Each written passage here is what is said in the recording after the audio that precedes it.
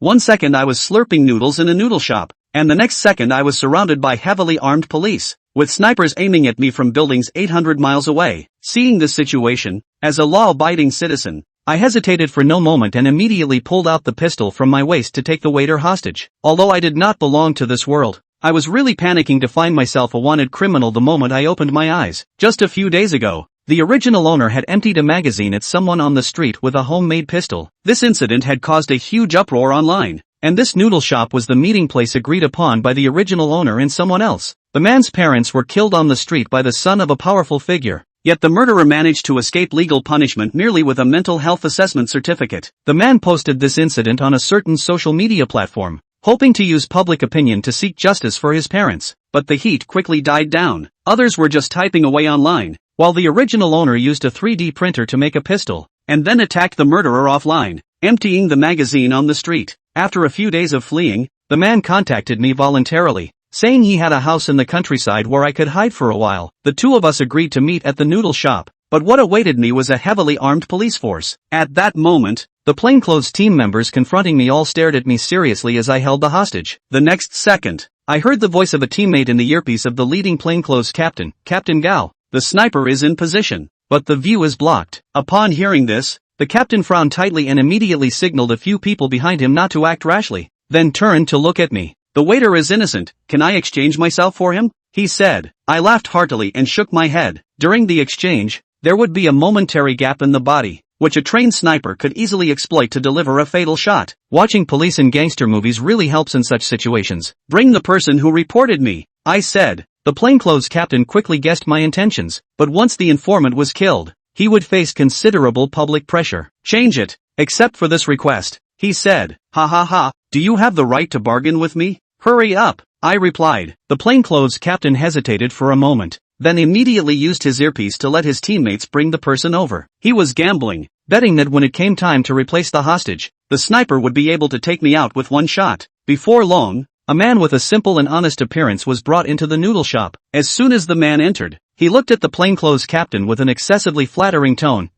Captain Gao, I will definitely cooperate with the team's work, but can this bounty be increased a bit? The plainclothes captain ambiguously replied. That depends on whether the other party cooperates. Upon hearing this, the honest man immediately turned to look at me. Abusing private punishment is always wrong. Killing someone must be paid for. That's only right. Anyway, you will die sooner or later. So why not be a good person to the end and send the Buddha to the West?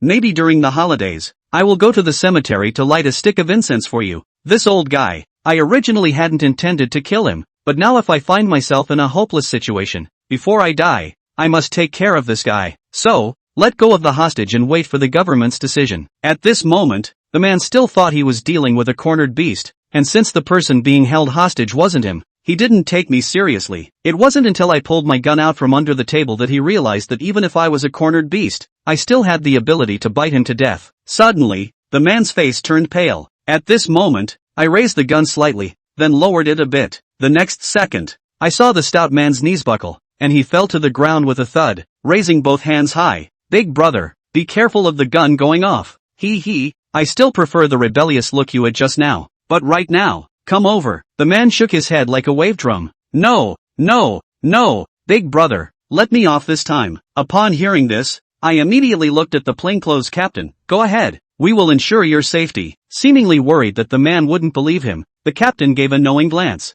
Ding, the detection of the evil person system has completed loading. Suddenly, a virtual light screen appeared before my eyes, indicating that killing those deemed evil, whether they be people or monsters, would grant soul points. The current target, the evil person Dai Zhigo, would yield 300 soul points upon being killed. After reading the information on the light screen, I gained a preliminary understanding of the system. In short, the system automatically identifies evil people or monsters, and after slaying them, one receives corresponding soul points to enhance their mask level, with each type of mask corresponding to different abilities. At this moment, watching the man approach step by step, I already had a way to escape in my heart. As long as I kill Dai Zhigao, I can obtain 300 soul points, which is just enough to unlock the most basic red, white, and black masks. These three types of masks can summon divine powers to manipulate the heavens and the earth. As for how strong this thing is, I wasn't sure, but the system panel showed that the 3-tile mask could withstand a nuclear bomb attack, so a mere bullet should be no problem. after expressionlessly signaling the waiter to leave. The next second I pressed the gun barrel against the man's temple. Don't kill me, please, don't kill me. At this moment, I saw the man's body shaking like a sieve, and there were faint wet stains in his pants. Don't kill me, please don't kill me. I have elderly parents and young children. I can't die, the man begged incoherently. Tears and mucus smeared all over his face. Seeing this scene, the undercover team leader in the distance couldn't help but curse under his breath. Useless. At the same time, he hurriedly shouted at me, Zhongli, calm down, don't act impulsively, you're still young, you have a long road ahead. I will plead with the judge to try to get you a reduced sentence. Sir, I have always been very calm. In the next moment, I smiled broadly and said gently, be good, don't be afraid, relax your body. Bang, the gunshot rang out, and the bullet whistled through the air, instantly piercing the man's head. I saw his body twitch a few times before quickly going still. However, the imagined system prompt did not appear, and I did not gain 300 soul points, which means I cannot unlock the extraordinary power granted by the system right now. What's going on? Could it be that the system prompt's Dai Jigo was not the one I took down? Fire! Fire! At this moment, the undercover captain's pupils constricted, and he almost instinctively shouted in anger, not expecting that I would actually dare to shoot. In an instant, gunfire erupted, and countless bullets poured towards me. In that moment, a flash of inspiration crossed my mind, and without thinking, I raised my hand and fired a shot. Bang! In the next second, a three-colored mask suddenly appeared on my face. With a rumble, the sky suddenly erupted with a thunderclap, as if a deity was roaring in anger. At this moment, a phantom towering several dozen meters high, adorned with a three-colored peaking opera face, appeared above the noodle shop. The phantom's specific appearance was unclear, but a pair of indifferent eyes looked down upon all living beings. What is this? A special police officer outside the noodle shop shouted in terror. The giant made no move, simply standing there quietly. At that moment, countless bullets shot towards me from all directions. In the next second, the phantom slightly raised its hand, and a fierce wind suddenly arose, sweeping away all the bullets, then slowly dissipating as if it had never appeared. Inside the noodle shop,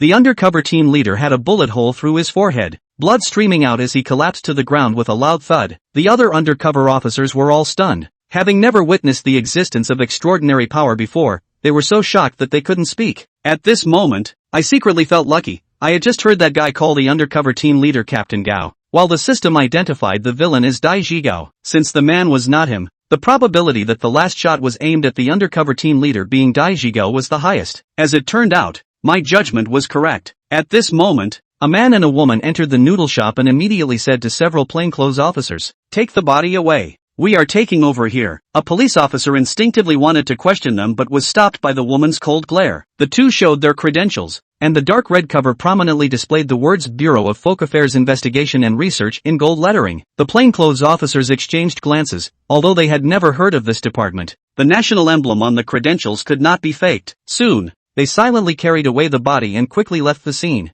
The next moment, the man introduced himself. "Hello, my name is Zhao Xinghua. And this is my colleague Li Jing. We are investigators from the Bureau of Public Opinion, specifically responsible for handling various supernatural events, as well as awakened individuals like you." The man's tone paused, and his gaze became sharp. "Now I give you two choices, either come back to the Bureau for an investigation, or face execution on the spot." Execution on the spot? What a niche term. And it's being said by law enforcement. This reminded me of a war film I watched in my previous life called Tunnel Warfare, where a villager instantly recognized the disguised enemy soldiers, who were well hidden, but their true nature was revealed by the scattered peanut shells on the table. I remembered a joke an overseas spy imitated for over a decade, looking more like a citizen of the Dragon Country than the citizens themselves, and was recognized by the public on the first day of the mission. The reason is simple. A black man speaking fluent Mandarin and probing for military secrets is just too suspicious. Jiang Li knew very well how terrifying his newly awakened power was. In a real fight,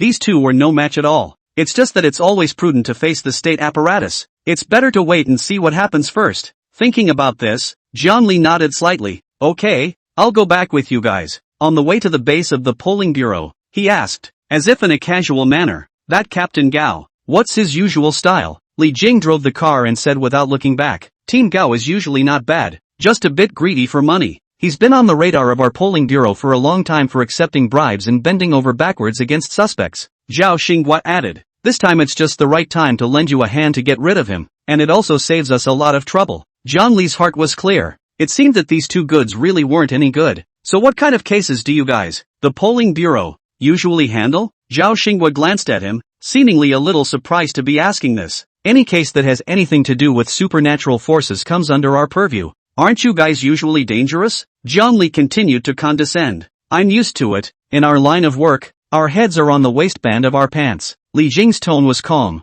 Jiang Li nodded thoughtfully. It seems that civil servants are not good either. The risk factor is quite high. Eyes looked out the window as the skyscrapers sped by, blurring into a straight line. Only, is this direction really going to the polls? The car came to a villa and the three of them got out. Jiang Li already had a decision in his mind. A red faceplate quietly emerged on his face, and his berserk power instantly erupted. With a swift momentum, he swung his fist to smash Zhao Xinghua and Li Jing. The two men flew out backwards, hitting the wall and spitting blood from their mouths. What are you doing? Li Jing wiped away the blood from the corner of her mouth and questioned sternly. We are state officials. Zhao Xinghua also climbed up from the ground and stared at Jiang Li dead in the face, as if he wanted to eat him alive. Waves of shock rippled through the two men's minds. It was unbelievable that a person who had just awakened could instantly second a full-fledged civil servant with a single move. Jiang Li grinned, revealing his morose white teeth. Dai Zhigao is a civil servant. He can be greedy for money. Why can't you guys? There are also cases handled by the polling bureau that are tied to supernatural forces. What does a case of taking bribes and bending over backwards against a suspect have to do with you guys? Oh yeah,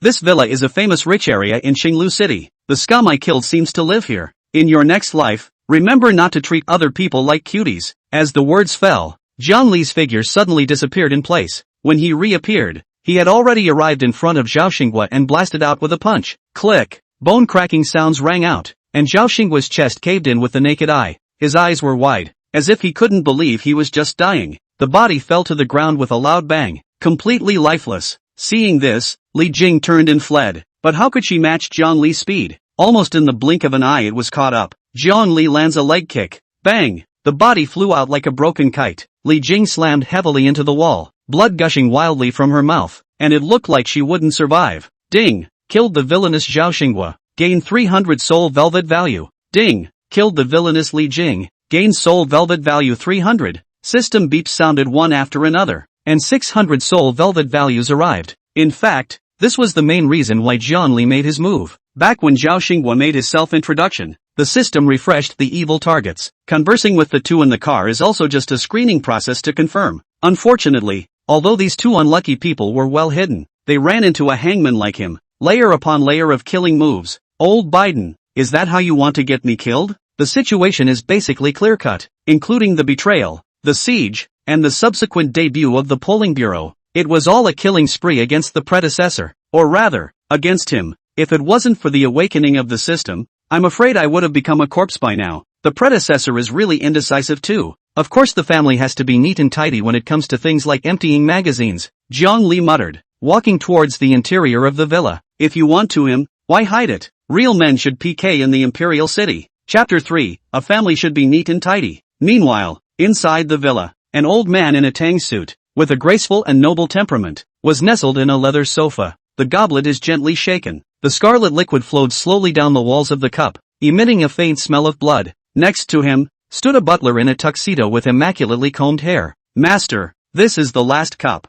The old man nodded slightly and drank the liquid in his glass. A satisfied smile appeared on his face as he felt the warmth surging through his body. 49 cups of freshly squeezed boy and girl blood will finally allow me to advance to the Shoshuan realm. Congratulations, master, congratulations. The butler delivered his horse's ass at the right time. After becoming a shining Xian realm powerhouse, your strength will be taken to the next level. Oh, it's all a matter of time. The old man waved his hand as if he didn't care about any of this. At that moment, a sweet-looking girl in a white dress walked in. Grandpa, did you find my dad's killer? The old man had a kind smile on his face. Little snowy good boy, Grandpa has already laid a dragnet. That little brat will not be able to escape. This time, I used the 3 layers of connections of Wan Kong, Dai Zhigao, Zhao Xinghua and Li Jing. Even if he has 3 heads and 6 arms, he can't escape death. The girl tilted her head and asked, Grandpa, I know Dai Zhigao. He's the head of the criminal police. Zhao Xinghua and Li Jing are agents of the polling bureau that our Yi family spent a lot of money to corrupt. But who is this Wan Kong? Again? It's the guy whose parents were beaten to death in the street by your brother. A stinker with no use for him. I let him go as bait. The girl nodded her head as if she understood, her big watery eyes blinking. The long eyelashes flickered and looked dopey and cute. Suddenly, the door to the villa exploded. In the midst of the flurry of iron chips, a man who was so handsome that he was miserable walked slowly into the hall. Zhongli looked around and lit up when she saw the crowd. Didn't you want to finish me off? Don't bother the others with such a trivial matter. Do it, people are really scared. The old man didn't realize that the man in front of him was the Zhongli he wanted to take out. Seeing the other party kick down the gate, fear immediately flooded his heart. You know, this villa gate looks like solid wood, but in fact, it is filled with high-hardness alloy. General bombs cannot be bombed. To be able to shatter it with one kick was by no means an ordinary awakened, not that he could do it anyway. Being able to develop and grow the Yi family from a small store to the present day, a powerful family in Changlu City, it's up to him to know how to bend the rules, showing the enemy that he was weak first. After completely refining the blood of the boy and girl in his body and advancing to the Zhaoxian realm, it would be this person's time to die. The old man's mind was full of thoughts, but his face was unmoving, and he even squeezed out a kind smile. This young warrior, I don't know what is it about my Yi family that has offended you, but please name a number. As long as my Yi family can do it, I will definitely fulfill it. The girl with the droll and cute appearance was instantly displeased to see her grandfather groveling so much. Grandpa, what are you wasting words with him? Just kill him directly. Daring to come to our Yi family to cause trouble, you simply don't know how to die. Stomping her foot, she huffed and charged towards Zhongli. As an awakened, the girl was extremely fast, arriving in front of Zhongli in almost the blink of an eye. Both palms glowed with a faint white light, bringing up a strong wind that went straight for Zhongli's face. The air emitted a popping sound, and there was a vague sound of wind and thunder. Seeing this, the old man pretended to stop it anxiously. Yuki, don't! In fact, he had a few plans to find out the truth about Zhongli in his heart. In just 10 minutes, he would be able to completely refine the blood of the boy and girl and successfully advance to the Zhaoxian realm. When the time comes, it's the man's time to die. Zhongli's face quietly emerged, a red and black cross of peaking opera faces, and his speed steeply surged. A backward glance and a pinch on the girl's neck. Click! The sound of bones breaking rang out. The girl's eyes widened as if she couldn't believe she was so untouchable. The body was powerless and limp, completely lifeless. Yuki! The old man's eyes were glazed over, but he didn't dare to make the slightest move. Still holding back his anger, the face even squeezed out a smile that was worse than tears. Young warrior is a good fighter. Xiao Shuishi is young and uninformed. You mustn't have a general opinion. It is a blessing for her that this cheap life can be exchanged for your forgiveness. What else do you want? Just ask. Although this old life of mine is not worth much, I still have a few thin spots in Qinglu City. Zhongli looked at the old man with interest and praised the old fox in his heart. The acting, the lines, it's a natural villain. Put it in a novel and watering it down for a couple hundred chapters won't be a problem. It's just a shame to meet him. Whoa, how many points? Meaning your son was taken out in the street? Or are you referring to Dai Zhigao and that pair of dogs in the polling bureau, taking black money to do dirty work? The old man's face turned ugly with every word Zhongli said. At the end of his words, he was already ashen and his lips were shivering. Who the hell are you? You, I'm your father. Before the words fell, Zhongli raised his hand and waved it. A red-colored wind blade appeared out of thin air, enveloping the old man and the housekeeper in all their glory. In just a few breaths, it was torn to pieces. Flesh and blood flew everywhere, staining the walls red. He was about to leave when he suddenly glimpsed a shivering little boy hiding behind the couch. Is hiding it so obviously an insult to my intelligence or a bet on my goodness? That's just it. I'll spare your life this time. It's either you or me next time we meet. After saying that, Zhongli turned to leave, and just after taking a few steps, he turned back violently. The little boy had risen to his feet and was ready to weep and mourn. When she saw Zhongli turn around, her body immediately froze in place, panic written all over her face. Zhongli greeted with a kind smile. Hiya, nice to see you again. The figure suddenly disappeared in place. When he reappeared, he had come to the little boy. Click dash, a palm slapped out, hitting the little boy squarely on the head. The sound of bones cracking rang out, and the little boy's head burst open like a watermelon, splattering red and white all over the place. Zhongli didn't leave, but hid in the corner of the stairs and waited quietly. According to the formula, at times like this, the real protagonist makes an appearance and then hugs the corpse and cries in pain. As expected, it didn't take more than a few minutes. A handsome-looking teenager rushed into the hall. The sight of the corpse filled the ground first made him stare, and then his eyes fell on the girl's body. Tears instantly welled up in his eyes and he bawled as he held him tightly in his arms. Yuki, wake up. Who was it? Who killed you? Uncle, you guys died a horrible death. I, Long Ao Tian, swear that I will find the murderer and avenge you all. The teenager looked up to the sky and roared with a voice of pathos that resounded throughout the villa. Zhongli's heart was clear. It seemed that this guy was the girl's bamboo horse. By the time the other man came back to his senses, he was already standing silently behind him.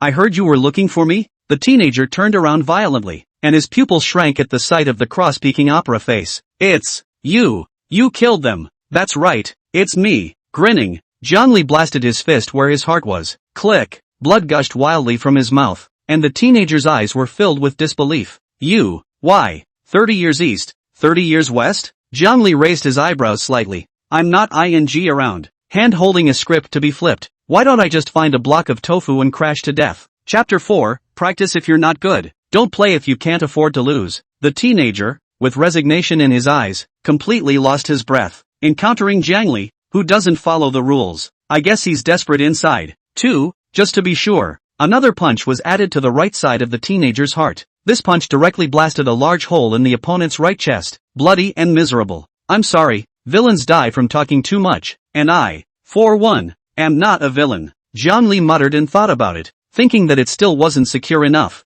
I remember a novel where the protagonist's heart grew on his foot. To put an end to that possibility, the foot was lifted again and stomped on the teenager's legs. Only a few crunching sounds were heard, and the bones of both legs were crushed as much as possible. Is this the end of the line? Taking a long breath, John Lee turned to leave. Just a few steps away, he suddenly stopped and looked back at the teenager's body. If you don't cut the grass, it will grow again in the spring, so it's better to make a few more cuts. Muttering to himself, he pulled his dagger out of his pocket. Walking up to Neen, he crouched down and stabbed the other man in the heart, stirring hard a few times. After ensuring that he was completely dead, he nodded in satisfaction and resumed his walk around the corner of the stairs. About 2 hours later, a young boy, about 10 years old, stumbled and rushed down to the first floor. When he saw the corpses on the ground, he first froze, and then cried out with a wow. Grandpa, brother, sister, you guys died horribly. Who slaughtered my Yi family's entire clan? John Lee walked out slowly and came behind the little boy.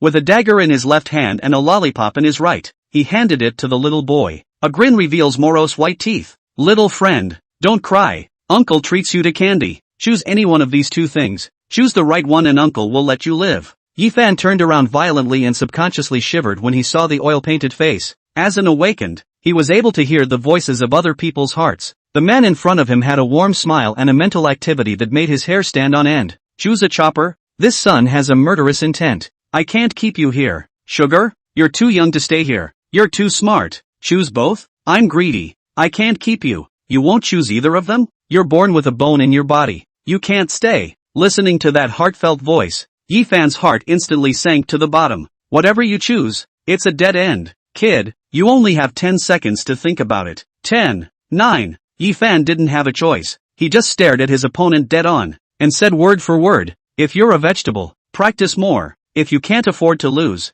don't play. A flash of surprise flashed through Jiang Li's eyes. A bit interesting, let's send you on your way then. Click dash. The right hand reached out and crushed the little boy's neck. The head hung limply, patting the dust on his hands. Jiang Li did not leave. Instead, he refolded back to the corner of the stairs. About a quarter of an hour later, the sound of hurried footsteps came from outside the villa. A man in a black trenchcoat dragged his way into the hall. The body is long and straight. The face is cold, and between the eyebrows there is a kind of majesty that has been in the upper position for a long time. Followed by two young girls, a petite, delicate girl in a pink lolita with a double ponytail and big watery eyes looking around, full of curiosity. The other one has a long white dress and a cool temperament, just like a fairy who doesn't eat earthly fire. Only his eyes were slightly vacant, seemingly indifferent to everything around him. Jiang Li's heart fluttered, and he really let him squat to it. The two girls were fine, except for this man, who exuded a powerful aura far beyond the ordinary. By activating the three-colored faceplate,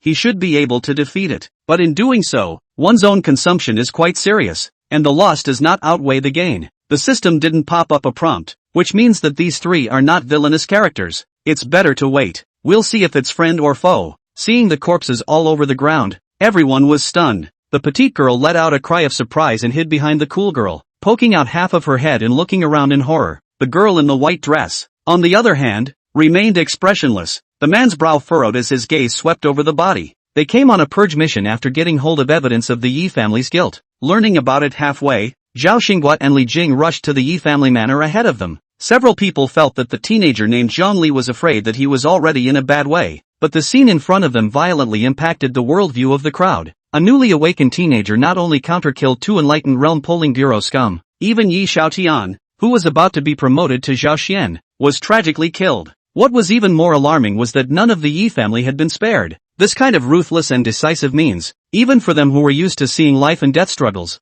they felt a palpitation. The man only felt his neck stiffen, and with difficulty he twisted his head to look at Zhongli at the corner of the stairs, his voice dry. These, you killed them all? Zhongli walked up and shook his head. The 3 were as relieved as they could be, but before that breath could be caught, there was another sudden grin. I kid you not. Is there anyone else here but me? Several people all fell silent. After a long time, the man was the first to break the deadlock, extending his hand toward Zhongli. Hello, I'm the head of the polling bureau's special operations team, Zhou Muyun. These 2 are my assistants, Su Yao, Lin Wan Er. Su Yao is the petite little girl in Lolita. Hearing Zhou Muyun call her name, she poked her head out from behind Lin Wanner and smiled sweetly at Zhongli as a greeting. Lin Wanner remained expressionless, only nodding slightly. Zhou Muyun retracted his hand that was hanging in mid-air and was not embarrassed. Are you the Zhongli who was targeted by the Yi family? Zhongli nodded, sort of acknowledging his identity. Come back with us to the polling bureau to register. It's a procedure that every awakened has to go through. Frowning slightly, Zhongli could hear the forcefulness under the other party's flat tone. The feeling made him uncomfortable. After all, he was now considered an awakened and had just slaughtered the Yi family's entire clan. Granted, the kills were system-calibrated scum, but who knows if the polls will settle their scores in the fall. If you really want to enter their lair, you can live or die by your own fate. Don't worry, we at the polling bureau are always fair in our dealings. What's more, none of those you killed were innocent. Seemingly seeing the concerns in Zhongli's mind, the corners of Zhou Muyun's mouth rose slightly. Yi Xiaotian is ostensibly a prestigious entrepreneur in Qinglu City, but behind his back, he practiced evil kung fu and brutalized 49 innocent children. The son of Yi Feng, relying on the power of the family, rampage, beating people to death in the street, the means of extreme cruelty. Granddaughter Yi Shui don't look harmless, but in fact the psychological distortion, abused hundreds of animals, and that little grandson of his, Yi Fan, was a schoolyard bully at a young age, and several of his classmates committed suicide after being bullied by him.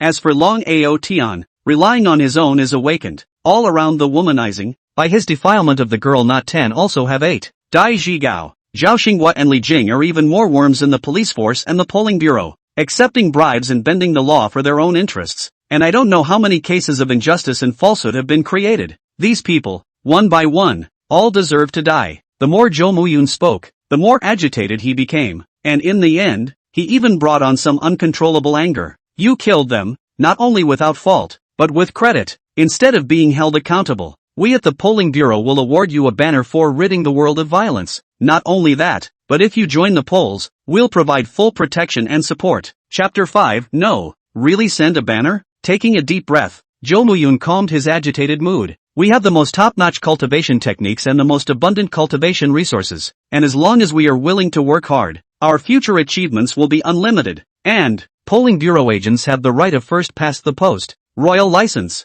Su Yao also interjected at the right time, her voice clear and pleasant, like an oriole crying. Yeah, there's a lot of benefits to joining the polls. A salary of $100,000 a month, with food and lodging included, is nothing short of awesome. You can also fight crime legally, maintain public order, and become a great hero admired by everyone. As he said this, he waved his little fists in a feverish manner, looking adorable. Lin Wanner also opened her mouth on rare occasions, her voice as clear and cold as a pearl and jade falling on a plate. By becoming a polling bureau agent, you will have a license to kill. Those who have committed the most heinous crimes can be executed directly without going through the cumbersome judicial process. The polling bureau's intelligence network is spread across the country, and you have the power to bring any awakened to justice for their misdeeds. Zhou Muyun, Su Yao, and Lin Wanner, you spoke and I spoke, blowing the benefits of joining the polling bureau out of proportion. Zhang Li listened quietly, her heart like a clear mirror. No profit, no early morning.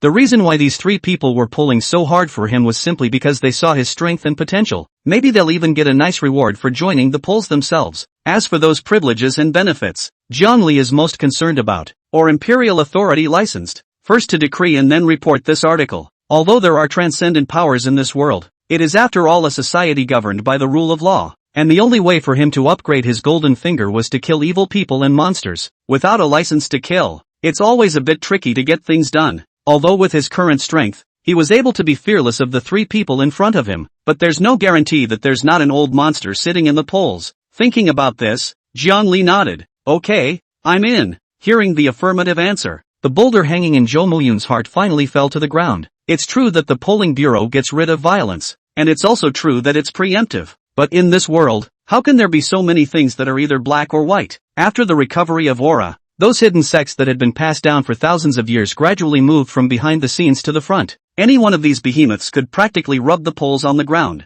For example, in that Longhu Mountain Heavenly Master's mansion, it was said that the contemporary Heavenly Master was already a first-class land deity, and that blowing on his breath could exterminate a Zhaoxian realm powerhouse. There is also the West Lake Linging Temple. The contemporary presiding officer is said to be the reincarnation of the living Buddha. Every word and action contains the true meaning of Buddhism. The polling bureau looks like it's in the limelight. In fact, the only ones who can manage it are those who have no sex and are not well qualified. Those who are truly gifted will be divided up by various forces at the beginning of their awakening. A good seedling like Zhongli was definitely the meat and potatoes that all the major powers competed for. Zhou Muyun was thankful in his heart that he had arrived just in time. Any later and I'm afraid the poles will have nothing to do with it. If they learned that Zhongli possessed the Enlightenment Realm's combat power just after her awakening, I'm afraid those old foxes would have no lower limits. At that time, one can only watch this piece of fat meat being eaten into the mouth by others. Thinking of this, Zhou Muyun's heart was filled with fear. No, we have to hurry and bring this kid back to the station.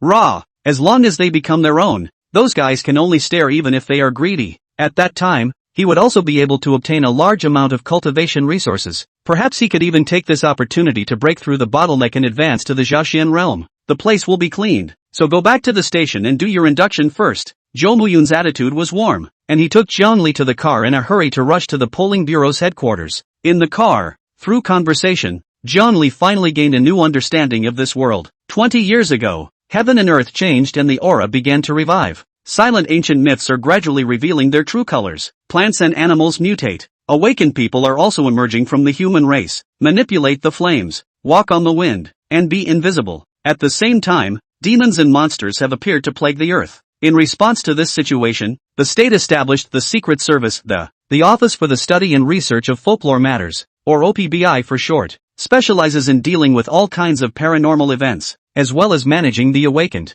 As for the realm, Zhou Muyun didn't say much. He only said that Zhongli would know when he reached that point. As of now, the information received is available. The first three realms were the mortal realm, divided into the opening of the aperture, the illumination of the Xian, and the spirit sea. The middle three realms were the immortal realm, divided into the transformation of the Dan, the infant transformation, and the magic image. Each realm is subdivided into three phases, pre, mid and post. Zhongli secretly assessed her golden finger. The single-color faceplate corresponds to the pre-enlightenment period, the cross faceplate to the middle period, and the three-color faceplate to the late period. Destroy the Yi family's entire clan and gain an additional 1,200 Jingling value. The problem is that faces can't add up. Zhongli guessed that it should be related to the realm, and it seemed that he would have to wait to advance to enlightenment before he could continue upgrading. The golden finger could ensure that he was invincible in the same realm, but the foundation had to be figured out on his own. In short, the higher the realm, the more powerful the golden finger. After all, any ecology follows the law of the pyramid, and the higher up you go, the fewer powerful people there are and the higher the gold content. The car sped along and eventually stopped in front of a building. The whole body is gray, the shape of the ancient and simple, through a solemn flavor. A plaque with the words Gyeonggroku City Folklore Survey and Research Bureau hangs in front of the door in large gilt letters. This is our base for the polling bureau. Zhou Muyun was the first to get out of the car and led Zhongli inside, introducing him as he went. Don't look at this place, but there's something else inside. All kinds of modern facilities are available. Training room, testing room, rest area, recreation area. Zhongli looked east and west and nodded secretly. It's a really nice place, much more grand than expected. The four of them came to the hall on the first floor, and Zhou Muyun pointed to a room not far away and said, "You guys take Xiao Jiang to register as an awakened first. I'll go report the mission to the director." After saying that, he turned and walked in the opposite direction. Suyao bounced to Zhongli's body, tilted her little head and smiled sweetly. "Let's go. I'll take you to register." Lin Wan Air followed behind, not saying a word. Registration room. A middle-aged man with glasses and a slightly chubby figure sat in front of his computer and asked without looking up. Name, age, awakened ability. Zhongli, 18 years old, Peking opera face painting. Peking opera face painting? The man pushed up his glasses and looked up with a puzzled look on his face. What is this ability? Attack increase. Jiang Li was concise. It's actually more than just an attack increase. It's an all-around increase in attack, speed, and defense. Only, what kind of person is stupid enough to reveal his or her cards to the public? Said attack increases both mask the presence of Goldfinger and show some strength. Not so much that the new guy at the polls would come after him. In my previous life, as a veteran of Netflix, Jiang Li could be too familiar with this kind of pretending to be a pig in a poke routine. Newcomers can't brush up on their curio value, and it's not good to go down on them. Why are you wasting your time? Might as well take the quest to get stronger sooner. Attack increase. The man sulks for a moment, tapping a few times on his computer. Then he handed Jiang Li a form. Fill this out. Receiving the form, Jiang Li picked up a pen and brushed it to fill it out. Fill it out and give it to the other party. The man scanned it and nodded. Okay, the information has been entered into the system. That's it? Jiang Li was a bit surprised. No test of ability or anything? In novels, there's usually this kind of plot. Passers-by taunt and test their abilities, and the protagonist is gifted and shocked. Then the villain jumps in the face and the protagonist steps in for a violent beating. Something's not right. So, he got the wrong script? Or what? The middle-aged man asked a rhetorical question. Isn't the ability already written clearly? Attack increase. What else is there to measure? Okay BA. Jiang Li shrugged, no longer dwelling on the issue. At that moment, Jo Mo-yoon came over with a banner. Chapter 6, Temporary Worker? Sweeper. The banner is red in color and embroidered with the words Eliminate Violence and Pacify the People in golden letters. The edges are also adorned with tassels and look quite sophisticated. Handing the banner to Jiang Li, Jo Mo-yoon explained with a smile. This is a good treasure. With this, you can exchange contribution points on the polling bureau's intranet and use it to buy techniques, pills, and whatnot. That good? Jiang Li's eyes lit up. He was worried about how to improve his strength. This thing was simply a gift from the snow. Jo Mo-yoon nodded. In light of your outstanding performance,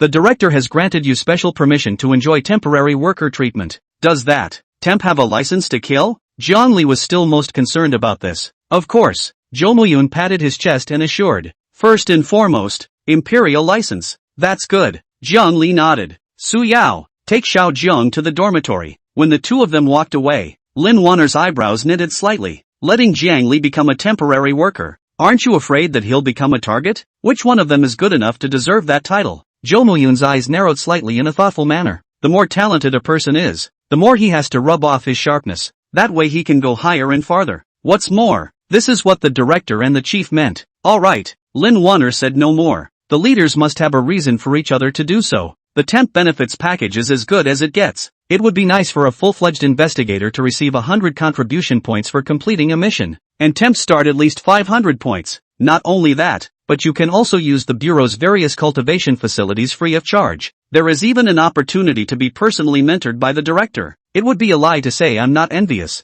It's just that it's not a good idea to take this special treatment. First you have to be gifted. And second you have to beat everyone. It's all of them, including the other temps, the pollster veterans, the proudly unimpressive newbies. When she thought of the situation Jiang Li was about to face, Lin Wanner subconsciously shivered. It's been a long time since there's been a lot of activity at the Jianlu Citizens Bureau of Public Integrity. On the other hand, Su Yao led Jiang Li to the dormitory area. This is the dormitory of our polling bureau. One person per room. The environment is not bad, right? Su Yao said as she pointed to a neat row of rooms. Not bad. Jiang Li nodded. Your room is 302. Here's the key. Su Yao handed Jiang Li a key. I'll be living next door to you. You can always come to me if there's anything. After saying that, he winked at Jiang Li and turned to leave. Jiang Li opened the door to room 302. The room was small and cleaned up nicely. A bed, a table, a closet, and ensuite bathroom. Not bad conditions. Jiang Li hung the banner on the wall and sat on his ass on the bed. Close your eyes and think about your next plan. Now has a license to kill.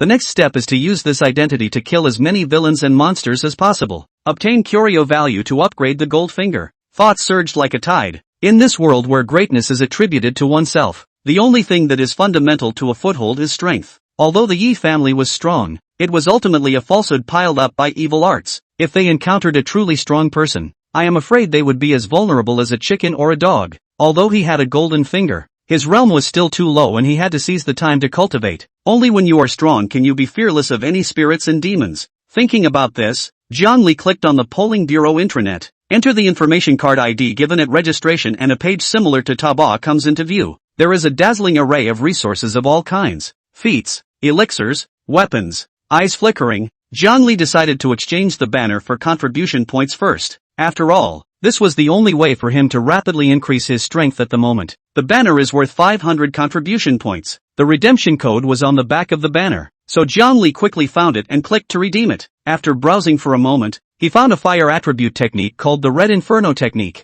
This feat is compatible with the Inferno Blade skill of the Red Face. Cultivation can significantly increase the killing effect of the Inferno Blade, and its power is not bad. The decision to redeem was made immediately. Is it confirmed to redeem the Red Inferno technique? Confirmation. 500 contribution points have been deducted. The Red Inferno secrets have been released to your personal account. Jiang Li couldn't wait to click on the gongfu and read it carefully. The Red Inferno technique was divided into 9 layers, and with every layer that was raised, the power of the flames would increase exponentially. Cultivated to the great accomplishment realm, it could even burn mountains and boil the sea, terrifying to the extreme. Sitting on his knees, he began to move the spiritual energy in his body as described in the gong method. A trace of spiritual energy flowed through the meridians and gradually converged to the dantian. Subsequently, it runs along a specific route, forming a circumferential cycle. As the gong method ran, Jiang Li felt the fire elements around him begin to converge towards him. It was as if the body had turned into a huge furnace, constantly absorbing the surrounding heat. Gradually, a strand of red-colored flame was generated within the dantian, emitting a scorching aura. The heart is happy. It's done. This Red Inferno skill really did fit him extremely well, cultivating with half the effort. In just a few hours he had been initiated, and his own realm had risen, stepping into the early stages of enlightenment. Opening the orifices, as the name suggests, is to open the orifices in the body. Introduce the aura of heaven and earth into the body and store it in the dantian. At the early stage of opening the orifices, 36 orifices needed to be opened. In the middle stage, it is necessary to open 72 places. In the later stages, it's even more important to get through 108 places. As for advancing to the Zhaoxian realm, not only did one need to open the 365 major orifices in the entire body, more than that, it was necessary to condense the aura in the dantian into a liquid state. This step is extremely difficult and requires a great deal of time and resources. If before, one could at most defeat a late enlightenment enemy, now then, Jiang Li estimated that his true battle power was enough to be comparable to the early stages of Zhaoxian. However, this is only a rough estimate. How the specific combat power, but also through the actual battle to test. After all, practice is the only test of truth. Only in life and death combat can you truly recognize your own strength. Subsequently, he consumed another 1,000 jingling values and upgraded his red faceplate to LV2, successfully unlocked the skill Danyang First Light. The Inferno Blade can be transformed into crimson flames that wrap around weapons or fists and feet, dealing sustained searing damage to the target. Closing the feats page, Jiang Li turned to browse the forums. The Polling Bureau intranet forums are open to internal members only for exchanging information, sharing experiences, posting tasks, etc. At this moment, a post titled Newcomer Jiang Li, is it really fierce or fake fierce? Was at the top of the list. Click on the post and all sorts of statements come to mind. This kid's luck is unbelievable. He just joined and got a banner. 500 contribution points. I may not be able to save this much in a month. Luck is also a part of strength. If you have the ability, you can also go to destroy an evil cultivator family. The extermination of the Yi family was purely a fluke.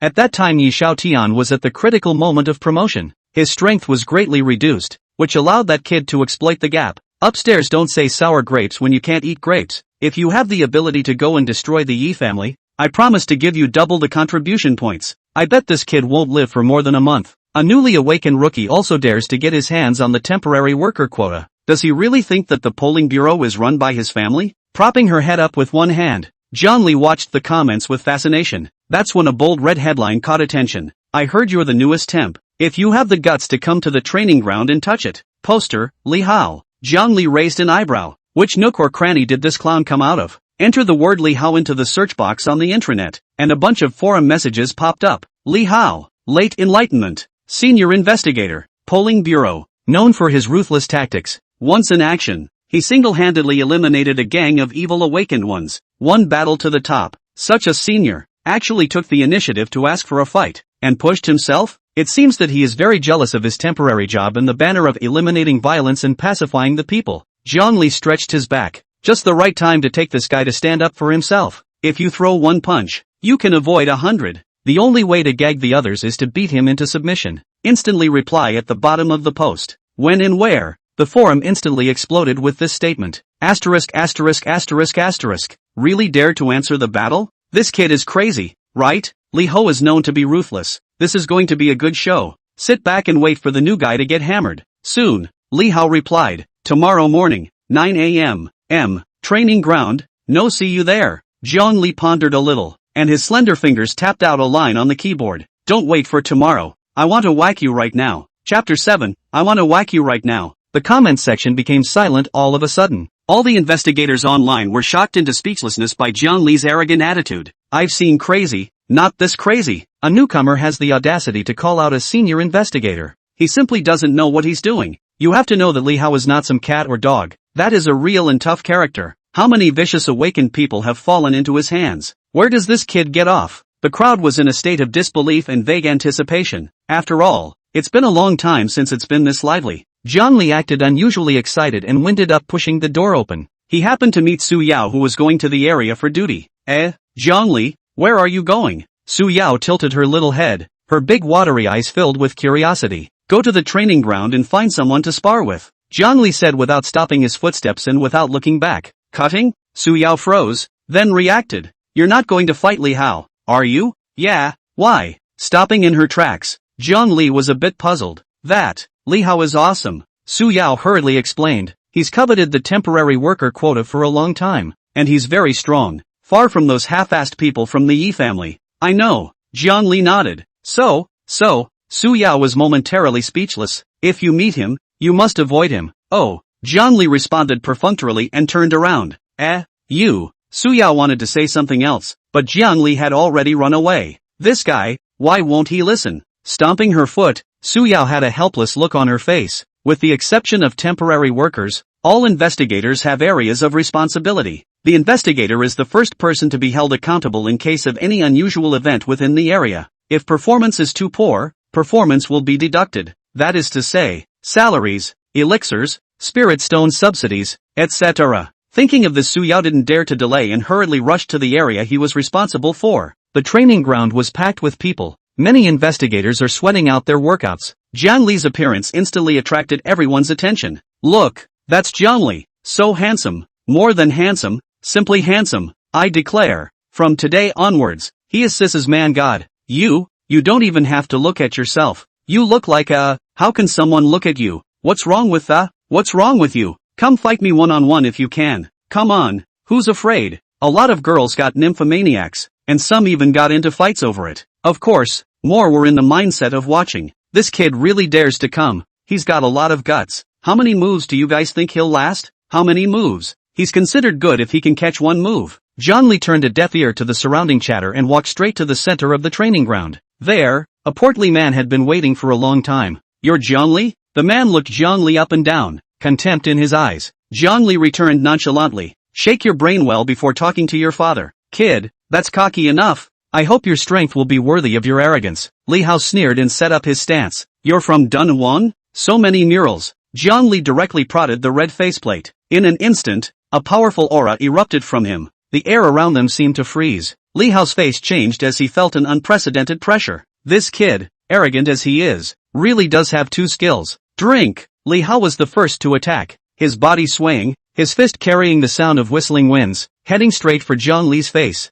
Zhang Li snorted coldly, and without flickering or avoiding, he blasted out with the same punch. The fist's blade was wrapped in red-colored flames, emitting a scorching aura. Bang! The two fists collided with a muffled sound. Li Hao only felt a huge force coming from him, and his body involuntarily flew backwards. It kept flying more than 10 meters away before falling heavily to the ground. Whoa! A mouthful of blood was sprayed out, his face as pale as paper. Struggling to get up, he found that he was too weak to make any effort. There was dead silence in the room. Everyone stared at this scene in disbelief. How is this possible? One move, defeating Li Hao in just one move. What kind of monster is this kid? Zhang Li slowly retracted his fist and swept his gaze across the room. Anyone else want to challenge? The voice was not loud, but it clearly reached everyone's ears. The entire room was silent. Not a single person dared to answer the battle. Are you kidding me? Even Li Hao wasn't a match for them. So weren't they looking for abuse by going up there? Zhang Li withdrew her gaze and looked at Li Hao on the ground with a contemptuous smile. The donkey does nothing all day but kick you in the head, push the mill with your bare ass and turn in circles of shame.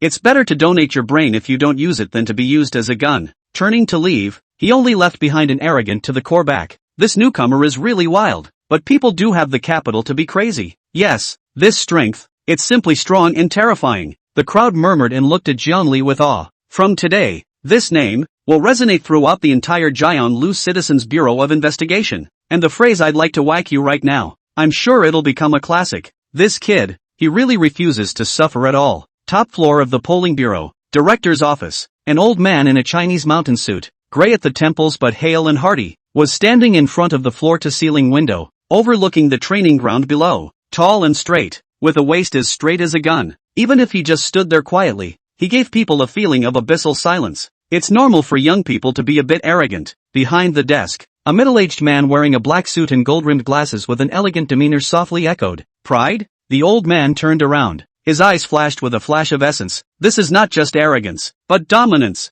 Hegemony? The middle-aged man was slightly stunned. That's right, bullying. The old man walked over to the middle-aged man and tapped his fingers lightly on the desktop. If you don't sound, you'll be astonished. If you don't fly, you'll soar to the heavens. This kid has the appearance of a lord. The middle-aged man nodded thoughtfully. Director, are you expecting too much from him? Are expectations high? I don't think so. The old man shook his head. The aura is reviving. And in the world of great struggles, strong people are emerging. Although Iqinglu Municipal Bureau of Public Prosecution is subordinate to the state, but compared with those inherited for thousands of years of sects and shrines, the bottom line is still a little worse. Over the years, we've recruited many awakened, but how many of them can really hold their own? Zhang Li seedling, his talent, heart and means are all superior. If it is carefully cultivated, it may not be able to become the top pillar of my polling bureau. But, the middle-aged man wanted to say, but what? The old man raised an eyebrow. But will this temporary worker status attract too much trouble for him?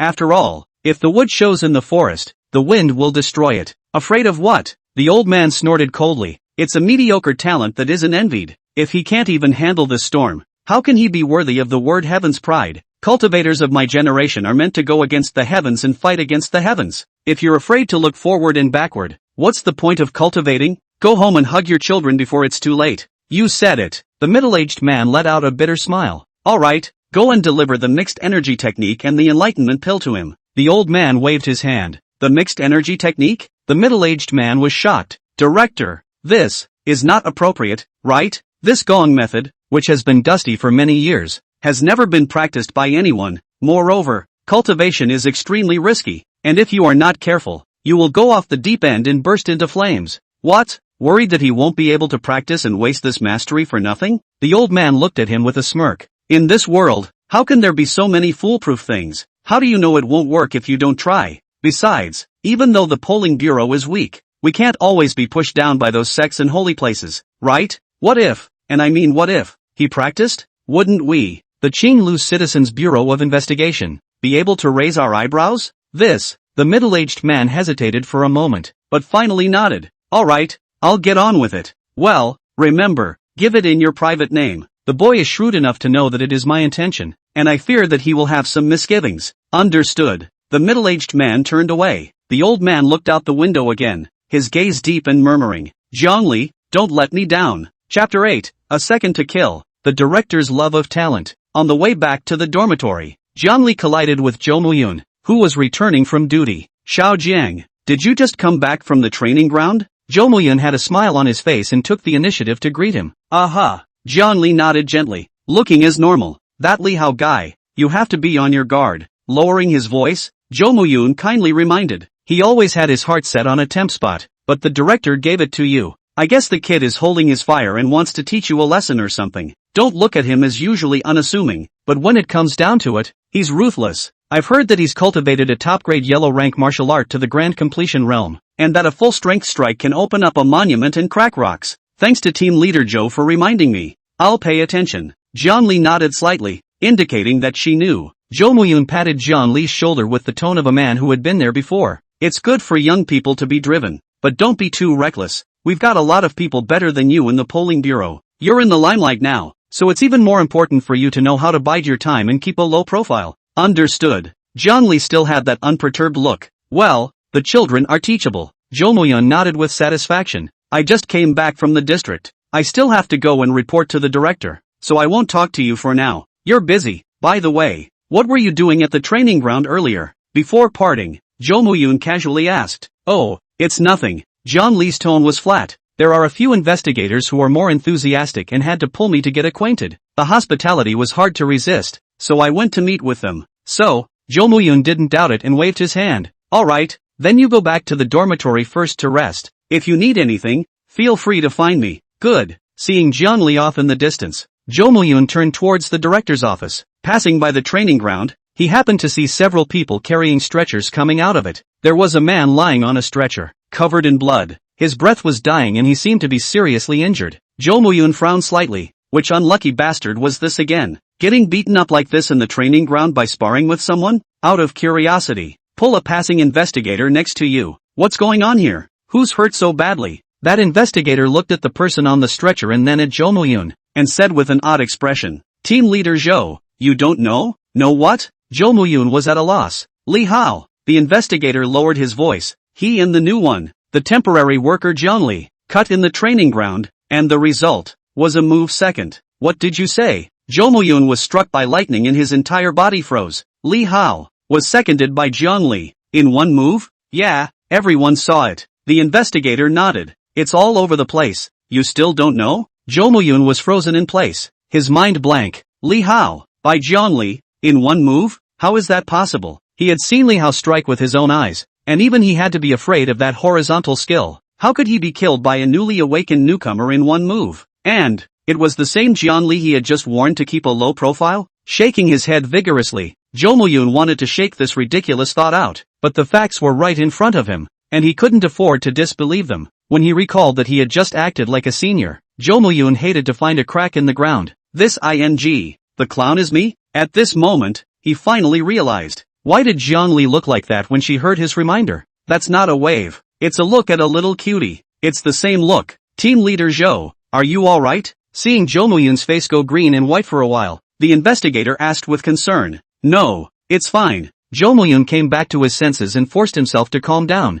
"I have something else to do. I'll leave first." After saying that, he left the training ground as if he was fleeing. On the other hand, John Lee returned to the dormitory and sat cross-legged on the bed. This Lee Hao is really a waste. He can't even put out a skill. Skimming a bit. Forget it, just continue studying the Red Inferno technique. Open the Polling Bureau intranet and tap on your personal account. Take a deep breath and tap on the feats. Lines and lines of ancient text surfaced before his eyes. Obscure and esoteric. Forcing herself to endure the discomfort, Jiang Li read it word by word. Time passes by. I don't know how long it took, but I finally read through the entire Gongfu. Phew. Jiang Li let out a long breath, his forehead already covered in sweat. This Red Inferno technique is truly profound. It's even more powerful than I imagined. Jiang Li closed his eyes and once again operated the spiritual energy in his body as described in the Gongfu. A trace of spiritual energy flowed through the meridians, like a trickle of water into the dantian. The red-colored flames burned silently, emitting a scorching aura.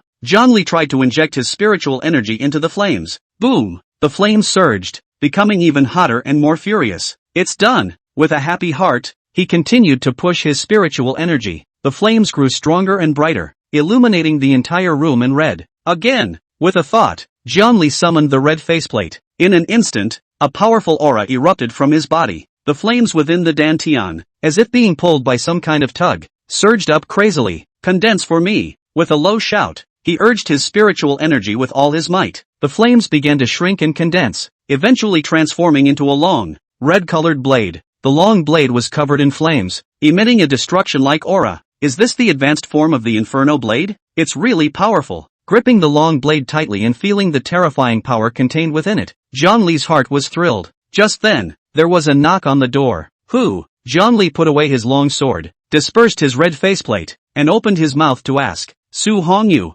director? Jiang Li frowned and opened the door to the room. This information is publicly available on the Polling Bureau intranet. Su Hongyu, who also has jurisdiction over the operations, logistics, and outreach divisions. It can be said that within the Bureau of Public Prosecution of Qinglu, the second most powerful figure after the director Zhao Xuanji, a man of unfathomable strength. There were rumors that he had long since broken through the hidden Dan realm. What brings you here so late? Su Hongyu walked into the room. His eyes swept around and finally landed on Jiang Li. Came to see you. He smiled. Good job today. Didn't embarrass our temps. It's okay. Jiang Li shrugged. Didn't meet any decent opponents. Oh, you kid. It's really. Su Hongyu shook his head. Forget it, let's not talk about this. I have two things here for you. With that, he pulled out a jade box and a secret book from his arms. This is, receiving the jade box. Zhongli opened it and saw that inside was an elixir the size of a dragon's eye, reddish in color and emitting a strong medicinal fragrance. Enlightenment Dan? His eyes lit up. This is something good. In the mall, an enlightenment pill sold for over 2,000 contribution points. Originally, Zhongli wanted to get one to try, but when I saw the price, I had to put that idea off for a while. That's right, this enlightenment pill can help you open up your orifices and raise your cultivation level. There's also this gong method I got early in my life, called the mixed energy gong. It's extremely powerful, but it's also extremely difficult to cultivate, so you can measure your strength. Chapter 9, Recruiting a Soft Assistant. I'm responsible for killing people. Zhongli took the books and flipped through them, and was instantly captivated by their contents. This gongfa is a bit interesting. Oh, Su Hongyu raised an eyebrow. You can read it? Slightly. Zhongli smiled. Thanks to the director. I like these two things very much. It's good if you like it. Su Hongyu nodded. Cultivate well. Don't let down our expectations of you. Zhongli froze. You will know in the future. Su Hongyu smiled mysteriously and turned to leave, sending Su Hongyu away. Zhongli closed the door to her room, her eyes flickering. He repeated in a low, thoughtful voice. It seems that this Qinglu Citizens Bureau of Investigation is more complicated than imagined. The we in Su Hongyu's words should refer to a group. They value the potential in themselves and that's why they go to such great lengths to pull it together. This world, indeed, was very different from the previous world. In the past life, people believed in harmony breeds wealth and doing good to others. But in this world where the aura is revived, this set of laws obviously won't work. Bigger fists are the way to go here. To gain access to resources, you must show your value. Today, the Poles could pour resources into developing him, but once they lose their value, they are also unceremoniously discarded. Thinking of this, instead of being complacent, a strong sense of crisis surged in Zhongli's heart. It is necessary to improve the strength as soon as possible. Only then can we utilize the platform of the polling bureau to make ourselves invincible. Taking a deep breath, he flipped open the mixed energy technique. It was a heart technique that majored in aura absorption and recovery. The content is obscure and once practiced, it is like having a million Nanfu batteries. Continuity is dramatically increased, allowing you to unleash your skills with impunity without worrying about aura depletion. Closing his eyes, he began to utilize the spiritual energy in his body as described in the Gong method, trying to follow the lineage of the mixed Yuan Gong, guiding the spiritual energy to run. At first, the operation of spiritual energy was still very raw, stumbling and going off on tangents at any time. Zhongli wasn't discouraged, and sank his mind into trying again and again. Gradually, the operation of spiritual energy became smooth and faster. The red-colored flames within the dantian also seemed to be pulled by some sort of tug and began to pulsate slightly. Around the human body, there are 365 orifices, corresponding to the stars of the circumference. Every time an orifice was opened, the strength would increase by 1 point. As for the orifice opening pill, it was an elixir that could assist in opening the orifices. Zhongli took out the enlightenment pill and swallowed it in one gulp. The elixir melted in the mouth and turned into a hot stream that surged into all the limbs and bones. It felt warm all over, as if immersed in a hot spring, indescribably comfortable. Hastily collecting his mind, he guided this heat flow and impacted the remaining orifices. Time passes by. I don't know how long it took, but Zhongli violently opened his eyes flashing with essence. Clenching his fists, he only felt that the spiritual energy in his body was surging, more than several times stronger than before. Without the slightest pause, he continued to run the mixed Yuan Gong to consolidate his cultivation. Aura surged within the room, forming a vortex that enveloped Zhongli. I don't know how long it took for everything to settle down. Zhongli slowly opened her eyes and let out a long breath. This mixed energy technique is truly miraculous. Just by getting started, the speed of aura recovery has increased by so much. Feeling the spirit energy filling his body, his heart rejoiced. The next step is to continue to open up the orifices and raise your strength. Once again, he closed his eyes and entered a state of cultivation. More than 10 hours later, the morning sunlight poured through the cracks in the curtains and spilled into the room. Zhongli slowly opened her eyes and exhaled a cloudy breath. Mid-enlightenment. Not bad. Feeling the spirit energy filling his body, Zhongli got up and got out of bed. The Jingling value is still not enough. We have to find a way to get some. Walking over to the table, Zhongli turned on the computer and logged into the internal network of the Civil Investigation Bureau. Let's see what's suitable for the task first. Fingers slid the mouse and browsed through the list of tasks. The daily quests are too rewarding and a waste of time, so they are ruled out outright. There were a few special missions, but none of them were in Qinglu City. and traveling back and forth was too far to be cost-effective. The line of sight rested on the urgent task, and Zhang Li's eyes stared. Locust Village? The content of the quest came into view. A bizarre incident occurred in the village of Samuel Tree in the outskirts of Qinglu City, with a number of villagers disappearing, suspected to be related to demons. 1,000-year-old acacia, haunted by demons. After browsing through the quest description, Zhang Li noticed the conditions for taking it. A temp will be required to lead the team and recruit a support group to pick it up. It's quite difficult, so no wonder it's been hanging around for so long with no answer. Those who had the strength to be temporary workers were busy in closed-door cultivation or exploring the relics. Aid? Thinking for a moment, Zhang Li opened the intranet forum and posted a recruitment thread. The first thing I want to do is to get a copy of the book, and I'm responsible for killing it, and the second thing is to make sure that it's a good one. Once the post was published, there was an instant influx of investigators. Who is this guy? What's with the crazy talk? Someone was just about to start a rant and immediately shut up when they saw the poster's ID. Brother Jiang? I can't afford to mess with you. It's better not to mess with the fierce man who knocked down Li Hao with one punch. I heard that the place in the Locust Tree Village is so evil that you'll die if you go there. The crowd murmured, but none of them dared to speak out in mockery. After all, Li Hao's previous experience was still fresh in his mind. No one wants to be the next one to have the door open to deliver warmth. Are all the investigators in this class so timid? Zhang Li waited for half a day and didn't see anyone respond, so he couldn't help but be a little disappointed. At that moment, a private message popped up. Brother Jiang. Hello, my name is Lin Feng. I'm a trainee investigator. May I ask if you're still short of aids? Zhang Li tapped on the private message to check the other party's profile. Lin Feng, male, 22 years old, awakened ability sensitive sense of smell. Can smell the breath of any living creature within 100 meters radius and judge the strength and status of the other party based on the breath. Brother Jiang, I know this ability is not worth mentioning in front of you, but I would really like to go on a mission with you and learn from the experience. Don't worry, I will never hold you back. I can also cook, massage, and, seeing that Zhang Li didn't reply, Lin Feng hurriedly added, it's just you. Get ready. We're leaving right now. Okay, Brother Jiang, I'll be right there. Zhang Li smiled. The emotional intelligence is not low and the attitude is decent enough. It's an average ability, but it passes as a support. The most important thing is to be sensible enough to know your niche. That's the way to use a person like that. A few moments later, there was a knock on the dormitory door. Enter, Zhang Li said without lifting his head. The door was pushed open and a small, thin boy walked in, dressed in a sweatshirt and carrying a duffel bag with a pleasing smile on his face.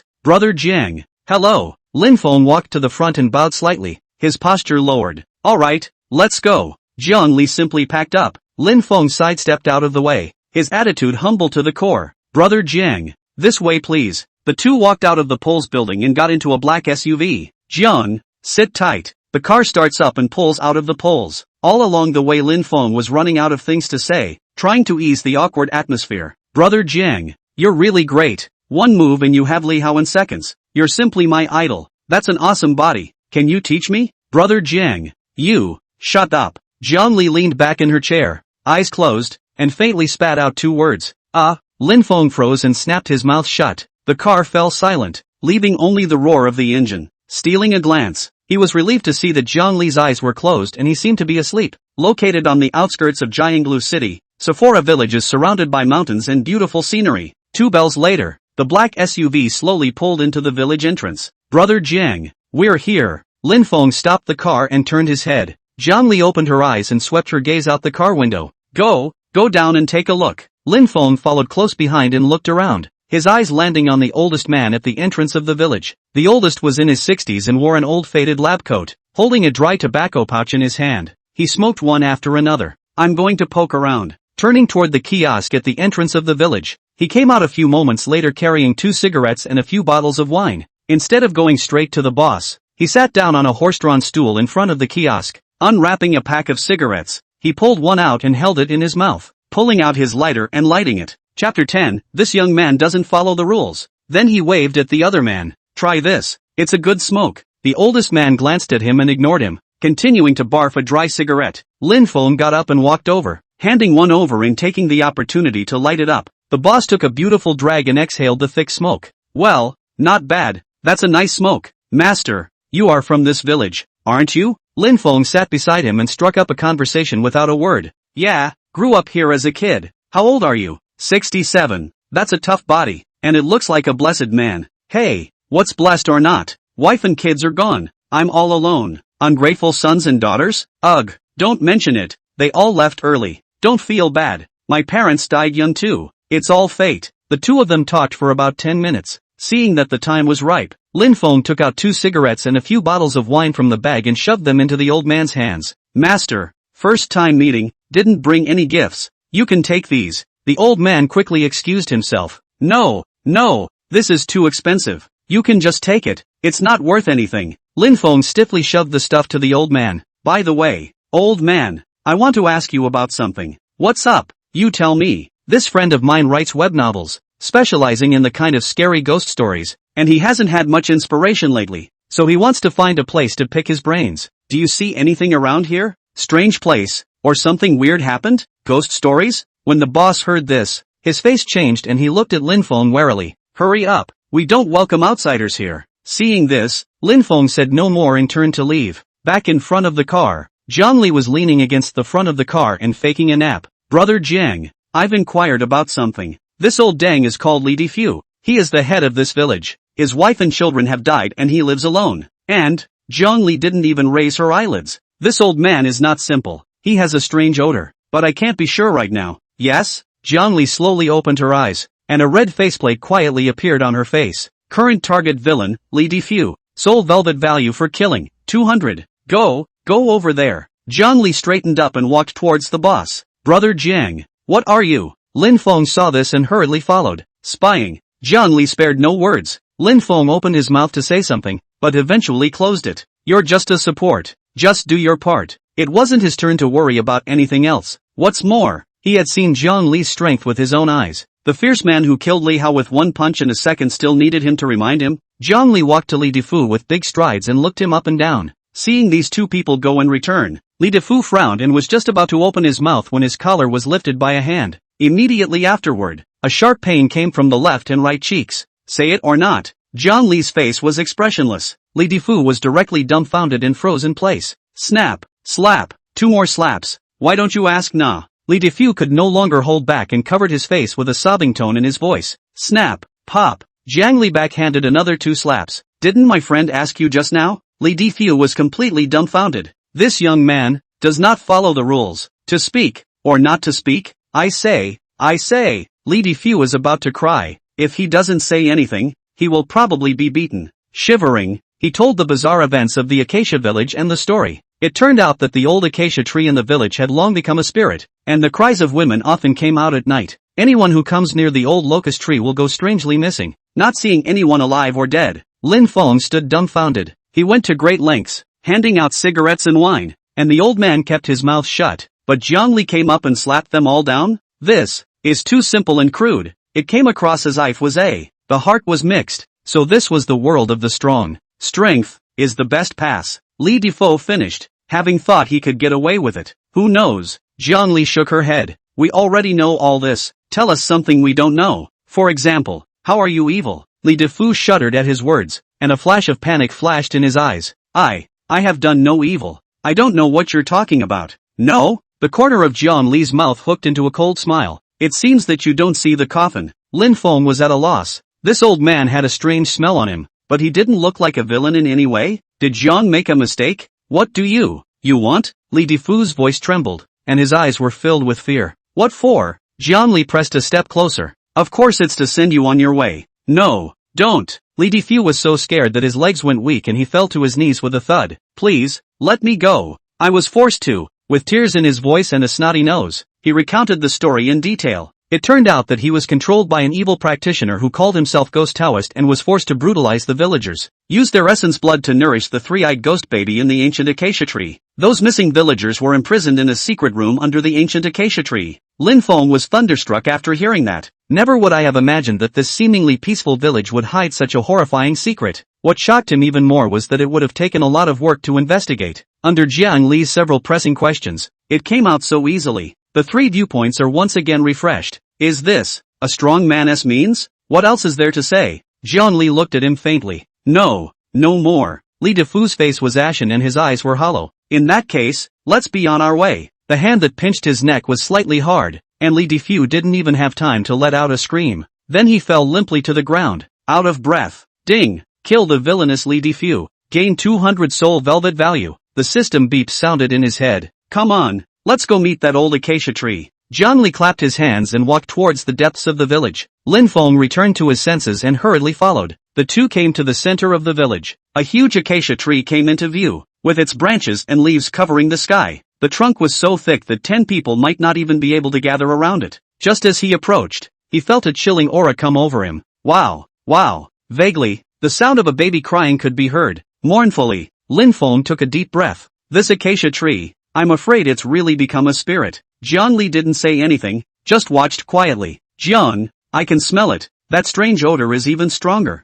There is something in this tree. What flavor? Zhongli asked. It was complicated, like a rotting corpse, and like some sort of animal feces, with a hint of blood. Fine beads of sweat oozed from Lin Feng's forehead as he struggled to recognize it. From my experience, the thing in this acacia tree is very strong, at least in the late enlightenment stage, and it's angry now, very angry. Brother Jiang, let us think long term. This thing is not easy to deal with. Lin Feng's voice was a little shaky, obviously frightened. Oh, Zhongli answered, and then he did it. Chapter 11, Threaten me? I'll you tonight. A red faceplate emerged, and crimson flames gushed out from his body and wrapped around his right fist. Phew! The fist carried the sound of wind and ruthlessly smashed into the old acacia tree. Boom! There was a loud bang and wood chips flew. The old acacia tree was blasted out of a large hole, revealing the dark heart of the tree inside. Whoa! The baby cry rang out suddenly, piercingly loud. Immediately afterward, a baby, covered in black and with 3 eyes, crawled out of the tree hole. It was several times larger than a normal baby, with 3 eyes arranged in a zigzag pattern and a mouth that grinned almost to the base of its ears, revealing a mouth full of sharp teeth. Lin Feng was so scared that he sat on his butt on the ground, his face pale. The ghost baby let out a scream and stared at the 2 men dead in the face. It's noisy. Zhongli frowned slightly and swung his fist again. The crimson flames came out of his hand and transformed into a long blade, chopping at the 3-eyed ghost baby, seemingly sensing the threat. The eye in the center of the ghost baby snapped open and shot out a red light. The red light clashed with the long knife, making a snorting sound. The two stood frozen for a moment and eventually dissipated at the same time. Kind of. Zhongli let out a light eep and swung his fist again. Only this time, he directly used his full strength. The red-colored flames instantly skyrocketed, completely engulfing the 3-eyed ghost baby. Wah dash! The ghost baby let out a mournful scream. No matter how much it struggled, it was difficult to get rid of the burning flames. After a few moments, the sound came to an abrupt end. Ding! Kill the 3-eyed ghost baby, gain 600 soul velvet value. This is the end? Lin Feng opened his mouth wide in disbelief. That's a late-stage enlightenment ghost, and it was just killed by a few punches? This too? It's too easy, isn't it? Go in and take a look. Zhongli turned her head to him. There were other places inside the tree cave, but it was actually a huge secret room with all sorts of torture instruments. The walls, the floor, there was dark red blood everywhere. Broken arms and limbs were scattered all over the place, and the air was filled with a strong smell of blood. Vomit. Lin Feng couldn't help but dry heave. This old dang, he really did not die unjustly. Just then, a sudden change occurred. Rumble. There was a sudden sound of muffled thunder in the sky. Immediately afterward, a huge silhouette appeared in the sky above Samuel Tree Village. This virtual shadow was tens of meters tall, with a human face, goat body, tiger teeth, human hands, and 2 eyes growing from its armpits. Very well, the poor Taoist will remember you all. The silhouette spoke, his voice like thunder. It then slowly dissolved into mist and dispersed, and everything around it was calm again. Lin Feng's legs went weak and he sat on the ground, his face pale. He looked at Zhongli, his eyes filled with admiration. Brother Jiang, you are simply my idol. Too strong. I'll follow you in the future. This thigh, I'll hold it. He stood up excitedly and gave Zhongli a rainbow fart. Brother Jiang, you are simply a god. Raise your hand and throw your feet in the boom. Talk and laugh in the boom. Anyway, it's just awesome. I, Lin Feng, swear to the heavens that I'll only look up to Brother Jiang from now on. Zhongli was very flattered by this bragging. The corners of his mouth rose slightly. Follow brother, you won't suffer. It has to be. Lin Feng excitedly shouted out the slogan, crazy for Brother Jiang, crazy for Brother Jiang. Bam bam bam banging on the wall for Brother Jiang. Meanwhile, at the polls, the crowd is talking. Locust Tree Village, that is a murderous place. Ah, I heard that even the awakened person in the late stage of enlightenment has been planted in there. This Zhongli is afraid of a lot of bad luck. Who knows? This kid is so evil that he might actually come back alive. I'll bet $100 he doesn't come back. I'll bet 200 that he'll be back and unharmed. Some people had even opened a betting game in the internal forum of the polling bureau, betting on whether or not Jiang Li would come back alive. The comments underneath this post exploded. Jiang Li must die. The stern ghosts of Samuel Tree Village are not vegetarians. I think Jiang Li can come back. This kid is not simple. Sit back and wait for the results. I've already placed a bet on Jiang Li coming back alive. It was late at night when Jiang Li and Lin Feng returned to the polling bureau. Jiang Li is back. He really came back alive. I don't know who shouted, but the whole polling bureau was abuzz. The news spread quickly through every corner of the polling bureau like it had wings, especially on the internal forums. There was a frenzy. Brother Jiang Li is so handsome. I knew he would come back. Brother Jiang Li is #1 in the world. 100 to 1 odds. We've made a fortune. Sisters upstairs. Add a friend and celebrate together. Jiang Li's fangirls cheered and frantically swiped their screens, celebrating their idol's triumphant return and the fact that they had won a lucrative bet. The keyboard warriors who had bet that Jiang Li would die, on the other hand, were collectively silent. Impossible. How could he come back alive? The stern ghosts of Samuel Tree Village are so powerful. It must be cheating. This kid must have cheated. Lost. $100 gone. They couldn't believe their eyes, much less accept the fact that they had lost, and could only vent their frustrations anonymously on the forums. Che, a bunch of sour chickens, just know how to hide behind the keyboard BB, capable of coming out to fight with brother Jiang Li one-on-one. That's right, don't bet if you can't afford to lose. And now the sour look is disgusting to look at. Jiang Li's fangirls weren't vegetarians. They immediately counterattacked and disliked the keyboard warriors. The battle on the forums grew hotter and hotter, and eventually the servers were overwhelmed and went down completely. The programmer responsible for maintaining the forum was sweating in a hurry and reported the situation to the director, Su Hongyu. After Su Hongyu heard the report, he just smiled faintly. Don't bother, just fix the bugs, let them go. The programmer was confused, but did as he was told. After the forums were repaired, the keyboard warriors became active again and continued to take on Jiang Li's fanboys in order to gain a twisted sense of superiority from them. However, no matter how much they mocked, they couldn't change one fact: Jiang Li had returned alive and unharmed. After a few days like this, a SSS-ranked quest that suddenly appeared occupied the top of the forum list, breaking the original atmosphere on the forum. The case of the missing body around Qingqing City. The mission description is only a few short lines, but it is piercingly chilling. The rewards are ridiculously generous, but the difficulty of 3S is like a rift, shutting everyone out. The forums exploded.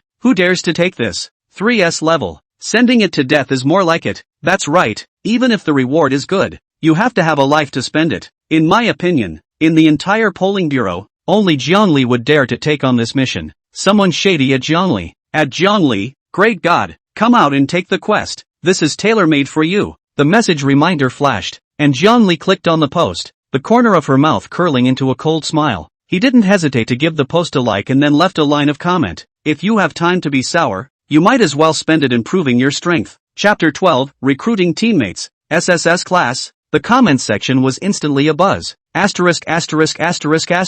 Great God, Jiang Li replied. The great God is dominant. Dislike beautifully. Keyboard warriors shut up. The gods can't even watch. Jiang Li's fangirls even frantically swiped the screen and topped this comment to the most popular. Brother Jiang Li is mighty and domineering. Brother Jiang Li is bull. Support Brother Jiang Li. Jiang Li ignored the comments as he tapped on the quest details to check the conditions for taking it. 1 temp leads the team. No less than 5 teammates team up. No limit on rank. Jiang Li quickly skimmed through it, then directly posted a new thread in the forum. Recruitment of teammates. SSS class body drop case? Requires excellent strength, boldness, generous treatment. Interested parties private chat. After doing so, he walked straight to Su Hongyu's office. Team leader Su, I'd like to take on the SSS ranked body dump case. Jiang Li opened the door. Su Hongyu put down the documents in his hands. His eyebrows slightly wrinkled. Jiang Li, I know that your strength is very strong, but this mission involves too much. You have only just joined the Bureau of Public Opinion and Polls. Why not first take some other tasks to practice? Since we're going to play, let's play big. Jiang Li revealed a confident smile. Su Hongyu sighed. The body dumping case is not a copy. There is a great danger. Do you understand? Jiang Li looked determined.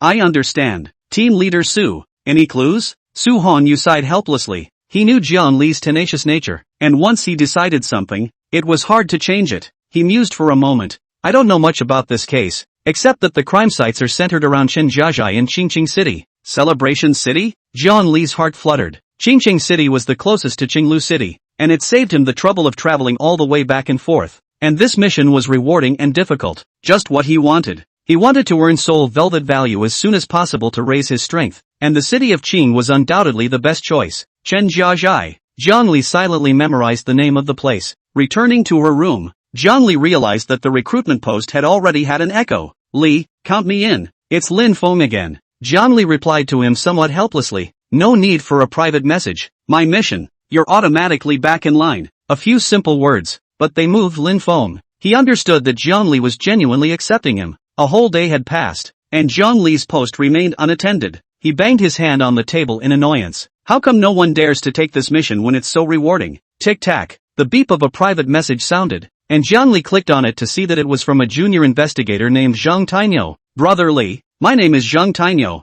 junior investigator. I want to join your team. I've practiced Vajra, so I can act as a meat shield and carry it with absolutely no problem. Send over your resume. Zhangli was concise. Soon, a simple resume was sent, with lackluster, mediocre content. Zhangli didn't care about this. He needed teammates who could carry him, not embroidered pillows. Join the team, he replied briefly. Thank you, Brother Li. Thank you, Brother Li. Zhang Tinyo replied almost in seconds. There are still 2 people missing. Do you know any suitable candidates? Zhangli asked directly. There, Brother Li. I have a friend, Miao Xiaodai, a native of Miaozhong, who plays with parasites. She's awesome. She just returned from a mission, so I guess she hasn't seen the post yet. Zhang Tainyo replied. Have her contact me. It didn't take long for a private message to be sent from an account whose avatar was a colorful butterfly. Hello, I'm Miao Xiaodai. Zhang Tainyo introduced me. Join the team. Zhangli remained succinct. At this moment, the number of people required for the mission is still short of the last one.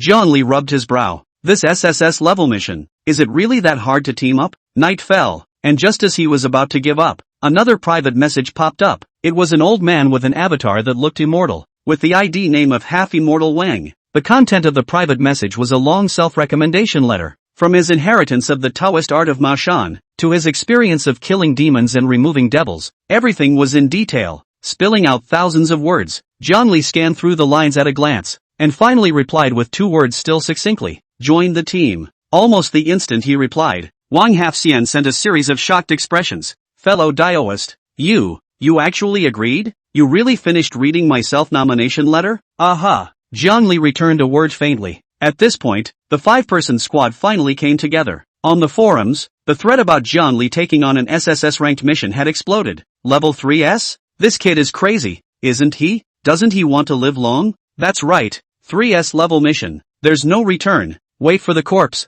A newborn calf is not afraid of tigers. Young man, it's good to have impulse, but you have to live within your means. The sour comments kept refreshing, coming at Zhangli like a tidal wave. Zhangli glanced at it and directly closed the forum interface. Whatever they say, he only cares about results. Other than him, the other members of the squad had no idea in their hearts. Zhang Tainyo rubbed his hands and said in a jar, Brother Li, can this 3S level mission really be completed? Miao Xiaodai played with the silver bracelet in her hand and didn't say anything, but her slightly furrowed brow showed the uneasiness in her heart. Half-immortal Wang stroked his beard and pretended to be calm. Life and death have their own destinies, and wealth and riches are in heaven. I've been traveling for so many years. What big storms have I not seen? I'm afraid of a bird. Lin Feng, on the other hand, patted Jiang Li's shoulder. Brother, I believe in you. Jiang Li nodded. Depart, Lin Feng suggested. Let's drive there. Driving is too slow and a waste of time. Jiang Li directly vetoed. Just take the high-speed train there. It's 3 hours away. The crowd nodded in agreement. The group bought high-speed rail tickets and boarded the train. The carriage was noisy with people. Jiang Li got up and was on her way to the restroom when she suddenly heard a system beep. Ding! Detected villain. Lu Sungin. Reward soul velvet value, 500. Sun on you? It seems to be the outgoing mayor of Jiansang City. 500 points of soul velvet value was enough for him to raise his strength quite a bit. Zhang Li was a little hesitant, but would it be too much of a commotion to do it on a high-speed train? He weighed his options silently and finally came to a decision. After returning to her seat, Zhang Li didn't move to observe Lu Chang'an. He was only seen sitting in his seat at the moment, his eyes closed. Zhang Li made an excuse and got up to walk towards him. As he passed by Lu Chang'an, he struck with a swift and clean blow, wiping his neck. Lu Chang'an didn't even have time to let out a scream before collapsing in his seat. There was a commotion in the carriage. Dead man! Dead man! Murder! Someone's killing people! There were screams and cries. The conductor arrived at the news and grimaced. What happened? Who did this? Chapter 13, want to arrest me? Don't even look at your rank. There was a murder on board and the high-speed train had to make an emergency stop. Police quickly arrived at the scene and cordoned off the compartment. Passengers, please cooperate with our investigation and do not get off the bus for the time being. Zhang Li and the squad members were also detained. Zhang Li's eyes signaled the team not to act rashly. Now is not the time to reveal your identity. Li Zhangyi, the director of Qingcheng City's Security Bureau, walked in with a sullen face and looked around the room. His gaze finally landing on Zhang Li. He walked up to Zhang Li, his tone icy. Just now, you're the only one who's been to the restroom, right? Zhang Li didn't answer, just looked at him coldly. Cuff him and bring him back to the security bureau. Li Zhangyi waved his hand. Two police officers immediately stepped forward and tried to cuff Zhang Li. What for? Zhang Tinyo blocked Zhang Li behind him with one hand. Obstructing official duties is an additional offense. Li Zhangyi scolded sternly. Niao Xiaodai and Wang Hafxian also stood beside Zhang Li with a determined look. Lin Feng, on the other hand, stood silently behind Zhang Li, ready to strike at any time. When Li Zhangyi saw this, he was enraged. These guys, they didn't give a damn about him. He was irritated. Arrest them all. The minions of the security bureau swarmed up, but they were put down by Zhang Tinyo in 3 or 2 strokes. Wailing and wailing. Li Zhangyi was furious, pointing at Zhang Li. It's you, leading the trouble. With that, he grabbed Zhang Li's collar. Zhang Li's face was expressionless, letting him grab it. The system didn't suggest that Li Zhangyi was evil, and he didn't want to waste time. He shook off Li Zhangyi's hand and turned around to leave. Stop, murderer, you can't get away. Li Zhangyi yanked Zhang Li's arm to death. Zhang Li turned back violently, her eyes as sharp as blades, and glared fiercely at Li Zhangyi. Li Zhangyi trembled at the look and subconsciously let go of his hand. I killed the person. Zhang Li's tone was cold. Stop pestering me. After he finished speaking, his eyes signaled Lin Feng. Lin Feng immediately understood and pulled out the Civilian Investigation Bureau's ID from his pocket and flung it in front of Li Zhangyi with a snap. Li Zhangyi's originally reddened face instantly faded. The arrogance and dominance from just now was gone at this moment, replaced by a fear that went deep into the marrow of his bones. He picked up the papers with shivering hands and scrutinized them, cold sweat running down his temples. So it is the adults of the Civil Polling Bureau. I have eyes to recognize MT. Tai. Much offense. Li Zhangyi stammered an apology, bending his waist almost to the ground. Zhang Li didn't say a word, just looked at him coldly. Cold sweat ran down Li Zhangyi's back, and this silence frightened him more than any scolding. Do you know about the Chen family walled city? Zhang Li finally spoke. Li Zhangyi froze and raised his head doubtfully. Chen Jiazhai? It's not in Qingcheng City, that's over in western Hunan. A flash of light flashed in Zhang Li's eyes. Xiangxi. He already had some guesses in his mind. I'm afraid that this case of missing corpses has nothing to do with the corpse-driving clan in western Hunan. Mr. Jiang, you asked about the Chen family village, but do you have any orders? Li Zhangyi cautiously tried, fearing that a wrong word would anger this furious god. Bring all of your security bureau's dossiers on the body dumping case. Zhang Li ordered. Li Zhangyi was like an amnesty and hurriedly nodded his head and agreed. Yes, I'll get right on it. I'll do it right away. The Qingcheng City missing body case file was quickly sent over. A thick stack of over 100 cases that have been left unsolved.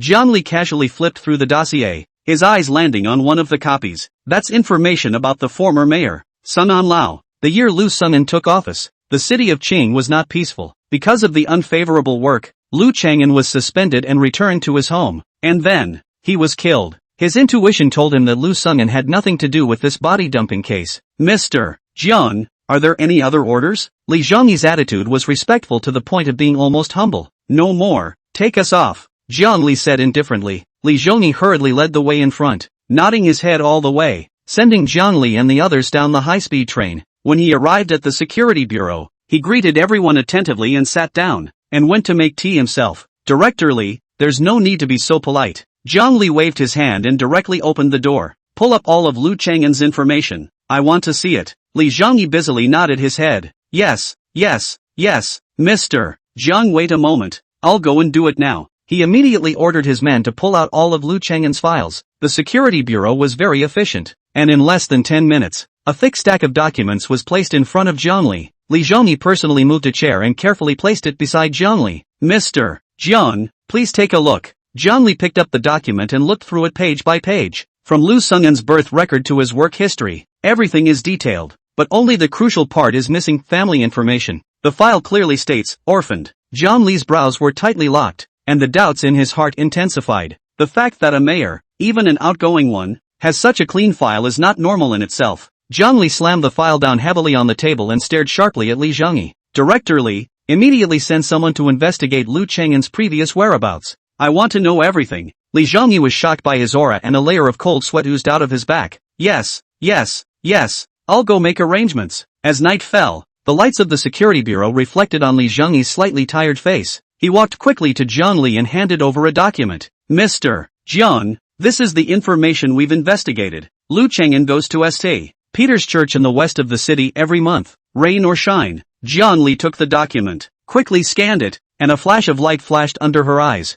Church, let's go. Go take a look. The group then made their way to St. Peter's Church. The church doors were closed, and only a few dim street lamps gave off a faint glow. Lin Feng took a deep breath and frowned slightly. Captain, there's a strange smell under this church, like the smell of rotting meat. It's very faint, but it's disgusting. Wang Hafxian squinted his eyes, counted with his fingers, and his face was grave. This place is extremely heavy with grievances and gloomy. I'm afraid there's something else going on underground. The crowd was in awe. There's something weird going on underneath the church. Li Zhengyi's face was pale and his legs were a bit weak. He coughed with forced composure. That, Mr. Zhang, I suddenly remembered that the bureau still has important matters to deal with, so I'll take a step back. First, after saying that, he didn't wait for Zhang Li to respond and ran away in a huff. Zhang Li didn't pay any attention to his departure as he swept his gaze around the church, searching for the entrance. Looking for what entrance? Just go straight in. Zhang Li sneered. His right fist clenched and fiercely blasted into the church floor. Boom! With a loud bang, the ground was smashed out of a huge crater, and debris flew. The remaining three people's eyes widened when they saw this scene. This is too violent. Chapter 14 Seconds. Zhang Li leaped into the cave, followed by Lin Feng and the others. The cave was dark, cold and damp. A narrow tunnel snaked downward, and the air was sickeningly thick with the stench of rotten blood. Zhang Li walked at the front, a crimson flame igniting in his hand, illuminating the path ahead. Through the long tunnel, the sky opens up before us. A wide underground space appeared in front of the crowd. The fishy odor was like an invisible hand, strangling everyone's throat hard. Lin Feng held onto the wall. His stomach turned over and all the dinner he had just eaten came up. Vom dash. What the hell is this place? Miao Xiaodai turned pale and covered her mouth, forcing herself to endure the discomfort. Although the Miaojian's parasites were bizarre, she had never seen such a bloody scene. Even the well-informed Wang half-immortal turned pale and kept backing away. Heavenly fury, the group of demons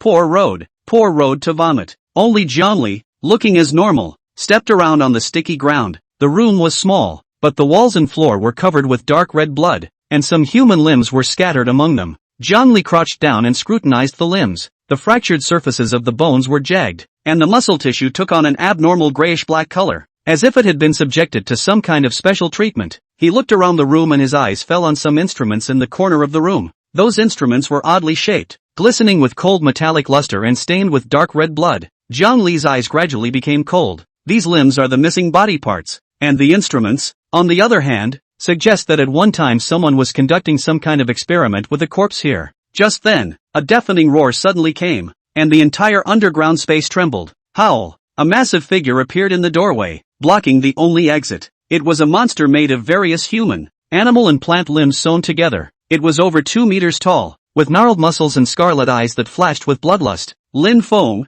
Miao Xiaodai and Half Xianwang were stunned, fear surging like a tidal wave. The monster let out a hiss and swung its huge sharp claws towards the crowd. Mid-Shine Xian realm, Wang Half Xian exclaimed in shock, his face turning pale. Lin Feng and Miao Xiaodai hurriedly dodged, but the monster's speed was extremely fast and they couldn't completely avoid it. In the nick of time, Zhang Li moved. A bizarre red faceplate appeared on his face, and a cold glint flashed in his eyes. Red flame technique. He let out a low gulp, and a crimson flame instantly ignited in his hand. The flames quickly coalesced and transformed into a burning fire blade. With a flash of his body, he rushed forward to meet the monster. Chop! The fire knife sliced through the air with a sharp whine and viciously chopped at the monster's body. Boom! With a loud bang, the monster's body was split in half by the fire blade, green blood and rotting flesh splattering out. The monster let out a mournful scream and collapsed to the ground with a loud thud, never to be heard from again. Lin Feng, Miao Xiaodai and Wang Half Xian all looked dumbfounded. Seconds, Zhang Li had actually killed a mid-Shine Xian realm monster with a single slash.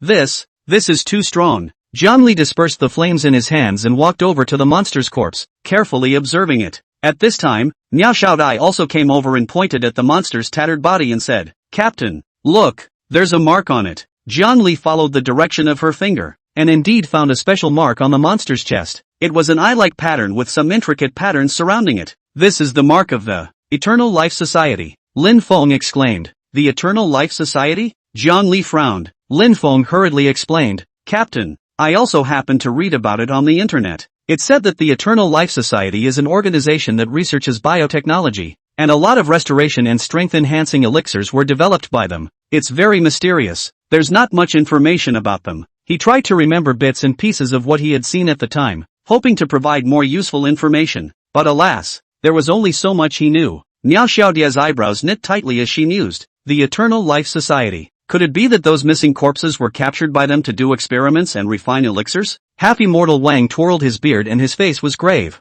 It's very likely. I'm afraid that only those evil devils and crooks can do such cruel means. Jiang Li pondered for a moment and spoke coldly. We'll discuss these things later. First report the situation here to the Security Bureau. Okay. Lin Feng immediately picked up his cell phone and dialed Li Zhengyi's number. A few moments later, the sound of sirens rang out from outside the church. When the congregation arrived at the church door, Li Zhengyi greeted them with an attentive face. Mr. Jiang, a few of you have worked hard. This situation underneath this church is truly appalling. As he said that, he also stole glances at Jiang Li's face from time to time, as if he was afraid of upsetting him. Zhang Tainyo snorted coldly and skimmed his mouth disdainfully. Less posturing here. If it weren't for Team Jiang, your case would have dragged on for years. Li Zhengyi's face stiffened and he smiled awkwardly. Mr. Zhang said yes. Said, a few of you go and rest first. I'll send someone here to take care of it. Jiang Li ignored his false sentiment and walked straight to the vehicle parked on the side of the road. Li Zhengyi stood awkwardly and watched the few people leave. On the way back to the hotel, Lin Feng reported the situation at the church and the discovery of the markings of the Eternal Life Society in detail to the polling bureau. A quick reply from the polling bureau, keep pursuing it. Lin Feng put down his cell phone and looked at Jiang Li, who was resting her eyes, and fell into deep thought. After returning to the hotel, Li Zhengyi informed several people about the detailed information about Lu Cheng'an. We found out something about Lu Sung'an. He placed a stack of information on the table and pushed it in front of Jiang Li. His ancestry is from the Chun family village in Xincheng, and he has a great relationship with the Eternal Life Society. Jiang Li flipped through the information, his eyes sharp as knives. Lu Cheng'an on the photo, with a smile and a kind look, doesn't look like an evil person in any way. Lin Feng came over and whispered, Captain, Chen Jiazhai is in western Hunan. And the legend of corpse catching came from there. Miao Xiaodai winced and said, catching a corpse? Sounds creepy. Half-immortal Wang stroked his beard and said in a deep voice, Western Hunan is mountainous and filled with miasma, and has been a place where evil arts have flourished since ancient times. This Eternal Life Society, I'm afraid it's not a good one. Jiang Li closed the information and said decisively, go to Xiangxi. The next day, the group embarked on a train to Western Hunan. Lin Feng had been giving the crowd a popularization of the corpse-catching customs of Western Hunan all the way, speaking in a colorful manner, and listening to Miao Xiaodai and Wang Hafxian's faces turn white. Zhang Tinyo, on the other hand, looked unimpressed and thought that this was all feudal superstition. Chapter 15, Tonight, let's take them out. Hidden among the lofty mountains of Western Hunan is the ancient and mysterious Qinjiaji. As soon as you get out of the car, a cold, damp smell hits you and makes you feel uncomfortable. The people here, they look at us strangely. Miao Xiaodai whispered. Wang Hafxian took out his compass and recited under his breath, his face becoming more and more ugly. This place is very bad. I'm afraid there will be bloodshed. Jiang Li sneered. What are you afraid of? Soldiers come to block, water comes to cover. Afterwards, the crowd arrived at the only hotel in Qinjiazhai to settle down. The only thing I could see was that the hotel was dilapidated and eerie, like it hadn't been lived in for a long time. Jiang Li walked straight to the counter and dropped a stack of bills. 5 rooms. The owner, a skinny, bony old man, moved sluggishly to take out 5 keys when he heard him. After checking in, the crowd gathered in Jiang Li's room. Jiang Li looked around the crowd and said in a deep voice, we've been watched since we entered the fortress. I'm afraid tonight won't be peaceful. Meanwhile, in another place, a bloody workshop was presented in the dim light. A middle-aged man in red robes was humming an odd ditty, a sharp dissecting knife in his hand flying up and down as he dismembered a corpse in front of him. A black-clothed henchman cautiously walked in and shivered at the sight, but he quickly calmed down and reported respectfully, Mr. Li, the people sent by the polling bureau to investigate have already stayed at the Ruijia Hotel. Our people are keeping an eye on them. May I ask what to do? Li Xian didn't raise his head, the scalpel in his hand still cutting with precision. Just keep a close eye on it. These few little rats, they won't be able to jump for long. The henchman hesitated, but couldn't resist asking, so, tonight, Tonight? Li Xian let out a strange laugh and slammed the dissecting knife in his hand into the corpse. I'm already tired of these ordinary people's corpses. Haven't experimented with the corpses of awakened people yet. He looked up, a few flashes of bloodthirsty excitement in his eyes. Tonight, take them. As night fell, the Qin village was shrouded in an eerie silence. In the Ruijia Hotel, Zhang Li's few people were resting individually on the surface, but in reality, they were all secretly on guard. Suddenly, the air in Zhang Li's room twisted as a silhouette silently appeared. Current target villain, Li Xian. Killing earns you 400 soul velvet points. The system's beep sounded in Zhang Li's head. His eyes snapped open and his essence exploded. Almost at the same time, Li Xian also moved. A cold light flashed in his hand, and a slender dagger stabbed Zhang Li straight in the throat. Zhang Li was prepared for this and dodged sideways, while at the same time throwing a punch at Li Xian's chest. Bang! With a muffled sound, Li Xian was shaken back several steps. A few moments of surprise flashed across his eyes, obviously not expecting Zhang Li to be so strong. Zhang Li sneered, with this much skill, how dare you come to die? His figure was like electricity as he instantly bullied his way up, engaging Li Xian in a fierce exchange. Between the fists and feet, strong winds whistled, and the furniture in the room was shattered to pieces. The more Li Xian fought, the more alarmed he became. He had thought that it would be easy to deal with a few investigators from the polling bureau, but he hadn't expected this Zhang Li to be so difficult to deal with. Damn it! He roared. In the midst of the fierce battle, Li Xian's shoulder was struck by Zhang Li's fist, and blood splattered immediately. He stifled a grunt and his face became even more somber. He had actually been injured by an enlightened realm martial artist. Is tonight's operation going to fail?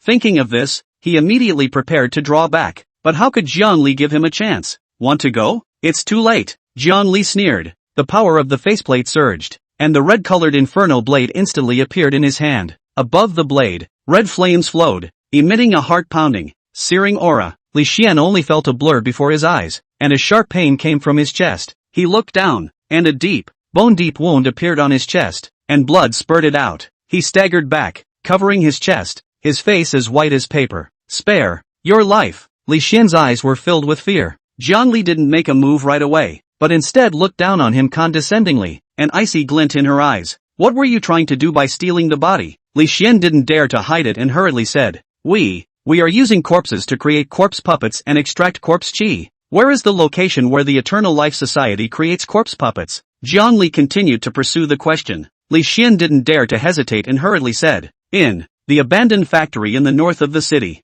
Zhang Li got the information he wanted, and there was a flash of killing intent in his eyes. You promised to spare my life, Li Xian shouted in horror. Zhang Li sneered. I've changed my mind. The crimson-colored inferno blade swung again, and Li Xian's head flew up, blood spattering out. Slay the evil Li Xian and gain 500 soul velvet value. Zhang Li ignored the system's prompt and turned to look at Lin Feng and the others behind him. Abandoned factory north of the city. Depart. The four of them, Lin Feng, Zhang Tainyo, Miao Xiaodai and Wang Hafxian, had long been stunned by the battle just now. Zhang Li's strength was far beyond their imagination. They didn't dare to be slow, and hurriedly followed Zhang Li's footsteps, speeding towards the abandoned factory in the north of the city. The abandoned factory under the shroud of night looked particularly eerie. Inside the factory, a man in a red robe was standing in front of a corpse of various shapes, as if an artist was admiring his work. Current target villain, Zhao Tianlong. Soul velvet value gained from killing, 600. Zhang Li's five sneaked into the factory silently. You're finally here. Zhao Tianlong seemed to have known that they would come. With a wry smile on his face, he pointed to the corpses in front of him and said in an excited tone, Look at my masterpiece. All kinds of corpses. I'm about to find a way to make people immortal. Zhang Tinyo spat, his thick eyebrows raised. You thing that hurts the heavens, you must be brought to justice today. Zhao Tianlong laughed up to the sky in a maniacal manner. Hurting heaven and earth? Ha ha ha ha ha. Their bodies are all fine experimental props. Later, I'll study your corpses and see how different your constructions are. As soon as he spoke, a corpse behind him moved like a puppet on strings, walking stiffly towards Zhang Li and the others. Lin Feng, Miao Xiaodai, and Wang Hafxian's faces changed drastically. Although these corpses were only at the early stage of the Zhaoxian realm's strength, they were numerous and moved strangely, making it impossible to defend against them. With a wave of Miao Xiaodia's delicate hand, several colorful parasites flew out and pounced on the approaching corpses. The parasites bit into the corpses, but as if they were biting into steel, they were unable to do any damage at all. Lin Feng drew out his longsword and his swordlight flashed, splitting a corpse in half. However, the splintered bodies squirmed on the ground, trying to put themselves back together. The duster in half-immortal Wang's hand waved, and a ray of golden light shot out. hitting several corpses. The body was knocked back a few steps, but quickly got back up and continued to press forward. Chapter 16, Practice with me if you dare. Zhang watched all of this with cold eyes, secretly saying in his heart, it was just as Li Xian said. Zhao Tianlong was creating corpse puppets. He no longer hesitated as the power of the three-colored faceplate surged, and the red flame blade and the mixed yuan technique were executed at the same time. The red flame blade carried a searing breath and cut the necromantic puppets that came close in half. For a while, limbs and broken arms flew, and the stench of corpses became even more intense. In an instant, Zhang Li destroyed all the corpse puppets that were surrounding Lin Feng and the others. Lin Feng and the others breathed a sigh of relief, their faces showing a sense of celebration after the robbery. However, before they could be happy for too long, a sudden change occurred. The corpse puppets that had been hacked into pieces surprisingly began to reassemble. Broken bones reconnected, decayed flesh reglued, and in the blink of an eye, it was back on its feet again. Zhao Tianlong watched this scene with a crazy smile on his face. Well, this is my latest masterpiece. As long as I don't die, these corpse puppets won't be destroyed. Asterisk. Zhang Li let out a low roar. His red flame blade swung densely, the blazing blade chi cutting the approaching corpse puppets into pieces again and again. However, the fragments were like maggots on a hawk, landing on the ground and then quickly wriggling and reassembling. Lin Feng's face turned pale, covering a wound on his arm as he staggered back. At the wound, black gas was spreading upwards along the veins. Lin Feng, Miao Xiaodai exclaimed, silver needles flying from her hands in an attempt to stop the corpse poison from spreading. Half-immortal Wang's duster danced and flashed with golden light, but he could only barely fend off the attack of the corpse puppets and was powerless to support the others. Zhang Li glanced at Lin Feng's injuries and his heart sank. At this rate, even if he could kill all the corpse puppets, Lin Feng wouldn't last long. He made a decisive decision. Retreat! He grabbed Lin Feng's shoulders and led him towards the outside of the factory. Miao Xiaodai and Wang Hafxian followed close behind and fought back.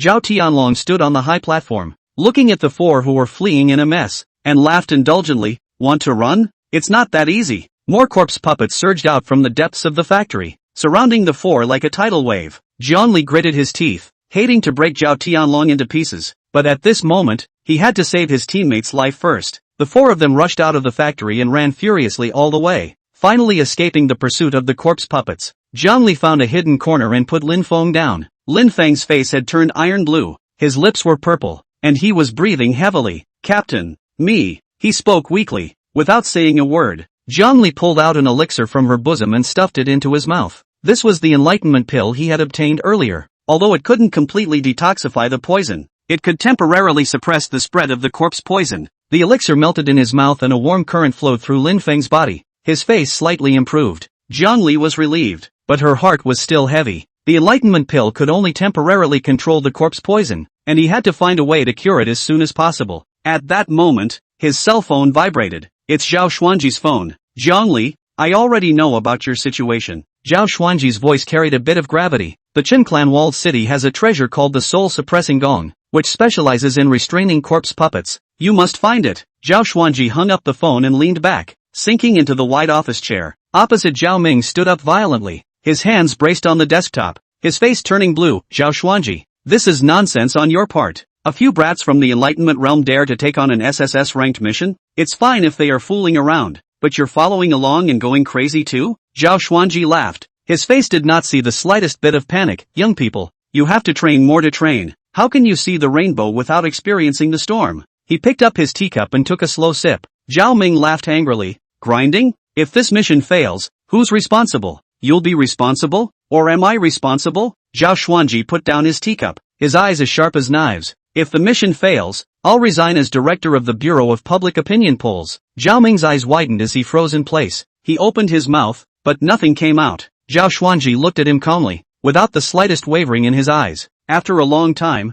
Zhao Ming sat back in his chair disheveledly and waved his hand feebly. Dismissed. Zhao Xuanji slowly got up and walked out of the office. Zhao Ming looked at his back and a cold smile appeared at the corner of his mouth. If Jiang Li and the others failed, Zhao Xuanji would have to fulfill his promise. When the time comes, the director's position. Thinking of this, a flash of greed flashed in his eyes. Meanwhile, Jiang Li and his group were sitting around the hotel room, frowning sadly at a tattered map. This soul suppressor gong, where the hell is it? Zhang Tinyo scratched his disheveled hair and muttered in annoyance. Niao Xiaodia's slender fingers traced over the map with a frown. Chen Clan walled city is so big, to look for an item whose exact location is unknown is like looking for a needle in a haystack. Wang Halfxian counted with his fingers and shook his head and said, Heaven's opportunity cannot be leaked. Heaven's opportunity cannot be leaked. Ah. Lin Feng looked at them with a blank face, feeling like an outsider. Zhang Li's fingers gently tapped the desktop, his eyes sharply scanning every corner of the map. Suddenly, an eerie aura filled the room and the temperature plummeted. What is it? Zhang Tinyo stood up violently and looked around vigilantly. A rotting,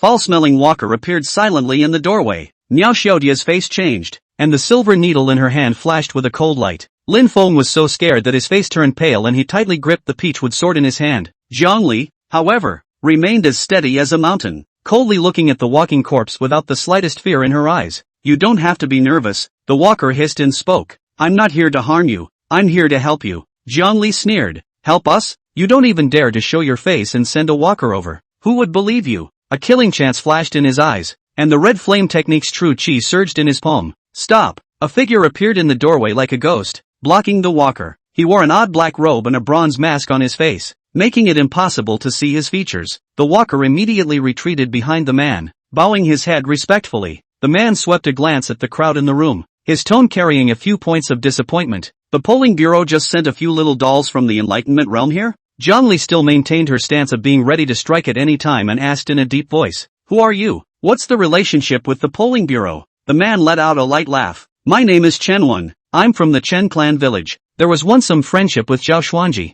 And this mission, I also commissioned the polling bureau to issue it. He paused and his tone became serious. The matters here are not for you few Enlightenment realm to meddle in. Inform Zhao Xuanji and ask him to send a few people above the Zhaoxian realm. What's wrong with the Enlightened realm? Who are you looking down on? Zhang Tinyo's temper was hot. As soon as he heard this, he jumped up, pointing at Chen Wen's nose and cursing. When I was in the jungle, you kids still don't know where to play with mud. Less pretending to be a god here. Have the guts to practice with me. Chapter 17, Chen Feng's defeat. With that, he roared angrily and swung his casserole-sized fist towards Chen Wen. Chen Wen's figure flickered, lightly dodging his attack. He stretched out two fingers, like picking leaves from a flower, and lightly clamped Zhang Tinyo's fist. Zhang Tinyo only felt a huge force coming from him, and his fists could not move as if they were clamped in iron pincers. His face flushed red and he exerted all his strength, but he still couldn't break free. Chen Wen flicked his hand, and Zhang Tinyo's huge body instantly flew backwards, landing heavily on the ground with a muffled grunt. He dusted off his sleeves and his tone remained calm.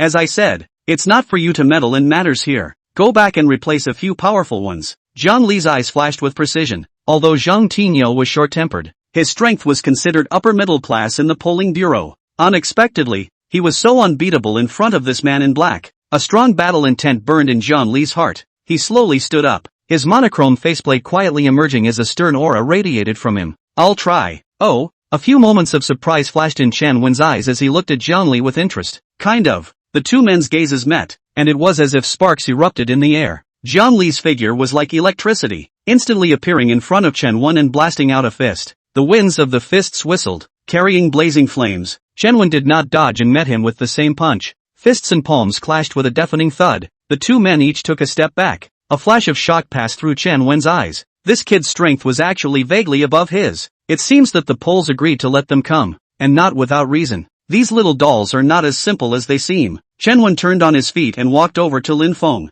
Zhang Li thought that he was going to be detrimental to Lin Feng and immediately took a defensive stance. The red flame skill's true chi surged in his palm. Don't be nervous, Chen Wen said indifferently. The corpse poison in this kid's body has already penetrated deep into his bones and marrow. If it's not dealt with in time, it's over. He pulled out a black elixir from his pocket and stuffed it into Lin Feng's mouth. The elixir melted in his mouth and a black aura emanated from Lin Feng's body. Soon, Lin Feng's face gradually turned red and he woke up leisurely. Zhang Li looked at Chen Wen suspiciously. What do you mean by that? Chen Wen sighed. Today's Chen family village is rotten up and down. We've done too many things that hurt the heavens and the earth. If this continues, the Chen clan walled city will truly be finished. So, he raised his head with a determined expression. I'm not only going to eliminate the Eternal Life Society's stronghold over here, but I'm also going to completely cleanse the entire Chen clan walled city. His words were like thunder exploding in the ears of the crowd. The room fell silent for a moment. Zhang Li was the first to react, her eyes flashing with brilliance. Cooperation is fine, but I need to know your purpose.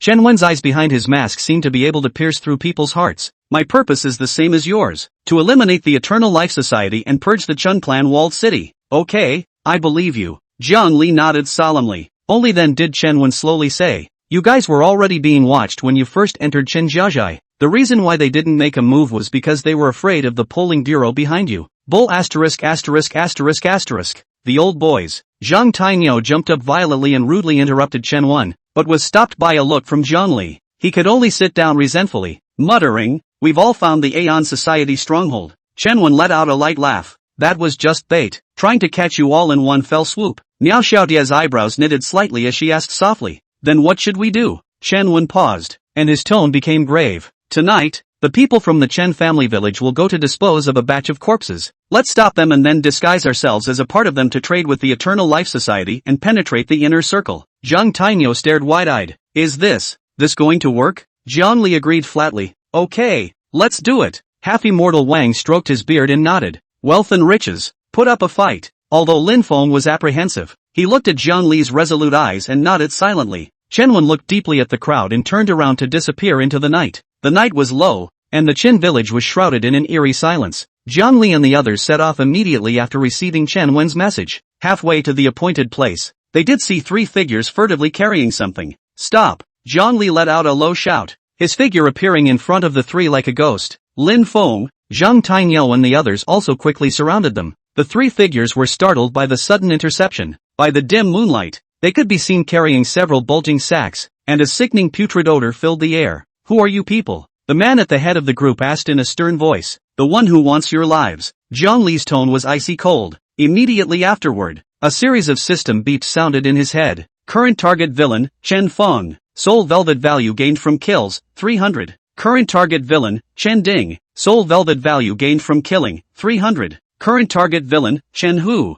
Soul velvet value gained from kills, 300. "We're from the polling bureau." Zhang Tinyo roared gruffly. "You guys, you're doing this kind of." He pointed to the sacks and frowned in disgust. There was no need to guess what was in the sack. Chen Feng, Chen Ding, and Chen Hu looked at each other with a disdainful expression on their faces. Chen Feng sneered. "The Bureau of Public Polls? With just a few of you brats from the Enlightenment realm, how dare you come and meddle in our business?" Chen Ding followed suit and sneered. "You really don't know how to die. You didn't even inquire whose territory this Chen clan walled city is." Chen Hu was even more arrogantly clamoring, "Be sensible and get lost, or else I'll let you have no return." As the words landed, the three of them simultaneously drew out their long-prepared weapons from behind the sacks with murderous anger in their eyes. With a flash of cold light, Jiang Li moved. Chen Feng only felt a blur before his eyes, and Jiang Li's fist had already arrived in front of him. Bang! With a muffled sound, Chen Feng flew out backwards, staggering dozens of steps before barely stabilizing himself. A fiery pain came from his arm, and he stared at Jiang Li incredulously. "This speed, this power, how is it possible?" He gritted his teeth and waved his hand violently, and the sack behind him squirmed, and several hideous walkers crawled out of it and lunged towards Jiang Li. At the same time, Zhang Tinyu, Lin Feng and Miao Xiaodai were each entangled with Chen Ding and Chen Hu. Red flame technique. Jiang Li let out a low gulp as crimson flames instantly covered his fist, colliding viciously with the lunging walker. Boom! The flames exploded, and the walker was shaken back a few steps, a gout of black smoke rising from its body. Jiang Li and Chen Feng fought head-on, and the combination of the mixed energy technique and the red flame technique allowed him to gradually gain the upper hand. Fist shadows fluttered and red flames surrounded him as Chen Feng retreated. Chapter 18. No need, I'll do it myself. His face was getting ugly. I didn't expect this milquetoast brat to be so tricky. Chen Ding, together, he roared. Chen Ding sniffed and immediately gave up his entanglement with Zhang Tainyo and joined the fray, the two of them combining their efforts to surround Jiang Li. Seeing this, Zhang Tainyo and the others wanted to come over to help.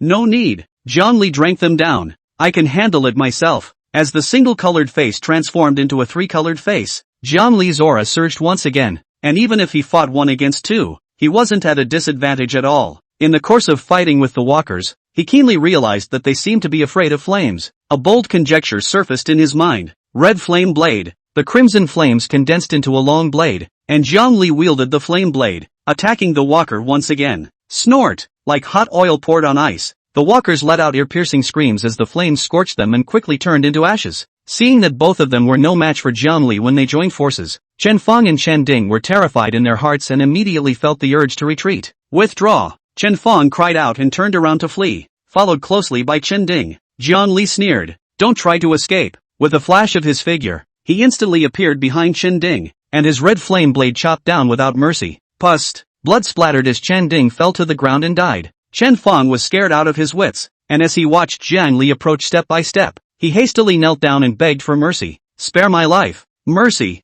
Jiang Li was expressionless as he raised his red flame sword. Pust! There was another flash of blade light, and Chen Fong followed in Chen Ding's footsteps. Kill the villainous Chen Ding and gain 300 soul velvet value. Kill the evil Chen Fong and gain 300 soul velvet value. Two system beeps sounded in Jiang Li's head in succession. He retracted his red flame blade and swept his gaze over the corpses on the ground, frowning in disgust. On the other side, the battle between Zhang Tinyo's men and Chen Hu was nearing its end. Although Chen Hu was strong and sturdy, he gradually lost his physical strength under Zhang Tinyo's brute force and the cooperation of Lin Feng and Miao Xiaodai. "Eat a hammer from my old ox," Zhang Tinyo roared, the hammer in his hand wrapped in the sound of the wind, ruthlessly smashing towards Chen Hu. Chen Hu was unable to dodge and was hit in the chest by the hammer, immediately flying out backwards and falling heavily to the ground without moving. Lin Feng wiped the sweat from his forehead and let out a long breath. "It's finally settled." Miao Xiaodai also put away the parasites in her hands and walked over to Chen Hu's side, confirming that he had completely lost his fighting strength. Just as the crowd breathed a sigh of relief, a stream of black gas drifted out from the bodies of those walking corpses that Jiang Li had killed. At the same time,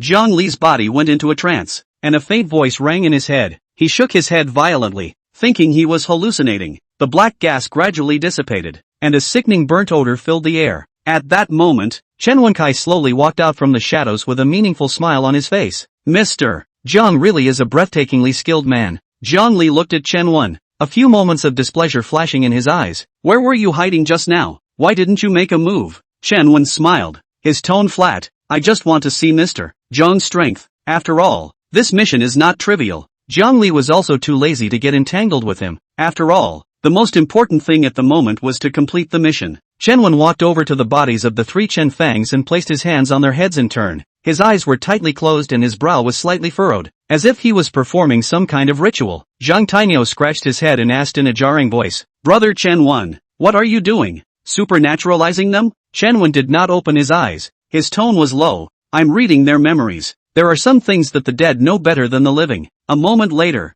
his eyes snapped open. His face suddenly changed, and he shouted, "Run away!" With that, he vanished into the distance at an extremely fast speed. The sudden turn of events caught the crowd off guard. Jiang Li and the others reacted and quickly dispersed in all directions as well. Although they didn't understand why Chen Wen was so alarmed, their years of experience told them that following the escape would be correct. However, the next moment, dozens of silhouettes surged out of the darkness and surrounded them. These silhouettes moved swiftly and were athletic, clearly not ordinary mountain villagers. Jiang Li and the others quickly gathered together, back to back, and watched the encirclement warily. Chen Wen's face turned blue, his gaze fixed dead center on a burly middle-aged man in the crowd. The man wore a black robe with a grim smile on his face. Zhang Tinyo swallowed his saliva and asked in a low voice, "Brother Chen Wen, what is going on here?" Chen Wen gritted his teeth and said, "We've been tricked. Everything tonight was a setup." At that moment, a shrill whistle cut through the night sky. The few walkers in the encircling circle seemed to have received instructions and slowly backed away to the sides, making way for a passage. A middle-aged man dressed similarly to Chen Wen walked out from behind the walkers, his gaze first sweeping over Chen Wen before resting on Jiang Li and the others. "My humble self, Chen Wu, Chen Clan Walled City family head."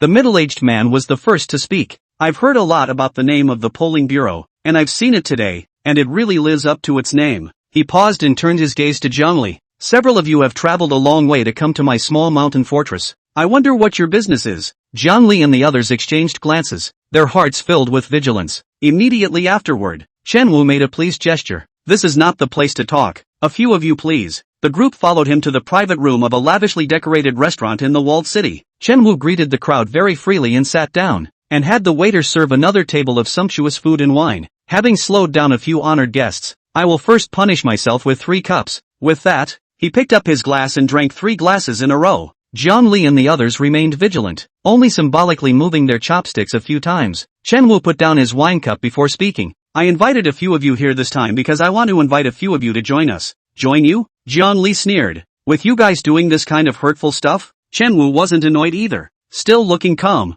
"I know that several of you are highly skilled people with great skills. I guarantee that following me, you will have endless glory and wealth." He held out 5 fingers. "How about this number?" Jiang Li didn't even think about it and rejected it directly. "No need. We're not interested in your glory and wealth. Young man, don't be too impulsive." Chen Wu still didn't give up and increased his chips. 10. How about it? With this money, you can live like gods. You're dreaming. Jiang Li angrily rebuked. Do you think human life can be measured in money? Seeing that he couldn't be bribed, Chen Wu's face also turned cold. Humph. Toast to toast. A flash of sinister in his eyes. In that case, don't blame me for not being polite. Chapter 19, What method? Speak up. Those people are lucky to be able to make a contribution to unraveling the secret of eternal life after they die. Why should you cling to these unnecessary morals? He lashed out, as fast as lightning, his fingertips pointing at Jiangli, Wang Hafxian, Zheng Tinio and Miao Xiaodai. The four of them only felt a chilly aura instantly invade their bodies, spreading to all their limbs and bones. Chen Wu snorted coldly. This is corpse poison. Without my antidote, in less than 3 days, you will become my puppets.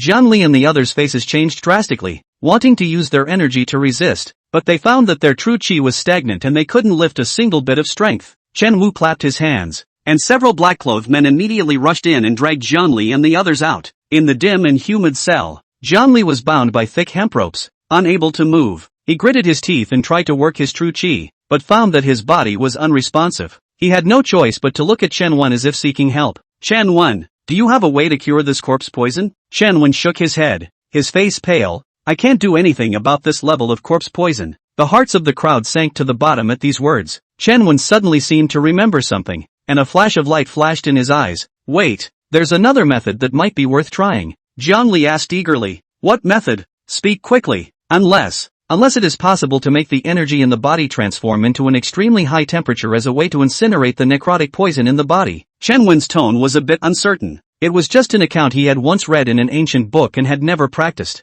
Jiang Li sniffed and immediately revolved the red inferno skill, a scorching aura coursing through his body. However, this heat was insignificant compared to the necrotic poison that had invaded the body. He clenched his teeth and continuously urged his gong method in an attempt to raise the temperature of the flames within his body. At this moment, Chen Wu's voice rang out from outside the cell. Keep an eye on them, and when the Eternal Life Society's people come, send them over. Yes, the men led the way. Jiang Li sniffed and became even more anxious in her heart. His face was getting paler and paler, and the true chi in his body was nearly depleted. Yet the corpse poison still did not show the slightest sign of weakening. Just as he was about to despair, an aura suddenly flashed through his mind. Soul mercy value. The soul mercy value gained from the walkers and villains eliminated over the past 2 days should be enough for an upgrade. He immediately opened the system interface. Sure enough, the soul mercy value had accumulated to 2,560. System, add points to the faceplate. In the next second, the system's icy beep sounded in his head. Consume 2,000 soul mercy value. Upgrade red faceplate to LV3. Unlock new skill, Body of Pure Yang. Body of Pure Yang. When using this skill, the body will be transformed into a body of pure yang,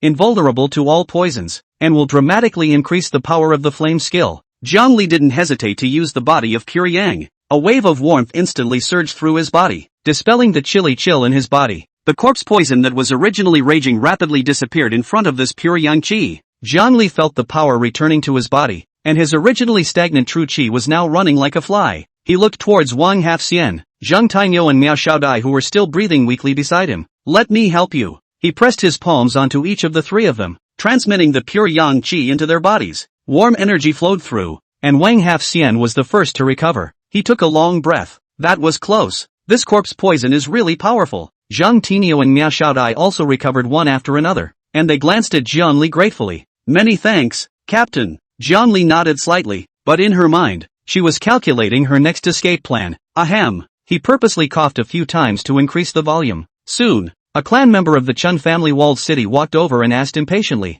"What's all the noise about?" Jiang Li and the others glanced at each other, a glint in their eyes. Current target villain, Chen Wei. Soul mercy value gained from killing, 200. Without the slightest hesitation, Jiang Li fiercely struck out and killed Chen Wei with a punch. When Chen Wen saw this, a few moments of panic flashed in his eyes, but it was quickly replaced by determination. Come with me, I know a secret passage. Jiang Li and the others followed Chen Wen and quickly fled outside. Meanwhile, Chen Wu, who was practicing in his room, suddenly felt a palpitation. His eyes snapped open and his face grimaced. What's going on? A clan member ran in panicked. Clan chief, it's not good. Jiang Li and them, they escaped, and killed Chen Wei. Chen Wu became furious. Wastes. A bunch of wastes. Why don't you go after them? The clansmen of the Chun clan walled city poured out their nests and chased after Jiang Li and the others. On the way to escape, the clansmen of the Chun clan walled city were constantly in pursuit. Jiang Li and the others fought and retreated. killing many pursuers along the way. However, just as they finally escaped from the encirclement of the Chun clan's fortress, a fierce voice suddenly resounded in Jian Li's mind. Kill, kill, kill. The desire to kill came in like a tidal wave, pounding at his sanity.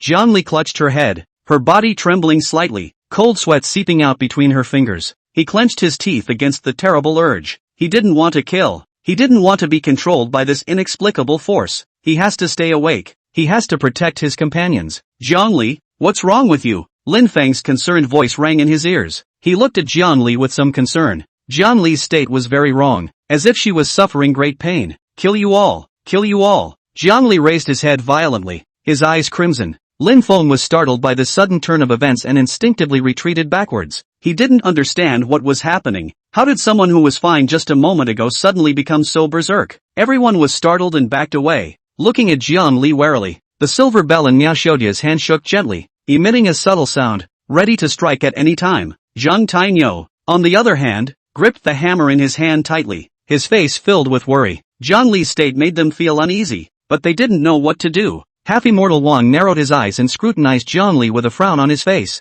Jiang Li's symptoms resemble the legendary invasion of the heart. He's contaminated, half-immortal Wang said in a deep voice. Pollution? Miao Xiaodai asked suspiciously. What do you mean? Half-immortal Wang sighed, pointed to the walking corpse that fell to the ground, and explained, after a person dies, a black gas will be left in their body. Under normal circumstances, when they are buried or cremated, this black gas will naturally dissipate and will not have any effect. However, these walking corpses were made into corpse puppets with evil techniques, and the black gas in their bodies could not dissipate. With the accumulation of time, they became grievances. Jiang Li just killed so many walking corpses, those grievances naturally ran to him. He paused and swept his gaze across the crowd, his tone grave. In fact, all of you are also tainted with black qi. It's just that it's not dense enough at the moment. Chapter 20, where should I find this stuff? Lin Feng's face changed and he asked eagerly. What? About that? Is there any way to dispel these black qi? Half-immortal Wang shook his head, looking grim. The old Taoist is shallow and can't do anything about this. Lin Feng was anxious inside.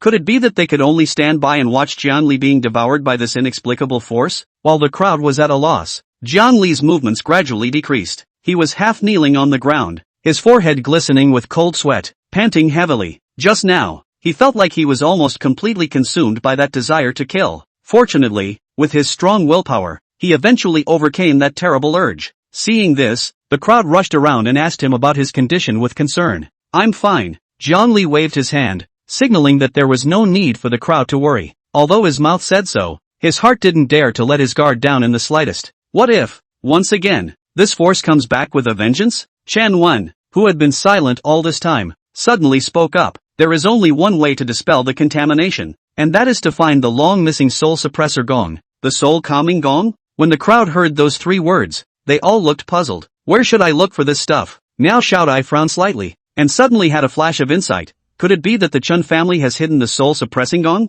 Chen Wen shook his head and dismissed the speculation. The last time the soul-suppressing gong appeared was decades ago. At that time, the Chen family was not as powerful as it is now. Half-immortal Wang stroked his florid white beard and looked grave. Poor Taoist can try to divine and see if he can find a hint of clues. Sitting cross-legged, he pulled out 3 ancient copper coins from his pocket, mouthed the words, and threw the coins into the air. The copper fell to the ground with a crisp sound. Half-immortal Wang's face suddenly changed and a mouthful of blood gushed out. He trembled and pointed in the direction of the Chen family cottage. His voice weak. Vision. Jin Sol Gong is still in the Chen family cottage. Poverty Road. Can only see a little bit. When he finished speaking, he fell headfirst to the ground, unconscious. Zhang Tainyo rushed forward to help him up and anxiously shouted, Old Wang! Old Wang! Miao Xiaodai also came up and probed Wang Half-Xian's nostrils with a frown. Lin Feng looked at the unconscious Wang Half-Xian, and then looked at the anxious looks of the crowd, and after struggling internally for a few moments, he finally summoned the courage to speak. The smell on those people in the Chun family walled city is almost the same as the smell on Jian Li just now. At these words, the crowd immediately turned their gazes to him.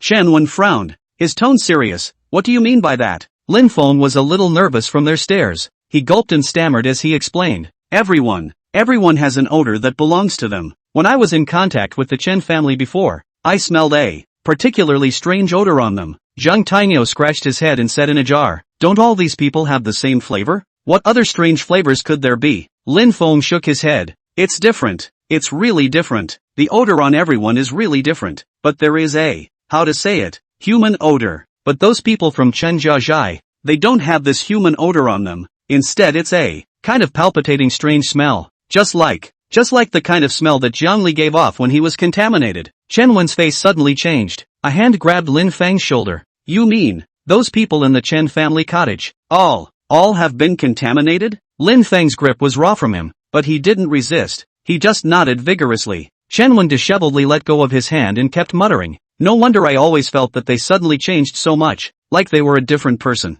Zhongli stayed silent. The images of the fight with the Chen family members kept flashing in his mind. Those crazy eyes, bloodthirsty killing. Now that he thinks about it, it really transmits a bizarre inhuman atmosphere. Lin Feng paused and continued. And I can smell. In the Chen family walled city, there is a place where that smell is several times stronger than anywhere else. What?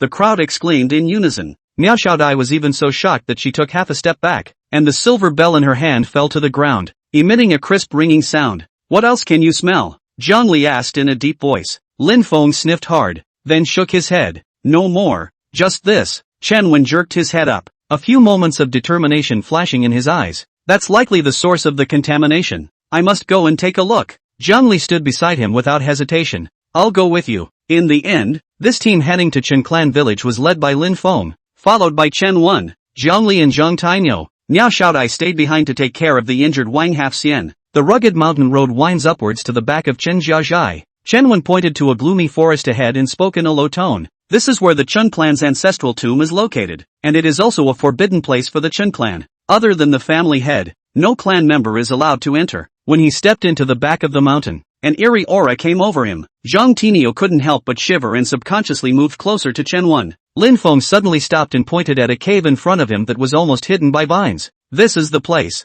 where the flavor is the strongest. Only the mouth of the cave was pitch black, and a black mist slowly overflowed from the mouth of the cave, twisting and hovering in the air. Chen Wen pulled out a palm-sized puppet from his arms and recited under his breath. The puppet's eyes suddenly lit up with a scarlet glow. Go! He let out a low gulp, and the puppet walked stiffly toward the cave, soon disappearing into the darkness. Chen Wen's eyes were fixed on the puppet, and fine beads of sweat oozed from his forehead. He maintains a connection with the puppet through a secret technique that allows him to share the puppet's vision and senses. The cave was pitch black, with only a faint glow emanating from the puppet's scarlet eyes. There was a sickening, putrid odor in the air, and underfoot was slippery dirt that seemed to be mixed with some sticky liquid. Suddenly, the connection was broken. Chen Wen's face changed drastically. Not good. At the same time, a deafening roar came from the depths of the cave, carrying a palpitating rage and ferocity. Zhongli grabbed Chen Wen and Zhang Tainyo and violently leapt backwards. Roar! Amidst the deafening roar, a figure wrapped in thick black mist violently rushed out from the depths of the cave. Rotting flesh hung over the bones, and black gas wriggled like maggots in the wounds, emitting a sickening stench. This hideous walking corpse was clearly the puppet that had previously entered the cave to explore the path. Lin Feng sucked in a mouthful of cool air and subconsciously took a step back. How is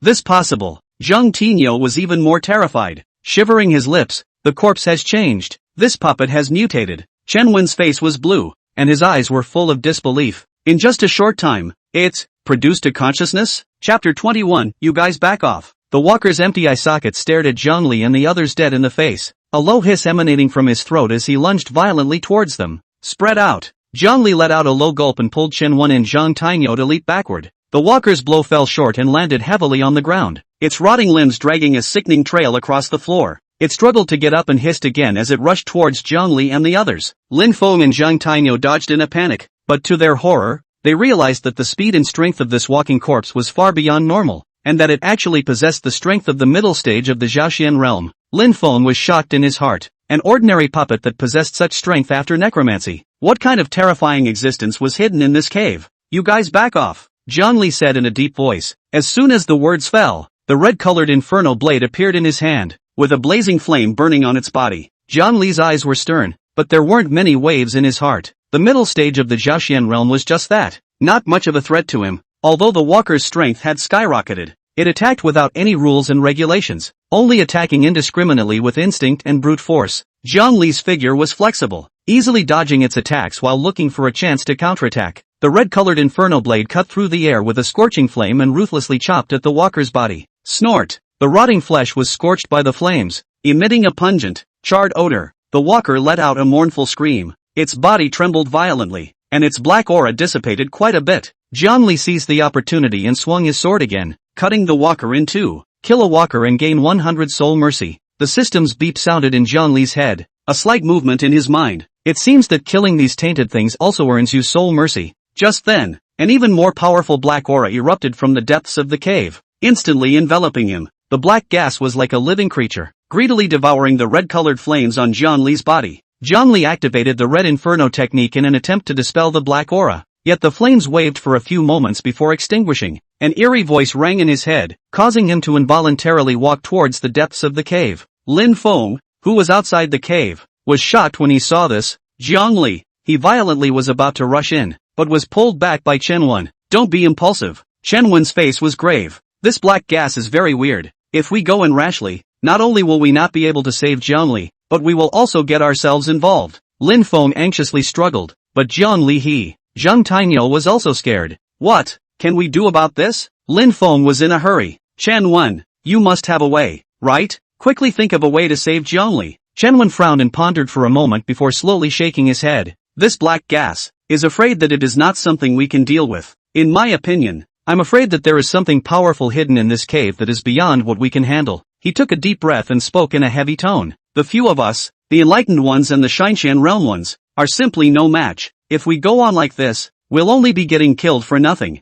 Listen to me. Let's get out of here first and go back to report to the polling bureau, so that the higher-ups can send an expert of the Spirit Sea realm to deal with it. Lin Feng shook his head resolutely. No way. I can't leave Jiang Li behind. I'm going to wait here for him to come out. Zhang Tainyo also stood out and patted Lin Feng's shoulder. Chen Wen, you go back. Lin Feng and I will wait here for Jiang Li. He paused and added, when you return, help take care of Miao Shaodai and Wang Halfxian. Chen Wen looked at the two and sighed helplessly. He knew in his heart that there was no use for him to persuade anymore. These two one-track minded guys can't pull back even 9 cows when they decide something. He gave the cave a deep look, a few moments of worry flashing in his eyes, but eventually, he turned away. Come here. At this moment, Jiang Li was pulled by the compelling voice in his head, walking step by step towards the depths of the cave. He felt that his consciousness was being eroded by darkness, and a strong desire to kill surged through him, but he still maintained a shred of clarity. Struggling within, he couldn't give up. He had to resist this evil force.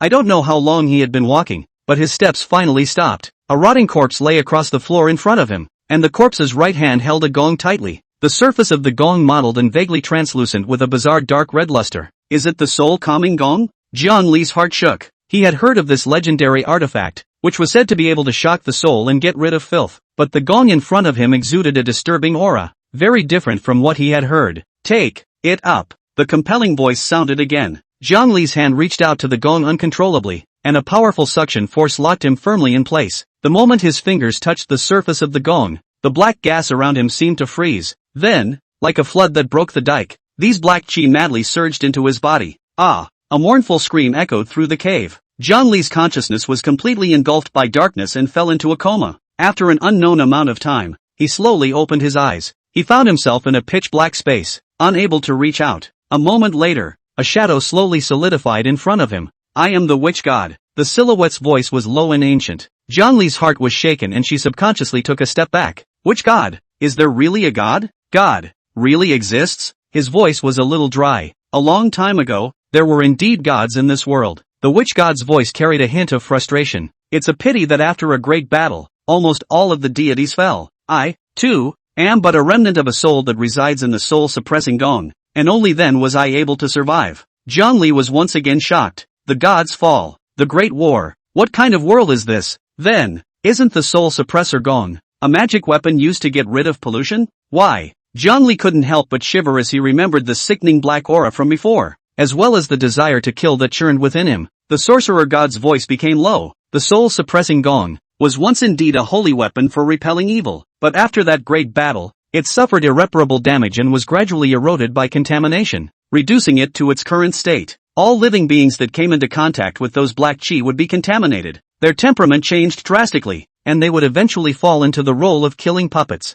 Jiang Li's heart sank as a chill ran from the soles of her feet straight to the top of her head. Trying to maintain his composure, he continued, Is that voice in my head yours? Not my voice. The witch god denied it outright. It is the power that lurks within you, and it seems to be resisting my entry. A ray of hope rose in Jiang Li's heart. The power latent within? Could it be the system? Chapter 22. This old man wants to take over his body. Don't even think about it. I sense a special energy in you that fits me extremely well. The witch god's shadow fluttered. Become my devotee, and by borrowing your body, I will return to Earth. Alarm bells went off in Zhongli's heart. Back on Earth? This old man wants to take over. Never. Zhongli gritted her teeth and tried to mobilize the true chi in her body, but found that she couldn't move at all. Fear came over him like a tidal wave, and he struggled desperately, but to no avail. The witch god's shadow let out a low chuckle and slowly floated towards Zhongli, seeping into his body like a ghost. A large number of memory fragments flooded Zhongli's mind like a tidal wave. Ancient sacrificial rituals, bloody battlefields, countless wails. These memories that don't belong to him give him a splitting headache. Zhongli felt that his consciousness was being swallowed up, and he closed his eyes in despair. Just then, a warm power surged out from the bottom of his heart, fighting against the invading sorcerer god's void. The two forces fiercely fought within him. Zhongli felt as if his body was going to be torn apart, and the pain caused him to let out a muffled grunt. Meanwhile, Shenwu was reverently kneeling in front of a hideous statue of the sorcerer god, chanting under his breath, "Report to the matriarch." A clan member ran in panicked. Something big is wrong. Shenwu's eyes snapped open, and a fierce light flashed in his eyes. What's the panic? It's so unruly. Wait until I've finished worshipping the witch god. He continued to chant a mantra for a while, before rising and asking impatiently, "What is it?" That clan member said warily, "Shenwen." Shenwen. They went to the back of the mountain. Shenwu's face suddenly changed. Went to the back of the mountain? What did they go to the back mountain for? How many people are there? Just the four of them, and that. Zhongli. A flash of viciousness flashed in Shenwu's eyes. Four? Humph. Not self-conscious. Go, gather half of the manpower in the fortress and search for Chen Wen's traitors. The rest of you,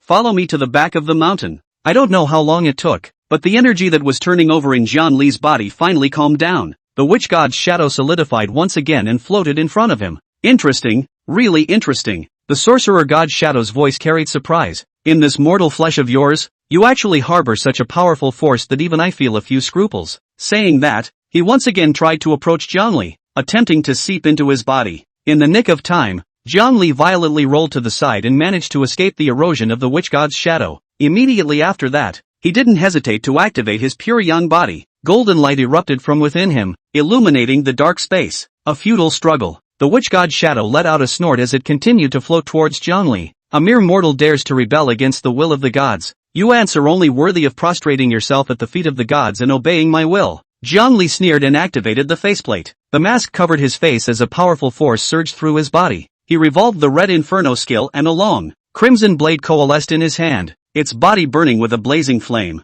God? It's just a remnant of a soul. The crimson blade light cut through the darkness and clashed fiercely with the witch god's shadow. Violent energy fluctuations shook out. The sorcerer god's shadow was struck by the red-colored long blade, and his body ignited into a blazing fire as he let out a mournful scream. He wriggled frantically and managed to extinguish the flames on his body, but the virtual shadow had already become much dimmer. You, how dare you hurt me? The sorcerer god's shadow's voice was filled with rage. I will make you suffer divine punishment. He gathered all his remaining strength and sent his strongest strike towards Zhongli. Zhongli, however, was unmoved. So what if it's a god? A god can't go against the will of man either. He also pushed the power in his body to the extreme, and the red-colored long sword glowed greatly, slashing viciously against the attack of the sorcerer god's shadow. The two powerful forces collided once again, erupting into a deafening roar. The entire space trembled violently, as if it would collapse at any moment. Zhongli clenched his teeth and fought with all his might against the sorcerer god's void's attack. The bitter mountain wind wrapped around the remaining black air, swirling around the mouth of the cave before finally dissipating unwillingly into the air. Both Lin Feng and Zhang Taizhan, who were waiting outside the cave, froze when they saw the black gas dissipate. Lin Feng's brow stretched. Strange, that disgusting corpse odor has disappeared. Zhang Tainyo responded in a jarred voice. It's disappeared. That smell before, it smoked my brain. He drew the machete pinned to his belt. Go in and take a look. Lin Feng nodded and also drew the saber at his waist, following close behind. The two of them, one after the other, carefully stepped into the cave. The cave was still cold and damp, and the air smelled fishy with dirt. Lin Feng didn't dare to put down the knife in his hand and scanned his surroundings vigilantly. He always felt something was wrong, but couldn't put his finger on it. Deep in the cave, Zhongli slowly opened his eyes. He found himself still standing in the same spot, the soul suppressor gong clutched tightly in his hand. It was cold to the touch, but no longer had that hauntingly evil aura. He tried to urge his true chi and inject it into the soul-suppressing gong. The soul-suppressing gong emitted a crisp buzzing sound. A faint golden light flowed on its surface, and there was no longer a trace of black gas spilling out. Zhongli sighed in relief. It seems that the remnant soul of the witch god has been completely annihilated. He looked around and found that the dry corpse that was sitting on the ground earlier was now turning into flying ash and floating away in the wind. On the ground, a row of engravings is revealed. Zhongli crouched down and carefully identified it. I am Chen Xuanji, the ancestor of the Chen clan village, who was famous in western Hunan for his soul-suppressing gong. However, this object can confuse people's minds and taint their souls. I've suffered so much from it that I can't do anything about it. I have sealed this gong here, hoping that future generations will use it with caution and not repeat my mistakes. He meditated on the words on the engravings, his mind a mixture of emotions. It turned out that this soul suppressor gong was not an evil object, but was contaminated by the residual soul of the witch god, the ancestor of the Chun clan walled city. In order to prevent this magic weapon from harming the earth, even chose to sacrifice himself and seal it here. Zhongli carefully collected the soul-suppressing gong and Chen Xuanji's ashes and put them into his storage bag. He was filled with respect for this ancestor who had sacrificed himself for the sake of the living. Just after he had just put away the bone powder, Lin Feng's voice came from the cave passage behind him. Zhongli, are you alright? Zhongli got up and patted the dust on his body. Soon, Lin Feng and Zhang Tainyo also reached the depths of the cave. Seeing Zhongli standing there intact, the two were filled with excitement. Lin Feng immediately wanted to go forward, but he was stopped by Zhang Tainyo. Wait, Zhongli, are you alright? Have you been contaminated by that black gas? Zhang Tainyo's face was serious, the machete in his hand still tightly gripped. Zhongli understood his concern, smiled slightly and shook her head. It's fine, I've already solved it. That black gas has been purified by me. He deliberately concealed the details of his battle with the sorcerer god's void, only lightly bringing it up. Chapter 23. Don't worry, I'm tough as nails. Only then did Lin Feng put his heart down and walked quickly to his side. Great, it's good that you're okay. We were worried sick. Zhongli patted his shoulder. Don't worry, I have a hard life. Then let's hurry up and get out. This place is eerie. It's creepy if we stay for a long time.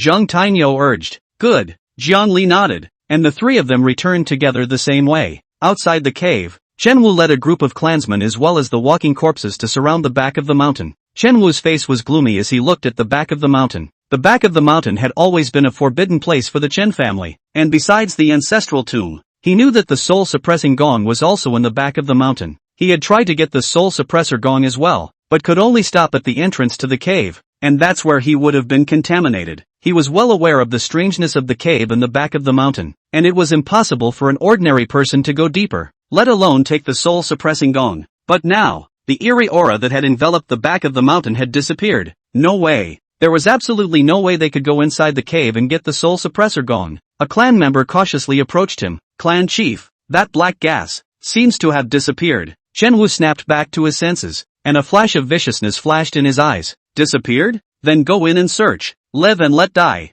Zhongli's trio had just stepped out of the cave when they ran head-on into Chen Wu and his group. At the front of the crowd, Chen Wu's face was gloomy, and a dangerous light flashed in his eyes. Behind him, the walkers controlled by the necrotic poison let out a low hiss that was creepy. Lin Feng and Zhang Tainyo were instantly on guard, weapons clenched in their hands, ready to strike. On the contrary, Jiang Li was relaxed, even with a touch of playful smile. What did you do? Chen Wu's voice was low and hoarse. Where's the soul suppressor gong? Jiang Li shrugged. Guess? Chen Wu was instantly enraged by his petulant attitude. Kid, don't refuse to drink until you are punished. Hand over the soul-suppressing gong and I can let you leave Xiangxi. Leave? Jiang Li smiled. I can leave on my own. Chen Wu could no longer hold down the anger in his heart and waved his hand violently. Give it to me. Take them down. The clansmen swarmed over them, and the walking corpses let out a haunting hiss as they pounced towards Jiang Li's three. Lin Feng and Zhang Tainyo were standing by, ready to fight to the death. You guys stand back. Jiang Li pulled Lin Feng and Zhang Tainyo behind him and faced the surging corpses alone. Although Lin Feng and Zhang Tainyo were worried,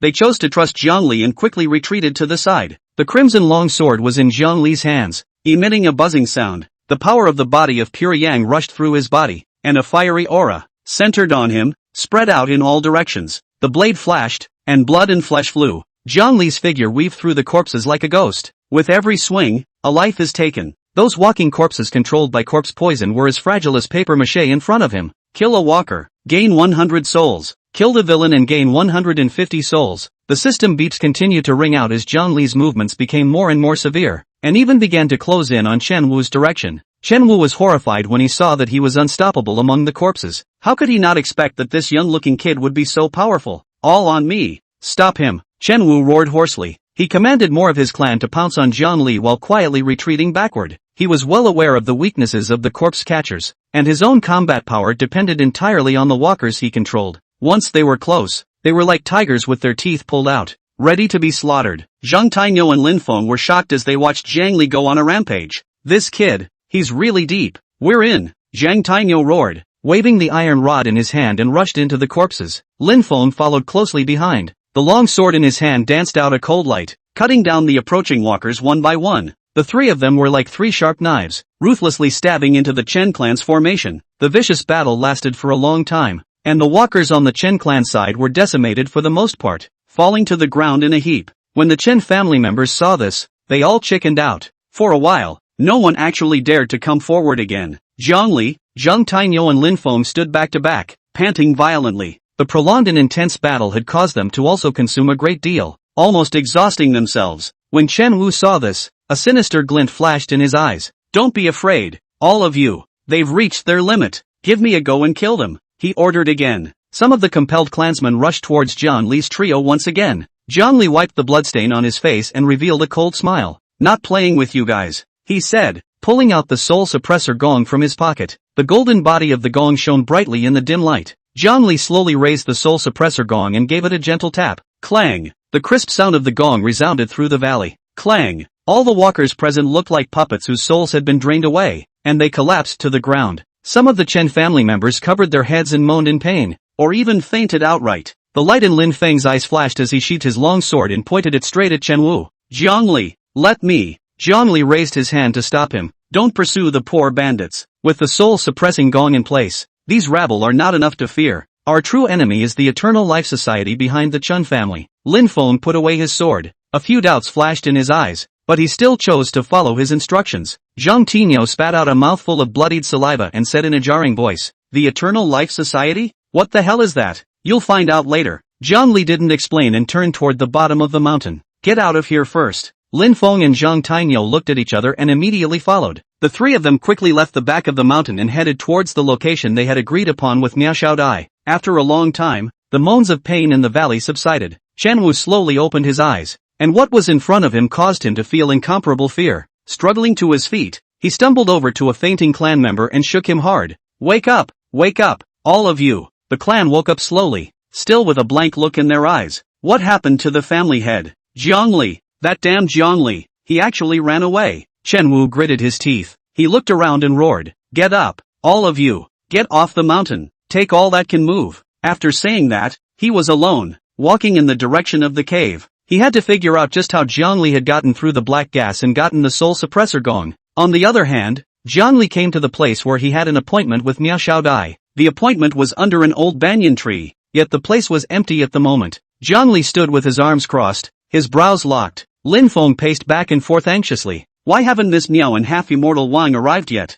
Something shouldn't have happened, right? Zhang Tainyo leaned against the banyan tree and rubbed his shoulders. Don't crow, maybe he's lost. Zhang Li didn't say anything, but the uneasiness in her heart grew stronger. Chapter 24, Something that doesn't come back from the dead. He looked around, keenly catching a strange scent of blood in the air. Not right, he spoke in a cold voice. Almost simultaneously, a stumbling figure stumbled out of the woods. Chen Wen? Lin Feng recognized the visitor at once. Chen Wen's face was pale and his body was covered in blood. Upon seeing Zhang Li, a few moments of surprise flashed across his eyes, which then transformed into anxiety. Zhang Li, you, guys go. Before he could finish a sentence, he coughed violently, a trace of blood spilling from the corner of his mouth. Zhang Li quickly stepped forward to support him. What's going on? Where's Miao Xiaodai? Chen Wen tried to calm his breathing. When I found Miss Miao, they had already been discovered by the Chen family. I couldn't beat them alone. They took both Miss Miao and half Xian Wang. Zhang Li's heart sank. He took out a cloth bag from his arms and handed it to Chen Wen.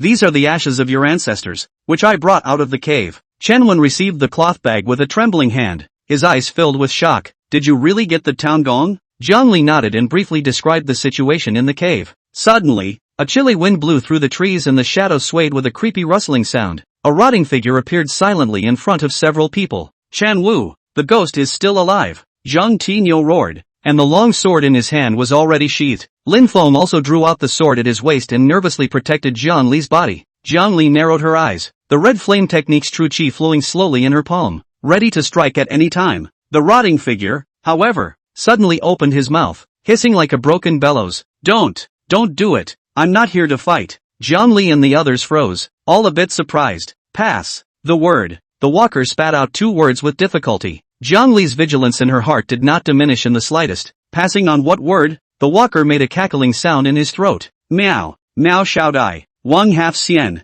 is in our hands. Want to save them. You, yourself with the soul-suppressing gong. It broke off and finished, extending its rotting fingers and pointing deeper into the backcountry. Jiang Li stared at it, pondering for a moment before slowly speaking. I will go. Before the words fell, his figure suddenly surged up, and a red-colored inflammatory knife instantly coalesced in his hand, the blade carrying a scorching aura as it chopped the walker into 2 pieces with a single slash. Rancid body parts were scattered all over the place, and black gas filled the air. At that moment, the system's beep sounded in his head. Kill a walker, gain 100 souls. Jiang Li's heart fluttered as he opened the system panel to check. The soul mercy value was clearly displaying a value of 2,000. He then remembered that he had decapitated a large number of walkers in the back of the mountain. It was just that the situation was so urgent that he didn't notice the system prompt. 2,000 soul mercy value was enough for him to level up his faceplate. However, the red face icon remains dull and cannot be upgraded. Perhaps, it would be necessary to reach the Zhaoxian realm to continue to improve.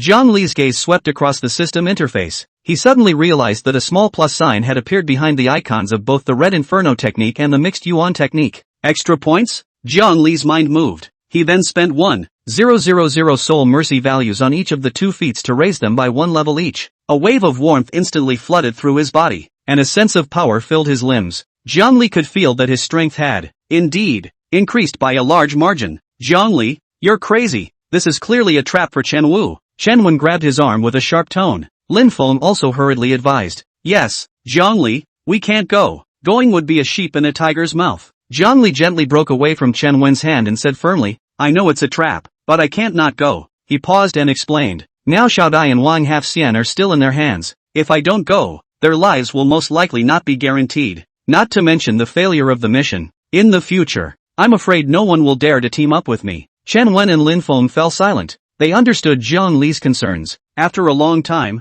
Chen Wen sighed. That's just it. Since you decided to go, I'll go with you. At least, there is a care. Lin Feng gritted his teeth. I'll go too. Jiang Li, I'll join you. Good buddy. Jiang Li heavily patted the shoulders of the 2 men. This trip is dangerous. Be careful all. The 3 of them exchanged glances, then headed deeper into the back of the mountain. The trail winds upwards in the back of the mountain, with ancient trees on both sides covering the sky. Jiang Li, do you really think that Wang Hafxian and Miao Xiaodai will be arrested? Chen Wen asked as he walked. It's not good to say. Jiang Li's footsteps did not stop, but it's better to believe it than not. Lin Feng lagged half a step behind, vigilantly observing his surroundings. This place is gloomy and eerie, and it always feels not quite right. He rubbed his arms and got goosebumps. Jiang Li frowned slightly. He also sensed a bizarre aura permeating the surroundings. Meanwhile, inside the polling bureau, Zhao Xuanji looked over the documents in his hands with a frown on his face. The document details the bizarre incident at the Chin village in western Hunan, as well as the news that Wang Hafxian was injured. Bai Susu quickly walked into the office. Director Zhao, Captain Zhou has lost contact on his side. Do we need to send backup? Zhao Xuanji raised his head and spoke in a calm tone. Zhou Moyun's strength is enough to defend himself. How is the situation over there in western Hunan? Yesterday, I received a message from Miao Xiaodai, saying that half-immortal Wang was injured, and that Jiang Li and the 3 of them had gone to look for the source of the pollution. Bai Susu reported. Aha! Zhao Xuanji nodded and continued flipping through the documents. SSS-ranked mission. I hope this kid can complete it successfully. Bai Susu hesitated. Director Zhao, do you trust Jiang Li that much? He's just a newcomer after all. After a pause, she added. You're the one who pledged to leave your job in front of a lot of executives. Zhao Xuanji put down the document and smiled. Use the people. Don't doubt them. I believe in Jiang Li's ability. Without further ado, Bai Susu turned and left the office. After the office door closed, Zhao Xuanji's smile instantly disappeared. He folded his hands and placed them on the table, praying in a low voice. Jiang Li, don't let me down. I haven't even warmed up this director position yet. Jiang Li and the others, who were being chattered about by him, arrived at an abandoned village in Chenjiazhai at this moment. Only the surrounding ruins and barren grasses were filled with a creepy dead silence. This is the original village of the Chen family. Chen pointed at the surrounding ruins in a low tone. Then they got rich and moved to the Chen family cottage in the mountains. Zhongli didn't say a word, carefully observing her surroundings. Lin Feng followed closely behind him, not daring to breathe for fear of disturbing something. Help! Zhongli! Hurry! Suddenly, a shrill cry for help broke the silence of the village. Chapter 25, Run! It's a trap! It was Miao Xiaodia's voice. Zhongli and the three of them immediately followed the sound and soon saw Miao Xiaodai and Wang Halfxian who were tied to the withered acacia tree. Chen Wu and a few key members of the Eternal Life Society were standing under the acacia tree with a grim smile on their faces. Seeing Zhongli appear, a flash of viciousness flashed in Chen Wu's eyes, but he held back his anger and didn't order a move right away. Zhongli, quickly go! It's a trap! Miao Xiaodai shouted hoarsely. Chen Wu sneered. You want to leave only now? It's too late. When he finished speaking, he raised his hand violently. Immediately afterward, a hunched walker with gray skin instantly flashed behind Miao Xiaodai and strangled her slender neck to death. Miao Xiaodia's face flushed red, her breathing labored, and her eyes widened in horror. Want to leave? Do you think it's possible? Chen Wu's voice was hoarse and grim. If you take one step, I'll kill her. Zhongli shrugged her shoulders with a couldn't-care-less look. Since I'm here, I have no intention of leaving. Chen Wu, you're at least an expert of the Zhaoxian realm. How dare you threaten me, an Enlightenment Realm 1, with such underhanded tactics? Don't you feel ashamed? Chen Wu's face changed, and a fierce light appeared in his eyes. With a violent wave of his hand, he was about to manipulate the walker to crush Miao Xiaodia's throat. The next second, a hand stopped him. Chen family master, be at ease. A man in a black robe with a shady face stepped out from behind him. Chen Wu lowered his hand with slight reluctance and stared coldly at Zhongli. My name is Su Fei, protector of the Eternal Life Society. The man in black smiled slightly, but his tone was morose. I have no ill will towards the polling bureau. I see that this little brother has good abilities. How about this? You hand over the soul-suppressing gong. Not only can I release these two people, I can also promise you a condition. How about it? Zhongli looked at him with a wry smile. Oh, what conditions are okay? Naturally, Su Fei was confident. Fine then. I'll give you the soul suppressor gong if you break away from the Eternal Life Society and join the polling bureau. Zhongli's tone was relaxed. The smile on Su Fei's face instantly solidified. You tricked me? Zhongli spread her hands. You're the one who said that any condition is fine. I'm just making a small request. Su Fei smiled back in anger. Good, very good. Since you're refusing to drink until you're punished, then don't blame me for being impolite. When he finished, he snapped his fingers. A tall walker immediately appeared in front of the crowd. This walker was different from the others in that it was covered in thick stitches, like a cobbled-together monster,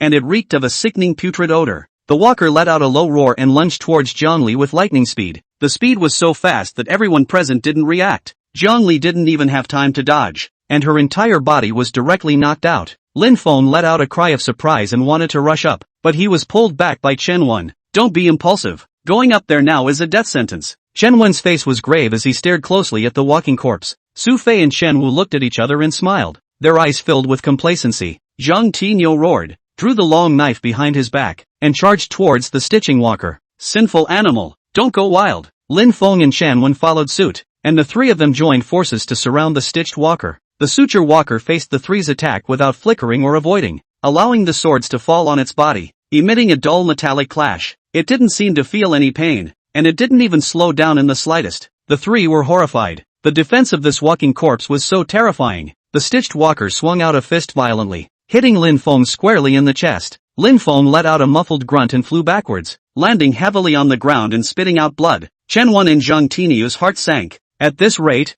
they were no match for this walker. Just as the stitching walker was about to strike again, a figure slowly stood up from the ground. Zhongli patted the dust on her body. The corner of her mouth hooked into a cold smile. Is that all you've got? That strike just now, although it caused him to suffer some injuries, it also allowed him to roughly figure out the strength of this suture walker. A glint flashed in his eyes. Looks like it's time to show some real skill. Zhongli pulled out the soul suppressor gong from his bosom and gave it a light tap. Buzz. Invisible sound waves spread out, enveloping the entire village. The originally ferocious and incomparable stitched walker's movements were violently stalled, and it stood rigidly in place. Su Fei and Chen Wu's faces changed drastically. It's the soul calming gong. Their walkers are under control. Zhongli ignored their shock. He put away the soul-suppressing gong, and the crimson flames in his hand tumbled, condensing into a sharp infernal blade. It's time to end it. With a flash of his figure, he turned into a crimson stream of light and rushed towards the suture walker. the inferno blade was raised high with a searing breath, and it was about to cleave the suture walker in half. However, just in the nick of time,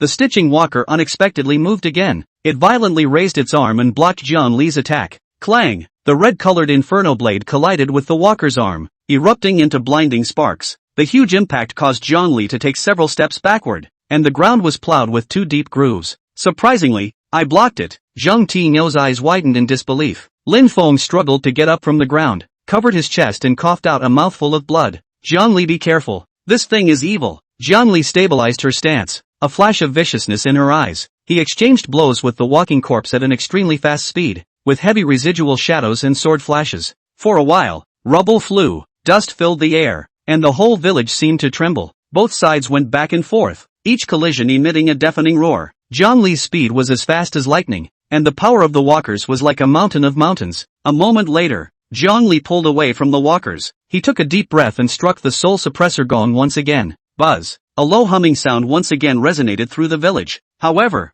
this time, the stitched walker didn't stop for a second and continued to pounce on him ferociously. Ha ha ha! It's useless! Su Fei let out a loud laugh when he saw this. This walking corpse, but I spent years of effort to refine it. How can it be controlled by your broken gong? Jiang Li frowned and put away the soul-suppressing gong. Looks like it's just going to have to be hard. He frantically operated the red inferno skill, and each of his hands condensed a red-colored inferno blade. Then, he rushed towards the walker once again, his 2 swords flipping like 2 fiery dragons, surrounding the walker. Although the walking corpse had infinite strength and amazing defense, it gradually fell into a disadvantage under his stormy attacks. Jiang Li deliberately sold a break to lure the walker into attacking. The walker did take the bait and swung hard. Just then, Jiang Li's figure flickered and dodged the attack, while at the same time, both knives came out in unison and viciously chopped at its chest. Roar! The walker let out a roar of pain. Chapter 26. Your opponent is me. Flames blazed from the wound on its chest. When Chen Wu saw this, a flash of viciousness flashed in his eyes as he secretly prepared to make a sneak attack on Jiang Li.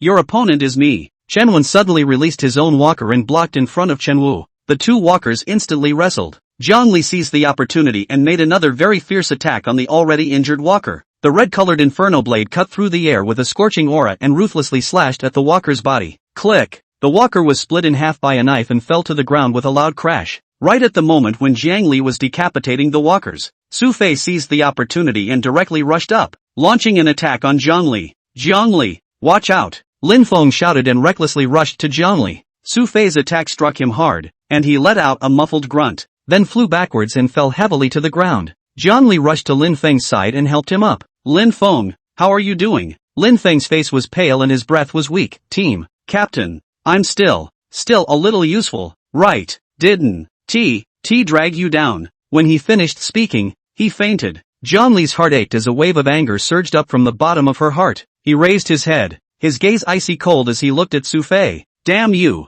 I want you to die, Jiang Li said coldly. His entire body transformed into a ball of flame as he rushed towards Su Fei. The 2 of them, Jiang Li and Su Fei, collided together, and Jiang Li used his strength to fly backwards. However, the direction he flew out was towards Chen Wu's side. Chen Wu was instantly startled, and hurriedly controlled the walking corpse to block in front of him, while he quickly backed away. Jiang Li adjusted his stance in the air and punched Chen Wu's walking corpse, then saved Miao Xiaodai and Wang Halfxian. He had a premeditated plan. Seeing that he was being teased, Su Fei became furious and frantically lunged towards Jiang Li. Just as Su Fei charged, Jiang Li violently struck the soul suppressor gong. Buzz! The people present felt a sharp headache in their brains at almost the same moment and stumbled. Jiang Li seized this opportunity and instantly swept in front of Su Fei and blasted out a fist, sending Su Fei flying out, and the entire person chased after him, continuing to output non-stop. He showed no mercy. On the other side, Chen Wu gritted his teeth and once again conjured up a walking corpse, the bones and joints of his body clacking as he fought Chen Wen to a standstill. Chen Wen, as a member of the Chen family, why don't you stand on the side of the Chen family? Chen Wu roared. Chen Wen maneuvered the walking corpses, his movements flowing without any confusion. The current Chen family is on a wrong path. If we don't wake up, the Chen family will be finished. His tone was heavy and there was a hint of sadness in his gaze. I'm doing this to save the Chen family. Chen Wu laughed in anger, his expression grim. Save the Chen family? I led the Chen family to expand its power several times over. I'm the one of the Chen family's most powerful family heads. What are you? The battle between the 2 walkers grew more intense, and the ground was plowed with deep grooves. Chen Wen's walker fiercely blasted out a fist, hitting his opponent squarely in the chest and knocking Chen Wu's walker back a few steps. The Chen family's cooperation with the Eternal Life Society is tantamount to seeking the skin of a tiger. Sooner or later, it will be eaten by the Eternal Life Society with no bones left. Chen Wu's face turned blue as he maneuvered the walking corpse to frantically counterattack, but he was always suppressed by Chen Wen. He was in a state of shock and doubt in his heart, not expecting Chen Wen's strength to be so strong. Chen Wen seized the opportunity as the walker swept his leg and tripped Chen Wu's walker to the ground, then slammed his fist down hard, crushing his head. Chen Wu's walker fell to the ground with a loud thud and stopped moving. Chen Wu sat paralyzed on the ground, his face filled with panic and despair. With a trembling voice, he said with a sobbing tone, I was wrong. I'm willing to give up the position of the family head to you. Chen Wen walked up to Chen Wu and looked at him condescendingly, without the slightest joy on his face, only deep disgust. It's not that you know it's wrong, it's that you know you're going to die that makes you say those things. Chen Wu's face suddenly changed, and a trace of viciousness flashed in his eyes. He forced himself to endure the pain and prepared to storm in for a sneak attack. There was no turning back for him. Just then, Chen Wu suddenly felt a sharp pain in his neck. His eyes went black, and he knew nothing else. He fell to the ground, foaming at the mouth, his body convulsing. Before Chen Wen could react, he saw Miao Xiaodai shake the silver glittering bracelet on her wrist, and the sound of the fine bells was crisp and pleasant. He was hit by my compulsion. The Miaojiang girl's tone was flat, as if she had only done something trivial. What if what he said is true? Miao Xiaodai looked at Chen Wen. Chen Wen shook his head. I know exactly what kind of person he is. He won't come to his senses until he's at the end of his rope. Dust billowed in the wasteland in the distance as the battle between Zhongli and Su Fei continued. Fists and feet collided with a muffled sound. The two figures staggered, as fast as lightning, and every collision stirred up strong winds, blowing the surrounding grass and trees to sway violently. Miao Xiaodia's eyebrows knitted slightly as she looked at the battlefield with worry, her hand unconsciously caressing the compulsion pouch at her waist. She wanted to step in to help, but was stopped by Zhang Taizhan, who was on the side. This is a battle that belongs between their strongest. We can't intervene. Zhang Tieshan's tone was grave, his gaze locked onto the battlefield. Miao Xiaodai bit her lip and had to give in. A few people held their breaths as they waited for the two to split the difference. Lin Feng even clenched his fists, his gaze filled with tension and anticipation. He longed to see Zhongli win, and he also longed for the day when he could have such a powerful strength. Su Fei's figure was ghostly, always keeping a close distance from Zhongli to prevent him from using that bizarre soul-suppressing gong again. He knew that once he was pulled away, he would have no chance of winning. Zhongli's eyes blazed as he seized an opportunity and blasted out with a punch, hitting Su Fei squarely in the waist. With a crunching sound of bones breaking, half of Su Fei's body instantly collapsed. Su Fei fell to the ground with a loud thud, his face full of resignation. How could he have never imagined that his hallowed Zhaoxian realm powerhouse would have half of his body shattered by a single punch? A powerful person of the Zhaoxian realm had a tenacious life force. Even if half of his body was blown apart, as long as his heart and head were fine, he wouldn't die immediately. Zhongli naturally wouldn't give him a chance to catch his breath. The crimson flames in his hand flipped and once again condensed an inferno blade, only it was much smaller than before, yet more solid, emanating a terrifyingly high temperature that caused heart palpitations. Seeing this, Su Fei forced himself to endure the severe pain and struggled. You dare to kill me? I'm a member of the Eternal Life Society. If you kill me, the Eternal Life Society won't spare you. He tried to use the prestige of the Eternal Life Society to shock Zhongli. Su Fei spewed blood from his mouth as he hissed and continued to curse. Zhongli, you bastard! You dare to kill me? I'm a member of the Eternal Life Society. If you kill me, the Eternal Life Society will definitely not let you go. They'll cut your body into pieces and grind your bones into dust. You shall not die a good death. Ah, Chapter 27 Wei Dao You Seek Death. He hissed and growled, but he couldn't stop Jian Li's movements. Jian Li's face was expressionless. The inferno blade in his hand didn't pause for a moment. The crimson flames traced a mournful arc, and a bloody head shot up into the sky. Finally it landed heavily on the ground and rolled a few times, covered in dirt and grass clippings. He glanced indifferently at Su Fei's headless corpse as the inferno blade in his hand dissipated and the flames went out. Jiang Li turned around and limped towards Lin Feng and the others. Seeing this, Miao Xiaodai and Zhang Tinyo rushed forward to assist them. How is Lin Feng doing? Jiang Li pointed at the unconscious Lin Feng, his tone weak. I stabilized his injuries with a compulsion. It's not life-threatening for now, Miao Xiaodai replied. Jiang Li sniffed, as if she had unloaded her entire body. Her body softened and she fainted straight to the ground. His taut nerves finally relaxed. Before she passed out, Jiang Li's mind flashed through Lin Feng's loyal and honest face. On the other side, in the darkened chamber, a naked, wonderful woman was tied to a cold iron bed, her limbs tightly bound by rough hemp rope, unable to move. Her eyes widened in horror. tears sliding down her pale cheeks as her body trembled slightly. Beside her, a middle-aged man with a fanged mask was eyeing her greedily, playing with an assortment of knives in his hands that flashed with a cold light. "Don't worry, I'll make you the perfect addition to my collection." The man's husky voice was creepy. The woman struggled desperately, a weak plea escaping her mouth. "Please, let me go." The man seemed to enjoy her fear and pleading, a perverted smile appearing at the corner of his mouth as the knife in his hand gently scratched across her pale skin, leaving a trail of blood. "He is like an artist who is carving a perfect work of art." The woman's screams echoed through the chamber. Time passed, and the screams gradually stopped. The man held a full human skin in his hand, glowing eerily in the dim light. He admired his masterpiece with satisfaction, as if an artist had accomplished a lifelong dream. In the chamber,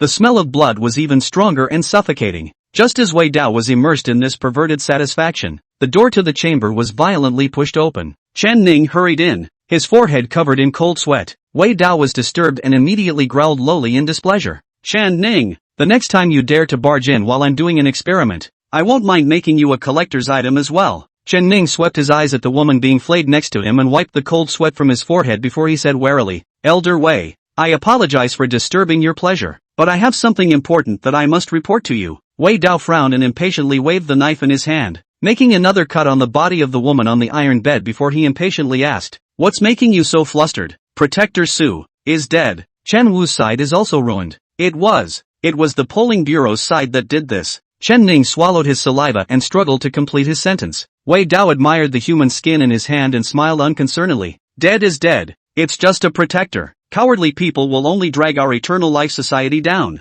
Chen Wu is nothing more than a puppet. Just find another one when it's gone." Chen Ning's heart was filled with fear as he cautiously suggested, "Elder Wei, then should we keep a low profile lately and wait for that group of polling bureau investigators to leave before we continue?" Elder Wei laughed disdainfully and said arrogantly, "It's just a few investigators from the Bureau of Polls. If they dare to come, I'll turn them all into collectibles as well." Chen Ning was aghast in his heart and hurriedly excused himself. He didn't want to spend a moment more in this chamber of blood and death. Wei Dao looked at Chen Ning's hastily fleeing back, and the cold smile at the corner of his mouth became even more sinister. The human skin in his hand looked even more eerie in the dim light. At that moment, the dimly lit room smelled strongly of medicine. Jiangli slowly opened her eyes, her vision blurred, then gradually became clearer. What came into view were low beams and mottled walls. His body was as if he had been crushed, and sharp pains came in bursts. However, he could clearly feel that the aura in his body was even more solid than before, and he was only one step away from breaking through to the late stage of enlightenment. He struggled to sit up, but it tugged at the injuries on his body and he couldn't help but stifle a grunt. "Jiangli, you're awake." Niao Xiaodia's surprised voice rang in her ears. She quickly walked to the bedside, her eyes full of concern. "How do you feel? Where else is uncomfortable?" Jiangli took a deep breath, pushed down the pain, and shook her head. "I'm fine. Where's half-immortal Wang and Lin Feng?" Niao Xiaodai was visibly relieved. "They're all fine. Half-immortal Wang just overexerted himself and has rested. Lin Feng's injuries have also stabilized, thanks to the pills you gave him." Only then did Jiangli put his heart down. Lin Feng's safety was his main concern at the moment. He looked around, and the simple furnishings made him realize that he should still be in the Qin village. "We have to get out of here as soon as possible," Jiangli said, her voice still weak. "I know," Niao Xiaodai nodded. "I've already reported the situation here to the polling bureau. They told us to go back immediately. It seems like there's some kind of emergency." Jiangli frowned slightly. Something was definitely going on with the polling bureau's sudden recall. He forced himself to sit up, and Niao Xiaodai hurriedly reached out to help him. "Can you walk?" Niao Xiaodai asked worriedly. Jiangli nodded, clenched his teeth, and slowly stood up. "Didn't they say anything over there?" Jiangli's brows were furrowed and her tone was anxious. Niao Xiaodai shook her head. "No, it only said for us to go back as soon as possible." At this time, Chen Wen walked in with a middle-aged man. The middle-aged man was lean and sharp-eyed, wearing a plain gray tunic. Chen Wen first inquired about Jiangli's injuries with concern, then introduced, "This is Chen Ning, my clan uncle, and one of the few people in the clan who has always opposed Chen Wu's collusion with the Eternal Life Society." Chen Ning bowed deeply to Jiangli. "Mr. Jiang, great kindness is not appreciated. You have saved our entire Qin clan village, and you have saved me as well." He paused and continued, "In the past 2 days, I've had the clan go all out to purge the remnants of the Eternal Life Society, and now there's basically no trace of them in Western Hunan." Chen Ning's gaze was sincere. "Mr. Jiang, your injuries have not yet healed.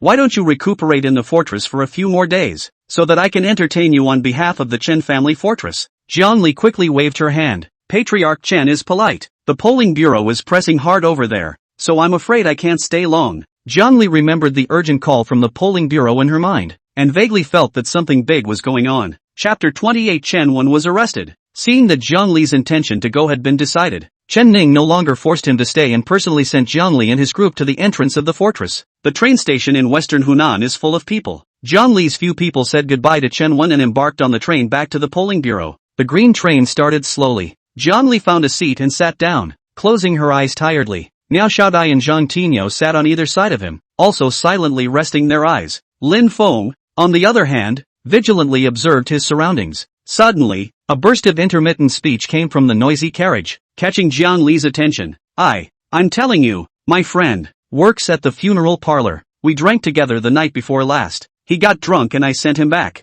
A man spoke indistinctly, like he was drunk. And then what? The other man followed up curiously. And then, when I got to the funeral home, I saw someone was stealing bodies. I'm telling you, my friend who works in a funeral parlor saw with his own eyes those corpses as if they were alive, in his hands, moving around, scaring the hell out of people, said the drunken man in broken voice. The drunken man said in a broken voice, his face white, as if he had gone back to that horrible night. Really? Bull asterisk asterisk asterisk asterisk. The other man was clearly not convinced. 1,000 times true. He ran fast. Or, the drunken man winced, not daring to say any more. Jiang Li's eyes snapped open and his sharp gaze shot at the drunkard. He walked quickly to the drunkard and asked in a deep voice, when did this happen? The drunkard was shocked by Jiang Li's aura and shivered. The night before last.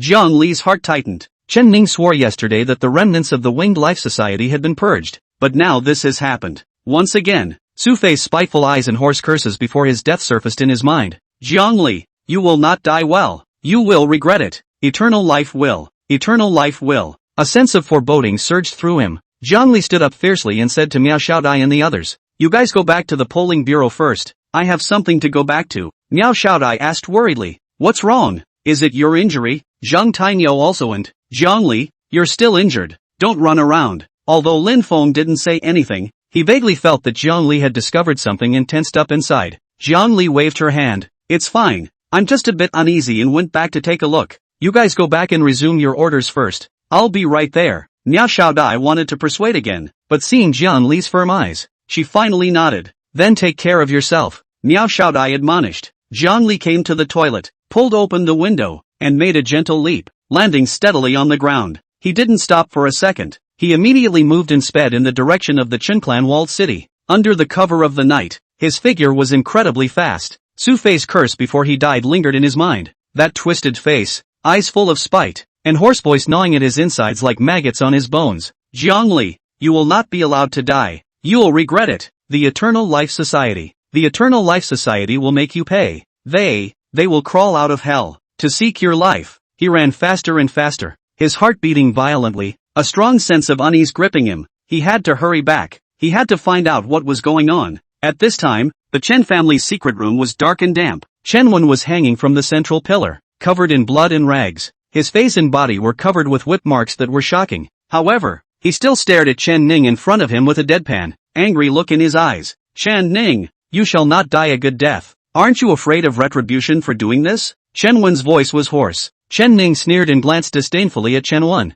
Retribution? I've never been afraid of retribution. Besides, all of this was done by Chen Wu. What does it have to do with me? You fart. You think you can get away with this? The polling bureau won't let you go. Chen Wen gritted his teeth, each word seeming to be squeezed out from between his teeth. Chen Ning's laughter became even more rampant. The polling bureau? They've left now. They can't go back. He raised the whip in his hand and fiercely lashed at Chen Wen's body. I have already arranged manpower on the road. They all have to die. Chen Ning thrashed Chen Wen one after another. He wanted to vent all his anger on Chen Wen. It wasn't until he was tired of beating that he threw the whip on the floor and left the chamber with a big grin on his face. After Chen Ning left the secret room, he walked straight to another room. There, Wei Dao was waiting for him. Is it all ready? Wei Dao asked. Chen Ning nodded, pointing to the corpses stacked in the corner of the room. They're all here. 36 in total. All fresh. These 36 corpses are enough for you to use for a while. Chen Ning looked at the piles of corpses with satisfaction and turned to leave.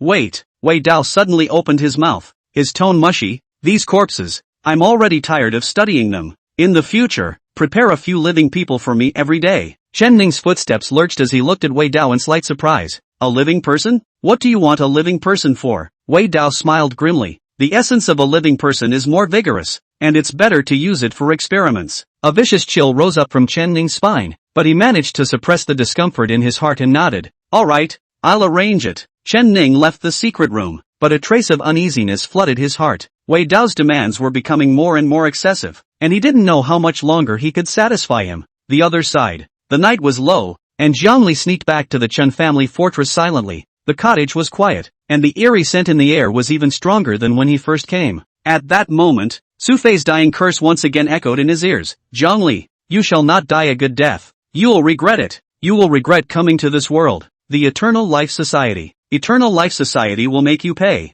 They will climb out of hell, tear your soul, gnaw your flesh and blood, and make you have no peace for all eternity. Su Fei's twisted face, those spiteful eyes, and that hoarse voice haunted him like a nightmare. Lingering, he had to find out the truth, not only for himself, but for the innocent victims. Zhongli carefully avoided the patrolling Chen family members and sneaked all the way to Chen Wen's previous residence. He lurked in the shadows and waited quietly, yet he did not see Chen Wen for a long time. A cacophony of shouting and cursing came from far away. Zhongli followed the sound and hid behind a low wall, seeing a group of Chen family thugs escorting a few men who were tied up into a house not far away. Chapter 29. Goddamn Chen Ning. Chen Ning, you shall not die a good death. You'll get what's coming to you. Goddamn Chen Ning, you shall not die. Let us go. Chen Ning, I won't let you go even if I become a ghost. The bound men hissed and cursed. Zhongli's heart sank, the bad feeling growing stronger. Wei Dao wants the living. These people, but now is not the time to delay. We must find Chen Wen as soon as possible. Time passed by, and the night grew darker and darker.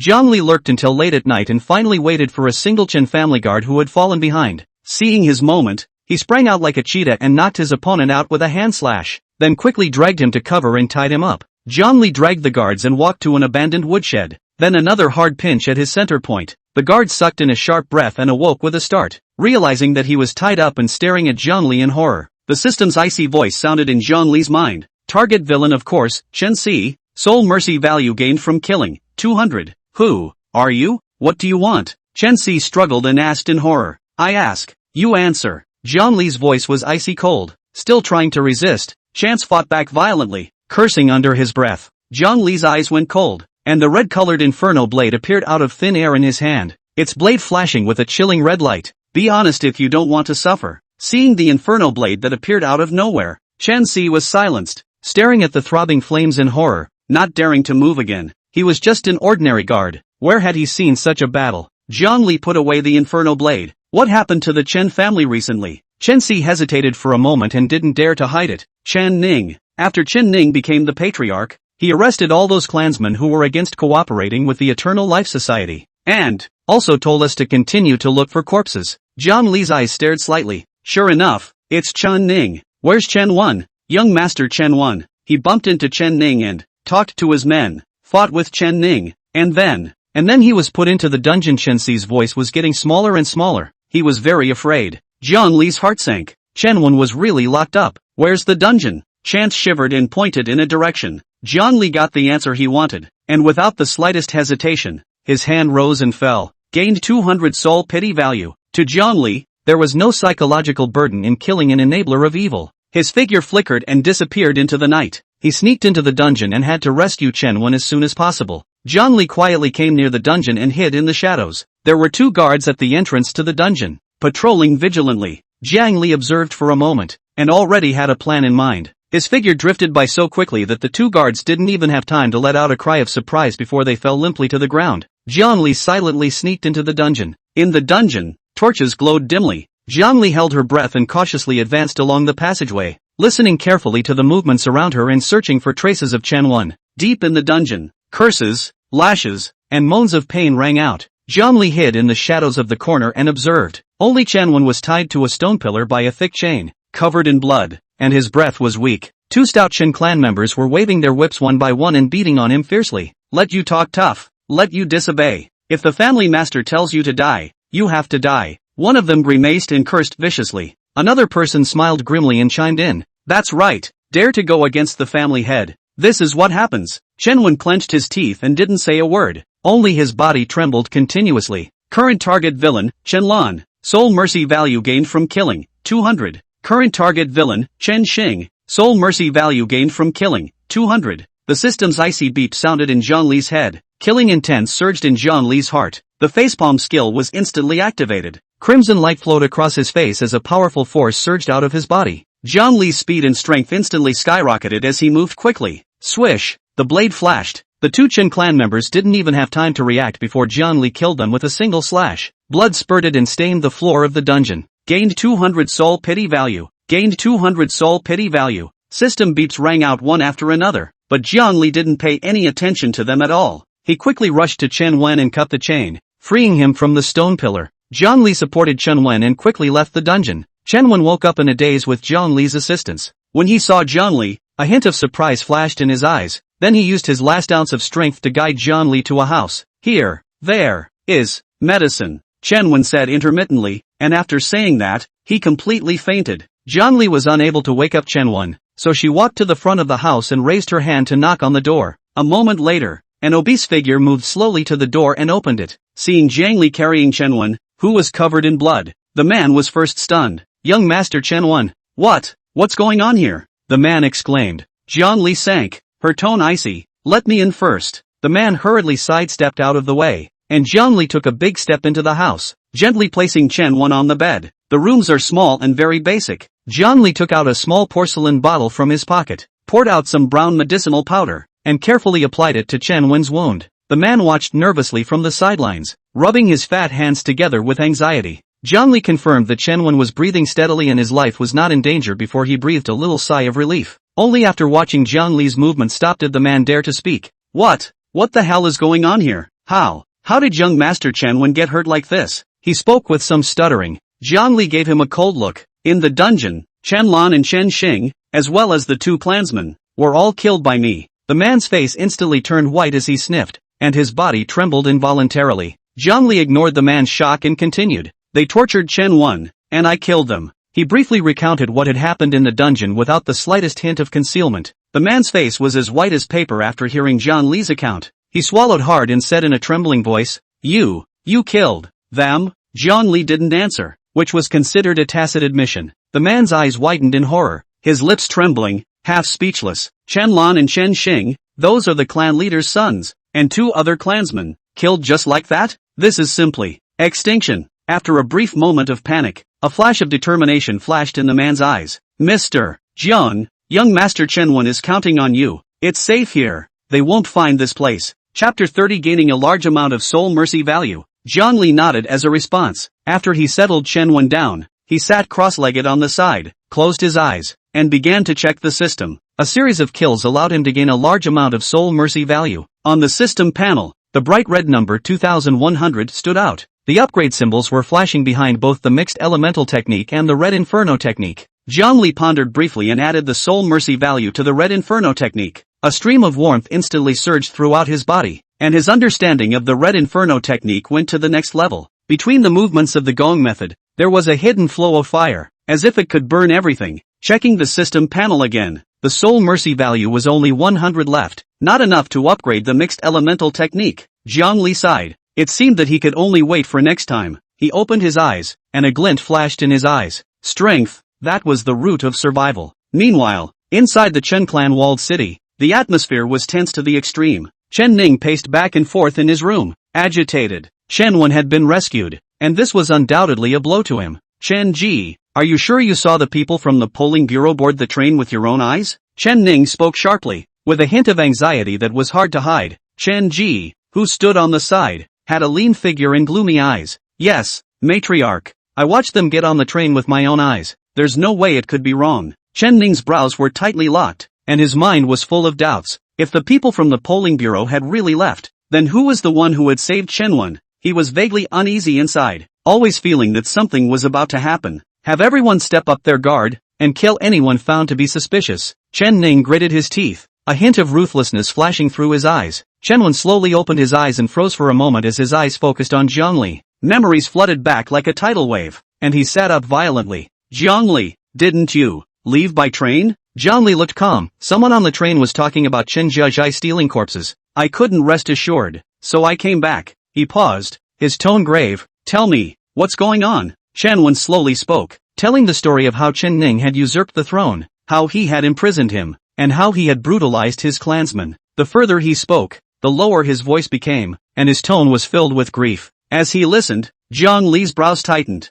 Things were more complicated than he had imagined. The infighting in the Qin village had turned into a brutal killing spree. It's beyond his capabilities as a pollster. After speaking, Chen Wen violently pounded the bedpan, gritting his teeth. "I must kill Chen Ning, to avenge my father, and my clan." Just then, the door to the room was gently pushed open, and a middle-aged man with a solid build walked in carrying a bowl of blackened medicine. He was none other than the owner of this room. "Chen Fong, young master one, drink the medicine first." Chen Wen took the bowl of medicine and drank it down. Chen Fong looked at the two of them and spoke in a calm tone. "Rest assured that you will be able to recuperate here, and I'll go and poke around in what's going on outside." At that moment, a sudden knock on the door broke the peace in the house. Bang bang bang. The rough knock on the door carried a hostile, heart-stopping sound. The three men looked at each other. Zhang Li and Chen Wen quickly hid under the bed. Only after Chen Fong saw that they were hidden did he walk to the door and pull it open. Several Chen clan members dressed in black barged in without a second thought, their eyes fierce as they rummaged around the room.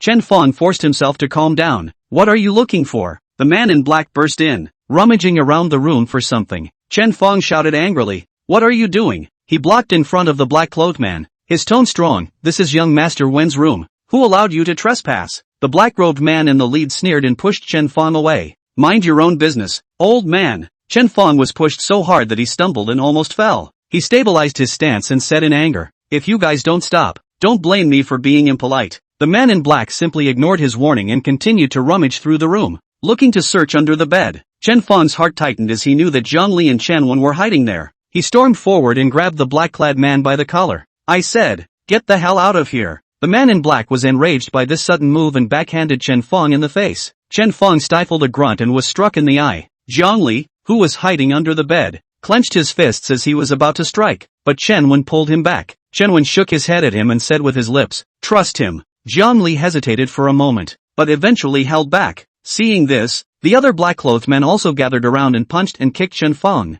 Chen Fong curled up on the ground and silently endured the attack. Zhang Li's heart was in his throat, and he could barely resist rushing out. Chen Wen still clung to his hand. Suddenly, Chen Fong let out a low roar and violently bounced up from the ground. He struck like lightning, one clean cut at a time. Blood splattered, and the black-clothed men fell to the ground before they could even let out a single scream. Zhang Li was dumbstruck, pointing at Chen Fong, half speechless. Chen Fong patted the dust on his body and walked over to the bed. "Come out." Zhang Li and Chen Wen crawled out from underneath the bed. Both of them were a bit lousy. Chen Fong looked around and spoke in a heavy tone. "We can't stay here anymore. We have to hurry and leave." He walked to a cabinet and opened the door, which contained some antique paintings and gold and silver jewelry. "Take all of these things with you," Chen Fong said. "These are the ancestral belongings of the Chun clan walled city, and they cannot fall into Chen Ning's hands." Zhang Li and Chen Wen nodded and quickly put things away. Chen Fong pulled out a fire discount from his pocket and lit the bedding on the bed. The blazing fire instantly spread and engulfed the entire room.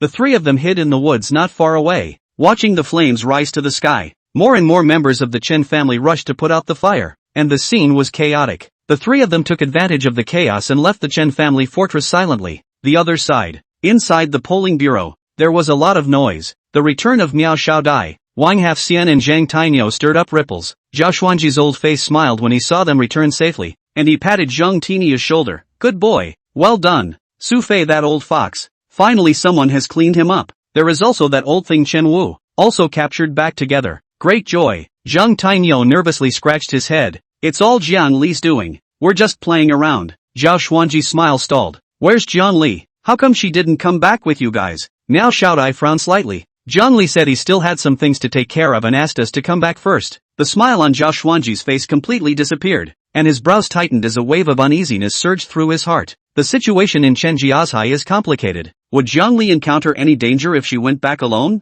Chapter 31, taking the opportunity to probe for information. Chapter 31. At this time, Zhao Ming walked over with a few senior members of the polling bureau, his face piled with false smiles. "Yo, all back? Hard work, hard work. This trip to Western Hunan is really something to be congratulated." He turned to Zhao Xuanji. "Brother Xuanji, why don't you gather everyone together to celebrate such a big happy event? Let's all get a taste of the joy." Zhao Xuanji sneered in his heart. This old fox is clearly trying to use the opportunity to probe for information. However, it was not easy for him to refuse, so he ordered it down and summoned all the top brass to a meeting. In the conference room, the atmosphere was electric. The crowd applauded the triumphant return of Miao Xiaodai and the others. This trip to Western Hunan was thanks to Captain Zhang Li's strategizing, and the three of you, Miao Xiaodai, Wang Half-Immortal, and Zhang Taihu, have also performed well, adding to the glory of our polling bureau, a high-ranking officer said impassionedly. Yes, Captain Jiang is really young and promising. The crowd chimed in.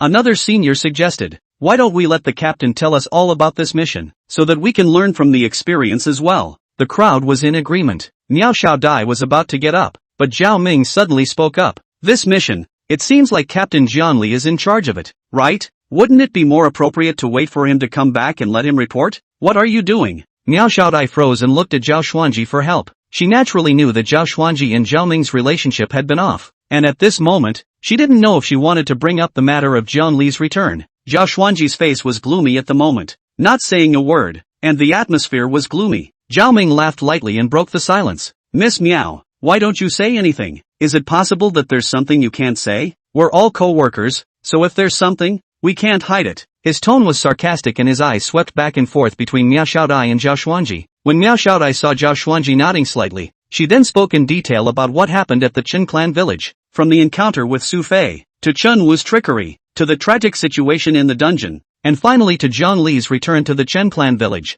Her voice was calm, but tinged with worry. The conference room was silent as the crowd listened with varying faces. At this time, a senior officer broke the silence. Contact Zhang Li and ask him about the situation on his side. The crowd agreed, and immediately someone started to make a call. However, they realized that Zhang Li's side was disconnected. No contact. The officer in charge of communications had an ugly look on his face. Zhao Ming gloated and then spoke. The situation on Zhang Li's side is not yet clear. Plus many of the investigators from the polling bureau are out on missions right now. I happen to have someone under me who happens to be in the vicinity of Western Hunan, so I can go to Western Hunan to find out what's going on there. Zhao Xuanji frowned. He knew that Zhao Ming was unsettled and that this was an attempt to take advantage of the opportunity to meddle in the affairs of the Chen clan walled city. The senior members of Zhao Ming's faction immediately agreed. Zhao Ming is right. We have to confirm the safety of every investigator. Zhao Xuanji cursed in his heart, but he couldn't refuse and could only reluctantly agree. Then I'll trouble Zhao Ming. After the meeting,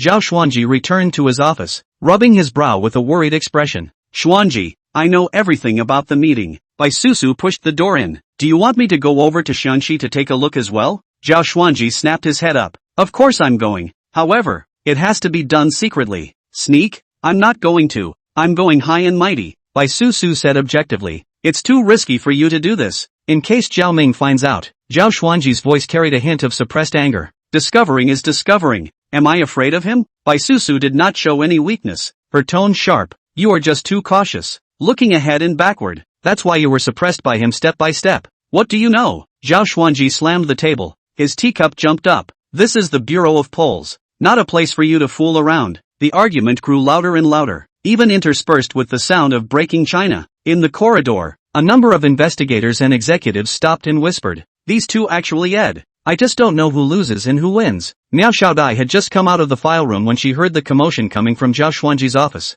Her heart tightened and she hurried over. In the office, Bai Susu was pointing at Zhao Xuanji's nose and cursing angrily. The two of them had their swords drawn and were about to make a move. In the corridor, Zhao Ming and a few of his inner circle were hiding at the side with gloating smiles on their faces. Miao Xiaodai hesitated, but still pushed the door and walked in. Chief, Sister Bai. Miao Xiaodai tried to dissuade. You get out. Zhao Xuanji roared. Suspension. You suspend me. He pointed at Bai Susu, almost growling out. Bai Susu sneered. Suspension is suspension. I'm quitting. She grabbed her bag and slammed the door without looking back. The sound of her high heels hitting the ground echoing in the corridor. Only then did Zhao Ming's gang come in with a false sense of humor. Chief, take it easy. Captain White is also too concerned about you. Ugh, it's all about the polls. Zhao Xuanji's face turned blue and he didn't say a word. After Zhao Ming and the others comforted them, they left. After returning to his office, Zhao Ming's mouth curled into a cold smile. As long as Zhang Li couldn't come back, the position of director would be his.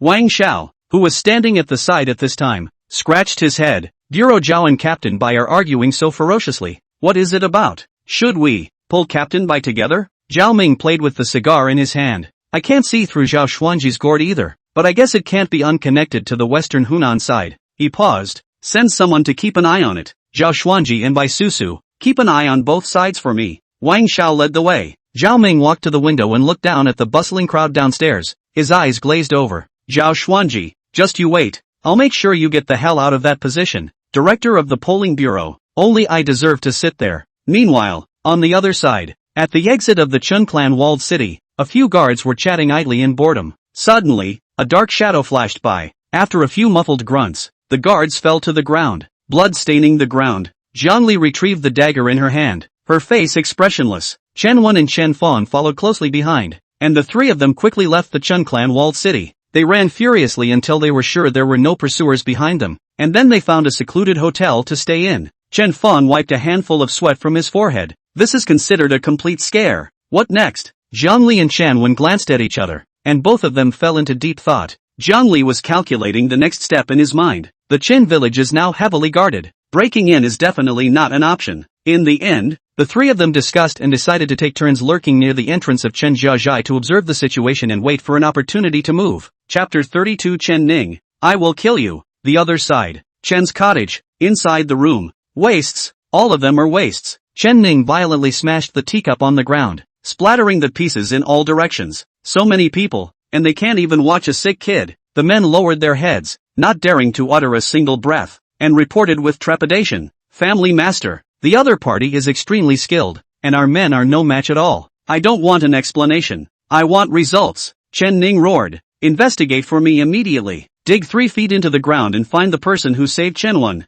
The men were amazed and retreated in a panic. Chen Ning sat disheveledly in his chair, his chest heaving violently. The fact that Chen Wen had been rescued had undoubtedly slapped him hard in the face, and what worried him even more was who the other party was and what their purpose was. Suddenly, a dark shadow appeared silently in the room. Chen Ning was violently startled, subconsciously touching the dagger at his waist, only to find that the other party's speed was incredibly fast, and a cold dagger was already against his neck. Cold sweat instantly soaked his shirt. Who are you? What do you want? Chen Ning's voice trembled as he forced himself to stay calm. The dark figure didn't speak, just stood there quietly. The fear of death enveloped Chen Ning, and he felt his breathing become difficult. He tried to keep himself calm. The more times like this, the less he could panic. The black shadow finally spoke, his voice low and raspy. Director Zhao has a business deal. He wants to talk to the Chen family village and the Eternal Life Society. Chen Ning froze for a moment. Director Zhao? Zhao Xuanji from the polling bureau? How did he get into business with himself, and involving the Forever Young Society? His mind wandered, but the cold touch on his neck dared him to do anything rash. Director Zhao.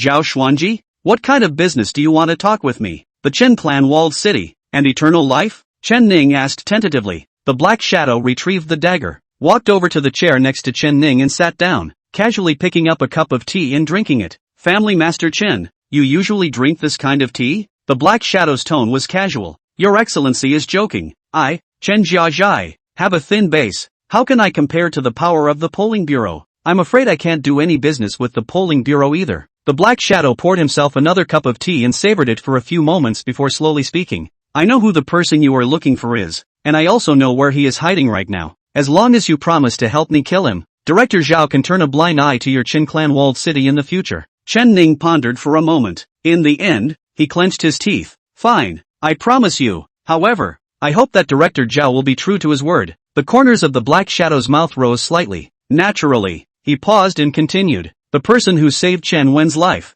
named Zhongli, is now hiding in room 302 of the Rujia Hotel in town. Zhongli? Chen Ning stood up violently. Surprisingly, it's him, going and returning. I had underestimated him. A fire of anger burned in his chest. He didn't expect Zhongli to be so bold as to dare provoke him again and again. He immediately turned around and shouted at the door. Come on people, immediately go to the Ruijia Hotel in town and bring Zhongli back to me, live or die. Several of his men quickly rushed into the room and led the way. The black shadow looked at Chen Ning's hurriedly departing figure and let out a cold smile as his figure instantly disappeared into the room. At this moment, Zhongli, Chen Wen and Chen Fong were hiding in the dense bushes near the exit of the Chen clan walled city. Under the cover of night, they were waiting for the best time to strike. Suddenly, Zhongli's mind resounded with the system's icy beep. Current target villain, Chen Wan. Soul mercy value gained from killing, 200. Current target villain, Chen Tiansheng. Soul mercy value gained from killing, 200. A series of beeps pounded Jiang Li's nerves.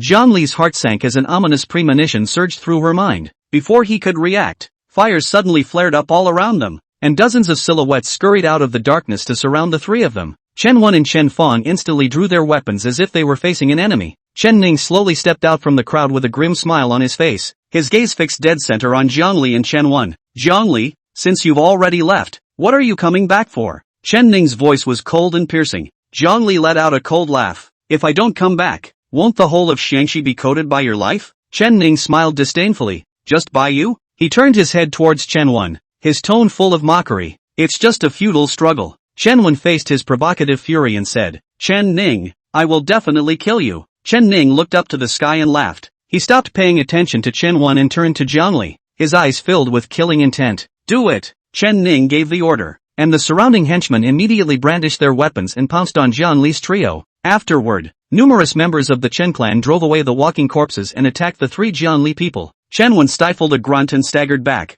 He was already heavily injured, and it was even more difficult for him to fight at this moment. The long knife he wielded feebly slashed at the walker's body, leaving only shallow marks. Although Chen Fang fought to the death, his strength was limited and he soon fell into a disadvantage. Jiang Li's palms fluttered, and crimson flames jumped in his hands, gradually condensing into two inferno knives. However, the color of the flames deepened, eventually turning into a dazzling orange. The two orange inferno blades emitted a scorching heat wave. Seeing this, a hint of surprise flashed in Jiang Li's eyes. He didn't expect that at such a critical juncture, the red inferno technique would break through. At this moment, the walker hissed and lunged, looking about to grab Jiang Li. In the nick of time, Jiang Li flipped his wrist and took out a palm-sized gong from his waist. Clang! A crisp gong rang through the night sky. The movements of the walker rushing at the front of the line lurched and stopped stiffly in place. Jiang Li was pleasantly surprised in her heart. So this is the effect of the soul suppressor gong. He no longer hesitated. Gripping the orange inferno blade with both hands, his figure was like electricity as he rushed into the group of walkers. The light of the blade flashed, and the orange flame was like a bone infection,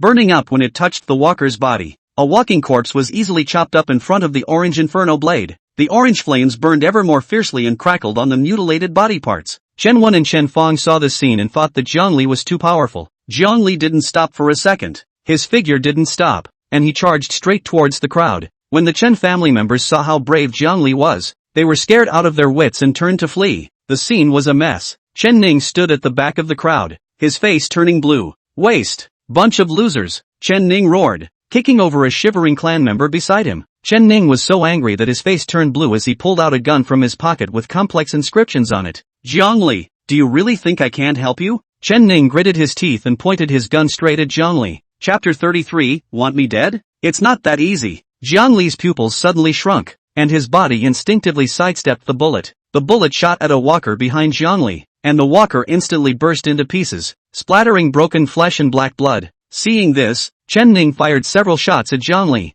Gunfire exploded in the night sky in flashes of fire. Jiang Li didn't dare to be careless and hurriedly activated the faceplate. A faint layer of golden light covered Jiang Li's body, and his speed, strength, and reflexes all increased in an instant. He dodged bullets as he kept moving closer to Chen Ning. The bullets whizzed by, leaving a trail of residual shadows around Jiang Li. Chen Ning backed up while continuously firing his gun in an attempt to stop Jiang Li from getting closer. Damn! Why is this kid so difficult to deal with? Chen Ning cursed in his heart. He didn't expect Jiang Li to be so fast. The distance was getting closer and closer, and the orange inferno blade in Jiang Li's hand slashed out. The light of the knife was like electricity, aiming straight for Chen Ning's throat. In the nick of time, Chen Ning pulled a clan member beside him in front of him. Ah! The screams came to an abrupt end. You go! Chen Ning ordered the clan member next to him. The clansmen next to him were so frightened that their bodies shivered and their teeth chattered, but they did not dare to disobey Chen Ning's orders, and with trembling hands, they drove their own walking corpses forward to fend them off. Chen Ning took the opportunity to dodge behind the walker, which gave him time to release his own walker. He stared at Jiang Li sinisterly. Jiang Li's eyes were icy cold, and the orange inferno blade swung out without mercy. The blade flashed, and the walkers and a few Chen clan members who stood in front of him were instantly chopped into several pieces. He struck decisively, without the slightest hesitation. Jiang Li didn't have half a bit of guilt in her heart towards these system-prompted villains. In an instant, Jiang Li once again approached Chen Ning. Chen Ning's face changed, and he hurriedly maneuvered his own walker to meet the battle. Surprisingly, the walker had blocked Jiang Li's attack. The orange inferno blade slashed at the walker's body again and again, but only left shallow marks. Seeing this, Chen Ning couldn't help but let out a loud laugh. Zhongli, what do you think I've been doing all these years? This walking corpse has been tempered by me many times, and it is invulnerable to swords and spears. With your mid-enlightenment strength, how can you even think of injuring it? Jiang Li's heart sank. This walker's defense was indeed beyond his expectations. Chen Ning controlled the walker and began to take the initiative to attack. The walker's movements were stiff but powerful, and each blow carried a harsh and powerful wind. Jiang Li was forced to fight, and several wounds soon appeared on his body. The two of them, Chen Wen and Chen Fong, were anxious when they saw this. Brother Jiang Li, hold on, Chen Wen shouted, releasing his own walker. An ordinary walker clad in rudimentary armor and wielding a rusty long sword. Chen Fong also released his own walkers at the same time. A teenage walker in a Lolita-style tutu with a double ponytail and a giant lollipop in her hand appeared in front of the crowd. Chen Wen froze for a moment, looking at Chen Fong with difficulty in words. Releasing a teenage walker is a real first. Some of the surrounding Chen family members also cast strange gazes. Chen Fong's face was so embarrassed that it was about to drip blood and he couldn't wait to find a crack in the ground. He coughed dryly and forced himself to command the secondary girl walker to charge. Go on, sweetie. Chen Wen also controlled his walker to rush towards Chen Ning's walker. Brother Jiang Li, we're here to help you. The two walkers charged up aggressively, but they were unbeatable in front of Chen Ning's strong walker. In just a single glance, the armor of Chen Wen's walking corpse was torn apart and his long sword was broken. Chen Fong's secondary girl walker was even worse, with her giant lollipop crushed in one bite and her poncho torn to shreds. Immediately afterward, the two walkers were grabbed by Chen Ning's walker and swallowed in one gulp. Chen Fong's heart huffed in pain. That was a walker that he had managed to collect the materials for and carefully crafted. It was eaten just like that? He gritted his teeth and forced his heart to ache, not daring to make a sound for fear of attracting the strange gazes of the people around him again. Jiang Li was forced back by Chen Ning's walkers, adding a few more wounds to his body. In his mind, he said something bad. The walker's defense was so strong that its own attacks were almost ineffective against it. At this rate, sooner or later, one will be exhausted. Something had to be done to break the ice. As he dodged the attacks of the walkers, he observed his surroundings, looking for terrain or items he could utilize. At this moment, Chen Ning's face was filled with complacency. Jiang Li, aren't you great? Why are you acting like a lost dog now? He maneuvered the walkers to press forward step by step, not giving Jiang Li a chance to catch his breath. Today is the day you die. At this time, inside the polling bureau, Miao Xiaodai pushed open the door of Bai Susu's office in a flurry of wind. Sister Bai, I know you're going to Xiangxi. Take me with you. Bai Susu rubbed her brow and put down the paper in her hand. Xiaodai, the trip to western Hunan is dangerous. You can't go. I know brother Jiang Li is in danger. I must go and help him. Miao Xiaodia's tone was resolute. Bai Su tried to persuade her further when the office door was pushed open again. Wang Half-Xian, Zhang Tainyo, and even the bandaged and pale Lin Feng had come. Sister Bai, we're going too. The three spoke in unison. Bai Susu looked at the group of people in front of her and was very shocked. This Jiang Li, what kind of magic could make these people so for him? She sighed. Why are you guys so bitter? A trip to western Hunan is 9 deaths and 1 life. Sister Bai, brother Jiang Li deserves this. Zhang Tainyo said in a jared voice. Half-immortal Wang stroked his beard. Old Tao, I also think. This kid is not simple. It's worth my old man's trip. Even Lin Feng, who had always been quiet, spoke up. Sister Bai, brother Jiang Li is my role model. I can't watch him in danger. Bai Susu looked at their determined eyes and knew that any further persuasion would be useless. I appreciate your intentions, but the trip to western Hunan is too dangerous, and I can't let you all risk your lives. Bai Susu persuaded bitterly, reasoned and moved, finally dispelled the idea of the crowd to go together. Although the crowd was helpless, they didn't want Bai Susu to be embarrassed. Wang Half-Xian pulled out an ancient copper coin from his pocket. White girl, this is the most precious treasure of Maoshan. Jiankun Ichi Qian. It can save one's life at the critical moment. You take it with you. Zhang Tainyo also took out a bottle of blackish pills. Sister Bai, this is my ancestral golden sword pill, a sacred product for healing. Take it. Even though Lin Feng was severely injured, he pulled out a thin booklet. Sister Bai, this is the 5 elements transportation technique that I copied from an ancient book. It might come in handy. Miao Xiaodai gritted her teeth and pulled out a delicate porcelain bottle from her bosom. Sister Bai, this is the Compassion King Den I refined. It can briefly boost your strength. Don't use it as a last resort. Chapter 34,000 Faces Compulsion. Bai Susu looked at the few treasures in her hands and a warm current surged in her heart. She nodded solemnly. Thank you all. I will definitely bring Jiang Li back. Miao Xiaodai continued to pull out a writhing porcelain vase from her bosom and carefully took out a fingernail capsized,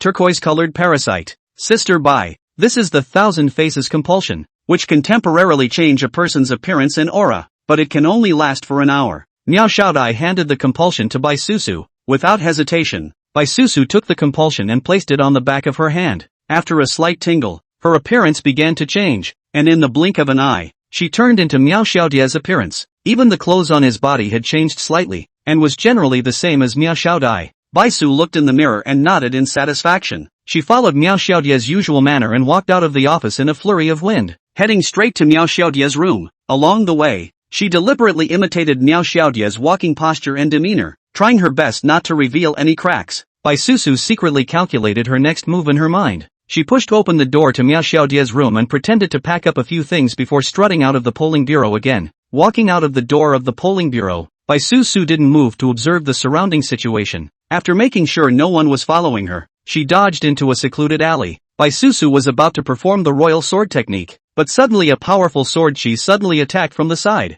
She reacted extremely quickly, sidestepping the attack and shooting out a short sword with her backhand. Ding! With a crunch, the short sword was blocked. A man in black slowly stepped out of the shadows with a cynical smirk on his face. Where are you going in such a hurry, Bai Su? After seeing clearly who it was, Bai Susu's heart sank as she gripped the hilt of the sword in her hand and assumed a fighting stance. Junggu, why is he here? He was Zhao Ming's subordinate, late Enlightenment realm. Could it be that he was blocking her? How did you find me? Bai Susu asked coldly. Your disguise is perfect, but unfortunately, it can't be hidden from my eyes. The corner of Zhang Gu's mouth revealed a smile. My awakened ability, named Insight, can see through all the falsehoods and point straight to my heart. I've seen Miao Xiaodia's heart, and it's not quite the same as yours. Bai Susu was shocked in her heart. Insight? It's amazing that there's still this ability. Jungkook was already suspicious when she came out of her room. She didn't say anything, just silently gripped the short sword in her hand tighter, ready to fight. Junggu, however, unexpectedly waved his hand and put away his original attack stance. No more fighting. You go. He sidestepped and made way for Bai Su. Bai Su froze. She stared warily at Junggu, not understanding what drug he was selling. What do you mean? Junggu let out a light laugh. The polling bureau hasn't been this lively for a long time. I don't want it to chill out. He paused and continued. Good luck on your journey to Xiangxi. After saying that, he turned around and left, his figure quickly disappearing into the shadows of the alley. Bai Susu stood still, a little confused for a moment. Jungkook let her go just like that? No way. Perhaps Zhang Gu had another purpose? But now was not the time to think about that. Saving Jiang Li was important. Bai Susu no longer hesitated, and with a light tap of her toes, she rose up with her sword and disappeared into the sky. Zhang Gu looked at Bai Susu's faraway direction and the corner of his mouth rose slightly. The pollsters have a lot of hilarity coming up next. On the other hand, Xiangxi Chenji Ase, a hideous wound on Jiang Li's body, blood soaked through his clothes. He gasped for air,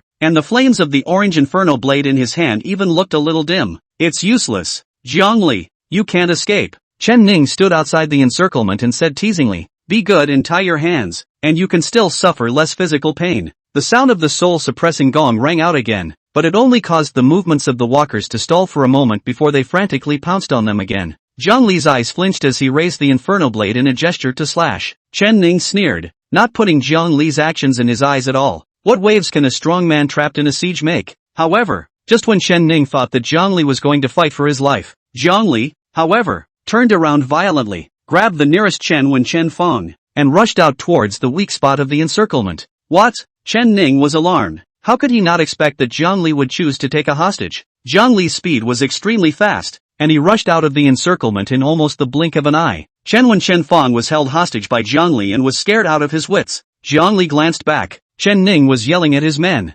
Chase! Quickly give chase to me. Make sure to catch them back. Chen Ning looked at Jiang Li's distant back, his face turning blue. He didn't expect that he would be put on the spot by Jiang Li.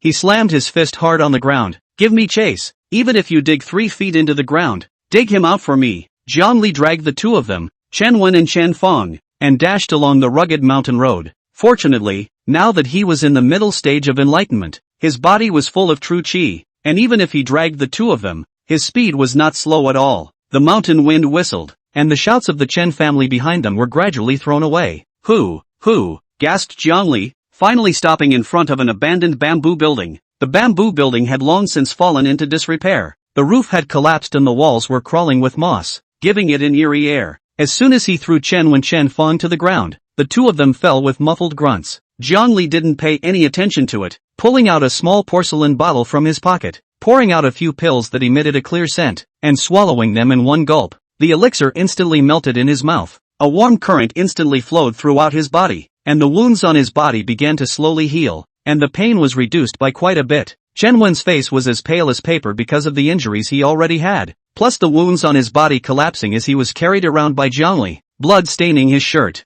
Zhongli glanced at him and poured out another elixir, throwing it in front of Chen Wen. "Eat it." Chen Wen froze for a moment, then hurriedly picked up the elixir and swallowed it. The medicinal effect of the elixir quickly appeared. The blood at the wound gradually stopped and the pain gradually disappeared. He closed his eyes wearily and fell into a deep sleep within moments. Chen Fong looked at Zhongli with great gratitude in his heart. "Zhongli, thank you." He paused and added, "You guys have a good rest. I'll keep watch." Zhongli didn't say anything, he just sat down cross-legged, closed his eyes, and began to operate the mixed yuan gong to heal his injuries. The successive battles over the past 2 days had left him physically and mentally exhausted and in dire need of recovery. The night is getting deeper and deeper, and the insects are chirping outside the bamboo building. Chen Fong leaned against the crumbling wall and eyed his surroundings warily. Zhongli was immersed in his cultivation, not the least bit disturbed by the outside world. Chapter 35, I underestimated him. With the operation of the mixed yuan gong, the true qi in his body slowly flowed, repairing his damaged meridians.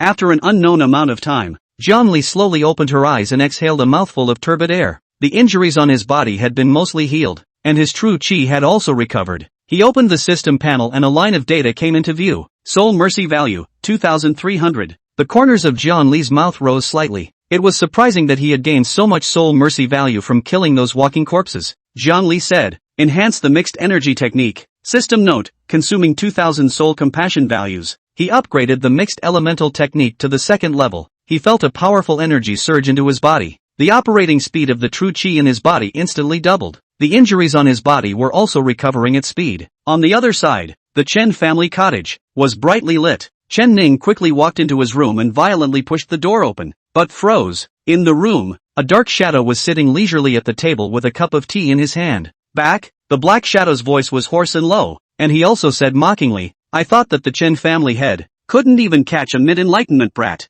Chen Ning's face turned blue as he walked over to the table and sat down heavily. It's me who underestimated him. Next time, I will definitely take care of him with my own hands. The black shadow let out a light laugh. Let's hope so. After all, we still need the Chen family head's help in our cooperation. He put down his teacup and stood up. Farewell. Before the words left his mouth, the black shadow had disappeared without a trace, leaving only Chen Ning in the room. Chen Ning's eyes clouded over. A few moments later, he got up and shouted at the door. Men, take a few live ones and go to the secret room. The secret room of the Chen family was dark and damp, emitting a strong smell of blood. Wei Dao is standing by an iron bed. His hands are stained with blood, and on the iron bed lies a bloody woman who has long since lost her breath. Chen Wen stood in the doorway, holding back the churning in his stomach, and only dared to walk in when there were no more screams coming from the chamber. Mr. Wei Dao didn't raise his head. What is it? Zhongli. He escaped. Chen Wen continued. And a dark shadow came to us, saying that he wanted to do business with us. Wei Dao finally raised his head. Oh, business? Tell me about it. Chen Wen repeated the black shadow's proposal in detail. After Wei Dao heard this, the corner of his mouth hooked into a cruel smile. Zhongli? Interesting. I'll make a move. When Chen Ning heard that Wei Dao was willing to make a move, he quickly thanked him. Thank you, Mr. Wei Dao. After this is accomplished, the Chen family will be grateful. He waved his hand and had the woman he had just captured sent into the chamber. The mournful screams resounded again, echoing in the gloomy chamber for a long time. Chen Ning stood outside the chamber, listening to the screams inside without any fluctuations on his face. There was only one thought in his mind. Zhongli, you can't escape. The next morning, Zhongli slowly exhaled a mouthful of turbid air and opened his eyes. After a night's cultivation, the injuries had recovered most of the way. The true qi in his body was full, and he had vaguely touched the bottleneck at the late stage of the enlightenment realm. It was just 1 foot short of the threshold to break through. If this kind of cultivation speed were to be spread, I'm afraid that the entire Xiangxi cultivators would be shocked by it. Beside him,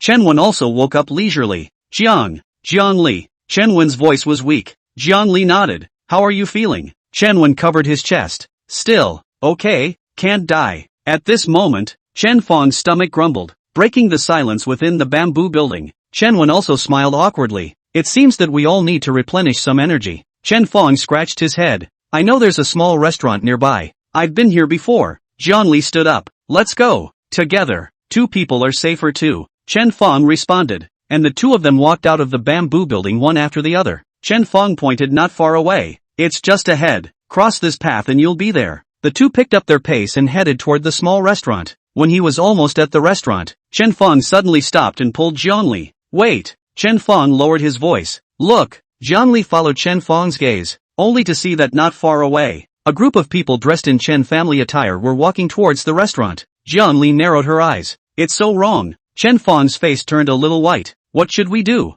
It'll be troublesome if they find out. Jiangli patted Chen Fong's shoulder. Don't panic. Let's take a look at the situation first. Jiangli pressed Chen Fong's hand, signaling him to be silent. The two held their breath, not daring to move a muscle. They had expected to be discovered and were ready to strike at any moment. However, the group of Chen family members walked straight into the small restaurant without even looking back. Jiangli and Chen Fong continued to wait for a few moments, determining that the group showed no signs of coming out before exchanging a glance. Looks like they're not here for us, Chen Fong whispered. Jiangli shook her head slightly. Maybe they just haven't found us yet. It's not advisable to stay here for long. Let's change places. Chen Fong nodded, and the two of them turned around and prepared to leave. Just then, a loud noise came out of the diner, breaking the silence. The two of them had a footstep and subconsciously looked back at the diner. What's going on? Chen Fong asked suspiciously. Jiangli didn't reply, but pulled Chen Fong to quietly lurk beside the window of the diner. The noise inside the house became clearer and clearer, interspersed with the woman's pleas and screams, as well as the sound of things breaking,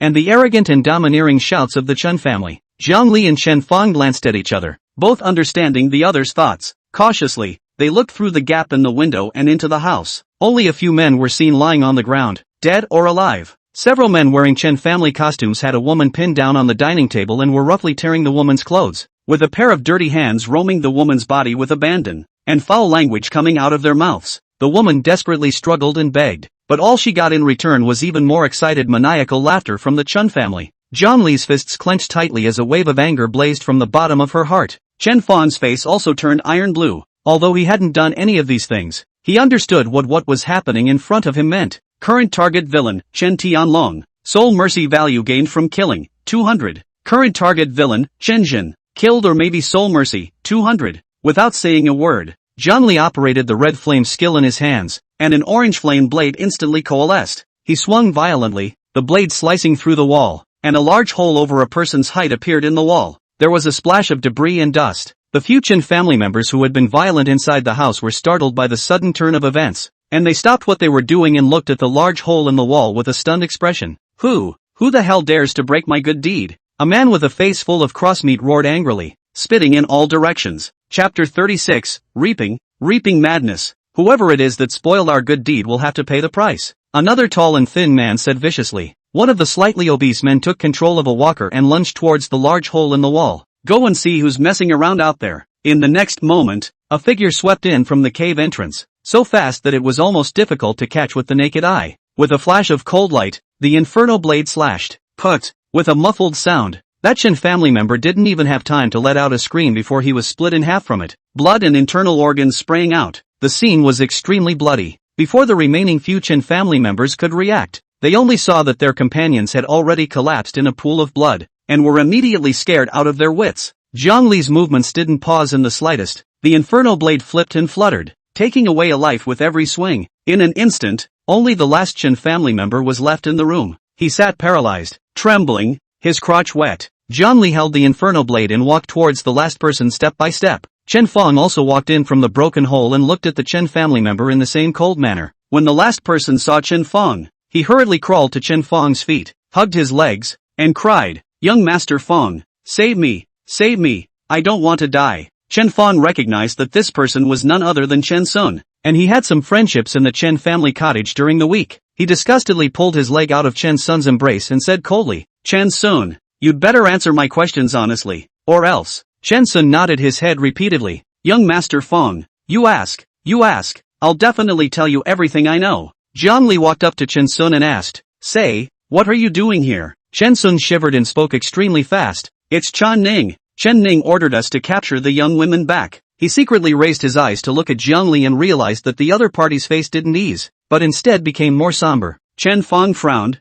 "Capture a woman? Capture them for what?" Chen Sun quickly shook his head, sweating like a pig. "I Don't know. I just follow orders. He didn't know much information, and he was apprehensive inside for fear of angering Zhongli. Zhongli sneered. Don't know? Looks like you're not much use. He raised his inferno blade and made a move to slash. Chen Sun was so scared that his liver and gall bled, and an odor of urine filled the air. He struggled desperately, but he couldn't break free from Chen Fong's grip. He hissed defiantly. I know a secret of the Eternal Life Society. I'll tell you if you'll let me go. Zhongli's movement stopped and his eyes looked at Chen Sun playfully. Oh, the secret of the Eternal Life Society? Tell me about it. Chen Sun hurriedly said. The Eternal Life Society. They have been utilizing the human body to research the secret of eternal life, and it was because Chen Ning saw this that he chose to cooperate with them. He was incoherent, afraid that Zhongli would back out. Zhongli retrieved the Inferno Blade. The secret of the Forever Young Society. That's important information. He collected his murderous aura and said faintly.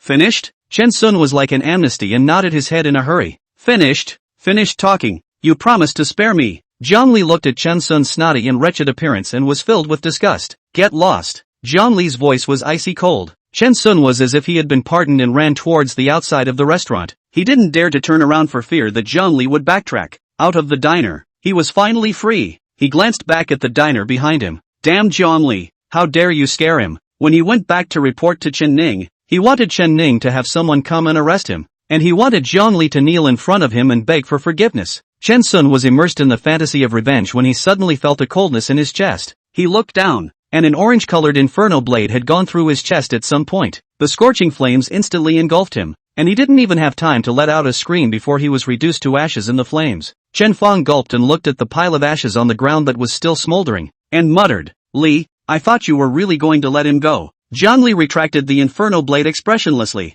and the flames on the blade slowly extinguished. He said faintly, this kind of scum, letting the tiger go, will lead to endless trouble. He turned around and walked towards the woman who had been knocked out by the Chen family, squatted down and gently patted her cheek. Wake up. Chen Fong also came over and looked at the woman's pale face with some apprehension. The woman woke up slowly, opened her eyes in confusion, and screamed in horror at the sight of the two strange men in front of her. Don't come over. Don't touch me. She struggled backward until her back was against the cold wall and she couldn't retreat. She closed her eyes in despair and with a trembling hand pulled a small knife from her sash and held it against her neck. Don't! Zhongli and Chen Fong exclaimed at the same time. Zhongli hurriedly explained. Girl, don't misunderstand. We're not bad people. We are here to save you. Save me? The woman smiled sadly. You're in league with them. All beasts. Chen Fong was so anxious that he stopped his feet. Girl, you've really misunderstood. We are not the same as them. It was Li who killed those bad guys. The woman looked at the inferno blade in Zhang Li's hand that was still emitting a faintly hot aura, not knowing whether she should believe it or not. Seeing this, Zhang Li hurriedly put the inferno blade into the space ring. Girl, take a closer look. Those who beat you are now lying on the ground, whether they are dead or alive. You judge for yourself. Only then did the woman cautiously open her eyes and look around. It was only when she saw the Chen family members lying on the ground sideways that she trembled and lowered the knife in her hand. Zhang Li and Chen Fong looked at each other and both let out a sigh of relief. In the next few moments, Zhang Li and Chen Fong woke up all the other people in the restaurant who had been knocked out one by one. When these people woke up and saw the Chen family members lying on the ground, they were scared out of their wits and fled the restaurant. Soon the noisy diner became empty. The woman stood up and bowed deeply to Zhang Li and Chen Fong. Many thanks to the two benefactors for saving my life. I am grateful. Zhang Li waved her hand. A show of hands. No need to be polite. Chen Fong scratched his head and hemmed and hawed. Zhang Li looked around and said, this isn't a place to stay for long, so we'd better leave first. Benefactor, please wait a moment. The woman said, there's still some food in the restaurant. I'll go pack some for Enkong as a token of appreciation. Zhang Li didn't excuse himself, so he and Chen Fong simply ate something in the restaurant. When she had eaten and drunk enough, the woman handily packed up some more food. The three left the restaurant and returned to the abandoned bamboo building. Chen Wen, you're hungry, aren't you? We brought some food back. Chen Fong handed the packed food to Chen Wen while telling him exactly what had just happened in the diner. Chapter 37, The Evil Society of Eternal Life. After Chen Wen heard this, he was furious, fiercely pounded the bedboard, and said through gritted teeth, Chen Ning this. I was really blind to take him as a brother. With that, he clutched his head in chagrin. How could I have been so stupid to not see through his true colors earlier? Chen Fong patted Chen Wen's shoulder. Brother Wen, don't blame yourself too much. No one could have imagined that Chen Ning would turn out like this. Chen Wen raised his head, his eyes red. But I really regret. How did I trust him so much in the beginning? But things have come to this, it's useless to regret. We have to think about how to deal with Chen Ning,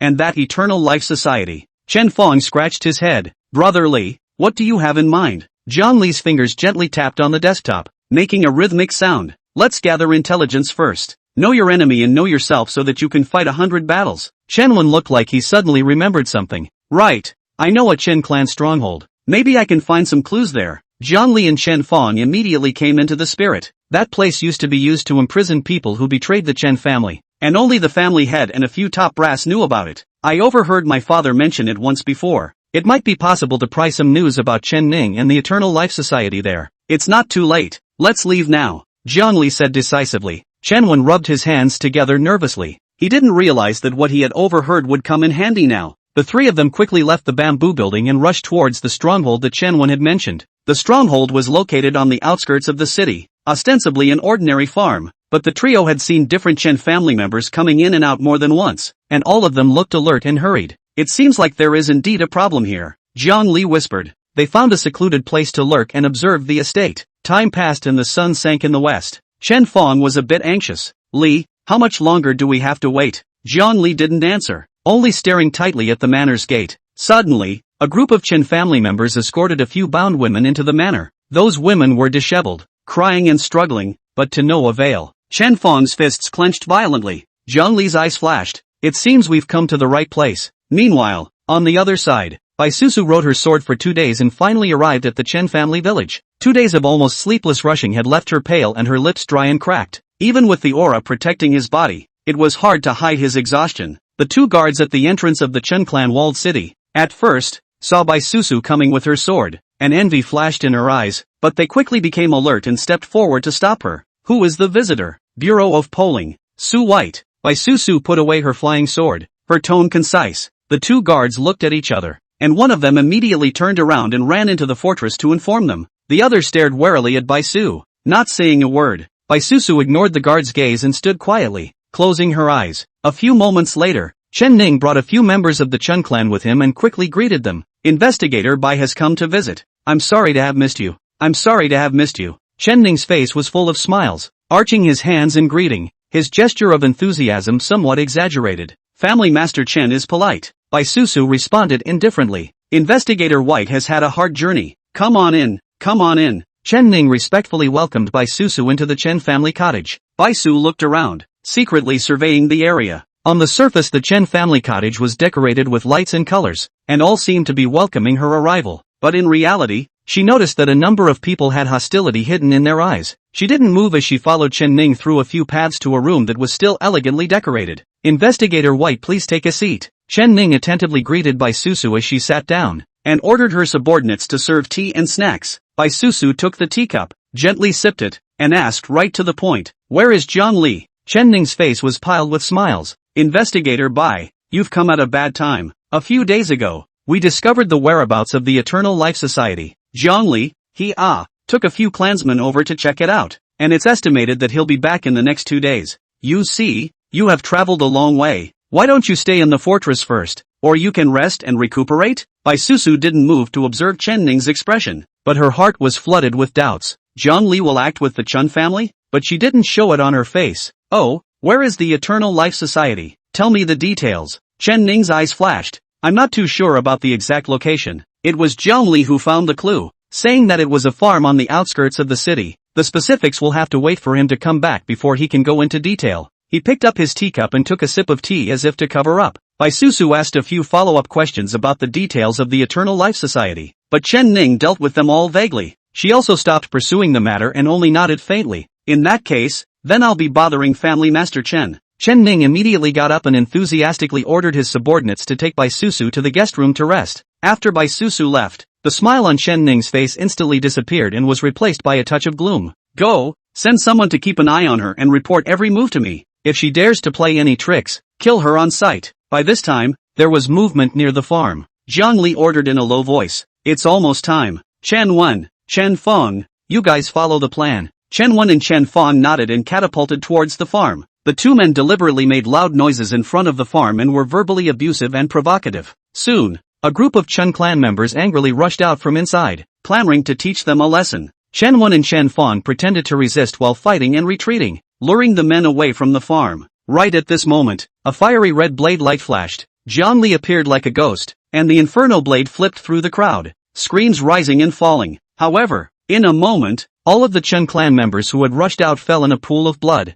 Jiang Li and the three of them quickly sneaked into the farm and searched it inside and out, but they didn't find a place to hold those women. Strange, where is everyone? While the three were at a loss, Jiang Li suddenly noticed a shivering figure in a corner. An honest-looking member of the Chen family hid there, his face full of terror. The system did not beep, proving that the person did not do evil. Jiang Li's grip on the inferno blade loosened slightly. Seeing that he had been discovered, the man trembled in fear and quickly fell to his knees, begging for mercy. Spare my life. I didn't do anything. It was all because they forced me to. I never hurt anyone. Say, where's the entrance? Jiang Li's voice was as cold as ice, and the tip of the inferno knife was pressed against the man's throat. The man's face was pale, his eyes were horrified, and the knots in his throat rolled, but he was half speechless. He shook his head desperately, eyes averted, sweat pouring down his face. The fear of death gripped him, making him almost suffocate. The ferocious light in Jiang Li's eyes intensified. I'll ask again, where is the entrance? If you don't tell me,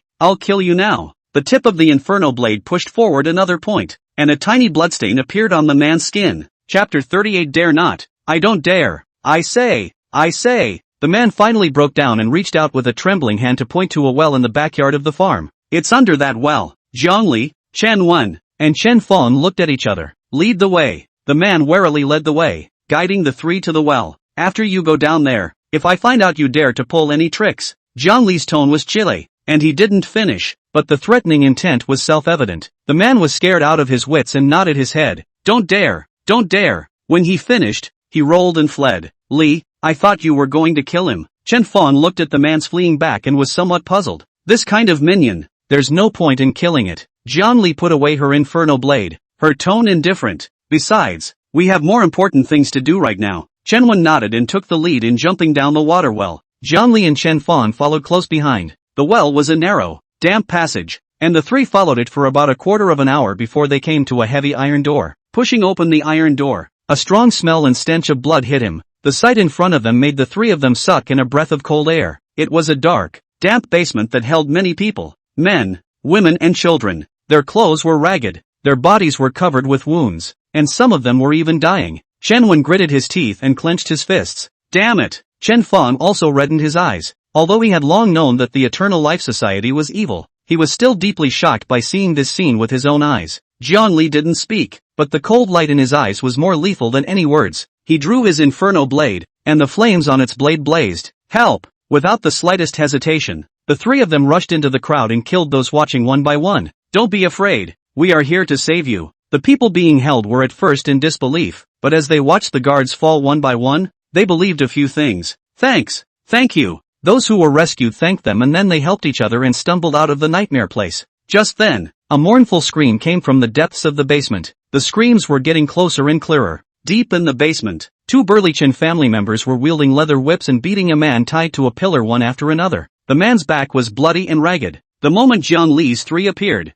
the two executioners froze, and one of them snapped. Who are you? Dare to break in here? Before the words fell, the whip came towards Jiang Li with a cracking sound. Jiang Li's eyes were quick and grabbed the whip, yanking it violently. Caught off guard, the executioner stumbled and was pulled in front of Jiang Li. Without hesitation, Jiang Li kicked the man in the abdomen. The man let out a muffled grunt and flew out like a broken sack, landing heavily on the ground, half unable to get up. Seeing this, the other executioner immediately dropped his whip and fell to his knees, begging for mercy. Mercy, mercy, where will these people be sent? Jiang Li's tone was icy cold, like a judgment from hell. I don't know. The man's eyes flashed, obviously lying. Jiang Li didn't talk nonsense and drew his inferno blade. Last chance to speak. The man still stammered and refused to speak. A cold light flashed in Jiang Li's eyes as the inferno blade swung out. A miserable scream came to an abrupt end, and the kneeling Chen family member begging for mercy was instantly killed. The other executioner, who had fallen to the ground,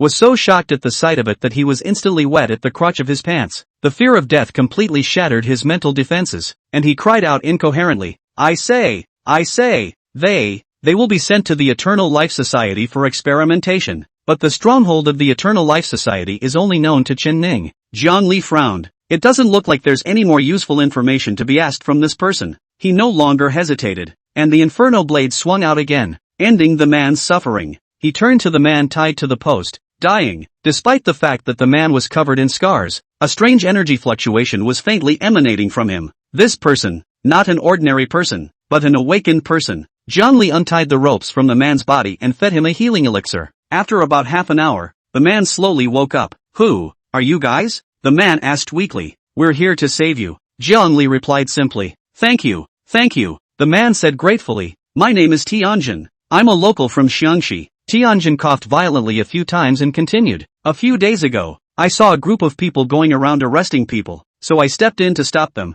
but as a result, they were outnumbered, so I was defeated, and then I was captured by them. They captured so many people for the purpose of conducting experiments for the Eternal Life Society. This is simply unconscionable. He struggled to get up, but fell back into a helpless sitting position because of the severity of his injuries. Zhongli nodded, a cold aura flashing in his eyes. It seemed that this Aeon society was even more evil than he had imagined. Lin Feng clenched his fists at the side in righteous indignation. Brother Jiang, we must bring these villains to justice. Miao Xiaodai, on the other hand, didn't say a word, silently checking Tianjin's injuries, and from time to time, she took out some herbs from her accompanying medicinal capsule and carefully applied them to his wounds. Zhang Li's gaze fell on Tianjin, feeling the strange energy fluctuations in his body. Tianjin, are you an awakened too? Yes, Tianjin nodded. I am at the early stage of enlightenment, and my awakened ability is magnet control. Magnet control? Zhang Li was slightly stunned. This was a relatively rare ability. This ability of Tianjin's might come in handy for the next operation. Brother Jiang, let me join you, Tianjin said pleadingly. I want to avenge those innocent people. Zhang Li gave a brief pause and nodded. Good, you are welcome to join. One more person, one more power. Lin Feng also excitedly patted Tianjin's shoulder. Welcome aboard. We'll be brothers from now on. Tianjin looked at Zhang Li gratefully. Then as if he suddenly remembered something. By the way, when I was traveling before, I once heard about the Eternal Life Society. And, I also know of a stronghold of the Eternal Life Society. Zhang Li and the three of them immediately lit up. It was an unexpected pleasure. Really? Where? Zhang Li asked eagerly. Tianjin took a deep breath and slowly said. In the luxurious villa on the west side of the city. Luxury villa. The scene of the luxurious villa on the west side of the city quickly appeared in Zhang Li's mind. There is indeed a villa area there, which is usually rarely visited. It seems that the Aeon Society chose that place as a stronghold, also to cover their tracks. Alright, we'll set off now, Zhang Li said decisively. Chapter 39, Tianjin's Hidden Hand.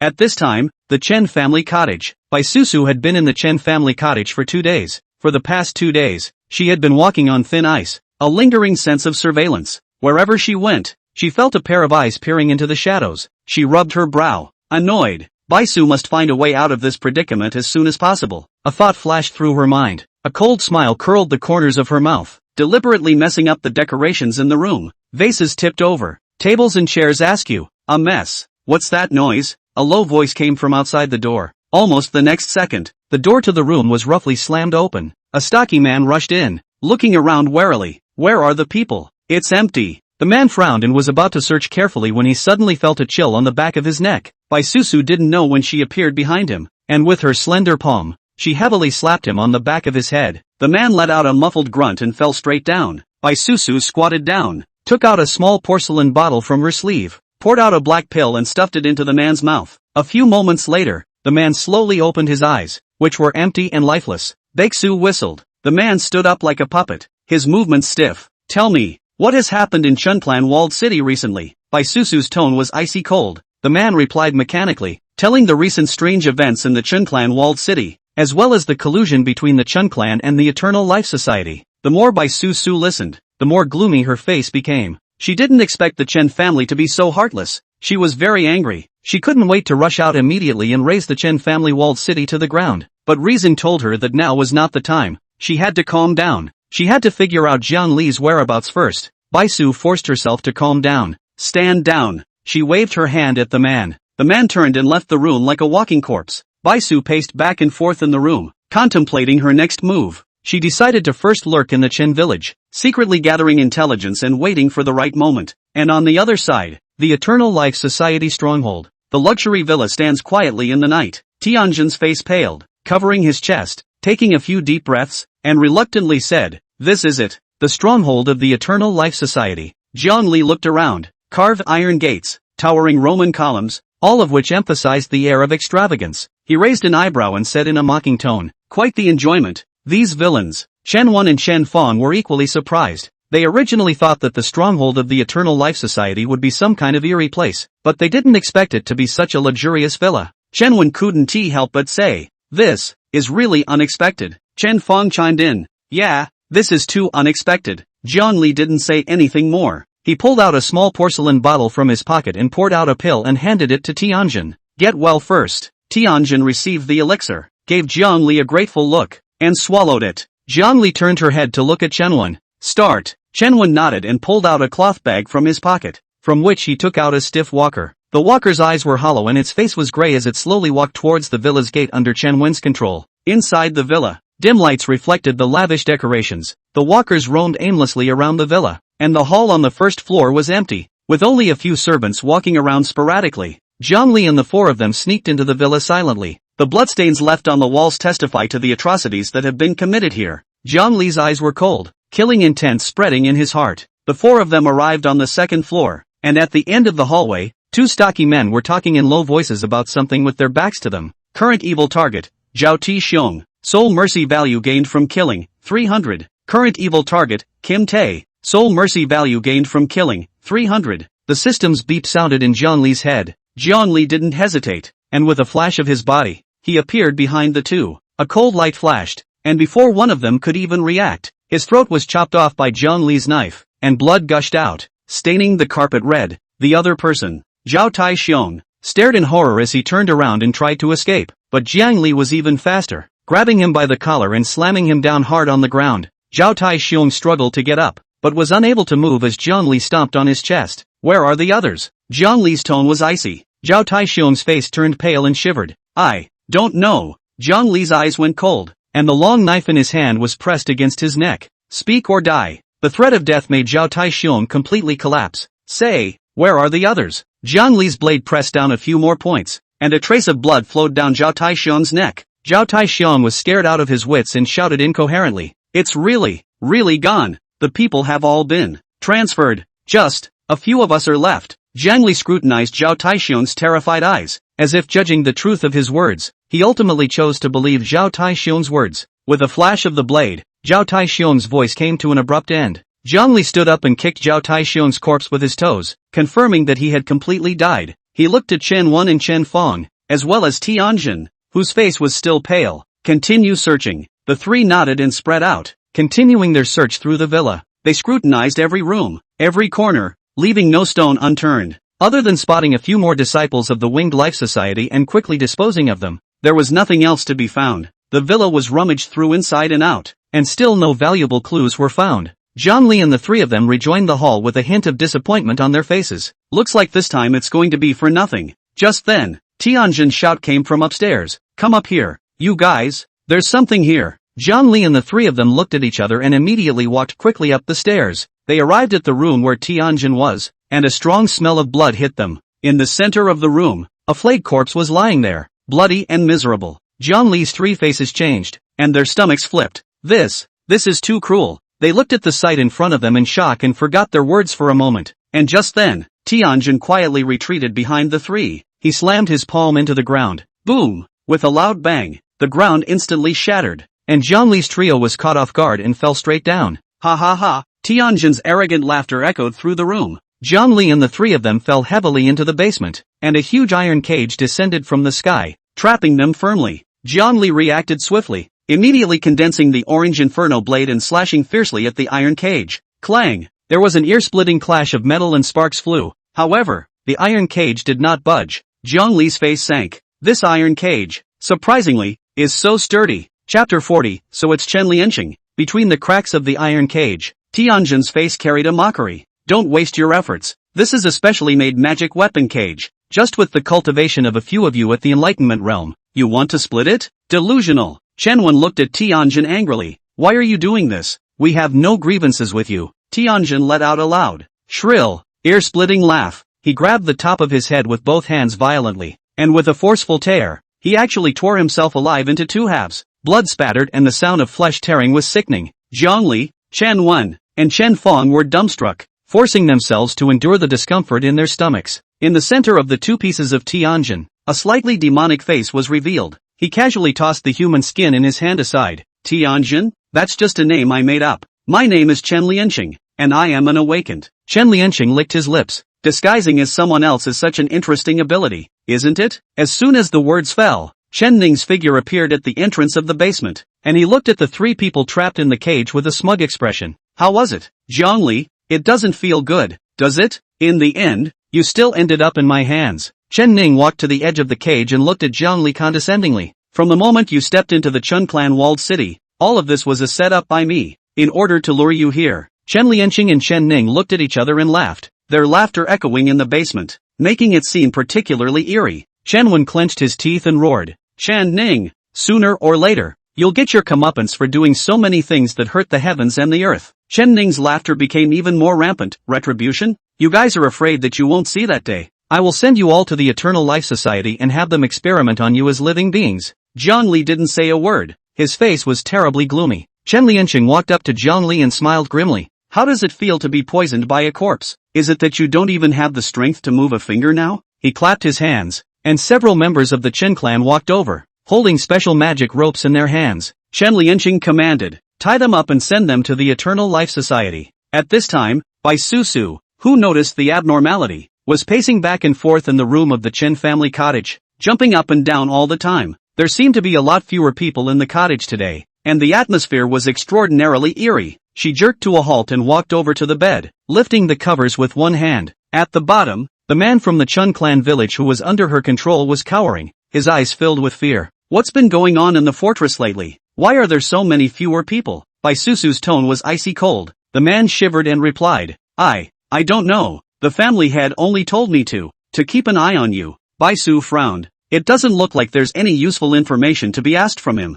She pulled out an ancient compass from her bosom, engraved with intricate patterns. This is the compass of destiny given to her by half-immortal Wang. It can be divined twice. Bai Susu placed the compass flat in her hand and silently recited the mantra. The needle on the compass began to spin wildly, finally pointing north. Channing's location. Bai Susu silently recited the mantra again, and the pointer rotated again, eventually pointing in the same direction. Zhongli's location, too, was north. The compass flashed with light and turned into pieces. Bai Susu's heart sank. It was no coincidence that Zhongli and Chen Ning were both in the north. Follow me. Bai Susu yanked the man up and walked north at a quick pace. She had to find Zhongli as soon as possible. The three tied up on the other side woke up. Zhongli snapped her eyes open and realized that she was tied to a cold iron bed. Beside them, Chen Wen and Chen Fong were similarly tied up, unable to move. Heartbreaking screams came from a short distance away. Zhongli turned his head to look, and his pupils suddenly contracted. A man in a white coat was holding a sharp knife and skinning a woman alive. The woman's mournful screams echoed through the room. A few moments later, the world seemed to fall silent as the woman let out a mournful scream. The man stopped what he was doing and scrutinized the thin,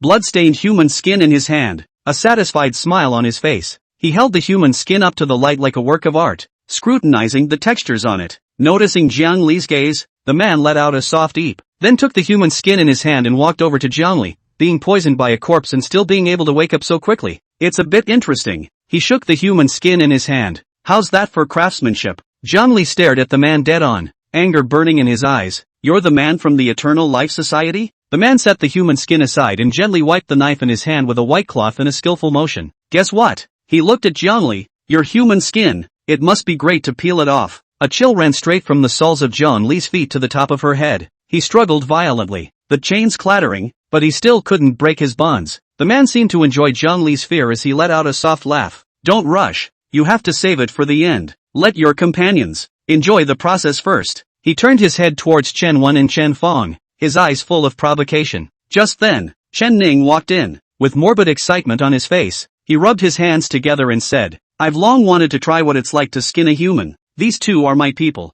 so let me do it. The man hesitated for a moment, then readily agreed. Good, then I'll let you have a good time. He carried the knife and reappeared in front of Zhongli, his eyes creepy, and at this time Bai Susu she looked at the compass spinning pointer in her hand with a frown on her face. The northern range is still too big. She pulled out a wooden medal carved with a strange pattern from her bosom, Spirit Sniffer's Delight, a gift from Lin Feng. She pressed the wooden sign to the tip of her nose. A cool scent instantly flooded in, and the smells around her became unusually clear, even to the point where she could distinguish the smell of the subtle dust in the air. Chen Ning. She mumbled the name in her mind, trying to catch the scent that belonged to him. A faint, musty and sweaty odor drilled into her nostrils. Found it! A glint flashed in by Susu's eyes as she put away the wooden disc, tapped her foot, and flew her imperial sword in the direction the odor came from. And at this moment, Zhongli stared at the man in front of her and said in an icy tone, "What is your position?" The man laughed softly, playing with the knife in his hand. "Want to know? I prefer not to tell you."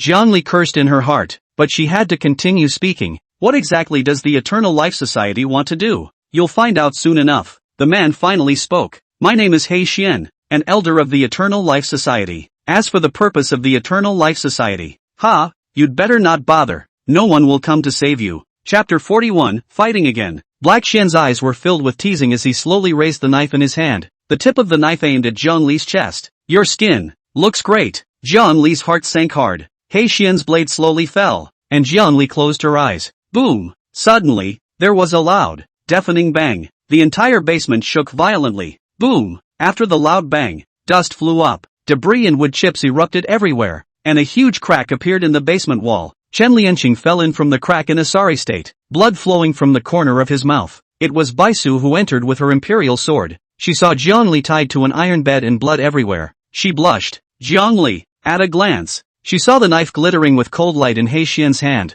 and the pale Zhongli underneath it. Without the slightest hesitation, she immediately controlled her flying sword and stabbed straight at He Xian. He Xian sneered and swung the long sword in his hand, surprisingly blocking the flying sword's attack with precision. The harsh sound of metal clashing resonated through the basement. Baisu's eyes glazed over. She didn't expect He Xian to be so agile. Another flying sword flew out from behind her and attacked He Xian's neck. With two flying swords attacking at the same time, even He Xian felt a hint of pressure. Zhongli was tied to the iron bed and watched Baisu fight for her life. Anxious, a burning sensation surged out of his body. The Red Inferno technique. The roaring flames instantly ignited from Zhongli's body, wrapping his entire body in it. The iron bed was burned red. Chen Ning was startled by this sudden turn of events and said venomously, "Trying to play tricks? Give me death." He waved the knife in his hand and viciously stabbed at Zhongli's heart. Baisu's face changed drastically when she saw this. She wanted to detach a flying sword to save Zhongli, but she was deadlocked by He Xian. He Xian's sword technique was bizarre and unpredictable, and every move went straight for her vitals. "Want to save him? You'd better take care of yourself first." He Xian laughed. "None of you will leave here alive today." He greedily ogled Baisu. "Your skin looks pretty good too." Hyujin licked his lips. The tip of Chen Ning's knife almost touched Zhongli's chest. In the nick of time, the chains binding Jiangli crumbled by inches. He sidestepped violently and managed to avoid the fatal blow. "What?" Chen Ning exclaimed in shock, his eyes widening. Zhongli didn't give him any chance to catch his breath. With a wave of his right hand, an orange-red inferno blade condensed out of thin air, blazing flames tumbling. He held the inferno blade in his backhand, and without the slightest hesitation, he slashed down viciously towards Chen Ning. "Impossible! How could you possibly have detoxified my corpse poison?" Chen Ning retreated back and forth, terrified. Zhongli's speed was incredibly fast, and in the blink of an eye, he had closed in on Chen Ning. The knife sliced through the air, carrying with it a searing blaze that split Chen Ning's body in half instantly. The orange flames spread rapidly, engulfing Chen Ning's corpse and burning it into a pile of ashes in an instant. Zhongli didn't even look at Chen Ning, who had turned into ashes, and with a backhanded swing, he cut the chains that bound Chen Wan and Chen Fong. "Go!" With a low gulp, he tossed the two newly condensed inferno blades to Chen Wan and Chen Fong respectively. The three of them didn't stop for a moment and rushed over in He Xian's direction. He Xian was in a fierce battle with Baisusu, and the two flying swords wrapped around him, but they were never able to break through his defense. Zhongli's entry instantly changed the battle. Three inflammatory knives in conjunction with two flying swords, from different angles, constantly attacking He Xian. Even though He Xian had the strength of the middle stage of the Zhaoxian realm, he gradually felt overwhelmed in the face of such a fierce attack. He fended off the attack while looking at Zhongli. You actually detoxified the corpse poison so quickly? How is this possible? You think I don't know?" Zhongli laughed coldly, the three flames blade dancing even more vigorously, the blade cutting through the air and emitting a sharp whistle. "From the moment I saw Tianjin, I knew this was a setup." At that time, as soon as the system beep sounded, he knew there was something wrong with Tianjin's identity. It was just that he wanted to know what Tianjin really wanted. Zhongli dodged through He Xian's attacks. "The reason why I didn't kill him on the spot was because I wanted to see what kind of drugs you guys had in your gourds." Hearing this, He Xian's pupils contracted slightly, and his attack became more ferocious and deadly.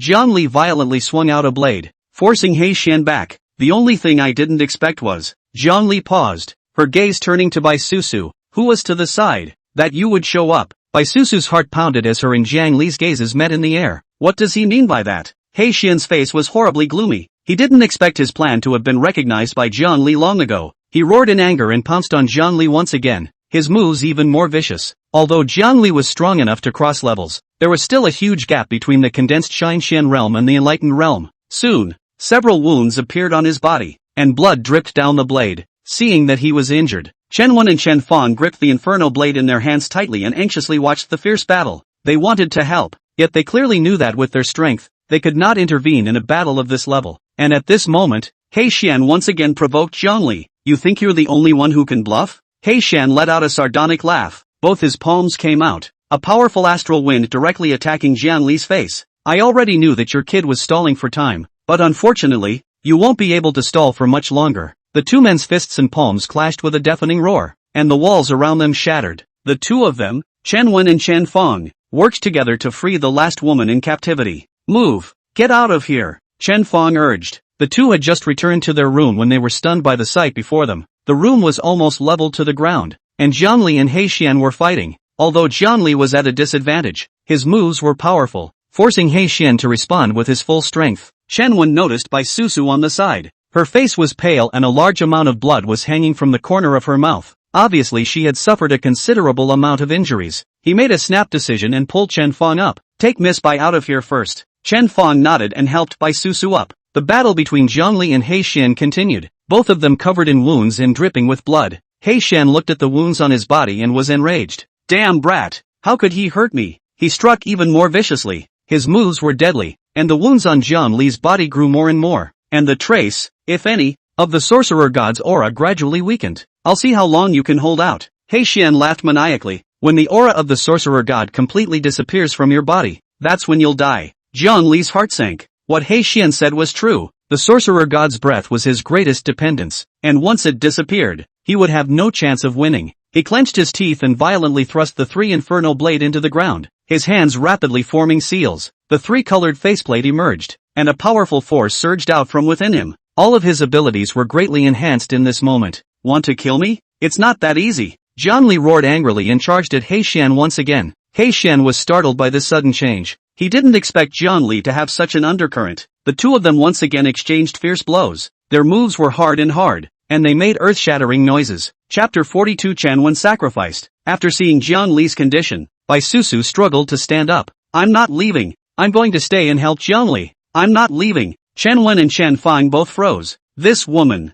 don't you want to die? Why don't you leave when it's so dangerous? Chen Wen frowned. Miss Bai, in your current state, staying will only add to the chaos. Bai Susu bit her lip, her heart anxious. Her strength was now greatly reduced, so she really couldn't help much by staying, and might even become a burden to Jiang Li. But she really couldn't stand by and watch Jiang Li face such a powerful enemy alone. Chen Fang also advised. Yes, Miss Bai, let us get out of here first and figure out what to do. It's too late. Bai Susu interrupted, her gaze fixed on Jiang Li who was entangled with He Xian. He needs me. Both Chen Wen and Chen Fang felt helpless about her approach. Bai Su's stubbornness left them at their wits' end. Chen Wen sighed. Then, Miss Bai, what can you do to help Jiang Li? Bai Susu hurriedly swallowed 2 recovery pills, sat down on her knees, and began to utilize her energy to heal her injuries. At the same time, her mind raced, thinking of countermeasures. She had to regain some strength as soon as possible. Even if it was only a little bit, she could buy some time for Jiang Li. Abominable. Why did you get hurt at this time of year? Bai Susu's heart was filled with chagrin. For a moment, she couldn't think of any viable solution. He Xian's strength is too powerful. Even in her heyday, she may not be his opponent, let alone now. Chen Wen and Chen Fang looked at Bai Susu, who had closed her eyes to regulate her breathing, and both had some anxiety in their hearts. This is not going to work. They have to do something. Chen Wen's gaze swept over the surroundings, and suddenly, his eyes lit up as he thought of a solution. Chen Fang! Chen Wen shouted lowly, corpse-catching technique. Chen Fang immediately understood what he meant, and the two of them quickly acted and began to chant incantations, controlling the corpses around them and surrounding them towards He Xian. Although these corpses did not pose much of a threat to He Xian, they were more or less a distraction. The battle between Jiang Li and He Xian continued. Jiang Li seized this opportunity and hurriedly operated the mixed energy technique to recover his aura. He Xian naturally saw Jiang Li's intentions. He no longer paid attention to the corpses that surrounded him. and with a flash of his body, he charged straight towards Zhongli. Want to restore your aura? Dream on. He Xian let out a sardonic laugh. His palm wind was like a sword, aiming straight for Zhongli's chest. Zhongli's eyes snapped open. Soul suppressor gong. A crisp gong sounded, and He Xian's movement stalled slightly. It's now. Zhongli seized this opportunity to engage He Xian once again. The flying sword broke through the air and went straight for He Xian. The sword's light was bitterly cold and could not stir up any waves. He Xian only had Zhongli in his eyes, turning a blind eye to the incoming flying swords and besieging corpses, letting the flying sword slash at his body without feeling any pain. Bai Susu's heart sank. This can't go on. It's too exhausting. He Xian was getting more and more courageous, but Zhongli was gradually falling into a disadvantage. The witch god's aura was getting weaker and weaker, and Zhongli's movements began to slow down. He's not going to last much longer. Seeing this scene, Bai Susu clenched her fists. Could it be that she really wanted to watch Zhongli die here? No, never. Just then, Chen Wen moved. Seeing his moment, he scurried behind Korikazu and slammed his arms around him. Ah! He Xian roared, slamming viciously towards the ground. Chen Wen stifled a snort as a mouthful of blood gushed out, staining He Xian's back red. However, he continued to hold onto He Xian with a death grip, not letting up in the slightest. Zhongli, do it! Chen Wen hissed. Do it! Zhongli froze. At such a close distance, if he made a move, Chen Wen would also be affected. Hurry up! Chen Wen urged again. I can't hold on much longer. Make a move. In the future, you can just help the Chen family say something in the polling bureau. Chen Fang's eyes were glazed over and his heart was like a knife. Everyone understood what Chen Wen's move meant, but things had come to this, and there was no way back. He maneuvered his flying swords and attacked He Xian with desperation, each sword carrying a determined intent to die. Bai Susu was equally heartbroken, but she knew better that hesitating at this moment would only result in more people being sacrificed. She forced herself to endure her grief and controlled the corpses, wrapping around He Xian from all sides, not giving him any chance to breathe. Zhongli looked at Chen Wen's determined eyes and was shaken. He took a deep breath, and the soul suppressor gong sounded suddenly. Clang! The gong shook. Zhongli condensed all of his power on top of the orange inferno blade, and on top of the blade, black and orange colors were intertwined, emitting a chilling aura. His eyes were cold. Without the slightest hesitation, Zhongli instantly swept in front of He Xian, leapt high, and slashed down viciously. But with this slash, Chen Wen would surely die. He Xian tried his best to dodge this fatal blow, but his body had already been eroded by the corpse poison released by Chen Wen, and he couldn't move, so he could only watch as Zhongli's inferno blade slashed down towards him. The shadow of death loomed over him, and there was resignation in his eyes. Chen Wen watched Zhongli slash down this blade, a miserable smile appearing at the corner of his mouth. If he died, so would Kirikawa, but he didn't regret doing it. He closed his eyes with no further regrets. Put! The black and orange mingled inferno blade in Zhongli's hand ruthlessly slashed down from He Xian's head. The sound of the blade entering the flesh was clear and horrible. A shocking sword mark appeared on He Xian and Chen Wen's bodies at the same time, and black and orange flames blazed on both of them. The flames on He Xian's body grew hotter and hotter as he struggled frantically and hissed, "Crazy person! You crazy person! Ah dash!" He tried in vain to extinguish the flames and could only watch his flesh and blood burn. Cough! Cough! Black blood gushed out of Chen Wen's mouth, his face as white as paper, but he still held on to He Xian with a death grip. He Xian's hideous face twisted even more as he hissed and cursed. Zhongli! Chen Wen! You guys shall not die a good death. Wait for me. When I break free, I'm going to break you all into pieces. Bai Susu maneuvered her flying sword, firmly pinning He Xian to the ground, and said in a chilling voice, "You don't have a chance." A trace of intolerance flashed in her eyes, but it was quickly replaced by determination. Chen Wen's gaze always fell on Zhongli, his eyes complex and indistinguishable. He smiled faintly. Zhongli only felt an emptiness in her body, her sorcerer god aura receding like a tidal wave, and she was powerless. He stumbled back a few steps, almost unsteady on his feet. Seeing this, Chen Fang rushed forward and tried to assist, but Zhongli raised his hand to stop him. At this moment, Zhongli's gaze fell on Chen Wen. Her lips opened and closed, but she couldn't make any sound. He wanted to say something, just couldn't. All the words clogged up in his throat and dissolved into a silent sigh. Chapter 43, It's okay, I just fainted. Chen Wen's gaze grew lax, but the corners of his mouth carried a hint of a relieved smile. Zhongli, cough, thank you. He spat out a few words with difficulty, his body gradually engulfed by flames, eventually turning into ashes. He Xian's vitality was also rapidly draining away as the flames raged over him. He hissed unwillingly, his voice hoarse and desperate, "The returning ruins will come. All things will rot. The returning ruins order will not let you go." The flames eventually engulfed He Xian, leaving only a thin layer of ash on the ground. Ding! gained 2000 soul mercy value. The system beep sounded in Jiang Li's mind. Jiang Li at the moment but have no time to care. Strong body finally reached the limit. Black eyes, straight down. Chen Fong was shocked and rushed to Jiang Li's side, probing his nostrils. Luckily, it's just passing out. He was relieved and anxiously checked Jiang Li's injuries. Bai Susu also sat on her but on the ground, the wound on her shoulder crumbling once again, blood staining her clothes red, but she didn't care. Looking at the unconscious Jiang Li, she laughed and cursed. This kid, is he really in the late stage of the enlightenment realm? So perverted. And at that moment, the black-robed man was hidden in the shadows, his gaze coldly watching everything in the room. Waste. A bunch of losers. He gritted his teeth, his voice so low it was barely audible. The Eternal Life Society, the Chen Village, are all a bunch of make-it-or-break-it guys. He pulled out his cell phone and quickly edited a message to Zhao Ming, briefly reporting the situation. After the message was sent, his 5 fingers closed violently, and the cell phone instantly turned into a pile of pieces in his hands. He wanted to rush in immediately and finish off Jiang Li and Bai Susu altogether, but Baisu's presence made him throw in the towel. If you miss and she recognizes you, the consequences will be unimaginable. A wanted notice from the polling bureau, an unrelenting pursuit. All of these are enough to give him sleepless nights. What was even more terrifying was Zhao Ming's anger. That was the real doom. He sighed and his figure disappeared into the night like a ghost. On the other side, Jiang Li slowly opened her eyes. It was as if his body had been crushed, and he was gripped by severe pain. However, he could feel that the aura within his dantian was even more solid than before, and he could break through to the late stage of enlightenment at any time. He tried his luck to regulate his breathing, but his brow furrowed slightly. The aura here is much thinner than at the poles. To make a breakthrough, you need a large amount of aura. Breaking through here carries a great risk of unstable roots. Better get back to the poles and talk about it. Jiang Li called out the system panel. 4000 soul pity value. The markers for adding points behind the red inferno technique and the mixed yuan technique lit up once again, flickering with a tantalizing light. Jiang Li hesitated for a moment. Now was not the time to upgrade your feats. When you break through, level up your faceplate first. He was thinking about it when the door to his room creaked open. Bai Susu walked in, and when she saw Jiang Li awakening, her face immediately blossomed with joy. You're finally awake. It's been 3 days since you went into a coma,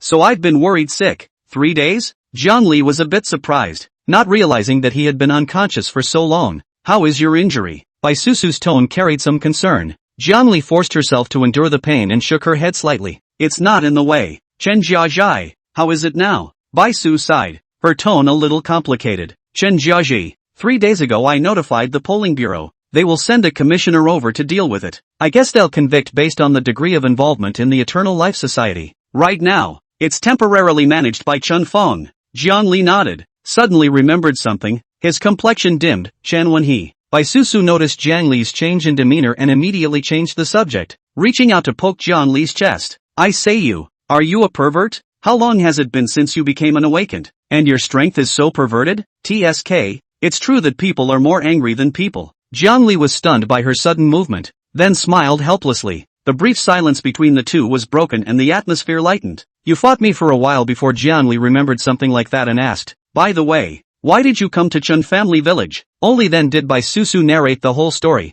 from Zhao Xuanji's and Zhao Ming's open and shut battle in the polling bureau, to her acting with Xiao Xuanji, to Miao Xiaodai and the others finding her and requesting her to come and save Jiang Li. Jiang Li listened quietly, a warm current welling up in her heart. He didn't realize that Bai Susu had done so much for him. How is your injury? Jiang Li asked with concern. Bai Susu gently hammered him in feigned anger. You only thought to ask me now? Humph. Jiang Li scratched her head somewhat embarrassed. I'm not, just waking up. Bai Susu snorted. Just kidding, my injuries have long since healed. Bai Susu got up and pulled Jiang Li up. Let's go. Go out and take a look. The two of them walked out of the room, and in the courtyard, many Chen family members were busy with their own work, tidying up the destroyed houses and farms. Jiang Li noticed that many of the Chen family members looked at him with complicated eyes. He could vaguely guess where these grateful looks were coming from. It was impossible for the people of the Qin clan walled city to be completely unaware of what Chen Ning had done, and by getting rid of Chen Ning, he had gotten rid of a scourge for the Chen clan walled city. He wasn't originally from this world,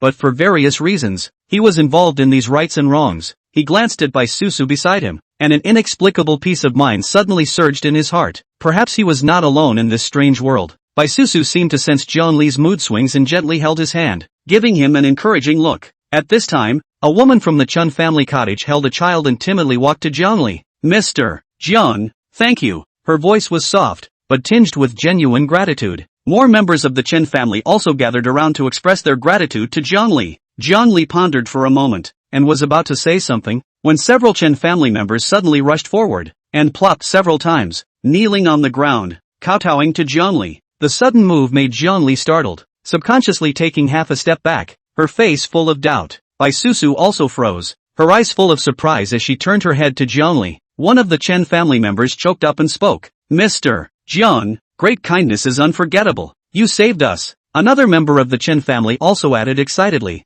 If it weren't for you, we'd still be locked up in the dungeon, life and death uncertain. Zhongli then realized. Earlier, in order to save Chen 1, he had opened the dungeon in passing and released the imprisoned Chen family members. He was so preoccupied with saving people that he didn't care how many people he saved, let alone think that these people would be so grateful to him. He rushed forward and tried to help them up. Get up, there's no need to be like this, it's just a matter of lifting a hand. Chapter 44 The Great Benefactor of the Chen Family Village. However, those few Chen family members insisted on refusing to get up, kowtowing one after another and saying words of thanks over and over again. Zhongli had no choice but to let them kowtow. At that moment, Chen Fang's voice came from the distance. Let them kowtow. Mr. Jiang is a great benefactor of our Chen family village. Chen Fang walked quickly with a hint of excitement on his face, walked up to Zhongli and bowed deeply. Mr. Jiang, I want to kowtow to you too. Zhongli hurriedly stopped him. Big brother Chen Fang. No way. No way. Chen Fang insisted. Mr.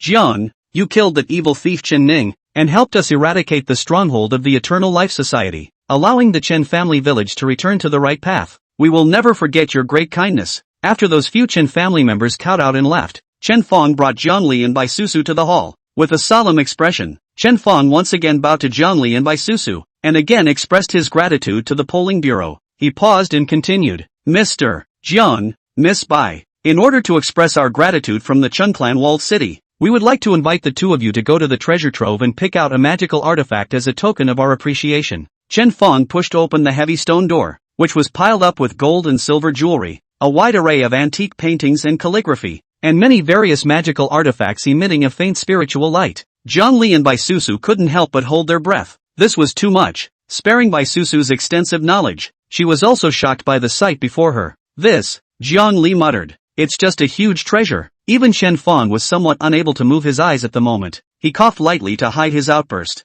Mr. Jiang, Miss Bai, please feel free to take your pick. The three of them walked slowly into the treasure trove, their gazes flowing between the dazzling array of treasures. Oh my god, is that a voodoo pestle? Bai Susu pointed at a short, pitch-black mortar and pestle in the corner and exclaimed in shock. Chen Fang nodded. That's right, that's a spirit bronze grade medium grade vorpal pestle, one of our Chen clan walled city's treasure of the walled city. Spirit bronze grade medium? Zhongli's heart stirred. He recalled the system's introduction about the levels of magic weapons, the lowest level of mortal iron, then spirit copper, then Xian silver, sacred gold, and the legendary supreme treasure level. Spirit bronze level magic weapons had already incorporated aura and possessed some magical abilities. The spirit bronze grade medium was the best of the best. The Chen clan's treasury actually contained spirit bronze grade mid-grade magic weapons. This really surprised the Zhongli trio. Zhongli thought darkly. The strength of the Chen clan walled city was far stronger than he had imagined. Continuing deeper into the treasure trove, they saw quite a few more spirit bronze lower grade weapons and defenses. There were even some broken fragments of Xian silver grade magic weapons that emitted a faint spiritual light. Zhongli's gaze was drawn to a long, oddly shaped sword. The body of this blade was crimson, burning with a blazing flame, and a crimson stream of light flowed faintly from the blade. This knife. Zhongli reached out and gripped the hilt of the knife, and a burning breath instantly spread throughout his body. This is the blazing cloud breaking blade, a spirit bronze grade lower grade weapon. Chen Fang hurriedly introduced it. Although it is only an inferior grade, its power should not be underestimated. Zhongli wielded it a few times, only to feel that the blade was light, yet contained great power. He was secretly happy in his heart. This blade was just right for the red inferno technique he cultivated. Baisu also picked up a handful of jade ruins and scrutinized them. Zhongli ultimately chose the blazing cloudbreaker. Afterwards, Baisusu picked up the Mingyu sword again. It was cold in her hands. The sword body was glistening white, faintly emitting a jade luster. With a flick of her hand, there was a crisp chime in the air. Good sword, Baisusu exclaimed, caressing the sword lovingly. Seeing that both of them had made their selections, Chen Fang took out 2 scrolls from his sleeves and handed them to Zhongli and Baisusu respectively. This is the supporting techniques for the blazing cloud breaking sword and the Mingyu sword. You two please keep them. Chen Fong explained. Our Qin clan walled city has been drying corpses for generations and does not cultivate itself. These magic weapons and secret books are like chicken ribs to us. Zhongli took the scroll and couldn't wait to unroll it. On the scroll, 4 big words were written in dragon's flight, burning sky splitting cloud slash. Below that, there were densely written words that recorded the cultivation mantra and stance variations of the blade technique. Zhongli quickly skimmed through it. The burning sky splitting cloud slash. When the blade was swung, the blade was blazing with flames, as if it could tear the sky apart. After achieving great success, one could even invoke heaven and earth visions. Zhongli's heart was ecstatic. This blade technique was simply customized for him, complementing the red inferno technique that he cultivated. Its power was bound to multiply. He couldn't help but sneak a glance at the scroll in Bai Susu's hand. On the white scroll, there were 5 words written on it. Bichuan Mingyu decision. By Quan Mingyu decision? Zhongli recited in a low voice. Bai Susu also unfolded the scroll and read it carefully. This set of sword technique, with its agile and ethereal sword strokes and clear and crisp jade sound, cultivated to the great accomplishment realm, could even trigger the resonance of the surrounding environment, forming a magnificent battlefield where sword light and jade sound were intertwined. This set of swordsmanship was just what she wanted. Bai Susu carefully put the scroll away and looked up at Chen Fong with a faint smile. Many thanks to Brother Chen. Zhongli also put away the scroll and cupped his fists. Zhongli is grateful for Brother Chen's generosity. Chen Fong waved his hand. You two are polite. These things are also dusty even if they are placed in the treasure vault. It is their blessing to be used by you too. He paused and added. I still have some things to take care of, so I will excuse myself. The two of you, please make yourself at home. Chen Fong arched his hand and was about to turn around and leave when Zhongli suddenly called out to him. Brother Chen, please stay. Chen Fong looked back doubtfully. What else does Brother Zhang have to do? Zhongli pondered for a moment and asked, does Brother Chen know about the returning ruins order? Chen Fong froze for a moment, his brows furrowed, shaking his head slowly after careful contemplation. Unheard of. On the side, Bai Susu put the Mingyu sword's Gungfu scroll into her bosom and spoke. I once happened to hear this name when I was on a mission. Zhongli and Chen Fong both turned their gazes to Bai Susu, waiting for her explanation. Bai Susu paused and continued. The Returning Ruins Order is a cult organization that worships the dominators of the old days. Extremely mysterious, and even the information that the polling bureau possesses is scarce. But what is certain is that the members of this organization are extremely powerful. According to the polling bureau's investigation, the Eternal Life Society is the subordinate organization of the Order of Returning Ruins. Chen Fong's face changed slightly as he said in a deep voice, there is actually such a thing? I will definitely send my people to make multiple inquiries and keep an eye out for news of the Returning Ruins Order and the Eternal Life Society. Zhongli nodded. Thank you, Brother Chen. After Chen Fong left, Zhongli and Bai Susu came to the Chen family's martial arts practice ground together. On the empty martial arts practicing field, there was only the sound of the whistling wind and the insects chirping in the distance. Zhongli gripped the hilt of the blazing cloudbreaker sword. Chapter 45 It's too hot. Suddenly, a burning sensation instantly emanated from the blade and flowed into his meridians. He frowned slightly and rammed the red inferno technique. Orange-red flames instantly wrapped around the entire blade and coiled in his hand. The scorching temperature emitted by the blade caused the surrounding grass and trees to begin to wither. Baisu felt the pounding heat. It's too hot. She glanced at Zhongli and silently walked to the other side of the martial arts practice field. Zhongli sliced through the air with his blazing cloudbreaker, bringing up waves of searing heat. He practiced every move, all of them slowly but firmly. According to the records on the scroll of sword techniques, the red inferno skill in his body worked crazily, surging into the cloud-breaking blade. The blade hummed as the orange-red flames burned brighter and brighter, gulping in searing breath. Gradually, Zhongli entered a realm of forgetfulness. He only had sword techniques in his eyes, and only sword intent in his heart. The nearby sons of the Chun clan were originally still watching from afar, but as the temperature continued to rise, they began to feel difficulty breathing and burning pain in their skin. Someone exclaimed, This temperature is too high. Retreat quickly. The Chen family crowd retreated, yet the heat wave followed them, forcing them to run out of the martial arts practicing ground, and even the nearby houses were affected. Put out the fire! Put out the fire! Panicked cries rose and fell as the Chen family's children carried buckets of water and ran through the fire. Zhongli was immersed in cultivation, oblivious to everything in the outside world. It wasn't until he finished the last blade maneuver and exhaled heavily that he snapped out of it. He looked around and his whole body froze. The house, which was once intact, is now in ruins, with smoke and flames. Many of the Chen family's children were busy putting out the fire, their faces filled with anxiety. How could he not have expected that his sword practice would cause so much damage? He silently put away the blazing broken cloud blade,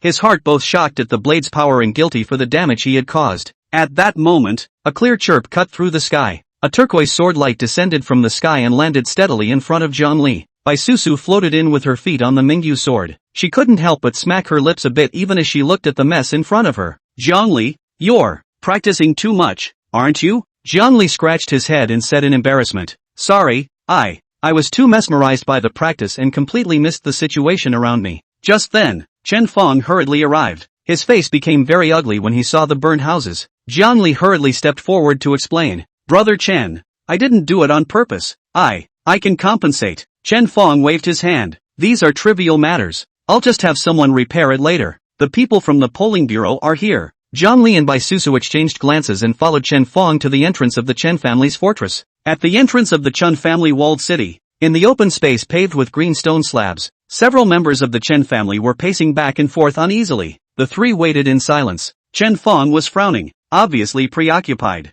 After waiting for a few moments, a black business car pulled up in front of the trio. The car door opened, and a burly middle-aged man and two uniformed investigators walked down. The middle-aged man had a country face, thick eyebrows, and was not angry. He didn't even look at Zhang Li or Bai Susu and directly showed his credentials to Chen Fong. I'm the commissioner of the polling bureau, Zhao Wuji, he said in a strong tone. Arrest all the Chen family members who have ever cooperated with the Eternal Life Society. As soon as Zhao Wuji's words fell, the faces of the surrounding Chen clan members instantly turned pale, and the whispers came to an abrupt end. Chen Fong quickly explained, Commissioner Zhao, those clansmen were also forced by Chen Ning and the others, and now they already know their mistakes and are making up for them. Know you're wrong? Zhao Wuji snorted coldly. If they have cooperated with the Eternal Life Society, they are the Eternal Life Society's people. Now that they know they're wrong, who knows if they'll work for the Eternal Life Society again in the future? Zhao Wuji's tone was aggressive, causing Chen Fong to feel a wave of powerlessness. Chen Fong anxiously defended. I can guarantee with my life that those clansmen no longer have any relationship with the Eternal Life Society, and will definitely not work for the Eternal Life Society in the future. Zhao Wuji disdainfully skimmed his mouth. What are you? You vouch for it? Can you afford to vouch for it? His eyes were stern, sweeping over Chen Fong and the clansmen behind him like a blade, his tone icy cold. Do it! The two investigators were instructed to go forward immediately, and were about to head into the Chen clan's fortress. Chen Fong became furious and stopped the two with one hand. Commissioner Zhao, what do you mean by this? Are you doing this on behalf of the polling bureau? Zhao Wuji let out a cold smile. The polling bureau has entrusted me with full authority to handle things here. What I do, naturally represents the polling bureau. Chen Fong was extremely angry, his fists clenched and his veins bulging. However, he pondered for a moment that getting tough with Zhao Wuji now would only make things worse. He held back a little longer. Zhang Li saw this scene and gripped the blazing cloudbreaker in his hand so tightly that the lines of the hilt pinched his palm. He felt a heat surge inside him, almost spilling out. Bai Susu gently pressed Zhang Li's arm and shook her head slightly at him. Now is not the time to do it. Bai Susu knew very well that if Zhang Li made a move now, it would only make things more complicated. They need to be calm now, not impulsive. In the meantime, in a dimly lit room, around a huge round table, sat 7 figures wearing hideous masks. The chair at the head of the table was empty. In the room, a man in a fanged mask played with a ghastly white skull in his hands. Gentlemen, the fanged masked man was the first to break the silence. I'm sure you've all received the news that the Eternal Life Society's stronghold in Western Hunan has been overthrown by the polling bureau. A woman with a white fox mask let out a contemptuous snort. I heard that the one who overthrew the stronghold in Western Hunan was also a late Enlightenment stage kid who had just joined the polling bureau not long ago. Elder Wu, are all the people of the Eternal Life Society so useless now? Elder Witch, why don't you tell us what's going on? The woman with the white fox mask covered her mouth and laughed softly. Could it be that the rumored late Enlightenment stage brat is some kind of hidden expert? The remaining few people also chimed in, their words full of sarcasm. The expressions under their masks were invisible, but the contempt and gloating in their tones were unmistakable. Wu Han, the man with the evil ghost mask, had veins popping out at the corners of his forehead. He snorted coldly, just a mid-enlightenment ant, just a fluke. A fluke? Elder Witch, don't forget, that's the stronghold you've worked so hard for. Another man with a bull's head mask said in a jarring voice, to be destroyed by a mole cricket just like that. I'm not afraid of being laughed at when I say it out loud. Chapter 46, this tactic, tut. That's right, Elder Witch, you can't be old, can you? A man with a horse-faced mask laughed conspiratorially. Wu Xian could no longer hold back and slammed his palm on the table. With a loud bang, the hard round table instantly turned into pieces, and wood shavings splattered everywhere. In addition to the man who had been sitting in the corner with a Yin Wang mask still resting with his eyes closed, The remaining 5 people instantly got up and stared at Wu Xian with vigilant gazes, and the atmosphere in the room was tense with swords drawn and ready to explode at a moment's notice. Wu Xian laughed back in anger. What? Are you guys trying to rebel? Just then, a figure suddenly appeared out of thin air on the empty chair at the first place. He also wore a mask, which depicted a twisted, smirking face. Stop. His voice was not loud, but it carried an air of authority. The 5 of them returned to their seats, and the saber rattling from earlier instantly disappeared without a trace. Wu Xian, the first masked man's voice was low. You are to blame for the destruction of the Xiangxi stronghold. Wu Xian lowered his head, his face under the mask a burst of red and white, but he didn't dare to retort. The chief's majesty he dared not provoke. You've got 3 days to clean this up. I want to see results, not excuses. Yes. Wu Xian gritted his teeth and answered. As the words fell, the chief's figure once again disappeared into thin air. The crowd then dared to take a big breath. The white fox-masked woman stroked her chest and laughed delicately. The sect master seems to be getting more and more unfathomable. The man in the bull's head maskened his voice and concurred. Yes, this means, TSK. The crowd exchanged unspoken glances and dispersed. The white fox-masked woman walked out of the room. The corner of her mouth underneath the mask hooked into a cold smile. The destruction of the Xiangxi stronghold was not a good thing for her. Meanwhile, at the Chen clan walled city, Zhang Li received a message from Bai Susu. A new commissioner? Zhao Xuanji's man? Zhang Li raised an eyebrow. That's right, be careful. Bai Su's message was short, but it was permeated with concern. Zhang Li replied, I'll go back in the next 2 days, and then go into seclusion to break through the late stage of the Enlightenment realm. What? You're breaking through to the late stage of the Enlightenment realm? Bai Susu's reply came back almost in seconds. Zhang Li smiled. How long has it been since you had to break through? An enlightened life needs no explanation. Bai Susu's message came again. You're such a pervert. Pervert? Little master is a genius. Get it? Zhang Li grinned at his cell phone, rather narcissistic. Ha! Bai Susu's side replied with a meaningful ha. Zhang Li felt his forehead veins popping. This woman! He simply hung up. Genius is always lonely and it's normal not to be understood. Zhang Li found Chen Feng and said a simple goodbye. Walled City Lord Chen, I still have things to do, so I'll take my leave. Chen Feng cupped his fists and said, Brother Jiang, have a safe journey. Zhang Li nodded and turned around to leave the Chen family fortress. The green train clanked along. Zhang Li sat on the hard seat, looking out the window in boredom. The Poles are so stingy that they only reimbursed the cost of the train. He sighed and rubbed his somewhat sore shoulders. Suddenly, there was a loud bang. The train shook violently, and the compartment was in chaos. Zhang Li hurriedly grabbed the handrail next to her and stabilized her body. Just when he wanted to see what was happening, I don't know who shouted, Railroad tracks! The railroad tracks in front of us have been blown up. We're going to die. At that moment, the train began to make an emergency stop, and the crowd lurched forward uncontrollably, watching in horror as the train rushed toward the broken track. Luckily, the train eventually came to a scant stop in front of the broken track. Before the crowd could breathe a sigh of relief, a dazzling sword light flashed, and the train car was neatly split in half. Amidst the dust, a figure slowly appeared, carrying a long sword, his voice icy cold as he said, I know Zhang Li is on this train. Let him come out. Otherwise, you'll all have to die. Zhang Li stared dead center at the man with the sword in front of her, her eyes narrowing slightly. At the same time, an icy mechanical beat sounded in his head. Current target villain, Sun Wuxuang. Soul mercy value gained from killing, 500. When Sun Wuxuang saw that no one answered, the corner of his mouth hooked into a cruel cold smile. With a wave of the long sword in his hand, a powerful sword chi whistled towards one of the carriages. Stop! Zhang Li roared angrily as his body violently rushed out. A reddish long knife appeared in his hand at some point, the very same blazing cloudbreaker he had exchanged at the polling bureau. He gripped the hilt of his sword with both hands, his whole body muscles tensed. The red inferno technique in his body worked crazily, and a fiery aura erupted from him. Chop! Zhang Li shouted explosively, and the blazing cloudbreaker's sword slashed fiercely at that sword chi with a scorching hot blade. Boom! The blade and sword chi collided, erupting into a deafening roar. The two forces froze for a moment and eventually dissipated into nothingness at the same time. Zhang Li took advantage of this opportunity and rushed in the direction where the train driver was, shouting at the top of his voice, Quickly! Back up to the last station. The driver had long been scared out of his wits, and when he heard Zhang Li's roar, he hastily started the train and backed away. Sun Wuxuang didn't mean to stop the train from leaving, but just looked at Zhang Li with interest. He looked Zhang Li up and down for a few moments and bristled. You're the Zhang Li who killed He Xian.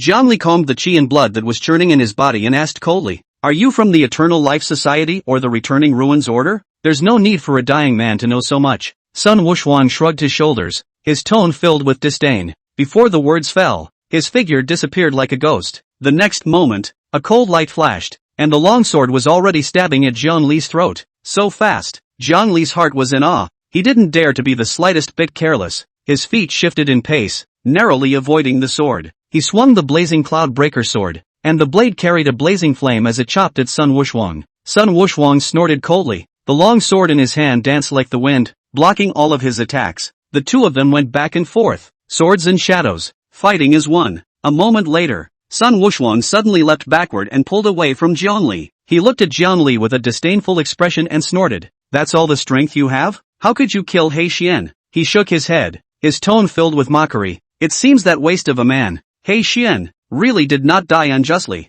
Zhang Li didn't say anything, just stared at him dead in the face. In the short exchange of hands just now, he had already figured out Sun Wushwang's bottom line. The middle stage of the Zhaoxian realm. A lot stronger than that punk He Xian. But, it's only just a lot stronger. What?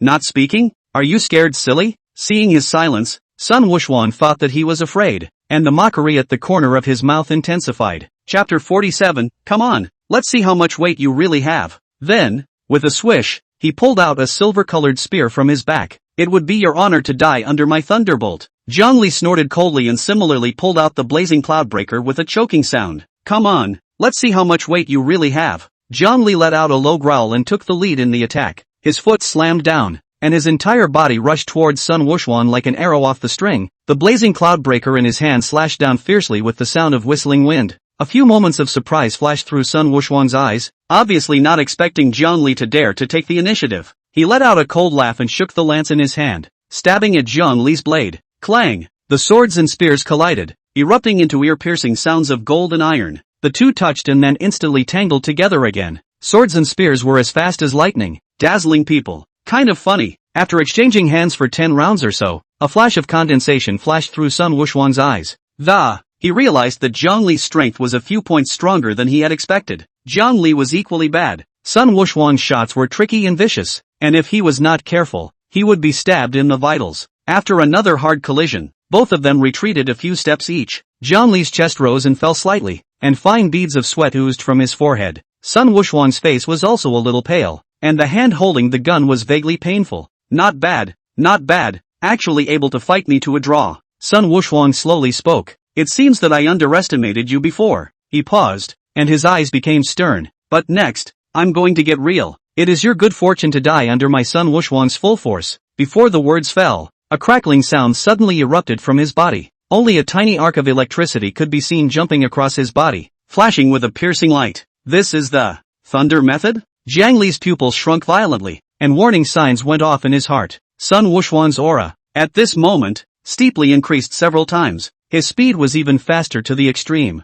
and almost in the blink of an eye, he arrived in front of Zhang Li. Zhang Li only felt a flash in front of her eyes, and the tip of the silver gun had already stabbed in front of her with a thunderous momentum. Alarm bells went off in his mind, and he couldn't think too long before his body instinctively unleashed the three-colored faceplate. Buzz! A strange power instantly flowed throughout his body. Zhang Li's abilities were all greatly enhanced at this moment. He narrowly sidestepped the fatal shot. Hiss dash! Although he avoided the vitals, Zhang Li's left arm was still grazed by the tip of the gun. A scorched black wound instantly appeared. The skin and flesh flared out and blood dripped. What was even more terrifying was that a violent force of lightning surged into his body along the wound, causing his left arm to lose consciousness instantly. This power of thunder and lightning was so overbearing. A few moments of surprise flashed in Sun Wushwang's eyes when he saw that Zhang Li had dodged his surefire strike. How dare you dodge my thunderbolt? Kid, you really do have some skills. He let out a sardonic laugh and swung the lance in his hand once again. But I'll see how long you can hide. Swish, swish, swish. With a piercing air-breaking sound, the long spear once again came at Zhang Li. Zhang Li clenched his teeth and frantically operated the Red Inferno technique and the mixed Yuan Gong in his body. Two very different streams of true qi were rushing and roaring through his meridians, providing him with great power. Coupled with the addition of the three-colored face paint, Zhang Li's speed and strength had reached an astonishing point. The blazing cloudbreaker sword in his hand was swung densely, and he managed to block Sun Wushwang's attack. Dang! The clash of swords and spears was deafening as sparks flew everywhere. The two men's figures intersected like two streaks of lightning colliding, making people's eyes dazzle. After another fierce collision, the two separated again. Zhang Li breathed heavily, his chest rising and falling violently. His left arm was still numb and weak, and most of the true qi in his body had been consumed. Sun Wuxuan's situation was no better. His face was as pale as paper, and the hand holding the gun was trembling slightly. Continuously activating the Thunder Law was equally exhausting for him. Who? Sun Wuxuan gasped violently, his eyes staring deathly at Zhang Li. Kid, you've managed to push me this far, but that's the end of you, he exhaled, a flash of madness in his eyes. Next, I'll let you see my true strength. As he spoke, the aura on his body once again skyrocketed. Zhang Li's eyes became incomparably grave as he silently pulled out the soul suppressor gong from his bosom. Dang dash! He slammed the town gong. A deafening gong sounded instantly throughout the carriage. However, Sun Wuxuan only frowned slightly and did not seem to be too affected. Ha ha ha ha, he suddenly let out a loud laugh. Zhang Li, do you think I don't know that you have the soul suppressing gong? To tell you the truth, I've had my defenses up against this stuff for a long time. Your Tai Gong, it doesn't work on me at all. Zhang Li's heart instantly sank to the bottom. How could he not expect that Sun Wuxuan was not even afraid of the soul suppressor gong? It seems that one can only fight to the death. He snapped his teeth, and a few moments of determination flashed in his eyes. In that case, come on. He roared angrily and once again swung his sword at Sun Wuxuan.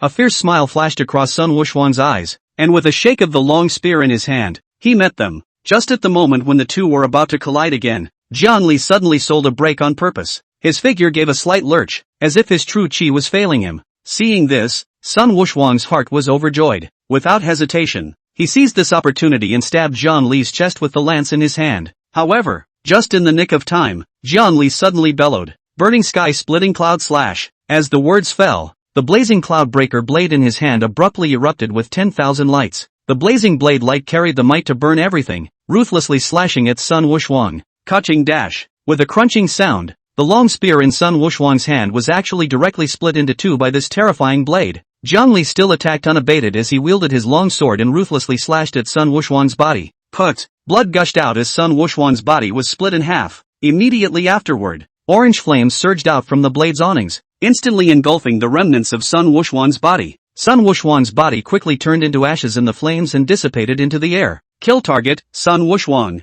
Gain soul mercy value, 500. Hearing the system's beep, Zhang Li then breathed a sigh of relief as if relieved. All he felt was that he didn't even have the strength to stand up. Puff dash. Zhang Li couldn't support herself any longer and sat on her butt. He breathed heavily, feeling the joy of the aftermath. Chapter 48, Late Enlightenment. It's done. Just then, a sharp cracking sound came from far and near. Immediately after that, a silhouette stepped on a flying sword and sped this way. Just by hearing the sound of this flying sword, Zhang Li had already guessed who the visitor was. Who else could it be but Pak Su Su? Sure enough, a moment later, a white figure descended from the sky and landed beside Zhang Li. It's none other than Pak Su Su. She was startled to see Zhang Li covered in blood and in a sorry state. Zhang Li, how are you? You doing? I'm fine, Zhang Li said breathlessly. Don't move. Bai Su hurriedly held him up, her eyes filled with heartache. What's the point of showing off when you're so badly hurt? She pulled out a small porcelain bottle from her bosom, poured out a crystal clear elixir,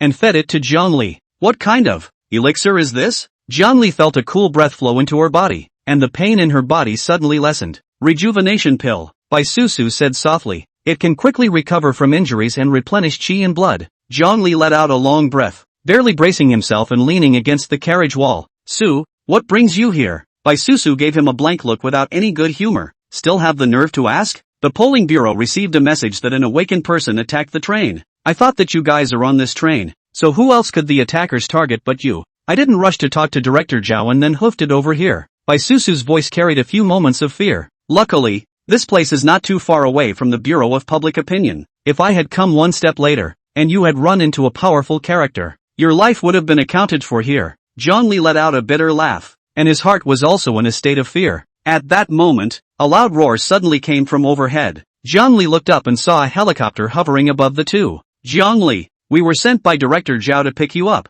Miao Xiaodia's excited voice came from above. She and a few others from Linfeng were poking their heads out and waving vigorously at Zhang Li. Linfeng even threw down the rope ladder directly. As Bai Su watched the scene, she couldn't help but tease. I say Zhang Li, you're not Zhao Xuanji's illegitimate son, are you? Otherwise, why is he treating you so well? Sending people to pick you up again and sending you warmth. Then there's no chance you're still his long-lost daughter. Zhang Li smiled back. He turned his head to Bai Su. Going up together? Bai Su shook her head, and with a movement of her body, she had already floated and leapt up. I'll go back faster with my sword. Before the words left her mouth, she had already turned into a white light and disappeared into the sky. Zhongli looked at her distant back, and a warm current surged in his heart. He then grabbed the rope ladder and slowly climbed up. The helicopter slowly landed on the tarmac in front of the polling bureau's headquarters building. Zhongli, are you okay? How's the wound? Can you still walk? Should I help you? Just after getting off the plane, the four of them gathered around and asked questions. It's fine, a small injury. It's been taken care of. Zhongli smiled and waved her hand, signaling that she was not in any serious trouble. Let's go. Director Zhao is still waiting, Lin Feng said. Soon, several people arrived at Zhao Xuanji's office. Director Zhao. Zhongli knocked on the door and walked in. Zhao Xuanji was sitting behind his desk, flipping through a document. After hearing Jiang Li's voice, he said without lifting his head, "Back, have a seat." Zhongli sat down in the chair in front of the desk. Miao Xiaodai and a few others, on the other hand, wisely retreated and closed the door with their hands. I've already heard about the Chen village. Zhao Xuanji put down the papers in his hands and raised his head to look at Zhongli. You've done a great job. Not only did you destroy the Chen clan walled city, but you also obtained information about the stronghold of the Eternal Life Society. This is all what I should do, Zhongli said. Zhao Xuanji nodded slightly, and his words turned. However, I heard that you got an item, soul-suppressing gong in the Chen family walled city? Zhongli's heart tightened. This old fox, he's really well informed. Without moving, he said, there is such a thing. That thing is of little use to you, but it will be of great use to us at the polls. Zhao Xuanji stared at him and said slowly, turn it in. Zhongli frowned. On what grounds? This is the rule, Zhao Xuanji said indifferently. All special items obtained from missions must be turned over to the polling bureau for unified management and distribution. Rules are dead. People are alive. Zhongli sneered. I worked my ass off to get this soul-suppressing gong. Why should I turn it over to you? Zhongli, don't forget that you're from the polling bureau. Zhao Xuanji's voice sank. As a member of the polls, you are obligated to follow orders. Obeying orders? Zhongli snorted. Director Zhao, I'm not your soldier. I joined the polling bureau to obtain resources and enhance my strength, not to work as a cow for you. You, Zhao Xuanji's face sank, and a few moments of anger flashed in his eyes. He didn't expect that Zhongli would dare to contradict himself like this. The atmosphere instantly became tense. After a long time, Zhao Xuanji forced down the anger in his heart and slowly said, Zhongli, I know you have a grudge in your heart. How about this? I don't want your soul-suppressing gong for nothing. I'll give you 500 contribution points in exchange. How about that? 500 contribution points? Zhongli's heart fluttered. That's a good deal. Contribution points from the polling bureau can be used to exchange for various resources. 500 contribution points. Enough for him to exchange for quite a few good things. Seeing that he was somewhat moved, Zhao Xuanji struck while the iron was hot and said, Zhongli, I know you're a smart person. Although the soul-suppressing gong has some special abilities, to you, it's ultimately just an external object. Contribution points, on the other hand, can actually enhance your strength. You weigh the lesser of the two on your own. Zhongli was silent for a moment and finally nodded. Okay, I'll change. After coming out of Zhao Xuanji's, Zhongli went straight back to her room. He walked over to the cultivation room in the corner of the room and sat down on his knees. To survive in this world, he needed to be more powerful.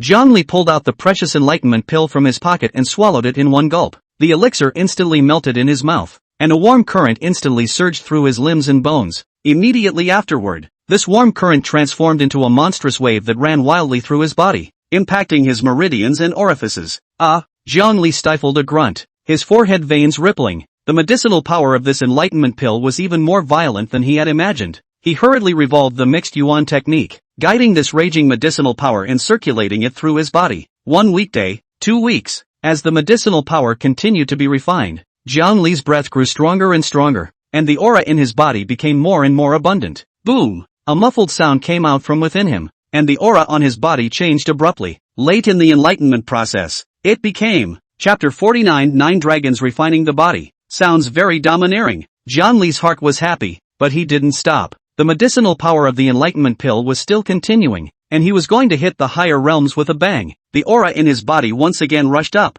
and his breath rose with it. In a short while, he reached the peak of the late enlightenment stage. Now only one step away, he would be able to condense his Jindan and step into the Zhaoxian realm. Condense me! Zhongli let out a low roar and converged his entire body's aura towards his Dantian, attempting to condense the Jindan. In the Dantian, the aura tumbled, and the embryonic form of a Jindan slowly appeared. However, just at the moment when the Jindan was about to take shape, a huge resistance came and prevented the Jindan from coalescing. It's not enough. My aura isn't enough. Jiang Li realized clearly in his heart. If one were to forcefully condense the Jindan, it would only be counterproductive. He decisively gave up his intention to coalesce the Jindan, and instead dispersed the remaining medicinal power into his limbs and bones, continuing to expand his Chifu. It was only until the last trace of aura within the Dantian was drained that Jiang Li slowly withdrew his energy and opened his eyes. He stood up and moved his muscles, only to feel an explosion of power all over his body. Jiang Li grinned, very satisfied with his increased strength. With a thought, he opened the system panel. Soul Eloquence value, 3500. Face painting, level 3, upgradable. Techniques, Red Inferno technique, small completion. Mixed elements technique, large completion. Skill, Blazing Cloudbreaker, introductory. Looking at the blinking upgradable face, Jiang Li did not hesitate and directly clicked on upgrade. Swish dash. There was a flash of light, and the soul velvet value was instantly reduced by 300 points. Face painting, grade 4, soul value, 500. The upgrade is complete. But, seems to be missing something? Jiang Li frowned slightly. The upgraded faceplate doesn't unlock new skills like it did before. Could it be that there are other limitations to unlocking the skills of the Facebook? Maybe the level isn't high enough. Or maybe there are specific conditions that need to be completed. Jiang Li secretly guessed. Although no new skills are unlocked, the boost from the face upgrade is still significant. He could clearly feel that all aspects of his body had been strengthened across the board. He looked at the system panel again. The remaining 500 points of soul velvet value was no longer enough to upgrade the faceplate again. Forget it, there's no point in keeping it. Consider it pocket money. Jiang Li shrugged and closed the system panel. He couldn't wait to open the polling bureau's internal system. The interface unfolding before his eyes. All sorts of information streaming in. Hiss, that's complicated. He rubbed his brow and quickly found the quest exchange area. First some tonic, Jiang Li muttered, her fingers sliding quickly on the screen, and soon exchanged several bottles of elixirs used to restore her chi, blood, and spiritual energy. With the elixir in hand, his gaze fell back to the feet section. He was dazzled by the array of secret techniques. Suddenly, a technique called the 9 Dragons Body Refining Technique attracted his attention. 9 dragons refining the body. Sounds domineering. Jiang Li's eyes glowed as he clicked on the details of the feat. Flesh body becoming a dragon? It's a bit interesting, but this crippling is too tragic, isn't it? Only at the 4th level? Jiang Li bristled and continued to look down. With this technique, with each successful layer of cultivation, the physical body would be 1 point stronger. Cultivating to the 4th level, the strength of the physical body could far exceed that of a cultivator of the same level. As for that final 9 dragons come out together, the flesh is comparable to the realm of a true dragon. He pressed no expectations. Jiang Li felt that although the name of this feat was overbearing, the introduction mostly had bragging elements. What kind of existence is a true dragon? If a random mutilated technique could be cultivated to that level, then the true dragon would be too worthless. However, this was already the most suitable and affordable body refining technique he could find in the mall. That's you. Jiang Li gritted her teeth and directly clicked on the exchange. Ding! Redemption successful. 400 contribution points deducted. Jiang Li looked at the only 100 points of contribution he had left and was heartbroken. So damn expensive. I worked my ass off for such a Thai book. He couldn't help but burst out. The reason why he chose this slow cultivation speed and still crippled technique was really a helpless move. Look at the other techniques. Often thousands of tens of thousands of exchange points. His little home base is not even a fraction. However, although this gongfu was crippled, the first 4 levels were complete, enough for him to cultivate for a long period of time. Buzz. Jiang Li only felt a tremor in his body, a warm current instantly spreading through his limbs and bones, and the roadmap for performing the 9 dragons body refining technique was clearly imprinted into his mind. He sat on his knees and slowly operated the spiritual energy in his body as described in the gongfu. As the spiritual energy flowed, wisps of energy began to quench his entire body. Time passes by. On Jiang Li's body surface, a layer of black, slimy dirt gradually seeped out, emitting an unpleasant odor. This was the impurities deep within the flesh that were forced out of the body by the gong method. He could clearly feel that his physical body was getting stronger at an astonishing speed, and every inch of his muscles were filled with explosive power. If he met Sun Wushwang again now, Jiang Li was confident that within 3 moves, he would take his life. Phew! Jiang Li slowly opened her eyes and let out a long breath of turbid air. It's a done deal. The first level of the 9 dragons body refining technique. It's a done deal. Although it was still far from condensing the first dragon shadow, the strength of this fleshly body was far beyond what it had been before. He got up and moved his muscles, only to feel soothed and energized. At this time, the cell phone screen lit up, and a message from Bai Su Su came into view. Quickly come to see Bureau Zhao. Jiang Li frowned. This Xiao Xuanji, what is it again? He took a quick shower to wash the dirt off his body and changed into a clean outfit before heading out. Just as he walked to the door, he saw Bai Susu standing there playfully. "Looking for me for something?" Zhongli asked, glancing at her. "Bureau Zhao knows that you've come out of the gate and asked you to meet him immediately," Bai Susu said expressionlessly, seemingly a little dissatisfied with Zhongli's tone. Zhongli shrugged and didn't say anything, following Bai Susu towards Zhao Xuanji's office. Arriving at the office door, Bai Susu knocked on the door, and after receiving permission, pushed the door in. "Bureau Zhao, Zhongli is here." Zhao Xuanji was sitting behind his desk with a document in his hand when he heard the sound and looked up at Zhongli. "You go out first," Zhao Xuanji said to Bai Susu. Bai Su nodded and turned to leave, closing the door behind him in the process. Inside the office, only Zhongli and Zhao Xuanji were left. "Take a look." Zhao Xuanji tossed the document in his hand to Zhongli, his tone flat. Zhongli took the document, looked down, and her pupils suddenly shrunk. On the file was a photo. In the background of the photo, a barren desert. In the middle of the desert, some broken buildings are vaguely visible, as well as a few twisted corpses.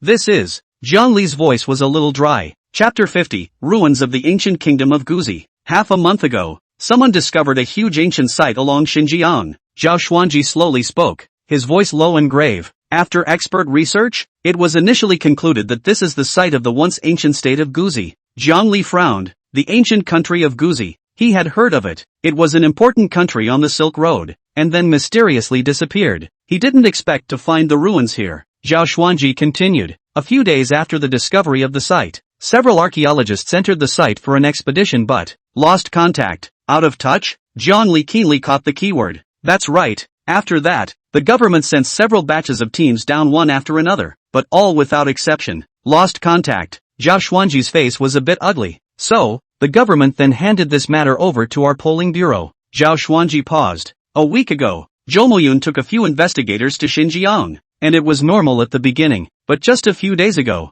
Zhou Muyun sighed, suddenly lost contact." Zhang Li's heart sank. Zhou Muyun, that guy, although smooth and worldly, but the strength is still there. Even lost? The other people from the polling bureau are also busy dealing with other matters, so they couldn't send out any manpower for a while. Zhao Xuanji sighed helplessly. Luckily, through special means, it was confirmed that Zhou Muyun's life wasn't in danger, so I didn't send anyone forward for the time being. Zhao Xuanji stared at Zhongli. "Now that I see that your strength has improved so quickly, so I want to send you on a trip to see if you can save Zhou Muyun, as well as find out the truth." Zhongli looked at the photos in his hands. The crumbling buildings and twisted corpses seemed to carry an eerie magic that attracted him and made him feel a pang of heart palpitations. To go, or not to go? This is undoubtedly a great challenge, but at the same time, it is also a great opportunity. If you agree to take such a walk. Zhao Xuanji seemed to see Zhang Li's hesitation and threw out a very tempting condition. "I can make the decision to give the soul-suppressing gong to you to use first." The soul-suppressor gong. Zhang Li's heart was shaken. The last time he had used it, it possessed a strong power to subdue souls and spirits, and it had a strange effect on evil spirits and ghosts. Zhao Xuanji hadn't finished, and continued to raise the stakes. "And the resources of the polling bureau can be supplied to you on a priority basis next month. How's that? Prioritize the supply of resources." This was undoubtedly a blessing in disguise for Zhongli, who desperately needed to improve his strength. With these resources, his cultivation speed would be greatly increased. "Bureau Zhao, can I bring a few people along on this mission?" Zhongli brightened up and asked tentatively. After all, one more person is more power. Not to mention, he knew nothing about the situation of the ancient ruins of Guzi. It was always good to bring along a few helpers. Zhao Xuanji pondered for a moment, seemingly weighing the pros and cons. There can't be too many people, otherwise the target will be too big and it will be easy to scare the snakes. Zhao Xuanji slowly spoke. "However, since it was you who brought it up, then, follow you." Zhongli was delighted in her heart, and quickly thanked her. "Thank you, Bureau Zhao." Zhao Xuanji waved his hand and turned his head to a woman behind him. "Su Yao, give the soul suppressor gong to Zhongli, and on this mission, you'll follow him to Xinjiang." The woman named Su Yao was tall and had a clear appearance. Only her expression was cold, like a piece of 10,000-year-old ice. She nodded her head slightly, sparing her words. "Yes, Director." Su Yao walked over to Zhongli and took out a palm-sized bronze gong from her bosom, handing it over. "It's cold and heavy in the hand." Zhongli scrutinized the soul suppressor gong in his hand. The body of the gong was carved with intricate patterns, vaguely emitting an intimidating aura. The soul suppressor gong was back in his hands. It felt so good. "Leaving in 2 days, no problem?" Su Yao's voice was clear and cold, without a trace of emotion. "No problem." Zhongli nodded. Su Yao turned around and left, dryly and without a hint of dragging her feet. Jiang Li put the soul suppressor gong away, and in his mind, he calculated which people he would bring along. Candidates must be carefully considered and must be both strong enough and trustworthy. The first thing he thought of was Miao Xiaodai. Although the little girl is quirky, but a handful of compulsion is out of this world, and can come in handy at critical moments. There was also Lin Feng. Although this kid had mediocre qualifications, he was better at being loyal and working hard, so he was a reliable helper. Zhang Tinyo, with great strength and thick skin, is a qualified meat shield. Last but not least, there was Wang Half Immortal, a godly fellow who is usually unreliable but could occasionally play some unexpected roles. It's just the four of them. Jiang Li made up her mind and immediately moved to find someone. Xiaodai, there's a mission. How about going to Xinjiang with me? Jiang Li found Miao Xiaodai and said right to the point. To Xinjiang? Yeah. When Miao Xiaodai heard that, she immediately got energized. Isn't there something fun to do? Whether it's fun or not I don't know, but it's definitely dangerous. Jiang Li gave her a precaution in advance. Danger is what makes it fun. Miao Xiaodai waved her hand unconcernedly, her face full of excitement. Jiang Li then found Lin Feng, Zhang Tinyo and Wang Half Xian respectively. Brother Jiang, you're finally taking me out on a mission again. Lin Feng was so excited that his voice trembled a little. He had always longed to be able to follow Jiang Li, learn more and improve his strength, and now the opportunity had finally come. Brother Jiang, don't worry, I'll definitely not hold you back this time. Zhang Tinyo patted his chest in assurance, his naive face full of perseverance. Hey, Master Jiang, where are you going to get rich this time? Half-immortal Wang rubbed his hands together with a lewd smile on his face. Cut the crap, this mission is dangerous. Don't drop the ball for me. Jiang Li glared at him. Don't worry, Master Jiang, when has I, Half Xian Wang, ever dropped the ball? Half Xian Wang patted his chest and swore. Several people secretly resolved to perform well this time, and never become a burden to Jiang Li like before. The other side, there was not a single light in the bleak room, only the thick, sickening smell of blood in the air. A rough iron pillar stood in the center of the room with a naked man hanging upside down from it. The man's eyes were closed and he had long since lost his breath. The only thing that remained was the hideous wound at his wrist, which was still slowly dripping blood. Tick-tock, tick-tock. The blood dripped into the copper basin placed below the iron pillar, making a dull and eerie sound, like a death wish. In the corner of the room stood a man with a withered body. He was dressed in a black robe with bizarre runes embroidered on it, and his face was hidden under the shadow of the hood, making it impossible to see, except for a pair of eyes, which were flickering with a ghostly green light. He is Wum. He stared dead at the blood gradually accumulating in the copper basin. Finally, the last drop of blood dripped from the man's wound. Wu Xian slowly walked forward, the corner of his mouth hooked into a cruel smile. Come on man, he rasped. Chapter 51, This dress, this aura, enough drag. Immediately, two men in black stepped out of the shadows, their faces expressionless, like lifeless puppets. Bring the blood, Wicham commanded. The man in black mechanically carried out the order and brought the copper basin to Wu Xian. The rich smell of blood poured out, but Wu Xian looked as if he had smelled the most delicious delicacy in the world, revealing an intoxicated expression. He slowly stretched out his hands, cupped the copper basin, and drank the blood inside. Goo-doo, goo-doo. As the blood entered his throat, Wu Xian's body began to tremble violently, and a blood-red mist gushed out from his body, quickly enveloping his entire body. The blood mist rolled and surged, emitting a ZZ sound. The temperature in the room plummeted, and the black-clothed man subconsciously took a few steps back, seemingly terrified of the bizarre sight. What is this Wum doing? Could it be practicing some evil technique? A moment later, the blood mist gradually dissipated, and Wu Xian's figure once again appeared. He slowly opened his eyes, and his originally ghostly green pupils unexpectedly turned scarlet red at this moment, like two burning ghost fires. His face, covered with twisted veins, looked hideous. He licked his lips with intent, his scarlet tongue sweeping across them, leaving a shocking trail of blood. Jiang Li. He spat out the name through gritted teeth, each word seeming to be squeezed out from between his teeth. Filled with bone-deep hatred, I will kill you with my own hands. I'm going to use your blood to help me break through the spirit sea realm. Wu Xian's voice was hoarse and frantic, echoing in the empty room for a long time. Ha ha ha ha ha. His laughter was sharp and piercing. At the same time, Jiang Li followed Su Yao and sped all the way to the airport. I say Su Yao, our mission this time is so urgent that we still have to rent an airplane? Jiang Li couldn't help but ask, how much does it cost to rent this one airplane? Rent? Su Yao glanced at Jiang Li, the corner of her mouth rising slightly. This is our polling bureau's own airplane. Jiang Li's eyes instantly widened in disbelief. The polling bureau has a special plane? This was too ostentatious. He had previously thought that although the polling bureau had a lot of power, It should also be a Clearwater government office. Boarding the airplane. Jiang Li was even more stunned by the sight before her. The spacious cabin features leather seats and a sophisticated bar. The coffee machine smelled rich and the huge projector was showing the latest movie. It's not an airplane. It's a mobile luxury suite.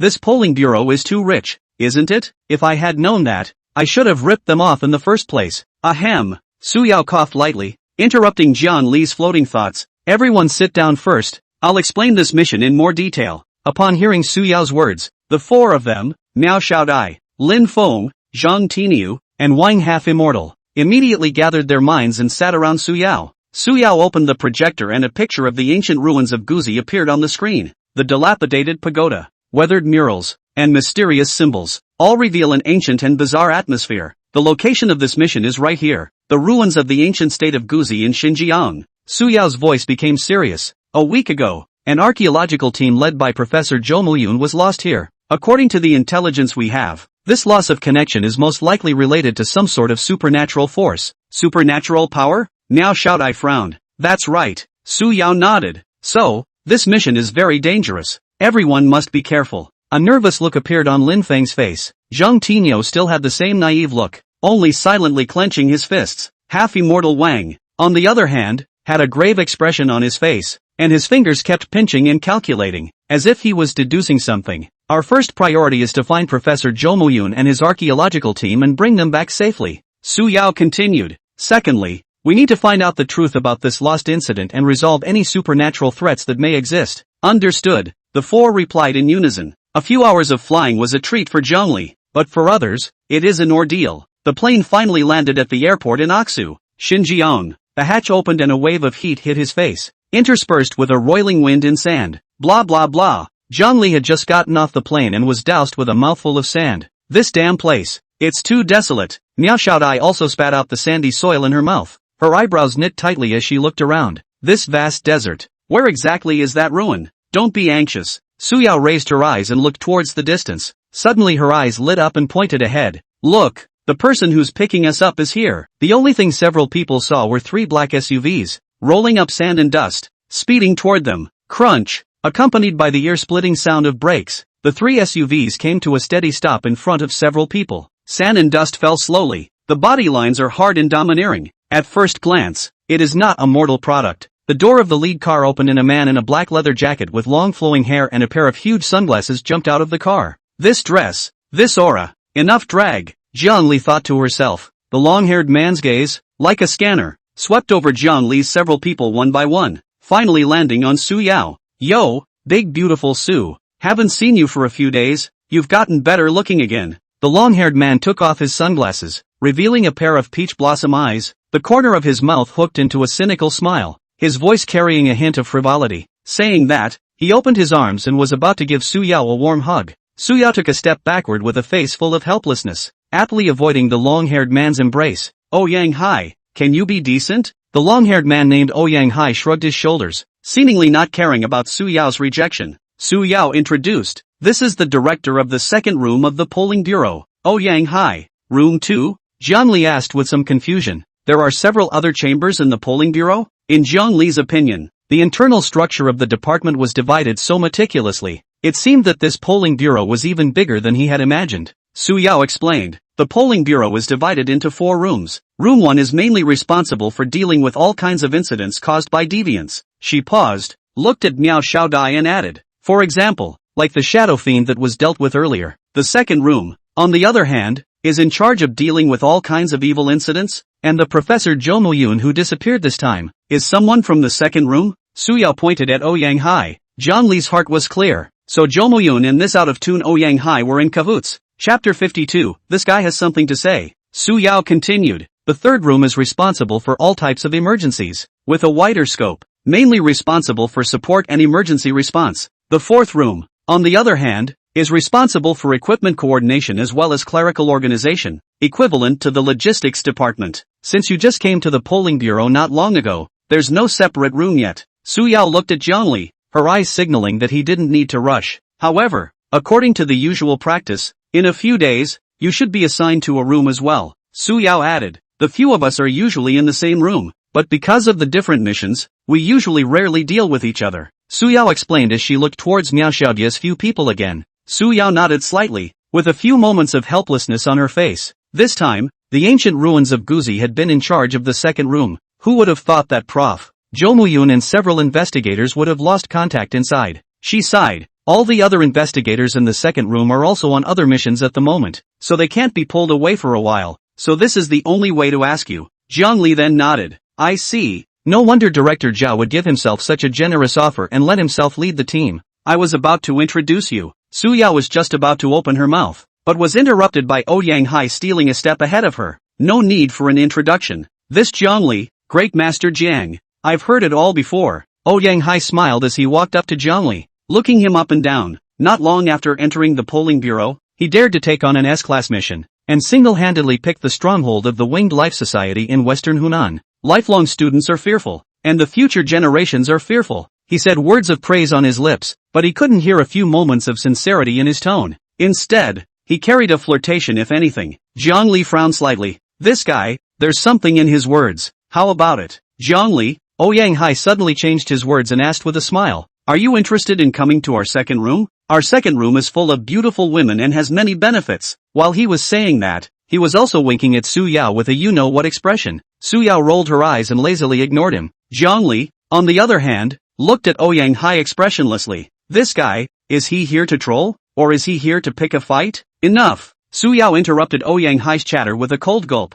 Director Ouyang, is this the time to talk about this? Business is important. There was obvious displeasure in her tone. Ouyang Hai shrugged his shoulders, made an okay gesture, and retreated to the side, no longer speaking. This woman, she's still boring. He bristled and muttered inwardly. Several people got into the SUV one after another. Zhang Li and Su Yao sat in the back of the last car, while Lin Feng took the initiative and sat in the passenger seat. The vehicle started, the engine emitting a low rumble, and headed in the direction of the ancient ruins of Guzi. Inside the car, Ouyang Hai resumed that enthusiastic look and began to explain the background of this mission to Zhang Li and the others. Actually, this Guzi ancient kingdom ruins, we at the polling bureau have been concerned for a long time. As he spoke, he pulled out a stack of information from his briefcase and handed it to Zhang Li. According to historical records, the Turtle Kingdom was an important country on the ancient Silk Road that once flourished, but then suddenly disappeared into the river of history. And the site discovered this time is most likely where the capital of the Turtle Kingdom was back then.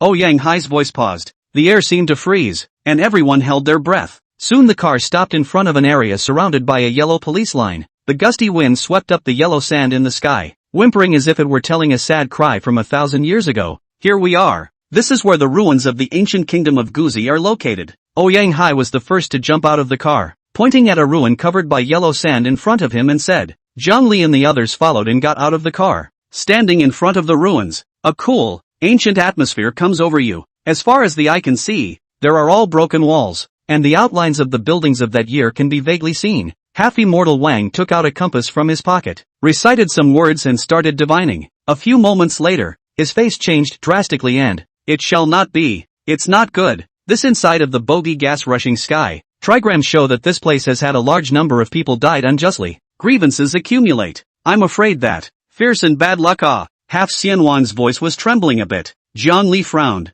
This guy, he's not an alarmist, is he? Half-immortal Wang is right. Ouyang Hai nodded, and his face became grave. According to the preliminary study of experts, the original Turtle Kingdom, most likely buried by a sudden huge sandstorm. The people in the city at that time, almost none of them were spared. He sighed. That's why such a strong resentment has built up here. Wang Half-Xian's movements were quick. He pulled out 6 palm-sized apricot yellow flags from his bosom, and each of them was inserted in the center of the ruins in some peculiar orientation. This is called the 6 Dings and 6 Armors Purification Formation, and it can purify the grievances within a 100-meter radius. Ouyang Hai nodded in satisfaction and said to Zhang Li, Elder Brother Jiang, I'll leave it to you guys next. Half-immortal Wang and I will wait here for your good news. Don't worry, Director Ouyang. Zhang Li answered and led Su Yao, Lin Feng, and Miao Xiaodai towards the depths of the ruins. As soon as they entered the ruins, the thick yellow sand under their feet directly missed the knees of the crowd. A few people walked forward deeper and deeper, each step seeming extraordinarily strenuous. Luckily, those present were all experts at the late stage of the Enlightenment realm, so it wasn't as if they were paralyzed with fatigue after taking a few steps. Zhang Li and Su Yao walked side by side at the front, responsible for clearing the way. The walls around them were hung with strips of long-faded rags and a few dark beads dotted about. Those beads had long been thoroughly weathered, and with a light touch they turned into pieces and drifted into the air. Suyao looked at her surroundings and said softly, "By the looks of it, this is most likely the imperial palace of the Guzi kingdom back then." "Oh, how?" Zhongli asked. "Think about it, other than the imperial palace, whose house would be decorated with so many expensive silks and gems?" Suyao analyzed. At this moment, Zhang Tainyo's eyes widened as he looked around with an astonished expression. "This is too evil. We've been walking for half a day. How come we're still spinning in the same place? Is it possible that we're not going through the same entrance as the previous waves?" He scratched his head and asked in a jarring voice. Suyao shook her head, her willow brows frowning slightly. "Impossible. I've carefully observed it just now. This is the only entrance to come down in this neighborhood. Moreover, if the previous batches of people didn't come in from here, Director Ouyang wouldn't have brought us here." Lin Feng sniffed and stepped forward, volunteering, "I'll take a look." With that, he closed his eyes and seemed to be sensing something. A moment later, he snapped his eyes open, pointed at an ordinary-looking wall, and said, "Behind this wall, there's a human odor." Chapter 53, Is there really something fishy going on? Someone? Zhongli and Suyao glanced at each other, both seeing surprise in the other's eyes. Can it be that the archaeologists who disappeared before were all trapped behind this wall? Whatever, just smash it open and see. Zhongli snorted coldly. He immediately swung his fist up and slammed it into the wall. Surprisingly, however, the walls didn't move. Zhongli froze. Although he hadn't used his full strength for this punch, it was enough to open a monument and crack a stone. So how could he not even break a wall? "I don't believe this." He clenched his teeth and focused his entire body on his right fist, blasting it at the wall again. Rumble dash. The wall cracked in response, and fine pieces of stone rustled down, raising a cloud of dust. A few people subconsciously took a few steps back, holding their breath and staring dead at the wall that was about to collapse. The cracks were getting bigger and wider, and finally, with a crash, the whole wall collapsed. Success! A few people were happy in their hearts and were just about to take a step into the cave when a strange change occurred. A cold wind suddenly blew violently from within the cave entrance, wrapping the yellow sand in the sky and sweeping towards Zhongli and the others. "No good. What the is this? Get out of the way." This sudden turn of events caused several people's faces to change drastically. Ahem. No, this is not going to work. We're all going to be bombed, buried alive. Suyao choked and coughed, shouting intermittently, "Damn! Fight!" Zhongli cursed angrily, and a few points of determination flashed in his eyes. He fiercely pulled out the blazing broken cloud blade at his waist, and a blazing flame instantly ignited on the blade. Chop! Zhongli roared in anger, holding his sword with both hands, and slashed down fiercely against the yellow sand that was flying in the sky. The blazing blade wrapped in flames that burned the sky and destroyed the earth, cutting through the sky and chopping at the yellow sand that covered the sky. For a moment, the temperature in the room skyrocketed. That originally arrogant and raging wind quickly receded after encountering this blazing flame. The yellow sand that had originally covered the sky also fell under the scorching of the flames, revealing the original scene. "Quick, while we're at it." Seeing this, Suyao hurriedly seized the opportunity and made seals with both hands, chanting under her breath, only to see that the hole, which was originally only one person high, rapidly expanded under the effect of her spell, becoming large enough for several people to easily pass through. "Go!" Suyao shouted and took the lead in rushing into the cave entrance. Lin Feng, Zhang Tainyo and half-immortal Wang followed closely behind. After Jiang Li's temple, he looked around vigilantly to make sure there was no other danger. Then he also quickly dashed into the cave entrance. Several people stumbled out of the hole in a sorry state, falling heavily to the ground with a few muffled grunts. "Ouch! My old back!" Wang Half-Xian rubbed his ass and grimaced as he got up. They looked around and realized they were in another room, and the layout of this room is surprisingly similar to the one before. What was even weirder was that the hole in the wall behind them was rapidly repairing itself at a speed visible to the naked eye. What the hell is this place? Are they back to square one? Zhang Li's brows were tightly locked, and a strong uneasiness welled up in her heart. He immediately instructed Lin Feng. "Lin Feng, quick, find the source of the odor again." Good, Brother Jiang," Lin Feng hurriedly answered, trying to calm his inner panic. He began to carefully sniff the various odors that filled the air. Soon, he stopped at a corner of the room where a thick layer of yellow sand was piled up. "Brother Jiang, here, the odor is coming from here." He pointed to the pile of yellow sand and said in an affirmative tone. A few people looked at each other, and without saying a word, they immediately started digging. As the yellow sand diminished, a vague outline gradually emerged. When the yellow sand was completely cleared, a dried-up corpse appeared in front of everyone's eyes. The body was dressed in tattered archaeological coveralls and was as dry as a bone. This is the missing archaeologists from before. Zhang Tainyo exclaimed in shock, his face instantly turning pale. Zhang Li squatted down and carefully observed the dried corpse. How can a person become like this in just a few days? How is this possible? Half-immortal Wang also came over. He looked at the dry corpse in front of him, his voice trembling. Even if it was exposed in the desert, it couldn't have turned out like this. Ah, you guys look here. Su Yao's voice suddenly rang out. She pointed to the dryad's neck, where there were 2 tiny holes, and the skin around them took on an eerie purple-black color. What was? Bitten by what? Lin Feng's voice trembled a little. Su Yao shook her head, looking serious. It's more like being drained of essence and blood by something. Drained of essence blood? Several people sucked in a breath of cool air, a chill running from the soles of their feet straight to the top of their heads. What is so vicious that it can suck a living person into a dry corpse in just a few days? Everyone be careful. This place is afraid that it is more dangerous than we thought. Su Yao reminded in a deep voice. What the again? Zhang Tainyo let out a low roar, his eyes staring around with a deadly glare, veins rippling on his thick arms. Half Xian Wang then quickly pulled out a handful of talismans from his pocket and clutched them tightly in his hand. Niao Xiaodia's reaction was the quickest, as she summoned her native parasite, a centipede with a turquoise body. Almost in an instant, Lin Feng's face was pale. Although he tried to control his trembling body, he couldn't help but take a few steps backward and leaned close to Su Yao. Su Yao pressed one hand on the soul-suppressing gong at her waist, while the other hand tightly gripped a short sword, vigilantly scanning the surroundings, ready to strike at any time. Jiang Li likewise didn't dare to be careless. He silently gripped the shattered cloud blade in his hand, and ran the true qi in his body to the extreme, ready to strike at any time. He vaguely felt that what he encountered this time, he was afraid that it would be much more terrifying than those yellow sand monsters he encountered before. He told Lin Feng to keep concentrating, trying to track down any clues with his sense of smell. Brother Jiang, this time,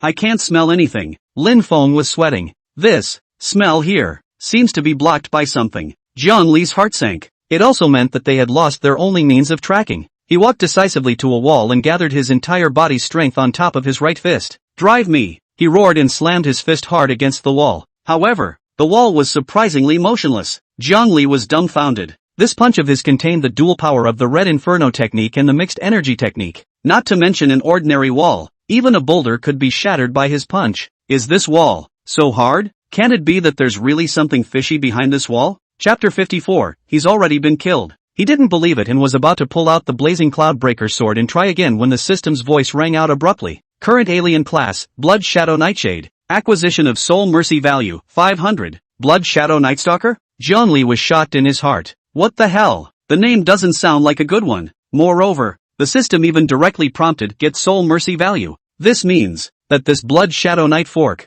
has been killed by him, but he didn't do anything at all. This sudden turn of events made Jiang Li a bit puzzled. He jerked his head back and yelled, "Watch out, everyone, there's something." What the hell? Zhang Tainyo froze and subconsciously asked, "Brother Jiang, did you discover something?" Su Yao asked in a deep voice. Jiang Li opened her mouth, but she didn't know how to explain. He couldn't just say that he hadn't done anything just now and the system prompted him to take down a monster. Could he? Who'd believe that? He could only vaguely say, "I just seemed to see a red shadow that flashed by." He really wasn't lying. Just now he was staring intently at the wall, and out of the corner of his eye he really did seem to catch a glimpse of a red shadow. It was at this moment that a sudden change occurred. The originally calm yellow sand suddenly tumbled violently, forming a huge whirlpool. At the center of the vortex, the yellow sand coalesced rapidly, vaguely outlining a huge and hideous silhouette. Immediately afterward, a deafening hiss came out from the vortex. A monster made of yellow sand and resembling a humanoid slowly emerged from it. It waved its gigantic arm, wrapping up the wind and sand in the sky, and slapped down fiercely towards Jiang Li and the others with the force of a thunderous thunderclap. Jiang Li only felt a powerful sense of oppression coming over him, making him almost breathless. In the face of this sudden attack, Su Yao's reaction was the quickest. She drew the pistol at her waist almost instantly, aiming it at the yellow sand monster and pulling the trigger without hesitation. Bang! Bang! Bang! These bullets exploded instantly as they hit their targets. The yellow sand monster's body was blown apart and turned into yellow sand flying all over the sky. Solved? Niao Xiaodia's voice trembled a little. Although her innate parasites were powerful, they were useless in the midst of this roiling yellow sand. No. Su Yao shook her head, her face grave. These bullets hit it but didn't do substantial damage. As expected, the yellow sand quickly regrouped. Su Yao's heart sank to the bottom. She had never seen such a bizarre monster. Bullets are ineffective. Doesn't that mean that physical attacks don't work on it at all? This time, the yellow sand didn't form into a humanoid monster again, but instead transformed into a giant python the thickness of a bucket. The giant python raised its head and spat out a letter, its scarlet eyes staring at the several people in front of it, its huge body bringing up gusts of wild wind. It opened its bloody mouth, revealing a mouth full of sharp teeth, and lunged towards the crowd. "Look out!" Zhongli let out a low roar, instantly pulling out the blazing cloudbreaker sword at his waist and slashing straight down against that yellow sand python. The blazing cloudbreaker blade was wrapped in unrivaled power and ruthlessly chopped above the waist of the yellow sand python. Put! With a muffled sound, the yellow sand python snapped with a sound. Its huge body was chopped in two from it, turning into two tumbling masses of yellow sand that scattered on the ground. However, before the crowd could breathe a sigh of relief, those two clusters of yellow sand merged together once again. Anaconda recovered. It seemed to become even more berserk, its scarlet eyes flashing with bloodlust as it once again opened its huge mouth and lunged towards Zhongli. Zhongli's heart sank. This thing can't be killed? Don't waste your energy. Su Yao's voice was anxious and urgent. Physical attacks are useless against it. We must find its main body in order to completely destroy it. Ontology? Zhongli swung his sword to fend off the python's attack while looking sideways at Lin Feng.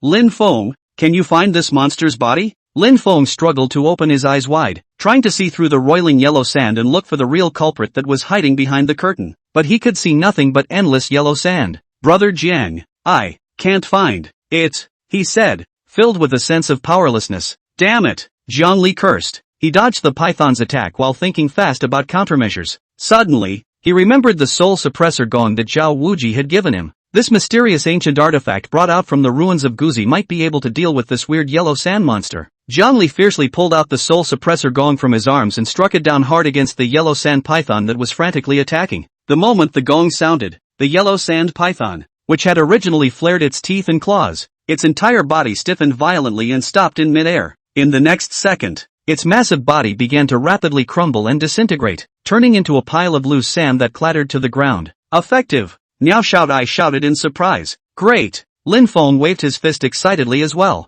Zhongli didn't pause as he once again raised the soul suppressor gong and struck it down hard. Clang! Another deafening gong sounded. Meanwhile, in a corner of the room, a blood-red shadow slowly emerged, gradually revealing a bizarre ghostly figure. The ghostly figure had a sharp mouth and fangs, a pair of surprisingly long ears, and exuded a sickening scent of blood. Blood Shadow Nightshade? How did this thing end up here? Su Yao exclaimed out in shock. An incredulous expression filled the top of her pretty face. She never expected to see such legendary ghosts and monsters here. Blood Shadow Nightshade? What is that thing? Lin Feng asked eagerly as he dodged the yellow sand. I've only ever heard of Nightcrawler. There's no time to explain. Su Yao's body flickered, dodging a cloud of incoming yellow sand, and said in a rapid speech, the Blood Shadow Night Fork is a kind of ghost in Indian mythology. From ancient times to the present, very few people have seen the Blood Shadow Night Fork, and only the ancient books of Indian mythology have a small amount of records. I wonder why it appeared here. Never mind how it appeared here. Zhongli yelled. Tell me how to fix it. There is nothing in Hindu mythology about the nightshade having anything to fear. Su Yao said quickly while thinking extremely hard. But in folklore, there's a legend that says the nightjar is afraid of fire. Zhongli's eyes lit up. Afraid of fire? That would be nice. Without hesitation, he urged the spiritual energy in his body and operated the Red Inferno technique. In an instant, the blazing cloud breaker blade in his hand instantly burst into flames. Seeing this, the Blood Shadow Nightmare violently let out a sharp hiss. Its scarlet body trembled violently, and its originally still clear features were instantly distorted. Afterwards, its figure shifted, and it unexpectedly began to gradually become illusory. Chapter 55. Are we going to die together? Don't let it get away. Su Yao's face changed dramatically when she saw this. The Blood Shadow Night Fork is most vindictive. Once it sets its sights on a target, it will not rest until it kills the target completely. She added eagerly. Once we let it escape, the consequences will be endless. Zhongli's feet violently stomped on the ground, and his entire body rushed out like an arrow off a string. The blazing cloudbreaker sword in his hand, wrapped in blazing flames, viciously chopped at the blood shadow that was becoming illusory. Stay for me. His voice was filled with killing intent. The blazing broken cloud blade precisely slashed at the Blood Shadow Nightmare's body, causing it to let out a mournful and extremely miserable scream. The figure of the Blood Shadow Night Fork lurched, and the body that had already begun to vaporize was actually resolidified by a few points. It wriggled frantically, rolling and struggling on the ground, trying to extinguish the flames on its body. However, the flames emitted by the Red Inferno technique could not be extinguished so easily. Suddenly, it stopped struggling, turned its head violently, and lunged straight towards Niao Xiaodai. is this going to be the same thing? Jiang Li was shocked in her heart. The slash he had just made had almost exhausted the spirit energy that had just been restored in his body. At this moment, the old force has been exhausted and the new force has not yet been born. So it is simply too late to rescue. In the nick of time, a tall figure blocked Miao Xiaodia's body. It's Zhang Taizhan, only to see his eyes open roundly,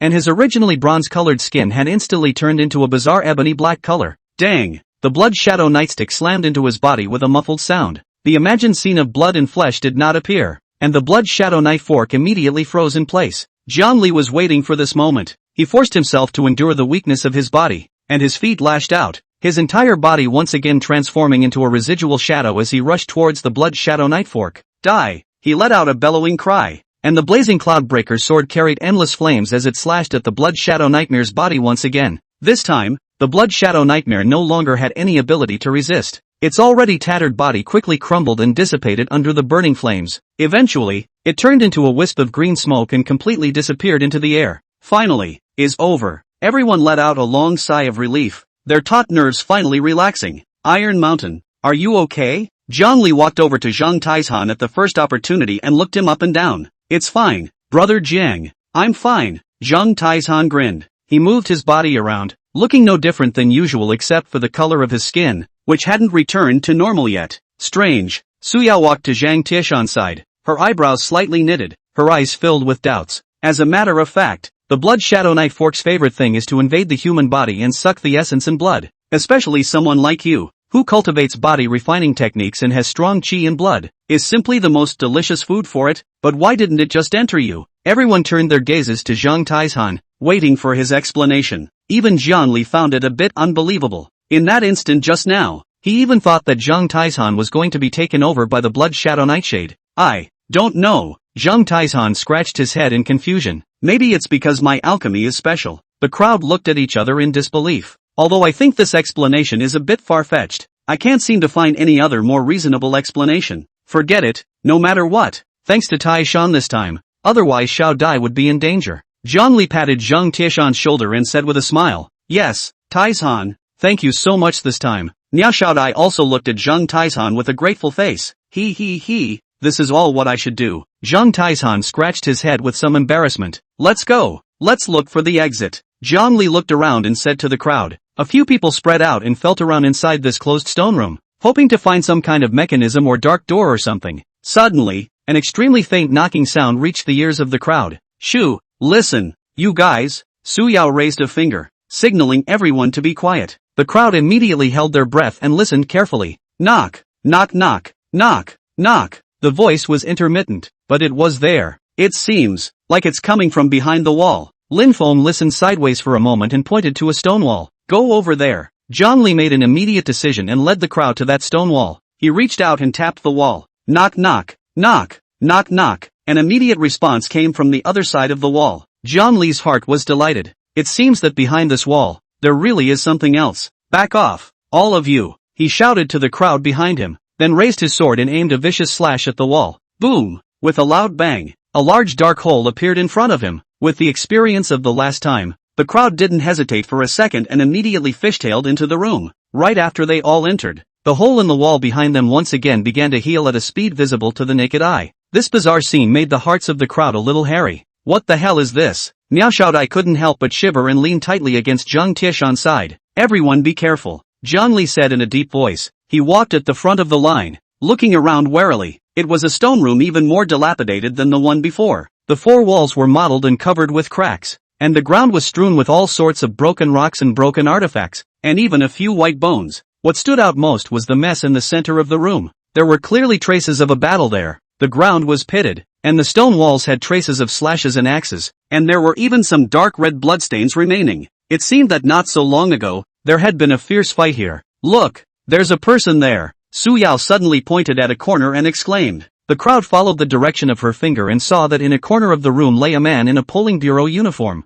That's where. Su Yao recognized the man at once and exclaimed out of breath. He's the investigator from our second room. Go over there. Jiang Li walked over quickly, with the crowd following close behind. Jiang team. His eyes slowly opened his eyes, and after seeing Jiang Li and the others, he weakly made a sound as if he wanted to say something. However, before he could finish his sentence, he fainted again. The situation is urgent. Saving lives is important. Forget about that for now. Feed him medicine. Zhongli made an instant decision, pulling out a healing elixir from his pocket and signaling Su Yao to give His Eye a dose. Su Yao took the elixir, carefully broke open His Eye's mouth and stuffed the elixir in, and fed him some water to help him swallow. After doing so, several people gathered around His Eye and waited anxiously. Chapter 56. What kind of coincidence is this? It takes time for the medicine to dissolve. Let's check here first. Zhongli looked around and said to the others. A few people nodded and began to search carefully in this stone room. Time passes by. You guys look here. Su Yao's voice suddenly rang out. She was squatting in front of one of the battle traces, scrutinizing it. Judging from these traces, it seems that Zhou Muyun was here and fought with a relatively large-sized monster. Zhongli's few people sniffed and immediately surrounded them. Su Yao pointed at a deep pit on the ground and continued. Look at this pit. It's obviously been smashed out by some kind of huge force. There are also marks on these stone walls. Some of them look like they have been scratched by sharp claws, and some of them look like they have been hit by heavy objects. She paused, then pointed to a few pieces of rubble on the side. On these stones, there is still some sticky liquid left, which is most likely that monster's blood. These signs point to a less optimistic situation. Judging from His Eye's condition, Zhou Muyun must have been particularly flustered when they evacuated. Bai Susu frowned and analyzed. Otherwise, they wouldn't have cared about the injured His Eye. Aha! Zhang Li nodded in agreement. Lin Feng, on the other hand, had a worried look on his face. Senior Zhou Muyun is so strong, even he's not an opponent. What exactly is that monster? Right now, the exact situation can only be known after His Eye awakens. Luckily we brought enough food. Niao Xiaodai patted the small bundle she was carrying and said, even if we can't get out for a while, we don't have to worry about going hungry. Suddenly, squeak, crunch, dash, a toothsome mechanical rubbing sound came abruptly from above the stone room, as if some old mechanism was being forced into action. Jiang Li's few people were instantly alert, and they all looked up in the direction the voice came from. Boom! With a loud bang, the stone slab at the top of the stone room suddenly cracked open a large hole, and rubble fell down. Immediately afterward, two figures fell down from the cave in a sorry state, landing heavily on the ground. Ouch! My ass! Damn! Which designed the organ? Ouyang Hai cursed and got up from the ground. The other person was Half-Shadow Wang. Ouyang Hai cursed a few times, and when he raised his head and saw the situation inside the stone room, he froze. Several people all looked at him with wide eyes. Ouyang Hai blinked and laughed dryly. Hey! What a coincidence! Meeting again, ha! The tone of his voice was off-key. What kind of coincidence is that? It's almost like a bump in the road. Zhang Li's few people looked at each other in dismay, and for a moment they didn't know what to say. I say, Director Ouyang, what kind of show is your old man singing? Zhang Li was the first to break the silence. And Taoist Wang, how did the two of you fall from above? Bai Susu followed closely after. What's going on with you guys? Lin Feng could no longer control himself and asked directly. I say, why don't you two say something? Su Yao was a bit anxious. What the hell is going on up there? Ouyang Hai and Wang Half-Xian looked at each other with embarrassment written all over their faces. Half-Xian Wang coughed lightly, scratched his head, and stammered. That, actually, it's not a big deal. Nothing serious? Nothing big enough for you two to fall off? Lin Feng's eyes widened in disbelief. Zhang Li looked at these two people and already had a vague guess in her heart. We were supposed to set up a formation up there. Wang Half-Xian's voice is getting smaller and smaller. Then Director Ouyang he saw a couple of sage grouse. Ouyang Hai snapped his head up and glared at him, as if he was blaming him for selling himself short. Ratatouille? Su Yao froze and didn't react for a moment. Yes, the rat and rabbit. Then what? Then I let old Wang, Taoist Master Wang go with me to catch it. As a result, by accident, I stepped on the air. Ouyang Hai's voice also lowered. Stepped in the air? And then fell? Bai Susu's tone was filled with incredulity. Several people looked at each other, and they could see the speechlessness in each other's eyes. What's this all about? The director of the second room of the polling bureau, with a Taoist priest from Maoshan, fell into a hole for catching a rat and rabbit while on a mission? Who would believe that?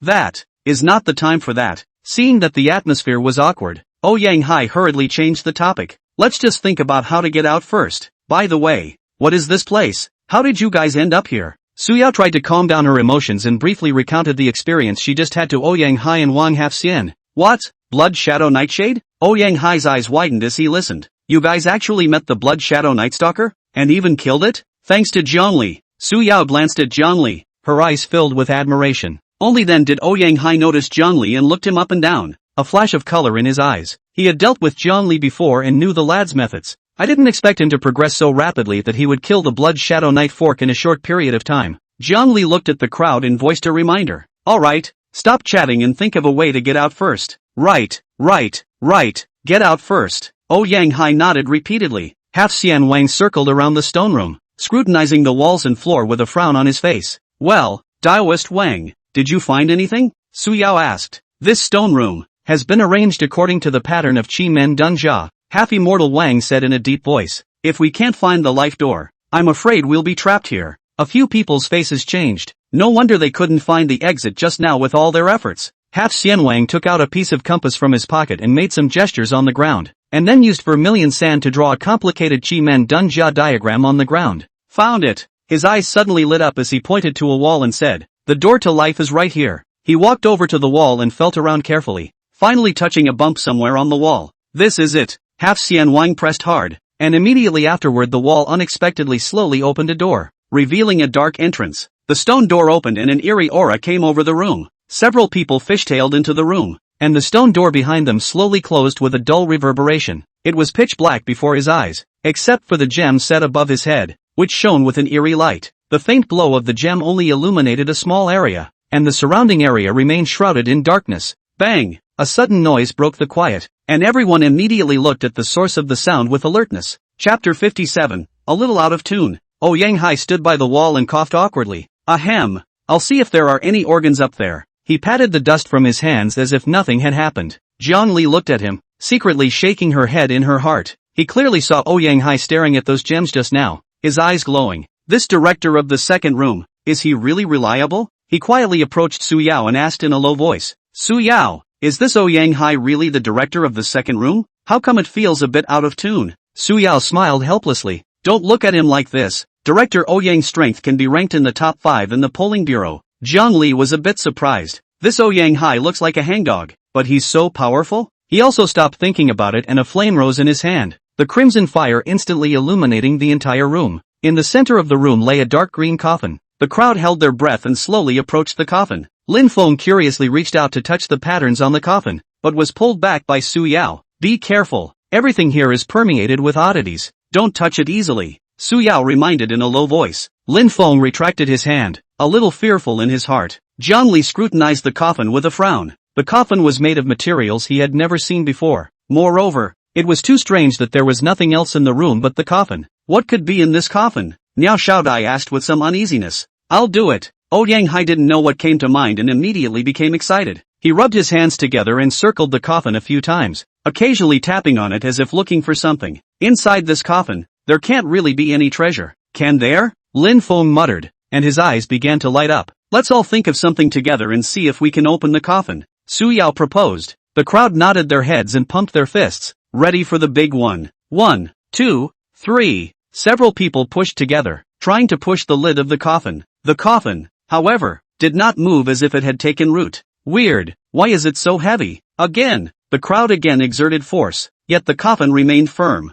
This coffin, it seems that it is not wooden. Niao Xiaodai pointed to the edge of the coffin, her voice trembling a little. It was then that the crowd noticed that the edges of the coffin were surprisingly shiny with metal. Is this bronze? Half-World Wang exclaimed in shock and came closer for a closer look. He tapped his finger on the coffin wall with a dull metallic sound. This whole coffin, it's actually made from a single block of poured bronze. The crowd looked at each other, dumbfounded. No wonder it's so heavy. No wonder you can't push it. A bronze coffin, poured in one piece. How much does it weigh? How else is this going to open? Jiang Li frowned and directly pulled out the blazing cloudbreaker with a choking sound. Since you can't push it, split it. He didn't believe it. This bronze coffin could still block his sword? Jiang Li? No. Yang Hai was quick on his feet and grabbed Jiang Li's wrist. What are you doing? Jiang Li looked at him in disbelief. This is no ordinary coffin. This is a trapped dragon coffin. Yang Hai said with a serious face. Trapped dragon coffin? The crowd asked in unison. In ancient times, people believed that the soul would reincarnate after death. So after death, they would leave an opening on the coffin so that their soul could go out through it and be reincarnated as a human being. Yang Hai explained. What about this trapped dragon coffin? How is it different from an ordinary coffin? Su Yao pursued. There are some small countries in the western region that are the opposite of the funeral customs of the Central Plains, and they believe that a person's soul should remain in his or her body after death. In this way, they can enjoy incense and offerings after death. This dragon trapping coffin serves this purpose, being able to trap the soul of the deceased firmly within the coffin. The crowd listened in disbelief. The customs of this small western country are too strange, aren't they? We once found a similarly trapped dragon coffin when we were excavating the ruins of Yamakuni. Yang Hai paused and then said, however, at that time, due to insufficient technology, it led to the trapped dragon coffin breaking. How exactly does this trapped dragon coffin open? Zhang Li was a bit impatient. Yang Hai smiled mysteriously and didn't answer directly. Instead, he pretended to be profound and said,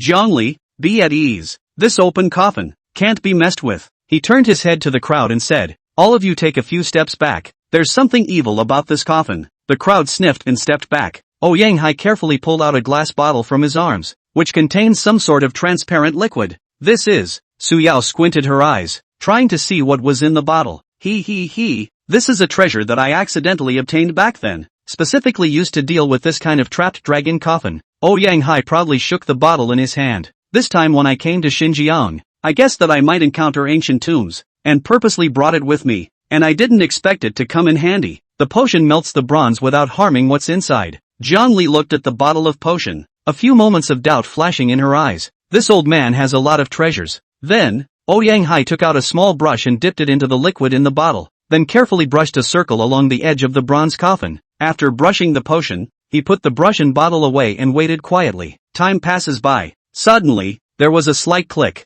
The crowd followed the sound, only to see that where the potion had been brushed, the bronze unexpectedly began to slowly crack, and a thin gap appeared. It's open. It's really opened. Lin Feng shouted excitedly. This potion is also too magical. Miao Xiaodai was also incredulous. A few moments later, the entire bronze coffin cracked neatly into two halves along the traces of the potion that had been brushed over it. Yang Hai wiped the beads of sweat on his forehead and let out a long breath. Alright, let's all give a hand and push the coffin lid open. Several people pushed together and slowly pushed the lid of the bronze coffin open. Just then, a black gas violently sprang out of the coffin. When Yang Hai saw this, his face changed drastically and he hurriedly yelled, retreat! The crowd reacted and immediately backed away. It's corpse chi. Yang Hai's face was grave and his voice trembled a little. Fortunately, everyone retreated quickly. If we were a little bit later, if this corpse gas entered our bodies, we would have become vegetative if it was light, or killed on the spot if it was heavy. When the crowd heard his words, they were even more frightened and couldn't help but take a few more steps back.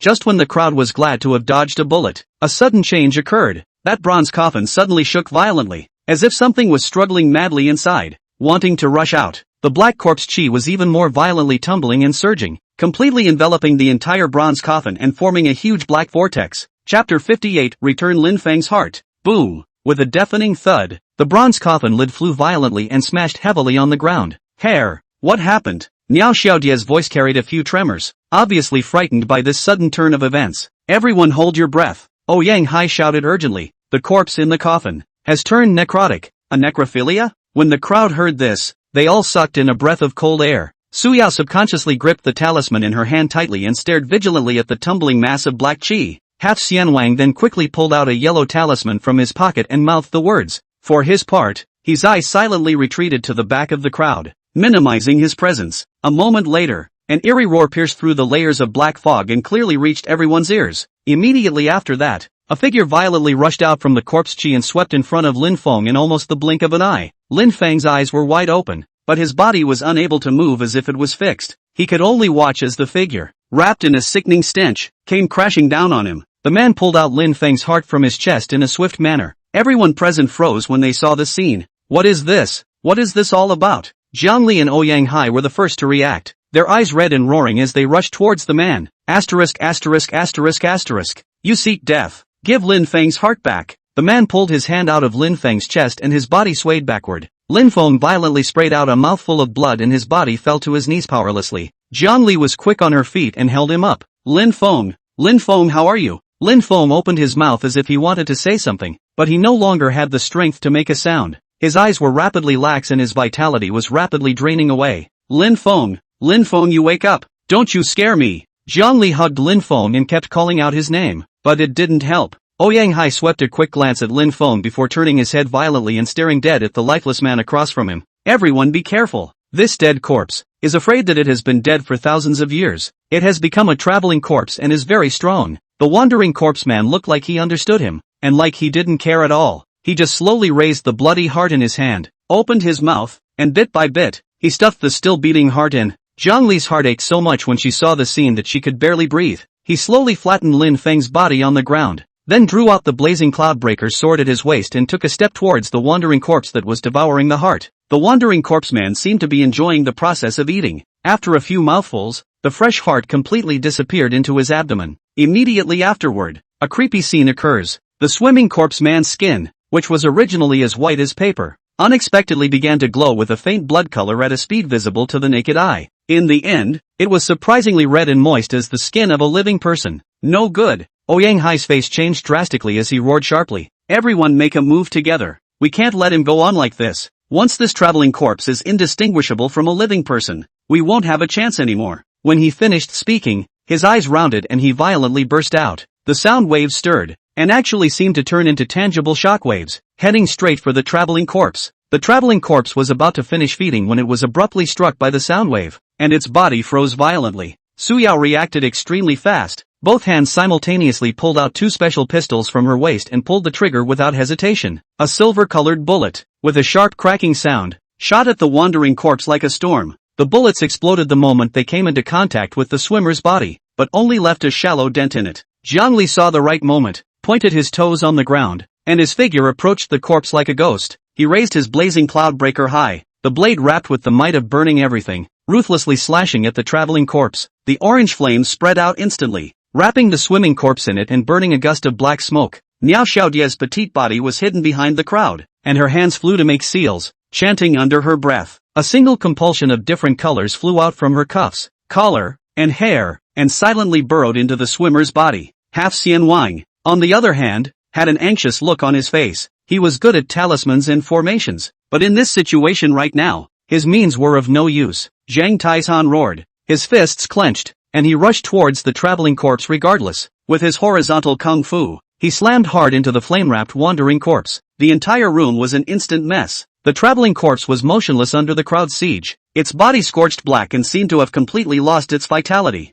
Dead? Su Yao's hand holding the gun trembled slightly as she asked softly, should be dead? He wiped the beads of sweat from his forehead, a few uncertainties in his tone. Zhang Li didn't say anything, just stared at the traveling corpse with a deadly stare, but the uneasiness in his heart grew stronger. It was at this moment that a sudden change occurred. The original motionless wandering corpse instantly disappeared in place. In the next second, he appeared in front of Miao Xiaodai like a ghost. Miao Xiaodai didn't even have time to let out a cry of surprise before the wandering corpse's palm pierced through his chest. Her eyes widened and she slowly looked down at the bloody hand on her chest, a trace of blood spilling from the corner of her mouth as her body fell backward helplessly. Die! No! The crowd cried out in shock, but there was no time to stop them. The traveling corpse's movements were as fast as lightning, and before the crowd could react, it appeared in front of Zhang Taizhan and Wang Hafxian one after another. Same move, same result. Zhang Tieshan's proud Vajra unbreakable body was like papier-mâché in front of the traveling corpse, and was easily pierced through. Wang Hafxian didn't have time to let out a scream before his heart was ripped out. The bodies of the two men collapsed helplessly to the ground,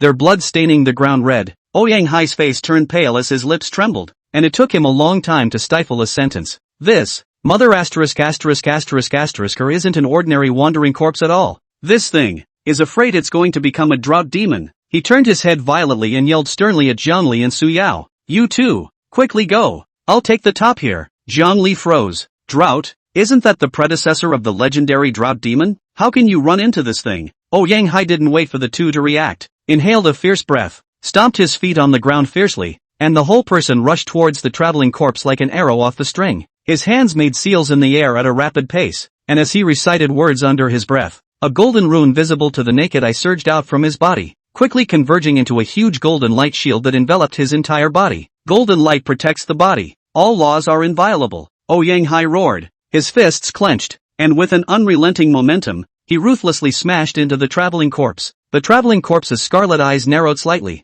as if it had some disdain for his attack. It casually waved its hand, and the palm, which had just been stained with blood, lightly slapped at Yang Hai. Chapter 59, No More Delays. Bang! With a loud bang, the golden light shield trembled violently, and its light instantly dimmed by a few points. Yang Hai stifled a grunt and a trace of blood spilled out from the corner of his mouth, but he didn't have the slightest intention of retreating. Instead, he more frantically urged the spiritual energy in his body and launched a fierce attack on the swimming corpse. Zhang Li and Su Yao glanced at each other, both seeing shock in the other's eyes. Go, don't look back. Yang Hai urged in a trembling voice. There can be no more delay. Any further delay would only cause Yang Hai to die in vain. Jiangli gritted her teeth and turned around to run, with Su Yao following close behind. The two had just run out a few steps when a mournful scream came from behind them. The two of them turned around violently, only to see that the wandering corpse had actually bitten off Yang Hai's head in one bite. Director! Su Yao let out a cry of shock, her eyes filled with despair.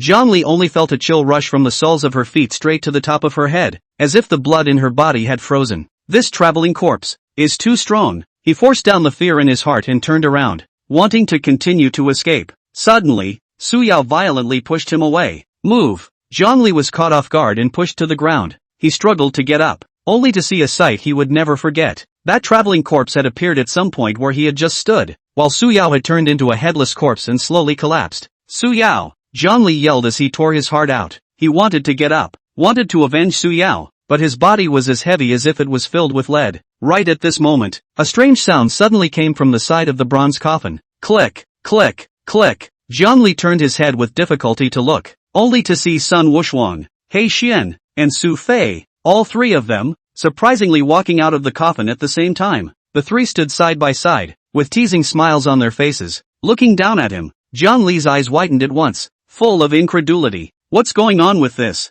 Aren't they dead? Sun Wuhuang sneered. Jiangli, are you surprised? All of this is a setup to kill you. Understand? As for Su Yao and the others, he paused, and the smile on his face became even more cruel. They're just the unlucky ones who got dragged down by you. Jiangli only felt a surge of anger erupt from his chest, instantly igniting his sanity. You deserve to die. He violently leapt up from the ground, no longer caring about anything else, and directly activated the three-colored faceplate. In an instant, a powerful force surged out from within him. He gripped the blazing Cloudbreaker sword tightly, and his figure was like electricity as he slashed fiercely towards the three Sun Wuhuang people. The blazing blade light was about to engulf Sun Wuhuang, and in the nick of time, Sun Wuhuang's figure suddenly disappeared in place. In the next second, Jiangli only felt a huge force coming, and the whole person immediately flew out backwards, smashing heavily on the ground. Put! Jiangli sprayed out a mouthful of blood and struggled to get up, but he was ruthlessly stomped on his chest by Sun Wuhuang. He looked at Sun Wuhuang's cold face,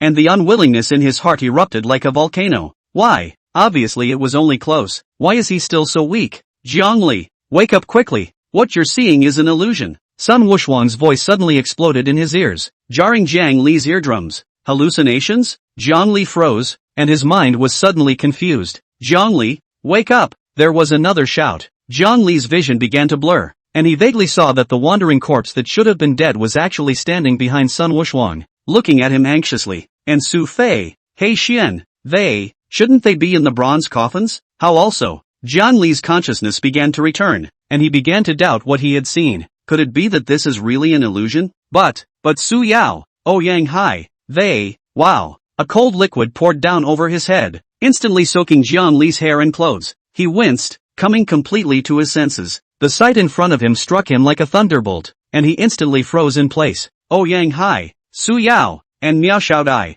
all stood around him, each with a face of celebration after the robbery. You're not. Jiang Li's voice trembled as he couldn't believe his eyes. Jiang Li, are you alright? Su Yao asked with concern. Jiang Li, you just scared me to death. Miao Xiaodai patted her chest with a palpitating look. Yang Hai didn't say anything, but only looked deeply at Jiang Li, his eyes complicated and hard to understand. Jiang Li opened her mouth, wanting to say something, but realized that her throat was so dry that she couldn't utter a single word. He looked around in bewilderment and realized that he was lying in a messy clearing, surrounded by scattered pieces of bronze and a few mangled corpses. Those were Sun Wuhuang's and their corpses. What in the world just happened? Jiang Li muttered. You brat, almost slaughtered us all. Yang Hai said without a trace of anger. You kid, when you pushed the coffin open, you inhaled the corpse gas inside. When we realized it, it was already too late. You fell into a hallucination and slashed at us. If it wasn't for my quick reaction to wake you up in time by splashing you with clear heart water, I'm afraid that several of us would have already become your dead souls under the knife by now. He pointed to an empty bottle next to him that still had some clear liquid left on it.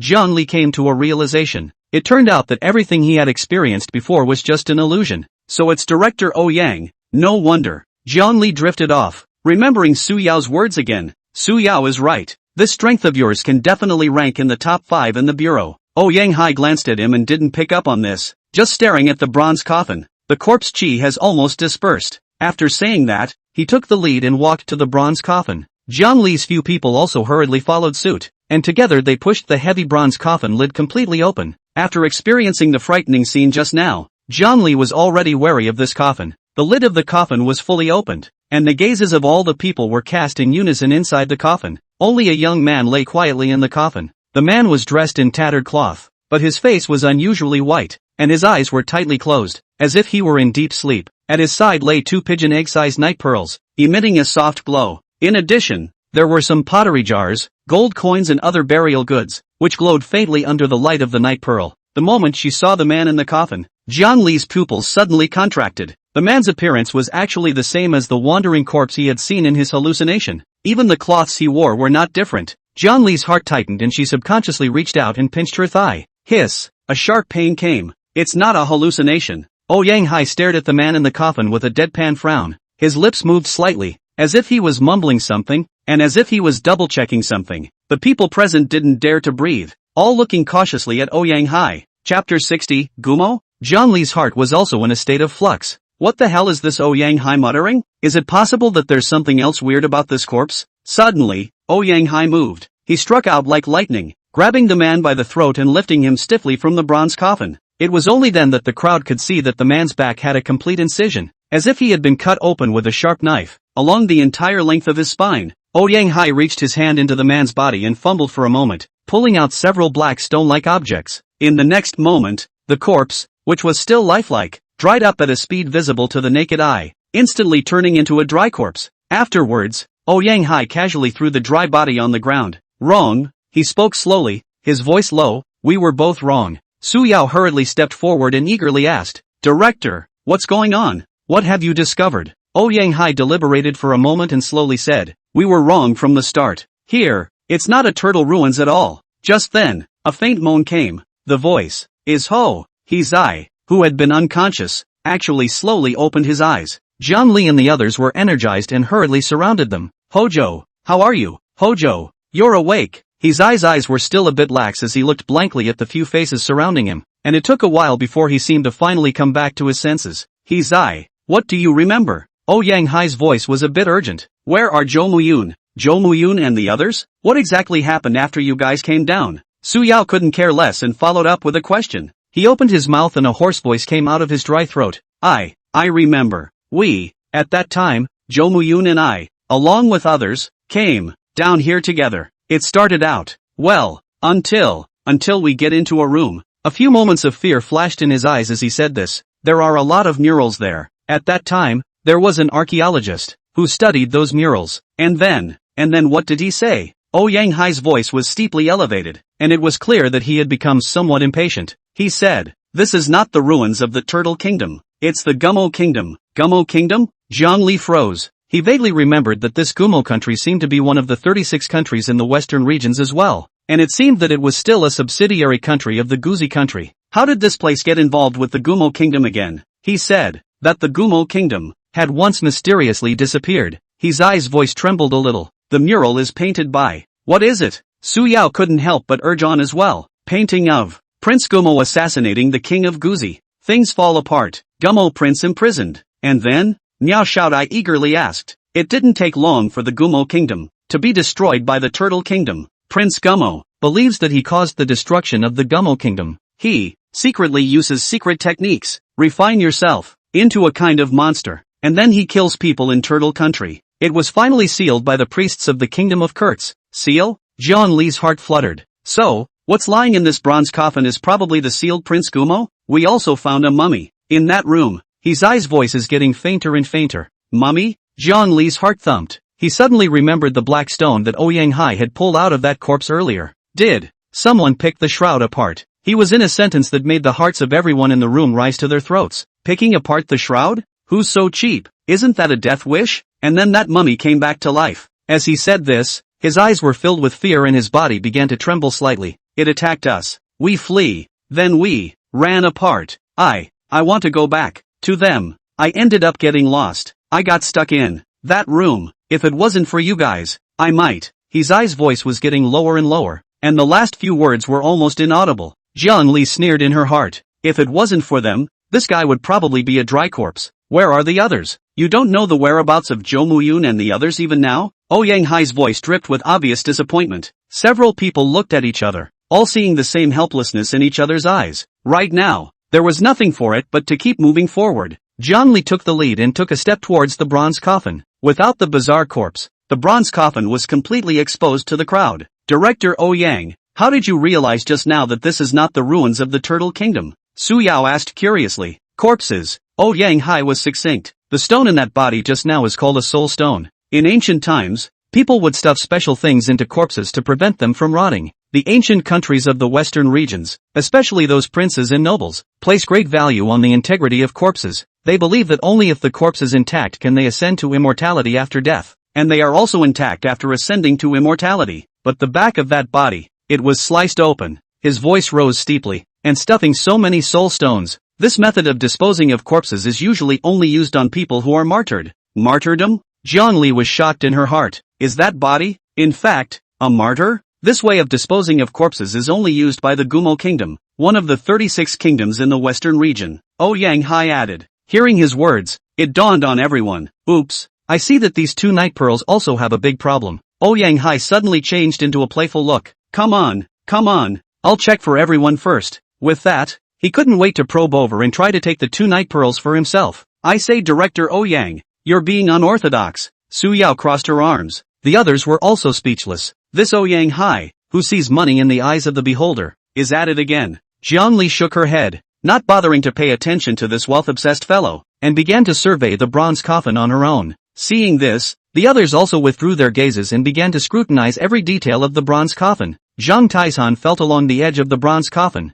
inch by inch. Suddenly, it was as if his fingers had touched some kind of organ. Only heard a click sound. The bronze coffin shook violently. What's going on? Su Yao let out a cry of surprise and subconsciously took a step back. The crowd followed the sound and saw that the bottom of the bronze coffin was slowly sinking downward, revealing a deep, bottomless hole. Chapter 61, almost dropped dead. And Oh Yang Hai, who was originally probing to reach the night pearl, was caught off guard and his body instantly lost balance. He let out a miserable scream, and his whole body fell straight down towards the hole. Director Oh Yang, Old Oh, Zhongli and the others were startled and rushed to the edge of the cave entrance, probing down to look. Immediately afterward, a muffled sound came from the bottom of the cave, like the sound of something heavy hitting the ground. Director Oh Yang, are you alright? Su Yao shouted at the top of her voice. Dead girl, what are you shouting for? I'm not dead yet. Oh Yang Hai was furious. Damn, I almost fell to my death. Zhongli sniffed and was relieved. This old man, his life is pretty hard. Gu, this night pearl is really bright. It's really a ing treasure. Oh Yang Hai's voice came again. Zhongli rolled her eyes somewhat breathlessly. He couldn't help but shout. I say Director Oh Yang, your old man should come up first. What's the rush? Let me see what's going on down here. Oh Yang Hai said nonchalantly. All of you, wait for me. Don't try to sneak out. It was only a moment later that his voice sounded again. It seems to be a passageway down here, and I don't know where it leads to. Passage? The crowd looked at each other in disbelief. This ruins of the Gumo Kingdom is really bizarre in every way. All of you come down. This passage looks quite safe. Oh Yang Hai's voice echoed at the bottom of the cave. Zhongli did not hesitate and was the first to jump. Immediately afterward, the others jumped into the hole one after another. The moment her feet landed on the ground, Zhongli felt a solid touch under her feet. Sure enough, as Oh Yang Hai had said, there was a passageway down here. Only this passage was pitch black and out of reach. I say Director Oh Yang, can't you take out the night pearl and shine it? Su Yao was a bit dissatisfied. Hey, this treasure can't just be shown to anyone. Oh Yang Hai's voice sounded a bit smug. You! Su Yao was so angry that she stomped her feet, but there was nothing she could do. With a flash of her figure, she came directly beside Oh Yang Hai and snatched a night pearl. It's so good. Of course I'm going to take it out and use it. Cheapskate. Oh Yang Hai immediately let out a cry of pain when he saw that his treasure had been snatched. The soft glow instantly dispelled the darkness and illuminated the passage. It was an artificially excavated passageway, with all four walls made of lapis lazuli, which looked very sturdy. The passageway smelled stale, tiny bits of dust floated in the air, and you could even see some cobwebs hanging in the corners. This passageway, it looks like no one has walked through it for a long time. Miao Xiaodai said softly. The crowd walked slowly forward along the passage. Along the way, they never encountered any more organ traps or found anything unusual. But the more this happened, the more uneasy John Li's heart felt. When things go wrong, they go wrong. This ruins of the Gumo Kingdom is definitely not that simple. Wait, Lin Feng suddenly spoke up. As if he had smelled something, I seem to have smelled the odor of a human being. It's not far ahead. Human odor? The crowd froze, then their spirits lifted. Could it be the archaeological team that disappeared earlier? Quick, get over there, Oh Yang Hai said eagerly, speeding up his pace first. The others followed suit, making their way down the passage. It wasn't a long passage, and soon, they reached the end. The crowd looked up, only to see that there was actually another wide chamber in front of them. Unlike before, in the center of this chamber, 8 sarcophagi were neatly placed according to the 8 trigrams. The lid of one of the sarcophagi had already been opened and leaned diagonally against the side, revealing the blackened coffin inside. Even more alarming was the fact that there were several people lying across the floor of the chamber. These people are wearing tan uniform, chest also printed with the word archaeology. Sure enough, it's the archaeological team that disappeared earlier. Oh Yang Hai's eyes instantly lit up. Here, this is probably the burial chamber. The burial chamber? Miao Xiaodai blinked her eyes and asked with some doubt. Then that room we just came out of, isn't it a burial chamber? Of course not. Oh Yang Hai immediately denied it. That room just now is, at best, an aisle. The guy lying in the bronze coffin is, at best, a gatekeeper for the main chamber. Zhang Li ignored him as his gaze fell on the archaeologists who had fallen to the ground. He walked up quickly and crouched down, scrutinizing the men. When the others saw this, they also came forward to check on the condition of these archaeologists. They all seemed to have been poisoned by corpse poison. Su Yao's voice trembled a little. Zhang Li's finger rested on the pulse of one of the archaeologists. Her brow furrowed. These people's pulses were weak and their faces were blue and purple, clearly symptoms of being poisoned by the corpse. Luckily, though, the toxin hadn't invaded the heart chakra yet. Otherwise, even if the greatest immortal came, he could not save them. Don't just stand there. Come help. Oh Yang Hai took out a small porcelain bottle from his pocket and poured out a few dark brown pills. This is the antidote pill. Quickly give it to them. Su Yao and the others hurriedly received the pills and carefully fed them to those unconscious archaeologists. Zhang Li also took one and sent it to a team member's mouth. It didn't take long for those archaeologists whose faces were originally blue and purple to gradually regain a trace of blood color on their faces, and their tightly closed eyes slowly opened.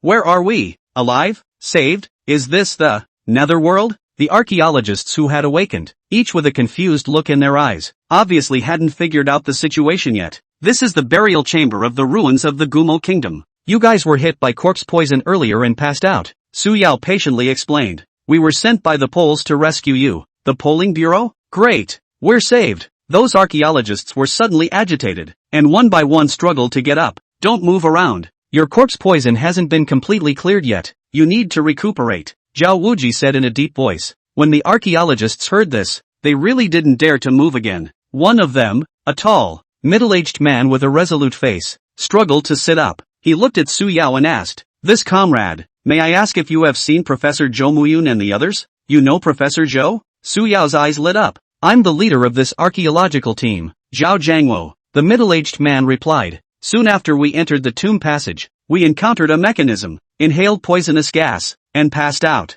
However, during the period of unconsciousness, I vaguely heard some movements, and it seemed that someone had come here. Someone's been here? Could it be Zhou Muyun and the others? Captain Zhao, can you remember anything else? Su Yao asked eagerly. Chapter 62, Strange Runes. Zhao frowned and tried to recall. At that time, my consciousness was blurry, and I could only hear some footsteps and talking. But what exactly was said? I really couldn't hear it. Right at this moment, half-century Wang, who had been silent all this time, suddenly exclaimed, "Come look, you guys, there's something here." The crowd rushed to gather around, only to see that Wang Half-Xian was squatting in a corner, holding several small flags in his hands. The flag was triangular in shape, with some strange runes drawn on it, and looked a bit old. This is the flag of the Simple Purification Formation? Su Yao took the flag, looked at it carefully, and said in surprise, "This has our polling bureau's logo on it. It should have been set up by Professor Zhou and the others." It seems that Professor Zhou and the others really did come here,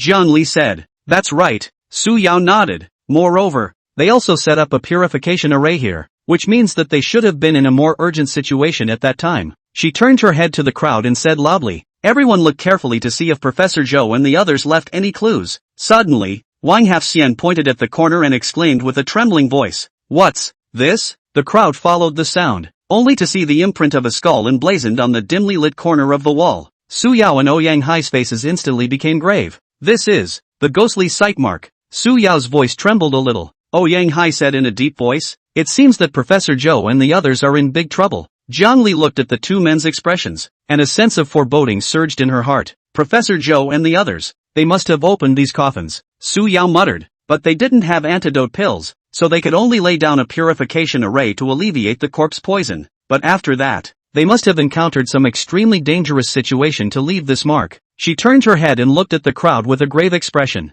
We must find Professor Zhou and the others as soon as possible and get out of here. That's right, it's not advisable to stay here for long. Zhao Wuji also nodded in agreement. The crowd reached an agreement and was about to move on. Suddenly, a mournful scream cut through the stagnant atmosphere. The crowd followed the sound, only to see an archaeological team member with his eyes wide open, staring at the frescoes on the wall with a deadly stare, and the whole person, as if he had gone crazy, violently slammed towards the sarcophagus. Bang! With a muffled sound, his head hit the sarcophagus hard, splattering blood. Not good. Quickly back off. Ouyang Hai's face changed drastically. Don't look at those murals. Those murals hypnotize people. When the crowd heard this, they hastily backed away, while quickly withdrawing their gazes, no longer daring to casually look at the rest of the room. Zhongli was alert in his heart, and he stared at the crazy archaeologist with a deadly stare, only to see that archaeological team member lying on his back on the sarcophagus. The blood on his body seemed to be pulled by some mysterious force, and even slowly flowed in along the cracks of the sarcophagus. Soon,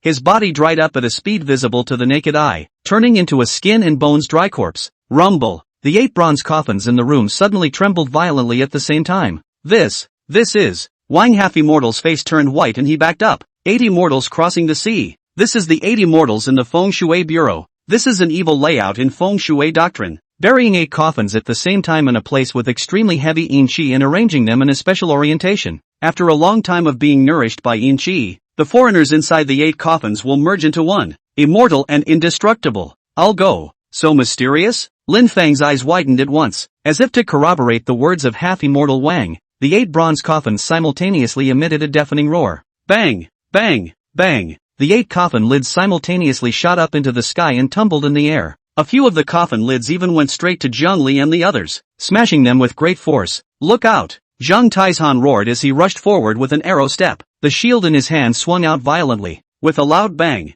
one side of the coffin lid was directly smashed away by him. At the same time, Zhongli and Su Yao also struck out at the same time. The 3 of them worked well together and instantly resolved the crisis. However, something even more haunting happened. 8 corpses of various shapes and sizes slowly emerged from the coffins. Some of these corpses were tall and lanky, some were dry and thin, some were in armor, and some were in rags, but without exception, they all exuded a suffocatingly chilly aura. How can this be? Zhao Jiangwo's voice trembled. These 8 corpses, they have already fused into one. Half-immortal Wan's face was grave. In order to break this Feng Shui Bureau, the main body that maintains the bureau must be found among these 8 corpses. Only when the main body is eliminated will the other 7 corpses stop moving. Otherwise, even if these 7 corpses were to be chopped into pieces, they would automatically recover in a very short period of time, so they can't be killed at all. I'll do it. Ouyang Hai bellowed and charged up first. Each of you be careful. Go! Su Yao followed closely behind, the silver whip in her hand dancing like a dragon coming out of the sea.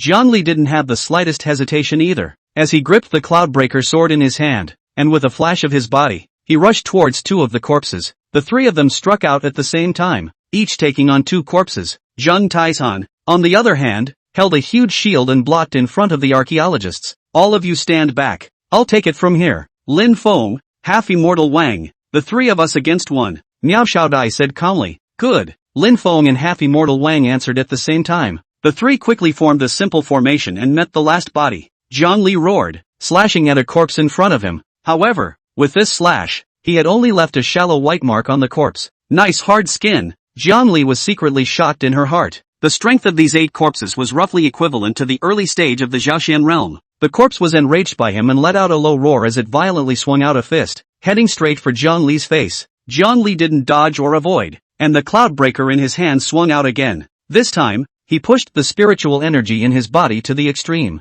Break me! The blade flashed and blood burst out. Zhongli's hand rose and fell, and the body in front of him snapped with a sound. Orange flames spread out along the Cloudbreaker blade and quickly engulfed the corpse, turning it into a pile of ashes in the blink of an eye. However, a bizarre scene appeared. The pile of ashes wriggled and coalesced, and within a few breaths, it unexpectedly recoalesced into the shape of a corpse. Standing intact in front of Zhongli, it hissed and swung its stiff limbs once more. Lunging towards Zhongli, Zhang Li's brows tightened as he raised his sword to block horizontally. I don't know if it was an illusion, but he always felt that the power of this corpse seemed to be a few points stronger than just now. This thing, it can even get stronger? Chapter 63, Discovering the Key to the Story. After realizing that this corpse was not the main body, Zhang Li decisively gave up and turned to pounce on another corpse. Chop! In the same way as the previous corpse, this corpse was similarly turned into ashes after being decapitated, and then recovered in a very short period of time, and its strength had obviously increased by a fraction. It can't go on like this.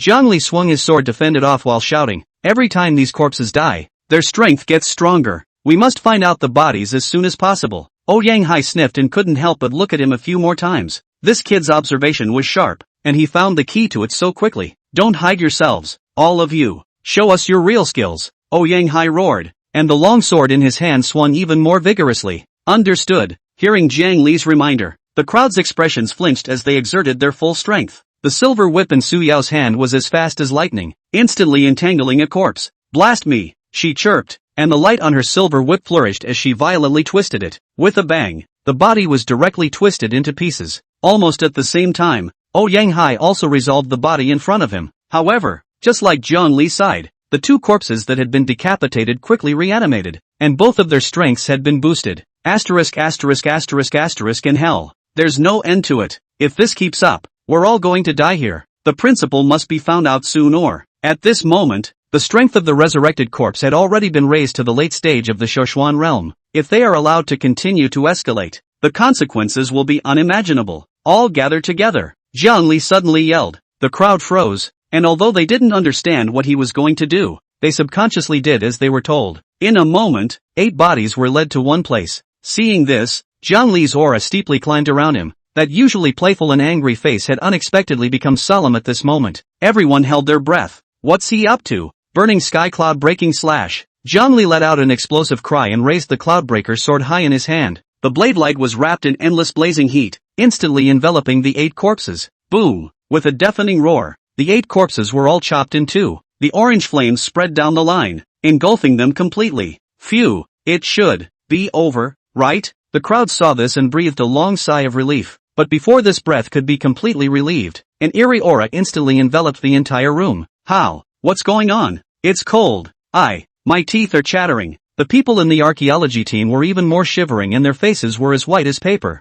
A tall figure slowly coalesced in the center of the room. It was a corpse that was 2 or 3 people tall, reeking of decay, with a ghostly green light flickering in its empty eye sockets. The peak of the late stage of the Shoshuan realm. Yang Hai's voice trembled a little. How can we fight? He was only in the middle stage of the Zhaoxian realm. Su Yao was only in the early stage of the Zhaoxian realm, and the others hadn't even reached the Zhaoxian realm. What's it gonna take to fight this thing? Withdraw. Retreat. He made a snap decision, yelled, turned and ran. However, before he could run 2 steps, a powerful pressure enveloped the entire room. Those archaeologists were able to withstand this kind of pressure and fainted to death. Zhang Li and the others were also pale, desperately running their gong methods before they could barely resist the pressure. Half-immortal Wang, didn't you say that finding the main body would break this formation? What the is going on here? Zhang Taizhan resisted the pressure with difficulty while roaring at half-immortal Wang. This. Half-immortal Wang was also dumbfounded, and cold sweat broke out on his forehead. Poverty doesn't know awe. He had clearly calculated that this was at 8 immortals crossing the sea feng shui bureau, but now this. I see. Half-Xian Wang suddenly seemed to think of something and slammed his thigh. This is not the 8 immortals crossing the sea. This is the 8 immortals crossing the sea plus the gathering of Yin formation. What the hell? Zhang Taizhan asked in disbelief. Simply put, it is based on the 8 immortals crossing the sea, and then set up a Yin gathering formation, to gather all the Yin chi together. Half-immortal Wang hurriedly explained. We just exterminated those 8 corpses, and all the Yin chi was absorbed by this Yin gathering formation. The crowd, however, had no extra strength to think at this point, and could only clench their teeth and suffer. The corpse opened its mouth wide and spat violently forward. A black aura surged out like a flood breaking the dike, instantly enveloping the crowd. Hold your breath. This is corpse poison. Yang Hai's face changed drastically as he hurriedly yelled. The others had long since reacted by covering their mouths and noses and breathing tightly. But even so, accidents happen.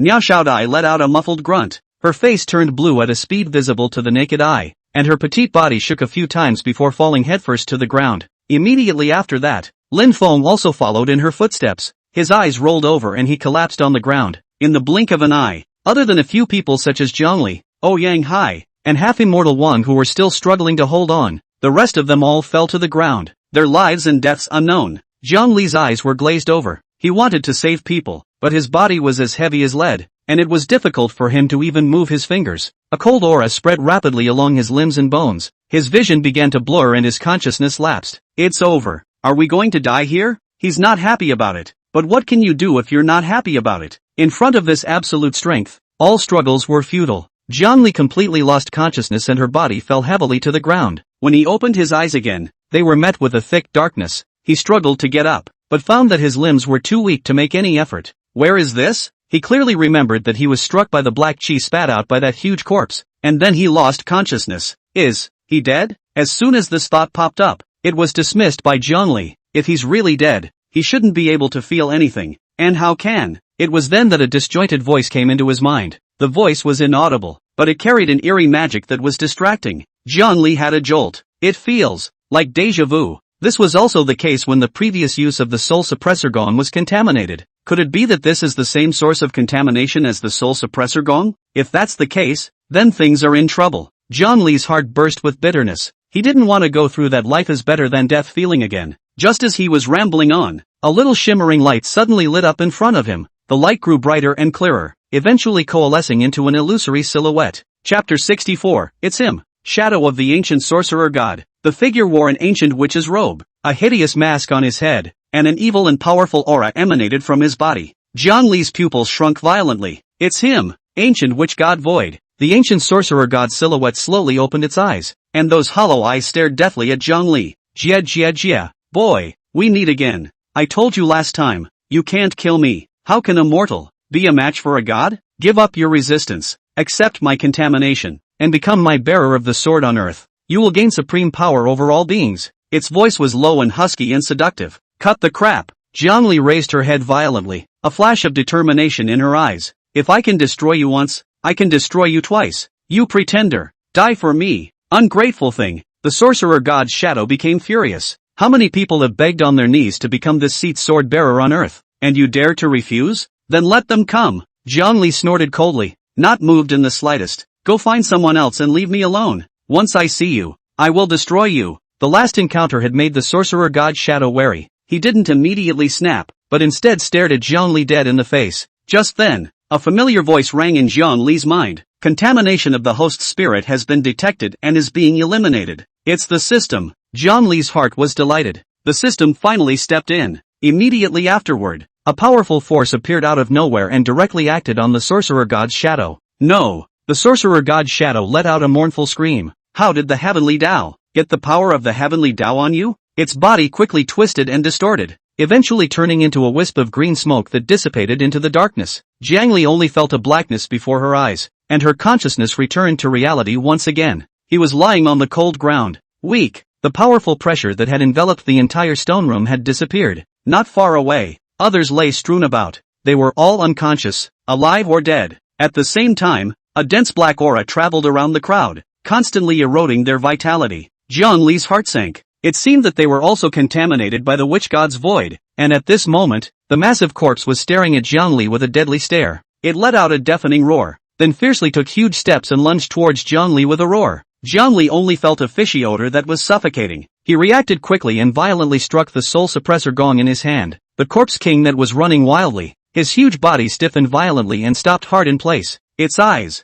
which were filled with violence, actually showed a few moments of confusion at this moment. At the same time, the black chi that was originally wrapped around Yang Hai, Zhao Wuji, and the others broke away from their bodies and turned into a thin black stream, scrambling to surge into the corpse king's body. Ahem, I'm alive? What's going on? Zhao Wuji, Lin Feng, Su Yao and the others, one after another, awoke from their comas. They coughed violently, their eyes filled with confusion, obviously still reeling from what had just happened. Yang Hai was the first to get up from the ground. He forced himself to hold back his discomfort and yelled, "Hurry, while we're at it." It was only then that the crowd woke up as if from a dream, and they braced themselves to stand up and look at the motionless corpse king. Kill! Zhang Li roared, holding the cloud breaker's sword and slashing down towards the corpse king's head. Niao Xiaodai followed closely behind. She fished out a small bamboo tube from her waist and blew gently. Several brightly colored parasites flew out of the bamboo tube and silently crawled towards the corpse king. Zhao Wuji,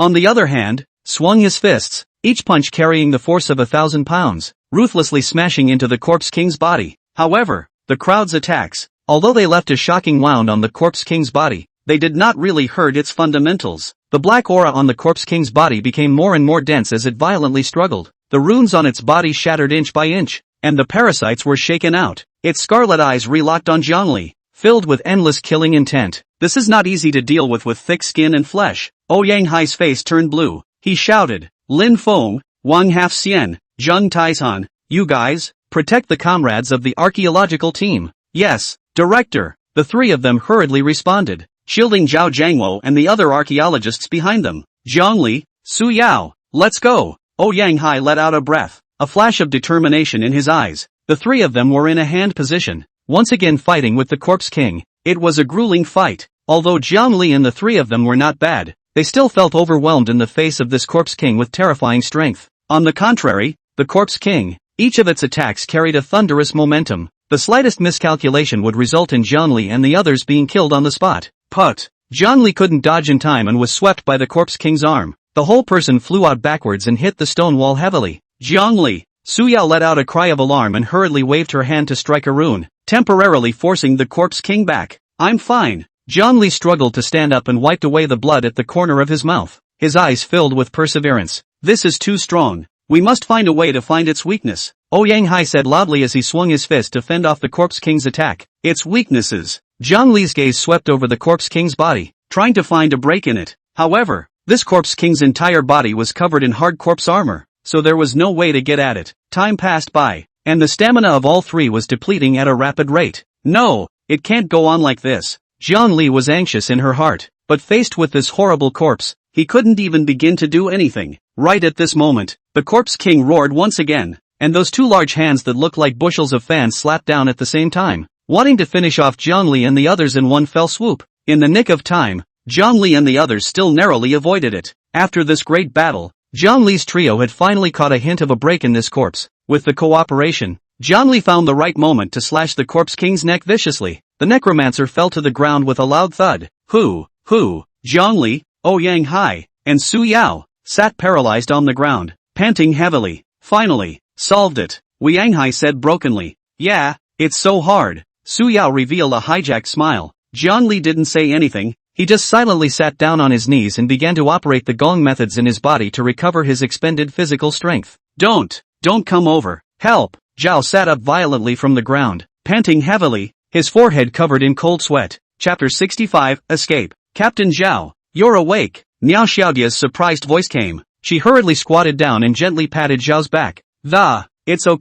It's okay, it's over. Only then did Zhao come back to his senses. He looked around blankly at the concerned faces around him, his eyes gradually regaining clarity. We're off the hook. Wang Hafxian was sitting on the ground, his face still a little pale. Thanks to Zhongli, he was the one who killed the Corpse King and saved us all. Yes, Captain Zhao, you don't even know how dangerous it was just now. Zheng Taizhan also came over. That Corpse King, it's simply not human. Swords and spears are invulnerable. Its strength is boundless. The few of us combined are no match for it. So, where are we now? Zhao looked around and realized that he was in a spacious stone room. This should be the ear chamber of the ancient tomb of the Gumo kingdom. Lin Feng replied with a palpitating heart. Zhao struggled to get up, but realized that he was too weak to exert any effort. Captain Zhao, don't move first. You just woke up and your body is still weak. Su Yao hurriedly went forward to support him. No, I have to go out. I have to see my crew, Zhao said eagerly. Captain Zhao, don't worry.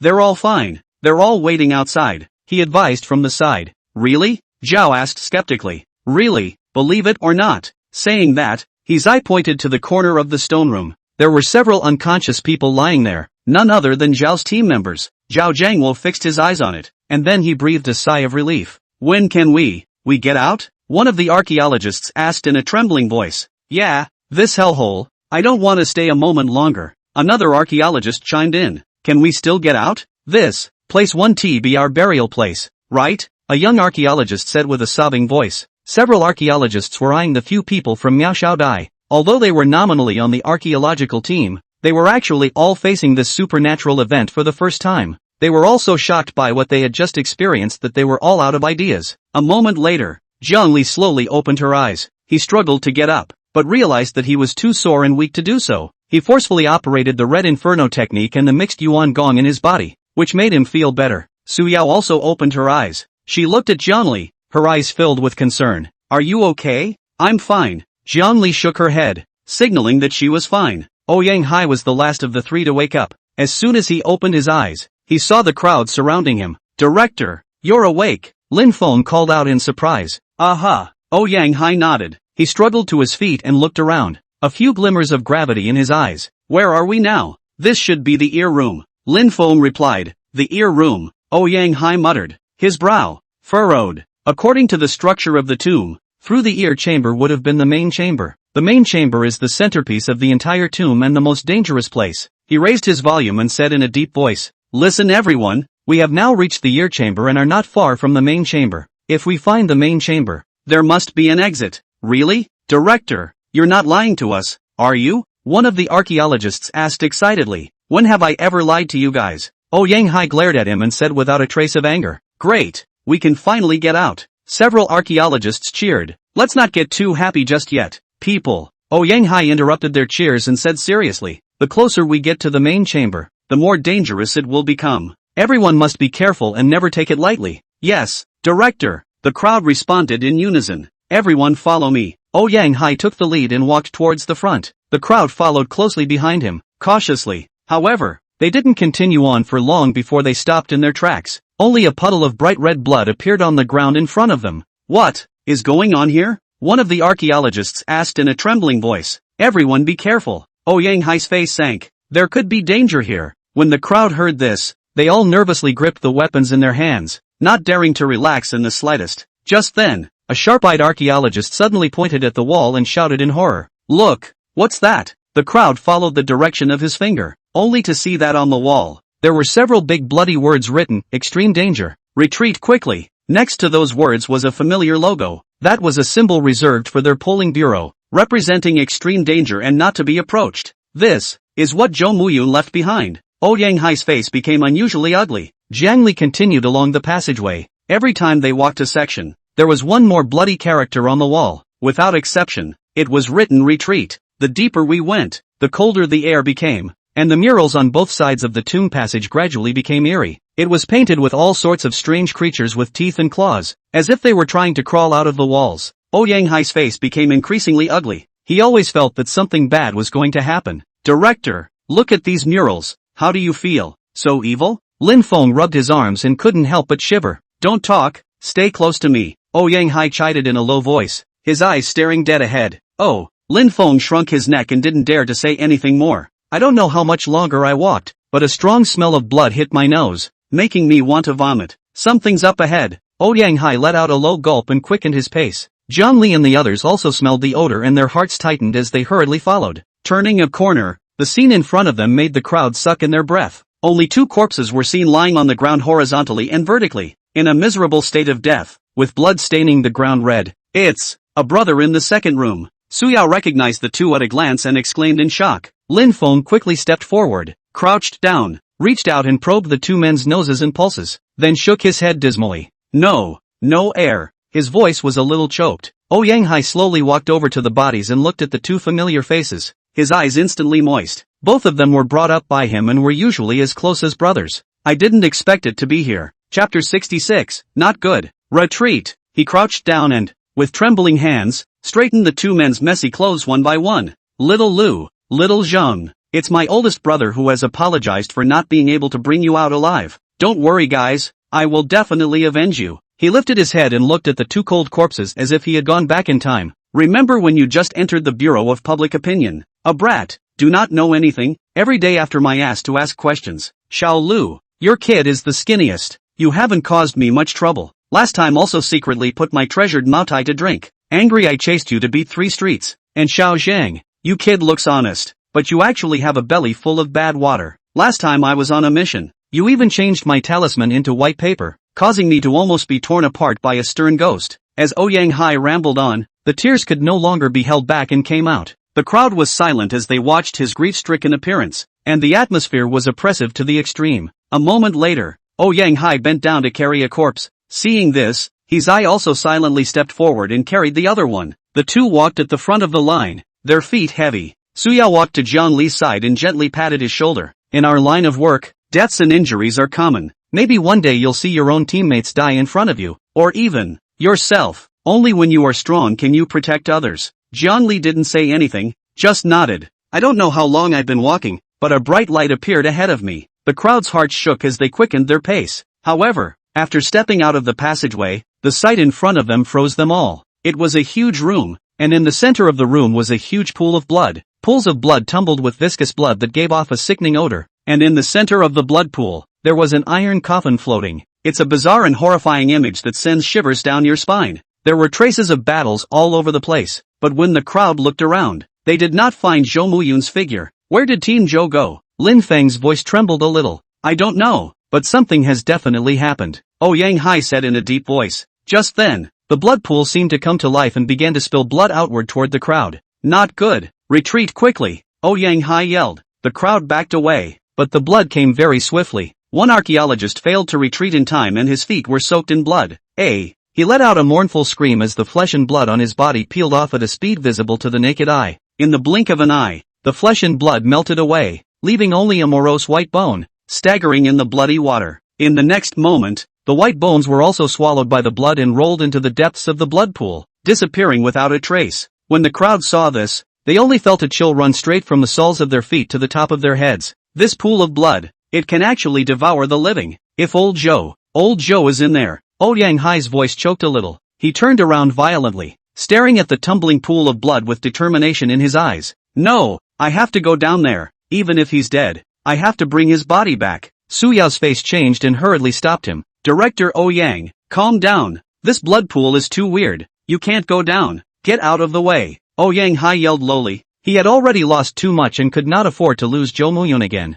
Director Yang, don't be impulsive. Half-immortal Wang suddenly opened his mouth. He twirled his beard and looked grave. I just divined a fortune. Zhou Muyun, that kid is still alive. Yang Hai turned back violently, a glint of hope flashing in his eyes. Half-immortal Wang, are you telling the truth? Old me never lies. Half-immortal Wang stroked his beard. Yang Hai's taut nerves relaxed a little. Right at this moment, a dull ringing sound came out from the iron coffin in the center of the blood pool. Everyone's nerves instantly tensed, and they all looked at the iron coffin as if they were on the verge of an enemy. Who? He bellowed, gripping the weapon in his hand. It is me. A weak, familiar voice came out of the iron coffin. Yang Hai and Su Yao glanced at each other, both seeing shock in the other's eyes. Team Zhou? Su Yao's voice carried a few tremors. Team Zhou, is that you? How are you doing? I can't die yet, but I can't get out of either. Zhou Muyun's voice came out intermittently, causing everyone to breathe a sigh of relief. You guys, watch out for that pool of blood. There's something really scary in there. Hearing this, the crowd subconsciously took a few steps back, keeping their distance from the blood pool. Yang, leave me alone. Take them out of here. Can't find the entrance to come in. Yang Hai's voice was full of helplessness. We'll just have to find another way out. Wang Halfxian didn't say anything as he squinted his eyes and looked around the chamber. Suddenly, he didn't know what he saw and his face changed. He jerked around and said to the crowd, I found the location of the exit. Where? Yang Hai asked eagerly. The others also gathered around in anticipation of Half-Immortal Wang's answer. Half-Immortal Wang didn't answer directly, but reached out and pointed at the tumbling pool of blood. The entrance, it's under this blood pool. Everyone froze at these words. What? He exclaimed in shock. Under the blood pool? Half-Immortal Wang, you're not kidding, are you? Old me never jokes about such things. Half-Immortal Wang's expression was serious. Everyone was silent, looking at the pool of blood that was constantly rolling over and emitting a strong smell of blood. A chill surged in everyone's heart. Jiang Li had been quietly observing, and after a few moments, he spoke up. Director Yang, why don't we try attacking the blood pool first, and see if anything can change? Su Yao and Miao Shaodai also nodded in agreement. Yang Hai thought about it and finally made up his mind. Fine, let's try attacking the blood pool first. Su Yao, without the slightest hesitation, quickly pulled out the pistol, aimed at the blood pool. Bang bang bang, continuously pulled the trigger. Bullets were fired into the pool of blood, stirring up gouts of blood and making dull explosions. Immediately afterward, the surface of the blood pool began to violently churn, as if something was about to break through the water. Roar! A low, hoarse hissing sound came from the bottom of the blood pool. Continue the attack. Yang Hai ordered loudly. Su Yao clenched her teeth and pulled the trigger again. The bullets poured out like rain. The pool of blood tumbled even more violently, and the entire chamber began to vibrate slightly. Suddenly, a blood-red figure rushed up from the blood pool, bringing up a bloody storm. Everyone was stunned. Their eyes widened as they looked at the figure suspended in midair, and for a moment they actually forgot to breathe. Chapter 67, Dead Indeed. It was a man, wearing an ancient robe with long hair. His face was handsome, but his eyes were unusually cold, revealing an evil aura. The man slowly landed on the edge of the blood pool as he looked around, his gaze sweeping over Jiangli and the others, the corners of his mouth rising slightly. Surprisingly, there are so many people. Just right, I can use you to fill my blood pool. Hearing this, everyone felt a chill run down their spine. Jiangli quickly drew his Cloudbreaker sword and blocked in front of the crowd. Everyone else had also gripped their weapons in their hands, ready to fight. Who are you? Jiangli asked coldly. I am Prince Gumo, Gasheng, the man said proudly. Prince Gumo? The crowd was shocked at the words. Gumo Kingdom? Captain Zhao Jiangwo of the archaeological team suddenly spoke out. Wasn't the Gumo Kingdom destroyed 1,000 years ago? How could the prince still be alive? He pushed his glasses, and his gaze behind the lenses sharpened. According to ancient records, the last prince of the Gumo Kingdom, Gasheng, failed in his assassination of the king of Guzi, and was beheaded on the spot. Thwarted. When these words came out, everyone looked at Gasheng with a probing look in their eyes. Ha ha ha ha, Gasheng laughed up in the air. Yes, I did die back then, but so what? This king is now. Is he not standing in front of you alive? His eyes became steeply grim as he scanned the crowd. Now everyone was a little confused. You can come back from the dead? It was completely beyond their knowledge. Swish dash. Gushing's figure suddenly disappeared in place. Watch out! Yang Hai shouted. Almost at the same time, Gushing appeared behind one of the archaeological team members, and with his 5 fingers forming a claw, he directly choked that team member's neck. Ka-ching! A crisp bone-cracking sound rang out, and the team member didn't even have time to let out a scream. His head tilted to the side at a weird angle, killing him instantly. Gushing casually threw the body of the team member into the tumbling pool of blood. The body stirred up a splash of blood, and then it slowly sank to the bottom of the pool, out of sight. The scene happened so fast that everyone didn't react. You! Yang Hai's eyes widened in anger and his fists clenched. The guy's in the way. Just clean it up. Gushing licked his lips, his eyes filled with bloodthirsty madness. I was going to leave you guys alive, but now it seems there's no need for that. After saying that, he once again disappeared into thin air. Watch out! Jiangli yelled. In the next second, Gushing appeared behind Yang Hai and attacked him in the same position. However, Yang Hai reacted extremely quickly as he slammed his palm backward, barely blocking Gushing's attack. But even so, he was shocked so much that his body quickly flew backwards, hitting the wall heavily. Kind of. Gushing looked at Yang Hai, who had fallen to the ground, and a few moments of surprise flashed in his eyes. Surprisingly, you were able to block one of my strikes, so it seems that you still have some skills. He slowly walked towards Yang Hai and said as he walked, this king failed to assassinate the king of Guzi back then and indeed died, but during his lifetime, this king had accidentally obtained a secret art that can bring people back from the dead, in order to be resurrected. This king had long ago ordered his men to secretly build this underground palace, and he also specially made this blood pool.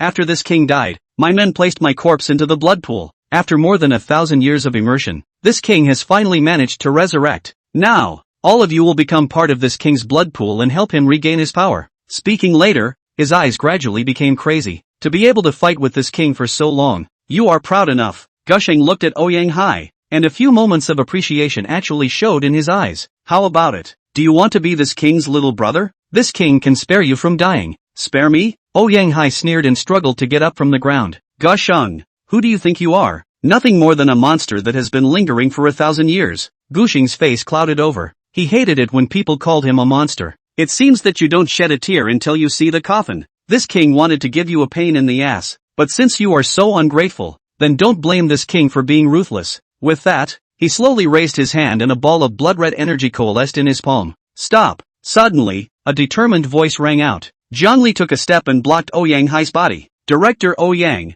you rest first, leave this guy to me. Yang Hai looked at his back and spoke with a trembling voice. Jiangli, are you going to die for me? Jiangli turned back and smiled faintly. Don't worry, Director Yang, I'll be fine. Oh, Gushing looked at him with interest. You? What? Looking down on me? Jiangli sneered. A bit interesting. The corner of Gushing's mouth curled into a playful smile. This king would like to see what you are capable of. Daring to clamor in front of this king. Jiangli also stopped talking nonsense and immediately gave a low gulp. Faceplate, open. He clasped his hands together, and the spiritual energy in his body surged madly into the soul-suppressing gong. The ancient bronze gong emitted a deafening sound, and the invisible sound waves spread out, shaking the entire blood pool. Gusheng only felt a wave of dizziness in his head, and the blood chi in his body became disorganized. Good chance! The light in Jiang Li's eyes flashed, and with the wind under his feet, his figure approached Gusheng like a ghost. He joined his fingers like swords, crimson flames pulsing at his fingertips as the red inferno technique was pushed to the extreme,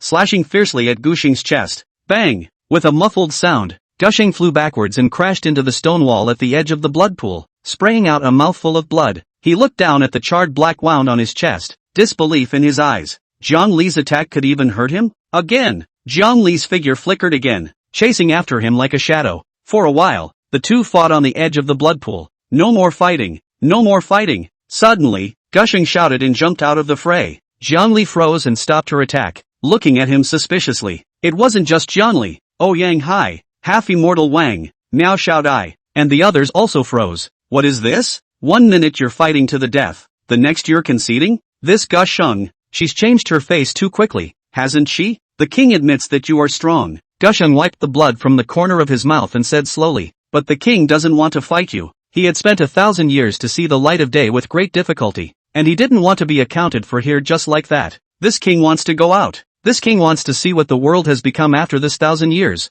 You, Gusheng's gaze swept over the crowd. I just heard you guys say that you're from the polls? Exactly. Ouyang Hai nodded, vaguely guessing his intentions in his mind. Chapter 68, Legitimate Identity. This king can join your polling bureau. Gusheng spoke out of turn, but you will have to get the king a legal identity. This matter, Ouyang Hai pondered for a moment. When I go out, I will report it to the bureau. Yes, Gusheng nodded, seemingly satisfied with his answer. To show his sincerity, he waved his hand. Immediately afterward, the blood water in the blood pool began to violently churn. The huge iron coffin slowly rose from the blood pool and eventually landed on the ground, and the blood water in the blood pool dried up at a speed visible to the naked eye, revealing the dried and cracked mud at the bottom of the pool. The lid of the iron coffin opened and a figure walked out from it. Zhou Muyun? He exclaimed, his face full of surprise. The figure that stepped out of the iron coffin was pale, but it was indeed the long-missing Zhou Muyun. Old Chow, are you okay? His eye excitedly rushed forward and looked Zhou Muyun up and down.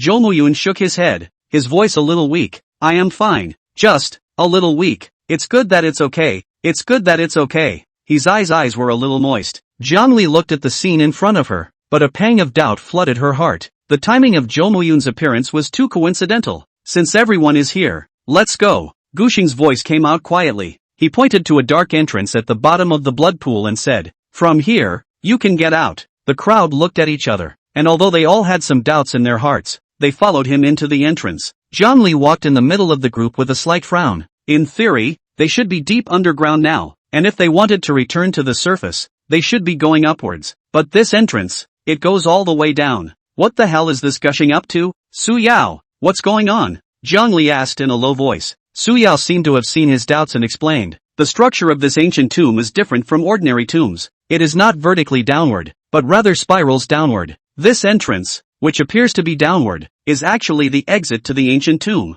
Jiang Li then realized. So that's how it is. It seems he was overly concerned. The group walked along the winding passage for a long time. Finally, a bright light appeared ahead. It's here, Gusheng said excitedly. The crowd quickened their pace and walked out of the entrance. Phew, the crowd breathed a long sigh of relief, a look of relief on their faces. It's finally out. This sun, it's still so hot. Gusheng raised his hand to block the sunlight and lamented. He hadn't seen sunlight in 1,000 years. Su Yao walked to the side and took out a special communicator and began to contact the polling bureau's headquarters. Hello, this is Su Yao. We have come out from the ruins of the Gumo kingdom. Yes, everyone is safe. Gusheng? He also came out with us. Yes, he expressed his willingness to join the polling bureau. Okay, I know. Director Ouyang. Su Yao hung up the communication and looked at Ouyang Hai. Bureau Zhao has agreed to Gusheng's joining the team and has asked him to be temporarily integrated into your second room. What?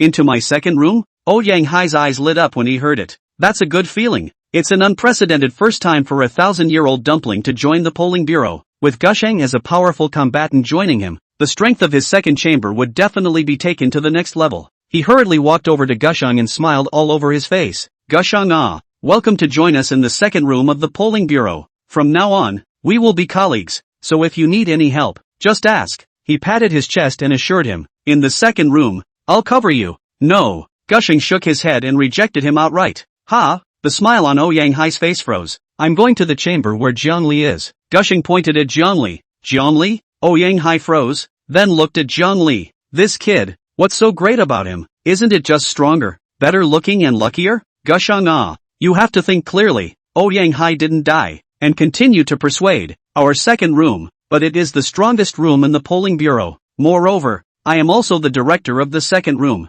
I can provide you with the best resources. There is no need to say more. Gushing's attitude was resolute. My mind is made up. The reason he chose to join the polling bureau was for Zhongli. Zhongli's strength gave him hope. Perhaps, by following Zhongli, he would be able to become stronger. Ouyang Hai wanted to say something else, but was interrupted by Su Yao. Director Ouyang, Bureau Zhao's latest instructions. Su Yao held the communicator. After Gushing joined the polling bureau, he entered the first room with Zhongli. The polling bureau will also help him with his new identity as soon as possible. What?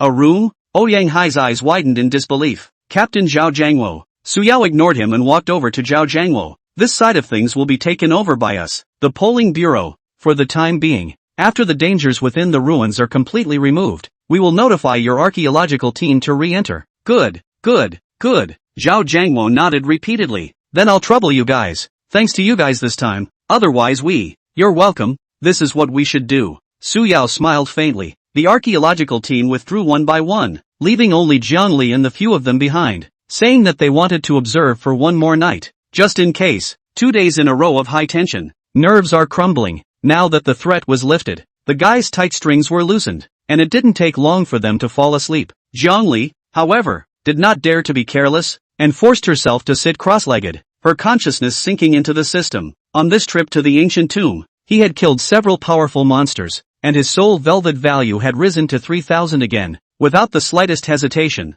Zhongli directly moved the face painting skill up another level. He had just exited from the system, and before his but was even warmed up, Ouyang Hai quietly came over. Zhongli Ouyang Hai lowered his voice and was secretive. Zhongli's heart skipped a beat. What does this guy want? That, baby, whoever sees it has a share. Ouyang Hai squeezed his eyebrows. Zhongli looked confused and played dumb. Director Ouyang, what are you saying? How come I don't understand? Hey, you kid pretending to be confused with me? Ouyang Hai glared. I saw it all. You were down there, sneaking around and hiding 2 night jewels when we weren't looking. Zhongli's heart thumped. This guy's eyes are too poisonous. It's all caught up with him. At that time, the situation was urgent. He did take the 2 night pearl, thinking that this thing is worth money, may be able to come in handy in the future. I didn't expect it, but I was still targeted by this old fox. Director Ouyang, this is really, Zhongli stammered, his heart screaming. Chapter 69, New Identity. Cut the crap and share one with me. Ouyang Hai was decisive. Zhongli gritted her teeth, itching to eat him alive. But who made him the leader? Okay. He squeezed a few words through his teeth. Only then did Ouyang Hai pat himself on the back with satisfaction. Early the next morning, a special plane from the polls came to pick them up. Zhongli and Gushing followed Su Yao and first went to meet the director of the polling bureau, Zhao Xuanji. Zhao Xuanji sat behind his desk, looking Gushing up and down with sharp eyes. You are Gushing? Yes. Gushing replied with an expressionless face. Zhao Xuanji handed him a document. This is your new identity. From now on, you are a member of the polling bureau. Gushing took the document and scanned it without saying anything. Zhao Xuanji briefly inquired about the events of this tomb incident, and after confirming that he hadn't missed anything, he asked Su Yao to take them to the first room to report for duty. The director of the first room has been out on a business trip before, so your staffing has been put on hold for the time being, Su Yao explained as she walked. Now that he's back, you guys are officially back on the team. Zhongli and Gushing followed her, making 7 turns and coming to the door of an office. This is the first room, Su Yao said softly. The 3 of them pushed the door to enter, only to feel a cold air on their faces. Facing a wide desk with a man seated behind it. The man was dressed in a black suit and dark sunglasses, his hair combed back. He was none other than the director of the first room of the polling bureau, Zhang Haoren. Zhang Haoren put down the papers in his hands and raised his head, his gaze sweeping over the 2 men. Afterward, he coldly spoke. Su Yao, take them to do the induction. Okay, Director Zhang. Su Yao replied respectfully. After saying that, the 3 of them turned around to leave. Wait, Zhang Haoren suddenly spoke again. Zhongli's heart tightened. What's this guy up to now? Zhongli. Zhang Haoren stared at him. The clothes, they're crooked. Zhongli froze and looked down at her clothes. What's wrong with it? Unsure. He tugged at his shirt and patted it again. Okay, go. After Zhang Haoren finished speaking, he lowered his head again and continued to read the documents. Zhang Li's head was full of confusion as she followed Su Yao out of the office. As soon as the door closed, Su Yao softly explained, "Director Sang's character is like this, don't mind if you guys do. He demands perfection in everything and can't tolerate a bit of sand in his eyes."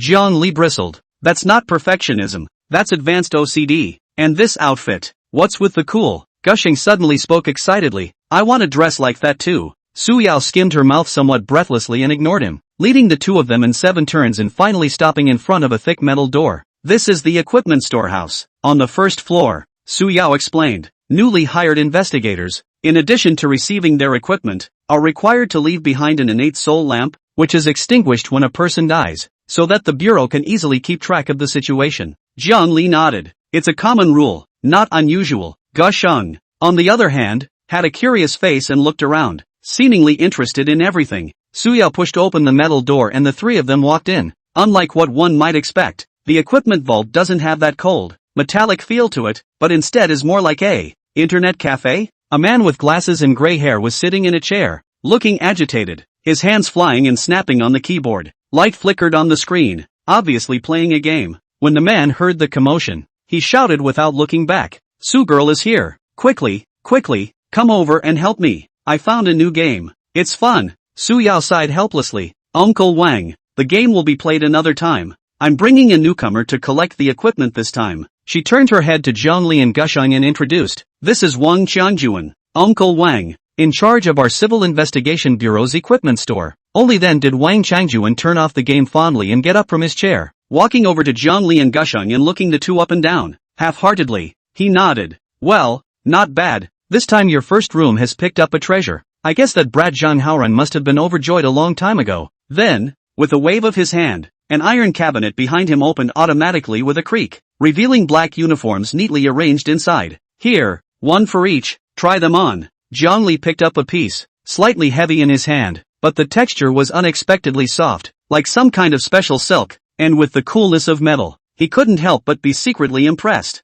"This dress, it's not easy." Gushing followed his example and picked up a black uniform, touching it curiously. Wang Qiangjuan glanced at them and said, "This is called the Qian Iron Clothes, a mortal iron-grade magic weapon. Don't look at it as thin and light, but it can block the full force of a cultivator at the early stage of the Zhaoxian realm, so wear it properly." "An all-out strike from the early stage of the Zhaoxian realm? That's the modern equivalent of a small missile bombing. This dress, it's like a human bulletproof vest." Zhang Li secretly marveled in her heart. The depths of the polling bureau are truly unfathomable. "And this?" Wang Qiangjuan took out 2 more small bronze lamps from the cabinet. "What is this?" Gusheng asked preemptively. "Intrinsic soul lamp." Wang Qiangjuan was concise. "Drop your blood on it." Zhang Li didn't hesitate, biting his finger and dropping a drop of blood onto the bronze lamp. The blood was instantly absorbed by the bronze lamp, and a cluster of ghostly green flames ignited at the wick. Bizarre and mysterious. Gusheng did the same, and his soul lamp lit up with the same green flame. Wang Qiangjuan carefully put away the 2 soul lamps and explained, "This lamp is connected to your lives. If a person is alive,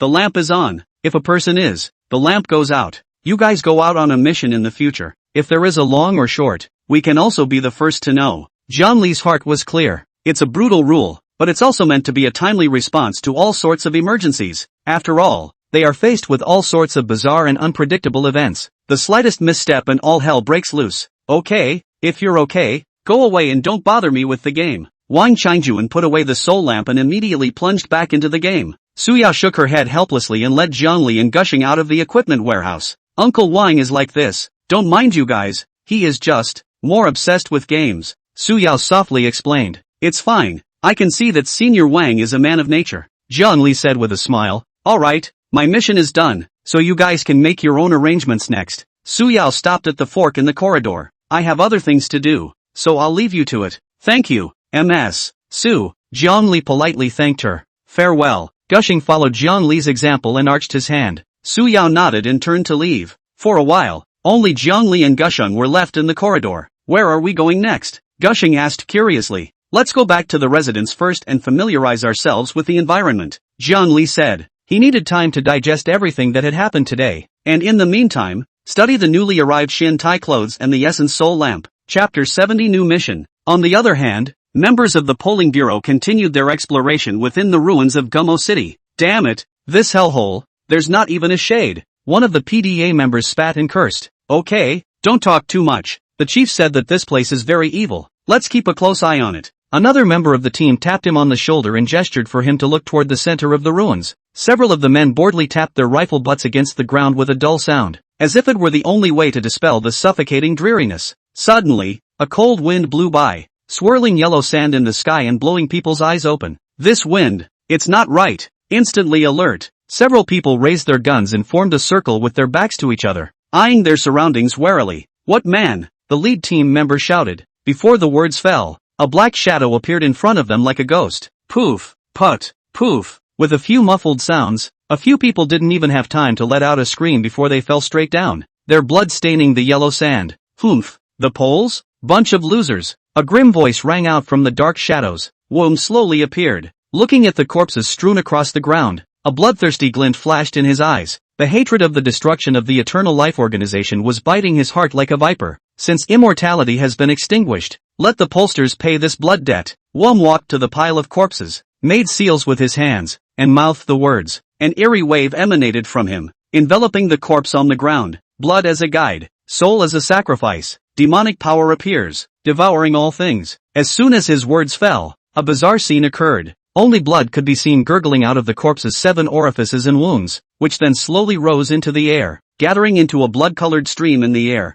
The blood flow became thicker and thicker, more and more urgent, and finally it even converged into a huge blood ball that was suspended above Wu Xian's head. The blood ball slowly rotated, spinning faster and faster, finally turning into a blood-colored vortex that crazily devoured everything around it. Wu Xian opened his mouth, and the blood-colored vortex roared into his mouth like a blood dragon. A moment later, the blood-colored vortex disappeared, and the corpses on the ground had turned into a dried-up skin. Wu Xian violently opened his eyes, bloodlight flashed in his eyes, and an even more powerful aura erupted from him. He took a step towards the entrance of the Gumo City's underground palace. Wu Xian's figure was like a ghost traveling through the underground palace of Gumo City. He came straight to a stone room, which used to be the place where important tomes were kept. Nowadays, only a lone stone tablet remained in the center of the stone room, which was carved with ancient characters, and the thick dust almost completely covered the words. Humph, well hidden. Wom sneered, and with a wave of his wide sleeve robe, a strong wind swept by, and the dust on the stone monument was instantly blown away, revealing its original appearance.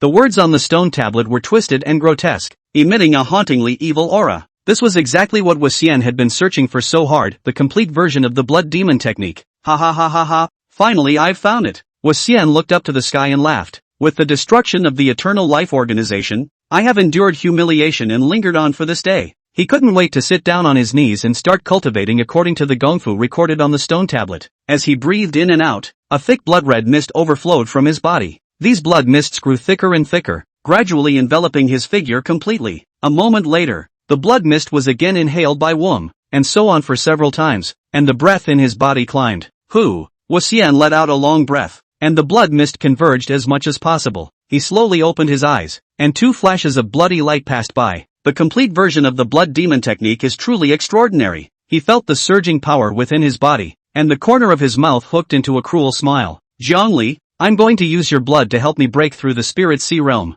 Before the words fell, he fiercely slapped his palm at the stone monument. Ka-ching! The hard stone monument was as fragile as tofu under his palm, instantly turning into pieces. After doing this, Wu Xian's figure turned into a line of blood and disappeared into the depths of the underground palace. Zhongli had spent almost all of her time in the past 2 days on cultivation, except for eating. The Red Inferno technique and the Mixed Yuan technique became more and more pure and his realm became more and more solid under his continuous practice. Gusheng, on the other hand, showed great interest in modern life. He changed into the suit that Su Yao had sent 2 days ago, and his whole body looked a lot more refreshed and more like a modern man. On this day, Jiang Li suddenly received a message from Su Yao, telling him and Gusheng to immediately head to the office in the first room. The two of them didn't dare to slow down and moved immediately. Upon arriving at the office, they realized that Zhang Haoran, the director of the first room, had not yet arrived. In addition to Su Yao, there was also a stout, tall man in the room. As soon as the man saw Jiang Li and Gusheng, he immediately greeted them warmly. You are Jiang Li and Gusheng,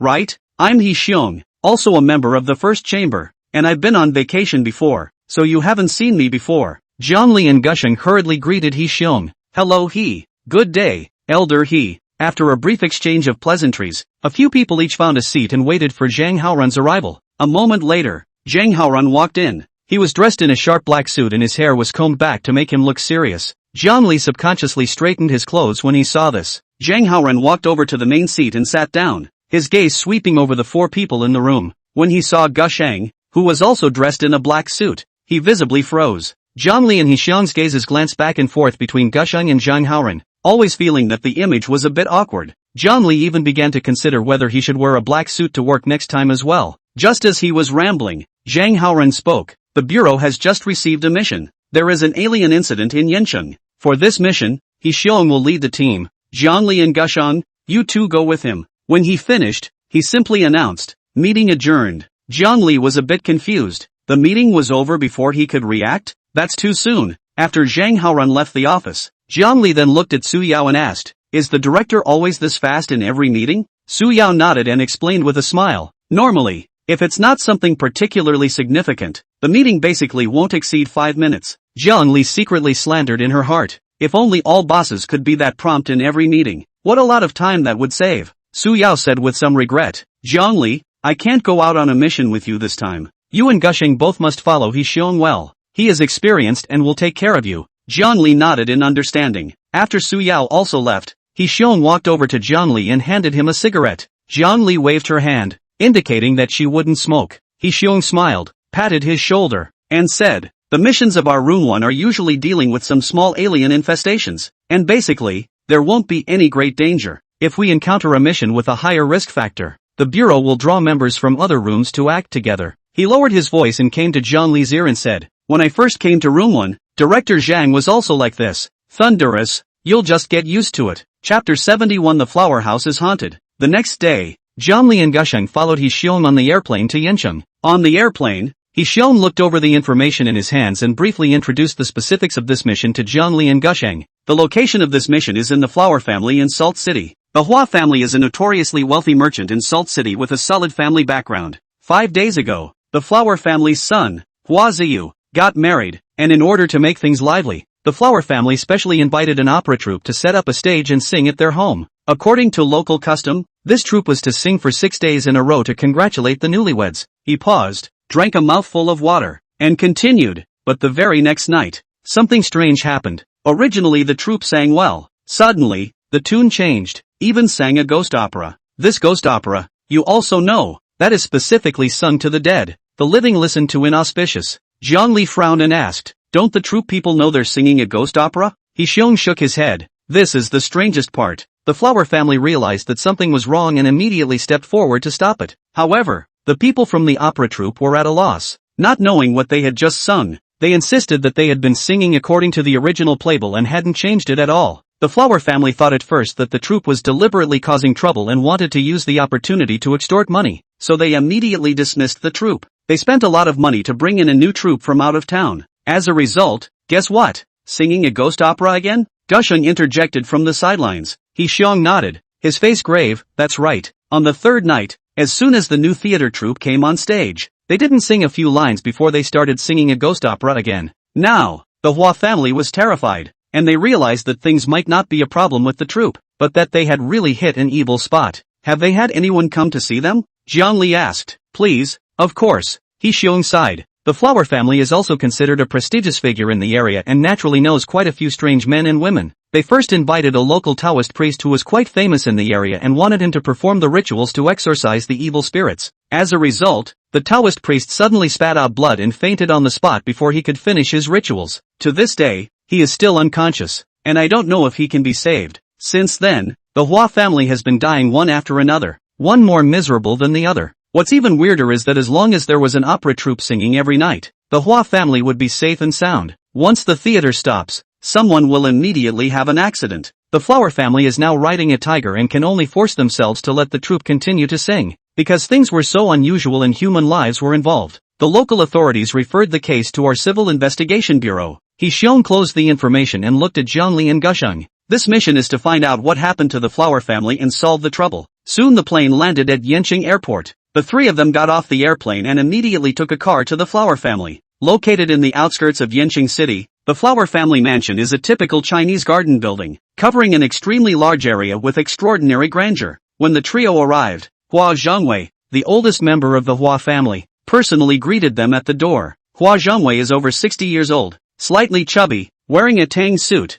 although the face of sadness, but still do not lose the rich and noble temperament. The three of you are the comrades from the polling bureau, aren't you? Come in, come in. He warmly welcomed Jiang Li's trio into the mansion. The crowd passed through several courtyards and came to a spacious living room. Once seated, Hua Zhongwei couldn't wait to tell the three about what had happened to his family. Since this happened, our flower family is on edge, and it is difficult to sleep and eat. Now every night we have to listen to that ghost opera with fear, for fear that one day the troupe will stop singing and our family will suffer. Don't worry, Elder Hua, since we're here, we'll definitely find out the truth and resolve this matter. He Xiong comforted. After lunch and a short rest, Jiang Li and the three of them offered to go to the theater. Hua Zhongwei immediately led them to a square in the mansion. Only in the center of the square, a makeshift theater was erected. On the stage, an opera troupe was babbling and singing. Due to such an evil thing happening to the flower family, the square was empty and there were hardly any people coming to watch the show. But even so, the troupe had to continue to sing as the flower family had requested.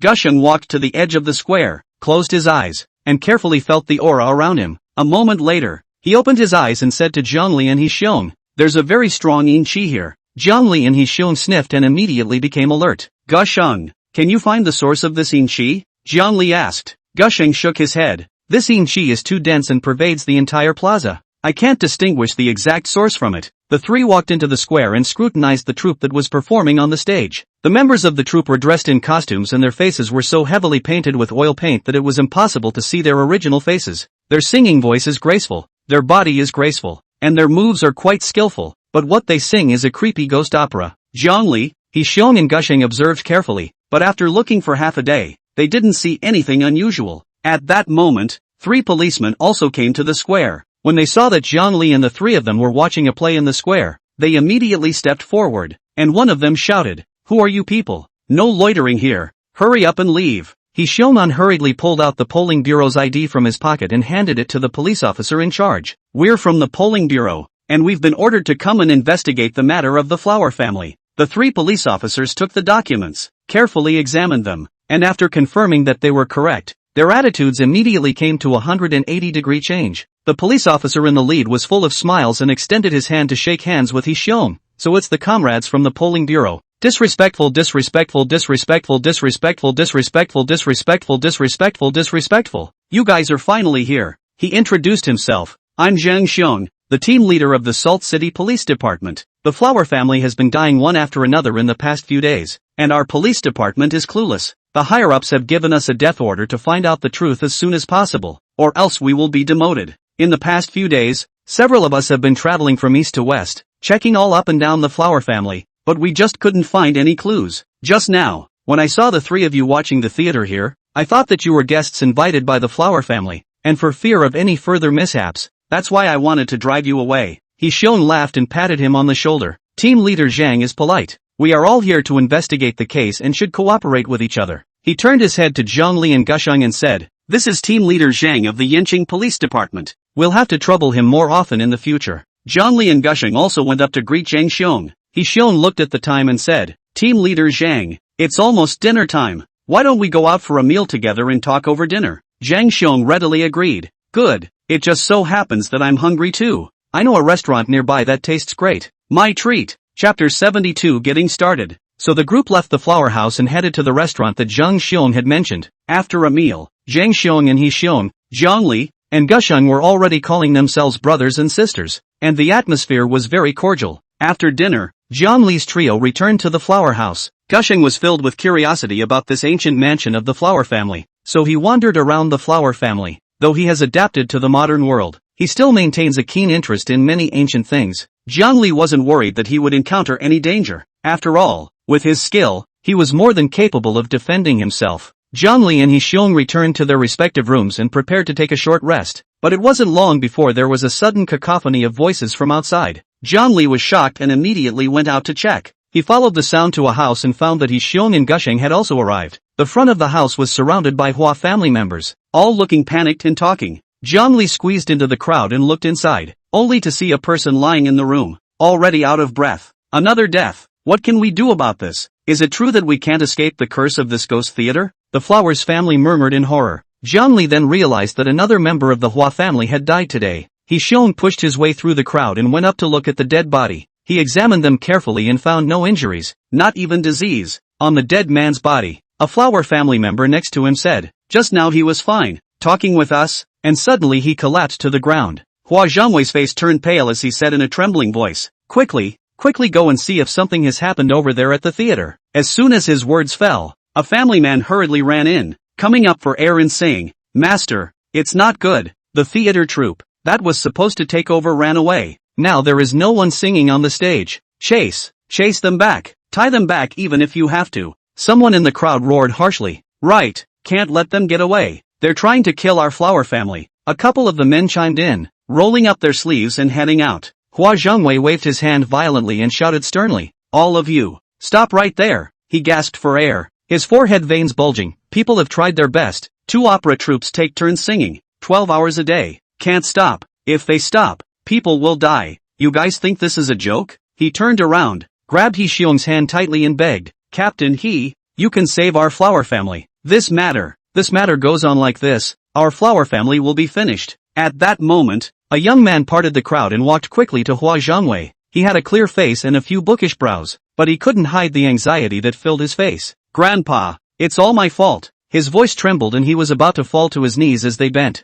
"The flower family has suffered this great calamity, and it's all because of me. I would like to die for my sins." Hua Zhangwei held him up, his voice hoarse. "Ziyu, what are you doing? You are the hope of our Hua family. The future of the Hua family still depends on you. You can't die." Zhang Li and the 3 of them realized that this young man was Hua Ziyu, the hero of this wedding. The 3 of them were not interested in this sudden grandparent-grandson love drama, turned around and left this noisy place. Back to Zhang Li's room. "Have one?" Xiong pulled out his cigarette case and waved it at Zhang Li. Zhang Li shook her head. "Thanks, I don't smoke." Surprisingly, Gusheng spoke up. "Give me one." Zhang Li and Xiong both froze, glancing at each other, both seeing surprise in the other's eyes. Zhang Li muttered in his heart, "This Prince Gummo, only a few days out of the underground palace and he's learned to smoke? It's really close to the ink." Xiong came back to his senses and pulled out a cigarette and handed it to Gusheng. Gusheng took the cigarette, clumsily imitated Xiong, and took a deep drag. Ahem,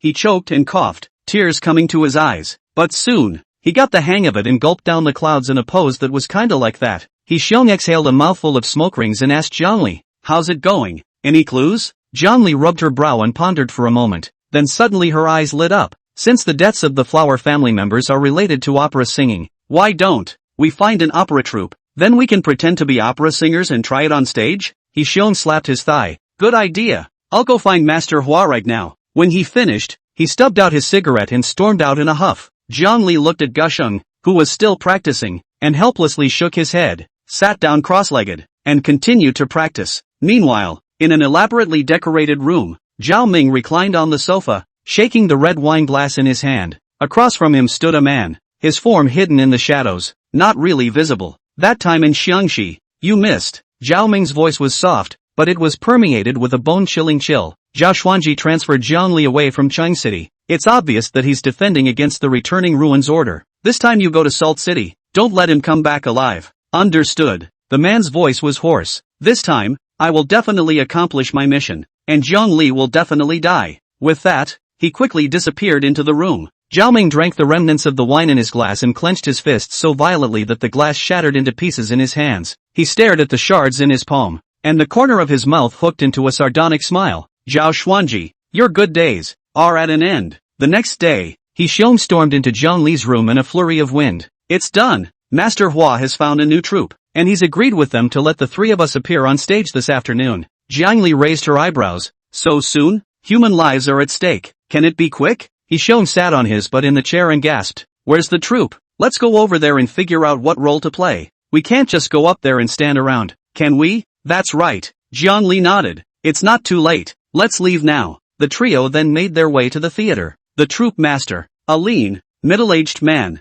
was busy directing people to set up the scene. When he saw Zhang Li and the others, he hurriedly greeted them, nodding his head and saying, "What would you like to perform? Our troupe is full of actors and actresses, so take your pick." Zhang Li looked around. The simple theater stage, the outdated props, out of place with the opulence of the Hua family mansion. He pointed to a couple of actors on stage who were gesticulating and asked, "Let's do this one. It doesn't matter if the 3 of us plug in, does it?" The troupe master waved his hands. It doesn't matter. It doesn't matter. Several masters can act however they want. The little ones will put on a play for you. For the next few hours, the trio followed the troupe in a tight rehearsal. Zhongli was the fastest learner and could already sing in style for a while. Gusheng is rusty but wins with a sense of seriousness. He Xiong, on the other hand, looks like a hangdog, and from time to time he wants to add some innovation, but was persuaded down by the troupe master with a bitter face. As the sun set in the west, the troupe was ready, and with the sound of gongs and drums, the three of them followed the troupe onto the stage in a line. Chapter 73 Massacre in the Square. The gongs and drums are loud and the water sleeves are fluttering. Zhongli and the three of them babbled and sang on the stage according to their rehearsed alignment. Zhongli plays a down-on-his-luck scholar. Gusheng is a silent military general. And He Xiong plays a gagging clown. At first, everything went well. However, not long after the play, Zhongli felt that something was wrong. An inexplicable power drilled into his mind silently. This power carried a cold, bizarre aura, and seemed to want to control his body, making him do something uncontrollable. At the same time, a dense black fog suddenly appeared before Zhongli's eyes. This black fog came without warning, as if it had appeared out of nowhere, obscuring his vision. Within the black mist, there were shadows and it seemed like countless pairs of eyes were staring at them. Zhongli's heart flinched as he forcibly stabilized his mind and tried to resist the force that had invaded his mind. Just then, a system beep suddenly sounded in his head. An abnormal soul has been detected to be invading and the system is exterminating it. Almost instantly, the force that had tried to control him vanished without a trace. Zhongli let out a long breath, and the black mist in front of him dissipated. He settled down and looked at He Xiong and Gusheng beside him. Gusheng still had the same expressionless look, unable to see any difference. When Zhongli's gaze swept over him, he was also looking at Zhongli quietly, his eyes deep and ancient. Zhongli wasn't worried about him. This guy was a character from 1,000 years ago, and he was even more of an expert in the art of the soul. That weak soul fluctuation just now was not worth mentioning to him at all. What really worried him was He Xiong. At this moment, He Xiong was completely immersed in the performance. He squeezes his eyebrows and shakes his head, bringing a clown to life. Only his eyes were more than a little confused and dull, as if he had lost his own consciousness. The gongs and drums died down and the clamor dispersed. Zhongli and the three of them returned to the room, and the atmosphere was a bit gloomy. He Xiong, did you feel anything wrong on the stage this afternoon? Zhongli was the first to speak. He Xiong scratched his head and looked confused. Something's wrong? No, I only remember what happened after I went on stage, and I don't remember anything at all. It's like being disconnected. The more he spoke, the weirder he felt, and his voice trembled a little. Zhongli frowned. It seemed that He Xiong was really affected by that power. He relayed his experience on the stage. I felt a gloomy power drilling into my mind, trying to control my body. Moreover, a black fog appeared in front of my eyes, which seemed to have many eyes staring at us. He paused and looked at Gusheng, who had been silent. Gusheng, what do you think? Gusheng slowly raised his head, and the essence in his eyes flashed. That square has a very heavy yin qi. If I'm not wrong, many people should have died there once, and the grievances don't dissipate, attracting the gathering of yin qi around them and gradually forming yin souls. These yin souls are usually in a state of slumber, and this time, when the flower family sang there, the gongs and drums were so loud that the yang qi rushed in and awakened them by mistake. That's why the situation you encountered occurred. He Xiong's back went cold when he heard this, and he stood up violently. No, I have to go find Master Hua and ask him what had happened in that square before.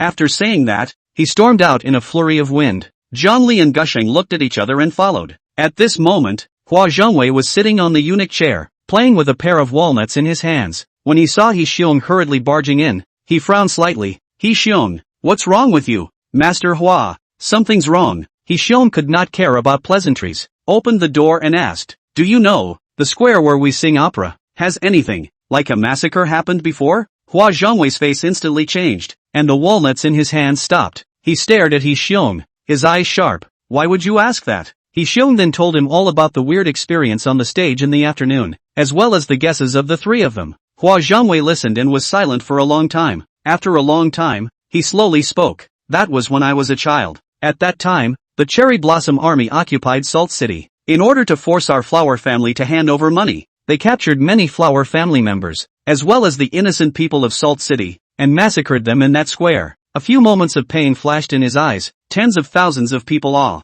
just died there. The corpses are everywhere, and the blood is flowing into the river. Later, the Sakura army buried all those corpses under the plaza to cover up the crime. He Xiong was chilled to the bone. He finally understood why that square was so eerie. There, tens of thousands of wrong souls are buried. Elder Hua, This matter cannot be delayed. He Xiong's face was grave. We have to hurry up and find a way to transcend those wronged souls, or else we'll end up with a big problem sooner or later. Hua Zhongwei clutched the walnuts in his hand tightly and said in a deep voice, "You're right. I'll immediately go and invite a few senior monks to come to the plaza to perform pujas and overthrow the dead souls. Let's make some preparations as well," Zhongli said to the remaining two. "Just in case something unexpected happens." "Good." Gusheng nodded and the three of them then went to their rooms and made their own preparations. Early the next morning, a high phallic platform had been erected in the square. Dozens of robed monks sat around the Dharma platform with solemn expressions, holding wooden fish, copper chimes and other magic instruments, chanting under their breath. For a while, the low and solemn sound of chanting echoed in the square. Zhongli, Gusheng and He Xiong stood at the edge of the square, quietly observing. It hadn't been long since the puja had begun, and Zhongli was keenly aware of a chilly aura permeating the air. His eyes flickered as he stared dead-on at the center of the square, only to see a dense black mist gradually emerge from the originally empty ground. The black mist rolled and surged, and countless hideous figures could be vaguely seen struggling and hissing in it. "Coming!" Zhongli let out a low gulp, reminding Gusheng and He Xiong. The figure in the black mist seemed to sense the threat of the chanting and became more manic. They pounced frantically towards the chanting monks, trying to stop the transcendence. However, a faint layer of golden light emanated from those monks, blocking those shadowy souls to death. Every impact of the Yin spirit would be bounced back by the golden light while letting out a mournful scream. As the chanting became louder and louder, the black fog began to gradually become thinner and those hideous figures gradually became blurred. Right at this moment, a figure wearing a Taoist robe appeared at the edge of the square. The Taoist priest looked to be in his 40s, with a thin face and a goatee. He was holding a mahogany sword in his hand and carrying a yellow cloth bag on his back, which gave him quite the flavor of an immortal. Chapter 74 Battle Square. Poor Taoist Chen Wenjiang. He is a Taoist from the Rotunda sect. The Taoist monk walked up to Zhongli's trio and introduced himself. The Taoist priest that Elder Hua invited earlier was Poverty Tao. Taoist Chen. Zhongli arched his hand. "You've come just in time." The shadowy souls in this square. Chen Wenjiang sighed and said, "Truth be told, last time I was invited by Master Hua to check out this place, and at a glance, I could tell that this place was extremely heavy with Yin Qi and grievances. It's just that Poverty Tao's Taoist skills are shallow, and I'm really no match for these Yin spirits." Zhongli nodded in understanding. Just as the two of them were talking, a sudden change occurred. A monk who was chanting sutras suddenly stiffened his body and fell straight to the ground. The few monks around him were startled by this sudden turn of events and subconsciously turned their heads to look, forgetting to continue chanting for a moment. Just in this brief gap, several hideous figures in the black mist seized the opportunity and violently broke through the golden light's obstruction, directly drilling into the bodies of those monks. The eyes of these monks instantly turned blood red, opening their mouths, revealing sharp teeth, and fiercely lunging and biting towards the companions around them. Ah! Miserable screams rose and fell, and the originally solemn puja was in chaos in an instant. Zhongli's brows were tightly locked. This sudden change of heart was completely out of his expectation. He fiercely took a step out, and the soul-suppressing gong in his hand emitted a deafening sound, the sharp sound waves spreading out like substance, enveloping the entire square. The bodies of the monks possessed by the shadowy spirits stiffened violently, and their faces showed painful and twisted expressions. Wisps of black gas overflowed from their 7 orifices, twisting and struggling in the air, emitting ear-piercing shrill whistles. That's the Yin soul being forced to break away from its host under the shock of the soul suppressor gong. "Sins, why don't you quickly retreat?" Zhongli snapped, the soul-suppressing gong in his hand not stopping at all. Gusheng and He Xiong exchanged glances and without the slightest hesitation, they immediately rushed into the chaotic crowd to fight. The old monk at the head of the group, holding back the fear in his heart, trembled as he folded his hands and resumed chanting, "Namo Amitabhaya." The other monks followed suit, and the intermittent chanting resounded once more. Those detached Yin souls, seemingly sensing the threat, even began to devour and fuse with each other, gradually coalescing into a huge, twisted-shaped monster. The monster was more than 3 meters tall and was covered in a thick black aura, with countless human faces looming in the black aura, emitting creepy wails. Alarm bells rang in Zhongli's heart. He continuously struck the soul suppressor gong, and the sound waves hit the huge Yin spirit like waves after waves. The shadowy soul let out a mournful scream, and its body trembled violently. However, it became even more frantic, and against the sound waves of the soul-suppressing gong, it opened its bloody mouth and lunged towards Zhongli. Zhongli's face changed. This Yin soul was surprisingly so ferocious that even the soul suppressor gong was unable to deter it completely. Although his current physical qualities were far superior to normal people, he did not have any other effective means to deal with this kind of sinister evil, other than the soul-suppressing gong. Seeing that the huge Yin spirit was about to pounce in front of him, He could only retreat backward sharply in an attempt to avoid the fatal blow. Just in the nick of time, a figure suddenly appeared in front of Zhongli.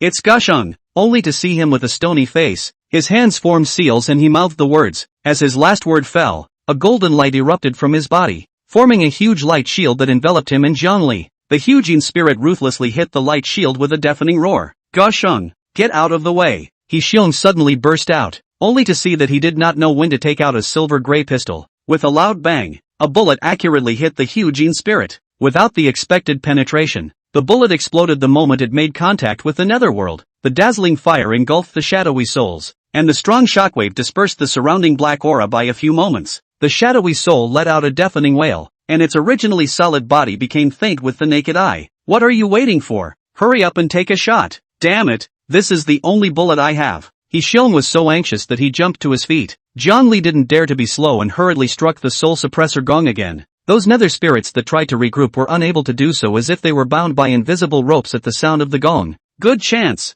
Gushing's eyes flashed with a brilliant light. He flipped his hands and scattered a talisman as if he didn't want money. The talisman's golden light was loud and turned into a stream of light, accurately hitting those scattered Yin spirits. The Yin spirit was struck by the talisman, and burst into gusts of black smoke, letting out a hiss of pain, but unable to break free. It could only watch itself dissipate. At this time, Chen Wenjiang fished out a broken jar from somewhere, with some crooked Taoist runes engraved on the jar. He shouted at the top of his lungs, "Quick, get all those shadowy spirits in here. This thing will trap them and make sure they can't get away." When Gushing heard this, he acted immediately without saying a word. His figure was like electricity, weaving in and out of the scattered Yin souls, pinching the spell in his hand and ingesting those that could not move, one by one, into the broken jar. Chen was holding the jar carefully, and every time a Yin soul was taken into it, he would quickly put a yellow talisman paper on the mouth of the jar. Namo Amitabhaya. Along with the monk's insistent chanting, a mournful wail came from the broken jar. Zhongli,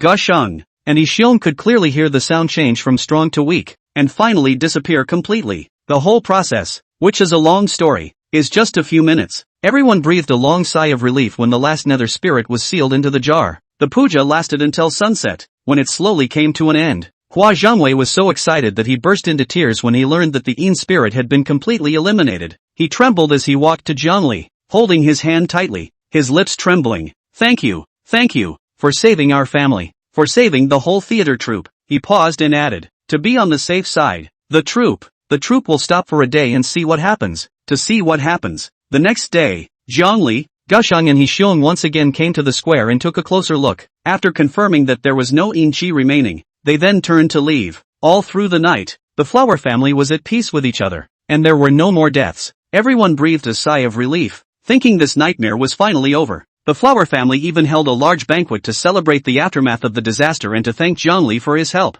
At the banquet, Hua Zhongwei was full of redness and frequently toasted to Zhongli's three, his gratitude overflowing. Chapter 75 Another Death. However, just as the crowd was pushing their cups and exchanging drinks and the atmosphere was in full swing, a sudden change occurred. A son of the Flower family, who was holding a glass of wine with a smile on his face, suddenly collapsed to the ground without warning, and his body convulsed a few times before he was no longer moving. The crowd was in an uproar, and the originally festive banquet was instantly in disarray. What's going on? Another death? Didn't we say that all the shady spirits have been wiped out? How come it's still like this? What the hell is going on here? The Hua family members were horrified, each one of them looking pale, as if they had seen something extremely horrifying. Hua Zhongwei was even more struck by lightning. He staggered over to the body, probed its nostrils with a trembling hand, and then sat down on the floor, old tears streaming down his face. Mr. Jiang, Mr. Go, Mr. He, didn't you say that you've wiped out all those dirty things?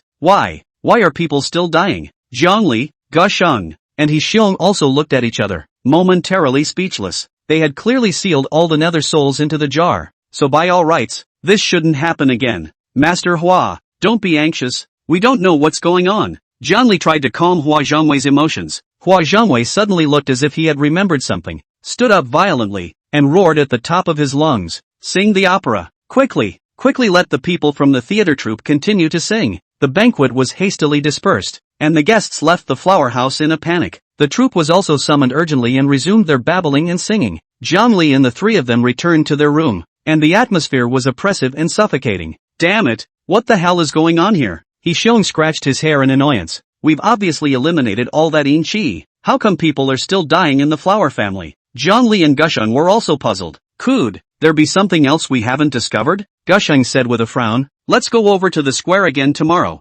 Maybe we can find some clues. Zhongli said in a deep voice. As night fell, the flower house was shrouded in an eerie silence. Only on the stage, the sound of singing was still coming out intermittently. Zhongli was lying in bed, but she couldn't sleep, her stomach rumbling. He rolled over and got out of bed, ready to go ask Hexiong and Gusheng if they wanted to go out for something to eat together. Zhongli arrived outside Hexiong's room and was about to knock on the door when he suddenly saw a figure flashing out of the back door of the Hua family. The figure was sneaky, not a decent person at first glance. Zhongli was puzzled in her mind, so she quietly followed. He could barely make out the man's back, but could not identify him. The figure walked all the way outside the flower house, passing through a few alleys and arriving at a remote place. Zhongli didn't dare to follow too close, hiding far behind a large tree and observing the movements in front. Only the figure stopped and seemed to be waiting for someone. It wasn't long before another figure stepped out of the darkness. The two figures converged and whispered a few words. Due to the distance, Zhongli couldn't hear what they were saying. Then, to his surprise, a scene occurred, only to see that those two people actually embraced for a moment before they each separated and disappeared into the night. What the hell is going on here? Zhongli forced down the shock and doubt in his heart. He knew that now was not the time to beat the bushes. In order to avoid being discovered, he quickly turned around, and under the cover of the night, he silently returned to the flower family the same way he came. After returning to the flower house, Zhongli went straight to Hexiong's room. He knocked gently on the door and asked in a lowered voice, Hexiong, asleep? No. What? Hexiong's voice came through the door. Zhongli pushed the door in and closed it with his backhand. Before he told everything he had just seen, he tried to lower his voice as much as possible, but his tone was still unable to hide his excitement. I just saw a silhouette slipping out of the back door of the flower family, and also met with another silhouette, and the two of them even embraced. Do you think there's something fishy about this? After Hexiong heard it, his sleepiness was gone, and he sat up violently, his brows locked. In the middle of the night, it is still sneaking. This matter is definitely not simple. Could it be that the deaths of the flower family members are related to the silhouette? The two looked at each other, both seeing the gravity in the other's eyes. It seems like we need to investigate this mysterious silhouette, Zhongli said in a deep voice. Tomorrow during the day, let's split up and go around the flower family neighborhood to see if we can find any clues. Remember, be careful and don't scare the snakes. Hexiong nodded in agreement. The next day, the troupe was back on stage singing. However, just at noon, the bad news came again, with the strange death of another member of the flower family. When Hua Zhongwei heard the news, he almost didn't faint straight away. He ran tremblingly to the stage and shouted angrily at the troupe.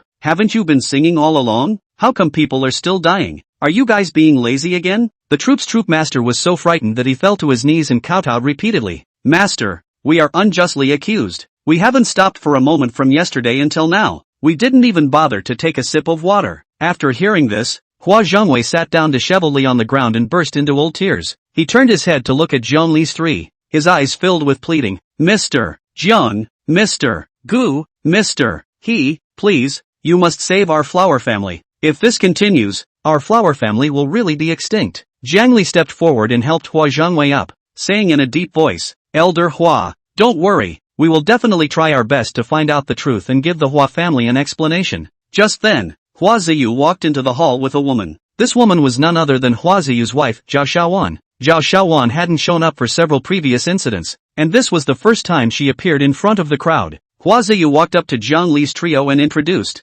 3 gentlemen, this is my wife, Zhao Xiaowan. Zhao Xiaowan smiled faintly and nodded to the 3. Hexiong immediately revealed a warm smile. Hello Ms. Zhao, I'm Hexiong, this is Gusheng. He's not very talkative, don't mind if you do. As he said that, he also secretly poked Gusheng with his elbow. Gusheng just nodded coldly as a greeting. Hexiong turned his gaze to Zhang Li again. However, he found that Zhang Li's gaze stayed on Zhao Xiaowan's face, and his eyes were somewhat straight. Hua Ziyu and Zhao Xiaowan also noticed Zhang Li's unusual appearance, and a few moments of displeasure appeared on their faces. The other Hua family members were even more furious, as if they felt that Zhang Li's behavior was too rude. Hexiong couldn't help but spit it out in his heart. What's with this kid? This Zhao Xiaowan isn't much to look at. Why, old brother, this aesthetic is not very good. He hastily poked Zhang Li's backside with force, and bellowed in a low voice, older brother, come back to your senses. Chapter 76 Zhao Xiaowan's Secret. Zhang Li then snapped out of it, realizing that he had lost his temper. He hurriedly apologized. Sorry, I just Was thinking about things just now, and I was a bit lost in thought. Hello MS. Zhao. I'm Zhongli. Although Zhao Xiaoyuan was unhappy in her heart, she still maintained a polite smile. Mr. Zhang is polite. She then pleaded with an anxious face. Mr. Zhang, Mr. Go, Mr. He, please, you must find out the truth as soon as possible. Our flower family can't afford another incident. Hua Ziyu also clenched his fists tightly, his tone sincere. Please, three of you, as long as we can find out the truth, let our Hua family do whatever we want. He Xiong patted his chest and swore. Don't worry, both of you. We at the Civil Investigation Bureau are absolutely reliable. We'll take care of this. Zhongli and Gushing looked at each other and nodded as well. The three of them returned to the room, and the atmosphere became somewhat subtle. Hey, I say Zhongli, have you been single for too long and couldn't hold on when you saw Zhao Xiaowan? He Xiong squeezed his eyebrows with a I know you expression. Zhongli glanced at him and didn't answer, but said in a deep voice, I just saw Zhao Xiaowan's figure, very much like the one who slipped out the back door last night. The smile on He Xiong's face instantly froze. He sat up straight violently and stared wide-eyed. What?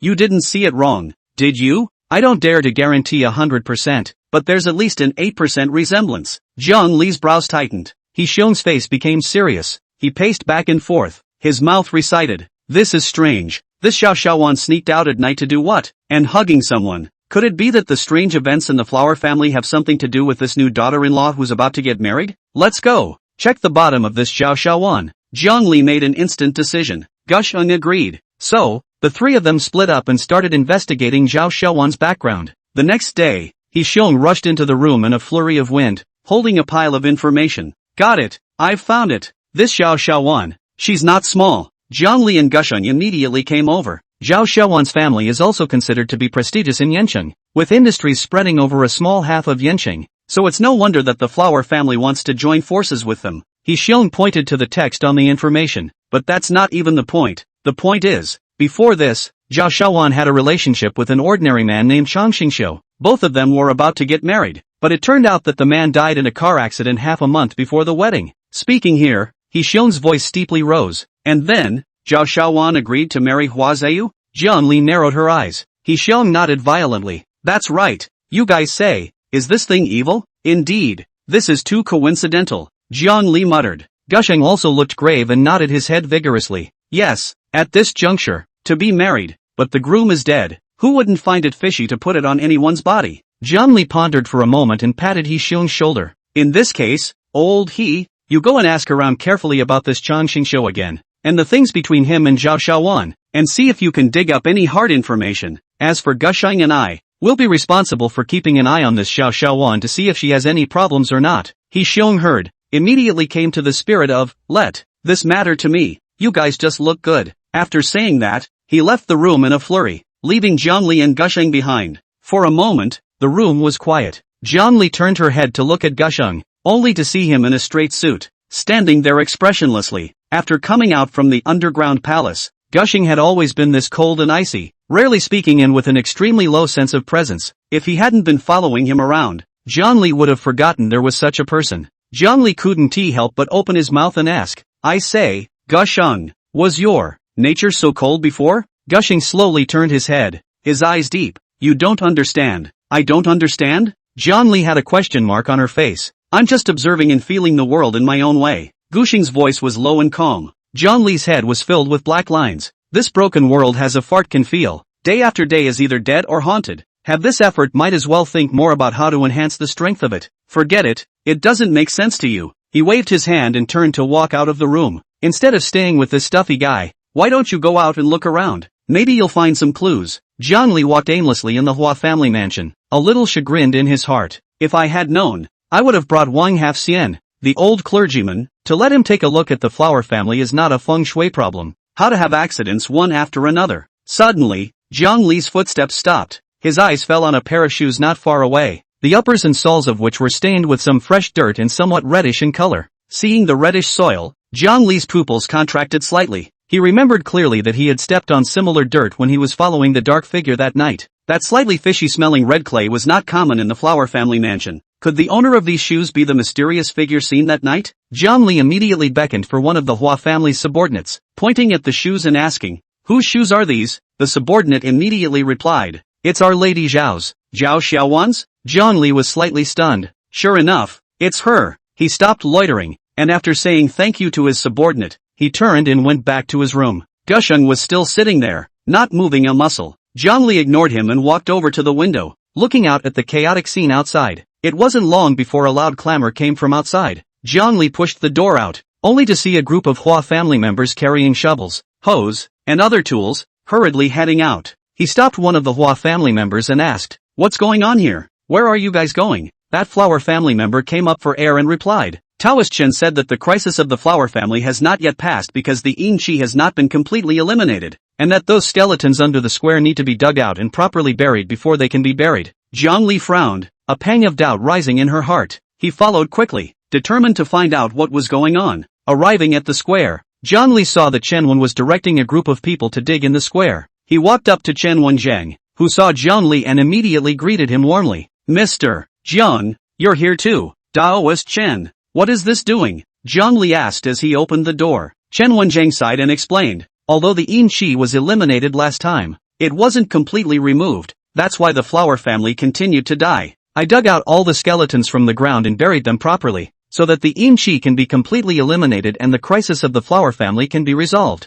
Chapter 77 Vanishing Souls. Zhongli nodded slightly, sort of recognizing Chen Wenjing's statement, but he always felt a bit unsettled in his heart. "Mr. Jiang, don't worry, I guarantee that before sunset today, the matter of the flower family will be completely resolved." Chen Wenjiang patted his chest with confidence. Zhongli didn't say anything more, just quietly looking at those busy figures. The flower family members were all sweating and wielding their tools with vigor. The square was filled with a heavy earthy smell, mixed with the stench of sweat, which made people recoil a little. Zhongli stood for a while, feeling a bit bored, and was about to leave. Suddenly, the cell phone in his pocket vibrated. Zhongli took out his cell phone, and the word Yixiong was displayed on the screen, so he picked up the phone. "Hey, ho, what's up?" "Zhongli, I'm back, where are you?" Yixiong's voice came through the receiver. "I'm at Hannah's house. What about you?" "I'm at the Hannah house too. I just got in. What room are you in?" "I'll come to you. I'll wait for you in my room." Zhongli hung up the phone and turned to walk back.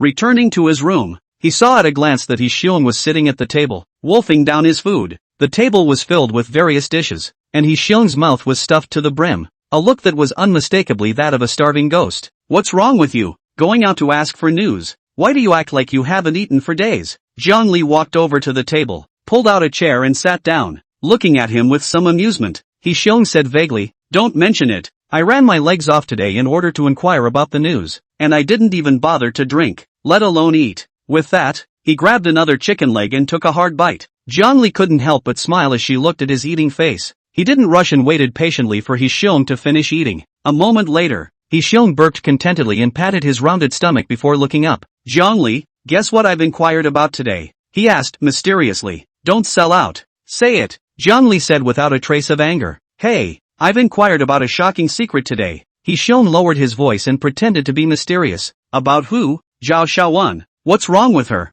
Zhongli raised an eyebrow, vaguely feeling that things were not simple. "I inquired. Zhao Xiaowan and that Chang Xingxiu, the two of them have been childhood sweethearts since they were young, and their feelings are good," Yixiong said colorfully. "Didn't we already know this last time?" Zhongli frowned. "What kind of big secret is that? Hold your horses and hear me out." Yixiong raised an index finger and shook it twice from side to side, signaling him to be at ease. "The real doubt lies in Zhao Xiaowan's attitude." "Attitude?" Zhongli was even more puzzled. Yixiong nodded, his tone affirmative. "That's right, it's Zhao Xiaowan's attitude before and after. In the beginning Zhao Xiaowan's parents didn't agree with her and Chang Xingxiu being together and forced her to marry Hua Ziyu. At that time, Zhao Xiaowan was willing to die rather than give in and resolutely refused." He paused, drank a mouthful of water, moistened his throat, and continued. "But then, as soon as Chang Xingxiu died, Zhao Xiaowan's attitude made a 180-degree turn, and not only did she agree to get married to Hua Ziyu, but she also cooperated very well." "Do you think that's strange?" Zhongli nodded thoughtfully.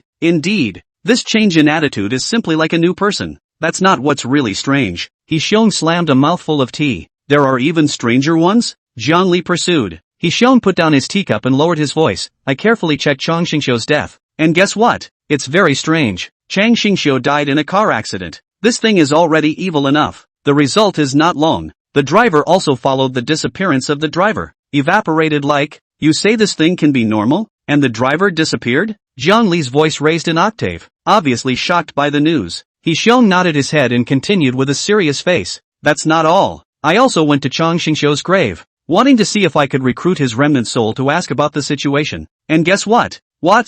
Zhang Li's heart rose into her throat. In his graveyard, there is no soul of his at all. He Xiong's tone was filled with shock. Zhang Li only felt a chill run straight from the soles of his feet to the top of his head, causing him to shiver. After a person dies, doesn't the soul go to reincarnation? Maybe Chang Xingqiu's soul has already. He tried to find a plausible explanation, but he himself found it a little too pale to be convincing. He Xiong shook his head, dismissing his speculation. Zhang Li, you don't know. After a person dies, there will be more or less some soul residue on the bones. Some people's souls remain stronger in form of sessions, remaining in the world and refusing to leave. Some people's souls remain weaker and slowly dissipate over time. But how long has Chang Xingqiu only been dead? How could his soul dissipate so quickly and cleanly? Not even a bit of dregs left? He paused and finally stated his conclusion. The only possibility is that someone took his soul. Zhang Li's face instantly turned ironic. If He Xiong's speculation was true, then I'm afraid that the hidden conspiracy behind this was much more terrifying than he had imagined.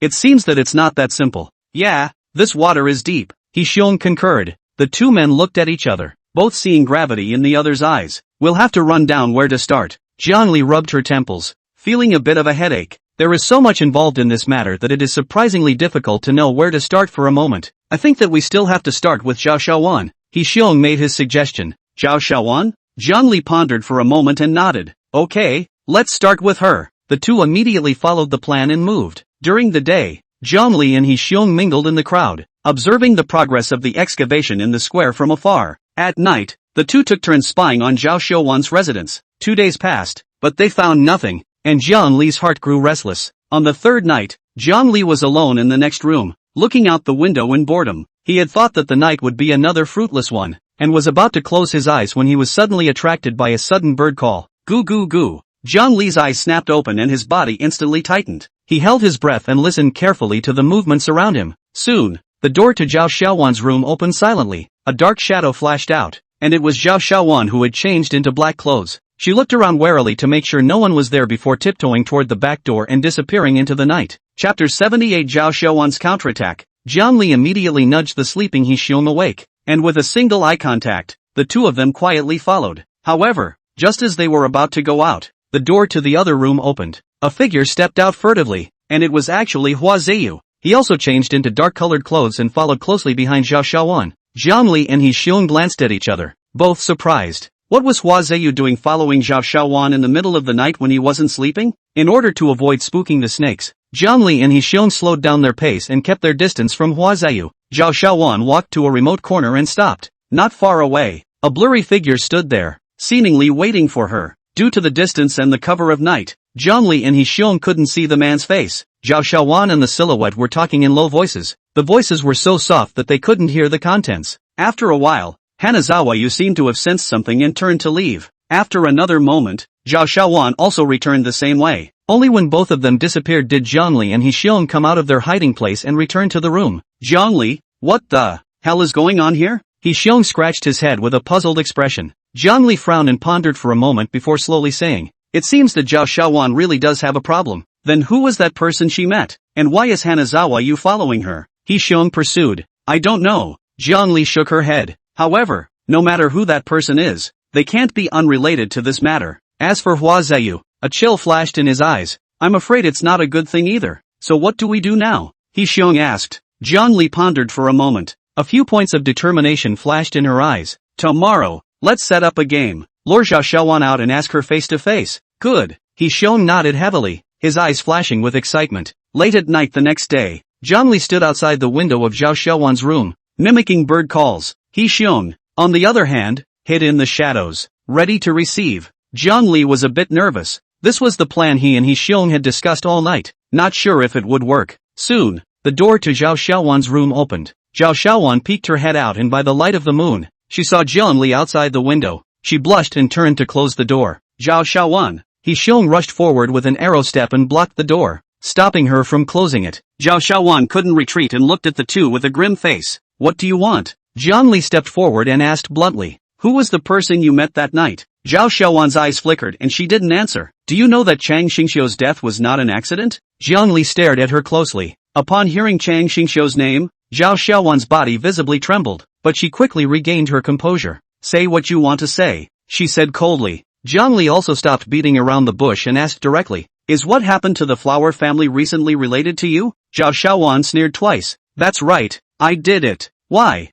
Zhang Li looked at her with a puzzled expression. Why did you do this? Harming so many innocent people. Innocent? Zhao Xiaowan jerked her head up, her eyes sharp as knives. The flower family is innocent? What about Chang Xingqiu? Isn't he innocent? His parents, in order to force me to marry the Hua family, even joined with the Hua family to kill Xingqiu. Her voice trembled, and her eyes held a monstrous hatred. I hate it. I hate them. I hate the flower family. I want to retaliate. I want to make all of them pay. Zhang Li looked at her coldly. What are you doing now? What's the difference between you and them? Fighting violence with violence. When will injustice end? The same? How am I the same as them? Zhao Xiaowan's voice rose steeply. They are murderers. They're the ones who killed Xingqiu. Zhang Li looked at her with a calm face. Turn back, Zhao Xiaowan. It's not too late to stop now. Zhao Xiaowan smiled ruefully and shook her head. Wrap it up? It's too late. Everything is too late. I already can't go back. She raised her head, a few moments of madness flashing in her eyes. You'd better mind your own business, or else, don't blame me for being impolite to you. Are you threatening me?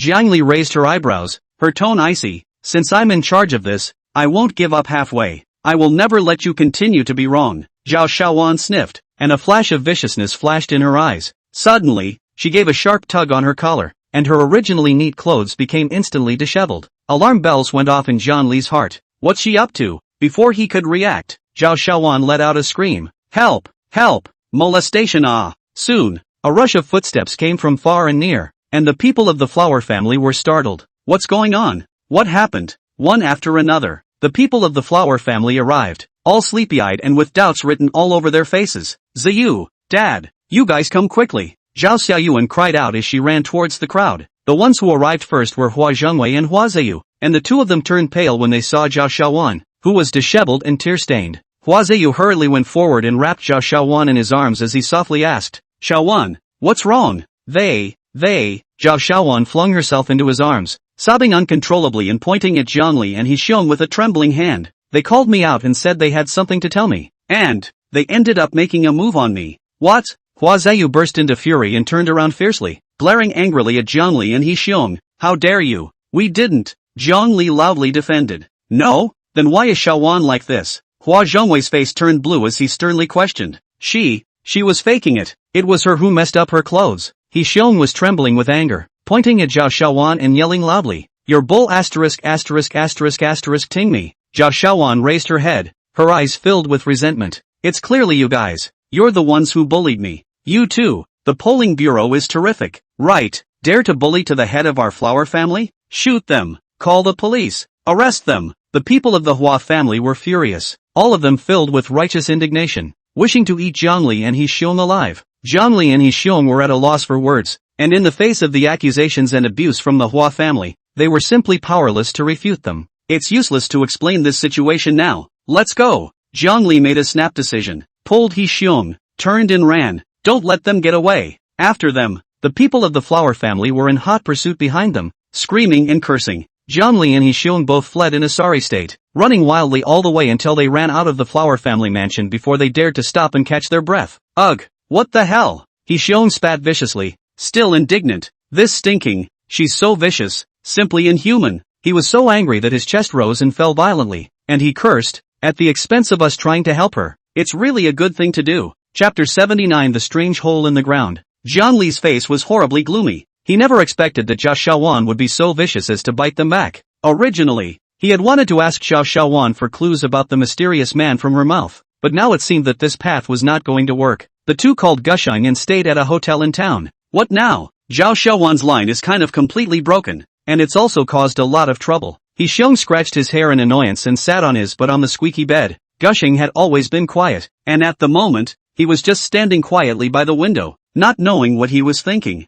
Zhang Li pondered for a moment and proposed, we definitely can't go over to the flower family's site anymore, and going there would be shooting ourselves in the foot. The only way now is to continue to keep an eye on the flower family and see if we can find a breakthrough elsewhere. The three of them deliberated for a long time, but they never found any good solutions. Zhao Xiaowan's sudden backlash had disrupted all their plans and put them in an unprecedented predicament. Just then, a sharp knock on the door suddenly sounded. Xiong jumped up violently and rushed over to open the door, shouting with an anxious look on his face, "Zhongli, quickly call up Gusheng and follow me." "Where to?" Zhongli froze. "Plaza. Something big has happened." Xiong's voice was trembling a bit. "Plaza? What happened?" A sense of foreboding surged in Zhongli's heart. Chen Wenjiang brought people to dig out a big hole in the square. Xiong said urgently. So many bones were dug out. Then the ground collapsed, revealing a huge hole in the ground. A hole in the ground? Zhongli and Gusheng glanced at each other, both seeing the shock in each other's eyes. "Right." Someone went down to look at it and said that there are a lot of gold dollars inside. Xiong's voice grew more and more excited. "A lot of people have gone down. Chen Wenjiang has also gone down. It hasn't come out yet. The place has been blocked off by Zhang Xiong's men. Let's hurry over and take a look too." "Golden dollar?" Zhongli frowned. "Why is there a hole in the ground under the square? How can there be gold dollars in a hole in the ground? Go!" He didn't have time to think about it and immediately called up Gusheng and rushed out of the hotel after Xiong. The three of them ran furiously all the way and soon arrived at the square, only to see that the center of the square was surrounded by people. A black, crowded area with buzzing chatter. On the outskirts of the crowd, Zhang Xiong led a team of police officers who were trying their best to maintain order. One by one, they yelled at the top of their lungs, but they simply couldn't suppress the commotion of the crowd. Hua Zhongwei and a group of Hua family members were also among the crowd, each with an anxious face, tiptoeing in from time to time. Last night, they were still shouting at Zhongli and Xiong, but at this moment, it was like they had changed their faces. Although there were still a few moments of indignation in his eyes, more than anything else, he was anxious and expectant. Zhongli and the three of them squeezed into the crowd, and Zhang Xiong saw them at a glance and hurriedly greeted them. "Elder brother Jiang, you guys have finally come. What can we do about this?" he asked with an anxious face. "Team Zhang, take it easy and speak slowly." Zhongli patted the back of his hand, signaling him to calm down. Zhang Xiong tried to calm down and said, "This hole in the ground is too evil. The people who went down didn't come up, and I don't dare to send people down again. Jiang Laodi, you are the Bureau of Public Opinion and Polling. You have a lot of knowledge. This thing still has to rely on you." Jiang Li nodded, then turned his head to Xiong and said, "Xiong, you report the situation to the bureau first." Xiong responded, pulled out his cell phone and stepped aside to begin reporting the situation to the polling bureau. Jiang Li, on the other hand, glanced at Gusheng, and both of them saw the gravity in the other's eyes. After reporting the situation, Xiong walked back and said, "The bureau said that they would send someone over as soon as possible to provide support. So let's go down and explore the situation first, and make sure to be careful." "Yes," Jiang Li answered, then led the way towards the dark hole. A cold, damp odor permeated the cave entrance. Jiang Li let out a breath and jumped down first. Gusheng and Xiong followed closely behind. The three of them descended slowly down the rope, the cave getting deeper and colder. A bone-piercing coldness came from all directions, constantly eroding their bodies. I don't know how long it took, but the trio's feet finally hit the ground. The bottom of the cave was pitch black, and you couldn't see anything. Hiss. Xiong sucked in a mouthful of cool air and couldn't help rubbing his arms. "This damn place, why is it so cold?" Zhongli pulled out a few cold fireworks from his arms, lit them and threw them out. The ghostly blue light instantly illuminated the surroundings and also presented the scene at the bottom of the cave to the three of them. After seeing the surrounding scene, Jiang Li's three pupils suddenly shrunk, and a chill ran straight from the bottom of their feet to the top of their heads. Only the space at the bottom of the cave wasn't very large. The walls around it were covered with moss and vines, and the air was filled with a rotten odor. And in one corner of the cave, there were several corpses laid out. Those corpses were dressed in ordinary clothes. Their faces were blue and purple. Their expressions were hideous, and their deaths were extremely tragic. Jiang Li walked up and looked closely, realizing that a few of them were the very same workers who had followed Chen Wen the other day and were digging up the skeletons in the square. "How did they die here?" Xiong's voice trembled a little. Jiang Li didn't say anything, his mind already had a guess. These corpses should have been excavated from the mound after Chen Wenjiang and the others came down. They originally intended to bring these corpses up, but they didn't expect themselves to die here. An inexplicable feeling of fear spread in the hearts of the three. This cave was far more bizarre and dangerous than they had imagined. Perhaps it was a psychological effect. The brightness brought by the cold fireworks seemed to dispel some of the chill, and Jiang Li felt slightly better. Jiang Li and the three of them no longer paid any attention to the corpses, following the messy footprints on the ground as they continued to walk deeper into the cave. The further in you go, the chill becomes more and more piercing. Jiang Li secretly operated the red flame skill in his body, and a warm current surged throughout his body, expelling all the cold air that had invaded his body. On the contrary, Xiong had long been freezing, his teeth chattering up and down, and even his speech became intermittent. This hellish place, is also too cold, colder than an ice cellar. As he spoke, he kept rubbing his arms to try and warm himself up. Suddenly, as if he remembered something, he slammed his head and said, I said, this place is so heavy with chi. If someone is buried here, even if the corpse turns, then, that is definitely a zombie king. Didn't maybe, now that zombie king, is drinking tea and waiting for us to come to his door. Don't be ridiculous. Zhongli let out a low chortle while turning his head to look at Gusheng and asked, Gusheng, do you think this place is so heavy with chi? Could it be related to the fact that a lot of people have died here before? Chapter 80 Mixed Corpse. Gusheng shook his head. It's not because of the number of dead people, but because of the strange terrain of this place that caused the chi to be so thick. Those spirits that we eliminated earlier were also nourished by this chi. Zhongli nodded thoughtfully, and the three of them continued on. He Xiong, however, acted as if he hadn't heard the conversation between the two, and while walking, he looked around as if he was searching for something. What are you looking for? Zhongli couldn't help but ask.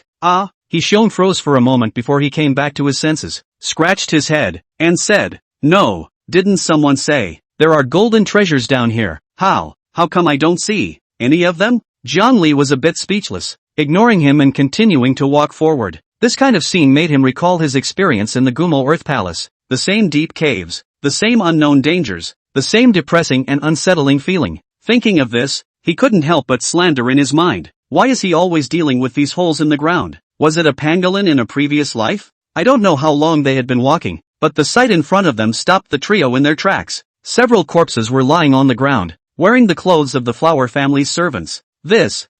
He Xiong's eyes widened and his voice changed a bit. Zhongli crouched down and scrutinized the body. The bodies all had obvious stab wounds that were deep to the bone, and most of the fatal wounds were in the neck and chest, obviously killed with a sharp blade. These people, what did they go through before they died? It's someone from the Hua family. Gushing's voice was low. It looks like it was killed with a knife. Zhongli slowly got up and swept his gaze around. There was no other source of light in the dark cavern except the cold flames in their hands. A cold aura came over him, and he Xiong subconsciously leaned toward Zhongli. Continuing forward, the chi became heavier and heavier, and even Zhongli felt a little overwhelmed. He activated the red flame skill in his body, barely resisting the cold air. He Xiong was even worse, freezing and shivering, his lips purple, almost unable to even speak. Seeing this, Zhongli could only take off his own jacket and tear it into strips of cloth, and find some dry wood shavings to temporarily make a simple torch and hand it to him. The firelight brought a hint of warmth, and he Xiong's face only slightly improved. The chi of this place is also too heavy. Gushing tightened his brows and looked around. It's not normal. This chi is thick and somewhat abnormal. Why don't we go out first? Zhongli looked to He Xiong for his opinion. After all, He Xiong's physical condition was no longer suitable for further penetration. No, I'm not going back. He Xiong, however, shook his head unexpectedly. I want to go in with you guys, to see what's going on. Zhongli glanced at him with some surprise, and eventually nodded. The three of them continued on their way, and along the way, there were more and more corpses. There were servants of the Flower family, and those in civilian clothes, sprawled out on the ground in various states of death. Oddly enough, He Xiong crouched down and scrutinized a corpse. How come these people seem to be killing each other? Kill each other? Zhongli's heart fluttered. Could it be that these people had been mind-controlled by something that made them act in such a crazy manner? Wouldn't it be easier to call out their spirits and ask them? He said to He Xiong. This is the kind of thing that is better left to the professionals. He Xiong nodded and pulled out a small bell from his pocket, gently shaking it. The bell was clear and echoed in the dark cave with an eerie rhythm. However, a moment later, He Xiong stopped moving and shook his head. It's no use. Their souls are gone. Zhongli and He Xiong glanced at each other, their faces turning serious. The bodies were still warm, indicating that these people had just died not long ago. What does it mean that the souls of all the corpses have disappeared in such a short period of time? It means that their souls, they were taken. Who and why? The trio continued on, when suddenly they heard a pleading voice from up ahead. Something's wrong. Zhongli immediately quickened her pace and ran towards the direction the sound came from, with He Xiong and Gushing following closely behind. Soon, the trio arrived in a huge cave. The sight in front of them made the three of them suck in a breath of cold air. A giant that was over 2 meters tall knelt on the ground. His body was carved with bizarre runes, and a rich aura of death permeated from him. Beside it lay many people sprawled out, blood staining the ground and converging into a puddle of blinding gore. All of these people had entered the cave earlier, but at this moment they were all cold corpses. Jiang Li even saw Chen Wenjing's figure among those corpses. He Xiong and Jiang Li looked at the giant with shocked faces, and even Gu Sheng, who had always been calm and collected, had a rare face full of gravity at this moment. This is, He Xiong's voice trembled, barely able to speak complete words. I didn't expect that I would still be able to see this kind of thing. Hybrid corpse now. Gushing slowly opened his mouth. A hybrid corpse? What's that? Jiang Li and He Xiong looked at Gushing at the same time, their eyes filled with doubt. A hybrid corpse? What is this thing? Jiang Li opened his mouth and asked. Gushing explained, in our time, some emperors would order people to do some tragic things in order to pursue immortality. In the vain hope of becoming immortal after death, they will have dozens, even hundreds or thousands of living people captured, and then use secret techniques to extract the souls of these people and forcefully fuse them together. And finally, take this fused soul and inject it into a body. He Xiong couldn't help but ask, then, what will happen to this body? It will not be able to bear it, Gusheng said slowly, because it's carrying too many souls. This body simply can't bear it, but it won't completely fall apart. Instead, it will be spawned by this powerful soul force, growing and growing, eventually turning into a giant several meters tall. The more souls there are, the bigger that body gets. Jiang Li only felt that it was unbelievable, and that it had simply overturned his perception. Such things have no consciousness and only know how to kill. Gushing looked at the hybrid corpse, and a few moments of scorn flashed in his eyes. They are usually placed in the tombs of emperors as guardian monsters. Jiang Li and He Xiong both felt a chill coming down their backs after hearing this. Monsters that only know how to kill? Wouldn't that be dangerous? After a long time, Jiang Li saw that the hybrid corpse had been kneeling there motionless, and didn't seem to show any signs of wanting to attack them. So he bravely and slowly walked towards those Hua family members who had fallen to the ground, with He Xiong and Gushing following close behind. Chapter 81 Healing. The three men came closer and scrutinized the bodies of the men. These people have basically lost their souls, Jiang Li said in a deep voice. He Xiong crouched down and scrutinized each body. Suddenly, he exclaimed, wait, Chen Wenjing. He is still breathing. Jiang Li and Gushing hurriedly came forward and squatted down to take a closer look. One could only see that Chen Wen was closing his eyes tightly. His face was pale, and his body was carved with dense and bizarre runes. His hands clutched a yellowed piece of talisman paper in a death grip, his knuckles white from the exertion. This is. Gushing's eyes widened as if he recognized something. Soul protection talisman. He Xiong's voice trembled a little. This kind of runes and rune paper are used to protect the soul. It seems that Chen Wenjing also realized that something was wrong, so he added protection on himself in advance. It's just that he's too injured right now and has already passed out. Jiang Li's heart settled a little. At least, Chen Wenjing is still saved. Suddenly, a cold mechanical tone rang in his head. Current alien target, hybrid corpse, soul velvet value, 1000. Jiang Li's pupils suddenly contracted, and a strong sense of crisis instantly enveloped his entire body. Too late to think, he yelled violently. Watch out! Almost the instant the words fell, the three of them reacted at the same time. Jiang Li leapt backward violently, while Gushing did a sideways roll, and He Xiong quickly lunged to the side. The three of them had just left their original spot when the mixed corpse that was originally kneeling on the ground violently opened its eyes. There were no whites in those eyes, only a chaotic dead gray that radiated a haunting chill. The mixed corpse slowly stood up, its 2-meter-tall body giving off an extremely oppressive feeling. It had a dense deathly aura wrapped around its body, like an evil spirit crawling out from the depths of hell, making people shudder. Jiang Li and He Xiong's faces instantly turned pale. The strength of this hybrid corpse had unexpectedly reached the late stage of Jiaxian. What the is this? He Xiong cursed while quickly pulling out his pistol, aimed at the hybrid corpse. Bang bang bang as a few shots. The special bullets accurately struck the body of the hybrid corpse, instantly erupting in dazzling flames. One barrage down. I don't believe I can't kill you, He Xiong said viciously. Jiang Li, however, didn't dare to let his guard down in the slightest. He stared dead on at the smoke from the explosion, his heart beating violently. This hybrid corpse was definitely not that easy to deal with. Sure enough, the next moment, his pupils shrunk violently. As soon as he pushed He Xiong, who hadn't had time to react, away, he himself leapt backward violently. Almost at the same time, the hybrid corpse rushed out from the smoke of the explosion, its huge fist carrying the sound of whistling winds, ruthlessly smashing into the location where the two had just been. With a loud boom, the ground was smashed out of a huge deep pit. Holy, Jiang Li, thanks! He Xiong slapped his chest in shock, a layer of cold sweat already seeping from his forehead. He took a heartfelt look at the deep pit on the ground and only felt a pang of fear. His grandma, this hybrid corpse is too hard. Jiang Li ignored his complaints, but instead, with a thought, he directly used the three-colored faceplate. In an instant, red, yellow, and blue rays of light flowed through his body as Jiang Li's aura climbed.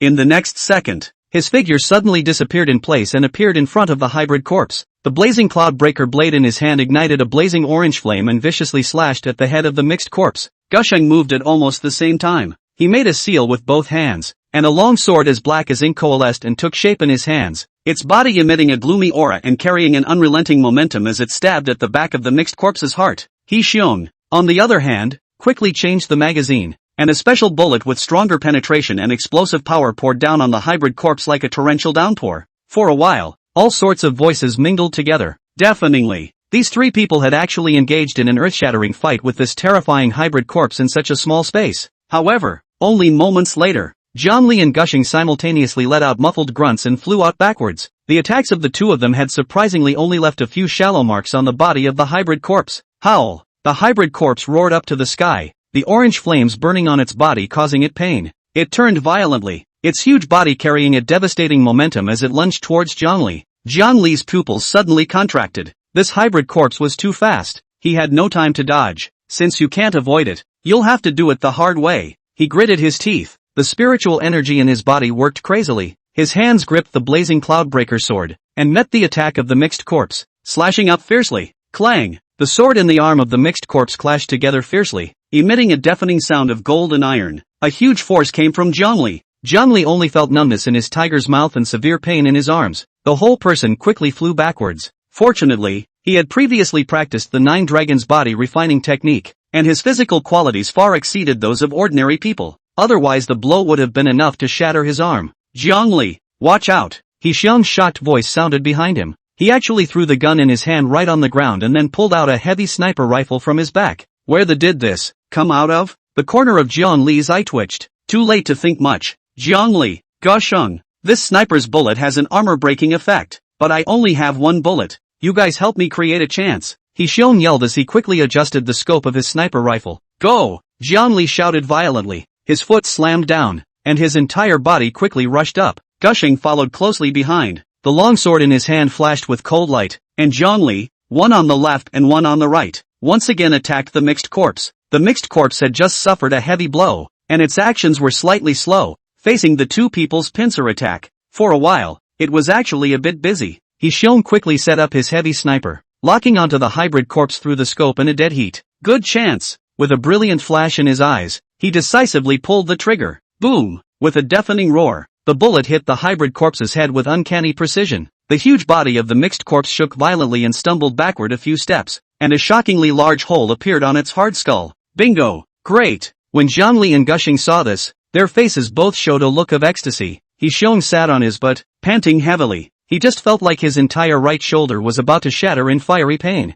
Zhongli took the time to look back and saw that his face was pale and sweating like a pig, so he quickly asked, Old he, how are you? Die. Cannot die. He Xiong gritted his teeth, hard to squeeze out a few words from his teeth. Chapter 82 Can't kill it. However, before they could be happy for long, a sudden change occurred, only to see that the large hole in the head of that hybrid corpse unexpectedly began to heal at a speed visible to the naked eye. Its hollow eyes stared dead at the three people in front of it. The hybrid corpse, surprisingly, is still alive. How is this possible? He Xiong's voice trembled a little. With this shot of his, not to mention a body of flesh and blood, even a boulder could be blasted to smithereens. What is this hybrid corpse's head made of? Gushing's face also became incredibly grave. The long sword in his hand unexpectedly began to tremble slightly. This powerful sense of oppression made him almost breathless. The mixed corpse slowly stood up straight. The wound on his head was still there, but it had recovered most of the way. It approached towards the trio step by step, each step it took causing the ground to shake slightly. Damn it, I'll fight you, Zhongli roared. The red inferno decision worked crazily, and the pure yang body opened up. He gripped the blazing cloudbreaker sword with both hands, and above the blade, flames rose and heat waves rolled. Gusheng also forcibly suppressed the fear in his heart, and with a flash of his body, he appeared in front of the mixed corpse like a ghost, and without hesitation, the long sword in his hand stabbed at the large hole in its head. Put! The long sword pierced into the head of the hybrid corpse with unparalleled precision. The mixed corpse let out a mournful scream as it struggled madly, its huge body flailing wildly, bringing up gusts of wind. Good chance! Zhongli's toes pointed to the ground. His figure surged up, raising the blazing cloud breaker blade high, making a move of burning sky-cracking cloud chop. This was the strongest killing move he currently had at his disposal. With the addition of the pure yang body, the power of this strike was even more terrifying than before. Die for me, Jiang Li roared, and the blazing cloud breaker in his hand, with endless flames, ruthlessly slashed at the body of the mixed corpse. With a click sound, the hard body of the hybrid corpse was actually split in half. Jiang Li did not hesitate and swung his sword again. Swish, swish, 2 more slashes were made, and the blazing blade precisely chopped the remaining remnants of the mixed corpse's body into 4 pieces. The orange flames instantly completely engulfed these 4 segments of the remnants of the body as the flames blazed, filling the air with a sickening smell of roasting meat. Jiang Li gasped for air, the hand holding the knife trembling slightly. He stared at the burning flames with a deadly stare, but his mind did not relax in the slightest. The life force of this hybrid corpse is too tenacious. Who knows if it will come up with something else? Just then, a weak voice suddenly rang out. Ahem. Where is this? The crowd followed the sound and saw that Chen Wenjiang, who had been unconscious, had slowly opened his eyes. He looked around blankly, and his gaze finally landed on the burning flame, a few moments of doubt flashing in his eyes. He struggled to sit up, but realized he was too weak to move. Daoist Chen, you're awake. Jiang Li rushed forward and held him up. Only then did Chen Wenjiang notice Jiang Li. Several people. He froze, then reacted and hurriedly asked, "What about that monster? It was split into several pieces by me and is burning." Jiang Li pointed at the flames. Chen Wenjiang's face changed when he heard this. "It's useless. It can't be killed this way. Only by completely eliminating the soul in its body can we truly destroy it." Sure enough, Jiang Li's heart sank. His worst fears had come true. Just as Chen Wenjiang had said, although the flame was still burning, the remains of the hybrid corpse, which had originally been burned to ashes, had actually begun to recombine, and this time, it recovered even faster than before. Holy, this thing can still be revived indefinitely? He Xiong's eyes widened in disbelief. He asked eagerly, "Daoist Chen, do you have any solutions?" Chen Wenjing sniffed and an anxious look appeared on his face. He scratched his ears and couldn't think of anything good for a while. This mixed corpse is an ancient evil creature, extremely difficult to deal with. As he watched the hybrid corpse's body become more and more complete, Jiang Li was anxious in his heart. He fiercely clenched his teeth and raised the blazing cloudbreaker sword once again. Asterisk. I won't believe it. Swish dash. Another slash came out, and the blazing blade once again split the mixed corpse's soon-to-be-recovered body into pieces. However, this is ultimately just treating the symptoms rather than the root cause. As long as the soul inside it cannot be completely eliminated, it will keep coming back to life. There. Just in the nick of time, Chen Wenjiang suddenly yelled out in surprise. He hurriedly pulled out a crumpled piece of talisman paper from his pocket, which had some strange patterns drawn on it and emitted a faint fluctuation of spiritual energy. This is the talisman paper left behind by our Taoist temple's ancestor. It's said to have miraculous effects against these evil spirits. Little friend Jiang, you guys help me buy some time. I'll stick this talisman onto its head. No problem. Jiang Li nodded in response. He Xiong did not know when, had long been holding that heavy sniper far to the side, rushed not far away from the 3 people shouted, "You guys go for it." His look of being unconcerned made Jiang Li hate his guts, but this is not the time to be counting on that. Jiang Li and Gushing both glanced at each other, then one on the left and one on the right.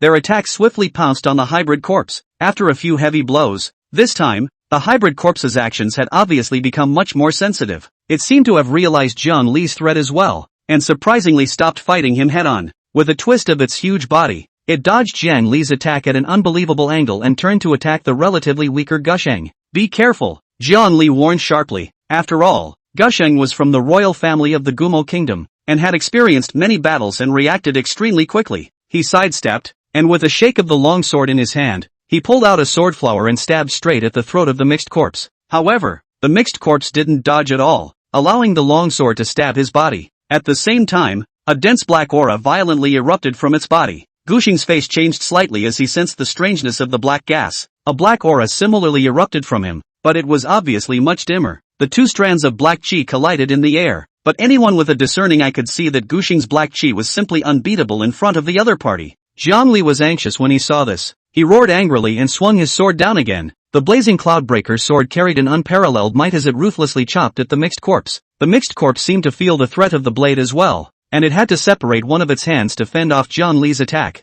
Immediately afterward, a deep slash appeared on its arm, but that was all. The 2 of them, Jiang Li and Gusheng, had joined forces, but they could only barely hold this hybrid corpse in check. Daoist Chen, take advantage of this, Jiang Li shouted hurriedly. It was only then that Chen Wenjiang woke up as if from a dream, and he hurriedly got up from the ground, stumbling and rushing towards the mixed corpse. Then, with all his strength, He slapped the talisman paper in his hand. Towards the head of the hybrid corpse. Chapter 83 Crisis is coming. Just in the nick of time, the hybrid corpse suddenly opened its mouth. A mouthful of black gas spilled out from it and jetted towards Chen Wenjing. Chen Wenjing was simply too late to dodge, and the black gas drilled directly into his mouth and nose. His body stiffened violently. His eyes glazed over, and a look of extreme pain appeared on his face before he fell straight to the ground. He reached for his chest with a trembling hand, as if trying to pull something out of it, his lips quirking slightly, but in the end, he still didn't make any sound and fainted completely. Zhang Li and the three of them frowned when they saw this.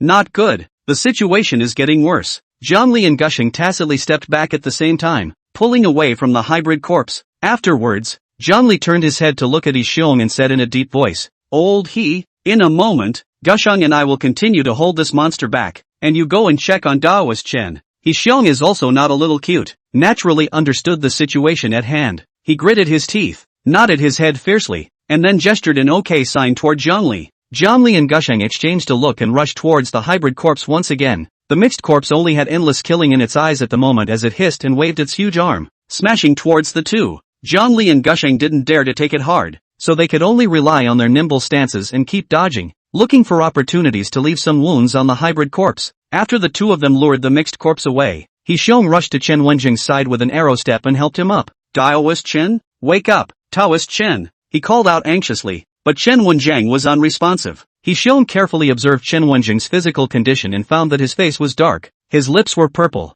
and his breath was iffy. This is a typical symptom of dead qi entering the body. If the death qi in his body wasn't removed as soon as possible, Chen Wenjing would surely die. Once Chen Wenjing died, they would completely lose the means to subdue the hybrid corpse. By then, the few of them, I'm afraid they will all be consumed alive here by this monster. Yi Xiong was as anxious as an ant on a hot pan. Although he was an investigator of the polling bureau, he knew nothing about such things as getting rid of dead air. He could only scratch his ears and turn his gaze for help to Gusheng. "Gusheng, do you have any way to get rid of this deathly aura?" Gusheng responded anxiously as he tangled with the hybrid corpse. "I do have a way to get rid of the death aura, but I can't get out of it right now." Zhang Li heard the conversation between the two and had a flash of light in her head. He remembered that when Chen Wenjing collapsed, he seemed to be trying to pull something out of his chest. Perhaps that thing was the key to freeing Chen Wenjing. "Old He, look at Daoist Chen's chest. He seemed to be pulling something out just now," Zhang Li shouted. Upon hearing this, Yi Xiong didn't care about the pain in his shoulder and hurriedly reached out to feel around Chen Wenjing's chest. Soon, he touched something hard on Chen Wenjing's chest. With joy in his heart, he quickly reached into Chen Wenjing's arms and pulled out the object. It was a small porcelain vase that seemed to contain something. Yi Xiong pulled the cork off the bottle and fixed his eyes on the bottle, which contained several pills of different colors. This should be the elixir that Daoist Chen used to save his life. He couldn't care less about distinguishing the efficacy of these elixirs, and poured them all into Chen Wenjing's mouth in a brainwave.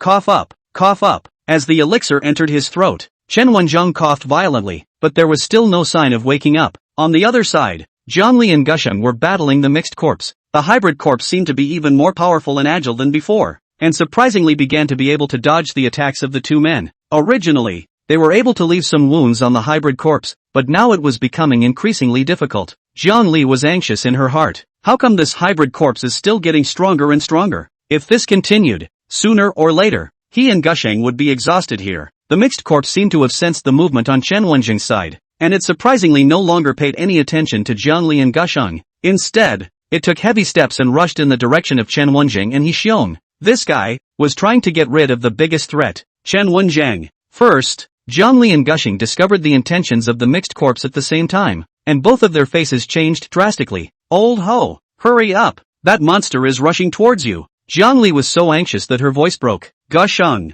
stop it." Gusheng clenched his teeth and danced a sword-like with the longsword in his hand, trying to block the hybrid corpse's footsteps, but the hybrid corpse didn't flash or avoid at all, carrying the sword light hard, and continued to advance. Yi Xiong's side was even more anxious and sweaty as he desperately shook Chen Wenjing's body. "Daoist Chen, wake up quickly. If you don't wake up, we're all doomed. Wake up instead." His voice took on a sobbing tone, but Chen Wenjing still had his eyes tightly closed and was unresponsive. If it continued like this, it would really be stomped into mush by this hybrid corpse. Yi Xiong clenched his teeth and directly swung his arm round, ruthlessly smacking Chen Wenjing's several big mouths. "Ha!" Chen Wenjing snapped his eyes open with a dumbfounded look on his face. All he felt was a burning pain in his cheeks and his mind was in turmoil. "Who hit me?" "Daoist Chen, you've finally woken up." When Yi Xiong saw that he had finally woken up, he burst into tears of joy. He grabbed Chen Wenjing's arm and pointed at the hybrid corpse that was charging this way, shouting at the top of his lungs, "Quickly, quickly think of a way to deal with that monster. This is." Chen Wenjing's eyes widened as he looked at the hideous monster in front of him, his mind instantly clearing. "What are you waiting for? Hurry up and help." Daoist Chen, Jiang Li shouted anxiously. I'll do it. With a jolt, Chen Wenjing instantly bounced up from the ground, his body uncharacteristically athletic. "I was careless just now. I didn't flash. You guys make another chance for me." Jiang Li and Gushing sniffed and rushed towards the hybrid corpse once again, one on the left and one on the right to entangle it firmly. Chen Wenjing reached into his pocket, ready to take out the talisman paper he had used earlier, but his hand came up empty. He blushed and looked down, only to realize that the small porcelain vase on his chest was empty. What's going on? Where's his potion? Chen Wenjing was dumbfounded. Daoist Chen, just now, in order to save you, I took the pills inside and fed them to you. Seeing this, Yi Xiong explained somewhat sheepishly. Chen Wenjing's face instantly rose to the color of pig liver. He violently turned his head and stared at Yi Xiong dead in the face, pointing his finger at him and shivering for half a day. He froze and didn't say a word. That's a treasure he's been saving for decades. Just gone? You half a day, but did not you a reason? Daoist Chen, don't you anymore. Quickly think of something. That monster is coming over again. Yi Xiong's screams rang out again. Chapter 84 Killing the Evil Chen Wenjing. Only then did Chen Wenjing come back to his senses. Now was not the time to be distressed about the elixir. Saving his life was important. With a clench of his teeth, he pulled the last piece of talisman paper out of his pocket. Afterwards, he rushed to the mixed corpse with a few arrow steps, saw the right moment, and fiercely slapped the talisman paper in his hand on the forehead of the mixed corpse. Edict. With a low drink, the talisman paper flashed with golden light. The hybrid corpse's movements came to an abrupt halt and stood motionless. Jiang Li's trio held their breath, nervously watching the scene in front of them. A moment later, the mixed corpse suddenly raised its head to the sky and let out a mournful hiss. Immediately afterward, a blue light slowly floated out from its body, hovering and flying in the air. Those rays of light were clearly a twisted and struggling soul. Jiang Li's eyes condensed. He even saw a few familiar faces in them, which were the souls of the flower family members. The souls within the hybrid corpses were growing in number and continuously drifting outwards, and the entire cavern was enveloped in this ghostly blue light. As the soul continued to leave the body of the mixed corpse rapidly shrunk at a speed visible to the naked eye, and the original huge body of more than 2 meters tall gradually became dried up and shriveled. Eventually, after all the souls had drifted away, it fell to the ground with a loud crash, never to move again. Yi Xiong looked at the collapsed hybrid corpse and let out a long breath, only to feel his taut nerves suddenly relax. Phew, he sat on his ass, only to feel a burning pain in his shoulder. Defeat the hybrid corpse and gain 1000 soul pity value. The system's beep sounded at the right time. Jiang Li couldn't care less about checking. Just now he had a fight with the mixed corpse. The consumption was really not small. He pulled out the recovery pills from his bosom and poured out a few of them in a brainstorm and swallowed them, which made him feel better. Yi Xiong also took the recovery dan, and the wound at his shoulder healed at a speed visible to the naked eye. Only the pain, I'm afraid, would have to last for a few more days before it completely dissipated. Gusheng was not much of a problem. He had a special physique and didn't need pills. He just stood quietly, silently absorbing the surrounding yin qi and replenishing himself. A few moments later, several people regained their mobility. Jiang Li walked up to Chen Wenjing and opened his mouth to ask, Daoist Chen, what exactly happened after you guys came down? What exactly is this place? How could there be something like a hybrid corpse? Chen Wenjing was at a loss. I'm not sure. After we came down, we saw that in this cave, there are gold dollars everywhere. It's so golden that it shakes people's eyes. Golden dollar? Jiang Li froze. Yes, Chen Wen was comparing. Such a big one. It's everywhere. We chased the golden dollar treasure all the way here. A lot of people went crazy at that time. They fought each other to grab the gold dollar. It was so bad. Speaking of this, he seemed to remember something, and his face became a bit ugly. What happened afterward? Jiang Li pursued. Later, Chen Wenjing sighed. By the time I realized something was wrong, it was too late. I realized that there was something here, sucking the souls of those people. I used the talisman paper at that time to protect my soul from being sucked away. Then later, I didn't know anything until I woke up just now, and saw you guys fighting that monster. Jiang Li nodded thoughtfully. It seemed that those people had 80% been hit by some kind of illusion to see those gold dollars. After finishing, Chen Wenjing let out a long sigh, folded his hands, and recited in a low voice, Immeasurable Heavenly Father. He slowly raised his hands and pinched out an arcane Taoist hand seal. chanting under his breath as if he was transcending the deceased. Jiang Li watched quietly without interrupting. Although he didn't understand Taoist rituals, he could feel the solemn atmosphere. A few moments later, Chen Wenjing's ceremony finally ended. He pointed at the wreckage all over the ground and asked with a frown, "What about these bodies?" Jiang Li looked around and said, "Let's put it here first. In a moment the people from the flower family are expected to come down, so let them bring it up themselves at that time." "Fine." He shrugged, indicating that it didn't matter. Jiang Li paused and looked at Chen Wenjing and he "Since there's nothing more to do here, shouldn't we think about how to get out?" Chen Wenjing stroked his beard and spoke. "Poor Taoist did remember one thing. The ancestor of our Taoist temple once left behind a formation that was capable of short-distance teleportation. Perhaps we can rely on this formation to go out." "Formation? Teleportation?" He immediately came in the spirit, rushed to Chen Wenjing with an arrow step,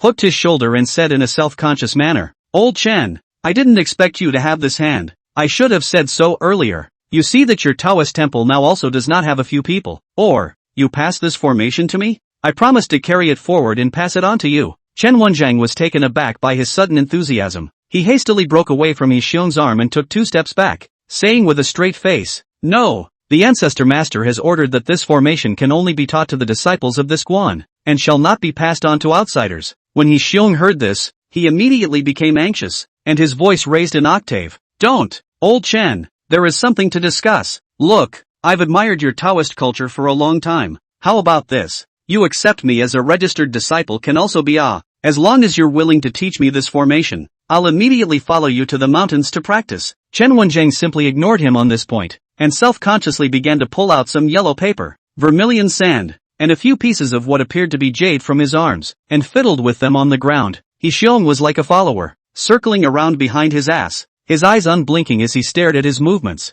afraid of missing a detail. Chen Wenjing was staring at him so uncomfortably that sweat began to break out on his forehead. But this formation is a matter of great importance, and cannot be half a mistake. He can only hold back. Let Yi Xiong on the sidelines to observe. Time passed minute by minute. Chen Wenjing's movements in his hands became faster and faster, and the pattern on the ground gradually became clearer and clearer. I don't know how long it took, but a circular formation that flickered with a faint light finally appeared in front of several people. Chen Wenjing took a long breath, wiped the beads of sweat on his forehead, and urged, "All right, all stand up to the formation. The poor Taoist will send you out now." Just then, an icy mechanical tone suddenly sounded in Jiang Li's mind. "Current evil target, Chen Wenjing. Soul mercy value gained from killing, 1,000. Jiang Li's heart snapped at the words. Chen Wenjing is actually evil? And it's worth 1,000 soul pity values? Was everything before that a disguise on his part? This formation is not so simple, I am afraid. Yi Xiong didn't know about this. As soon as he heard that he could get out, he was the first to want to rush towards the formation. Great! Finally we can leave this hellhole. Jiang Li pulled him back, her voice low. Wait! Chapter 85 The Truth About Everything. Yi Xiong was startled by him and turned his head, looking at him with a puzzled expression. What? Jiang Li, why are you stopping me? Chen Wenjing's brows also furrowed as he looked at Jiang Li, his tone a bit displeased. This little friend, what do you mean by this? Jiang Li didn't answer Yi Xiong, but instead turned her head to look at Chen Wenjing and slowly spoke. Daoist Chen, you set up this formation, so for safety's sake, it's better for you to please go first. This, Chen Wenjing's eyes flickered for a moment, and he seemed to be somewhat hesitant. What?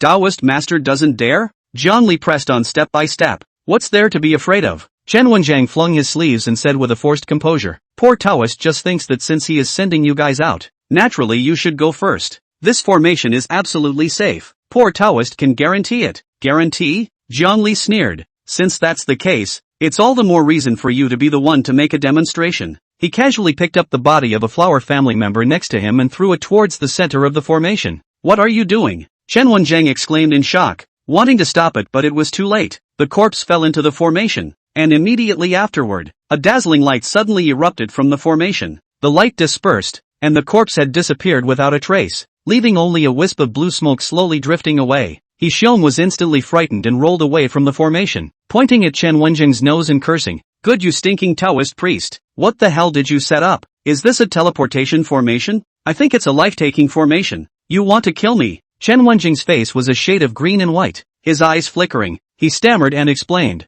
This might be where the poor Taoist got it wrong. Alas, people are old and their memory is not good anymore. This formation might be a little problematic. Jiang Li sneered and directly interrupted his sophistry. Don't pretend, Chen Wenjiang. Who do you think you can hide that little trick of yours from? From start to finish, all of this was planned by you. Right. Chen Wenjiang's body stiffened slightly, but he still held on and said with an innocent face. Little friend. What are you talking about? How come the poor Taoist can't understand? Zhongli didn't bother to talk to him anymore, and directly pulled out the blazing cloudbreaker with a choking sound. He aimed the tip of the knife at Chen Wenjing's throat and spoke in a cold voice. Old thing, if you don't admit it again, do you believe I'll chop you with a knife? He Xiong didn't know when he had quietly moved behind Zhongli and Gusheng, poking out half of his head and helping out. That's right, Zhongli, I've long seen that this stinking Taoist priest is not a good thing. He's so sneaky, he doesn't have a good heart. Seeing that he could no longer pretend anymore, Chen Wenjing slowly put away the panic and innocence on his face.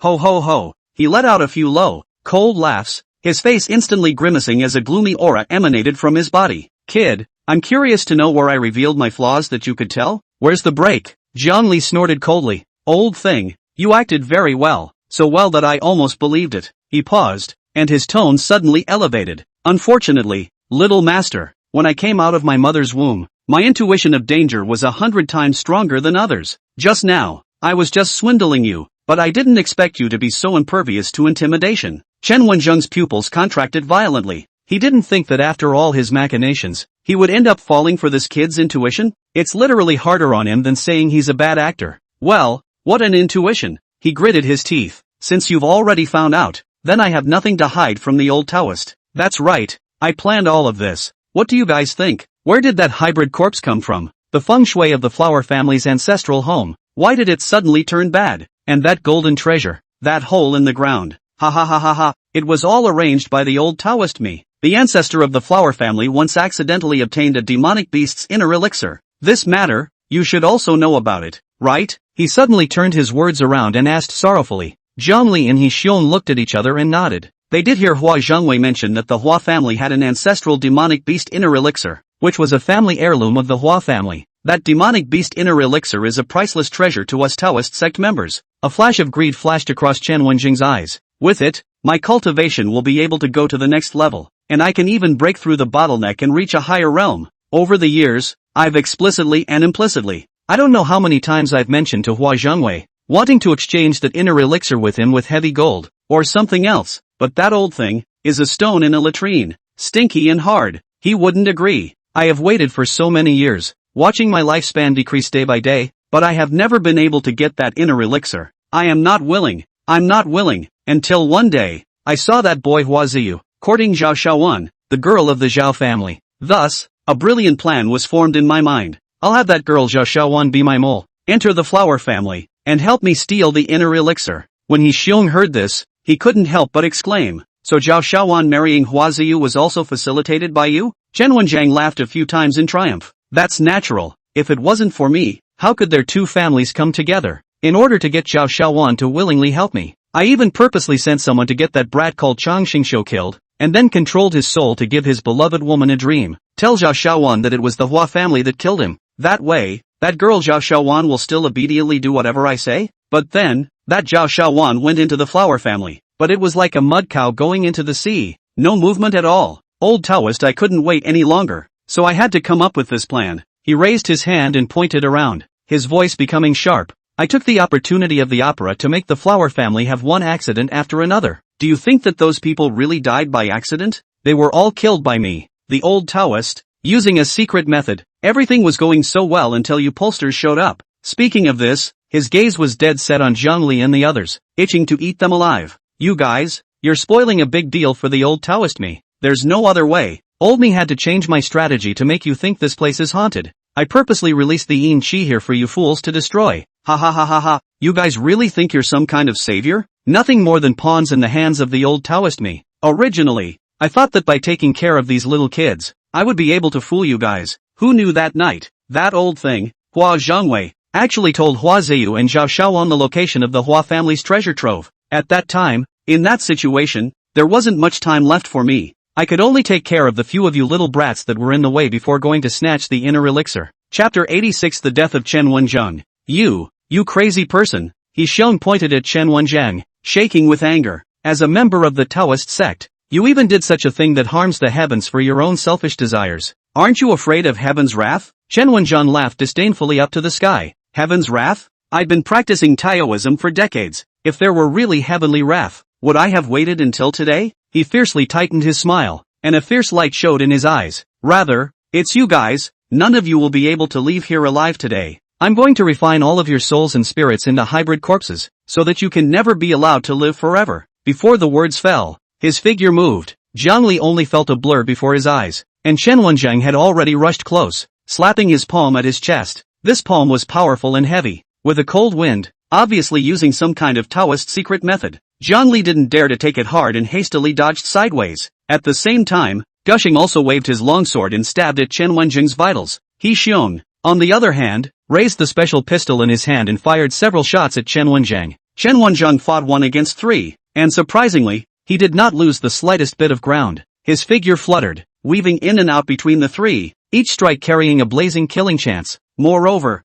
the Taoist tactics he used were endless, making it impossible to defend against them. Zhang Li, Gusheng and He Xiong exchanged a look and immediately changed their tactics. They no longer fought hard with Chen Wenjing, but instead adopted a wandering fighting style, constantly dodging and harassing in an attempt to drain Chen Wenjing's physical strength. Although Chen Wenjing was strong, but after all, he was old and his physical strength was ultimately limited. Under the constant exertion of the 3, his movements gradually became sluggish. However, even so, Zhang Li's trio had paid a small price, and all of their bodies were covered in color. On the contrary, Chen Wenjing was almost unharmed except for the corners of his clothes being slightly dirty. He looked at the 3 of them contemptuously and snorted coldly. With just a few of you, you still want to fight me? It's better to obediently tie your hands and surrender, lest you have to suffer the pain of skin and flesh again. Zhang Li and Gusheng glanced at each other, and without the slightest hesitation, they once again rushed up towards Chen Wenjing. The 2 of them, one on the left and one on the right, cooperated with each other,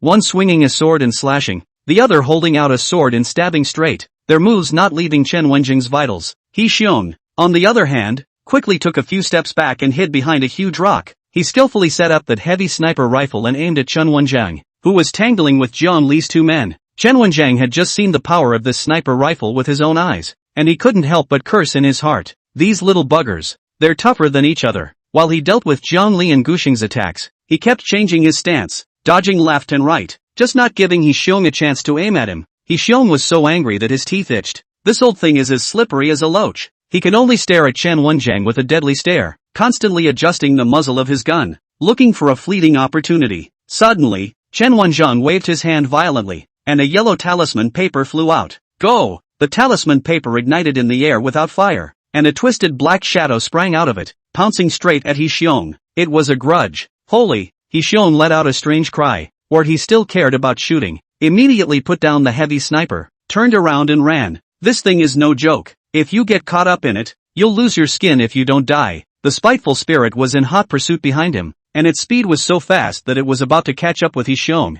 Just in the nick of time, He Xiong violently turned around, and in his hands there were unexpectedly 2 more black throwing sticks. He bellowed and swung the flinging stick, whipping it hard against the grudge. The grievous spirit immediately let out a miserable scream, its body twisting violently as its black gas overflowed in all directions. He Xiong was no vegetarian, having been specifically trained to deal with these spirits after joining the polling bureau. These 2 throwing sticks, which are also specially made, work wonders against the spirits. After a few sticks, the figure of the resentful spirit faded a few points, and it looked like the spirit was about to be dispersed. While He Xiong was thrashing, he still didn't forget to provoke towards Chen Wenjing. Damn it, you really think I'm easy to bully? Chen Wenjing's face became even more ugly. This kid, he even has this. He gritted his teeth and flung out several talismans in succession. All of you. Several grievous spirits drilled out of the talisman paper, letting out bursts of ghostly cries and howls as they lunged towards He Xiong. Holy! He Xiong let out a strange cry and turned to run away again. He could still deal with 1 grudge spirit, but with so many, he couldn't handle it. For a while, the entire underground space was in chaos. Zhang Li and Gushing surrounded Chen Wenjing, and He Xiong was being chased around by a group of grievous spirits. The scene was extremely chaotic. After a few entanglements, Chen Wenjing's breathing gradually became ragged and his movements slowed down. On the contrary, Zhang Li and Gusheng, although they both had colors on their bodies, their eyes became more and more stern, and their moves became more and more vicious. Chen Wenjing was anxious in his heart. It can't go on like this. With a clench of his teeth, he violently punched out all the remaining talisman paper in his hand. Come on! As Chen Wenjing let out a low gulp, The grievous spirits that flew out of the talisman paper unexpectedly did not attack like before, but obediently hovered in front of his body. Chen Wenjing opened his big mouth and sucked violently. Those resentful spirits, surprisingly, were swallowed into his stomach one by one. Zhongli and the three of them immediately stared in disbelief. What kind of evil technique is this? Chen Wenjing, who had swallowed the resentful spirit, had a black aura surrounding his body, and his breath, which had already weakened, unexpectedly began to climb. Jia, little brats, I was going to leave you alive, but now it seems I can't. Before his words fell, he violently pounced towards Zhongli and Gushing. Zhongli and Gushing hurriedly swung their weapons to fend them off. After a few moves, the two were forced back by Chen Wenjing. Zhongli was secretly shocked in her heart. How did this old thing become so powerful after swallowing the spirit of grievance? If this continues, I'm afraid that both he and Gushing will be accounted for here. With a sudden flash of light in his mind, he pulled out the soul suppressor gong from his pocket and struck it violently. With the sound of a deafening gong, Chen Wenjing's figure lurched. Effective! Zhongli's heart was delighted, and he hurriedly knocked a few more times. Dang, dang, dang! Chen Wenjing's movements became increasingly sluggish, and the black aura on his body began to dissipate. His originally bloodshot eyes also gradually regained their clarity. He exclaimed in horror. What have you done to me? Did what? Zhongli sneered. Sending you on your way. Of course. Hit the road. Gushing bellowed and waved his long sword, stabbing towards Chen Wenjing's heart. Zhongli also swung his Cloudbreaker sword at the same time, slashing fiercely at Chen Wenjing's head. The two of them work well together and make deadly moves. No! Chen Wenjing let out a desperate hiss. He wanted to dodge, but his body was like lead, unable to move at all. In the end, he was decapitated by Zhongli with a single slash, and his body fell to the ground with a loud thud. Chapter 87 Wum appears. Kill the villainous Chen Wenjing and gain 1,000 soul mercy values. The system's beep sounded at the right time. Zhongli let out a long breath, only to feel a wave of emptiness over his body. This battle, it's just too treacherous. If it wasn't for the soul suppressor gong, he and Gushing would have really died here. Gushing also sat down on his butt, breathing heavily. Seeing that Chen Wenjing was dead, He Xiong rushed over and asked with concern, "Are you two alright? It's fine, can't die yet." Zhongli waved her hand, signaling that she was fine. The three sat down on the ground and took a short break. Just then, a clutter of footsteps came from the direction of the cave entrance. "Someone's coming." He Xiong got up in a hurry and brought up the heavy sniper. Zhongli and Gushing also stood up and looked at the cave entrance warily. Soon, a group of people appeared in their sight. At the head of the group was a middle-aged man, who was followed by a group of heavily armed officers. "It's someone from the Flower family," Gushing whispered. The Flower family crowd fishtailed down the rope. As soon as they landed, they saw corpses all over the ground, as well as Zhongli, Gushing, and He Xiong, who were covered in blood. You dare to kill so many people from our Flower family." The middle-aged man at the head had his eyes wide open. The crowd of the Flower family was furious. One by one, they drew their weapons and were about to rush up to fight for their lives. Zhongli and the three of them looked at each other. "What's going on here?" Zhongli burst out. "Stop, we didn't kill the people." The Flower family was intimidated by his aura, and for a moment no one dared to step forward. But the middle-aged man at the head of the group was unforgiving. "If you guys didn't kill them, who else could it be? Is there anyone else here besides you guys?" Chen Wenjing, Gushing coldly spat out three words. "Daoist Chen?" The middle-aged man froze. "Impossible, how could Daoist Master Chen? He's gone crazy for the demonic beast inner pills." Zhongli interrupted. "If you don't believe me, see for yourselves." He pointed to Chen Wenjing's corpse not far away. The middle-aged man walked over in disbelief, and after seeing Chen Wenjing's miserable condition, his face turned pale. "What the hell is going on here?" Zhongli didn't bother to explain any further, and directly stated what had happened earlier. In a concise manner, after listening to Zhongli's narration, all the people of the Flower family looked at each other in disbelief, and they were all dumbfounded. They could never have imagined that things would turn out this way. "Let's go." Zhongli no longer paid any attention to them, greeted Gushing and He Xiong, and then climbed upwards along the rope that the Flower family had come down. They followed the ropes and soon climbed out of the giant hole. As soon as Zhongli landed on the ground, she suggested, "First go find Zhao Shaowan."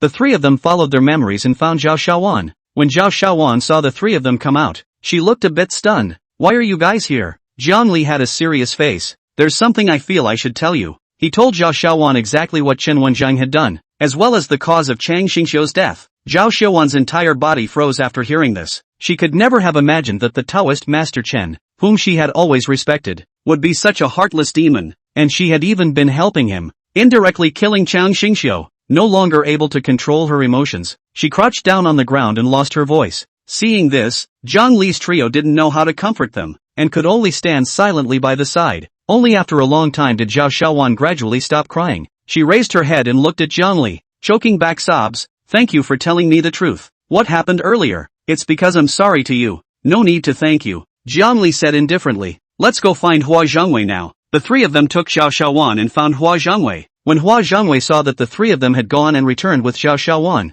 he couldn't help but be a bit puzzled. "Elder Hua, we've found out the truth." Zhang Li opened the door and said. He told Hua Zhongwei about Chen Wenjing's plot and the reason for the tragic deaths of multiple members of the Hua family. Hua Zhongwei's face turned blue as he listened. He suddenly remembered that ever since he obtained that inner elixir, the Flower family had been plagued with calamities. First, someone coveted the inner elixir and came to snatch it, resulting in heavy deaths and injuries for the Flower family. Later on, in order to protect the inner elixir, the Flower family had to maneuver with various forces and exhausted themselves. Now, even more so, because of this inner elixir, the devil Chen Wenjing was attracted and so many people were killed. He jerked his head up, a few flashes of determination in his eyes. "This inner elixir, our Flower family doesn't want it. We are willing to hand over the inner elixir to the polling bureau, and we only ask that the polling bureau will do justice to our Flower family." Meanwhile, Wum appeared on the streets of the city of Jiangsang. His eyes were red and he greedily scanned the crowd around him, the corner of his mouth hooked into a wry smile. "What fresh flesh and blood!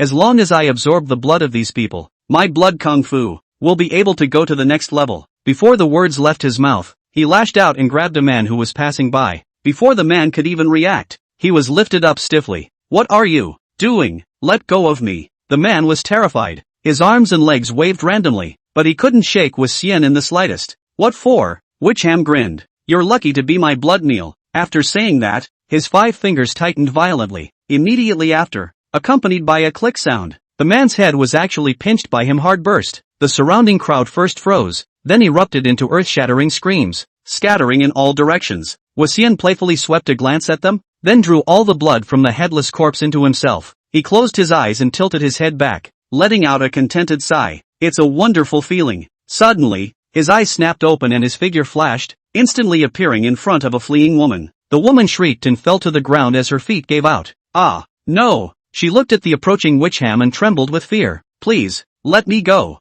I'll give you anything." "Spare you?" Wu Xian looked at her condescendingly, the corner of his mouth lifting into a playful smile. "My favorite thing to see is you mole crickets showing this kind of fearful, desperate expression. Die." He let out a sardonic laugh and slapped his palm at the top of the woman's head. The woman's body instantly went limp on the ground, blood staining the ground. A stream of blood gushed out from the woman's body and was inhaled by Wum. Wicham closed his eyes again and felt the increase in power. "It's not enough. It's not enough." He needed more blood, more power. He opened his eyes again, his scarlet eyes sweeping around him, looking for his next prey. In just a few moments, several people had already died tragically at the hands of Wu Xian. Just then, a flying sword broke through the air and came straight for Wu Xian's brow. Chapter 88 Crisis. Wicham grunted coldly and raised his hand to block. The flying sword was shaken out and spun a few times in the air before coming to a steady stop. Wum licked his lips, excitement flashing in his eyes. "People from the polling bureau? Since you're here, show yourself." As soon as the words fell, several figures swept in from all directions and surrounded him.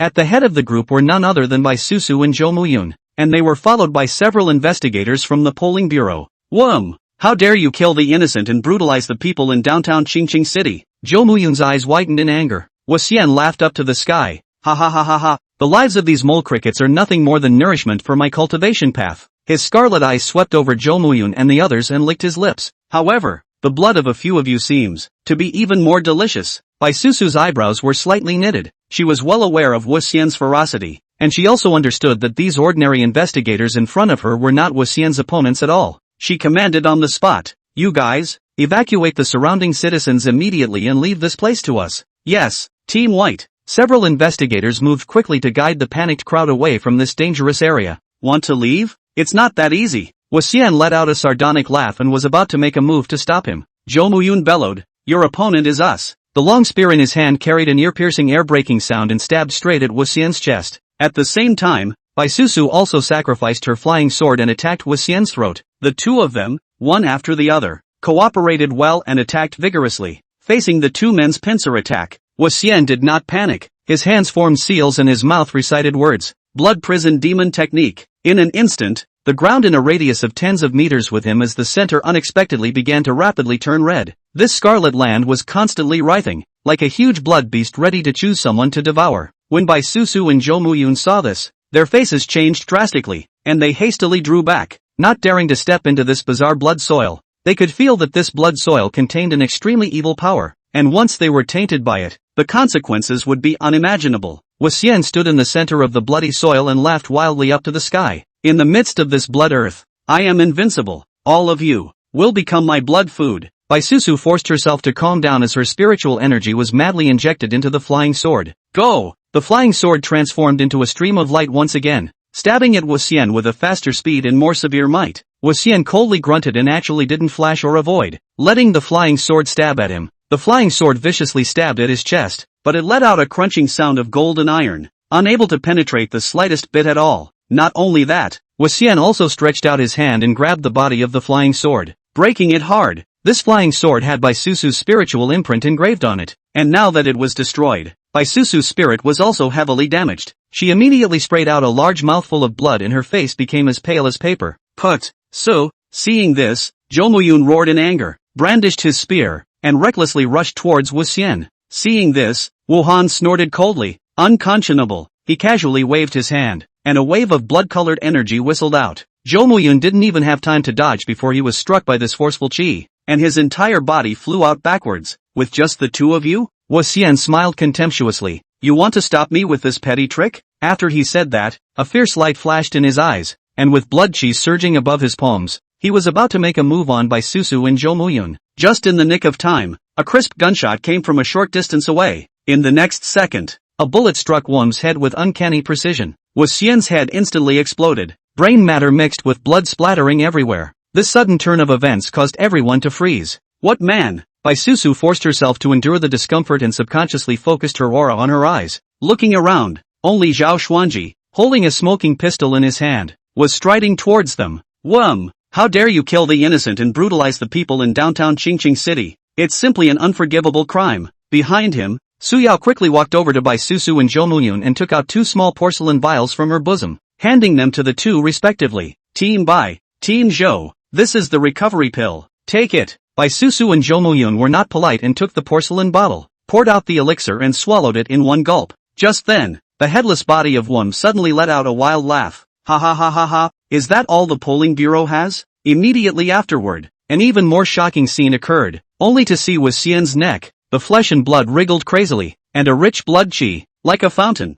gushed out. In full view of everyone, these blood chi quickly coalesced and surprisingly reshaped into a new head. Click, click. Wicham moved his neck, making a toothsome sound of bones rubbing together. He stared at Zhao Xuanji with a deadly glare, the corner of his mouth hooked into a bloodthirsty smile. Want me to stop? You can. Hand over Jiangli. Jiangli? Zhao Xuanji was shocked in his heart. Jiangli is my polling bureau's man. There's no way I'm handing him over to you. Ho ho ho. Wuxian sniffed and let out a grim laugh. He violently raised his hand and slapped it out at Bai Susu, who was on the side. Look out. Zhao Xuanji's face changed and his figure flashed, blocking in front of Bai Susu. Both of his palms came out, and a thick internal force gushed out, clashing fiercely with that blood-colored palm print. Boom! Zhao Xuanji was shocked and retreated several steps before he could barely stabilize himself. He said in a deep voice, Susu, Mu Yun, Su Yao, you guys go and check to see if there are any injured citizens in the neighborhood. Leave this place to me. The three of them, Bai Susu, also understood that they would only become a burden to Zhao Xuanji if they stayed here. So with a word of caution, they quickly dispersed and began searching the surrounding area for injured citizens. Wuxian didn't pay any attention to Bai Susu and the others.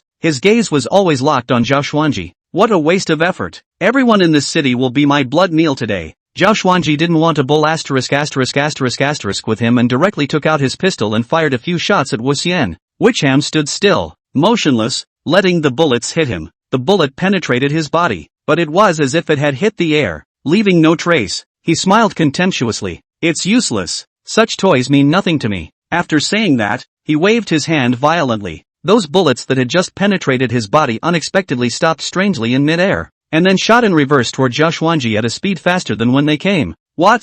Zhao Xuanji's pupils shrunk. He had no time to dodge, and could only subconsciously raise his arm to block his body. Dang! The bullet struck his arm with a metal-on-metal clash-like sound, jarring his arm. Zhao Xuanji was secretly shocked. This Wu Xian's ability is too weird. Chapter 89, A Strong Enemy. Without waiting for him to think more, Wu Xian's figure had already appeared in front of him unknowingly. Go to hell. Wum laughed and threw a punch. Zhao Xuanji only felt a fishy wind coming over his face. He didn't dare to catch it hard and hastily dodged sideways, but Wum's fists followed him like a shadow. Zhao Xuanji could only raise his arms and crossblock. In the next second, his body was shaken out by this powerful force and fell heavily to the ground. He struggled to stand up, but found that his legs were so sore that he couldn't exert any strength. Wu Xian approached step by step, and he looked down at Zhao Xuanji with mockery in his eyes. Ha ha ha ha ha, Zhao Xuanji, is that all you've got? Zhao Xuanji gritted his teeth and braced himself to stand up, battling him once again. Their speed was extremely fast, and their fists and feet clashed, bringing up gusts of strong winds. The surrounding houses were affected and collapsed into ruins. Bai Susu,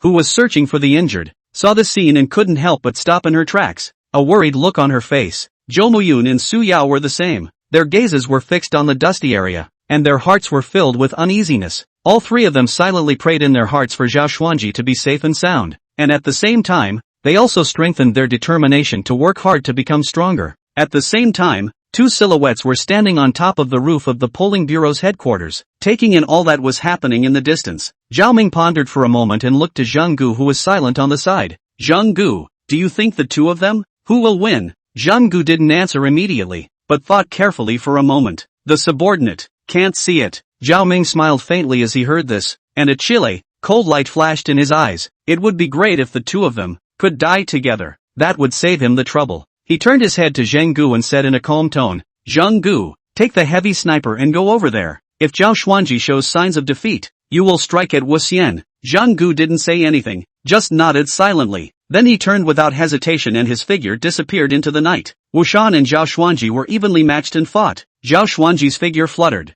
and every time it seemed to be a close call. He was always able to avoid Wu Xian's killing moves at just the right time. On the contrary, Wu Xian already had a few more wounds on his body, which were not deep but made his already hideous face even more distorted. The weird thing was that with each additional wound, the bloody aura emanating from Wu Xian's body became 1 point thicker, and his attacks became even more severe. He roared, Zhao Xuanji, are you only capable of hiding like a rat? If you have the ability, fight me head on. Zhao Xuanji snorted coldly and ignored his provocation. He spun around, once again avoiding one of Wum's punches. Wu Xian looked at Zhao Xuanji, then at Su Yao, who was not far away, and the corner of his mouth hooked into a cruel cold smile. He suddenly reversed his direction and fiercely lunged toward Su Yao, while his right fist clenched and blasted out at her. Not good. Zhao Xuanji's face changed drastically. Su Yao was completely dumbfounded by this sudden attack. Her eyes widened and her body stiffened, and she could only watch the bloody fist shadow, which was rapidly enlarging in her pupils. Shameless, Zhao Xuanji roared, instantly unleashing his stance, and his entire body transformed into a residual shadow,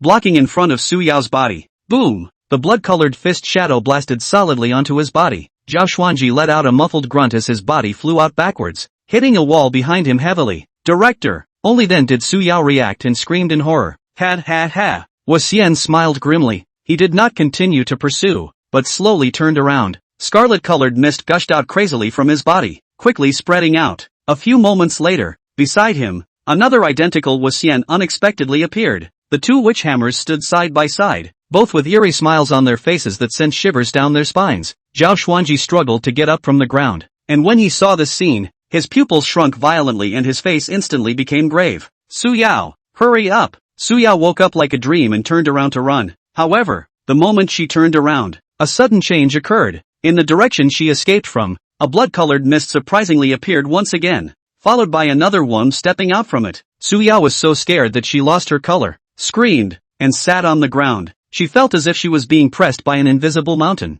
Her body could not move at all, and even breathing became difficult. The newly appeared one doppelganger slowly turned his head and looked at Zhao Xuanji, revealing a cruel smile. Zhao Xuanji, I'll let you watch with your own eyes how your men die in front of you. After saying that, he lightly slapped a palm at the paralyzed Su Yao. This seemingly gentle palm actually contained a terrifying strength. Before the palm wind arrived, Su Yao's hair had already been blown into a messy flutter. Zhao Xuanji was deadlocked by the other two witch-ham doppelgangers and was unable to get away to rescue them. His eyes were glazed over as he watched that palm wind attack Su Yao. Witch-ham, stop your ing ass. I, Zhao Xuanji, swear that if you dare to hurt her today, I'll break you into pieces and set your bones to ashes. However, Xian's 3 bilocations were completely unfazed. Just in the nick of time, a sharp air-breaking sound suddenly rang out. In the next second, a heavy sniper bullet, with unparalleled precision, struck the one doppelganger that was about to attack Su Yao. That doppelganger didn't even have time to scream, and its entire body burst apart, turning into a sky full of blood mist. This sudden turn of events caused everyone present to freeze. One's main body turned his head violently, staring dead on in the direction where the bullets were flying, and roared, "What kind of person? Sneaky, get the hell out of here." On the roof of a distant house, a tall man slowly stood up. He rubbed his somewhat numb shoulders and whispered to himself, "Phew, thankfully I made it in time. It was almost a big deal. This person is none other than Zhang Gu." However, in the next moment, his face suddenly changed, his eyes staring dead ahead. Although he had shattered the third Witchham doppelganger, the attack that the third doppelganger had just slapped out had not completely disappeared. The aftermath of the attack had not yet subsided, and it was still wrapped in a strong wind, flying towards Su Yao, who was sitting paralyzed on the ground. It was just that, without the aura boost from the one detachment, the power of this attack was weakened by a lot. But even so, this attack was not something Su Yao could resist. Su Yao was struck by it and violently sprayed out a mouthful of blood, falling heavily to the ground, alive or dead. Su Yao. Seeing this, Zhao Xuanji let out a heartbreaking roar. At this moment, the anger in his heart reached its peak. Chapter 90, Opportunity Knocks. When Xian saw that his mind was lost, a grim smile flashed in his eyes. "Here's your chance." With a flash of his body, he instantly swept to Zhao Xuanji's side, and without hesitation, he slapped out his palm. Zhao Xuanji snapped back to his senses and hastily raised his palm in response. As the palms met, a powerful wave of air, centered on the two, swept out in all directions. Just then, Xian suddenly opened his mouth and violently sprayed out a mouthful of blood arrows. The blood arrow was extremely fast and headed straight for Zhao Xuanji's face. Zhao Xuanji was caught off guard and wanted to dodge, but it was too late. The blood arrow hit his shoulder hard, instantly piercing a bloody hole. The black flesh and blood at the wound spread rapidly spreading and corroding Zhao Xuanji's body. His originally majestic aura decayed with the naked eye. "Ha ha ha ha." Xian laughed up to the sky. "Zhao Xuanji, how is it? This bone-eroding blood poison of mine. It's not pleasant, is it?" He paused, his gaze sweeping over the surrounding polling bureau crowd, his voice rising steeply. "I'll say it one last time. Hand over Jiangli. Today, I can be merciful and let your polling bureau live. Otherwise, let the polling bureau remove your name from Qingqing City." Zhao Xuanji gritted his teeth in death and said firmly, "Don't even think about it. Even if I, Zhao Xuanji, die, I won't hand Jiangli over to an evil demon like you." One's patience seemed to have run out, and a murderous look appeared in his eyes. Good.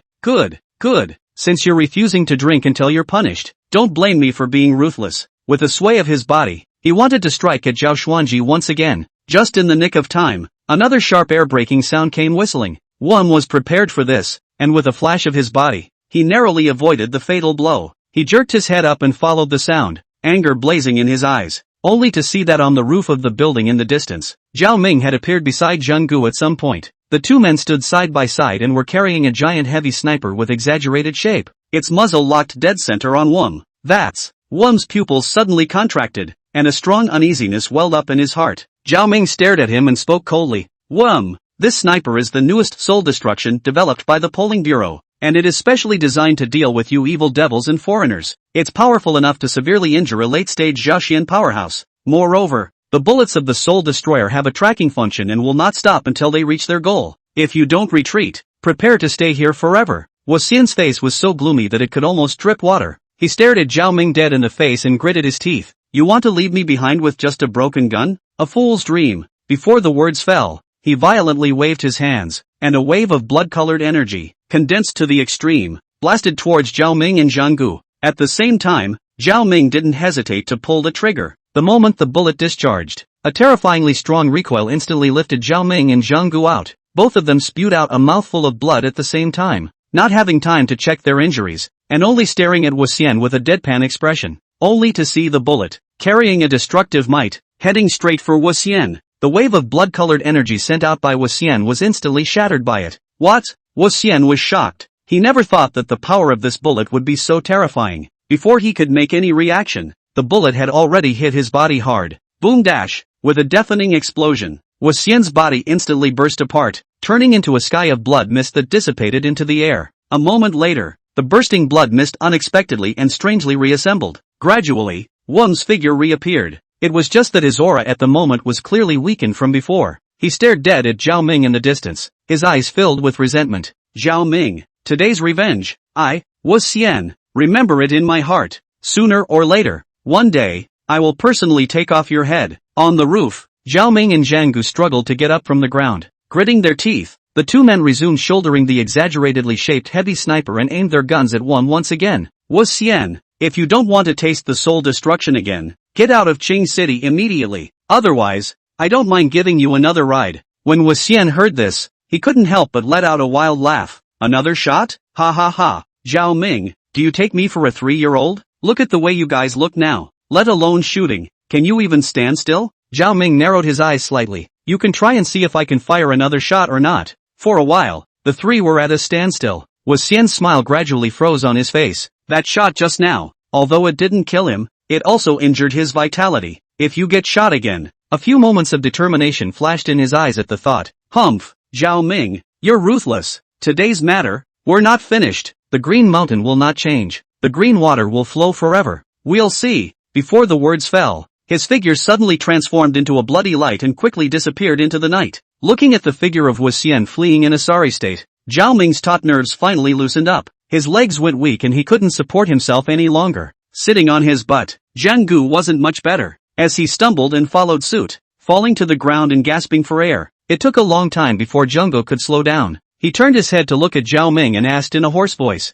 "What should we do if Wu Xian didn't retreat just now?" Zhao Ming smiled bitterly and shook his head. "If he doesn't back off, then I will." Zhang Gu froze, clearly not expecting him to give such an answer. Zhao Ming continued, "That shot just now had already severely injured Wum. He knew in his heart that he would never be able to withstand another soul destruction attack. Therefore, he doesn't dare to gamble." Jungo nodded in thought. "It's a pity that there's only one of these bullets. If we had one more, we could have left Wum behind for good." Zhao Ming sniffed and laughed. "What's on your mind, kid? Do you know how much effort those guys in room 4 put into developing this soul destroyer bullet?" Jungo scratched his head and smiled a little embarrassed. Zhao Ming continued, "They've almost emptied the bureau of all its old money. Another one? Not to mention room 4. The entire polling bureau would have to go bankrupt." He paused and added, "Moreover, even if we have another bullet, we won't be able to use it. The shot we fired just now was already our limit. If we fire another shot, I'm afraid that without the bullet hitting Wum, both of us would be shattered by the terrifying recoil first."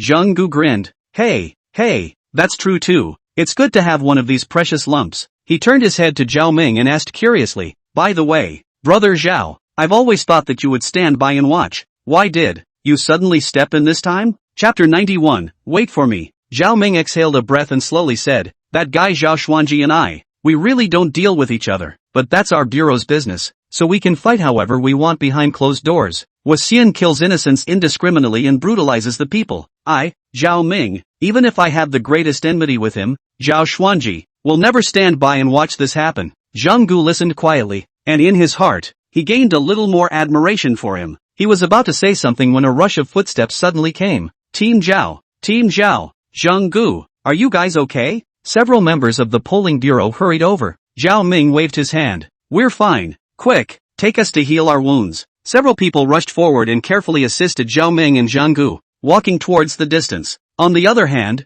Zhao Xiaowan had locked herself in her room for 2 days and 2 nights after learning the truth. She hadn't taken in a drop of water or a grain of rice in the past 2 days, and her whole body felt like it had lost its soul. No matter how much Hua Ziyu and Hua Zhengwei persuaded her, she was unresponsive. Hua Ziyu stood outside Zhao Xiaowan's room, anxious. "Dad, what can we do? Xiaowan, her body will collapse if she continues like this." Hua Zhengwei also looked sad. He sighed and said helplessly, "I don't know what to do. Xiaowan, this child, too heavy feelings." Suddenly, Hua Ziyu's eyes lit up. "Right, Dad, we can ask Zhongli and the others for help. Maybe they have a way." Hua Zhengwei sniffed and nodded. "Well, that's all we can do now." Hua Ziyu immediately took out his cell phone and dialed Jian Li's number. The phone was quickly connected and Hua Ziyu briefly explained Zhao Xiaowan's situation, hoping that Jiang Li could help persuade Zhao Xiaowan. After Jiang Li heard this, he didn't say anything and immediately said that he would rush over immediately. Hanging up the phone, Jiang Li said to Yixiong beside him, "Let's go to the flower house." "Okay." As soon as Yixiong heard that something was wrong, he immediately came into the spirit. The two of them hoofed it to the Hua family and arrived outside Zhao Xiaowan's room. Jiang Li softly shouted, "Ms. Zhao, this is Jiang Li. Open the door, will you?" There was no response from the room. Jiangli tried to persuade her a few more times, but Zhao Xiaowan still didn't have any response. He Xiong scratched his head on the side and suddenly had a bright idea. Xiaowan, you open the door. When we eliminated Chen Wenjiang and liberated those trapped souls, I saw Chang Xingxiu. He even asked me to give you a message. As soon as the words fell, a sudden rumble came from the originally dead silent room. With a creak, the door to the room slowly opened. Zhao Xiaowan stood in the doorway, her face pale, her eyes red and swollen, and her entire body emaciated beyond recognition. She stared at He Xiong with a deadly stare, her voice trembling as she asked, "Did you really see Xingxiu? What did he say to you?" He Xiong was startled by her appearance and nodded repeatedly. Said, Chang Xingxiu he asked me to tell you to live well and not let him worry. After Zhao Xiaoyuan heard this, the tears could no longer be suppressed and came out of her eyes. Okay, I promise him, I will live. He Xiong let out a long breath of relief, finally stabilizing this ant. Zhangli was also relieved as he walked over to Zhao Xiaowan's side and said softly, "Ms. Zhao, take a good rest first and call us anytime if anything happens." Zhao Xiaowan nodded without another word and turned around to slowly walk back to her room. Zhangli and He Xiong stood in the doorway, looking at each other. A moment later, Zhangli took the lead and spoke. "Let's go." He Xiong nodded and immediately followed. The two walked side by side, a little silent for a while. "I say, did your kid really see Chang Xingxiu's soul?" Zhangli suddenly asked. He Xiong grinned. "How could that be? I was in so much pain at that time. How could I have time to look at those?" Just as the two of them were making small talk, the cell phone in He Xiong's pants pocket suddenly vibrated. He pulled out his cell phone, tapped the screen, and scanned it casually. With just one glance, his face changed. Zhangli noticed the difference in him and quickly asked out loud, "What's wrong? What happened?" He Xiong quickly extinguished the screen of his cell phone and stuffed it back into his pocket. He raised his head, scratched the back of his head, and laughed dryly. It's fine. Spam. There's really more and more spam nowadays." Zhangli looked at him and gently shook her head. "He Xiong, you know what? You have a habit of unconsciously scratching your head every time you lie." He Xiong was instantly a bit weak. He smiled twice and explained dryly, It's really nothing. Zhangli, you're overthinking it." "Oh, is that so?" Zhangli looked unconvinced. "Since it's spam, then show it to me, just so I can learn to tell the difference in the future." The smile on He Xiong's face instantly froze, and he stammered for half a day without uttering a complete sentence. Zhangli saw this and stopped beating around the bush. He forced himself to look directly into He Xiong's eyes, his tone serious. "You're in such a difficult situation. It seems that this text message can't be shown to me. In that case, it's the polling bureau side that arranged some secret mission for you?" After saying that, he turned around and left, saying as he walked, "Forget it, if you don't want to talk about it, forget it. Anyway, the mission over here is almost over, and it's time for me to go back to the polling bureau." He Xiong was anxious when he heard that he was going back to the polling bureau. He hurriedly took a few steps to catch up, pulling Jiang Li's arm. "Don't, it's not easy to come out, and the mission is over. Shouldn't we take it easy? Let's play around for a few days and then go back." Jiang Li stopped and gave him a sidelong glance. "What? You're still afraid that I'll go back to the polling bureau and sue? How could I?" "Jiang Li, what kind of person are you? Can I not be clear about that?" He Xiong vigorously denied it. Jiang Li said firmly once again, "No, I have to go back." He Xiong looked at his resolute expression and his heart was torn. He gritted his teeth and eventually pulled out his cell phone, unlocked the screen, and displayed the text message to Jiang Li. Without saying a word, Jiang Li directly clicked on the text message. The letter was sent by Zhou Muyun, and its content was simple, giving a concise account of Wang's indiscriminate killings in Qingcheng as well as his request for the polling bureau to hand over Jiang Li, and emphasizing that He Xiong should stall Jiang Li and return to the polling bureau in a few days. After Jiang Li finished reading, he slapped his cell phone on He Xiong's chest. Go back to the polling bureau. "No way, you can't go back now." He Xiong pulled him back. However, Jiang Li simply ignored him. He pushed He Xiong away and took a big step forward. He Xiong froze in place, looking at his determined back and sighed helplessly. He knew Jiang Li's character too well. If he didn't go back at a time like this, he'd probably live with the self-loathing and guilt for the rest of his life. He snapped back to his senses and resigned himself to catching up. "Wait for me, Jiang Li." Chapter 92, A Strange Change. The three of them bought tickets for the latest high-speed train back to Qingcheng. However, when the high-speed train was halfway through its journey, a sudden change occurred. With a loud bang, the entire carriage shook violently. Immediately afterward, Jiang Li and He Xiong only felt an empty space under their feet, and their bodies sank downward violently. Both were battle-hardened investigators with reaction times far beyond normal. Almost instantly, they reacted by forcefully twisting their bodies and adjusting their postures. A few seconds later, the two landed firmly on their feet. However, the sight in front of them instantly made their hearts sink to the bottom. This is no longer a high-speed railroad car, but a mass grave, only to see that the surrounding area was overgrown with weeds and jagged rocks, and a broken grave was tilted to the east and west, revealing white bones. What the hell is this? Hee-seong's voice trembled a little. Jeonli didn't say anything, just slowly drew the dagger at her waist, her eyes scanning the surroundings vigilantly. The two men were back to back, carefully on guard. Hey, what kind of person is pretending to be a god there? Come out if you have the guts and fight Grandpummy head on. Hee-seong yelled towards the surroundings. In response, he was met with a creepy, strange laugh.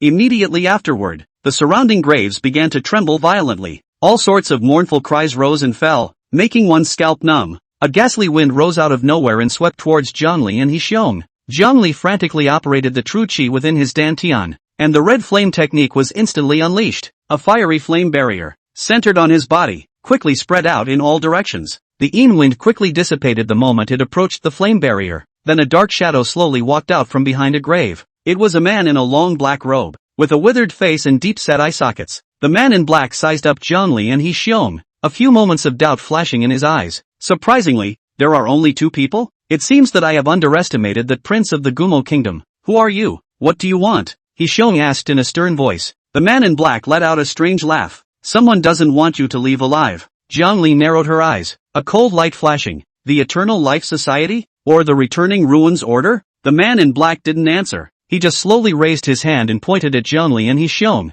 You've offended someone you shouldn't have. As soon as his words fell, the mound of graves, which was still only slightly trembling, suddenly exploded. A white skeleton crawled out of the mound and lunged towards Jeonli and Hee-seong. Hee-seong cursed angrily and waved the dagger in his hand to meet him. Asterisk asterisk asterisk asterisk in hell. It's not over, is it? The dagger slashed precisely at the skull of a skeleton, which instantly fell apart into a pile of white bones. But immediately afterward, more skeletons came from all directions. Jeonli also joined the fight. He now only wished to get rid of the trouble as quickly as possible. However, the skeletons seemed to be endless. No matter how much the two of them decimated, there would be a steady stream of skeletons crawling out of the graves. Hee-seong swung his sword and slashed while gasping for air. This is not the way to go. His stamina had begun to show a noticeable decline. At this rate of consumption, it wouldn't take long for them to be consumed alive by these skeletons. Jeonli also realized this, and his gaze fell on the mounds of graves that kept having skeletons crawling out of them. Could it be that the key to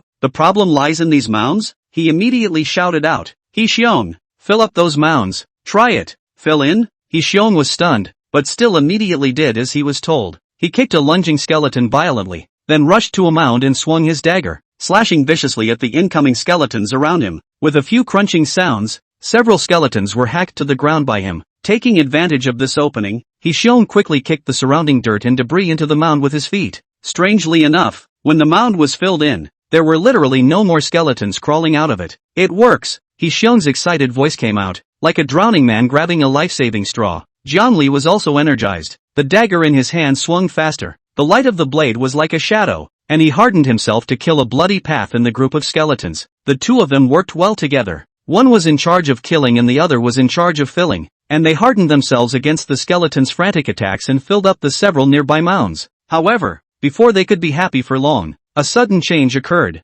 Dang, dang, dang. The mound that had just been filled in by Hee-seong unexpectedly began to tremble violently, and the soil tumbled as if something was about to break out of the ground. Now that's trouble. Jeonli's face sank. These skeletons were even able to topple the filled graves? Brother Jiang, what to do about this? Hee-seong's voice took on a sobbing tone. He was truly a bit desperate. Don't panic. Jeonli gave a low gulp, forcing herself to calm down. I'll hold them off. You keep filling in. If you can fill in a few, it's a few. If there are any loose ones, hurry up and fill them in again. There's nothing else to do now but to beat a dead horse. Good. Hee-seong gritted his teeth and answered. He knew that now was not the time to hesitate. With a sharp turn, he sprinted toward the nearest mound of graves that had begun to tremble. Huffing and puffing, huffing and puffing. Hee-seong gasped for air as he struggled to swing his feet, kicking the dirt around him into the mound. But he was, after all, slow. Ka-ching! With a crunching sound, the dirt of the mound was toppled open, and a bone-white claw, sticking out of it, followed by a second, and a third. More and more bone claws extended as the skeleton struggled to climb out. No way! It's too fast! It's simply too late! Hee-seong was sweating anxiously and shouted at Jeonli. How is he supposed to fill in one thing and then several things pop up over there? Zhongli also noticed the situation over here. He slashed through several skeletons in front of him, and the orange flames instantly engulfed those skeletons and burned them to ashes. Something had to be done, or we'd really be accounted for today. Zhongli's heart crossed and a hint of determination flashed in her eyes. He Xiong, you back off. Protect yourself. Zhongli yelled. I have a trick that I might be able to try. He Xiong froze. The whole person was stupid. What is Jiang going to do? Zhongli didn't have time to explain to him. His body was already wrapped in orange flames. Like a flaming demon god coming from hell, he leapt up, his person in the air, and the dagger in his hand had slashed viciously at the ground. Boom! With a loud bang, the ground was split open with a deep crack, and orange flames spread wildly along the crack like a dike-breaking flood. The fire rapidly expanded, engulfing the surrounding skeletons in the blink of an eye. Those skeletons struggled and twisted in the flames, letting out creepy hisses, but in the end, they all turned into ashes. Chapter 93 Gadgets. The entire mass grave instantly turned into a sea of fire, with flames and heat waves rolling in the sky. Zhongli plunged his dagger into the ground, panting violently. This move had consumed him greatly, but he knew that this was the only chance. He Xiong, are you alright? Zhongli turned her head to look at He Xiong and asked loudly. It's fine, brother Jiang. Your move was fierce. He Xiong's voice came from the sea of fire, with a hint of excitement and a hint of stink. This little flame, still want to hurt me? Dream on. Only then did Zhongli notice that He Xiong was slowly walking out of the fire, unharmed. At a closer look, on He Xiong's wrist, he was wearing an emerald green bracelet, which was emitting a faint glow, forming a transparent boundary to isolate the flames. So it is. Zhongli breathed a sigh of relief. It seemed that he had been overly concerned. You kid, okay, you still have this treasure, Zhongli said with a smile. Hey, gadgets. He Xiong scratched his head and smiled smugly. Right at this moment, an icy voice suddenly rang out in the sea of fire. I had underestimated you. I didn't expect that you would still have this strength. Zhongli and He Xiong were startled at the same time and followed the sound. One could only see a man in black, who had appeared in the middle of the sea of flames at an unknown time. As he stood there, the flames were unexpectedly unable to approach him in the slightest. The black-clothed man and Zhongli looked at each other with murderous intent in their eyes. However, even so, you are not my opponent, the man in black said coldly. Today, I'll let you stay here forever. Zhongli's heart was flabbergasted. This man in black really wasn't simple. As soon as the black-robed man's words left his mouth, his hands fiercely closed together and he shouted, 10,000 elements of Sinluo. A bizarre scene appeared. The flames that were originally burning were unexpectedly extinguished in an instant. Those scorched trees recovered their original shape at a speed visible to the naked eye and began to grow crazily. In the blink of an eye, what had been a mass grave turned into a dense forest. Countless arm-thick branches, as if they had come to life, twisted and jerked toward Zhongli and He Xiong with teeth and claws. What the hell is this? Zhongli's face changed drastically. He had never seen such a bizarre sight before. Those branches seemed to be alive. With a sharp whistling sound, lashing from all directions at an astonishingly fast speed, Zhongli brandished his dagger and tried his best to fend it off. Clang! The dagger collided with the branch, making a metal-on-metal sound as sparks flew in all directions. However, he had just exhausted himself, and was simply unable to fully utilize his strength at this time. And a few rounds down the line, his body had already been drawn out with a few bloody marks. One dodged, and several branches instantly wrapped around his body, binding him firmly. Zhongli struggled desperately, but only felt that it was getting tighter and tighter, almost unable to breathe. The situation on He Xiong's side wasn't much better. Although he was temporarily uninjured thanks to his emerald green bracelet, he was similarly entangled in several thick branches and could not move. The man in black walked slowly, looking at the two people who were trapped, the corner of his mouth hooked into a cruel cold smile. How about it, guys? How does it taste? The man in black stopped not far in front of the two men, looking down at them with a teasing look in his eyes. Don't worry, I'll let you all die a painful death later. He couldn't wait to see these two, wailing in despair in front of him. Wait. Just as the black-clothed man was about to make his move, He Xiong suddenly shouted. The black-clothed man's movements lurched, his brows frowning slightly as he looked toward He Xiong. What are your other last words? He Xiong took a deep breath and stared dead into the eyes of the man in black. If I'm not mistaken, Shadow, it's you, isn't it? The black-clothed man's pupils snapped. This He Xiong, he even guessed his identity? What are you babbling about? The man in black said coldly, trying to hide his panic. Stop pretending, He Xiong exclaimed. Who in the polling bureau doesn't know that your ability is illusion? Despite how much you disguise yourself, you can't change your ability. He Xiong paused and questioned loudly. The polling board forbids killing each other. Aren't you afraid of the polling board's retaliation? Ha ha ha ha ha. The man in black suddenly laughed up to the sky. his laughter filled with madness and complacency. He simply stopped hiding, and as he pulled off the black robe that covered his face, he revealed a gloomy face. Sure enough, it was Shadow. John Lee's heart sank, not expecting that she would meet him here. Since you guys know about it, so what? The Shadow laughed fiercely. Anyway, no one will know that you guys were killed by me. He stared angrily at the man who called himself Shadow. This person is the third room of the Bureau of Public Opinion. Usually like a transparent person in the bureau. If not and he had dealt with him a few times, but also really cannot remember this number of characters. Jiang Li and He twisted their bodies frantically, trying to break free. It didn't work. Instead, the branches were getting tighter and tighter, like they were trying to break their bones. Jiang Li tried to activate the Red Inferno skill within his body, but he was shocked to find that the aura within his dantian felt like it had been frozen by something, and was completely out of control. The Shadow looked at the futile struggles of the two. A smug smile appeared on his face. Don't waste your efforts. As long as you are trapped by my 10,000 elephants and Luo, the aura in your bodies will be completely sealed. Click, click. Toothsome bone-rubbing sounds began to emanate from Jiang Li and He bodies. The two men's faces rose to a purple-red color. The veins on their foreheads bulged, and their eyeballs were bloodshot, as if they would burst open at any moment. If this continues, they will really be strangled alive. Just in the nick of time, the originally static space suddenly shook violently. Rumble. As if it was an earthquake, the ground began to tremble violently, and those branches that were tightly wrapped around Jiang Li and He also loosened. The Shadow's face changed suddenly. What's going on here? Before Jiang Li and He could react, they heard a familiar voice from above their heads. Shadow, I advise you that you'd better lift the illusion immediately. Otherwise, don't blame me for not being polite. Gus, it was Guxing's voice. Didn't she disappear on the high-speed train? How come she's here? Hearing Guxing's voice, He immediately came to life. And while rubbing his strangled body, he gloated to Shadow. Hey, didn't you hear me? Hurry up and undo this broken illusion. Otherwise, when Lord Gushing makes his move, you'll be in for it. The Shadow stared at He with a deadly stare. His teeth clenched as if he was about to crush a mouthful of steel teeth. He never expected that his carefully planned operation would be ruined by a woman, and in such a nearly crushing way. Count yourselves lucky. Chapter 94, The Attack. Shadow hatefully put down a sentence. He unwillingly lifted all the elephant's moral illusion. After the illusion was lifted, Jiang Li fainted as her eyes went black and the sky swirled. When he woke up, he realized that he was still sitting in his seat on the high-speed train, and everything around him hadn't changed. It was so real. He also opened his eyes. He looked around. He felt that he hadn't completely detached himself from the illusion. Jiang Li exchanged a glance with him, and from his eyes, he could see the celebration of the aftermath of the robbery. Where's Gusheng? Why didn't you come back? Jiang Li asked suspiciously. I don't know. Didn't see him. He was also puzzled. So the two men got up at once and searched one carriage at a time. There was limited space in the high-speed train compartment, and they quickly sensed Gushing's aura. The duo followed the scent and found him in the connection of one of the carriages. Gushing clasped his hands on his chest, his face cold, and opposite her was the man in black who called himself Shadow. The smell of gunpowder filled the room between the two men, as if a fierce battle would break out in the next second. He was furious when he took a look at this situation. He yelled at Shadow.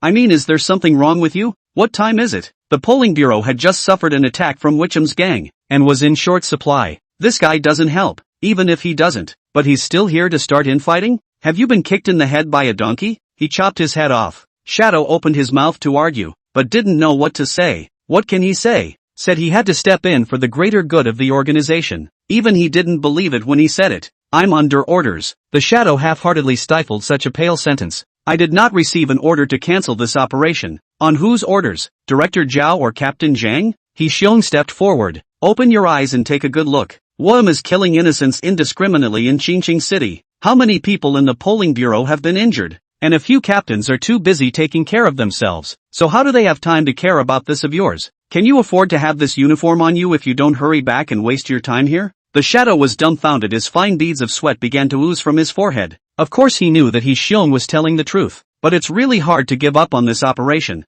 I'll pretend this never happened today. When we go back, we won't mention it to anyone either. And as long as you stop immediately now, we'll still be good teammates and brothers. Hishion's tone eased when he saw Shadow falter. The Shadow bowed his head in silence. He was weighing the pros and cons. On one side is the temptation to get things done. On one side, there is pressure from peers and the possibility of facing punishment. Jiang Li silently gave Hishiong a thumbs up. Softness and grace drove the Shadow right into a corner. That's a great move. Ho! I didn't get the order. The Shadow lifted his head suddenly, his eyes bloodshot. He stared at He Xiong in death, his voice hoarse and determined. He Xiong froze. This guy is still a real stick in the mud. He wanted to say something else, but Jiangli reached out to stop him. Since he wants to fight, let's do it. Jiangli spoke faintly, her eyes calmly looking at the shadow. It's useless to say anything now. The shadow had fallen into a state of paranoia and would not rest until he had achieved his goal. It is useless to reason with such people. The only way to sober him up is with his fists. Shadow roared. His feet stomped on the ground, and his entire body shot towards Jiangli like an arrow off a string.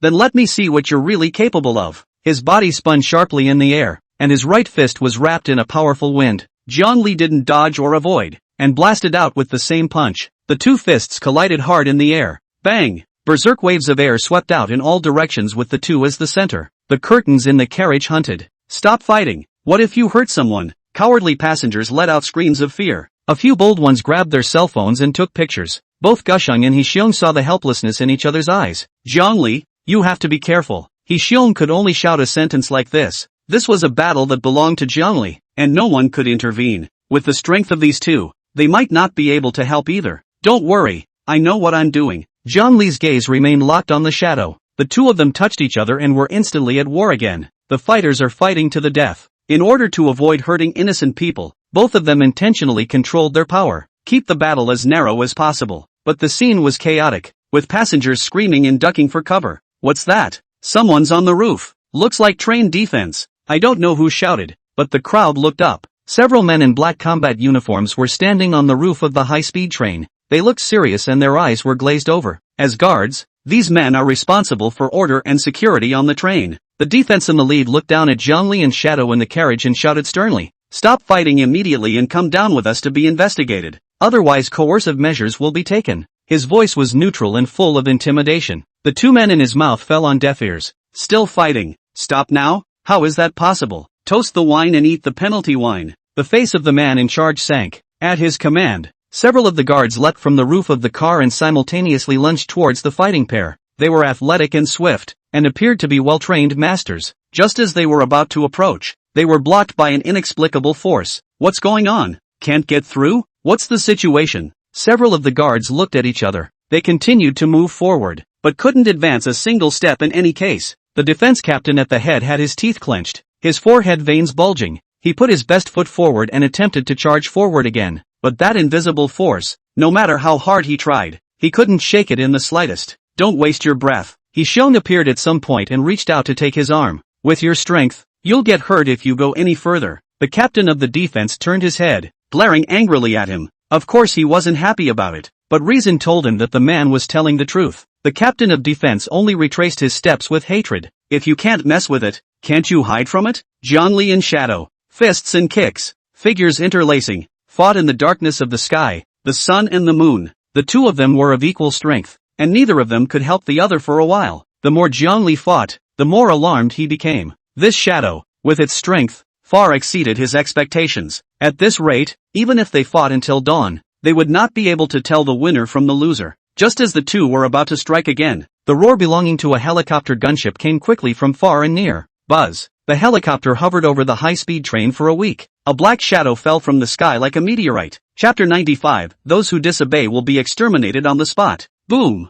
There was a loud bang. A large hole was smashed in the roof of the wagon, splashing debris and filling the air with smoke. The black shadow landed steadily between Jiangli and the shadow. Jiangli half squinted her eyes at the burly man who was nearly 2 meters tall in front of her. His body was gnarled with muscles, just like an iron tower. Bronze-colored skin covered with scars. The most appalling was the left eye, with hideous claw marks running almost the entire length of the face, making you shudder. The aura emanating from this person caused even Jiangli to feel a palpitation. Martial Armature House, Dragon Warfare. The burly man spoke slowly, his voice low and cold. Privately engaging in a martial arts fight on a high-speed train. You have seriously violated the Great Summer Laws. His eyes swept over Jiangli and Shadow as if looking at two dead people. No matter what your identities are, immediately follow me back to the Martial Pivot House to be investigated, and those who disobey will be exterminated on the spot. Dragon Warrior's voice was not loud, but it was filled with unquestionable majesty. Inside the carriage, there was dead silence. Everyone was shocked by Dragon Warrior's aura and didn't dare to breathe a single breath. The Dragon Warrior of the Martial Armature. He's that humanoid ferocious beast Dragon War?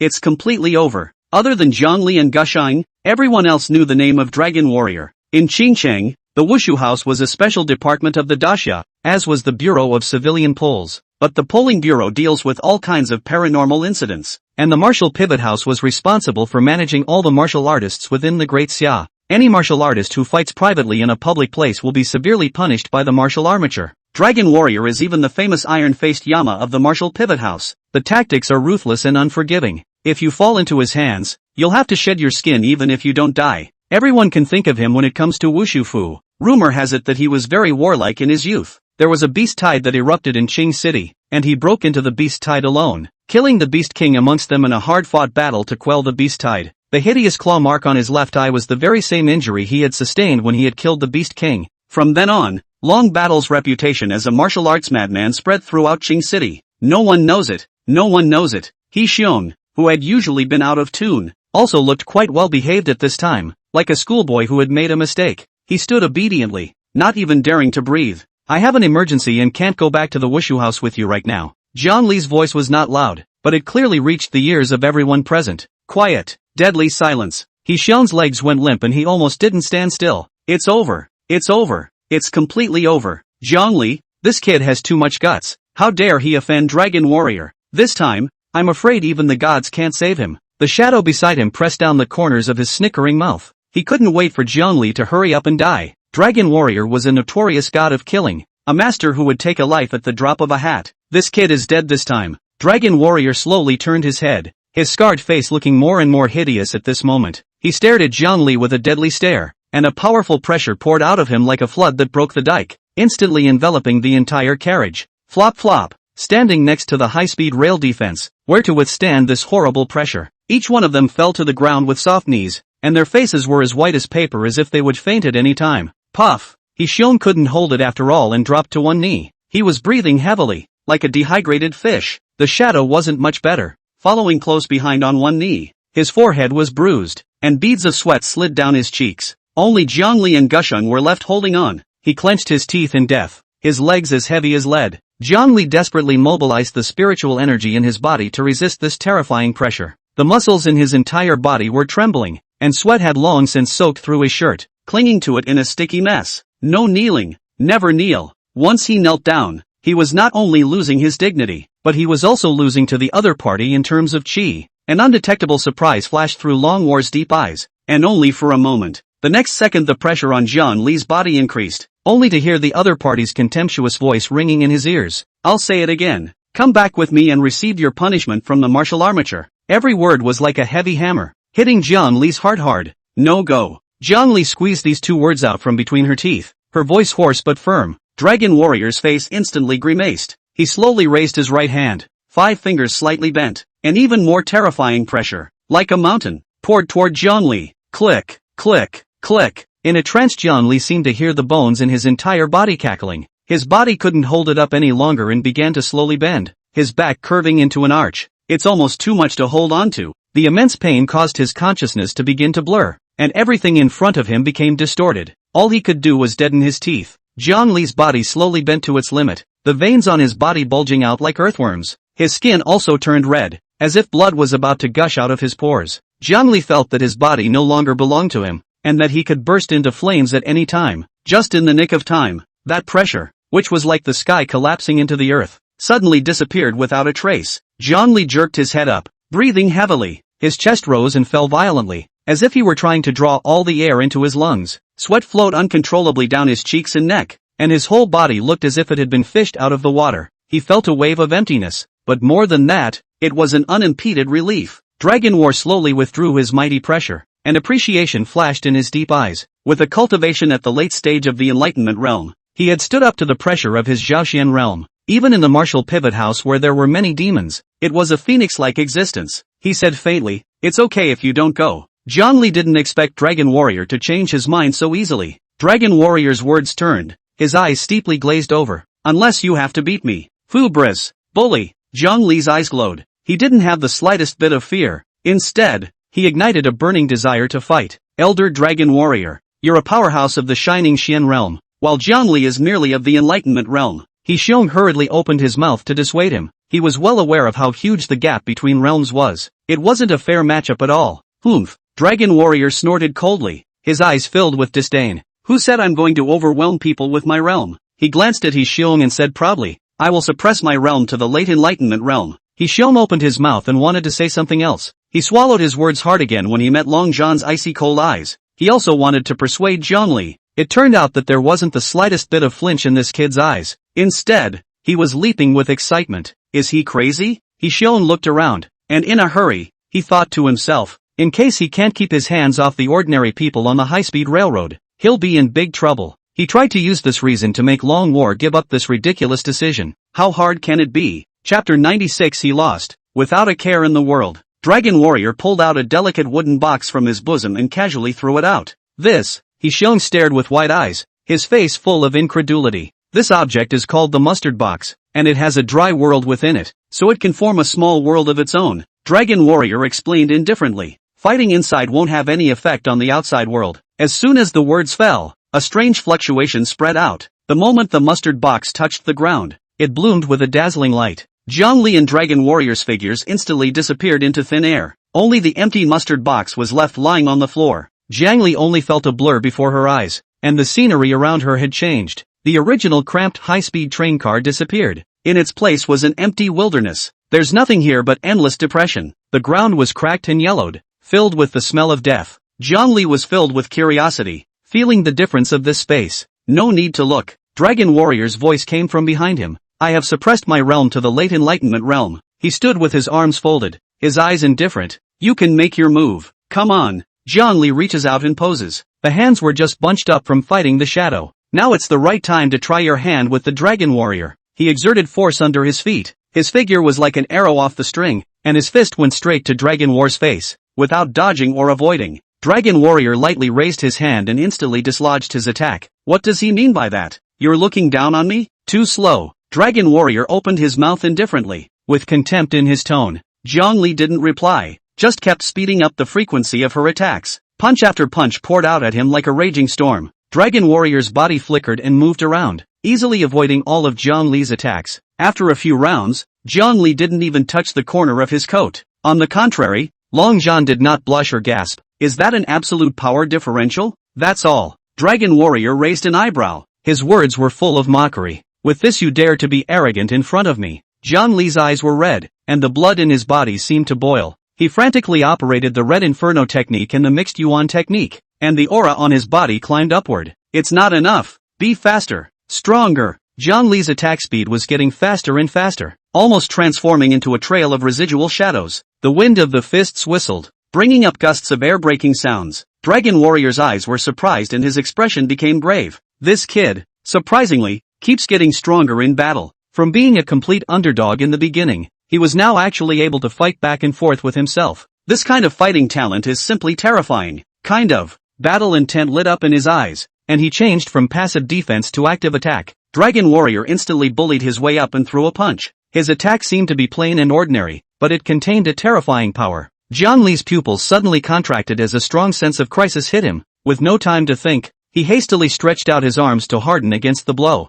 Bang! His body involuntarily flew backwards. His feet plowed 2 deep furrows in the ground, and Zhongli retreated 7 or 8 steps before he could barely stabilize himself. Bang! There was another loud bang, and Dragon Warrior's figure ghostly appeared behind Zhongli. A whip leg was viciously drawn towards Zhongli's waistline. It's too fast. Zhongli only had time to forcefully twist his body, while urging his face at the same time on the fly. Even with the addition of the faceplate, the tip of Dragon Warrior's foot grazed the side of his waist, bringing up a fiery pain. Berserk breath invaded the body, wreaking havoc. Zhongli stifled a grunt and raised his hand to wipe away the blood spilling from the corner of his mouth. Are you kidding me? That's some sick power. The interest in Dragon Warrior's eyes then intensified. Actually managed to dodge my strike. He looked up and down at the novelty toy in front of him. You're more interesting than I thought. Long War drew a soft sword from his waist. The sword's body was as thin as a cicada's wing, flashing with a cold and chilling light in the sunlight. I'm going to get real. Zhongli also drew his blazing cloudbreaker without showing any weakness. The blade was reddish red, with flames dancing vaguely, emitting a burning aura. Come on. Who's afraid of who? Zhongli gripped the hilt of his sword tightly, his gaze like a torch, his battle spirit high. The swords clashed and sparks flew everywhere. The two figures staggered, as fast as lightning, and only a trail of residual shadows could be seen flying through the air. Swords and swords filled the air of killing. Each collision made a deafening sound and stirred up waves of air. a dozen rounds down. The two actually cannot help anyone. This is not the way to go. Jiang Li knew that he had to end the fight as soon as possible. Once he ran out of stamina, he would surely lose. Must find his break. Dragon Warrior sensed his intentions and secretly sneered. Trying to beat me? It's not that easy. He decided not to hold back. Kid, good strength, and that's as far as it goes. The aura on Dragon Warrior's body steeply skyrocketed. The pressure on Jiang Li multiplied. It's his kill shot. It can't be returned. Absolutely no refunds. Jiang Li clenched his teeth and gathered the strength of his entire body into the blazing Cloudbreaker sword. The blade trembled violently, emitting a buzzing sound. Dragon Warrior could not help but be alarmed when he felt the dangerous message emanating from him.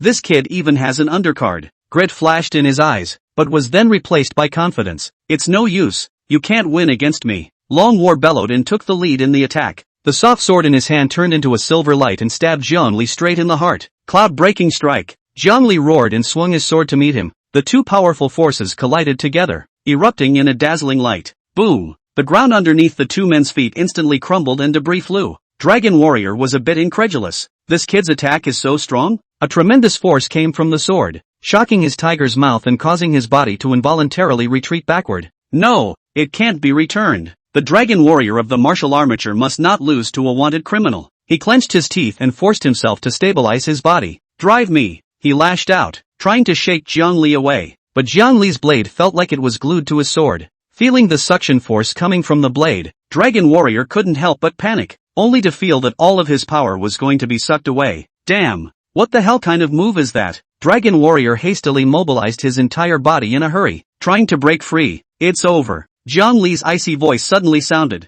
Dragon Warrior only felt a flash of light before his eyes, and the person on the opposite side had already retrieved his weapon. You lose, Jiang Li said lightly. Fart, he roared out. How can I lose? You used a power that exceeds the Enlightenment realm. Jiang Li's voice was calm and carried an undeniable flavor. The expression on Dragon Warrior's face instantly froze. Just now, in a life and death situation, he subconsciously utilized the strength of the Zhaoxian realm. Dragon Warrior slowly calmed his agitated chi and blood. He eyed the young man in front of him with complicated eyes. I lost. 3 words seemed to drain his entire body. Who is Dragon Warrior? The leader of the younger generation of the martial pivot house, unrivaled among his peers. But today, he lost to an unknown wanted criminal. Chapter 97, joining the polling bureau. You're strong, he exclaimed with heartfelt admiration. To have made it this far with the strength of the Enlightenment realm is enough to have the capital to be arrogant. Jiang Li quietly looked at Dragon Warrior. Is there any interest in joining the martial armature? The Dragon Warrior suddenly turned his words around. With your talent and strength, you will definitely be able to shine in the martial pivot house. Jiang Li froze that Long Zhuan would make such an invitation. Sorry, I've joined the polls. He shook his head. Long War frowned. What is the polling bureau compared to the Wushu house? What a shame. He stifled a sigh. Wait. He jerked his head up as if suddenly remembering something. The Jiang Li who destroyed the Eternal Life Society was you? Watching the man in front of him nod, he let out a laugh. Bravo! The appreciation on his face was overwhelming. A hero indeed. What Jiang Li had done had long been rumored within the special department. Single-handedly dismantling the infamous Winged Society. Not many people can do this kind of boldness and courage. It was a pity that such a talent could not be used by the Wushu. Outside the high-speed train car, He Xiong was as anxious as an ant on a hot pan. That's how long it's been in there. Something's not going to happen, is it? He stretched his neck and peered in through the car window. Suddenly, the space in front of him distorted. Immediately afterward, 2 figures appeared out of thin air, and it was none other than Jiang Li and Longzhan. Jiang Li, are you okay? He Xiong greeted him and asked with concern. I won. Jiang Li's expression was flat. You defeated the Dragon Warrior? He Xiong couldn't believe it. Dragon Warrior is the top expert of the martial armature. That's too much to believe. Brother Jiang Li's strength is extraordinary. I'm flattered. There was relief in Dragon Warrior's voice. He Xiong was completely dumbfounded. What the hell is going on here? In the future, if there is a need to help, just ask. As long as I, Dragon Warfare, can do it. Dragon Warfare arched his hand in promise. The roar of the propellers was deafening from far away. He gazed deeply at Jiang Li. Be more careful when facing those guys from the returning ruins order. They were in different camps, but it didn't stop him from appreciating Jiang Li. Thanks for the reminder. Jiang Li nodded slightly. The order of the returned ruins is like a rat waiting for an opportunity in the gutter. The helicopter faded away, disappearing into the night. When did that shadow guy get away? He Xiong suddenly looked around. Jiang Li frowned. The shadow was spooky and unpredictable, and who knew where he would hide to deliver a fatal blow. Go back to the poles first. Zhongli tensed his nerves on this journey, not daring to relax. He secretly operated the Red Inferno technique and the mixed Yuan Gong, adjusting his state to the best. It was a good thing that he hadn't encountered any sign of the shadow until he got back to the poles. Just as he entered, he saw Bai Susu standing in the hall. Durocho wants to see you, Bai Suwa said with a blank face. The three men's faces sank slightly as they followed her. In the office, Zhao Xuanji's face was pale and his breath was disorganized. Chief, Zhongli and He Xiong rushed to his side. It was the first time they had seen the director in this state. Zhao Xuanji's strength was unfathomable, and he wouldn't even frown when the sky collapsed. I can't believe someone hurt him so badly. It's just a minor injury. Zhao Xuanji signaled that they didn't need to worry. His voice remained neutral. You guys did a good job on this mission. Zhao Xuanji paused as if nothing had happened and continued. Tell me what happened. The more details the better. Zhongli and He Xiong exchanged a look, and reported the encounter on the high-speed train to him in every detail. When he heard that Shadow had attacked them and even used the 10,000 elements, the Dragon War also appeared? Zhao Xuanji's face was grave. Zhongli nodded. He wants to recruit me to join the Martial Pivot House. It was rejected by him. An imperceptible surprise flashed under Zhao Xuanji's eyes. How dare the Shadow make a move on the pollsters? He slammed on the table and said angrily, pass on my order to apprehend the Shadow at all costs. Yes. Bai Susu shuddered and immediately led the order. Zhao Xuanji calmed his agitated feelings and looked at the two men. You guys did a great job. Especially Zhongli. Not only did you defeat the Dragon Warrior, but you also smashed the Eternal Life Society. Zhao Xuanji revealed a rare smile and praised Zhongli's performance. As if Zhao Xuanji had remembered something, he slowly spoke. If you guys don't have anything important to do lately, you should temporarily stay at the polling bureau and not go out. What's wrong? He Xiong was uncertain. There's a wire report that the Order of the Return Ruins is targeting our people at the polls. Zhao Xuanji rubbed his brow wearily. This time, one came to Qingcheng to kill indiscriminately, not only to force out Zhongli, but also to test the polling bureau's veracity. Zhongli felt unusually guilty. Bureau Zhao, I'm sorry, it's me, you and your colleagues from the polling bureau. If it wasn't for himself, Wum wouldn't have appeared in Qingcheng. You're not to blame for this. Zhao Xuanji shook his head. He looked at Zhongli with a burning gaze. Good and evil are incompatible, so there's no need to take all the blame on yourself. Zhongli opened her mouth and was interrupted by Zhao Xuanji raising his hand. Zhao Xuanji asked, did you want to ask Su Yao? He nodded, concern showing in his eyes. Zhao Xuanji was silent for a moment. She was injured and is still unconscious. Zhongli's heart sank suddenly. Images of the previous experiences the two had shared flashed through his mind. The girl who seemed so soft, but was so strong, was now alive or dead. Zhou, I'd like to see her. Zhao Xuanji nodded. I have something to explain to you tomorrow morning. Good. Zhongli responded. He had just stepped out of the office. He could no longer suppress his inner anxiety. Where's Su? I want to see Suyo now. Brother Jiang. I'll take you there. Bai Susu, who was silently following behind, said in a hurry. Inside the polling bureau, in a quiet room, Suyao was lying quietly on the bed,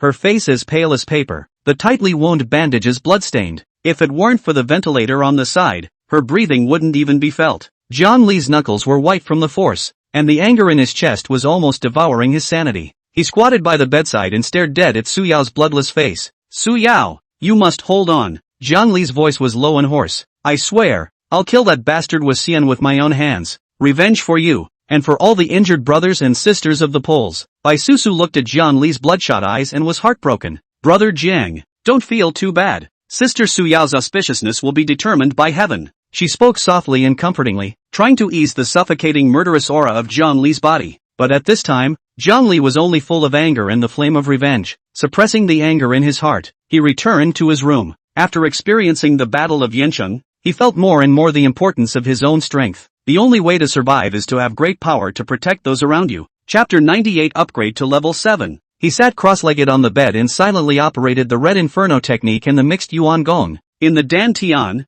the true Qi was like a rushing river, flowing continuously along the meridians, nourishing his limbs and bones. He craved power now more than ever. In Salt City, he killed a large number of Yin souls and personally ended Chen Wenjing's life. The three-color faceplate has long since been upgraded to level 7. That's far from enough. He needed more soul velvet value, more power, in order to deal with possible crises in the future. Zhongli made up her mind to find a chance to go out and hunt evil spirits to scavenge for soul velvet value in the next 2 days. After a night of bitter cultivation, without realizing it, the light of day had already dawned. Zhongli got up and moved his muscles, only to feel full of strength. Remembering that yesterday, Zhao Xuanji asked him to find him today, He simply washed up and walked towards Zhao Xuanji's office. From time to time, polling bureau investigators could be seen in the corridors with bandages wrapped around their bodies, apparently wounded in the battle with Witchham. The smell of blood from the battle seemed to linger in the air. Looking at the exhaustion and sadness on their faces, Jian Li had mixed feelings in her heart. Wum's indiscriminate killing of innocents has caused a great deal of hurt to Qingcheng,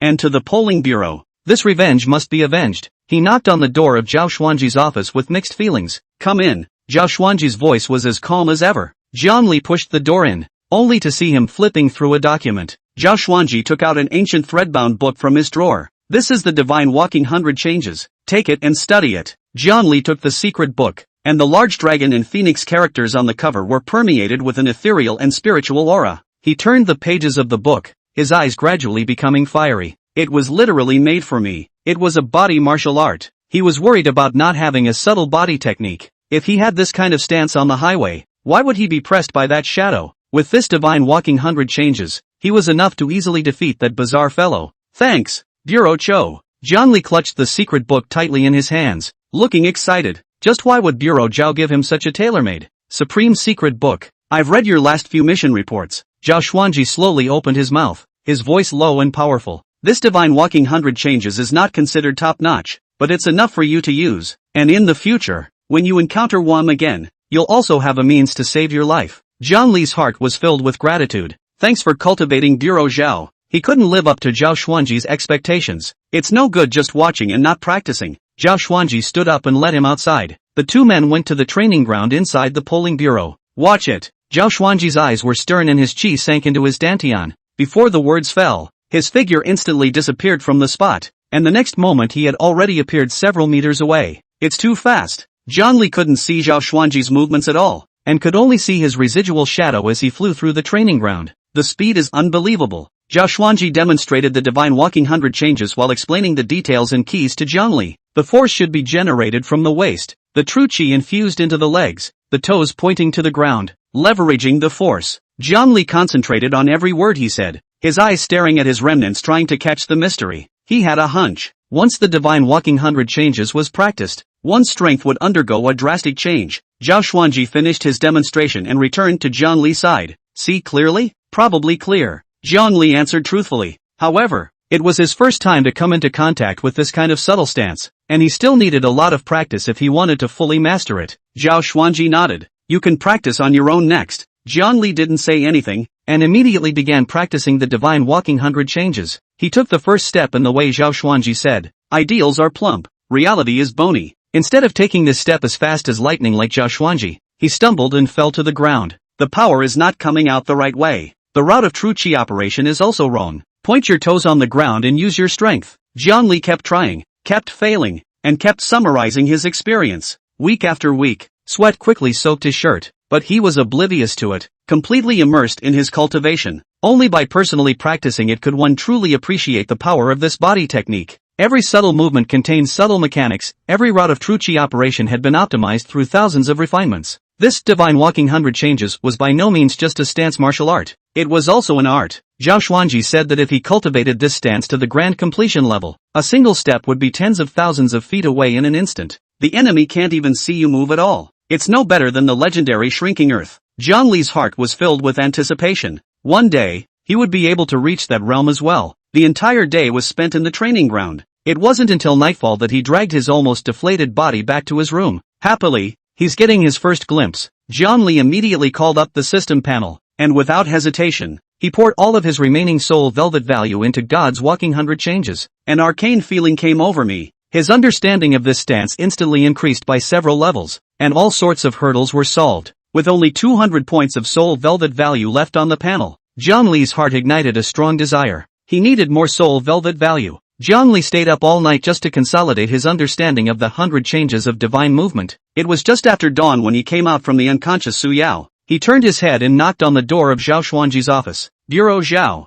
I want to go out and practice. Jian Li opened the door with a firm tone. Zhao Xuanji put down the papers in his hands. Why did you suddenly have this idea? Trying to get stronger as soon as possible. Jian Li said truthfully, a steely glint in his eyes. Zhao Xuanji pondered for a moment and said in a slow voice, the main thing you need to do now is to integrate the 100 transformations of divine walking, and when you've truly mastered this stance, It won't be too late to go out and practice. I've learned, Jiang Li blurted out. Zhao Xuanji was clearly unconvinced, and his brows furrowed slightly. Even for me, it took more than a month to get a preliminary grasp. It's only been a day since he made contact. Joe, look. Jiang Li didn't do much explaining and directly demonstrated in the office. He was seen swaying and flashing around the room like a ghost. The speed was so fast that it vaguely resembled the style of Zhao Xuanji's demonstration yesterday. Zhao Xuanji's pupils suddenly shrunk, and an incredulous look appeared on his face. How is that possible? This kid is a demon. He had waves of shock in his heart, originally thinking that Jiang Li would be able to defeat Dragon Warrior in a short period of time,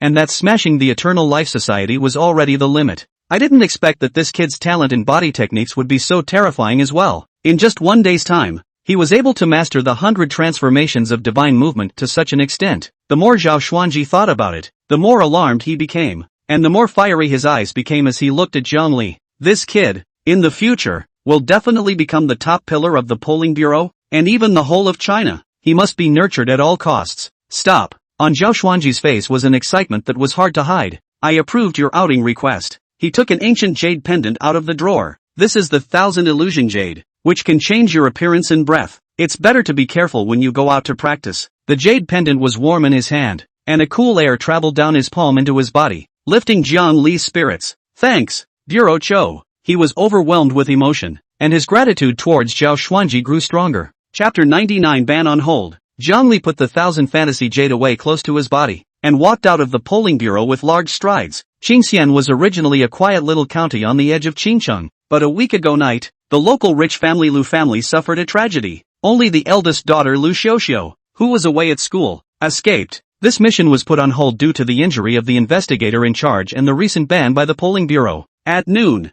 Jiang Li arrived at Qing County. Although it was a fringe county of Qingcheng, it was a bustling place, and he stepped into a small restaurant, casually finding an empty seat and sitting down. Boss, a bowl of noodles and a couple of your specialty dishes here. Ever since practicing the 9 Dragons body refining technique, he needed to maintain the exuberant blood qi in his body in this way. Jiang Li looked around. This kind of fly tavern can be much faster than other places to ask for gossip. The meal was served quickly and he buried his head in it. One after another in the restaurant came a lot of guests. The original empty restaurant will be lively. Hey, did you guys hear about that Lu family thing? It's really tragic. That's not true. My family lives near Lu's house. TSK, I still have palpitations. I also went to see the scene. It was impossible to watch. The Lu family's men were covered in wounds, and blood flowed all over the place. How big a grudge must this be, to strike so hard? These people's conversations allowed Jiang Li to have a more intuitive understanding of the Lu family tragedy and to add details that were not recorded in the archives. He ate his meal in silence, taking this information to heart.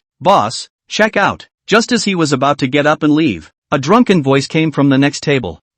All of the Lu family deserve to die. Who made them so rich? What's the big deal? Now they've been slaughtered. Lu family that little, usually acted like a chaste martyr. Now the family suffered a disaster. Still do not know by which wild man to. Slurs kept coming out of drunken men's mouths. Keep your mouth clean. Show a little respect. That's right, he's in trouble. And you're still talking about it, aren't you? In the face of the crowd's heckling, the drunken man continued to do what he was doing. Jiang Li's brows were tightly locked. He put down his chopsticks, slowly got up and walked straight towards the drunkard. Without saying anything, he directly slapped his palm on his chest. Bang! Caught off guard, the drunken man fell heavily to the ground and let out a murderous scream. How dare you hit me? The drunk struggled to get up from the ground, pointing at Jiang Li's nose and cursing. Laozi is going to say today that the Lu family's gang died well, taking someone else's family's woes and bloating here. Are you still a human being? Jiang Li's voice was icy cold. I'm not human. So what? What can you do to me? The drunkard completely lost his mind.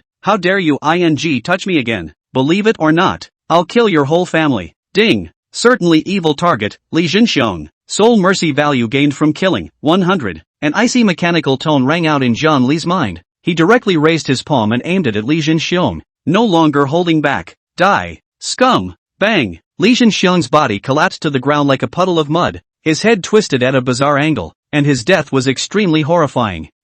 Murder. Run. The customers in the restaurant were scared out of their wits by this sudden scene, screaming and running in all directions. Jiang Li walked to the table expressionlessly and placed the money for the meal on the table, then walked out of the restaurant without looking back. The moment he stepped out of the diner, he changed his face to a plain face towards the Lu family. Just as he approached he heard arguing and he quickened his pace. Lu Xiao, get your ass out here. The leader of the gangsters yelled at the top of his voice. His voice was coarse and hoarse. Debt repayment, heaven and earth. Your father owes us a large sum of money. Don't think that you don't have to pay it back because he's dead. Zhongli was tall and stood on the outskirts of the crowd and was able to see the situation inside clearly. A few menacing punks surrounded the doorway, slapping the gate with a clang. That's it. Hurry up and come out to pay back the money. Don't think you'll be okay just because you're hiding in there. If you don't come out, the old men will break down the door. The courtyard was silent for a moment, and a voice with a sobbing tone came out. Big brothers, please, my father just left. Can't you let his old man go in peace? I will find a way to get the money. Relief? Grace my ass. The leader of the gangsters spat and said viciously, who knows if you'll run away? Who are we going to ask for it then? That's right, if you run away, won't we lose this money? Hurry up and pay back the money. Don't talk so much. Among the crowd of onlookers, someone really couldn't stand it anymore and couldn't help but say, you people, you're too inhumane, aren't you? Someone's family just had such a big incident. You guys still go to the door to force the debt. Is it still not human? That's right. Build up some virtue. Be careful of retribution. When those few punks heard this, they stopped their hands and glared viciously at the person who spoke. The gangster in the lead drew a brightly shining knife from his waist and pointed at the crowd and shouted sternly, whoever dares to meddle in the matter again, I'll go in with a white knife and come out with a red one. The crowd, who had originally wanted to say a few words of justice, were stunned into silence. At that moment, however, he saw the knife-wielding punk suddenly twitch, and John Lee acutely sensed the evil aura. The punk pushed away his partner who was banging on the door. Punk! He then went so far as to lift his foot to the big thick iron door and kicked it out viciously.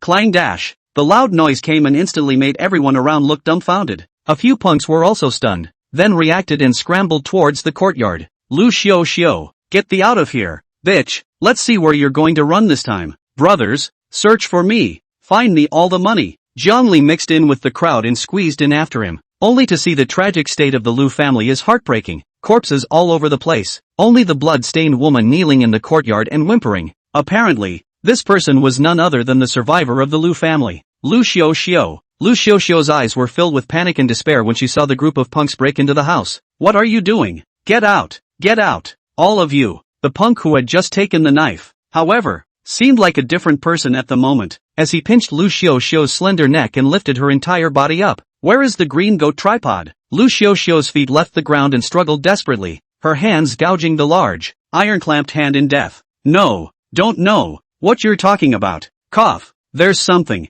You just kill me. The punk's eyes didn't waver. I'll ask you again. The green goat tripod, where was it hidden? Chapter 100. That's a great idea. Lu Xiao's face had begun to turn purple and her breathing was becoming more and more difficult, but she was still stubbornly shaking her head. I don't know. At this time, several other punks also gathered around. Their lustful gazes scanned over Lu Xiao's body unscrupulously. Boss, that's a good-looking little. Yeah boss, since she doesn't have any money, why don't we just let her use her body to pay off her debt? Ha ha ha, that's a great idea. The punk who was choking Lu Xiao slowly turned his head and stared at the person who spoke. Put, without any warning, the knife in his hand, violently stabbed into the punk's chest. The sudden change stunned everyone, and the entire courtyard of the Lu family was instantly in chaos. Current evil target, Zhao Xiong. Soul mercy value gained from killing, 300. In Jiang Li's mind, a system beep suddenly sounded. He instantly appeared in the center of the courtyard and flew up to kick the punk in the chest.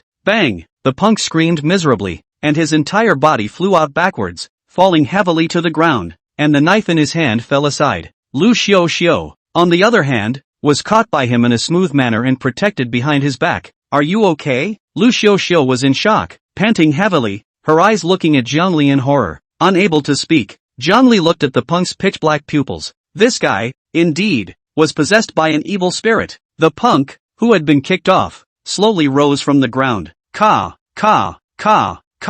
His neck twisted 180 degrees, face back facing forward, his dark pupils staring at Jiang Li, lifeless, like two dry wells, the corners of his mouth grinning, emitting a ghastly, strange laugh. Jia. Lu Xiao was trembling with fear, clutching Jiang Li's coat, her nails almost embedded in her flesh. The punk cocked his head and spoke slowly. You, what, man, why, what, stop, me? Jiang Li frowned slightly. This guy, really isn't human anymore. Can't you just pull out your sword when you see something wrong? The punk let out a strange laugh, and those dark pupils were filled with a ferocious light. Jia. Roadside? What a wayfarer. Then you go to hell. Before the words left his mouth, he stomped his foot and lunged towards Zhongli. Zhongli also wanted to try and see just how far his current strength had reached. Without dodging, he met it with the same stomp. Who dash? The punk's hair grew rapidly as he rushed towards Zhongli, lunging over like a viper. Zhongli's body shifted and his feet generated wind.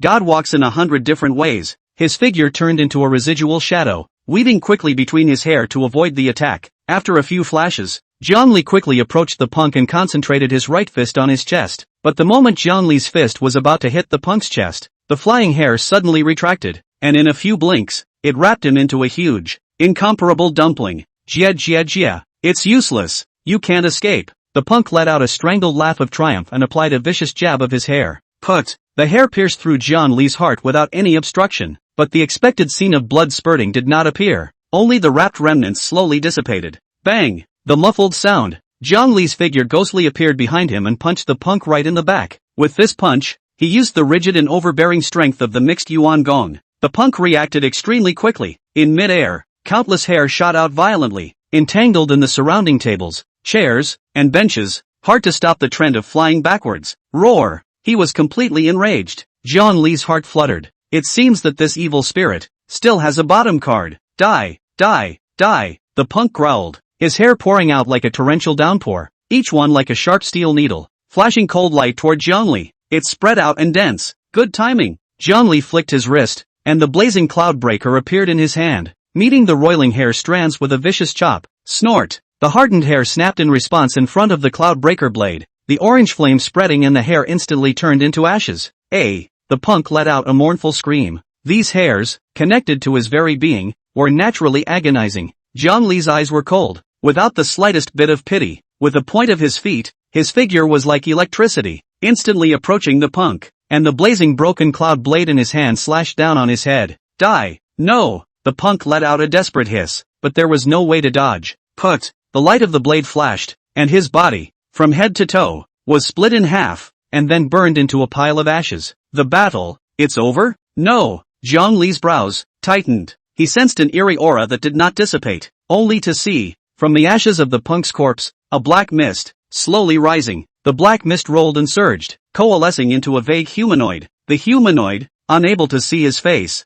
could only vaguely see a pair of blood-red eyes, staring deathly at Zhongli. Jia jia jia. Do you think you can kill me like this? You destroyed my flesh. I won't let you go. I'll let you. For eternity. Zhongli sneered in her heart. A mere evil spirit dares to speak out of turn. Whoosh! The black mist instantly rushed into his body. Zhongli only felt a chilling aura that instantly spread throughout her body. The body became stiff, and the black chi rampaged through his body, wanting to take over his body, but it was only for a moment. The aura belonging to the evil spirit suddenly disappeared. Gain soul mercy value, 300. As the system's icy beep sounded in his head, Zhongli then slowly put away his weapon. The people outside had long since been scared off by the eerie images, and he didn't have to worry about being exposed. Ah, no, don't kill me. Lu Xiaoxiao curled up in the corner, her body shaking like a sieve. Zhongli tried to make her voice sound as gentle as possible. Don't be afraid. I'm not a bad person. Lu Xiaoxiao's body trembled violently and she shrank in fear. Who are you and what were you just doing? I was passing by and saw the Yin Qi shrouding this place, so I came in to take a look. Zhongli pointed around. Did something happen to your house? Tears came to her eyes. My whole family died and I'm the only one left. Zhongli made a sympathetic expression as he persuaded in a low voice. I see that your face is dark and your body is also entwined with Yin Qi. I'm afraid that there will be a bloodbath in the near future, and your family, as a result, will not be able to rest in peace and be reincarnated. Lu Xiaoxiao was instantly scared out of her wits. Warrior, please save me, save my family, I'll listen to you in everything. She had now taken Zhongli as her only saving grace. You tell me first, what exactly happened in your house? And what is the green goat tripod? Zhongli asked without moving. He had to figure out what happened first. Lu Xiaoxiao sobbed and intermittently gave a clear account of everything, including the Qingyang Ding. All she wanted now was to live and put her family to rest. Chapter 101. Let's see how crazy it is. Zhongli slowly squatted down, and with a flick of his finger, he lifted the white cloth covering the body. That's when an unpleasant putrid odor hit the air, which was also mixed with a faint smell of blood, making people want to vomit. Although Zhongli had already seen the photos of these corpses in advance in the files of the polling bureau, he still felt shocked in his heart when he was actually confronted with these mangled bodies. Looking at the bodies in front of me, It really felt like a living tragedy. These bodies have been sitting here for a week, and the bodies are starting to decompose. The already hideous wound became even more blurred. Above the body there were scratches all over the body. The marks were clearly visible. The marks looked like some kind of beast with sharp claws. Every body here, with barely a piece of skin intact, was more likely to have been abused to death than killed. Zhongli was used to seeing life and death, but the scene in front of him still gave him a chill. It's no longer just killing, it's a sick catharsis. He suddenly remembered that the evil spirit that had controlled the punk's body earlier had mentioned a word, green go tripod. Xingyan Ding, what is that? Thinking of this, Zhongli turned his head toward Lu Xiuxiu. His brows locked as he asked in a deep voice. Lu Xiuxiu heard Ho and also shook her head. Warrior, I really don't know. I've never heard my family mention this thing before. She doesn't know? Unlikely. Zhongli didn't say anything, just quietly stared at Lu Xiuxiu, trying to see a bit of clues from her. Lu Xiuxiu was a little hairy from his look. Her body trembled slightly, and her eyes began to dodge a little. Thinking about the fact that those evil spirits had previously claimed that they wanted to find Lu Xiuxiu to ask for the green go tripod. This was enough to show that this item must be very important to them. What's more, until now, they hadn't found this green go tripod either. Since they're looking for it and you said you didn't know, Zhongli slowly stood up. His gaze swept across the dilapidated courtyard of the Lu family. His tone was certain. This thing, then, is most likely still in this house. If we find it first, we might be able to find the murderer of your family. Lu Xiuxiu nodded gently and said hurriedly, Good, warrior, I'll look for it with you. So the two of them slowly searched the dilapidated Lu family mansion, one place at a time, from the main hall to the compartment, from the kitchen to the woodshed. Not even the outhouse was spared. Every suspicious place was turned upside down by them, but they found nothing, not to mention the green go tripod. There wasn't even a decent tripod-like object in sight. It's empty here.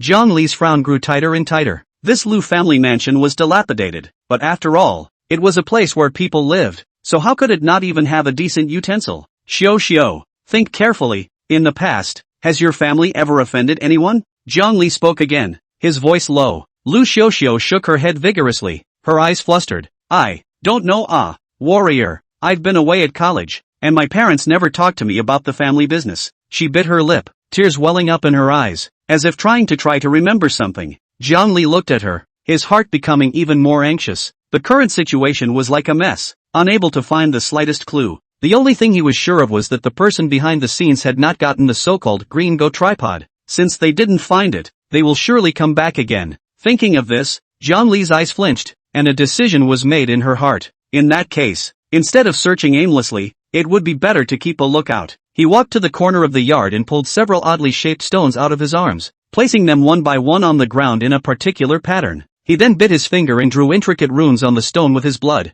As the rune was completed, an invisible fluctuation, centered on the stone, spread out in all directions. Lu Xiuxiu stood on the side, watching his movements, feeling very curious. Warrior, this is, she couldn't help but ask softly. I'm setting up a formation, Zhongli said without looking back. As long as something breaks into the Lu clan, I'll be able to sense it immediately. As night fell, the Lu family mansion was shrouded in a deadly darkness, with only a few faint candle lights. Zhongli and Lu Xiuxiu sat opposite each other, with a few simple meals on the table. The two ate in silence. Xiuxiu, you eat first, and rest early afterward. Zhongli put down her chopsticks and said softly, Warrior, Lu Xiuxiu raised her head, wanting to speak. Tonight you'll share a room with me, Zhongli said directly. Lu Xiuxiu trembled violently, her face instantly becoming as pale as paper. A man and a woman in the same room? She thought that the warrior was a decent man, not the thought of a broken family. His own loneliness and suffering such humiliation.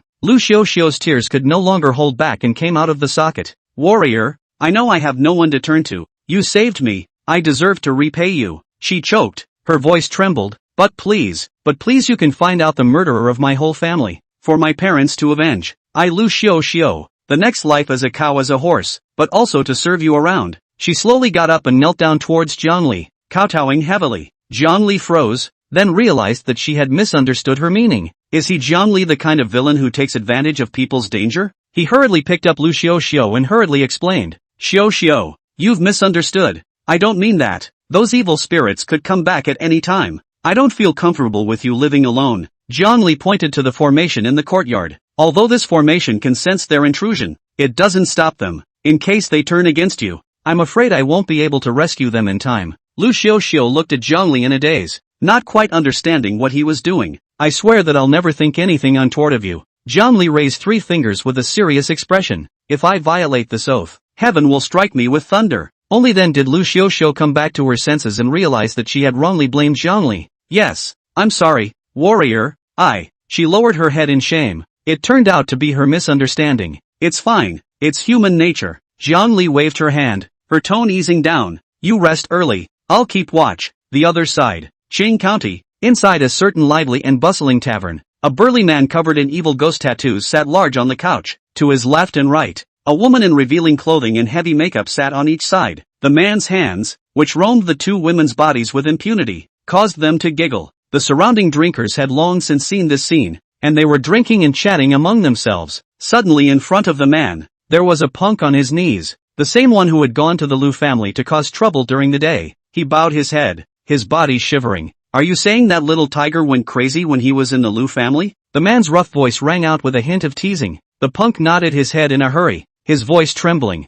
Yes, Brother Panther. Xiao Hu he's suddenly like a different person, but also beat us all up. He hurriedly added the things that happened in Lu's house in the afternoon, fearing that the temperamental Brother Panther in front of him would not believe it. The man known as Brother Panther took a cigar from the table, lit it and took a deep drag. Thick smoke, puffing out of his nostrils and mouth, shrouded his face in a haze. Do you think I will believe it? Brother Panther spoke slowly, his voice cold. The punk shivered in fear. He quickly kowtowed as if he were pounding garlic. Brother Panther, everything I said is true. Every word is true. Many people saw it at that time. After listening to Ho, Brother Panther did not say anything, but just smoked a cigar to himself and fell into the middle of thinking. After a long time, he slowly spoke. Tonight, call up the brothers and all follow me to the Lu family. I'd like to see how crazy it is. Chapter 102 Wanted. Inside the Lu family mansion, the already flickering candlelight was even more dim at this moment. Jiangli very ungracefully lay directly on the bed, completely ignoring Lu Xiaoxiu who was on the side.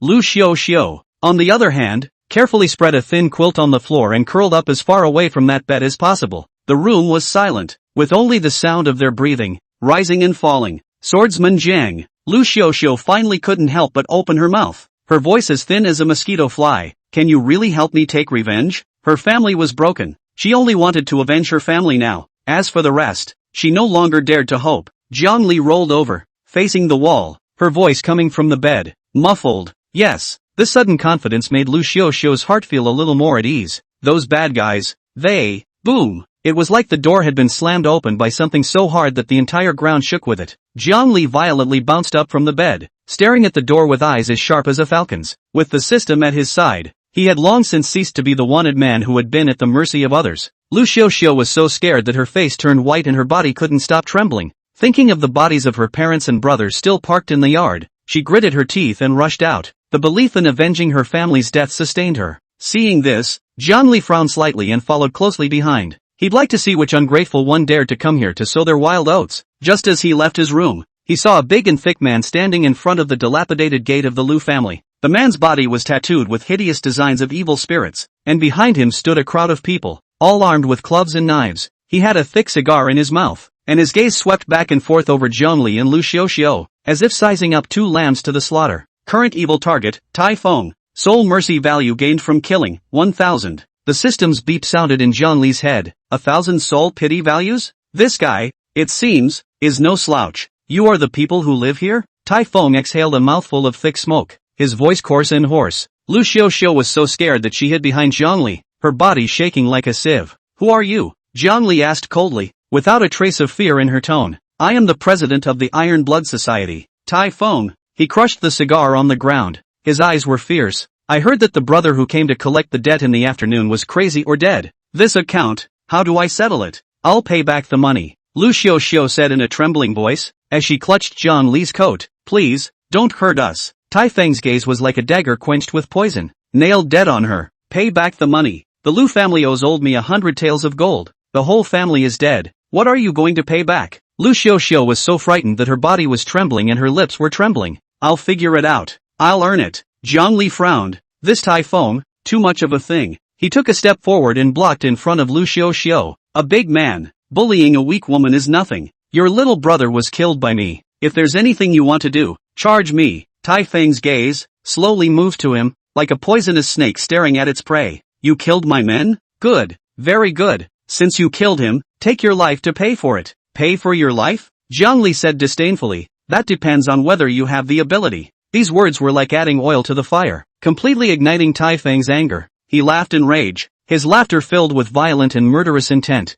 Good. Good. Yes. I'd like to see what you're capable of. Daring to be arrogant in front of me. Before the words fell, the muscles on Taifeng's body swelled up at a speed visible to the naked eye, and the clothes that were already tight were instantly burst. Roar! He let out a beastly hiss as his feet slammed into the ground, and the entire ground trembled with him. His huge body was like an arrow off the string, rushing towards Zhang Li at an astonishing speed, bringing up a strong wind that caused Zhang Li's clothes to hunt. Zhang Li's pupils shrunk violently. This guy, something. He didn't dare to be careless and hurriedly performed the 100 transformations of divine walking, swaying his body and narrowly avoiding this powerful strike. Taifeng was not discouraged when his blow fell short. He let out a sardonic laugh and his fist smashed towards Zhang Li like rain, each punch carrying a whistling wind sound. Zhang Li dodged left and right. His body was like a ghost weaving in and out of the shadow of the fists. At the same time, he was secretly observing Taifeng's moves and power. After a few exchanges, Zhang Li had already figured out Taifeng's bottom line.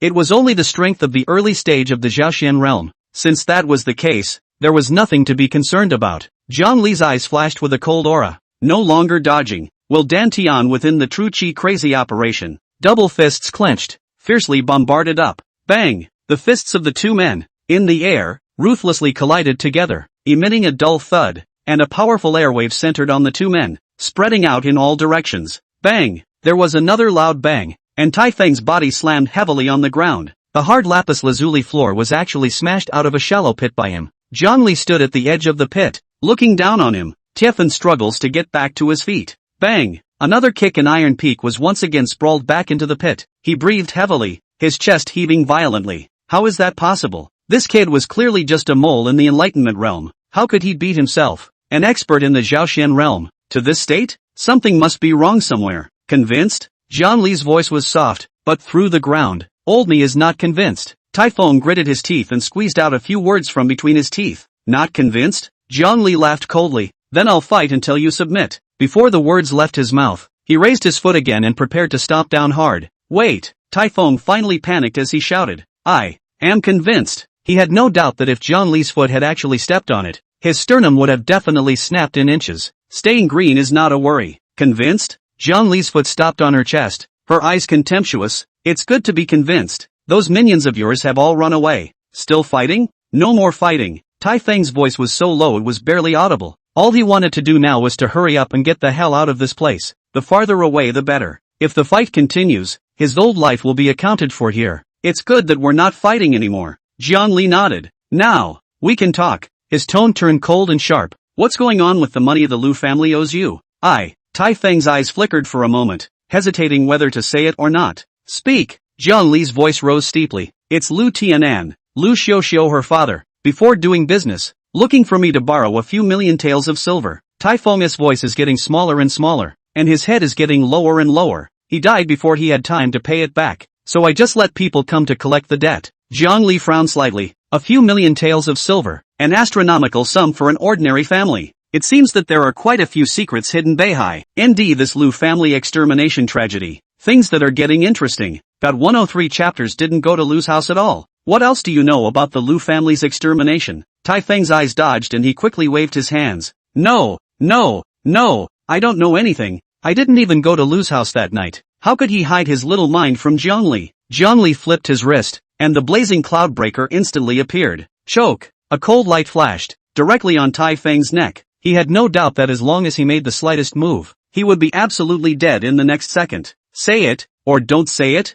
Zhang Li's voice was low and cold. The threat of death made Taifeng's psychological defense completely collapse. I said, however, you have to promise first, to spare my life. You think, you're qualified to negotiate with me? Zhang Li laughed coldly. The blade pressed slightly harder, making shallow blood marks on his neck. No, don't dare. Taifeng hastily shook his head, the beads of sweat on his forehead dripping down in big drops. I just want to live. Say, I can consider it. Zhang Li slightly withdrew the blade, but it was still on his neck. Taifeng slowly spoke. That night, I sensed a very powerful demonic aura over at the Lu clan. Fear filled his eyes as he recalled the scene. That demonic aura is so strong that even I feel some palpitations. Demonic chi? Jiang Li frowned. Can't it be that this Lu family extermination tragedy is really the work of a demon? Tai Feng continued. I've heard that there is a wolf demon outside of Qing County that has a very deep Dao. It's very ferocious. Even I'm no match for it, so maybe it is. Wolf demon? Tai Feng nodded frantically, with a hint of pleading in his tone.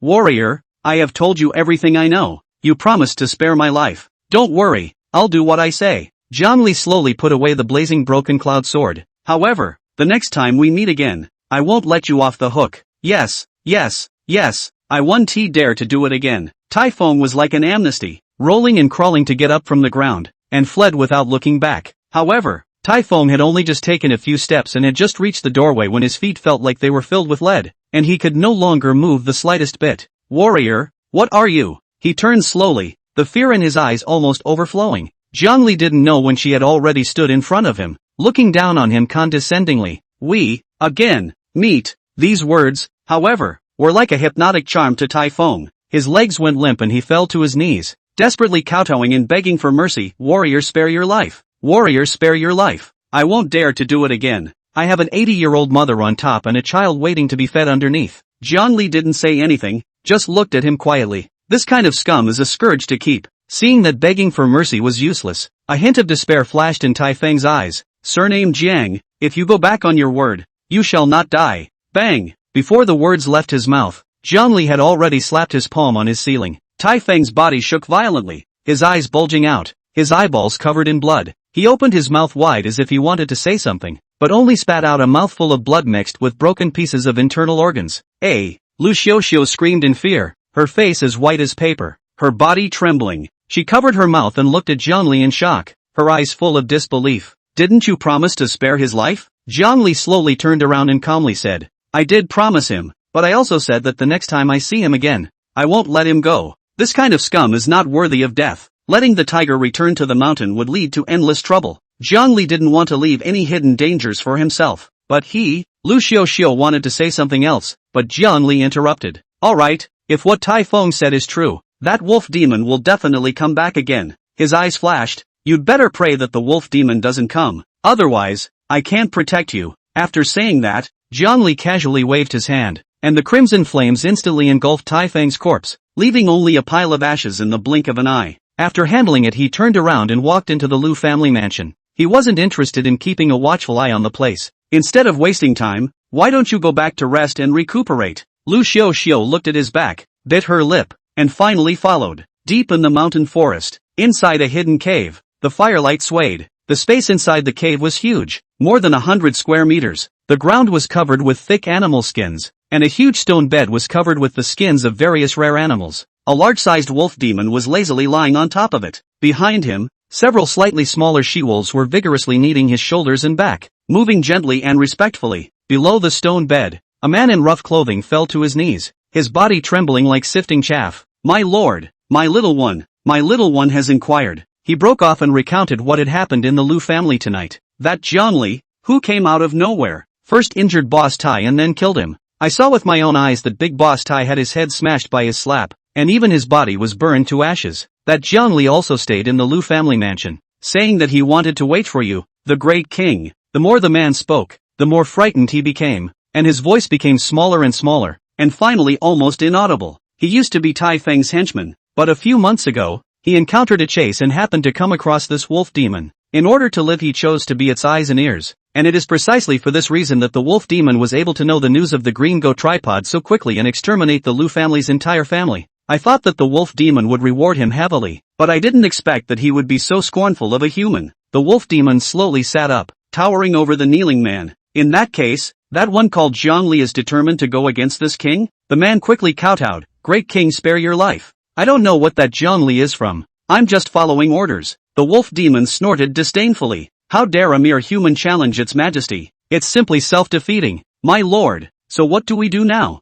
The man asked cautiously. The wolf demon didn't answer, just slowly opened its bloody mouth. Great king, a look of horror appeared in the man's eyes. He was just about to beg for mercy when the wolf demon had already swallowed him in one bite. Click, click, click. A creepy chewing sound rang out, and blood dripped down the corners of the wolf demon's mouth. Tastes good. He grinned, revealing a mouth full of sharp fangs. Pass the order down. Tell the little ones to be more spirited. This king would like to see just how many kilograms this one called Jiangli has. A few she-wolves answered in a hurry and turned around to walk out of the cave. The morning sunlight was first appearing, and the sunlight was pouring through the mist onto the broken walls of the Lu family mansion. Jiangli pushed open the door to his room, and in the courtyard, chickens were crowing and dogs were barking. Lu Xiaoxiao walked quickly with panic on her face. Sir Jiang, it's all over the place outside, saying that a lot of people saw wolves wandering around in the morning. Chapter 104. Wolf? Jiangli raised an eyebrow. It seems that what Tai Feng said is true. This Qingyang County, there really is a wolf demon haunting it. Those wolves, most likely the eyes sent by that wolf demon. I was worried that I couldn't find that wolf demon's lair, but it sent itself to the door. He quickly packed his traveling bag and put away the 1000 illusion jade scripture close to his body, and turned to Lu Xiaoxiao. I'm going to meet that wolf demon. What? Lu Xiaoxiao's almond eyes widened with incredulity as she hurriedly blocked. Mr. Jiang, you're going to catch a demon? That's a wolf demon. How can you do it alone? Jiangli looked at her anxious appearance. His heart warmed, but also strengthened his determination to get rid of the demon. Don't worry, I have my measure. Lu Xiaoxiao were willing to rest assured. She grabbed Jiangli's sleeve. No way. You have to go together. I can't let you risk your life alone. This girl, she is quite righteous. If she were to forcefully leave her behind, with her character, she might do something stupid. Fine. Jiangli sighed helplessly, but you have to promise me that you'll do everything under my command and stay away from me. Aha! Lu Xiaoxiao nodded her head repeatedly. The two walked out of the Lu family mansion side by side. As soon as he went out, he was surrounded by a group of people. Xiaoxiao, where are you guys going? Yeah, Xiaoxiao, what are you guys going to do this early in the morning? Where are you two going? Jiangli said in a loud voice. I'm going to catch the demon. Catching demons? The crowd froze, then burst into laughter. This young man, isn't he reading stupidly? Catching demons? Ha ha, who does he think he is? A demon hunter? Young people nowadays are really getting out of tune. Jiangli also ignored it, pulling Lu Xiaoxiao, pushed aside the crowd, and walked straight toward the outside of Qing County. In the crowd, someone said disdainfully, this kid, I'm afraid he's lost his mind, right? He's still catching demons? I think he's tired of living. Who knows? Maybe it's trying to make a splash. Go, go, go, let's follow and see what tricks this kid can pull. That's right, let's see what this kid is selling. A group of people hooted and hollered as they followed them, swarming towards the outside of Qing County. Jiangli and Lu Xiaoxiao walked side by side. Behind them the crowd was black. This kid, it can't be that he's trying to trick us, right? I think it's 80%. Where did Qing County get a wolf demon? He just wants to make a splash. That's right. Who knows what happened to the Lu family? Maybe he did it himself. SHHHH. Keep it down. Don't let that kid hear you. Whispers, like buzzing flies, spread through the crowd. Jiangli turned a deaf ear and just rushed along silently. He also had some drums in his heart. In case he couldn't find the wolf demon, he would lose this face of his. Xiaoxiao, do you think that there are really wolf demons in this Qing County? An old man carrying firewood couldn't help but ask. Yes, Xiaoxiao, don't be fooled by this kid. A woman holding a child followed suit. Don't you guys talk nonsense. Lu Xiaoxiao was so angry that her face turned white. Mr. Jiang is a good man. He wouldn't lie to us. Good people? Good people would come to your house in the middle of the night? Lu Xiaoxiao was trembling with anger, but she didn't know how to retort. Everyone be quiet. Jiangli suddenly stopped and turned around, facing the crowd. I know that you guys don't believe me. He looked around, his gaze like a torch, but I can tell you guys, this Qing County, there are indeed demons. He pulled out a yellow talisman paper from his pocket, and on the talisman paper, there were some strange symbols drawn in vermilion sand. What's this thing? This is the demon testing talisman, Jiangli said in a deep voice. It was given to me by an old Taoist priest earlier. It can be used to test demonic qi. Demon testing talisman? Really? This kid, it can't be that he's trying to pull some kind of trick, right? Watch, if he tries out the demonic aura, I'll rip my head off and kick it for him as a ball. Jiangli slowly injected the true qi in his body into it. Phew! The talisman paper was windless and suspended in midair, igniting a blue flame. The crowd was in an uproar. What's going on? How did the talisman paper catch fire on its own? Is there really a demon? See? Jiangli said smugly. This demon trial talisman will only burn with a blue flame when the demonic energy is thick. He pointed to a dense forest ahead. That wolf demon. It's in there. Everyone wait here. I'll go and come. Jiangli pulled Lu Xiaoxiao behind him and instructed. You stay here. Don't run around. Lu Xiaoxiao's eyes were filled with worry. Mr. Jiang, be careful. Don't worry. He smiled faintly and turned towards the dense forest. This kid, he really dares to go in. Ha, humph. I think he's bluffing and will run out crying later. What if there really is a wolf demon? Zhongli entered the dense forest, and the scene in front of him changed abruptly. There was also a line of sight coming from behind him if anything. He sneered in his heart and deliberately circled around in the dense forest. Ouch! A low wolf howl rose and fell. A pair of green eyes came out of the darkness. Zhongli looked around without the slightest bit of fear on her face. A few wild wolves in the district. How dare they act recklessly? They really don't know how to die. Little wolf cubs, take me to your wolf king and I'll consider sparing your lives. The wolves seemed to stir a bit at his words. Zhongli's patience gradually wore thin as he raised his right hand, true qi surging in his palm. Can't understand human language? You have 3 seconds to think about it. Lead the way or die. Ow dash. The wolves whined up to the sky and then pounced on him. Zhongli let out a cold snort as the true qi in his body rushed out, instantly activating the Red Inferno skill. He's going to make it quick. Facing one of the first wild wolves to pounce, he showed no mercy and threw a punch. Bang! With a muffled sound, the wild wolf wailed and its huge body flew out backwards, crashing heavily into a large tree. The fire burned, and the smell of burning flesh and skin filled the air. Bang! Bang! Bang! A series of muffled sounds accompanied the wailing of a wild wolf. The wolves that were hit by Zhongli were all engulfed in flames and fell to the ground, rolling and struggling in pain. Ow! Suddenly, a deafening wolf whistle came from the depths of the dense forest. Upon hearing the howl, the wolves, who were originally fearful, assumed an offensive stance. In their eyes, green light flourished and their ferocity increased. I can't believe you won't return it? Then all go to hell. Killing intent rose in Zhongli's heart. Ow! The wolves launched an even more frantic attack. Mud! That's annoying. Caught off guard, a wild wolf bit above Zhongli's left arm. If he hadn't practiced the 9 Dragons body refining technique, this arm would have been ruined. A cold light flashed in Zhongli's eyes as she backhanded it and grabbed its neck, flinging it with force. Bang! Chapter 105 Injured. The coyote let out a yelp as it was dropped hard to the ground. In that case, I'll show you the real power. Zhongli no longer stayed his hand and took the initiative to charge into the wolves. Flames mixed with the wind of his fists weaved through the wolves. The wails of the coyotes were gradually replaced by whimpers of fear. Finally, the few remaining wild wolves could no longer withstand the immense pressure, tucked their tails between their legs, and fled in all directions. Want to run? Ow dash! The earth-shattering wolf whistle sounded again, interrupting Zhongli's pursuit. Immediately afterward, the ground began to shake violently, and a sky-high tree fell one after another. It was the wolf demon. The true qi in Zhongli's body worked frantically, ready to meet the battle. Current alien target, Frostfang Coyote. Soul mercy value gained from killing, 1000. The system's beep sounded at the right time. 1000 soul pity values? It seemed that this wolf demon was not weak. Zhongli was secretly wary in her heart, but she was also more excited. Stronger opponents lead to more lucrative rewards. Rumble. The wolf demon's huge figure appeared in front of Zhongli like a ghost. A pair of huge scarlet eyes stared at him with death. Is this the frostbite coyote? Zhongli's heart fluttered. This aura, this sense of oppression, was far from those wild wolves before. At the same time the wolf demon appeared. The wolves that had originally fled and dispersed unexpectedly gathered again and surrounded him. Howl. The frost-toothed kangwolf whistled up to the sky with a deafening sound. It stared at Zhongli with a deadly stare. Its huge wolf head slightly lowered. Little brat, are you the one who killed so many of my children? As the words fell, a strong wind wrapped in sand and rocks swept towards Zhongli like a roaring beast. Zhongli stood in the midst of the gale, his robes hunting and rattling, but his figure was as motionless as a rock. His eyes were cold, staring intently at the behemoth in front of him. You, the murderer of the entire Lu family? The frost-toothed song wolf showed its teeth. An undisguised contempt flowed from its huge wolf eyes. So what if I did it? A mere human of the late Enlightenment realm dares to run here to die? This head is so arrogant. Zhongli's eyes were icy cold and her voice was biting. I'm here to kill you. Before the words fell, his figure suddenly disappeared in place. God walks in 100 different ways. In the next moment, he had already appeared on the side of the frost-toothed song wolf, and the blazing cloudbreaker in his hand wrapped with a stern blade qi,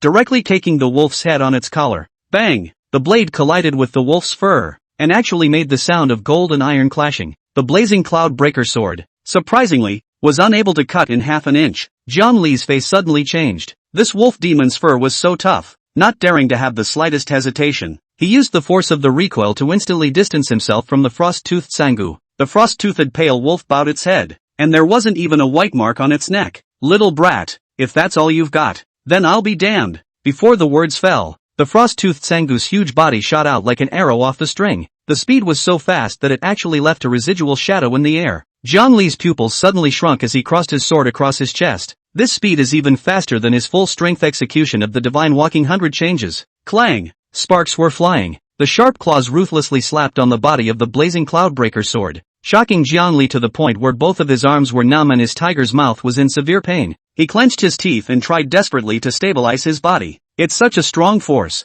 Frosttooth Coyote looked over in surprise as he missed the full force of the blow. This little brat could actually block his own claw, but it reacted extremely fast, and when it missed with one strike, its other claw went straight for Jiang Li's chest. Roar! Jiang Li let out a low roar, and his body was instantly enveloped by a faint layer of three-colored halo. In a matter of moments, his strength, speed, and reflexes were all drastically improved. In the nick of time, he leaned back violently, narrowly avoiding the fatal blow. Snort! The shirt on his chest was torn open a few times, revealing the lean muscles inside. Just a little bit, he is going to be opened by this. Jiang Li's back was glistening with cold sweat, and his heart's wariness increased. The frost-toothed pale wolf cocked his head slightly, his tongue licking his fangs from his lips. This kid's speed and reflexes are out of this world. Human, you're good. The frost-toothed pale wolf spat out human words. His voice was low and hoarse with a hint of playfulness. Much better than the crap I ate before. I hope you can keep me entertained. Before the words fell, the frost-toothed kangwolf violently threw back its head and let out a long whistle.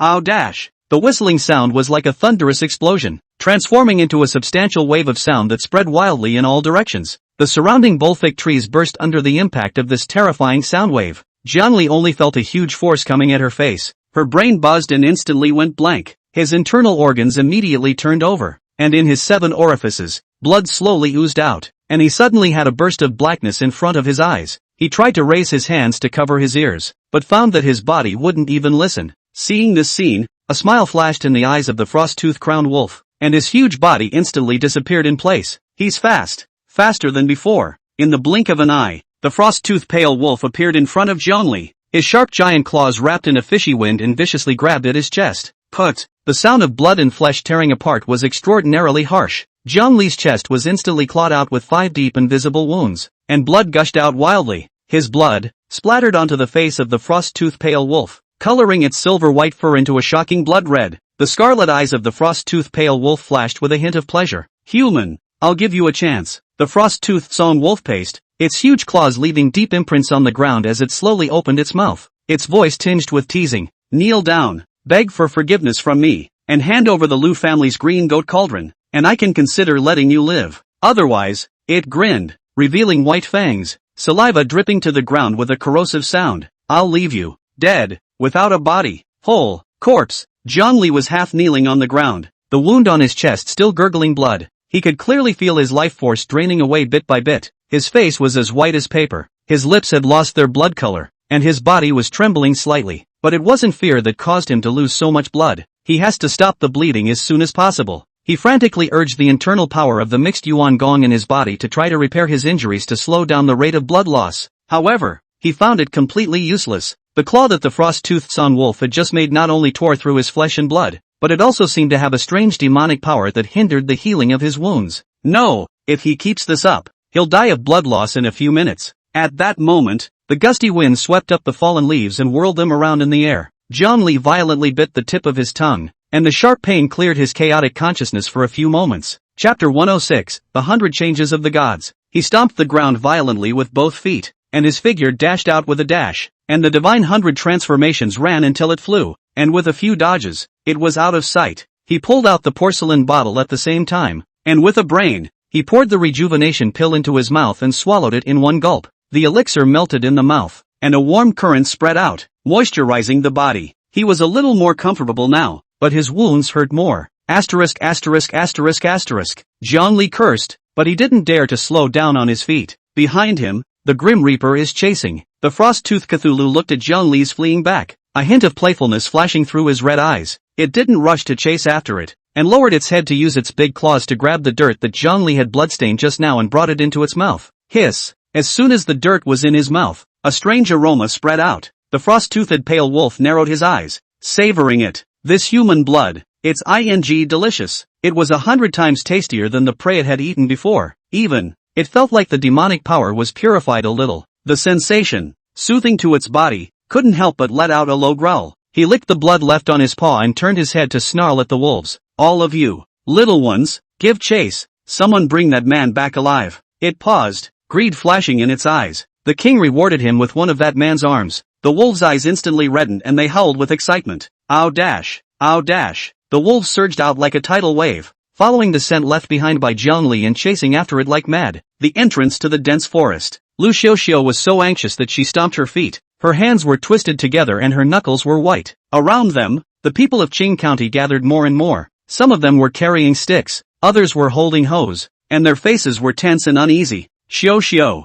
do you think, Jiang Gongzi, he is alright? A white-haired old man, shivering, asked. It won't be, Mr. Jiang is so powerful, he will definitely be able to subdue the wolf demon. Lu Xiuxiu said this with her mouth, but she didn't have a clue in her heart. In the dense forest, there were howls of wolves and sounds of fighting from time to time. Each rattle made her heart tighten. Have you heard? A large pack of wolves was just seen heading for the dense forest. Really? In this dense forest, there really are demons? How can that be fake? My relative's neighbor saw it with his own eyes. Several wolves with scary green eyes. Goo! What a mess! If the demon comes out, Qing County will be finished. That is to say, I don't know what happened to Mr. Jiang. Don't let anything happen to him. In the crowd, there was a lot of talk. A few of the people who had previously said that there were demons in the dense forest were even more pleased with themselves at this moment. What?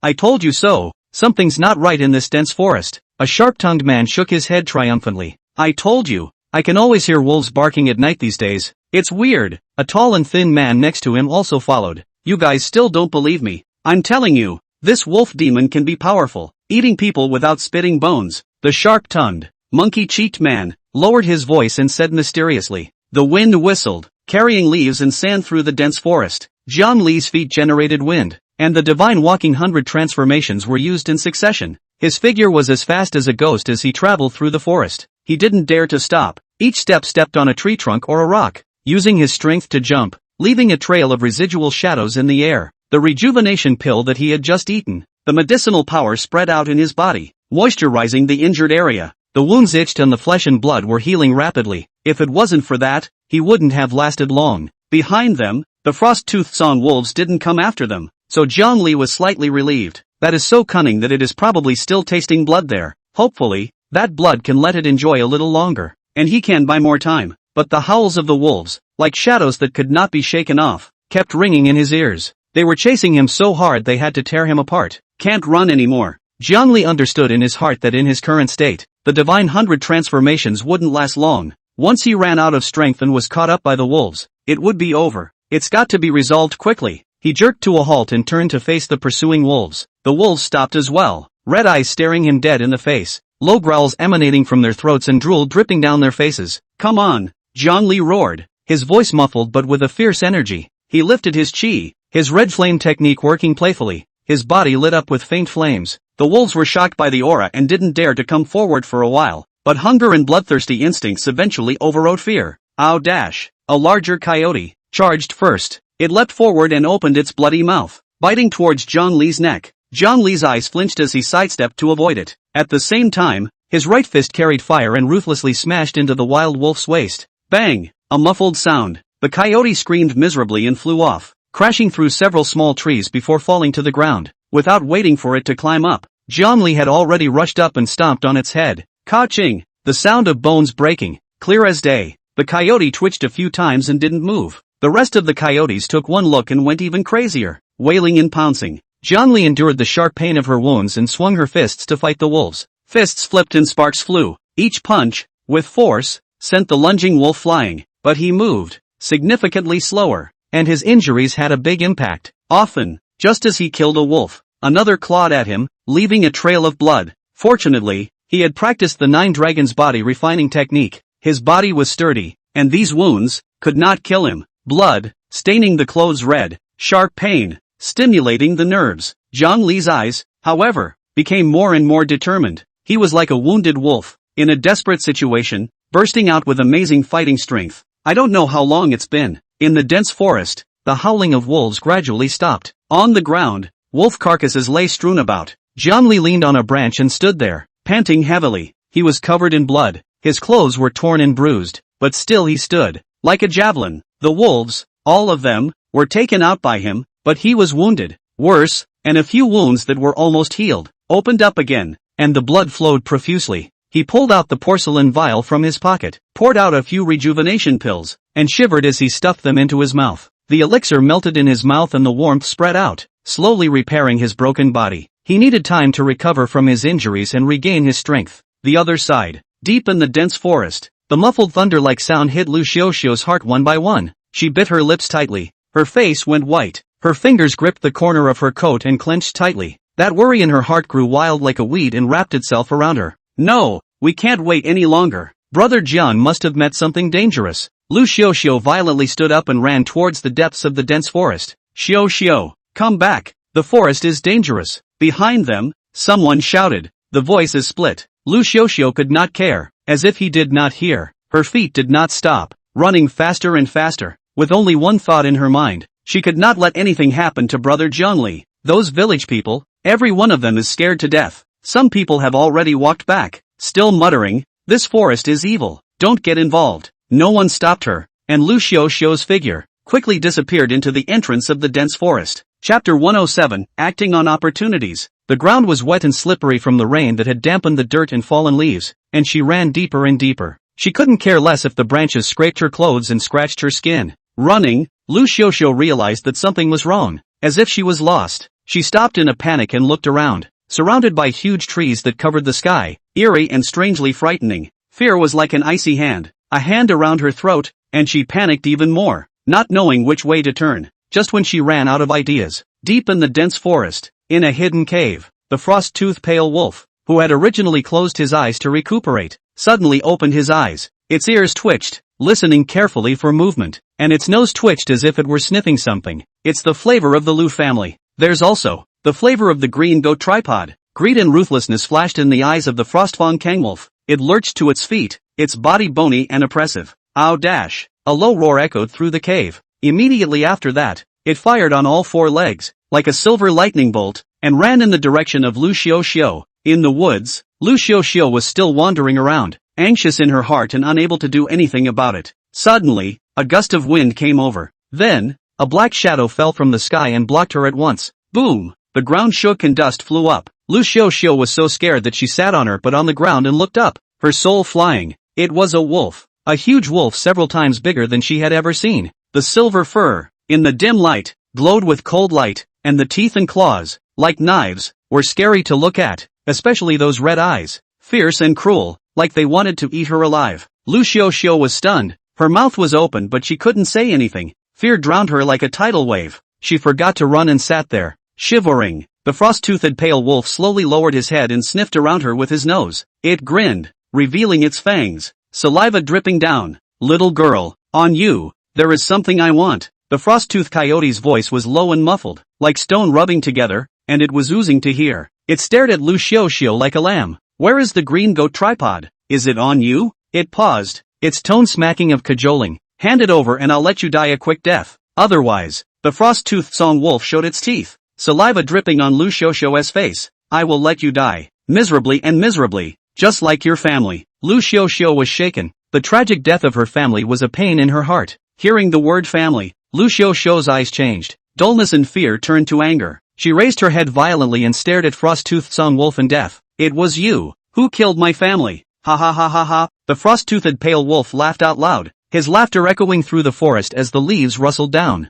That's right, I killed him. It lowered its head and came close to Lu Xiaoxiu, its red eyes full of mockery. Blame it on that old thing, your father, who refused to hand over the green goat tripod. The frost-toothed song wolf's eyes became sinister all of a sudden, and he violently extended his claws, grabbing Lu Xiaoxiu with one hand. Little girl, I'll give you one last chance. The voice of the frost-toothed Cthulhu was like an evil spirit from hell. Hand over the green goat tripod. Lu Xiaoxiu was scratched raw, biting her lip and not saying anything. She stubbornly raised her head and looked at the frost-toothed song wolf. I don't know what the green goat tripod is, she said, her words broken but firm. Kill, if you have to. A hint of surprise flashed in the frost-toothed coyote's eyes. I didn't expect this weak-looking little girl to be quite tough, but that accident was quickly replaced by ferocity. No? Frost-toothed coyote sneered. I clearly smell the green goat tripod. It lifted Lu Xiaoxiu to its eyes and sniffed carefully. There's no mistake. The green goat tripod is definitely on you. The frost-toothed pale wolf claws slowly moved to Lu Xiaoxiu's face,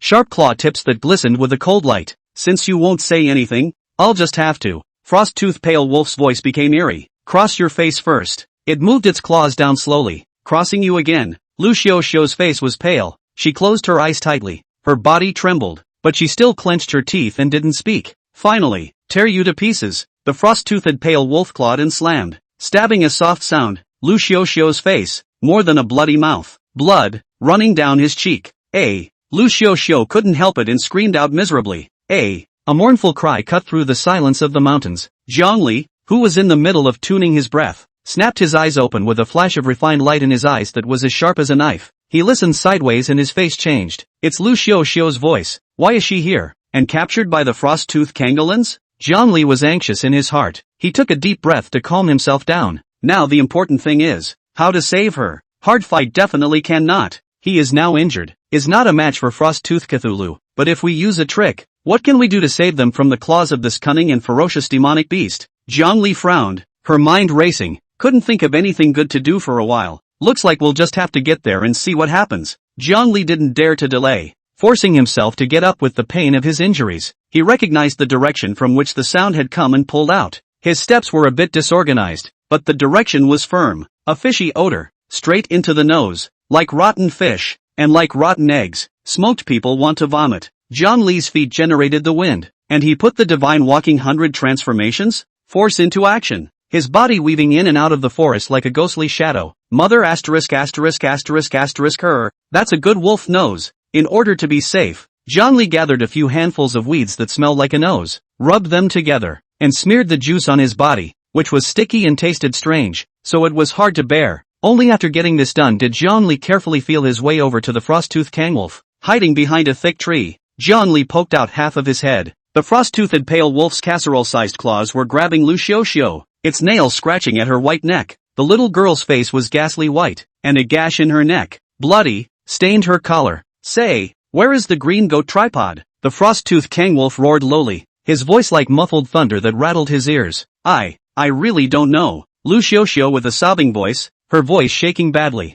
No? Here's to the toast. The frost-toothed pale wolf's eyes showed a ferocious light, and his claws snapped tight. Lu Xiaoxiu screamed in pain as the wound on her neck deepened and blood spurted out. Can't wait any longer. Zhongli's eyes were ruthless, her toes pointed to the ground, and she shot out like an arrow. Divine walking 100 changes. In the blink of an eye, Zhongli arrived next to the frost-toothed Sangu. The wild goose-plume blade carried flames of fire and viciously slashed at the claws of the frost-toothed pale wolf grasping Lu Xiaoxiu. Blazing cloud breaker. The frost-toothed Cthulhu obviously didn't expect Zhongli to come out of nowhere, and his claws subconsciously loosened as they suffered pain. Lu Xiaoxiu let out a cry of surprise as her body fell downward. Look out! Chapter 108, Bad Things Happen to It. Zhongli was quick on his feet and wrapped his arm around Lu Xiaoxiu's waist, protecting her in his arms. His feet didn't stop, and the divine walking 100 transformations was once again activated. Carrying her, like a stump, he ran deeper into the forest. Roar! The frost-toothed pale wolf's furious roar came from behind him, shaking the woods and sending leaves clattering down.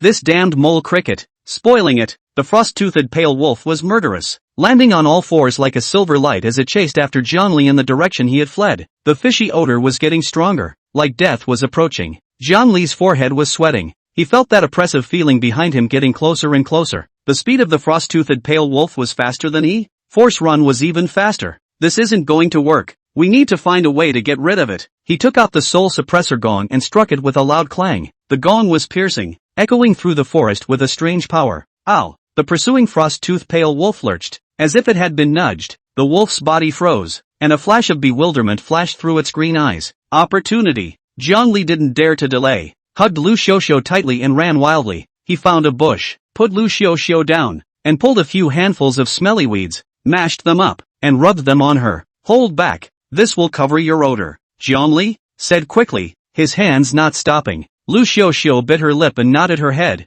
letting the strange-tasting juice coat her entire body. Howl! In the distance, the frost-toothed pale wolf slowed down from the shock of the gong and raised its voice to the sky. Its voice filled with resignation and anger. Damn humans, using such underhanded tricks. It sniffed down, the faint scent of blood still lingering in the air, mixed with that foul herb smell. The frost-toothed pale wolf's eyes glowed ferociously as he stepped away, following the scent and continuing the chase. Not long after the frost-toothed coyote had left, two figures jumped down from a nearby tree. It's Zhongli and Lu Xiaoxiu. Both of them were smeared with herbal juices that mingled with the colors of the surrounding grass. Zhongli let out a long breath, her taut nerves loosening slightly. Lu Xiaoxiu also looked grateful, squeezing a trace of gratitude out of her frail white face. Thank you, big brother Jiang. Zhongli waved her hand, telling her to keep quiet and listen to the movement with her side ear. The wolf's cries were fading away, and it seemed to have gotten rid of them for the time being. The most dangerous places are also the safest. He was betting on the fact that the frost-toothed coyote wouldn't expect them to hide back where they were. Eat it.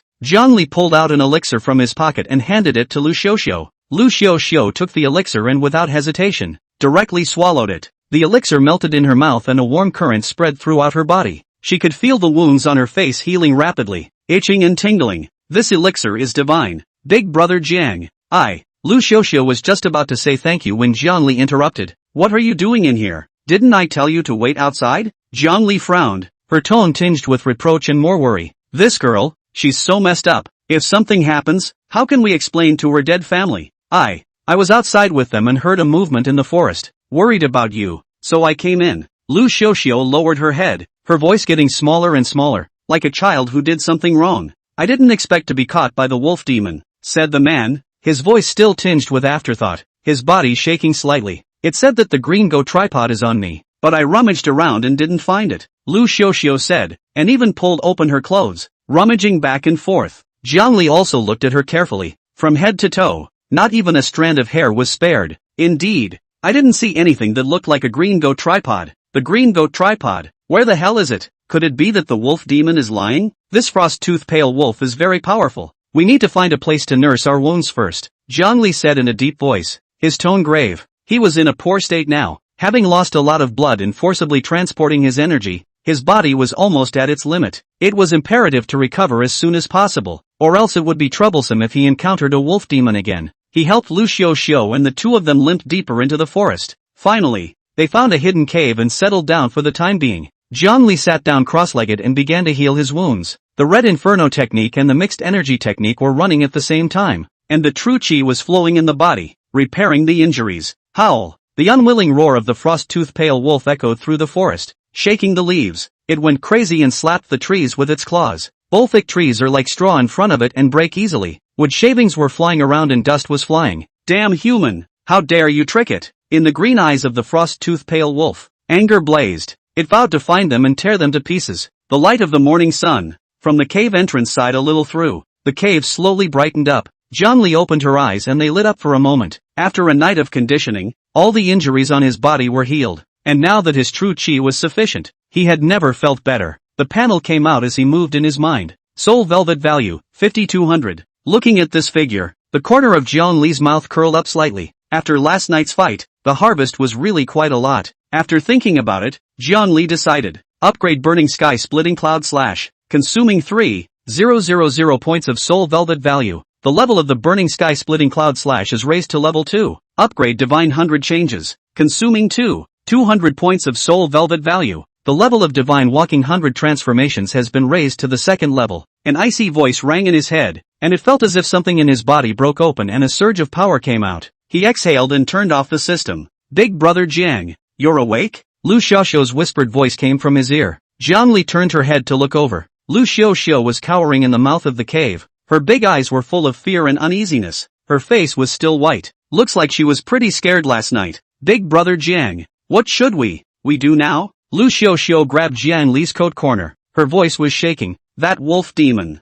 It has been outside last night. I'm so scared. She broke off to talk about last night. The large wolf demon, as if it wanted to turn the forest upside down, wandered around, coming close to the cave they were hiding in time and time again, and was nearly discovered several times. Lu Xiaoxiu had barely slept all night, and had been so wary that she could hardly hold on. Don't be afraid. Zhongli patted her hand. Her tone was certain. With me here, I won't let it hurt you. He paused, and his eyes became sharp. We can't keep hiding. We have to find a way, and slaughter that wolf demon. Lu Xiaoxiu was startled and stared wide-eyed. Kill it? But it's so powerful. Powerful what? I fought it last night. Zhongli said it quite easily, as if it was a trivial matter. It's just like the middle stage of the Zhaoxian realm. Thick skin, fast speed. Other than that, not much. Mid-Shoshuan realm? Lu Xiaoxiu couldn't understand and didn't know what it meant, but in her opinion, that 2-meter tall, ferocious wolf demon was simply impossible to fight.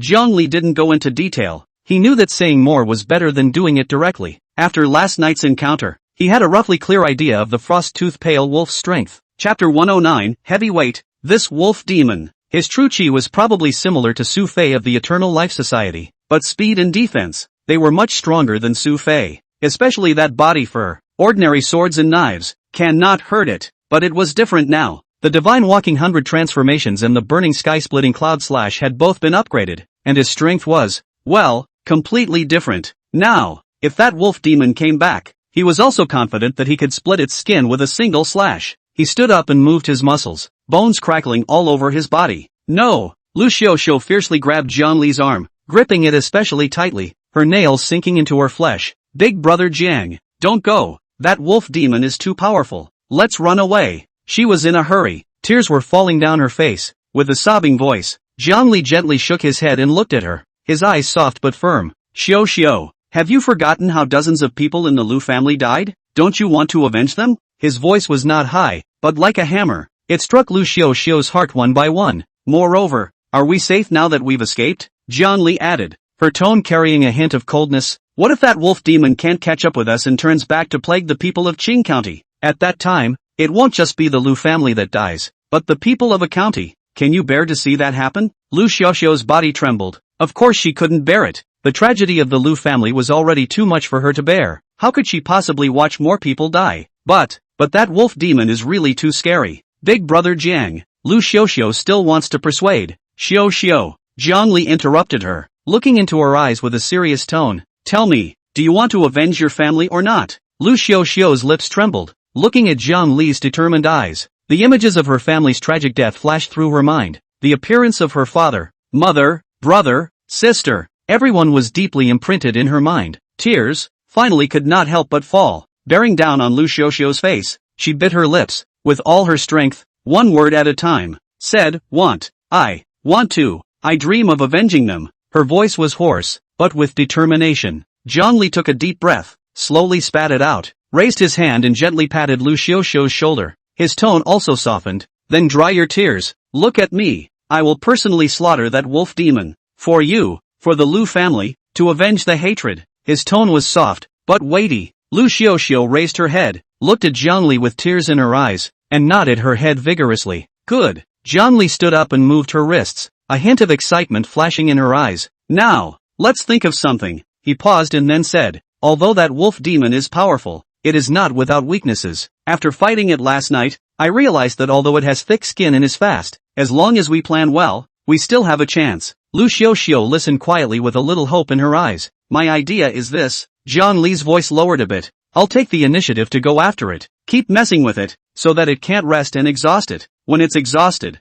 that's when we'll strike back. There was a flash of ruthlessness in his eyes. I'll use my full strength and kill you with one blow. Then, what can I do? Lu Xiaoxiu asked anxiously. She didn't want to do nothing. She also wanted to contribute. You hide well. Don't let the wolf demon find you. Jiang Li's tone was quite resolute. Lu Xiaoxiu grabbed his arm, worry in her eyes. Big brother Jiang, then what are you going to do? I have a way. Jiang Li smiled, quite sure of herself. He looked around and his eyes landed on a protruding rock crevice there. You hide there. Don't come out until it's too late. Jiang Li led Lu Xiaoxiu over, carefully looked at the stone crevice, felt quite safe before reassuring her to hide. He pulled out a few more pieces of talisman paper from his pocket and shoved them into Lu Xiaoxiu's hand. Take it, talisman. It might save your life at a critical time. The talisman paper carried a bit of light, and Lu Xiaoxiu clutched it tightly in her hand as she nodded. After settling Lu Xiaoxiu, Jiang Li left. He had to hurry up and solve that wolf demon. If time dragged on, something might happen.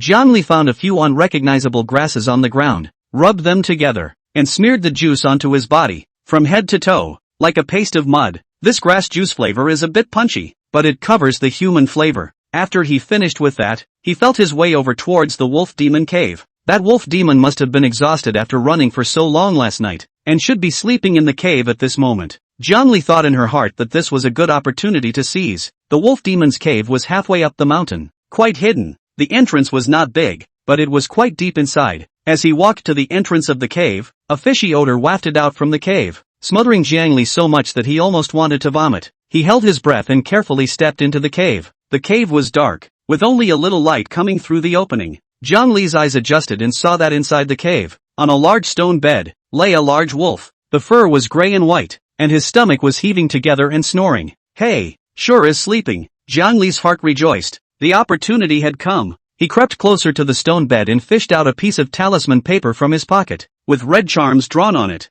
Zhang Li bit his finger and dripped a drop of blood onto the talisman paper. He burned the talisman paper all at once, turning it into a fist-sized fireball. Go! Zhang Li let out a low shout and threw the fireball at the wolf demon. The fireball flew past and landed right on the wolf demon. Boom! With a muffled sound, the fireball exploded and sparks flew everywhere. The wolf demon woke up with a start and wailed. It rolled over and jumped up, its fur standing on end, its eyes red and staring around, looking for whoever had sneaked up on it. Zhang Li hid behind a large rock after throwing the fireball. He looked at the wolf demon through the crack in the stone. This wolf demon was quite alert. Luckily, he didn't charge straight up, or else he would have been in trouble. The wolf demon rolled his eyes and looked around a few times. There was nothing in the cave. With a low growl, it flopped back onto the stone bed, its body lolling and the bed rattling a bit, as if it was trying to sleep off the upset it had just been disturbed. Zhang Li sneered from behind the stone. Is giving up so easily? He picked up a fist-sized rock and aimed it at the stone wall inside the cave. Whoosh! The stone flew out and smashed against the stone wall. Bang! The crash was especially loud in the cave. The wolf demon snapped its head up and landed on all four paws, bouncing off the stone bed in one fell swoop. Its gray fur standing up like steel needles as it assumed a stance for a fight. It bared its teeth, fangs glinting coldly, and whimpered in its throat as if in warning. Zhang Li held her breath and hid behind a rock without moving. Looks like the wolf demon is starting to get suspicious. Sure enough, after 2 movements in a row, the wolf demon completely ran out of patience. Ow dash! The wolf demon howled at the sky, his voice so loud that his ears hurt and the cave shook. The dust was shaken up by the sound waves and floated around the cave like fog. It was completely enraged. Chapter 110. Finally, I've waited for you. The wolf demon finally realized something was wrong. The corners of Zhang Li's mouth moved and smiled. He had waited for this moment. He lurched out from behind the rock, so fast that he appeared in front of the wolf demon at once. Finally waiting for you. Zhang Li's voice was cold. When the wolf demon saw Zhang Li, the ferocious light in its red eyes increased. Hatred, anger, bloodlust, all of it. It's you. The wolf demon spoke, his voice hoarse and unpleasant. I'm going to tear you apart and eat you piece by piece. It recognized Zhang Li. This was the one who had tricked it last night and had injured it. Roar! The wolf demon roared in anger, its hind legs stomping. Sun rushed towards Zhang Li like an arrow. It opened its mouth wide, its fangs flashing with a cold light, wanting to swallow Zhang Li in one bite. Zhang Li's eyes tightened, knowing that it was time to get real. He exerted force under his feet, swayed his body, and used the 100 changes of divine walking. Zhang Li's figure became blurred like a shadow, narrowly dodging the wolf demon's pounce. However, in order to not let the wolf demon see the cracks, he deliberately controlled the distance. Every time he dodged, he was nearly caught by the wolf demon, and it looked thrilling. The wolf demon pounced and went even madder. It chased after it, pouncing on Zhang Li again and again, each attack carrying wind that shattered the rocks in the cave. It doesn't believe that this person can keep hiding. Likewise to each other. I have no intention of letting go of your head either.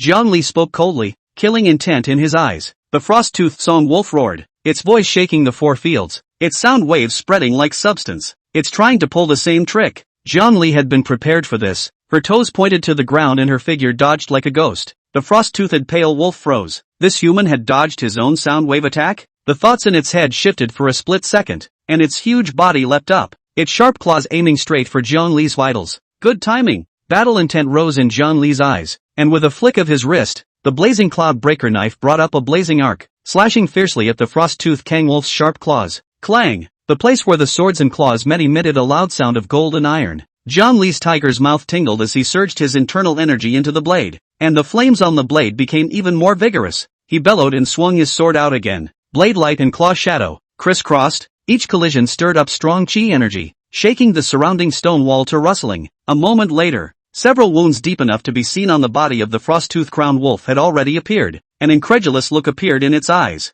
How is that possible? It was clear that yesterday this human could only be chased by him. Unbelieving, the frost-toothed pale wolf pounced again, its claws waving even more frantically. Zhang Li grew more and more courageous as he fought, his body fluttering, each swing of his sword carrying 10% of his internal force, leaving large and small wounds on the frost-toothed pale wolf's body. Under this circumstance, he had even vaguely gained the upper hand. Put! Zhang Li accurately chopped at the frost-toothed Sanggu's abdomen, and blood spurted out. The frost-toothed pale wolf let out a mournful howl as it suffered pain, and the grayish fur on its body had been dyed red with blood, which looked shocking to the eyes. It finally felt the fear. The frost-toothed kangwolf knew deep down that he would absolutely be decapitated by Zhongli if he continued to fight. It suddenly raised its head to the sky and a foul-smelling demonic aura gushed out from its wide-open mouth, only to see that the originally huge body of the frost-toothed sun wolf actually began to gradually shrink, and an even more powerful pressure spread out from its body. Zhongli's face stared. This wolf demon is not right. He made an immediate decision and wielded his blazing cloudbreaker sword to take the initiative to attack that wolf demon, wanting to stop it from changing.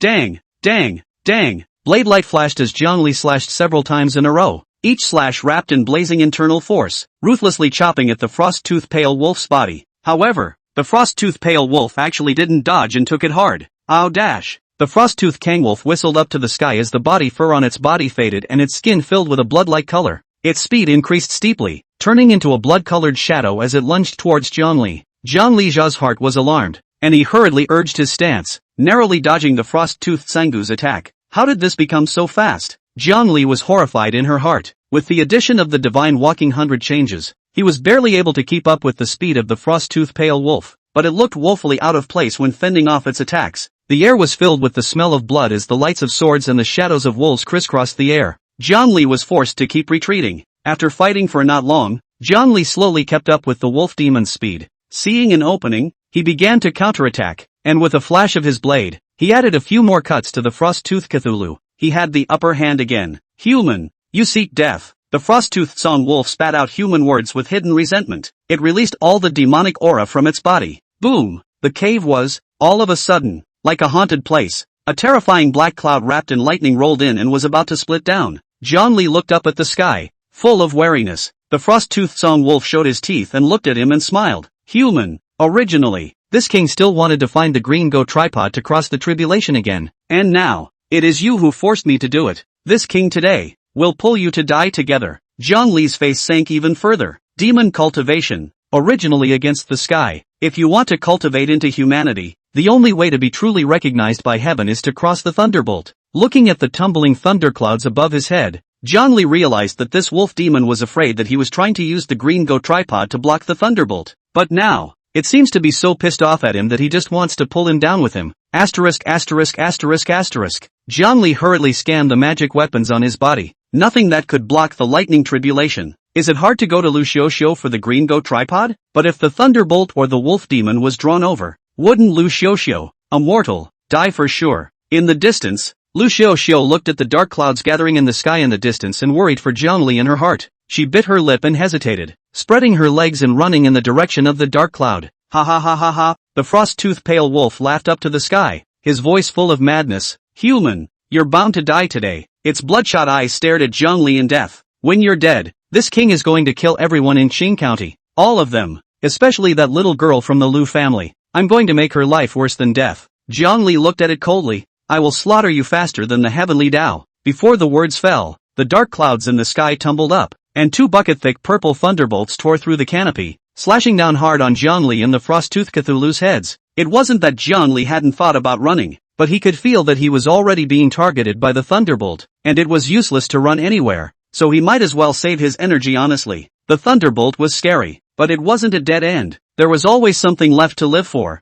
so the first thunderbolt wouldn't be too outrageous. Zhongli's mind raced. Not only did he not use his feet to block it, but instead, he used his physical body to receive this thunder hard. Boom! The purple thunder ruthlessly struck him, and in an instant, his body was skinned and miserable. Ha ha ha, is that all you can do? The frost-toothed kangwolf laughed even more maniacally. Wait for death you. Chapter 111. It's not certain who will die first. Zhongli also stared at it coldly, and returned with a single word, it's not certain who will die first. Taking advantage of the fact that the second thunderbolt hadn't come yet, Zhongli desperately revolved the mixed elements technique and the nine dragons body refining technique, his body's qi and blood churning, his wounds recovering as far as the eye could see. Although he was struck by lightning and bloodied, Zhongli clearly felt that the strength of his flesh was surprisingly much stronger than before. He was delighted in his heart and hurriedly grabbed the time to recover. Rumble! The second thunderbolt! Here it comes! The purple thunder that was thicker and more violent than the first one ruthlessly smashed into Zhongli.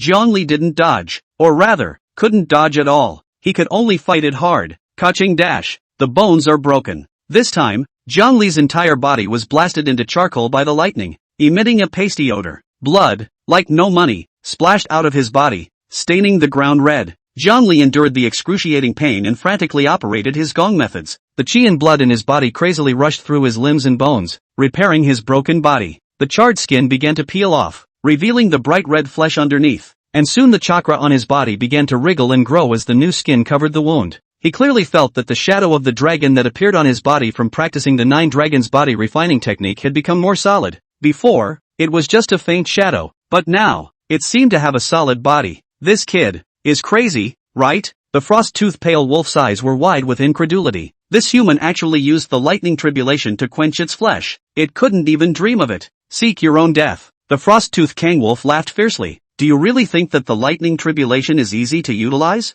Wait to be struck to death by the lightning tribulation. Jiang Li ignored frost-toothed Kangwolf's taunts. His entire mind was used to fight against the lightning tribulation. Just at this moment the third thunderbolt came without warning. Jiang Li didn't even react before he was struck by a bucket-thick purple thunderbolt. Boom! There was a loud bang and the ground shook. Jiang Li's body, like a cannonball, flew out and hit the ground hard. He lay at the bottom of the pit, the sound of lightning crackling over his body. After a long time, it was only when the aftermath of the third thunderbolt dissipated, Jiang Li struggled to open her eyes, only to feel that all over her body, every piece of flesh, blood, and bone was screaming in pain. The kind of pain that feels like it's tearing the soul apart. He moved his fingers with difficulty, realizing that his body was completely out of control. The power of this third lightning tribulation was surprisingly so much stronger than the second. Jiang Li was appalled for a moment. At this rate, the fourth lightning tribulation, it would be impossible for him to resist it with his physical body anymore. Moreover, he acutely realized that the speed of the thunderbolt's descent was getting faster and faster. There wasn't much time left for him.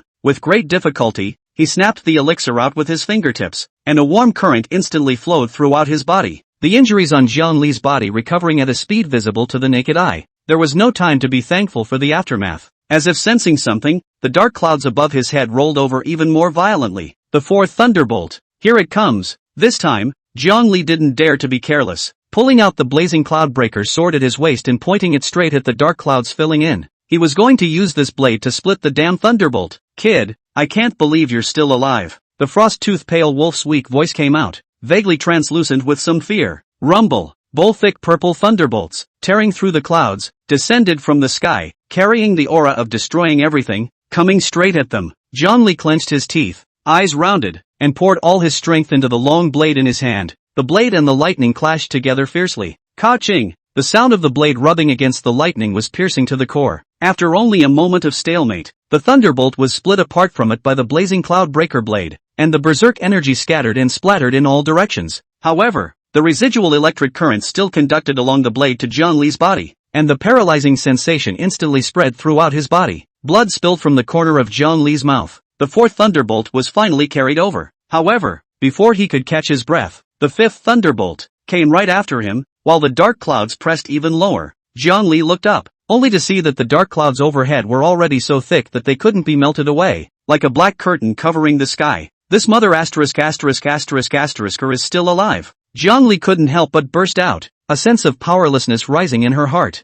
Damn the heavenly Tao, whose thunderbolt goes to strike whom? He's not a demon. On the other side, the frost-toothed Kangwolf's situation was even worse than Jiang Li's. The body was even more bloodstained, with wounds crisscrossing the body, and many places even revealed the white bones. The thunderbolt is a very strong restraint on the demon. It can carry to now. It is not easy. In other demonic beasts, I'm afraid that it would have been ashes and smoke. Roar! The frost-toothed pale wolf let out a low growl of unwillingness as it could feel the power of the lightning tribulation getting stronger and stronger. It had completely lost its mind to Jiang Li. After passing through these 9 thunder tribulations, it would be able to transform itself and go one step further, becoming the true overlord of this mountain forest. And at that time, who would dare to mess with it? If you can't get through. Thunderbolt after thunderbolt struck Jiang Li and the frost-toothed Kangwolf's bodies without mercy. The 6th way. The 7th way. The blazing cloudbreaker sword in Jiang Li's hand had become somewhat dull, and tiny cracks had even appeared on the blade, as if it would crumble at any moment. His body had also long been bruised, blood staining his clothes, like a man fished out of a pool of blood. But Jiang Li's eyes became even more determined, and his hand gripping the knife became even harder. He can't die here. He had a lot of unfinished business. He also had to avenge the Lu family's entire clan.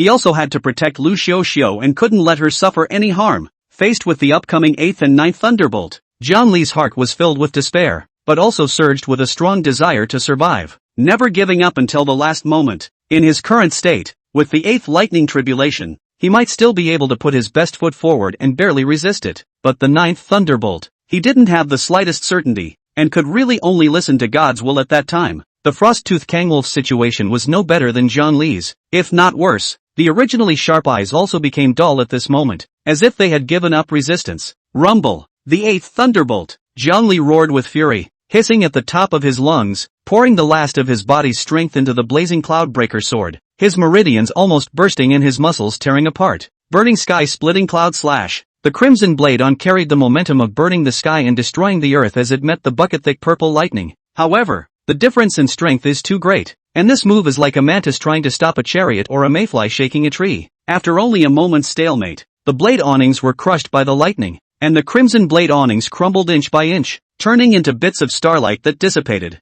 Zhang Li's entire body was engulfed in lightning.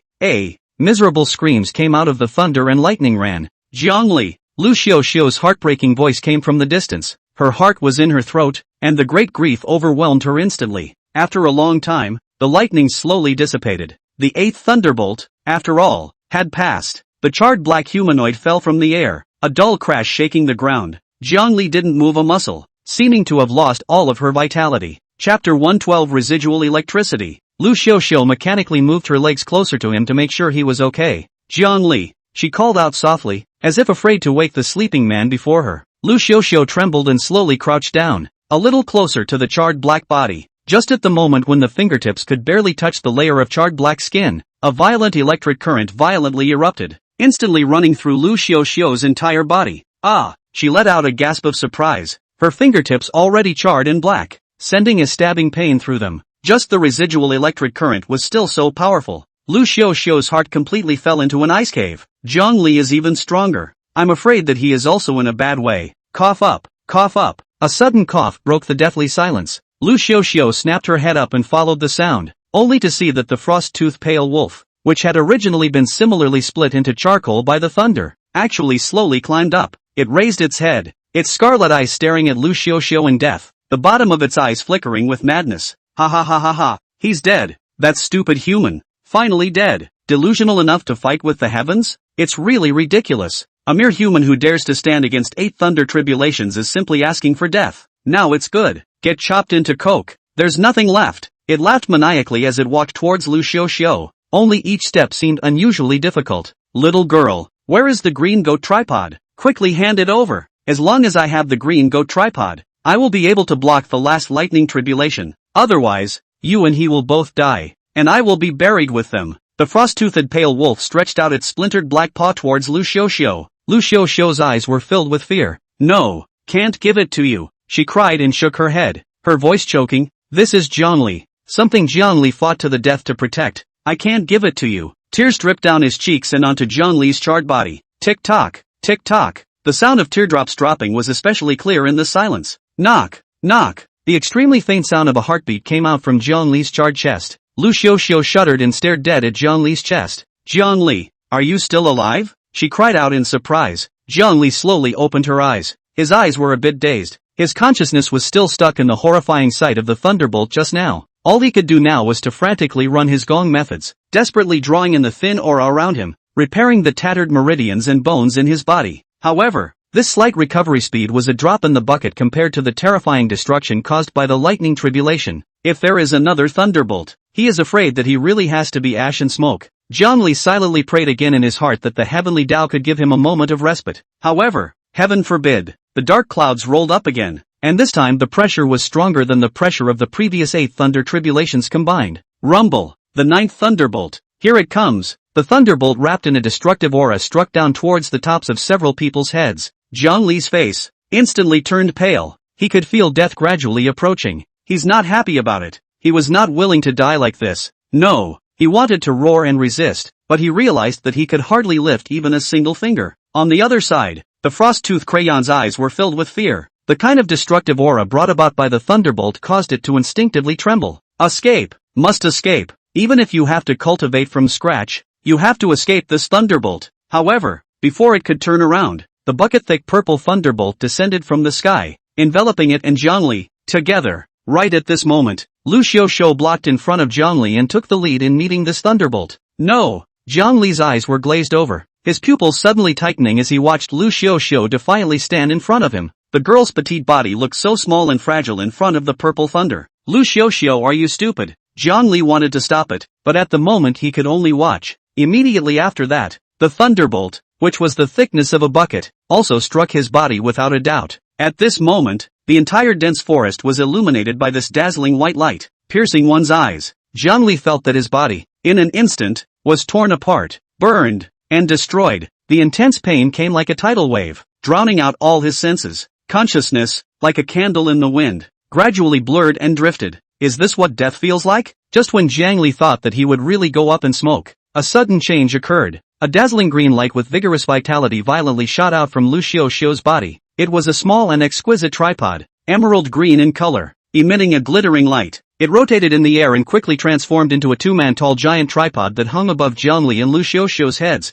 holding up a green sky. Rumble! The thunderbolt ruthlessly split on top of the giant tripod, emitting a deafening sound that shook the surrounding trees violently and caused the leaves to fall one after another. The giant tripod shook violently, emitting buzzing sounds, and the light of the tripod body flickered on and off, but it always stood, steady as a rock, blocking the terrifying thunderbolt, as much as it could. Zhongli only felt a lightness in his body, and the original destructive power receded like a tidal wave, replaced by a gentle energy that nourished his tattered body. He was stunned by the sudden turn of events. I don't know how long it took, but the thunderclouds in the sky finally slowly dispersed, revealing the long-lost sunlight. The pillar of thunder that ran through heaven and earth disappeared as if it had never appeared. Only the scorched odor that filled the air and the devastated and wretched scene were left behind, proving that the earth-shattering thunderbolt just now was not illusory. Aftermath. Zhongli was lying in the middle of a deep pit, panting heavily. His mind was blank, still immersed in the shock of life and death just now. I can't believe I'm not dead? Surprisingly survived under that kind of thunderbolt? It's nothing short of a miracle. He turned his head with difficulty and looked at Lu Xiaoxiu beside him. Only her face was pale and her eyes were closed. And in front of her, the emerald green giant tripod,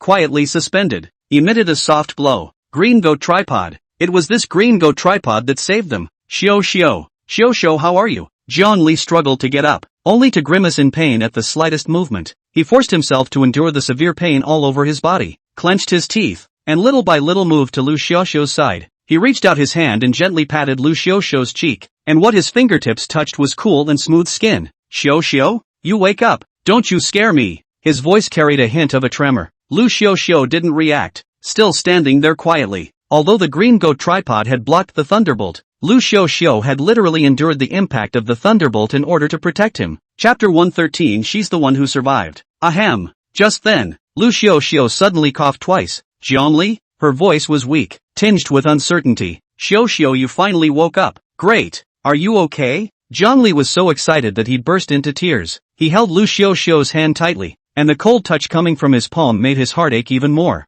I'm fine. Lu Xiaoxiu's eyes, still a little confused. She seemed to have not recovered from the shock she had just experienced, and only remembered the terrifying purple thunderbolt. What's going on here? Lu Xiaoxiu looked at the huge green-colored cauldron in front of her and slowly opened her mouth. It was the green goat tripod that saved us. If it wasn't for it, I'm afraid we would have all gone up in smoke. Zhongli spoke thankfully. If this tripod hadn't appeared in the moment of crisis, I'm afraid they would all be lining up for reincarnation by now. After a long time, Zhongli barely regained his mobility. He endured the severe pain all over his body and stood up shakily.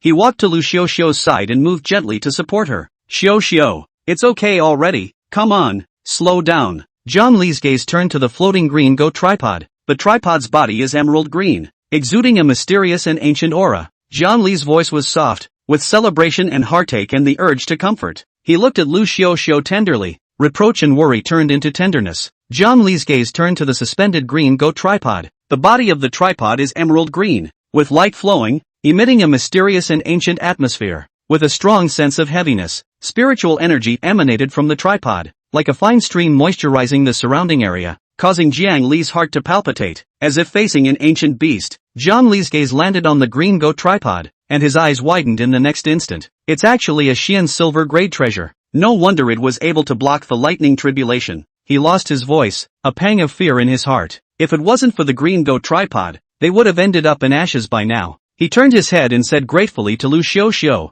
Xiao, thank you, just now if it wasn't for you blocking in front of me. But, his tone suddenly turned serious. Next time, don't do something so dangerous. Do you know how dangerous it was just now? If it wasn't for the green goat tripod. Lu Xiao just stared at the green goat tripod for a long time. The green goat tripod. It's this thing. It's because of this thing. My father and mother. My brother. They are all dead. Her eyes were hollow and she looked sad, tears flowing slowly down her cheeks. Why is this thing inside me? Why don't they just hand me over? I'm so useless. I'm the one who got them killed. Lu Xiao crouched helplessly and sat on the ground bawling. Why did she have to be the one who survived? Zhongli slowly hugged her. Maybe it was your family, who looked for a high-level person, who put it into your body. They did it to protect you. He could only think of this explanation, and hope that this explanation would make Lu Xiao feel better. Protect me? Lu Xiao muttered, and in her empty eyes, there was finally a hint of fluctuation. She hugged Zhongli tightly, crying her heart out. I don't need their protection. I just want them alive and well. Zhongli was at a loss for words. He didn't know how to comfort. Cry it out to feel better. Zhongli gently patted her back and softly comforted her. The frost-toothed pale wolf moved. It had been lying motionless on the ground, black as if it had been roasted, and all thought it was dead. Unexpectedly, the wolf gasped and wobbled to brace himself. The wolf's head bobbed a few times, as if it hadn't come back to its senses, and its eyes were first confused, then they lit up with a sense of ecstasy. Still alive, the frost-toothed pale wolf squeezed its claws in disbelief. I'm surprised it didn't die. With such a terrifying thunderbolt, it actually managed to survive. The frost-toothed kangwolf quickly saw Zhongli and Lu Xiao not far away. One had cold, murderous eyes, the other was there, shivering, terrified. The frost-toothed coyote's heart thumped. It knew how bad it was now, with less than a tenth of its demonic power left and pain everywhere. Not to mention Zhongli, any random person with a kitchen knife could have finished it off. The 36 stratagems. Walking is the best plan. Damn, why didn't I split you too? The frost-toothed pale wolf cursed under his breath and turned his head to run. All it wanted to do now was to hurry up and slip away, find a place to hide and slowly nurse its wounds. Zhongli had been on guard. He didn't believe that this cunning demon wolf was really dead. It sure is loaded. Seeing that the frost-toothed kangwolf was about to run away, Zhongli immediately used the 100 transformations of divine walking, swaying his body and chasing after it like a shadow. Luckily, he had regained some strength earlier, or else he wouldn't have been able to use this stance. Within a few clicks, Zhongli had caught up with the frost-toothed Cthulhu. With a flash, he stepped in front of the frost-toothed pale wolf, blocking its path. Run! Why don't you run? Zhongli gasped and grinned. The frost-toothed pale wolf was forced to stop, its blood-red wolf eyes staring at Zhongli with a ferocious light in its eyes. Kid, do you really want to kill everyone? The frost-toothed pale wolf's voice was hoarse and sounded weak, but more than that, it was threatening. This seat admits that it's not your opponent now that it's so injured, but if you push this seat, the big deal is that the fish will die and we'll all die together. It showed its teeth, revealing black fangs. This seat's demonic pills are not vegetarians either. If I can't blow you up, I can still make you shed your skin. The frost-toothed song wolf's tone eased a bit. Let this seat go. What happened before? This seat can forget about it. And the injuries this little girl suffered. This seat can also compensate for it. How about it? It tried to bully and bait, wanting to use it to bluff Zhongli. Zhongli didn't say anything, as if weighing it. When the frost-toothed pale wolf saw that Zhongli didn't say anything, he thought that he had moved. Well, kid, this seat is not joking with you. In this seat's cave, there really is something good hidden. As long as you let this seat go, that treasure is yours. The frost-toothed pale wolf said as he secretly mobilized the remaining demonic power in his body. When has he ever been so pissed off? If it wasn't for that damned thunderbolt, it would have ripped this kid in front of it to shreds. Just wait, when it slows down, it's going to make this kid's life hell. And then there's Qing County. It's going to slaughter the whole county, leaving no one behind. Zhongli's face, which was originally murderous, calmed down at this moment. Okay. Zhongli collected her murderous aura and her tone was lighter. Since you're so sincere, I'll give you a chance, but you have to give me the treasure first. Zhongli made a greedy face, and the frost-toothed pale wolf really dropped his guard. That's right. You come with my seat. The treasure is in my cave. It pressed back the joy in its heart and nodded repeatedly. Zhongli took a step towards the frost-toothed pale wolf. He wanted to see what tricks this demon wolf was playing again. As he watched Zhongli approach step by step, frost-toothed pale wolf's heart was about to pop out. Almost there. Almost there. If only this kid was closer. It would. Chapter 114. Raise the knife and slash. I'll take you now. The frost-toothed pale wolf gasped and stared dead at Zhongli's approaching pace. Just as Zhongli walked next to the frost-toothed Cthulhu and brushed up against him, it suddenly changed. Zhongli turned around violently, his hand somehow gripping the blazing broken cloud sword tightly. He didn't half hesitate to raise his sword and slash. **************************************************************************************************************************************************************************************************************************************************************************************************************we've*********************************************************************** With 10% force, Frosttooth Kangwolf was still thinking happily that he was going to get his hands on him, and he didn't expect Zhongli to make a sudden move. Its mind was full of how to play with, torture, and finally kill Zhongli, and it never even thought about Zhongli daring to make a move at this time. In haste, the frost-toothed pale wolf could only rely on its instincts and twist its body stiffly, trying to dodge this fatal blow. Put! The sound of the blade cutting through flesh hurt to hear. The blazing cloudbreaker's sword grazed the neck of the frost-toothed pale wolf and slashed down, and although it didn't directly cut off its head, it also cut a deep and visible gash in its neck. The charred fur was burnt, the flesh was mushy and drawn, and blood was pouring out. The frost-toothed pale wolf screamed miserably. His body staggered back a few steps, and he sat on his butt on the ground. It was first terrified, and then, anger rubbed off on it. How dare you? You! The frost-toothed pale wolf stared at Zhongli dead in the face, its blood-red wolf eyes filled with monstrous hatred. It never dreamed that this person would be so cunning and ruthless. If it hadn't reacted quickly,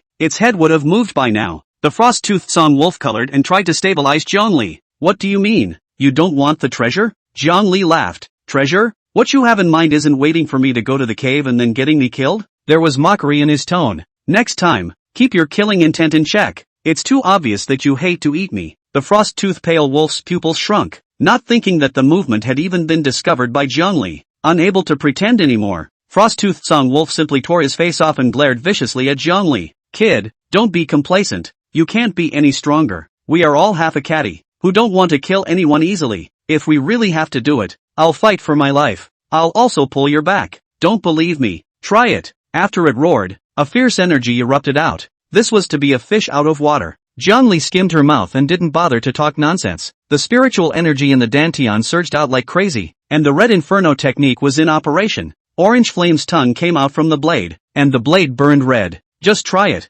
Zhongli let out a roar and stomped his feet, pouncing towards the frost-toothed Kangwolf like an arrow off the string. The frost-toothed coyote didn't expect him to be so dry and fight when he said he would, without any hesitation at all. With a roar of rage, it raised its still intact claws and grabbed at the blade. The moment its claws touched the blade, it regretted it. Put! The blade cut through flesh and blood, dry and crisp. The claws of the frost-toothed pale wolf were like papier-mâché, easily sliced off by the knife. The incision is flat and blood hasn't even squirted out yet. Ow dash! The sharp pain made the frost-toothed coyote cry out, his eyes full of fear. What's going on? How did this kid's knife get so sharp? Zhongli didn't give it a chance to catch its breath, and with a flash of his body, he rushed up again and slashed down again. The frost-toothed pale wolf hurriedly covered its broken paw and dodged to the side, but it was too badly injured and slowed down a great deal, so how could it dodge Zhongli's attack? Put! Put! The sound of knives entering flesh came one after another, and on the frost-toothed pale wolf's body, there were several more wounds that were deep enough to be seen on the bone.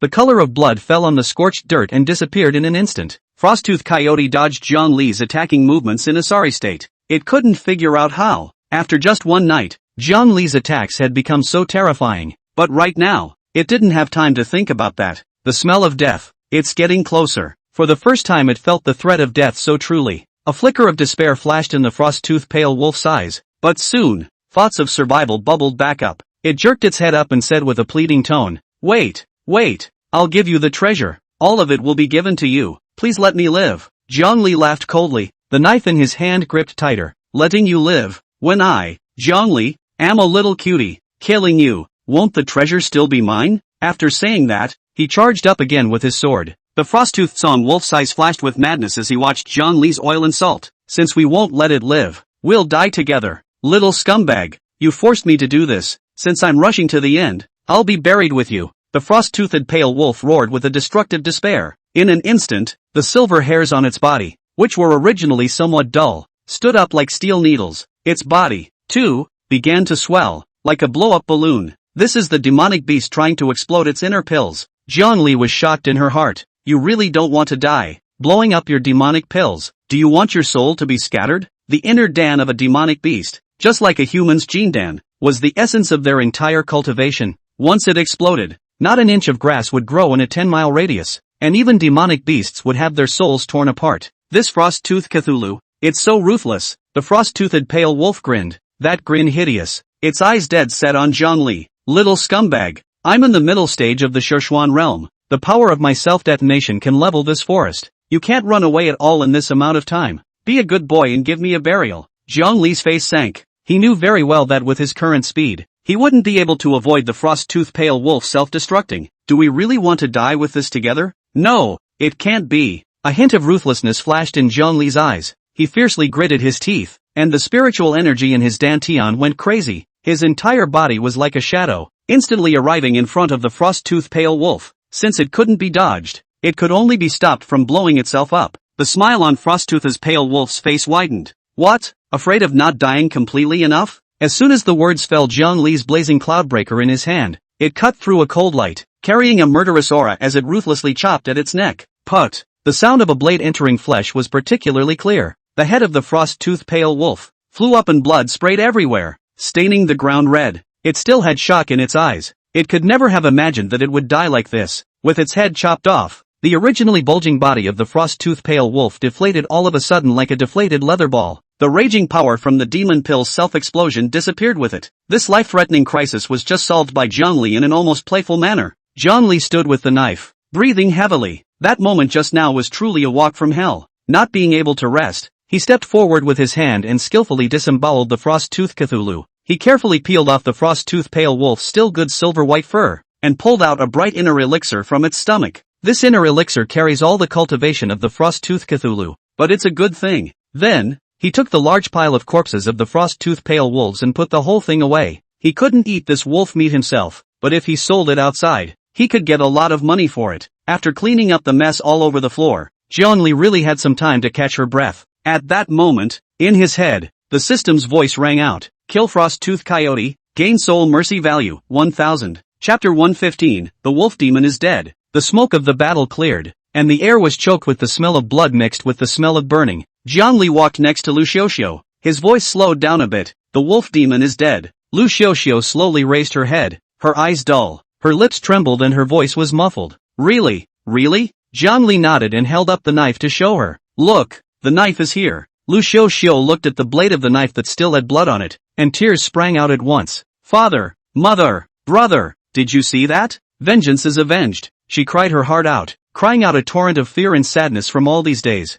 Zhongli patted her back and let her cry. Cry, it's okay. They went back when the sun was almost down, and the two had just entered the village when they were surrounded by a crowd of people. Mr. Jiang, you're back. We were in a hurry. Yeah, I heard you guys went to the back of the mountain. Are there really demons? What did the demon look like? It had several heads, didn't it? Zhongli hadn't wanted to take care of these people, but they were blocking the entrance to Lu's house. He frowned and pulled the wolf demon's body out of the bag and threw it to the ground with a thud. The crowd, which had been in an uproar just a moment ago, was instantly quiet. This is a demon? My God, it's so big. Mr. Jiang is so powerful. He was able to kill such a big demon. After a moment of silence, the crowd clamored again, but this time the voices were much lower, and the eyes that looked at Zhongli were tinged with awe. Zhongli swept a circle, her voice cold and icy. Demons aside, all disperse. The villagers then reacted that this Mr. Jiang was not to be messed with and hurriedly dispersed. Lu Xiuxiu was busy taking care of the aftermath. An intermittent crying came from the yard.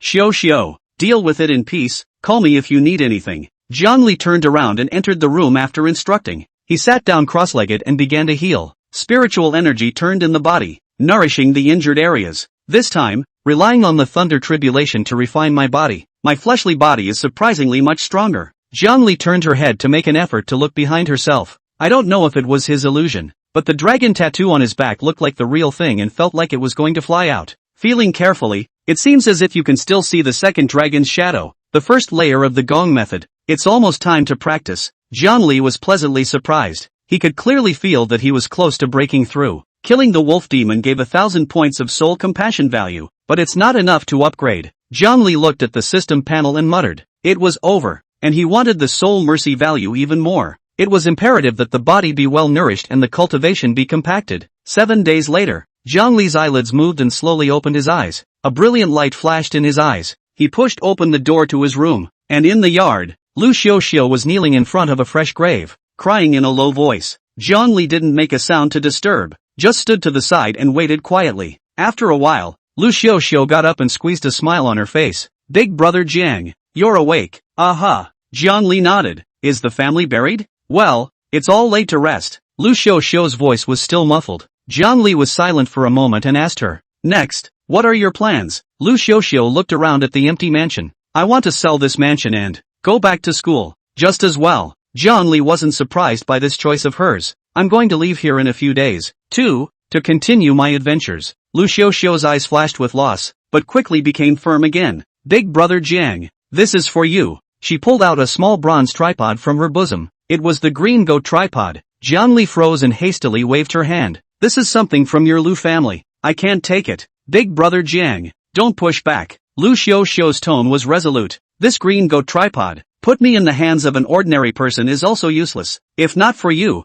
my father and mother's revenge can't be avenged. This tripod is a little bit of my heart. You must accept it. As she spoke, she shoved the green goat tripod into Jiangli's hands. Jiangli wanted to say something else, but was interrupted by Lu Xiuxiu. Big brother Jiang, don't be polite to me. I can't repay the favor you've done for me in my lifetime. Lu Xiuxiu pretended to be relaxed. The smile on her face was wide and she looked at him with a careful request in her eyes. Jiangli looked at the heavy green goat tripod in her hand, and her heart was quite unfavorable. This little girl, she's quite stubborn.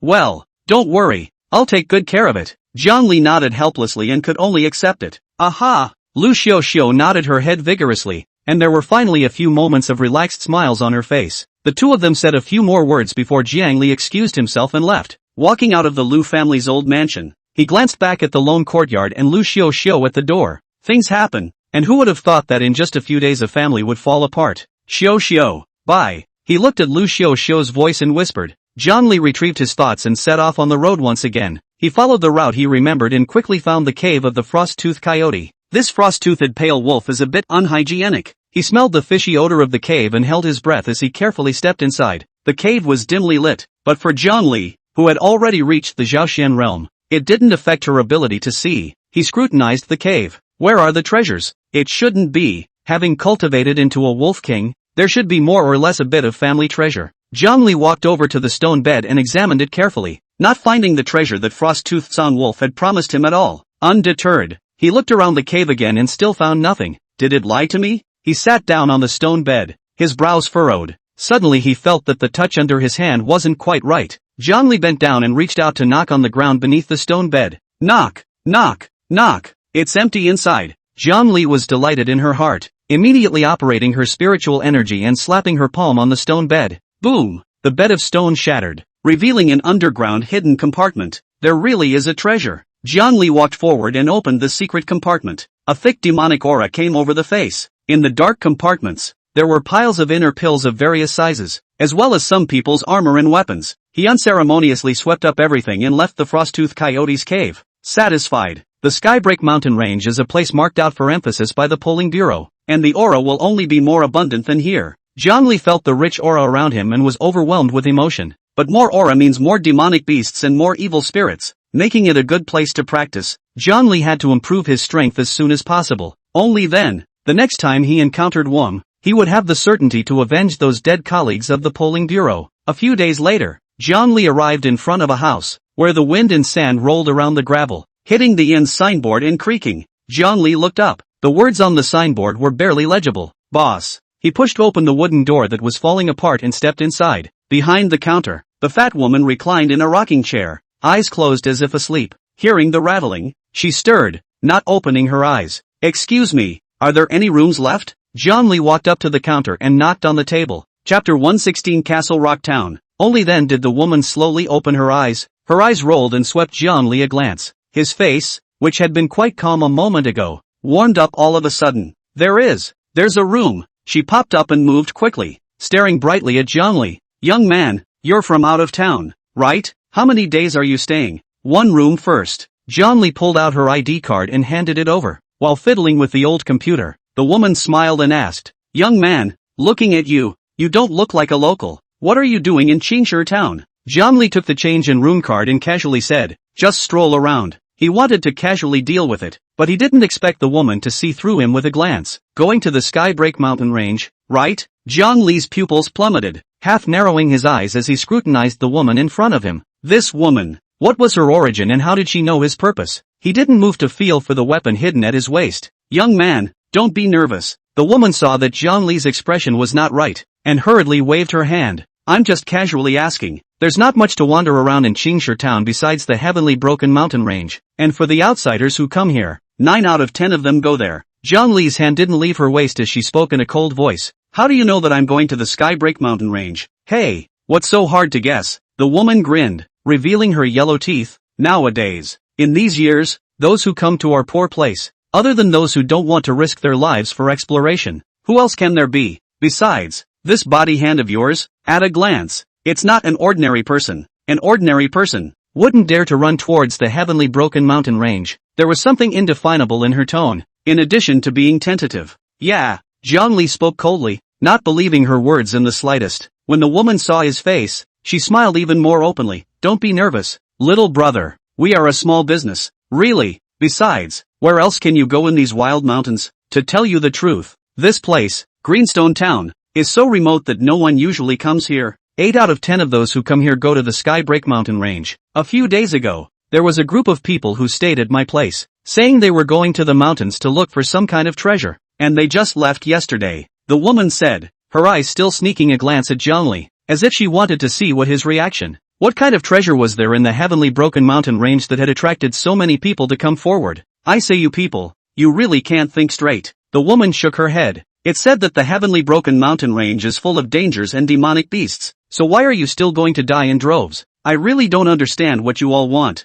Zhang Li returned indifferently. I heard that a demonic beast died there, so I'm going to take a look and practice my skills on the way. Practicing your hands? The woman burst out laughing, looking him up and down and shaking her head. Little brother, you really know how to joke. Just like you're still practicing? Don't die without knowing how. Zhang Li didn't pay any attention to her mockery and just said to herself, alright, I've opened the room. Don't bother me if there's nothing to do. With that, he turned and headed upstairs. He had to hurry to recover his strength and prepare for the next thing. As for this mysterious female boss, it was better to deal with less. Zhang Li entered the room, closed the door, sat cross-legged on the bed, and began to move his spiritual energy and cultivate the Red Inferno skill. Silky auras gathered from the surroundings and drilled into his meridians, nourishing his body. Suddenly, there was a knock on the door. Zhang Li's eyes snapped open, his gaze staring at the door of the room like a knife. Who? Little brother, let's eat. Come down and eat. The gruff voice of the lady boss came through the door. Zhang Li frowned and said in a deep voice, no need. I'm not hungry. Don't bother me if there's nothing to do. How could he have the heart to eat right now? He just wanted to hurry up and cultivate. After a moment of silence outside the door, the lady boss spoke up again, and her voice was still a bit unhappy. It's a big night. How can you not eat? I have the best wild game here. I guarantee you'll want to eat it again. Said no need. Zhang Li impatiently refused. This lady boss, what a pain in the ass. There was finally no movement outside the door. Zhang Li closed his eyes again and continued to cultivate. A little bit of time passed, and the night got deeper and deeper. Suddenly, Zhang Li's eyes snapped open, and a brilliant light flashed in his eyes. He said in his mind, someone is coming. He had the distinct feeling that outside the room, something was approaching. It's hard to believe it's that shady lady boss again. No, it's not right. Zhang Li listened carefully. The footsteps, very light, very slow, and more than one. Breathing softly, the footsteps seemed closer. Coming. Zhang Li rolled over. The window exploded with a bang, sending splinters of wood flying everywhere. A dark shadow whooshed in, and without saying a word, raised his hand and slapped Zhang Li's face. So fast. Zhang Li reacted quickly, dodging the moves narrowly. At the same time his foot stumped the ground and he slammed his fist into the black shadow's chest. The two fought instantly, with punches and kicks going back and forth. The room was a mess, with tables and chairs shattered by the strong wind and fist marks left on the walls. In the blink of an eye, the two of them went through a dozen moves. Surprisingly, it's an expert of the Zhaoxian realm. Zhang Li was shocked in her heart and opened her mouth to ask, who are you? Why are you sneaking up on me? The one who wants you dead. The black shadow laughed strangely, his voice hoarse and piercing. If you know what's good for you, obediently hand over your treasure, and you'll still be able to die a quick death. Want the treasure? Come get it yourself if you're capable. Zhang Li roared out angrily, the spiritual energy in his body slowly running, the Red Inferno technique running to a rapid pace, his fists instantly igniting with fire. The black shadow gulped and greed flashed in his eyes. Yo, you still have some skill. However, with this skill, it's not enough to look at. The two tangled again, fists and feet clashing with muffled sounds. Damn it, can't wear out anymore. The man was here to seek his fortune, not even thinking of harming his life. Jiang Li's eyes glazed over, deciding to make quick work of it. His mind moved, and the three-colored faceplate immediately appeared on his face. A powerful force surged out of the faceplate and flowed throughout his body. Jiang Li's aura rubbed up and her eyes reddened. What the hell is this? The black shadow was startled by his suddenly stronger aura and shrieked. Jiang Li made a direct move. The thing that wants you dead. His foot slammed down, and with a click, the ground cracked, and his entire body was like a shadow, rushing towards the black shadow, so fast. The black shadow only felt a flash of light before Jiang Li's fist reached his eyes. He hastily raised his arm to block. Ka-ching! The sound of bones breaking was clear in the night. The black shadow screamed miserably as it was slammed heavily against the wall, spewing out a mouthful of blood. You even. The dark shadow covered his broken arm, his eyes full of fear. This brat is actually so strong. Jiang Li's eyes were ice cold, and she pressed on step by step. Now, it's my turn. When the black shadow saw that the situation was not right, how dare it fight again? Turn around and run. Kid, you wait. With a roar of rage, he jumped from the window and obliterated into the night. Jiang Li didn't pursue. Chapter 117 Change of Room. Jiang Li's gaze was as sharp as an eagle's, staring in the direction where the black shadow had disappeared. Having just arrived at the place and not yet having a firm foothold, being targeted by a Zhaoxian realm expert, this matter was a bit sinister. Agu, Hakan, what's wrong with you? This house. Agu. Screams interrupted Jiang Li's thoughts as the innkeeper's wife twisted and ran in. The boss's wife huffed in pain, crossed her arms and pointed at Jiang Li so furiously that she could barely speak. Guest, what are you doing? Tearing down the house? This table, this chair, and this wall, all have to pay. You can't live in a store and tear down my store. She stood in front of Jiang Li and puffed out her chest, with the attitude that she wouldn't leave until she lost the money. Jiang Li sighed. It was really unlucky. Just walked away from one looking for trouble, and then came another one who wanted to pay for the money. But one has to pay for what one has done to someone's house. He pulled all the money he had on him out of his arms and handed it to the boss's wife, saying in a muffled voice, "Is this enough?" The boss's wife grabbed the money and counted it, and immediately smiled, her face like a flower, nodding her head repeatedly. Enough is enough. Guessed you're really a refreshing person. But, you can't toss this house anymore. Jiang Li frowned. You changed the room for me. The house is so vandalized that it can't be lived in.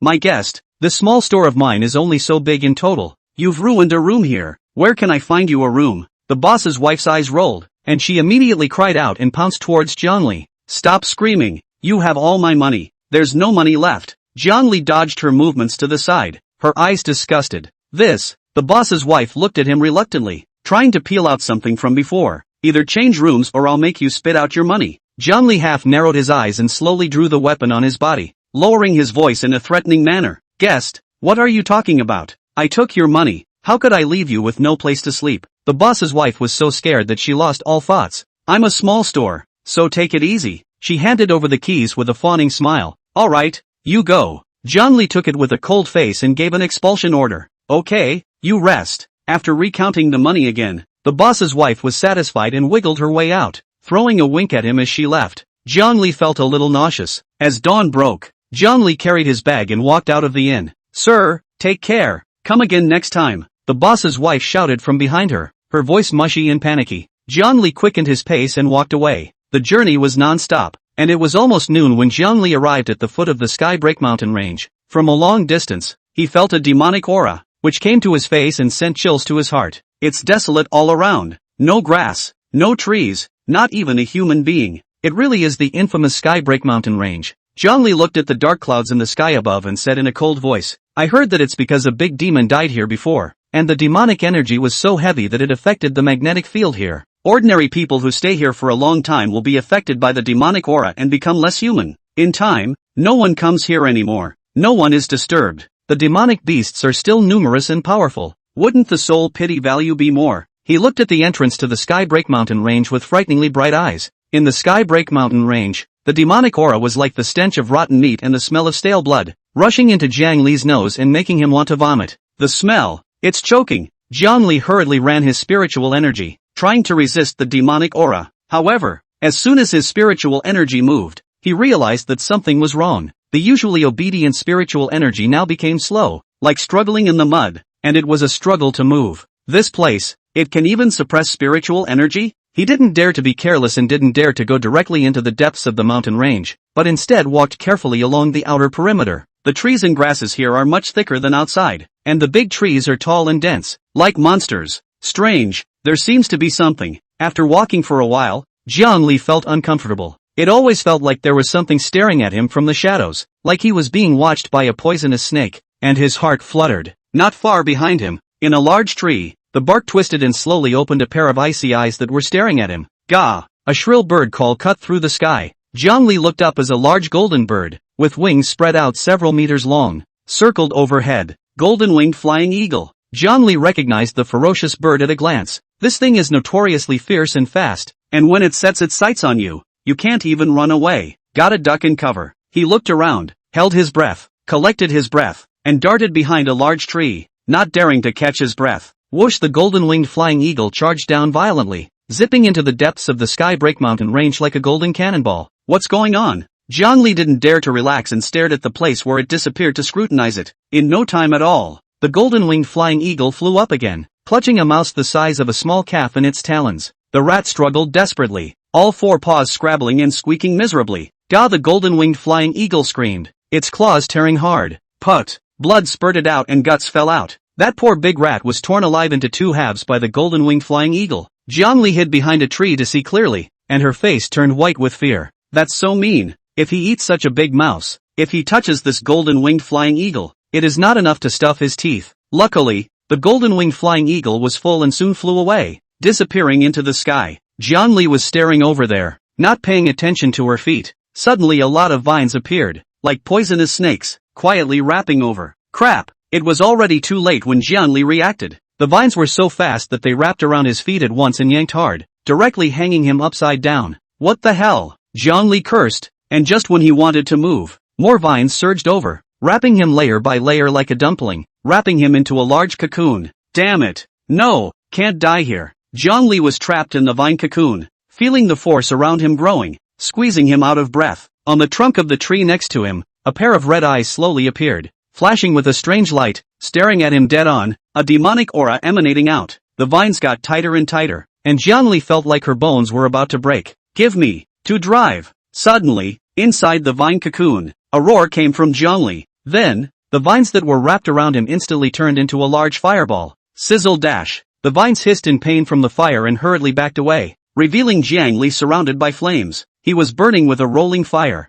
burning vines that dared not come near him. Current alien target, Ghost Vine. Soul mercy value gained from killing, 1000. The system's voice rang in his head. 1,000? Isn't that on the same level as the Frosttooth Coyote? Jiang Li's face froze for a moment. Just after coming to the Skybreak mountain range, he ran into a demonic beast that was no worse than the Frost-toothed Song Wolf. Whoosh! A sharp cracking sound suddenly came from behind him. Chapter 118. This damn thing is making a sneak attack. Jiang Li subconsciously dodged to the side, and a black vine, like a spear, viciously stabbed at the place where he had just stood. A crater was stabbed in the ground and rocks flew about. Holy, the damn thing did a sneak attack? Jiang Li cursed, not daring to be careless, and drew out the blazing cloudbreaker sword behind his back. Whoosh! Intense air-breaking sounds came from all around again, and countless vines shot over from all directions, frantically stabbing at Jiang Li. Good timing! Jiang Li roared and waved his blazing cloudbreaker sword, slashing out a blade light. God's 100 changes. Jiang Li's figure shifted like a ghost, quickly weaving in and out of the vine attacks, dodging the deadly attacks.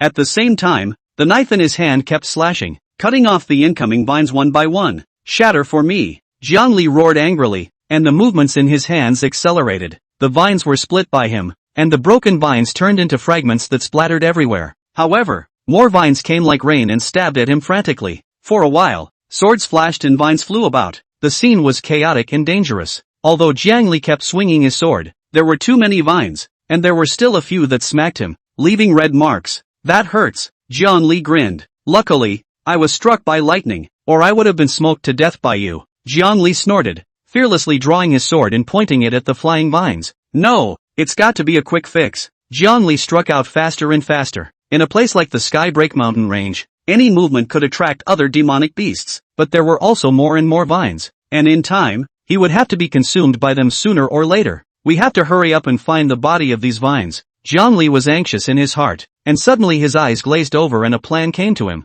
I can't do it. He purposely slowed down his movements, showing that he could barely hold on. Sure enough, the vines went even crazier at the sight, surging towards him and instantly tying him up. Let's see where you're going to run. Jiangli laughed coldly in her heart, holding her breath as she carefully searched for a break in the vines. It felt like the vines were going to tear him apart when he finally got a good look at the scarlet eyes emerging from the trunk. Red flame technique. Jiangli urged her spiritual power, flames igniting around her body, and she hardened herself to break free from the vines. Clang! He struck the soul suppressor gong, and the crisp sound of the gong echoed through the mountains and forests, carrying a power that shocked the hearts of the people. The ghostly vines were slowed down by the sound of the gong. God's 100 changes. Jiangli seized the opportunity and dodged in front of the ghost vine, raising the blazing cloudbreaker and slashing at the pair of red eyes. Die for me! With a flash of blade light, the ghost vine body was split in half. Those flying vines were like losing their strength, falling to the ground and turning into dead branches. Jiangli was just about to breathe a sigh of relief. But soon, he felt something was wrong. The prompt to gain soul mercy value didn't ring in his head. What's going on? Jiangli frowned, his heart disturbed. Suddenly, a dark shadow flashed, and a vine sprang out like a poisonous snake, piercing through Jiangli's abdomen. Put, blood dripping down. Holy, you kids pull a sneak attack. Jiangli cried out in pain and swung his sword to cut off the vines on his abdomen, retreating several steps and hastily swallowing a recovery elixir. The ghost vine went even crazier when it was dipped in blood, and the withered vines came back to life and attacked Jiangli once again. I can't believe I'm still alive? Jiangli raised his chi and swung his sword to battle the ghost vine again. After the exchange, the ghost vine was more cautious and its attacks were more bizarre. Jiangli couldn't find its body for a while. It can't last much longer. Jiangli's brows knitted tightly. He knew in his heart that it would be bad if he attracted other demonic beasts. God's 100 changes. He no longer dwelled on it. Immediately running his gong method and running towards the depths of the dense forest. The ghostly vines were in hot pursuit, their vines lashing out like whips. God damn! What a! Jiangli cursed and swung his sword to cut off the vines following beside him. He was so fast that he left residual shadows in the dense forest. But there were too many vines too fast, and Jiangli felt a bit overwhelmed. No, we're going to get caught up at this rate. Jiangli was anxious in her heart and prepared to fight for her life. Suddenly, the pursuing ghostly vines stopped their attacks like they were scared and shrunk back in the blink of an eye. Jiangli froze. Why did the ghost vine suddenly wimp out? Jiangli's heart fluttered. There's something worse than ghostly vines in the neighborhood. Thinking of this, Jiangli didn't dare to be careless. Found a big tree, jumped up and hid in the leaves. He carefully collected his breath, took out a healing pill, and hurriedly swallowed it. The wound in the abdomen wasn't deep, but in this dangerous place, small injuries can kill. The elixir melted in his mouth, and the warmth spread throughout his body, and the wound was tingling and began to heal. Phew, that's finally better. After the injuries on his body were repaired, he didn't dare to stay and took out his spare clothes to change into. Suppressing the smell of blood on his body, he took a deep breath, jumped down from the tree, and continued to walk deeper into the Skybreak mountain range. After walking for not long, Jiangli's footsteps slowed down. He saw a body lying under a dead tree in front of him. The body was mostly rotted, with a stench that made you want to vomit, and his clothes were torn and tattered, with small holes all over his skin as if he'd been chewed on by insects. Isn't this Skybreak mountain range a forbidden place? How could someone die here? Jiangli muttered in her heart. Yesterday at the inn, the lady owner had said that a few people seemed to have gotten into the mountains a few days ago.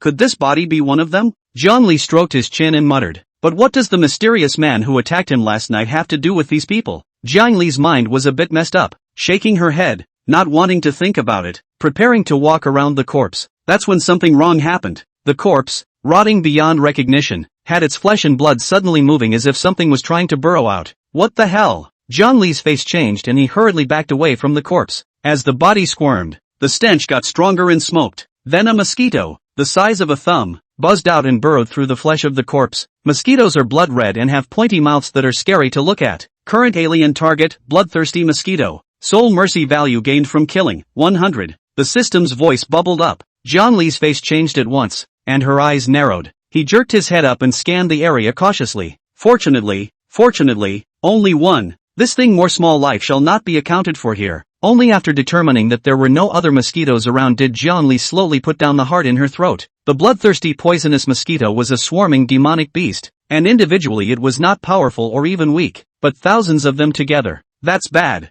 That's disgusting and scary. Jiangli couldn't help but feel the hair on her back as she opened her mouth to spit when she thought of that image. Even a strong person at the late stage of the Zhaoxian realm could only run when they encountered a large group of bloodthirsty poisonous mosquitoes. The most frightening thing about these poisonous mosquitoes was that they could ignore the cultivator's defense and directly drill into the body. Once burrowed in, they sucked blood and spiritual energy, and also laid eggs in their bodies. It didn't take long for the man to turn into a dry body. Just a shell. What bad luck. Luckily there's only one. Zhongli cursed, not daring to be careless. He flipped his hand and took out the blazing cloudbreaker. Go to hell. Zhongli let out a low growl and swung his sword at the mosquito. Chapter 119. A flash of swords. Put. With a flash of the knife, the mosquito was cut in half, splattering dirty blood all over the place. Zhongli didn't dare to relax and cautiously approached. He's worried that there are still mosquitoes in the body, or that they've been spawned. It must be decimated. Ruthlessness flashed in Zhongli's eyes. He activated his spiritual energy and a ball of fire emerged from his palm,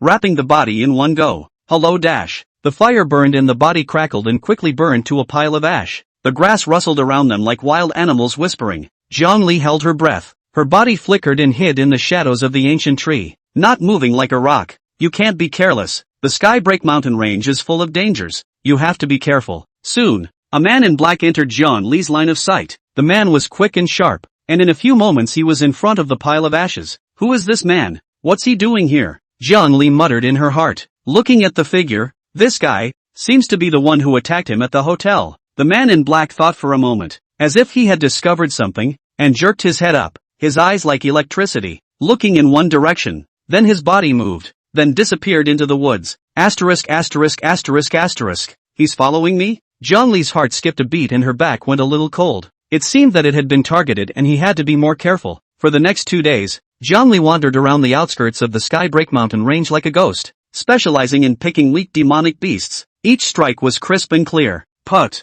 A tusked boar fell into a pool of blood, twitched a few times, and didn't move. Kills tusked pig. Gains soul mercy value, 50. A similar voice kept ringing in Zhongli's head. His soul mercy value was rising fast, and it was soon to be 4,000 points. Zhongli didn't hesitate and spent 3,000 soul mercy values to upgrade her faceplate to level 7. A powerful force surged through his entire body, and Zhongli felt that his 5 senses were sharper and his reactions were faster. The killing over the past few days had also attracted the attention of many demonic beasts. Some powerful demonic beasts began to circle around, growling lowly, like they were warning Zhongli of this intruder. No, this isn't the way to go. Sooner or later we'll get swarmed. Zhongli held her breath and slowly collected the murderous aura on her body. He decided to hide for now and not take the initiative. The next day, a loud roar exploded from the depths of the Skybreak mountain range. The mountains shook, the leaves clattered, and immediately afterward, the mountain range looked like it had opened up, and all kinds of beasts ran like crazy, all rushing inside the mountain range. Zhongli hid on the book, frowning at the chaotic scene underground. Either demonic beasts come out or treasures appear. He rubbed his chin and muttered. Eventually he decided to follow and see. It was just the right time to see if it was related to the high-level demonic beast he was looking for, and maybe he could even pick up a treasure. He pointed the ground on his toes and like a ghost, he followed the beast senselessly. The further in you go, the taller the trees get, covering the sky, and the demonic aura grows thicker and more alarming. Finally, Zhongli followed the beasts to a large clearing. In the open space, the blackness was full of demonic beasts, big like mountains, small like dogs, all staring at one direction like crazy. What's this for? Zhongli muttered in his heart and followed the line of sight of these demonic beasts. Only a behemoth was seen, standing in the middle of the beasts. The demonic beast was like a small mountain. Its entire body was covered in thick scale armor, with a single horn on top of its head that glowed eerily, like a rhinoceros, but it was more ferocious and fierce than a rhinoceros. Giant horned rhinoceros. Zhongli's eyes went wide and her breath caught. This is the giant horned spirit rhinoceros? He gulped, his mind calculating the soul pity value of this big guy. I didn't expect to run into this legendary demonic beast here. My god, what a lucky break. Zhongli's voice shook a little. Legend had it that the entire body of the giant horned spirit rhinoceros was a treasure, and the refiners all wanted to obtain the materials from it. How valuable this must be, he muttered as he looked at the big baby in front of him. Horns, hard and sturdy, and with strong spiritual power, but a top material for making high-level magic weapons. Scale armor, top-notch defense. Normal swords and knives can't hurt at all. Zhongli gulped, as if he had already seen countless soul mercy values beckoning to him. His gaze slid from his head to the toenail caps of the giant horned rhinoceros, and finally landed on the legendary horn that carried great spiritual power. If he could refine it, his strength would definitely be able to go to another level. The second thing was the defense of the giant horned spirit rhinoceros, which was at the top of the demonic beasts. Zhongli remembered what he had read in a book before. The book said that there was an expert of the spirit sea realm who went to challenge a giant horned spirit rhinoceros at the late stage of the Jiaxian realm. That expert used all his methods and fought for his life. But in the end, he only injured the giant horned spirit rhinoceros a little bit. Instead, that expert almost died there because his strength ran out. I Lu a good boy. Spirit Sea Realm experts to fight Jiaxian Realm late stage of the giant horned rhinoceros. Surprisingly can only be lightly injured. One could imagine how terrifying the defense of this giant horned spirit rhinoceros was. Even if he was just standing from afar now, Zhongli could feel the frightening aura emanating from the giant horned spirit rhinoceros, weighing him down like a huge mountain pressing down on him. Roar! The giant horned spirit rhinoceros let out a huge roar. The sound shook the sky, and the air around it shook with it. The beasts, which were originally fairly quiet, instantly became berserk as if they had received some kind of order, desperately charging towards the center area. Zhongli squinted her eyes, and only then did she see clearly that in the middle of the beasts, there were a few figures standing vaguely. Those demonic beasts rushed forward desperately, but they were never able to break through the invisible barrier around those people.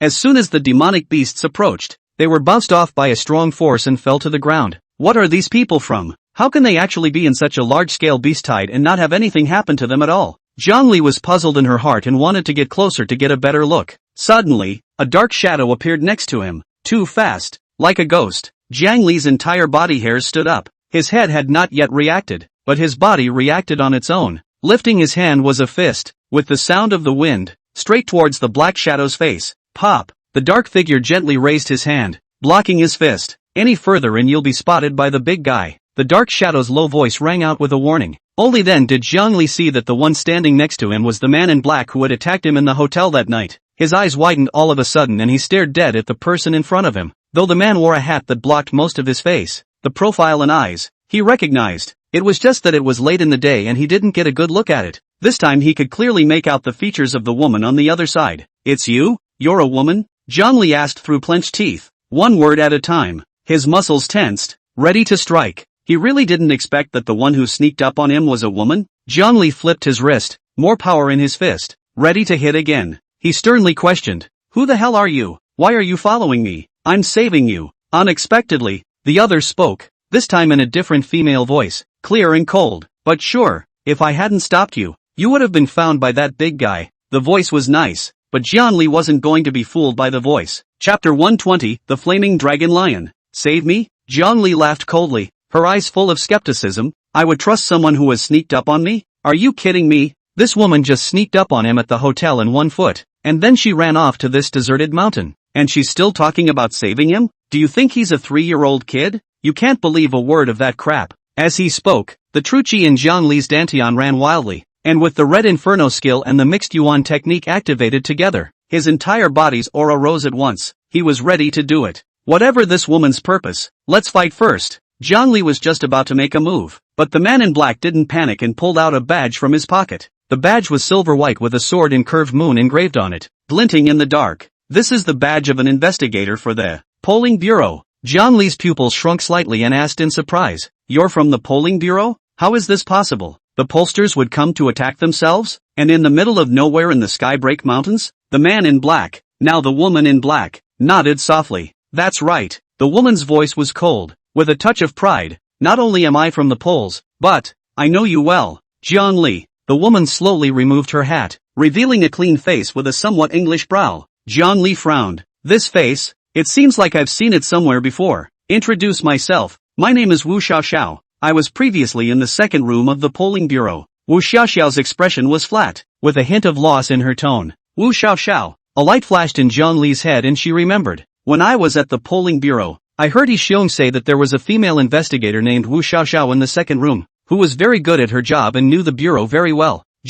Why is she here? A few years ago, I made a big mistake when I was on a mission, and I was going to be fired. Wu Xiaoxiao's voice lowered a bit, like she was reminiscing. It was the director, Director Zhao, who secretly sent me here, and asked me to guard the heavenly broken mountain range and collect information about this. I see. No wonder you know my whereabouts so well. Zhongli came to a realization. 2 days ago, when you entered the hotel, I recognized you. Wu Xiaoxiao's eyes sharpened. I attacked you at night because I wanted to stop you from entering the Skybreak mountain range. As a result, your kid is still quite capable of running. Wu Xiaoxiao grunted, her tone a bit helpless. I had to follow you here, trying to find a chance to bring you back. Her voice trailed off, a hint of sultriness in her tone. Who knew that you kid was so cunning? Like a loach, making me look for you for a few days in the Skybreak mountain range. If it wasn't for the beasts causing trouble this time, I really wouldn't have been able to find you so quickly. Jiang Li's heart relaxed a bit after hearing her out. It seemed that this Wu Xiaoxiao was really someone from the polling bureau,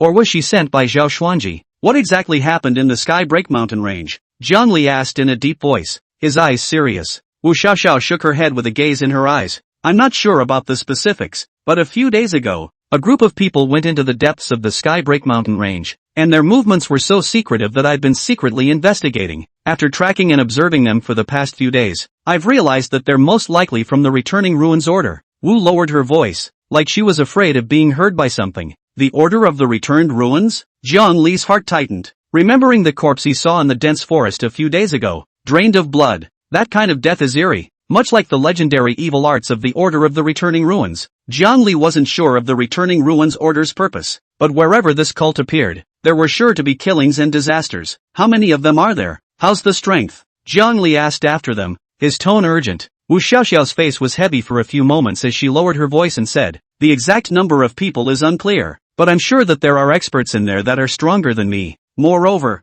they seem to be performing some kind of ritual. I feel that the demonic aura in the depths of the heavenly broken mountain range is getting thicker and wilder. Jiang Li looked into her eyes. What do you have in mind? He needed a plan to deal with the crisis. Wu Xiaoxiao hesitated, but still said her intention. The situation here is not something the two of us can solve. She wasn't that strong to fight off so many people. I've already reported the situation to the Bureau of Civil Investigations. We'd better leave now and wait for Bureau backup. There was a note of helplessness in her tone. Wait for the Bureau to send someone? Jiang Li shook her head, her tone resolute. No, when they come, the yellow flowers will be cold. He couldn't wait. Lu Xiaoxiao was still outside. The secret of the green goat tripod had yet to be solved, and the crisis in the heavenly broken mountain range was imminent. He had to do something. What's more, Jiang Li's voice was low and firm. Director Zhao has done me a favor. I can't watch something happen to the Skybreak mountain range. Roar! Moo! As they were talking, roars came from the beasts in the distance, one after another, shaking the leaves of the trees. Only a few silhouettes flashed in the middle of the beasts with great speed. Each of their strikes carried a strong wind,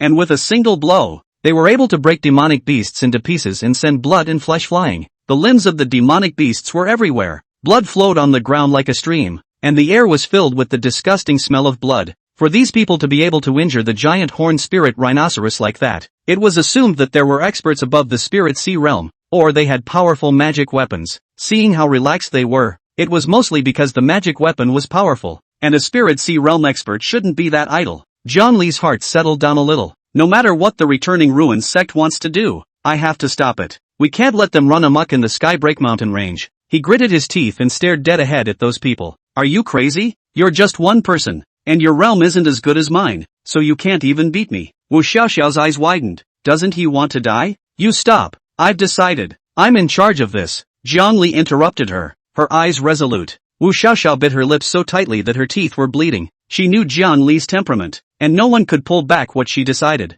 I'll go with you. Her voice was soft, but firm. No way. It's too dangerous. Jiang Li directly refused without even thinking about it. You. Wu Xiaoxiao was so angry that she stomped her feet and couldn't do anything about it. She knew Jiang Li was worried about her. Then what can you do? Wu Xiaoxiao had no choice but to follow his arrangement. Jiang Li didn't say anything and froze as he watched those men in black in front of him wreak havoc on the demonic beasts. Although this group of people was large, their realm wasn't high, and facing the giant horned spirit rhinoceros would probably have been slapped to death if they didn't have magic weapons. You elm brain, I'm asking you a question. What are you staring at? Wu Xiaoxiao looked at him flabbergasted, and said in a bad mood, her eyes getting a little red. Jiang Li froze for a moment at her yelling and scratched his head before coming back to his senses. He had to think of a foolproof solution. You keep an eye here. He lowered his voice, his eyes sharp. I'll go lure the other great demonic beasts over. Wu Xiaoxiao was taken aback and was just about to speak when Jiang Li interrupted her. As powerful as their magic weapons are, they can't stop two big guys from attacking together.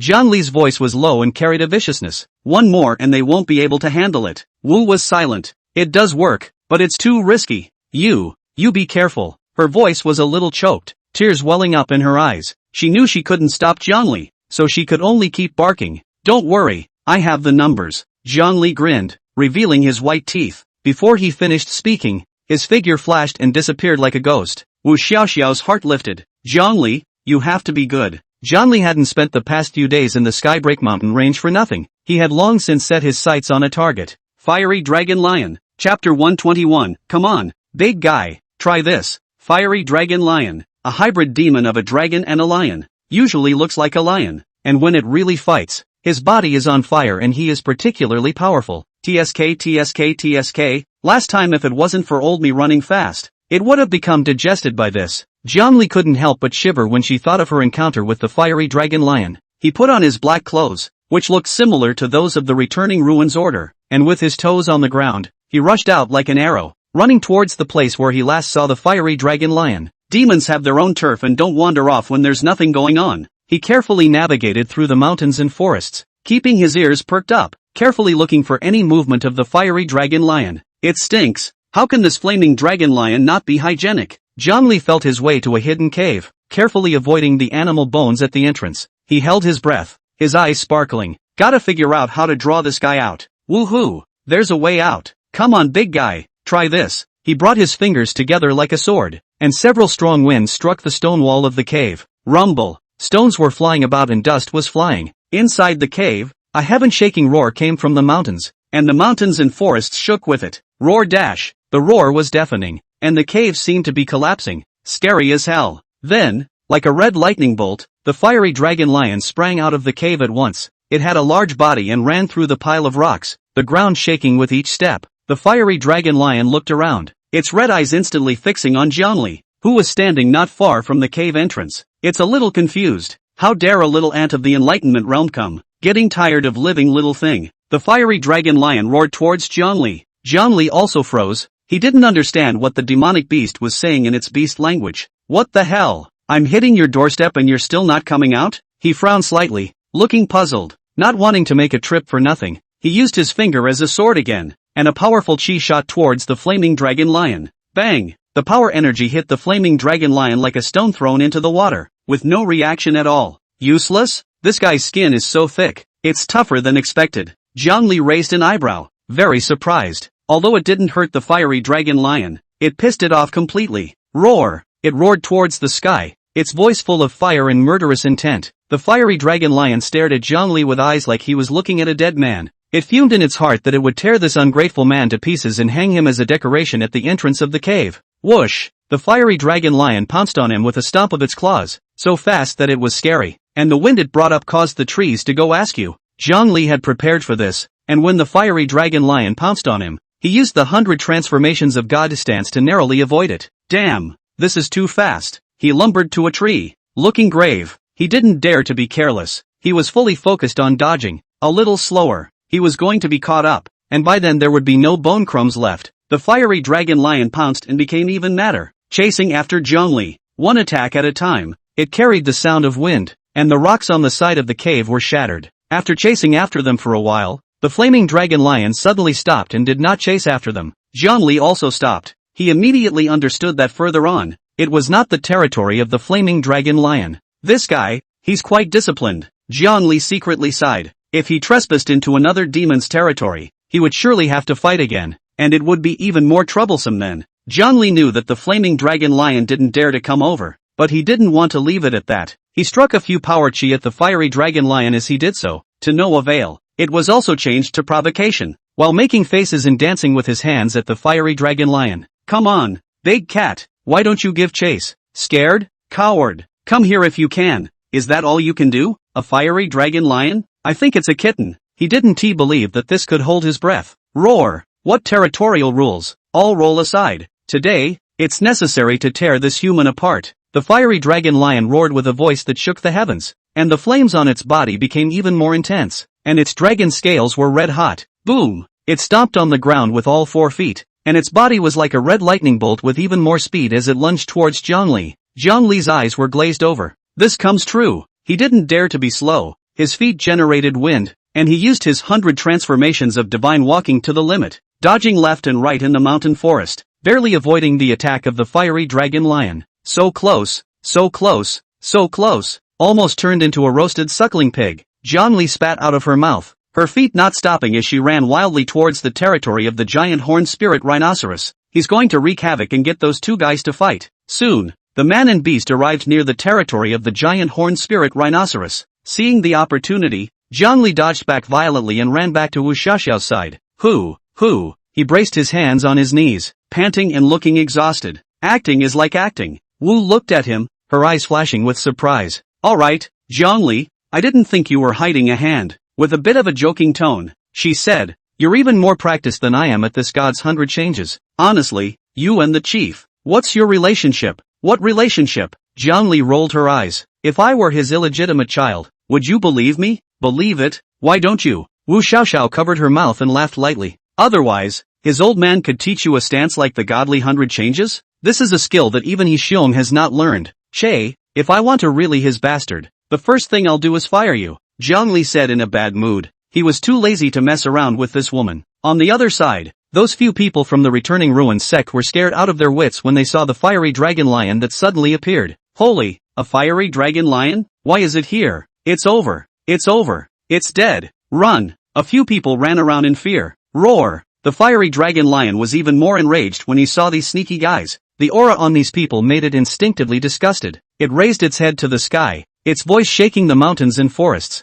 then took a step and lunged towards the nearest returning ruins devotee. Jingle bells. The crisp bell suddenly rang, breaking the noise of the mountains. In the returning ruins order, a man took out an ancient bell and threw it into the sky. The bell flew to a stop in midair and kept making a nice sound, as if it had magic powers. Where the sound reached, the running beasts, including the fiery dragon lion that was glowing with fire, all stopped moving at once as if they had been immobilized. What the hell is this thing that can control demonic beasts? Zhongli was shocked in her heart and blurted out, the Order of the Returned Ruins, truly evil. Do it now, quickly. The leader of the returning ruins order shouted, retreat when you get it. Yes, several people responded wildly. Then, these few people, surprisingly, all drew out their knives and stabbed down at their stomachs. Holy, the crazies. Self-mutilation? To do what? Zhongli's eyes widened and she grabbed Wu Xiaoxiao next to her in a death grip. Chapter 122 Bloodshot. Hey, just look. What are you grabbing me for? Wu Xiaoxiao gritted her teeth and cursed in a low voice. The leader of the ruins order took out a black bowl-shaped thing that emitted a strange, ghostly light. Greetings to your excellency on your appearance. The blood that flowed from the wounds of those religious people left their bodies as if they were being pulled and ran into the black bowl. The blood in the bowl grew, slowly, into a blood-red shadow, and finally into a blurry human form. Greetings, my lord. The people of the returning ruins order immediately knelt down with a respectful demeanor. Bloodshot slowly scanned the surrounding area, his eyes landing on the kneeling man. It's been so long and this hasn't been done yet? The icy voice echoed through the mountains with displeasure. My lord, have mercy. We were almost done. But the fiery dragon lion suddenly appeared, disrupting the plan. We just asked your lordship to come out. A congregant's body trembled and he explained in a panic, his voice shaking. Waste. It's all crap. Bloodshot didn't even listen to the explanation and waved his hand. Boo! A bloody light flashed, and the religious man who was still speaking instantly exploded into a bloody mist, leaving nothing behind. The strong smell of blood, spreading through the air, really makes you want to vomit. Zhongli frowned and shouted at the blood shadow. You're Wushan?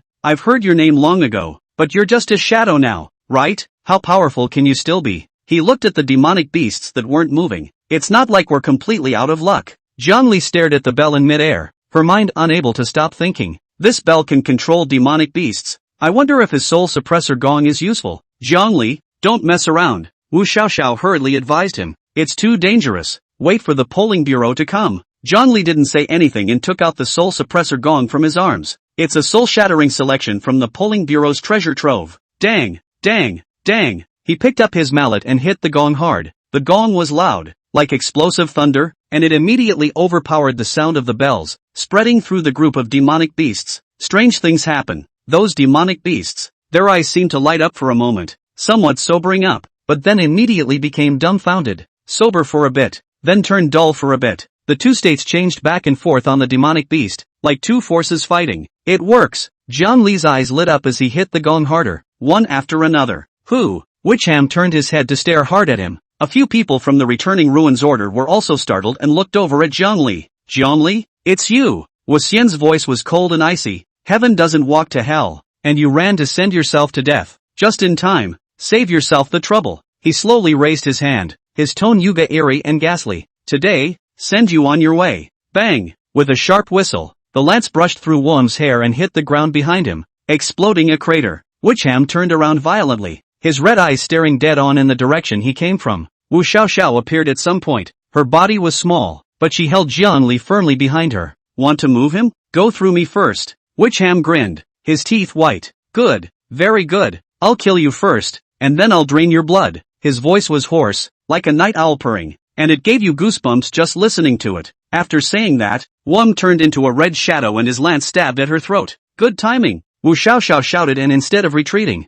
she advanced, holding a sledgehammer in each hand with a strong wind, and smashed down towards Wu Xian's head. Jiangli, go on, quickly destroy that bell. Without looking back, her voice was urgent as she commanded. The corner of Jiangli's mouth twitched. Who would have thought that such a skinny beauty would fight with such a big hammer? That's a powerful image to look at. Dang, dang, dang. The sound of metal on metal is deafening. Luckily, Wum was only a shadow, and his strength was quite a bit worse, so Wu Xiaoxiao suffered a bit, but she was able to hold on. Jiangli seized the opportunity and didn't hesitate, continuing to strike the soul suppressor gong with force. Dang, dang, dang. The gong is rousing, like a war drum, urging people forward. Ah, my head hurts. Stop knocking. Those few people from the returning ruins order, holding their heads, fell to the ground, rolling around and screaming. Their spirits had long been messed up by the evil laws, and once the soul suppressor gong was struck, the already fragile spiritual defenses were completely finished. Click. There was a very small crack,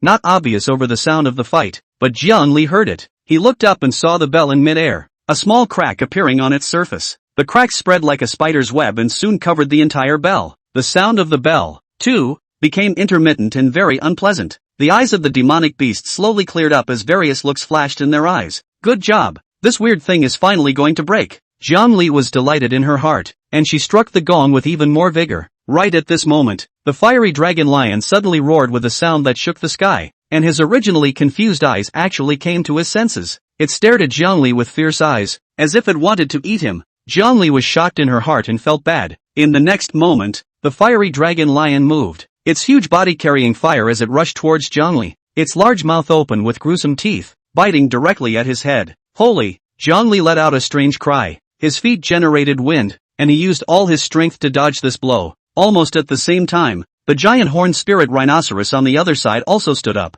and although it was heavily injured, the pressure was still there. With a low growl and a stomp of all four hooves, it jumped up and slammed its horns into the bell in midair. Bang! With a crunch, the bell broke into several pieces and fell to the ground. The ringing stopped, and those demonic beasts that had been controlled, all came to their senses, their eyes blank. The giant horned spirit rhinoceros raised his head and whistled long and loud. His voice was filled with anger. In the next second, all the demonic beasts, like a tidal wave, rushed toward the people of the returning markets order who fell to the ground, as well as Wum. No good. Jiangli's face changed as he hurriedly put away the soul-suppressing gong and shouted, Wu Xiaoxiao, run, don't fight, but it's already too late. Wu Xiaoxiao was swept by Wu Xian's shot and her body flew out like a kite with broken strings. To make matters worse, she fell right in the middle of the demonic beasts. Damn! Wu Xiaoxiao, hold on! Jiangli used the divine 100 transformations to its limit, and his entire body, like a shadow, rushed towards her. The fiery dragon lion was dead set on following him. Where it rushed past, the demonic beasts in the way were all knocked away. Some directly crashed into a bloody mist. The scene was very tragic. The place, which was still quite wide, was crowded at once, and people shouted and clamored in a chaotic manner. The place where Wum stood became the center of the storm. Asterisk. Jiangli cursed and pulled Wu Xiaoxiao on the ground up with one hand. Can you still walk? Cough. Still okay, blushed Wu, barely smiling. Jiangli didn't have time to say more and didn't hide it anymore. The three-colored faceplate appeared instantly. The red, yellow and blue light rotated, and his aura skyrocketed all of a sudden. Hold on to me. Jiangli shouted and turned around with her in his arms. Want to run? It's not that easy. Wicham laughed and was about to catch up. Chapter 123, Don't Talk Nonsense. Go! Roar! The giant horned spirit rhinoceros blocked in front of him, its large horn flashing with a cold light as it ruthlessly toppled over. Asterisk off. Wu Xian roared, his long spear dancing, a shadow of a spear. Seeing that he was fighting with the giant horned rhinoceros, he couldn't leave for a while. Let's go!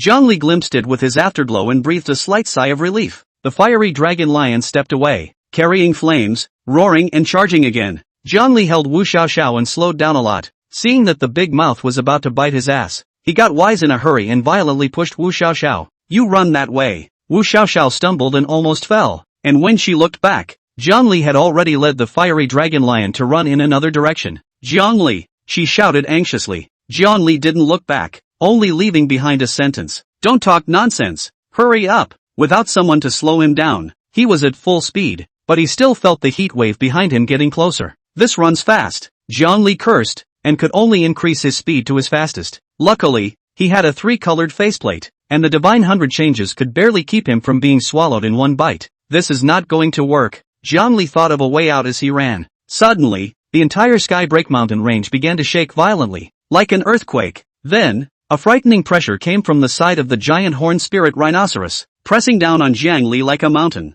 Put! Zhongli sprayed out a mouthful of blood. Her legs softened and she almost fell to her knees. It's too strong. This pressure, it takes one's breath away. Zhongli held on to the tree, gritting her teeth, and couldn't help but feel grateful in her heart. Luckily, the 3-color facepalm lit up and barely helped him carry it off. Wum actually floated slowly, the lance in his hand, with the tip facing downward, coalesced in a blinding mass of light. In an instant, the heavenly broken mountain range was blowing a gale, with thunder and lightning, howling winds, and dust flying. The fiery dragon lion also felt this terrifying pressure and stopped in its tracks, its entire body's fur standing up, staring at Wu Xian's side as if it had encountered a great enemy, a low roar emanating from its throat. Zhongli also stared at Wu Xian. From Wum, he felt the threat of death. The power of this kind of attack is at least Zhaoxian realm. No, that's not right. How can Wu Xian be so strong? Zhongli was shocked and puzzled in her heart, and at the same time, the pressure increased even more. Facing such a Wu Xian, he didn't know if he could win the fight. Damn it, what's he trying to do? He defended himself against the fiery dragon lion in front of him while staring at Wu Xian's movements, only to see Wu Xian slowly raise the lance in his hand, aiming it in the direction of the giant horned spirit rhinoceros, and the white aura on the tip of the lance threw it down as fiercely as a sharp blade. Boom! There was a loud bang, coming from a distance, that rattled his ears. A loud noise shook the mountains and forests, followed by the miserable cries of the giant horned spirit rhinoceros. Zhongli's heart sank. The breath of the giant horned spirit rhinoceros was rapidly weakening, so weak that it was like a candle in the wind, ready to go out at any time. The fiery dragon lion also sensed it, and after glancing at Zhongli immediately turned his huge body around and ran like crazy towards the giant horned spirit rhinoceros.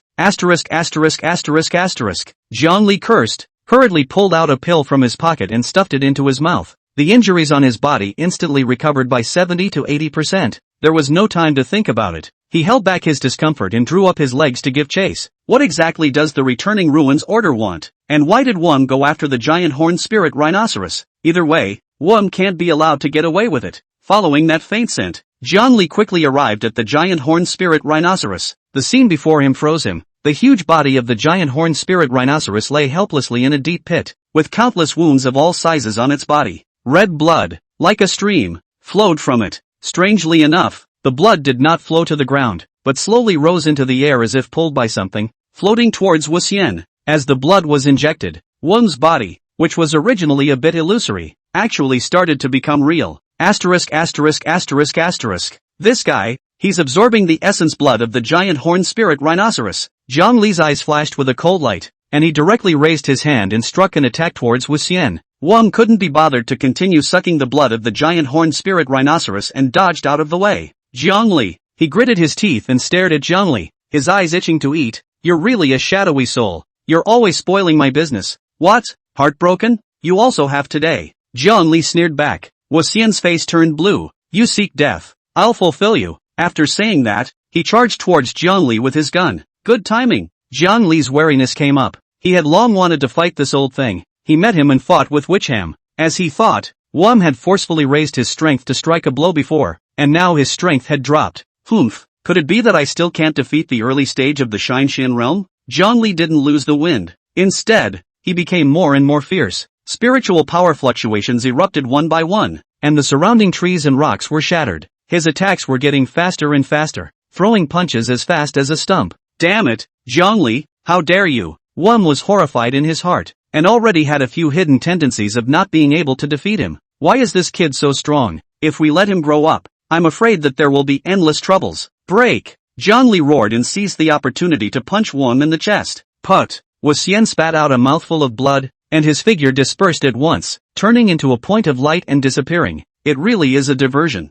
Zhongli swallowed the qi that was churning in his throat. Wichum's figure dissipated, the point of light blending into the wretched surroundings. Zhongli exhaled, her nerves relaxing. The old thing, finally, is settled for now. He looked to the giant horned rhinoceros. The huge body of the giant horned spirit rhinoceros was laboriously moving in one direction. Every time it moved, the pool of blood underneath it widened a bit, and it was scary to watch. What's going on? The giant horned rhinoceros' eyes were filled with unwillingness, as if there was something in that direction that it couldn't let go of. You'd rather not heal and die than crawl back? Jiang Li was puzzled in her heart. The giant horned rhinoceros was no longer able to do so, and after crawling a few steps, it didn't move, its gasps getting weaker and weaker, and finally no sound. Ugh, talk about you. It's a shame about all the blood. Jiang Li sighed and looked at the pool of blood on the ground with a bit of regret. It is important to know that the giant horned rhinoceros is a treasure all over its body, or else why would Wum go to such great lengths just for its blood? At that moment, the roar of beasts came from other parts of the Skybreak mountain range.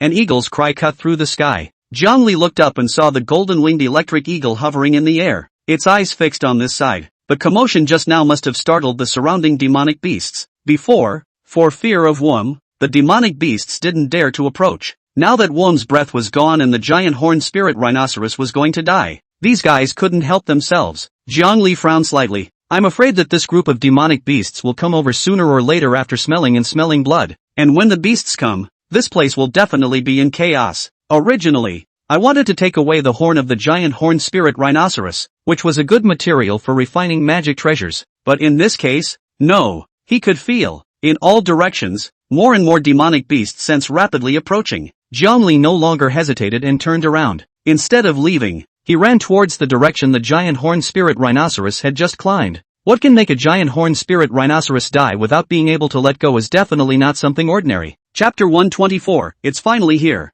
At this time, the wind was howling, and there was still a heavy smell of blood. Jiang Li had just left when he felt several strong auras coming from behind him, which were like several large mountains that came crashing down. I didn't expect the demonic beasts, after all, to come. With the wind at his feet, he pushed the divine walking 100 changes to the extreme and ran wildly without looking back. If he had been one step slower, he feared that he would have been caught up in the mad heap. The hissing of the demonic beasts, intertwined behind them, was deafening. The corpse of the giant horned spirit rhinoceros was nothing less than a feast for them. In order to compete for this piece of fat meat, these usually may be quite harmonious neighbors. At this moment has completely torn face, began a brutal fight. Jiang Li could clearly perceive that there were a few auras that were exceptionally powerful and had clearly reached the Zhaohuan realm. The corpse of a Zhaoxian realm demonic beast had a fatal attraction even to demonic beasts of the same level. Jiang Li sped along and soon came to a rushing river. The river was rushing and roaring, and many huge footprints were left in the wet mud on the banks. These footprints were none other than those of the giant horned spirit rhinoceros. It seems that this is where it frequents on a regular basis. Jiang Li searched carefully along the riverbank. The river rushed over the rocks along the banks with a clattering sound. There was silence all around, nothing but the sound of the wind and the water. He carefully examined every inch of the land and even scanned the bottom of the river with his spiritual sense, but still found nothing. Giant horned rhinoceros, why did you fight to the death to come back here? What's so special about this place, anyway? Just as he was puzzled, a voice disturbed his thoughts. Jiang Li. Behind him, came a familiar voice. Jiang Li turned around, only to see Wu Xiaoxiao hurrying this way at a fast pace. Her face was slightly pale, and her body still carried a few scars, obviously left over from the previous battle. It seemed that this battle had also caused her to suffer quite a bit of injuries. Seeing Wu Xiaoxiao appear in front of her unharmed, Jiang Li's hanging heart was finally released. Wu Xiaoxiao looked Jiang Li up and down. Are you okay? Jiang Li shook her head and asked her the same. What about you? I'm fine. Wu Xiaoxiao forced down the chakra that was churning. What are you running here for? There was such a big commotion over there just now. It scared me to death. Jiang Li pointed to the footprints on the ground. Before the giant horned spirit rhinoceros died, it desperately crawled in this direction. I want to see what is here that can make it so persistent. Wu Xiaoxiao followed his finger and also saw those huge footprints. Jiang Li was somewhat helpless. I've looked, and there's nothing. Have you found anything yet? Wu shook her head. No, she analyzed. Logically, demonic beasts all have their own sense of territory, and since this is the range of activity of the giant horned spirit rhinoceros, there shouldn't be anything else to attract it. At this point, the gale stopped, but the smell of blood was still in the air. Jiang Li frowned as he tried to get out of here. Is he overthinking it? This place, it's probably really nothing special. Just then, a tiny sound drifted into his ears. Wu Xiaoxiao heard it too. and she raised her finger to tell Jiangli to keep quiet. Hush! The two men quieted their minds and listened carefully to where the sound was coming from. Gollum, gollum, like the call of a small animal, very soft and tender. Jiangli and Wu Xiaoxiao looked at each other, and their gazes both fell on the river next to them. A small head slowly emerges from the calm river. It was a giant horned rhinoceros cub, the size of a small calf. The horns on its head had not yet grown hard, softly sticking to its head, its large eyes black and shiny, curious and with caution. It poked half of its body out, its nose twitching like it was sniffing the air. So it is. Jiangli understood in her heart. No wonder that giant horned rhinoceros had to come back even though it was fighting to the death. So it was to protect the child. A mother's love is truly great, and so is a demonic beast. This little guy, what should I do? Wu Xiaoxiao asked softly, with heartache. Take away. Ha! Wu Xiaoxiao froze and disagreed. No way. It should stay here. This is its mom's territory. It's better for it to live on its own. Jiangli shook her head, explaining, you're thinking simplistically. When the giant horned spirit rhinoceros dies, the news will spread quickly, and all the demonic beasts of the heavenly broken mountain range will come to grab the territory. This little guy can't survive here by himself. It's hard to survive for 3 days. He must have been eaten by other demonic beasts. Wu Xiaoxiao stopped talking. She knew that Jiangli was right. The world of demonic beasts was crueler than people thought, and the weak were the rule. Wu Xiaoxiao panicked a little. Then what? Listen to me. Take it. At least it will survive. Okay. Wu Xiaoxiao listened to Jiangli. She tried to make her voice as gentle as possible. Come here, little one. We won't hurt you. The giant horned spirit rhinoceros cub tilted its head and blinked its eyes, as if it was trying to say something to Wu Xiaoxiao, but it didn't come over. Still alert. Ugh. It doesn't make sense with you. Jiangli sighed. He didn't have time to dawdle with the little guy. He toed the ground and, like a gust of wind, he reached the river. The 100 changes of God's actions is used, and it's fast. The giant horned rhinoceros cubs were startled and tried to run through the water, but Jiangli was faster, grabbing the soft horn on top of its head. Gotcha! Jiangli shouted, his feet in the water a little, lightly floating back to the shore. Giant horned rhinoceros cub was carried by him, 4 legs stomping, struggling, mouth whimpering. Let go of me. Get off me. It even spoke human words, its voice tender and weepy. Don't be afraid. We won't hurt you. Jiangli tried to comfort it. Liars. You humans are all liars. The giant horned spirit rhinoceros cub didn't listen and opened its mouth to bite Jiangli's arm. Hiss. Jiangli sucked in a mouthful of cool air. Although the teeth of the giant horned rhinoceros pup hadn't grown in yet, the bite was quite painful. Fortunately, his physical body was strong, and this pain was nothing. Seeing this, Wu Xiaoxiao couldn't help but laugh. This little guy, he's quite fierce. Jiangli shook her head helplessly. There's no choice but to take it first. The Skybreak mountain range was in complete chaos, and it was not advisable to stay here for long. Go! Jiangli held the giant horned spirit rhinoceros cub, and together with Wu Xiaoxiao, they quickly left this place of wrongdoing. At this moment, in the gloomy chamber, a dried-up corpse and ghastly white skeleton were stacked randomly. In the center, a huge pool of blood churned with scarlet liquid, gurgling and bubbling. Xian was sitting in the blood pool, with a bizarre layer of blood light enveloping his body. Suddenly, his eyes snapped open, and they were bloodshot and hideous. Put! A mouthful of black blood sprayed out, and Xian's breath instantly withered, his face as white as paper. Chapter 125, Lycanthropy. The last time he was hit hard by the polling bureau in Qingcheng, he was greatly injured and has been hiding here to heal. I had thought that this time when I went to the Skybreak mountain range, I could use the essence blood of the giant horned spirit rhinoceros to speed up my recovery, but I didn't expect that it would be ruined by that bastard Jiangli.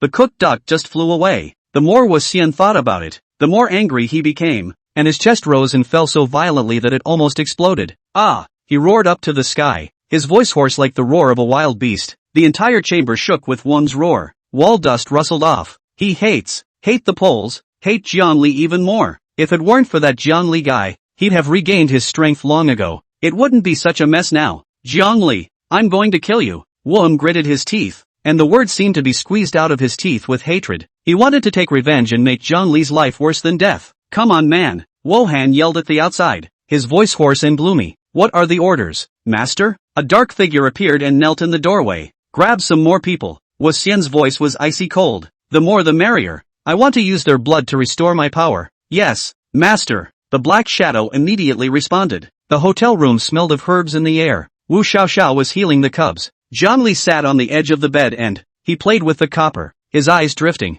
Wu frowned as she scratched her cell phone in front of the window. Done. Wu threw her cell phone on the bed and sighed in relief. What did you tell the top? Jiang Li didn't even lift her head. What else can I say? Just tell the truth. Wu Xiaoxiao walked over to Jiang Li and sat down, her tone a little twinkling. Let's just say that the demonic beasts of the Skybreak Mountain range imploded and one ran away. Jiang Li raised his head and gave her a deep look. This girl, she must be hiding something. However, he wasn't about to go deeper than that. Ow! A low whimpering sound came, and the giant horned rhinoceros cub limped over from the corner, rubbing affectionately against Jiang Li's calf. In the past few days, the little guy and Jiang Li had gotten a lot closer, and although he was still a little afraid of him, he no longer hid when he saw him like he did in the beginning. This guy, biting my shoulder to sleep every night, like a drag. Jiang Li laughed helplessly and reached out to touch the unicorn horn on the cub's head. The cub squinted comfortably and let out a contented purr. Drag oil bottle? That's a good name. We'll call it Drag Oil Bottle from now on. Wu Xiaoxiao giggled at the side.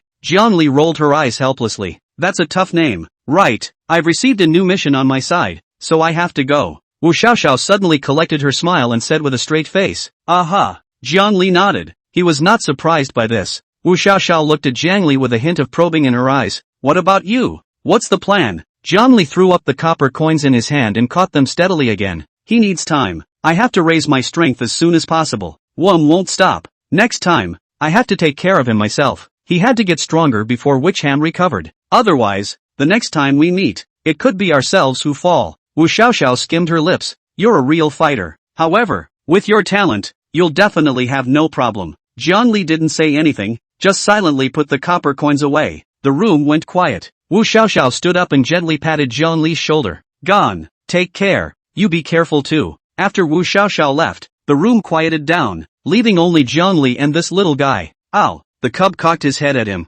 Jiang Li picked up the cubs and stood up, saying with a smile, let's go. Dragons. We should go too. Wu Xiaoxiao walked to the door, then stopped again and looked back at Jiang Li, hesitating for a moment but still said the words. Actually, there's something else I want to ask you to help with. Jiang Li held the cub and looked at her, waiting for her to follow. Wu Xiaoxiao took out a stone from her body. The stone was not big as a palm. The surface of the greenish-purple light flowed, looking quite mysterious. This is for you if you promise. Jiang Li glanced at the stone and raised an eyebrow. What is it? Xiaoxiao handed the stone to Jiang Li. Wind Thunder Stone. Previously on a mission, I found it from a demonic beast. Jiang Li took the stone. It was a bit cool. A special energy came over, and he felt as if the true chi in his body was moving a bit. The stone. It has both wind and thunder powers. Wu Xiaoxiao said. I've learned something from this stone and am slightly better at using the power of wind. Wu Xiaoxiao raised her hand and a small breeze turned in her palm like a small whirlpool. Jiang Li's eyes got serious. Wu Xiaoxiao smiled.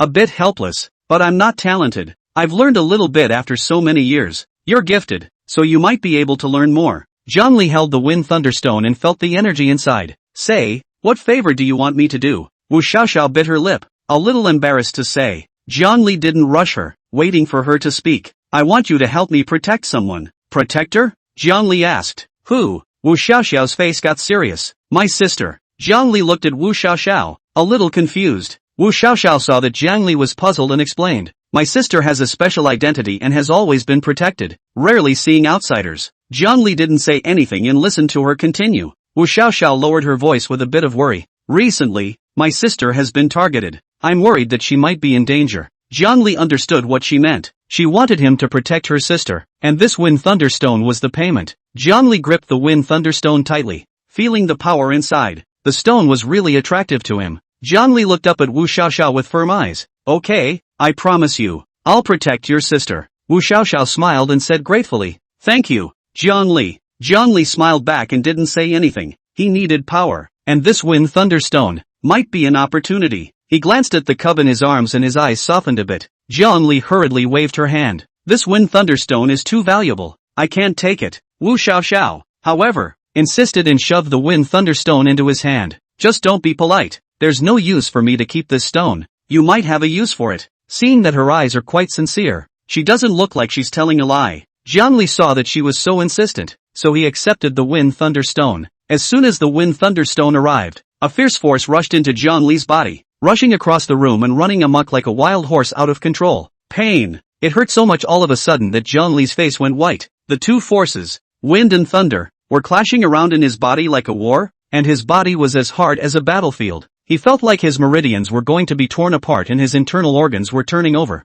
Zhongli immediately threw the Wind Thunder Stone back into the nascent Soul Talisman, then sat down and hurriedly ran the Red Inferno skill and the Mixed Elemental technique, mobilizing his aura and trying to suppress the two forces. The aura gathered and surrounded those two forces, slowly wearing down their impulse. Chapter 126, Wind Thunder Stone. As soon as Wu Xiaoxiao saw him like this, she panicked and rushed forward. I'm sorry, Zhongli. I'm sorry. I forgot to mention that when you just touch the Wind Thunder Stone, the power inside will run around in your body. Much to her chagrin, she wanted to smack herself. How could I forget something so important? Zhongli's forehead was sweating as she endured the pain and waved her hand. It's okay, I don't blame you. After saying that, he continued to use his aura to fight against those two forces. The wind and thunder power in his body slowly calmed down. Zhongli opened his eyes. His face was still a little white, but it was fine. He was even more curious about the stone. Just now, if he hadn't reacted quickly and put the stone away in time, his body might have really been destroyed. This wind and thunder stone, it's really not an ordinary thing. Zhongli slowed her breath. Xiao, what is it exactly? You still need my help? Wu Xiaoxiao returned to her senses. It's like this. I have a friend who gave me a message a few days ago, saying that something strange happened on her side recently, as if a demon was haunting her, and wanted to ask me to take a look. She paused and said a bit helplessly. I was going to go, but the polling bureau's assignment never finished, and I was going to tell the bureau to send someone to check it out, and then the worm thing happened. Wu Xiaoxiao sighed. Now that this side of things is over, Bureau Zhao asked me to go back and report on the situation, and I can't get away, so I want to ask you to do me a favor and go to my friend's place to take a look. Zhongli nodded in understanding. Okay, no problem. Where's your friend? Wu Xiaoxiao hurriedly told Zhongli her friend's address. Then I'm counting on you. You're welcome. Zhongli waved her hand, picked up the little rhino, and turned to go. It's not too late. I'm leaving now. The sun was about to set, the sky was red, and on the official road, a man and a beast walked slowly. Wu Xiaoxiao's friend lived in Liangchang, not too far from the polling bureau's Skybreak mountain range, and not too close. Zhongli, dressed in rough clothes and dusty, carrying a bundle and a conspicuous beast in her arms, finally decided that it was better to walk. On the way, Zhongli also killed a few ungrateful demons and evils in passing, saving up 2,000 points of soul mercy value. In order to nurture the little rhino in her arms, Zhongli captured weak demons and evils she encountered and gave them practice. The little guy was scared at first, but with his encouragement, he slowly gained a bit of ferocity, and was even able to deal with some small demons. A few times down the line, the little rhino had learned a couple of attacks as well. 4 days later, Zhongli arrived in Liangchang. Just as he entered the city, he saw a man and a woman standing not far away, waiting. Zhongli saw them from a distance and understood in his heart that they had come to pick him up. Excuse me, is this Mr. Zhongli Jian? The female opened her mouth first, her voice crisp with urgency. Zhongli nodded. It's me. Chang Shen frowned, his eyes scanning Zhongli up and down, suspicion in his eyes. Lulu, are you sure you didn't mistake anyone? Chang Shen's voice lowered with nonchalance. This guy, so young, is he really capable? Don't think it's just some random guy your friend found to fool us, right? The words were direct and gruff. The atmosphere instantly froze. Awkward as hell. Zhongli's face immediately sank. Ugly. He wasn't very old, and after his recent cultivation, he looked even more like a teenager. Tender. Chang Lu blushed and hurriedly said, Brother, what are you talking nonsense about? She glared at Chang Shen and turned her head to Zhongli to smile. Mr. Jiang, don't mind it. My brother is straight-talking and has no bad intentions. You're Xiao Xiao's friend. The person she introduces will definitely work. I know what Xiao Xiao is capable of. Chang Lu added. Besides, Xiao Xiao showed me your picture. She said that you're especially powerful, and with you here, we'll definitely be able to capture this demon. As she spoke, she poked Chang Shen with her elbow, telling him to keep his mouth shut. Zhongli followed them to the restaurant. Just inside the door, the smell of food hit me, but the air was still a little awkward. Chang Shen walked in the forefront, coldly looking for a seat by the window by himself. The look was as if others owed him money. Chang Lu was very enthusiastic and trotted alongside Zhongli, shushing and caring. Mr. Jiang, you've had a hard journey. The food in this house is delicious. Eat more. It was because of Chang Lu and Wu Xiaoxiao's face that Zhongli didn't leave directly. Otherwise, facing Chang Shen's hardened attitude, he would have left long ago in a single glance. Ouch! The little guy in his arms poked his head out, his eyes looking at Chang Lu, and gave a small cry. Then the little guy actually reached out his paw for a hug of his own accord. Zhongli thought in her heart, this little thing, or a lecher? He can't move when he sees a beautiful woman? Chang Lu was amused and stroked the little one's head. Goo, so cute. The little guy squinted his eyes and rubbed his head against Chang Lu's hand. Zhongli looked speechless and roughly shoved it into his arms. It took a while to eat the food. Chang Lu put down her chopsticks, her eyes a little red, and her voice choked. Mr. Jiang, in fact, this time I invited you here because I want to ask for your help. Jiang Li put down her cup and gestured for her to speak. A few days ago, my father and his friends went to the clubhouse to talk about business. Chang Lu stabilized her emotions and continued. As a result, my father never came out. In order to find him, I also got awakened people to go in and look, but none of them came out. Chang Lu's voice became smaller and smaller, her shoulders shaking. But a few days later, we found, near the clubhouse. She paused for a moment, before barely squeezing out a few words, several dried corpses. Later, after checking, one of them is my father. Jiang Li frowned, immediately thinking of Wu Xian's blood work. This method of death was just as evil as Wan's technique. Could it be the work of the Eternal Life Society or the Returning Ruins Order again? What's the name of that clubhouse? Chang Lu hurriedly said the name of the clubhouse. Jiang Li made a note of it and planned to check it out tomorrow. The next morning, Jiang Li packed up and prepared to go out. Mr. Jiang, I want to go too. Chang Lu suddenly stood behind him, her tone resolute. No way. Chang Shen immediately objected, his tone strong. We don't know what's going on inside. It's too dangerous for you to go. He glanced at Jiang Li, his eyes tinged with skepticism. Besides, I don't believe he can bring us out safely. Jiang Li didn't get angry. His tone was flat. I'll just go by myself. If I don't come out, he looked at Chang Shen. You tell the polling bureau about this side of the situation and let them send someone. He left the two at the hotel and went to the clubhouse himself. As soon as she entered, a uniformed waitress greeted her and asked with a smile, Sir, may I ask if you have a reservation? He took out the membership card given by Chang Lu and handed it over. I have an appointment. The waitress took the card and glanced at it, nodding for him to follow. She led Jiang Li through the luxurious corridor. The walls were gold carvings and the lights shone on the marble floor, making the clubhouse look grand. Rich people really know how to enjoy themselves, Jiang Li thought in her heart. He'd seen some nice places, but this was more upscale. Chapter 127. The temptation is strong enough. When he entered the room, the waiter poured a cup of hot tea and left. Jiang Li looked at the room. The decoration was elaborate, but nothing special. Everything was normal. After waiting a while, he decided to leave the room and walk around the clubhouse. The corridors were quiet, with the occasional sighting of decently dressed people coming in and out, some with the scent of awakened ones on them. Jiang Li was wondering how to investigate when a drunken woman staggered out of a room. She was exquisitely dressed and her eyes lit up when she saw Jiang Li. Hey, little brother, how much for tonight? She asked in a delicate voice as she moved over. Jiang Li frowned and didn't say anything. The woman had obviously misunderstood and thought he was a store waiter. Seeing that he did not say anything, the woman thought that it was too little money, and immediately pulled out the bank card on her body. There's $10 million in here. Stay with me, it's all yours. It was tempting enough. Jiang Li still shook her head. He didn't want this kind of trouble, and had business to attend to. The woman's face changed at once, and she angrily rebuked. A little waiter, dare to refuse me? Believe it or not, I'll tell you to get lost. This kind of unreasonable person. He didn't bother to talk nonsense, only coldly glanced at her and turned to leave. This place, there must be a lot of tricks hidden under the surface. He intuited that it wasn't that simple. Jiang Li was just about to leave when the female violently grabbed his arm,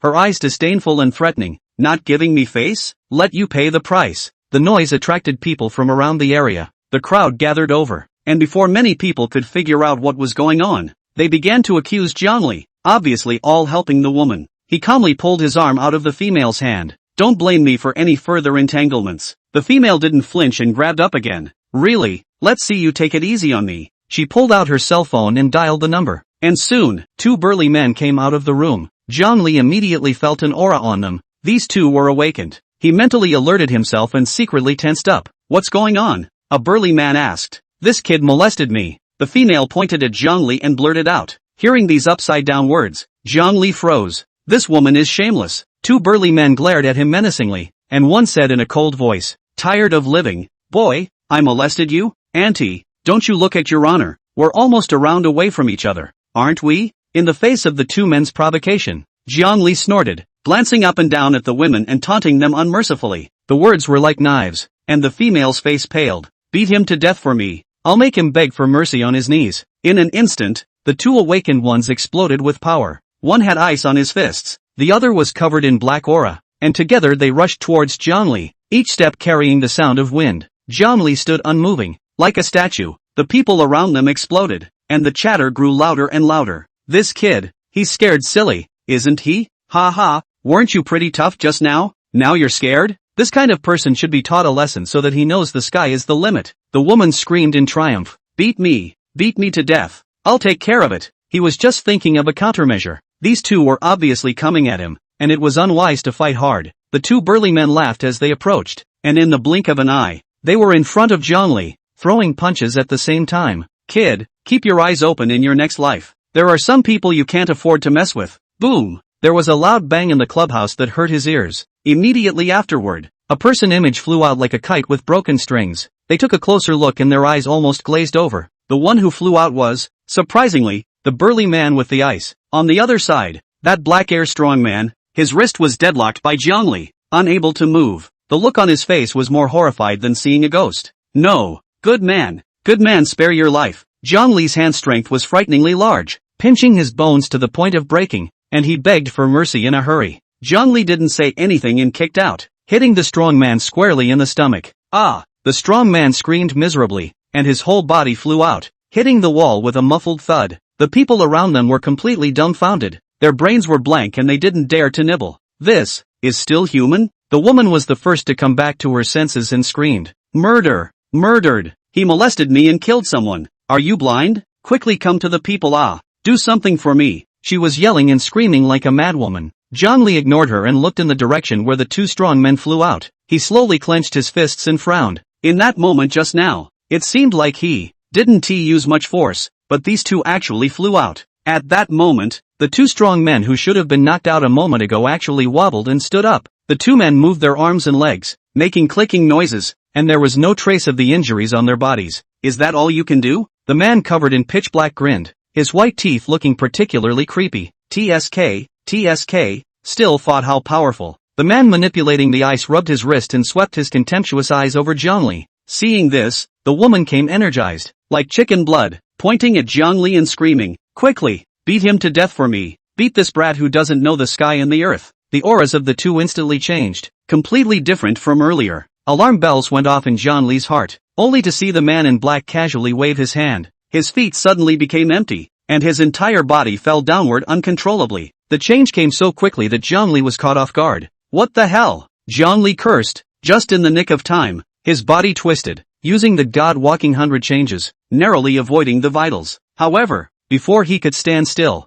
several ice arrows, whooshing and shooting, were fast. He was in midair and had no place to hide, so he could only use his physical body to resist. Put! The ice arrow pierced into his body, instantly penetrating. Luckily, he had practiced with the body refining technique, and his body was quite a bit stronger than the average person. But he was still beaten to the point where his chi and blood surged, a slight displacement of internal organs, but fortunately, not a serious injury. These two guys, what the hell? Zhongli endured the pain and wondered in her heart. There was no time to think about it now. He had to fight back. The people who were watching around them were so scared that they stepped back for fear of being affected. Zhongli made a few jumps to the black-clothed man and slammed his fist into his opponent's chest. The man's body suddenly turned weak, and his fist went through. Instead, like it was going through a cloud of smoke. Zhongli was startled and tried to draw back her hand. Instead, his arm was entangled in the black aura of the man's body, like it was stuck in the mud, and he couldn't pull it out. At that moment, the man playing with ice,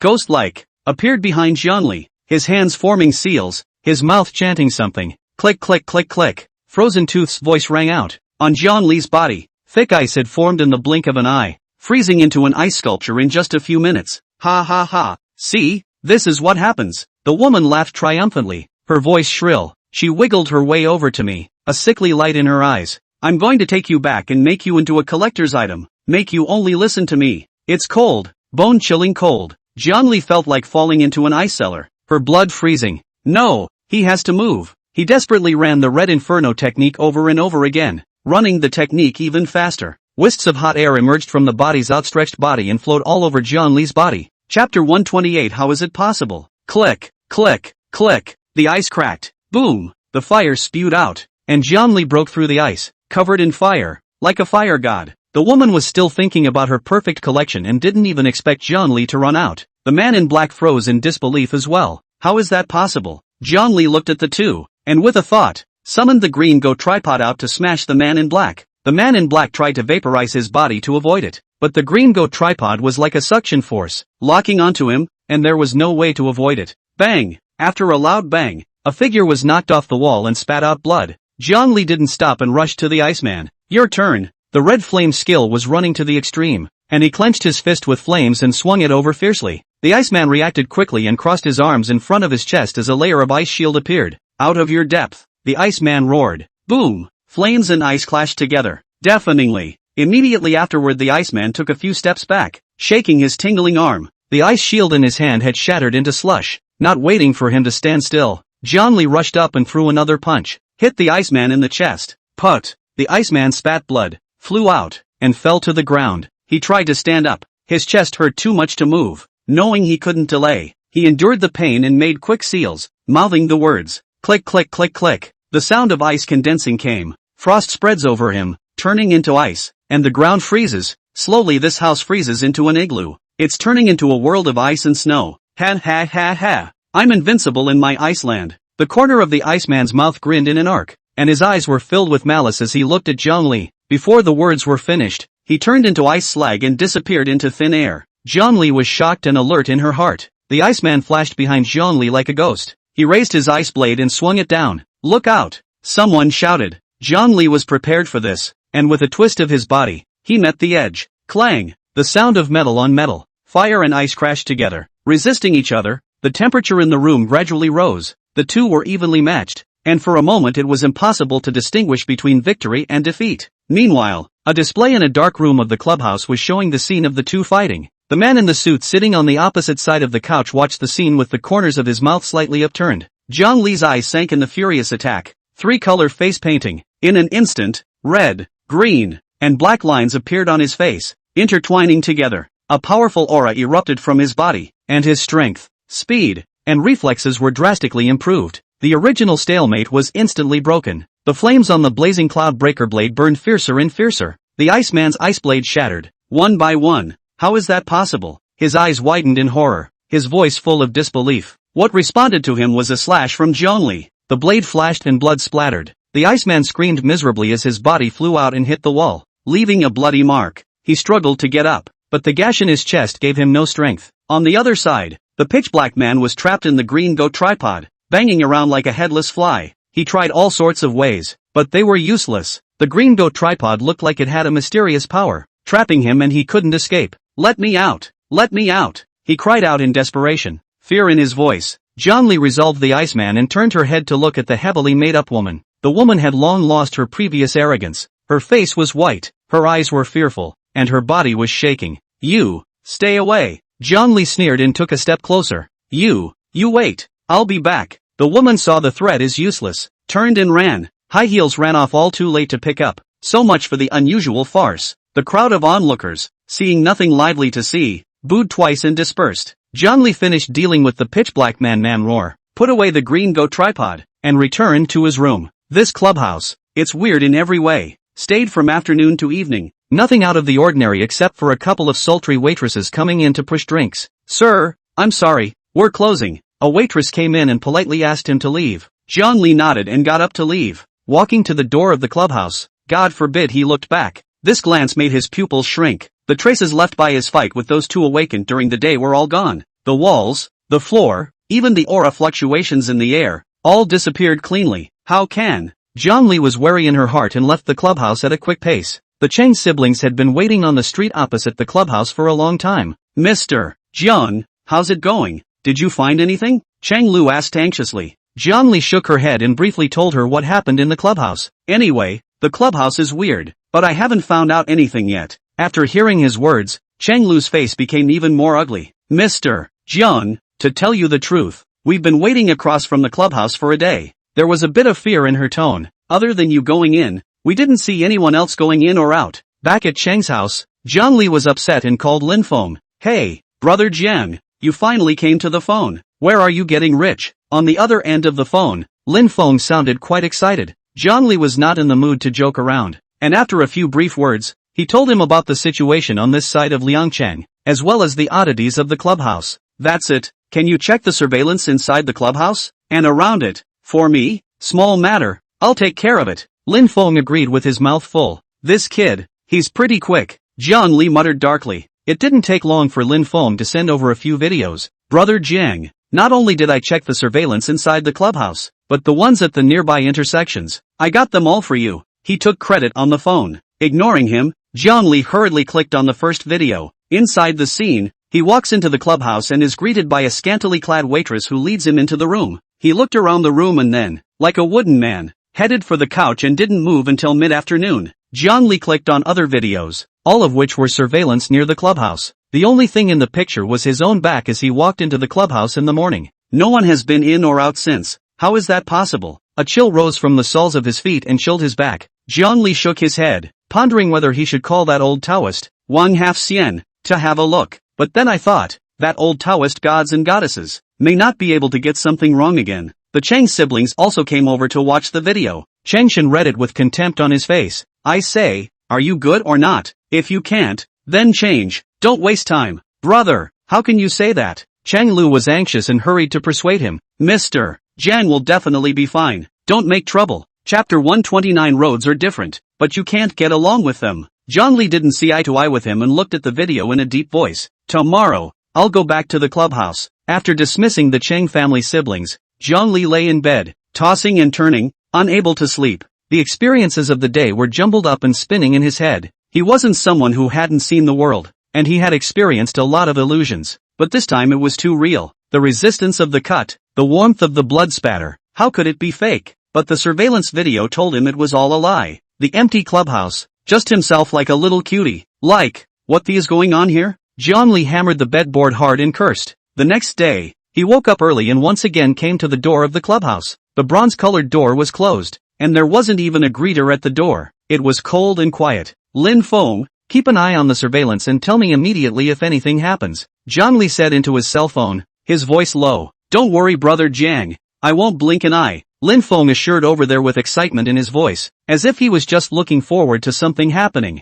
Zhongli slowly pushed open the door of the clubhouse. The hall, still gilded, had a faint scent in the air. A waitress in a cheongsam greeted her with a professional smile on her face. Hello sir, do you have an appointment? Zhongli narrowed her eyes and looked closely at the woman in front of her. This isn't the one from yesterday. He didn't say a word and followed the waitress through the corridor to a room. It was the same room as yesterday, but it made him feel yet more uneasy inside. He could be sure that yesterday's scene was an illusion, but it was too real. The waitress bent down slightly. Just a moment sir, I'll prepare the refreshments. Zhongli didn't sit around foolishly like yesterday. He went to the door and tried to get out. The scene in front of me twisted up, like the water was being churned. Zhongli closed her eyes and when she opened them again, her surroundings changed. Not a gilded room, but a somewhat dark space. A long table was in the center of the room with cutlery on it. A man sits at the table, wearing a black mask so that his face cannot be seen. He was dressed in a black suit and moved gracefully as he sliced the meat on the plate in front of him.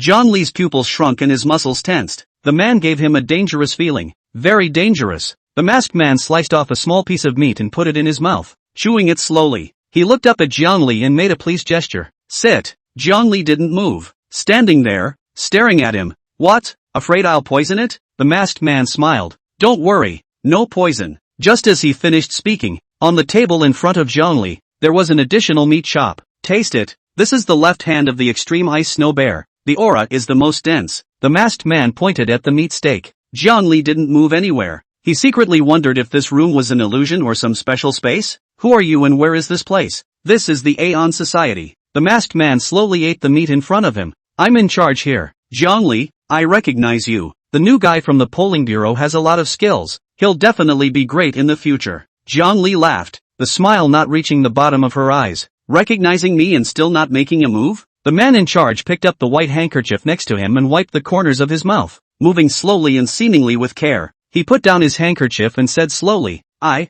for one, don't like fighting and killing, and it's best if I can keep my hands to myself. I want you to join the Eternal Life Society. The treatment, the resources, I can give them to you. The paths are different. Zhongli directly refused, not even thinking about it. The Eternal Life Society, and the Returning Ruins Order in the back, would do anything to achieve their goals? This kind of organization, there was no way he would join. To do great things, how can one not die? The person in charge seemed to have expected him to refuse, and said unhurriedly, we, the Eternal Life Association, are here for the good of all people in the future. Our goal is for everyone to live all the time. As for the Order of the Returning Ruins, his voice lowered, they're thinking bigger. They want to overthrow the current civilization, make everything gone, and make a new one. His voice became frenzied, his movements exaggerated. Ever since the recovery of Aura, this world has changed. Demonic beasts are running around and evil spirits have come out, killing many people every day. What the returning Ruins Order wants is to completely solve these demonic beasts and evil spirits, so that mankind can return to the peaceful days like before the Aura recovery. Zhongli was silent. He had come from that time,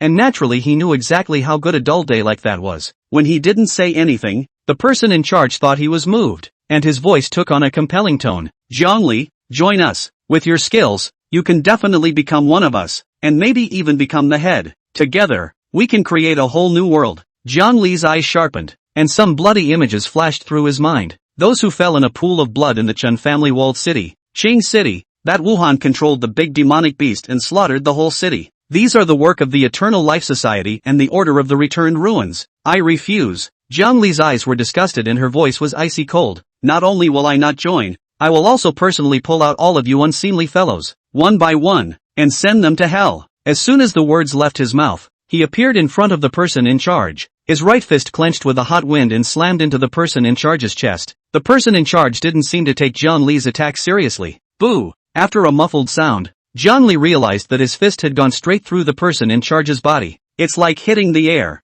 No use of force. The figure of the man in charge, like a shadow in the water, twisted up and dissipated. Zhongli was shocked in her heart. This situation was like the Black Mist man from yesterday, but not quite the same. The figure of the person in charge reappeared where Zhongli had just sat. I told you, you wasted your efforts. He spoke slowly. In this room, I'm invincible. No one can hit me. He looked up, his tone teasing, like he was teasing a puppy. Try more if you don't believe me. Zhongli frowned tightly, her eyes blazing. He was most annoyed at being played with. I don't believe it. He gritted his teeth so hard that he attacked again, his figure as fast as lightning, leaving a trail of stumps in the room. Fists, feet, elbows, knees. Zhongli was covered in weapons, and attacked fiercely towards the person in charge. However, every attack went through the person in charge's body, and every attack was useless. The person in charge kept changing positions, one moment at the table, the next on a chair, the next in a corner. He kept up his elegance and had the presence of mind to taste the food on the table. Every time Zhongli attacked, it was like hitting on cotton.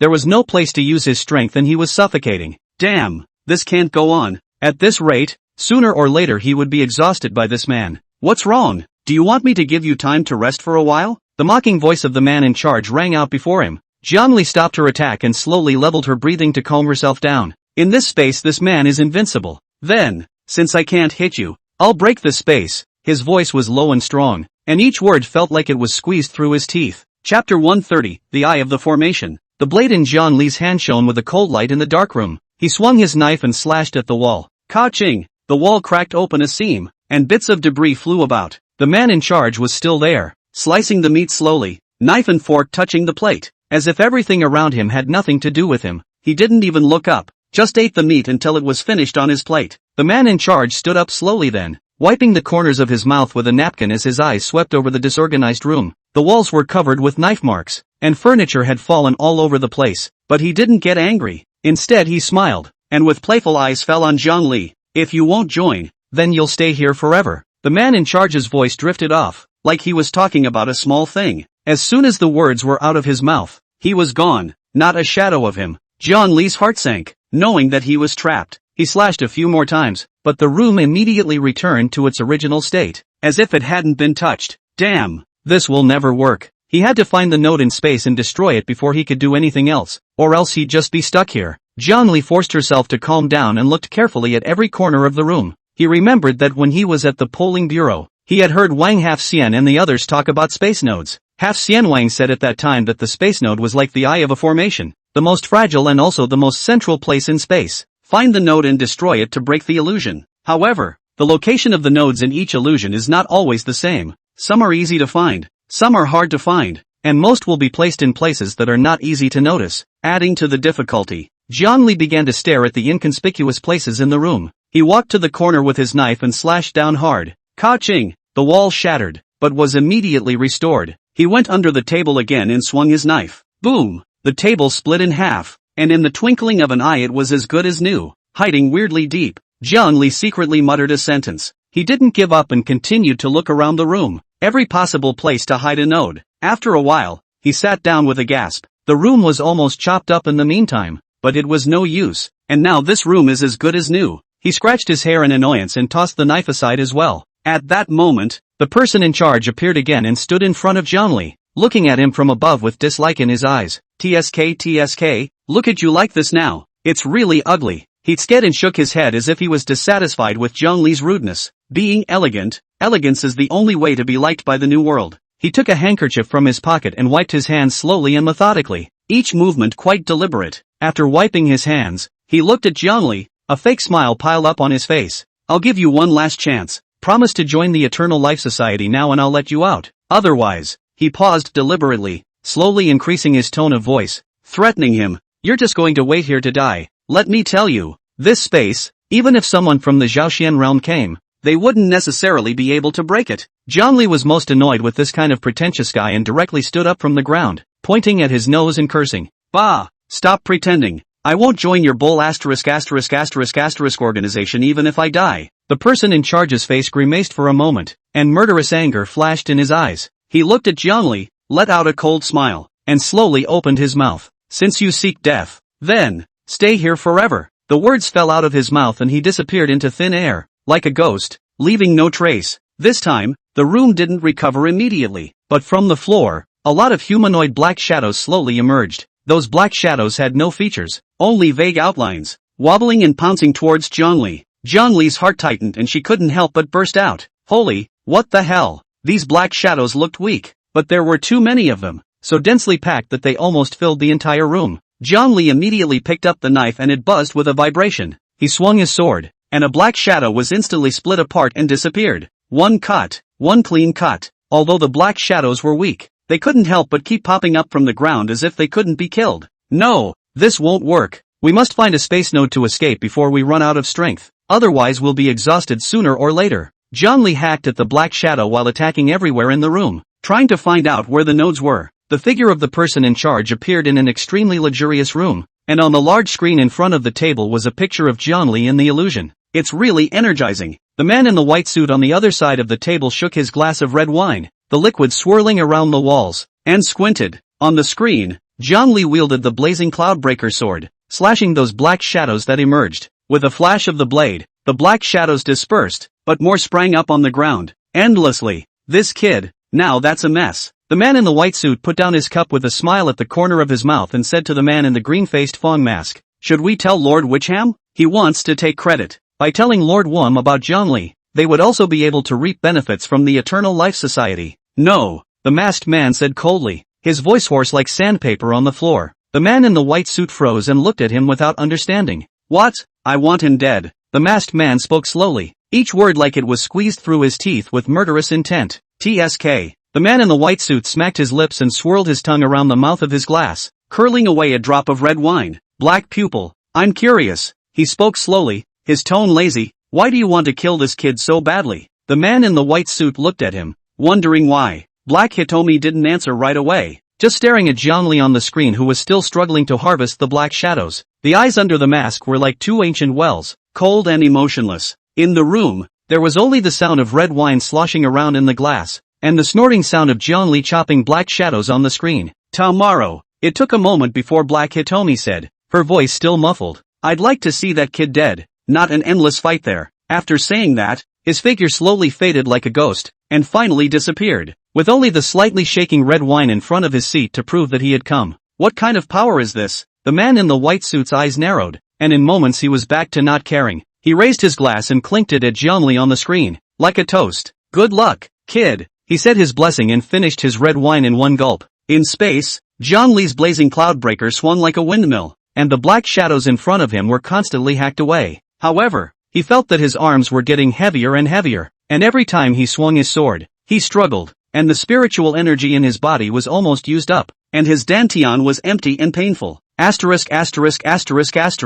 It can't go on like this. I can't hold out much longer. The black shadows couldn't be killed, and if he continued to consume them, he would be exhausted sooner or later. Zhongli endured her tiredness and slashed at the black shadows while trying to escape, but no matter how you think about it, you can't think of a way. It was like an enclosed space, with no exit at all, and black shadows came like a tidal wave from all directions. Surrounding him, the floor was so bright that it could illuminate the silhouettes of people, and Jiang Li's eyes were reflected on it, tired, but still permeated with sharpness. Underscore underscore underscore.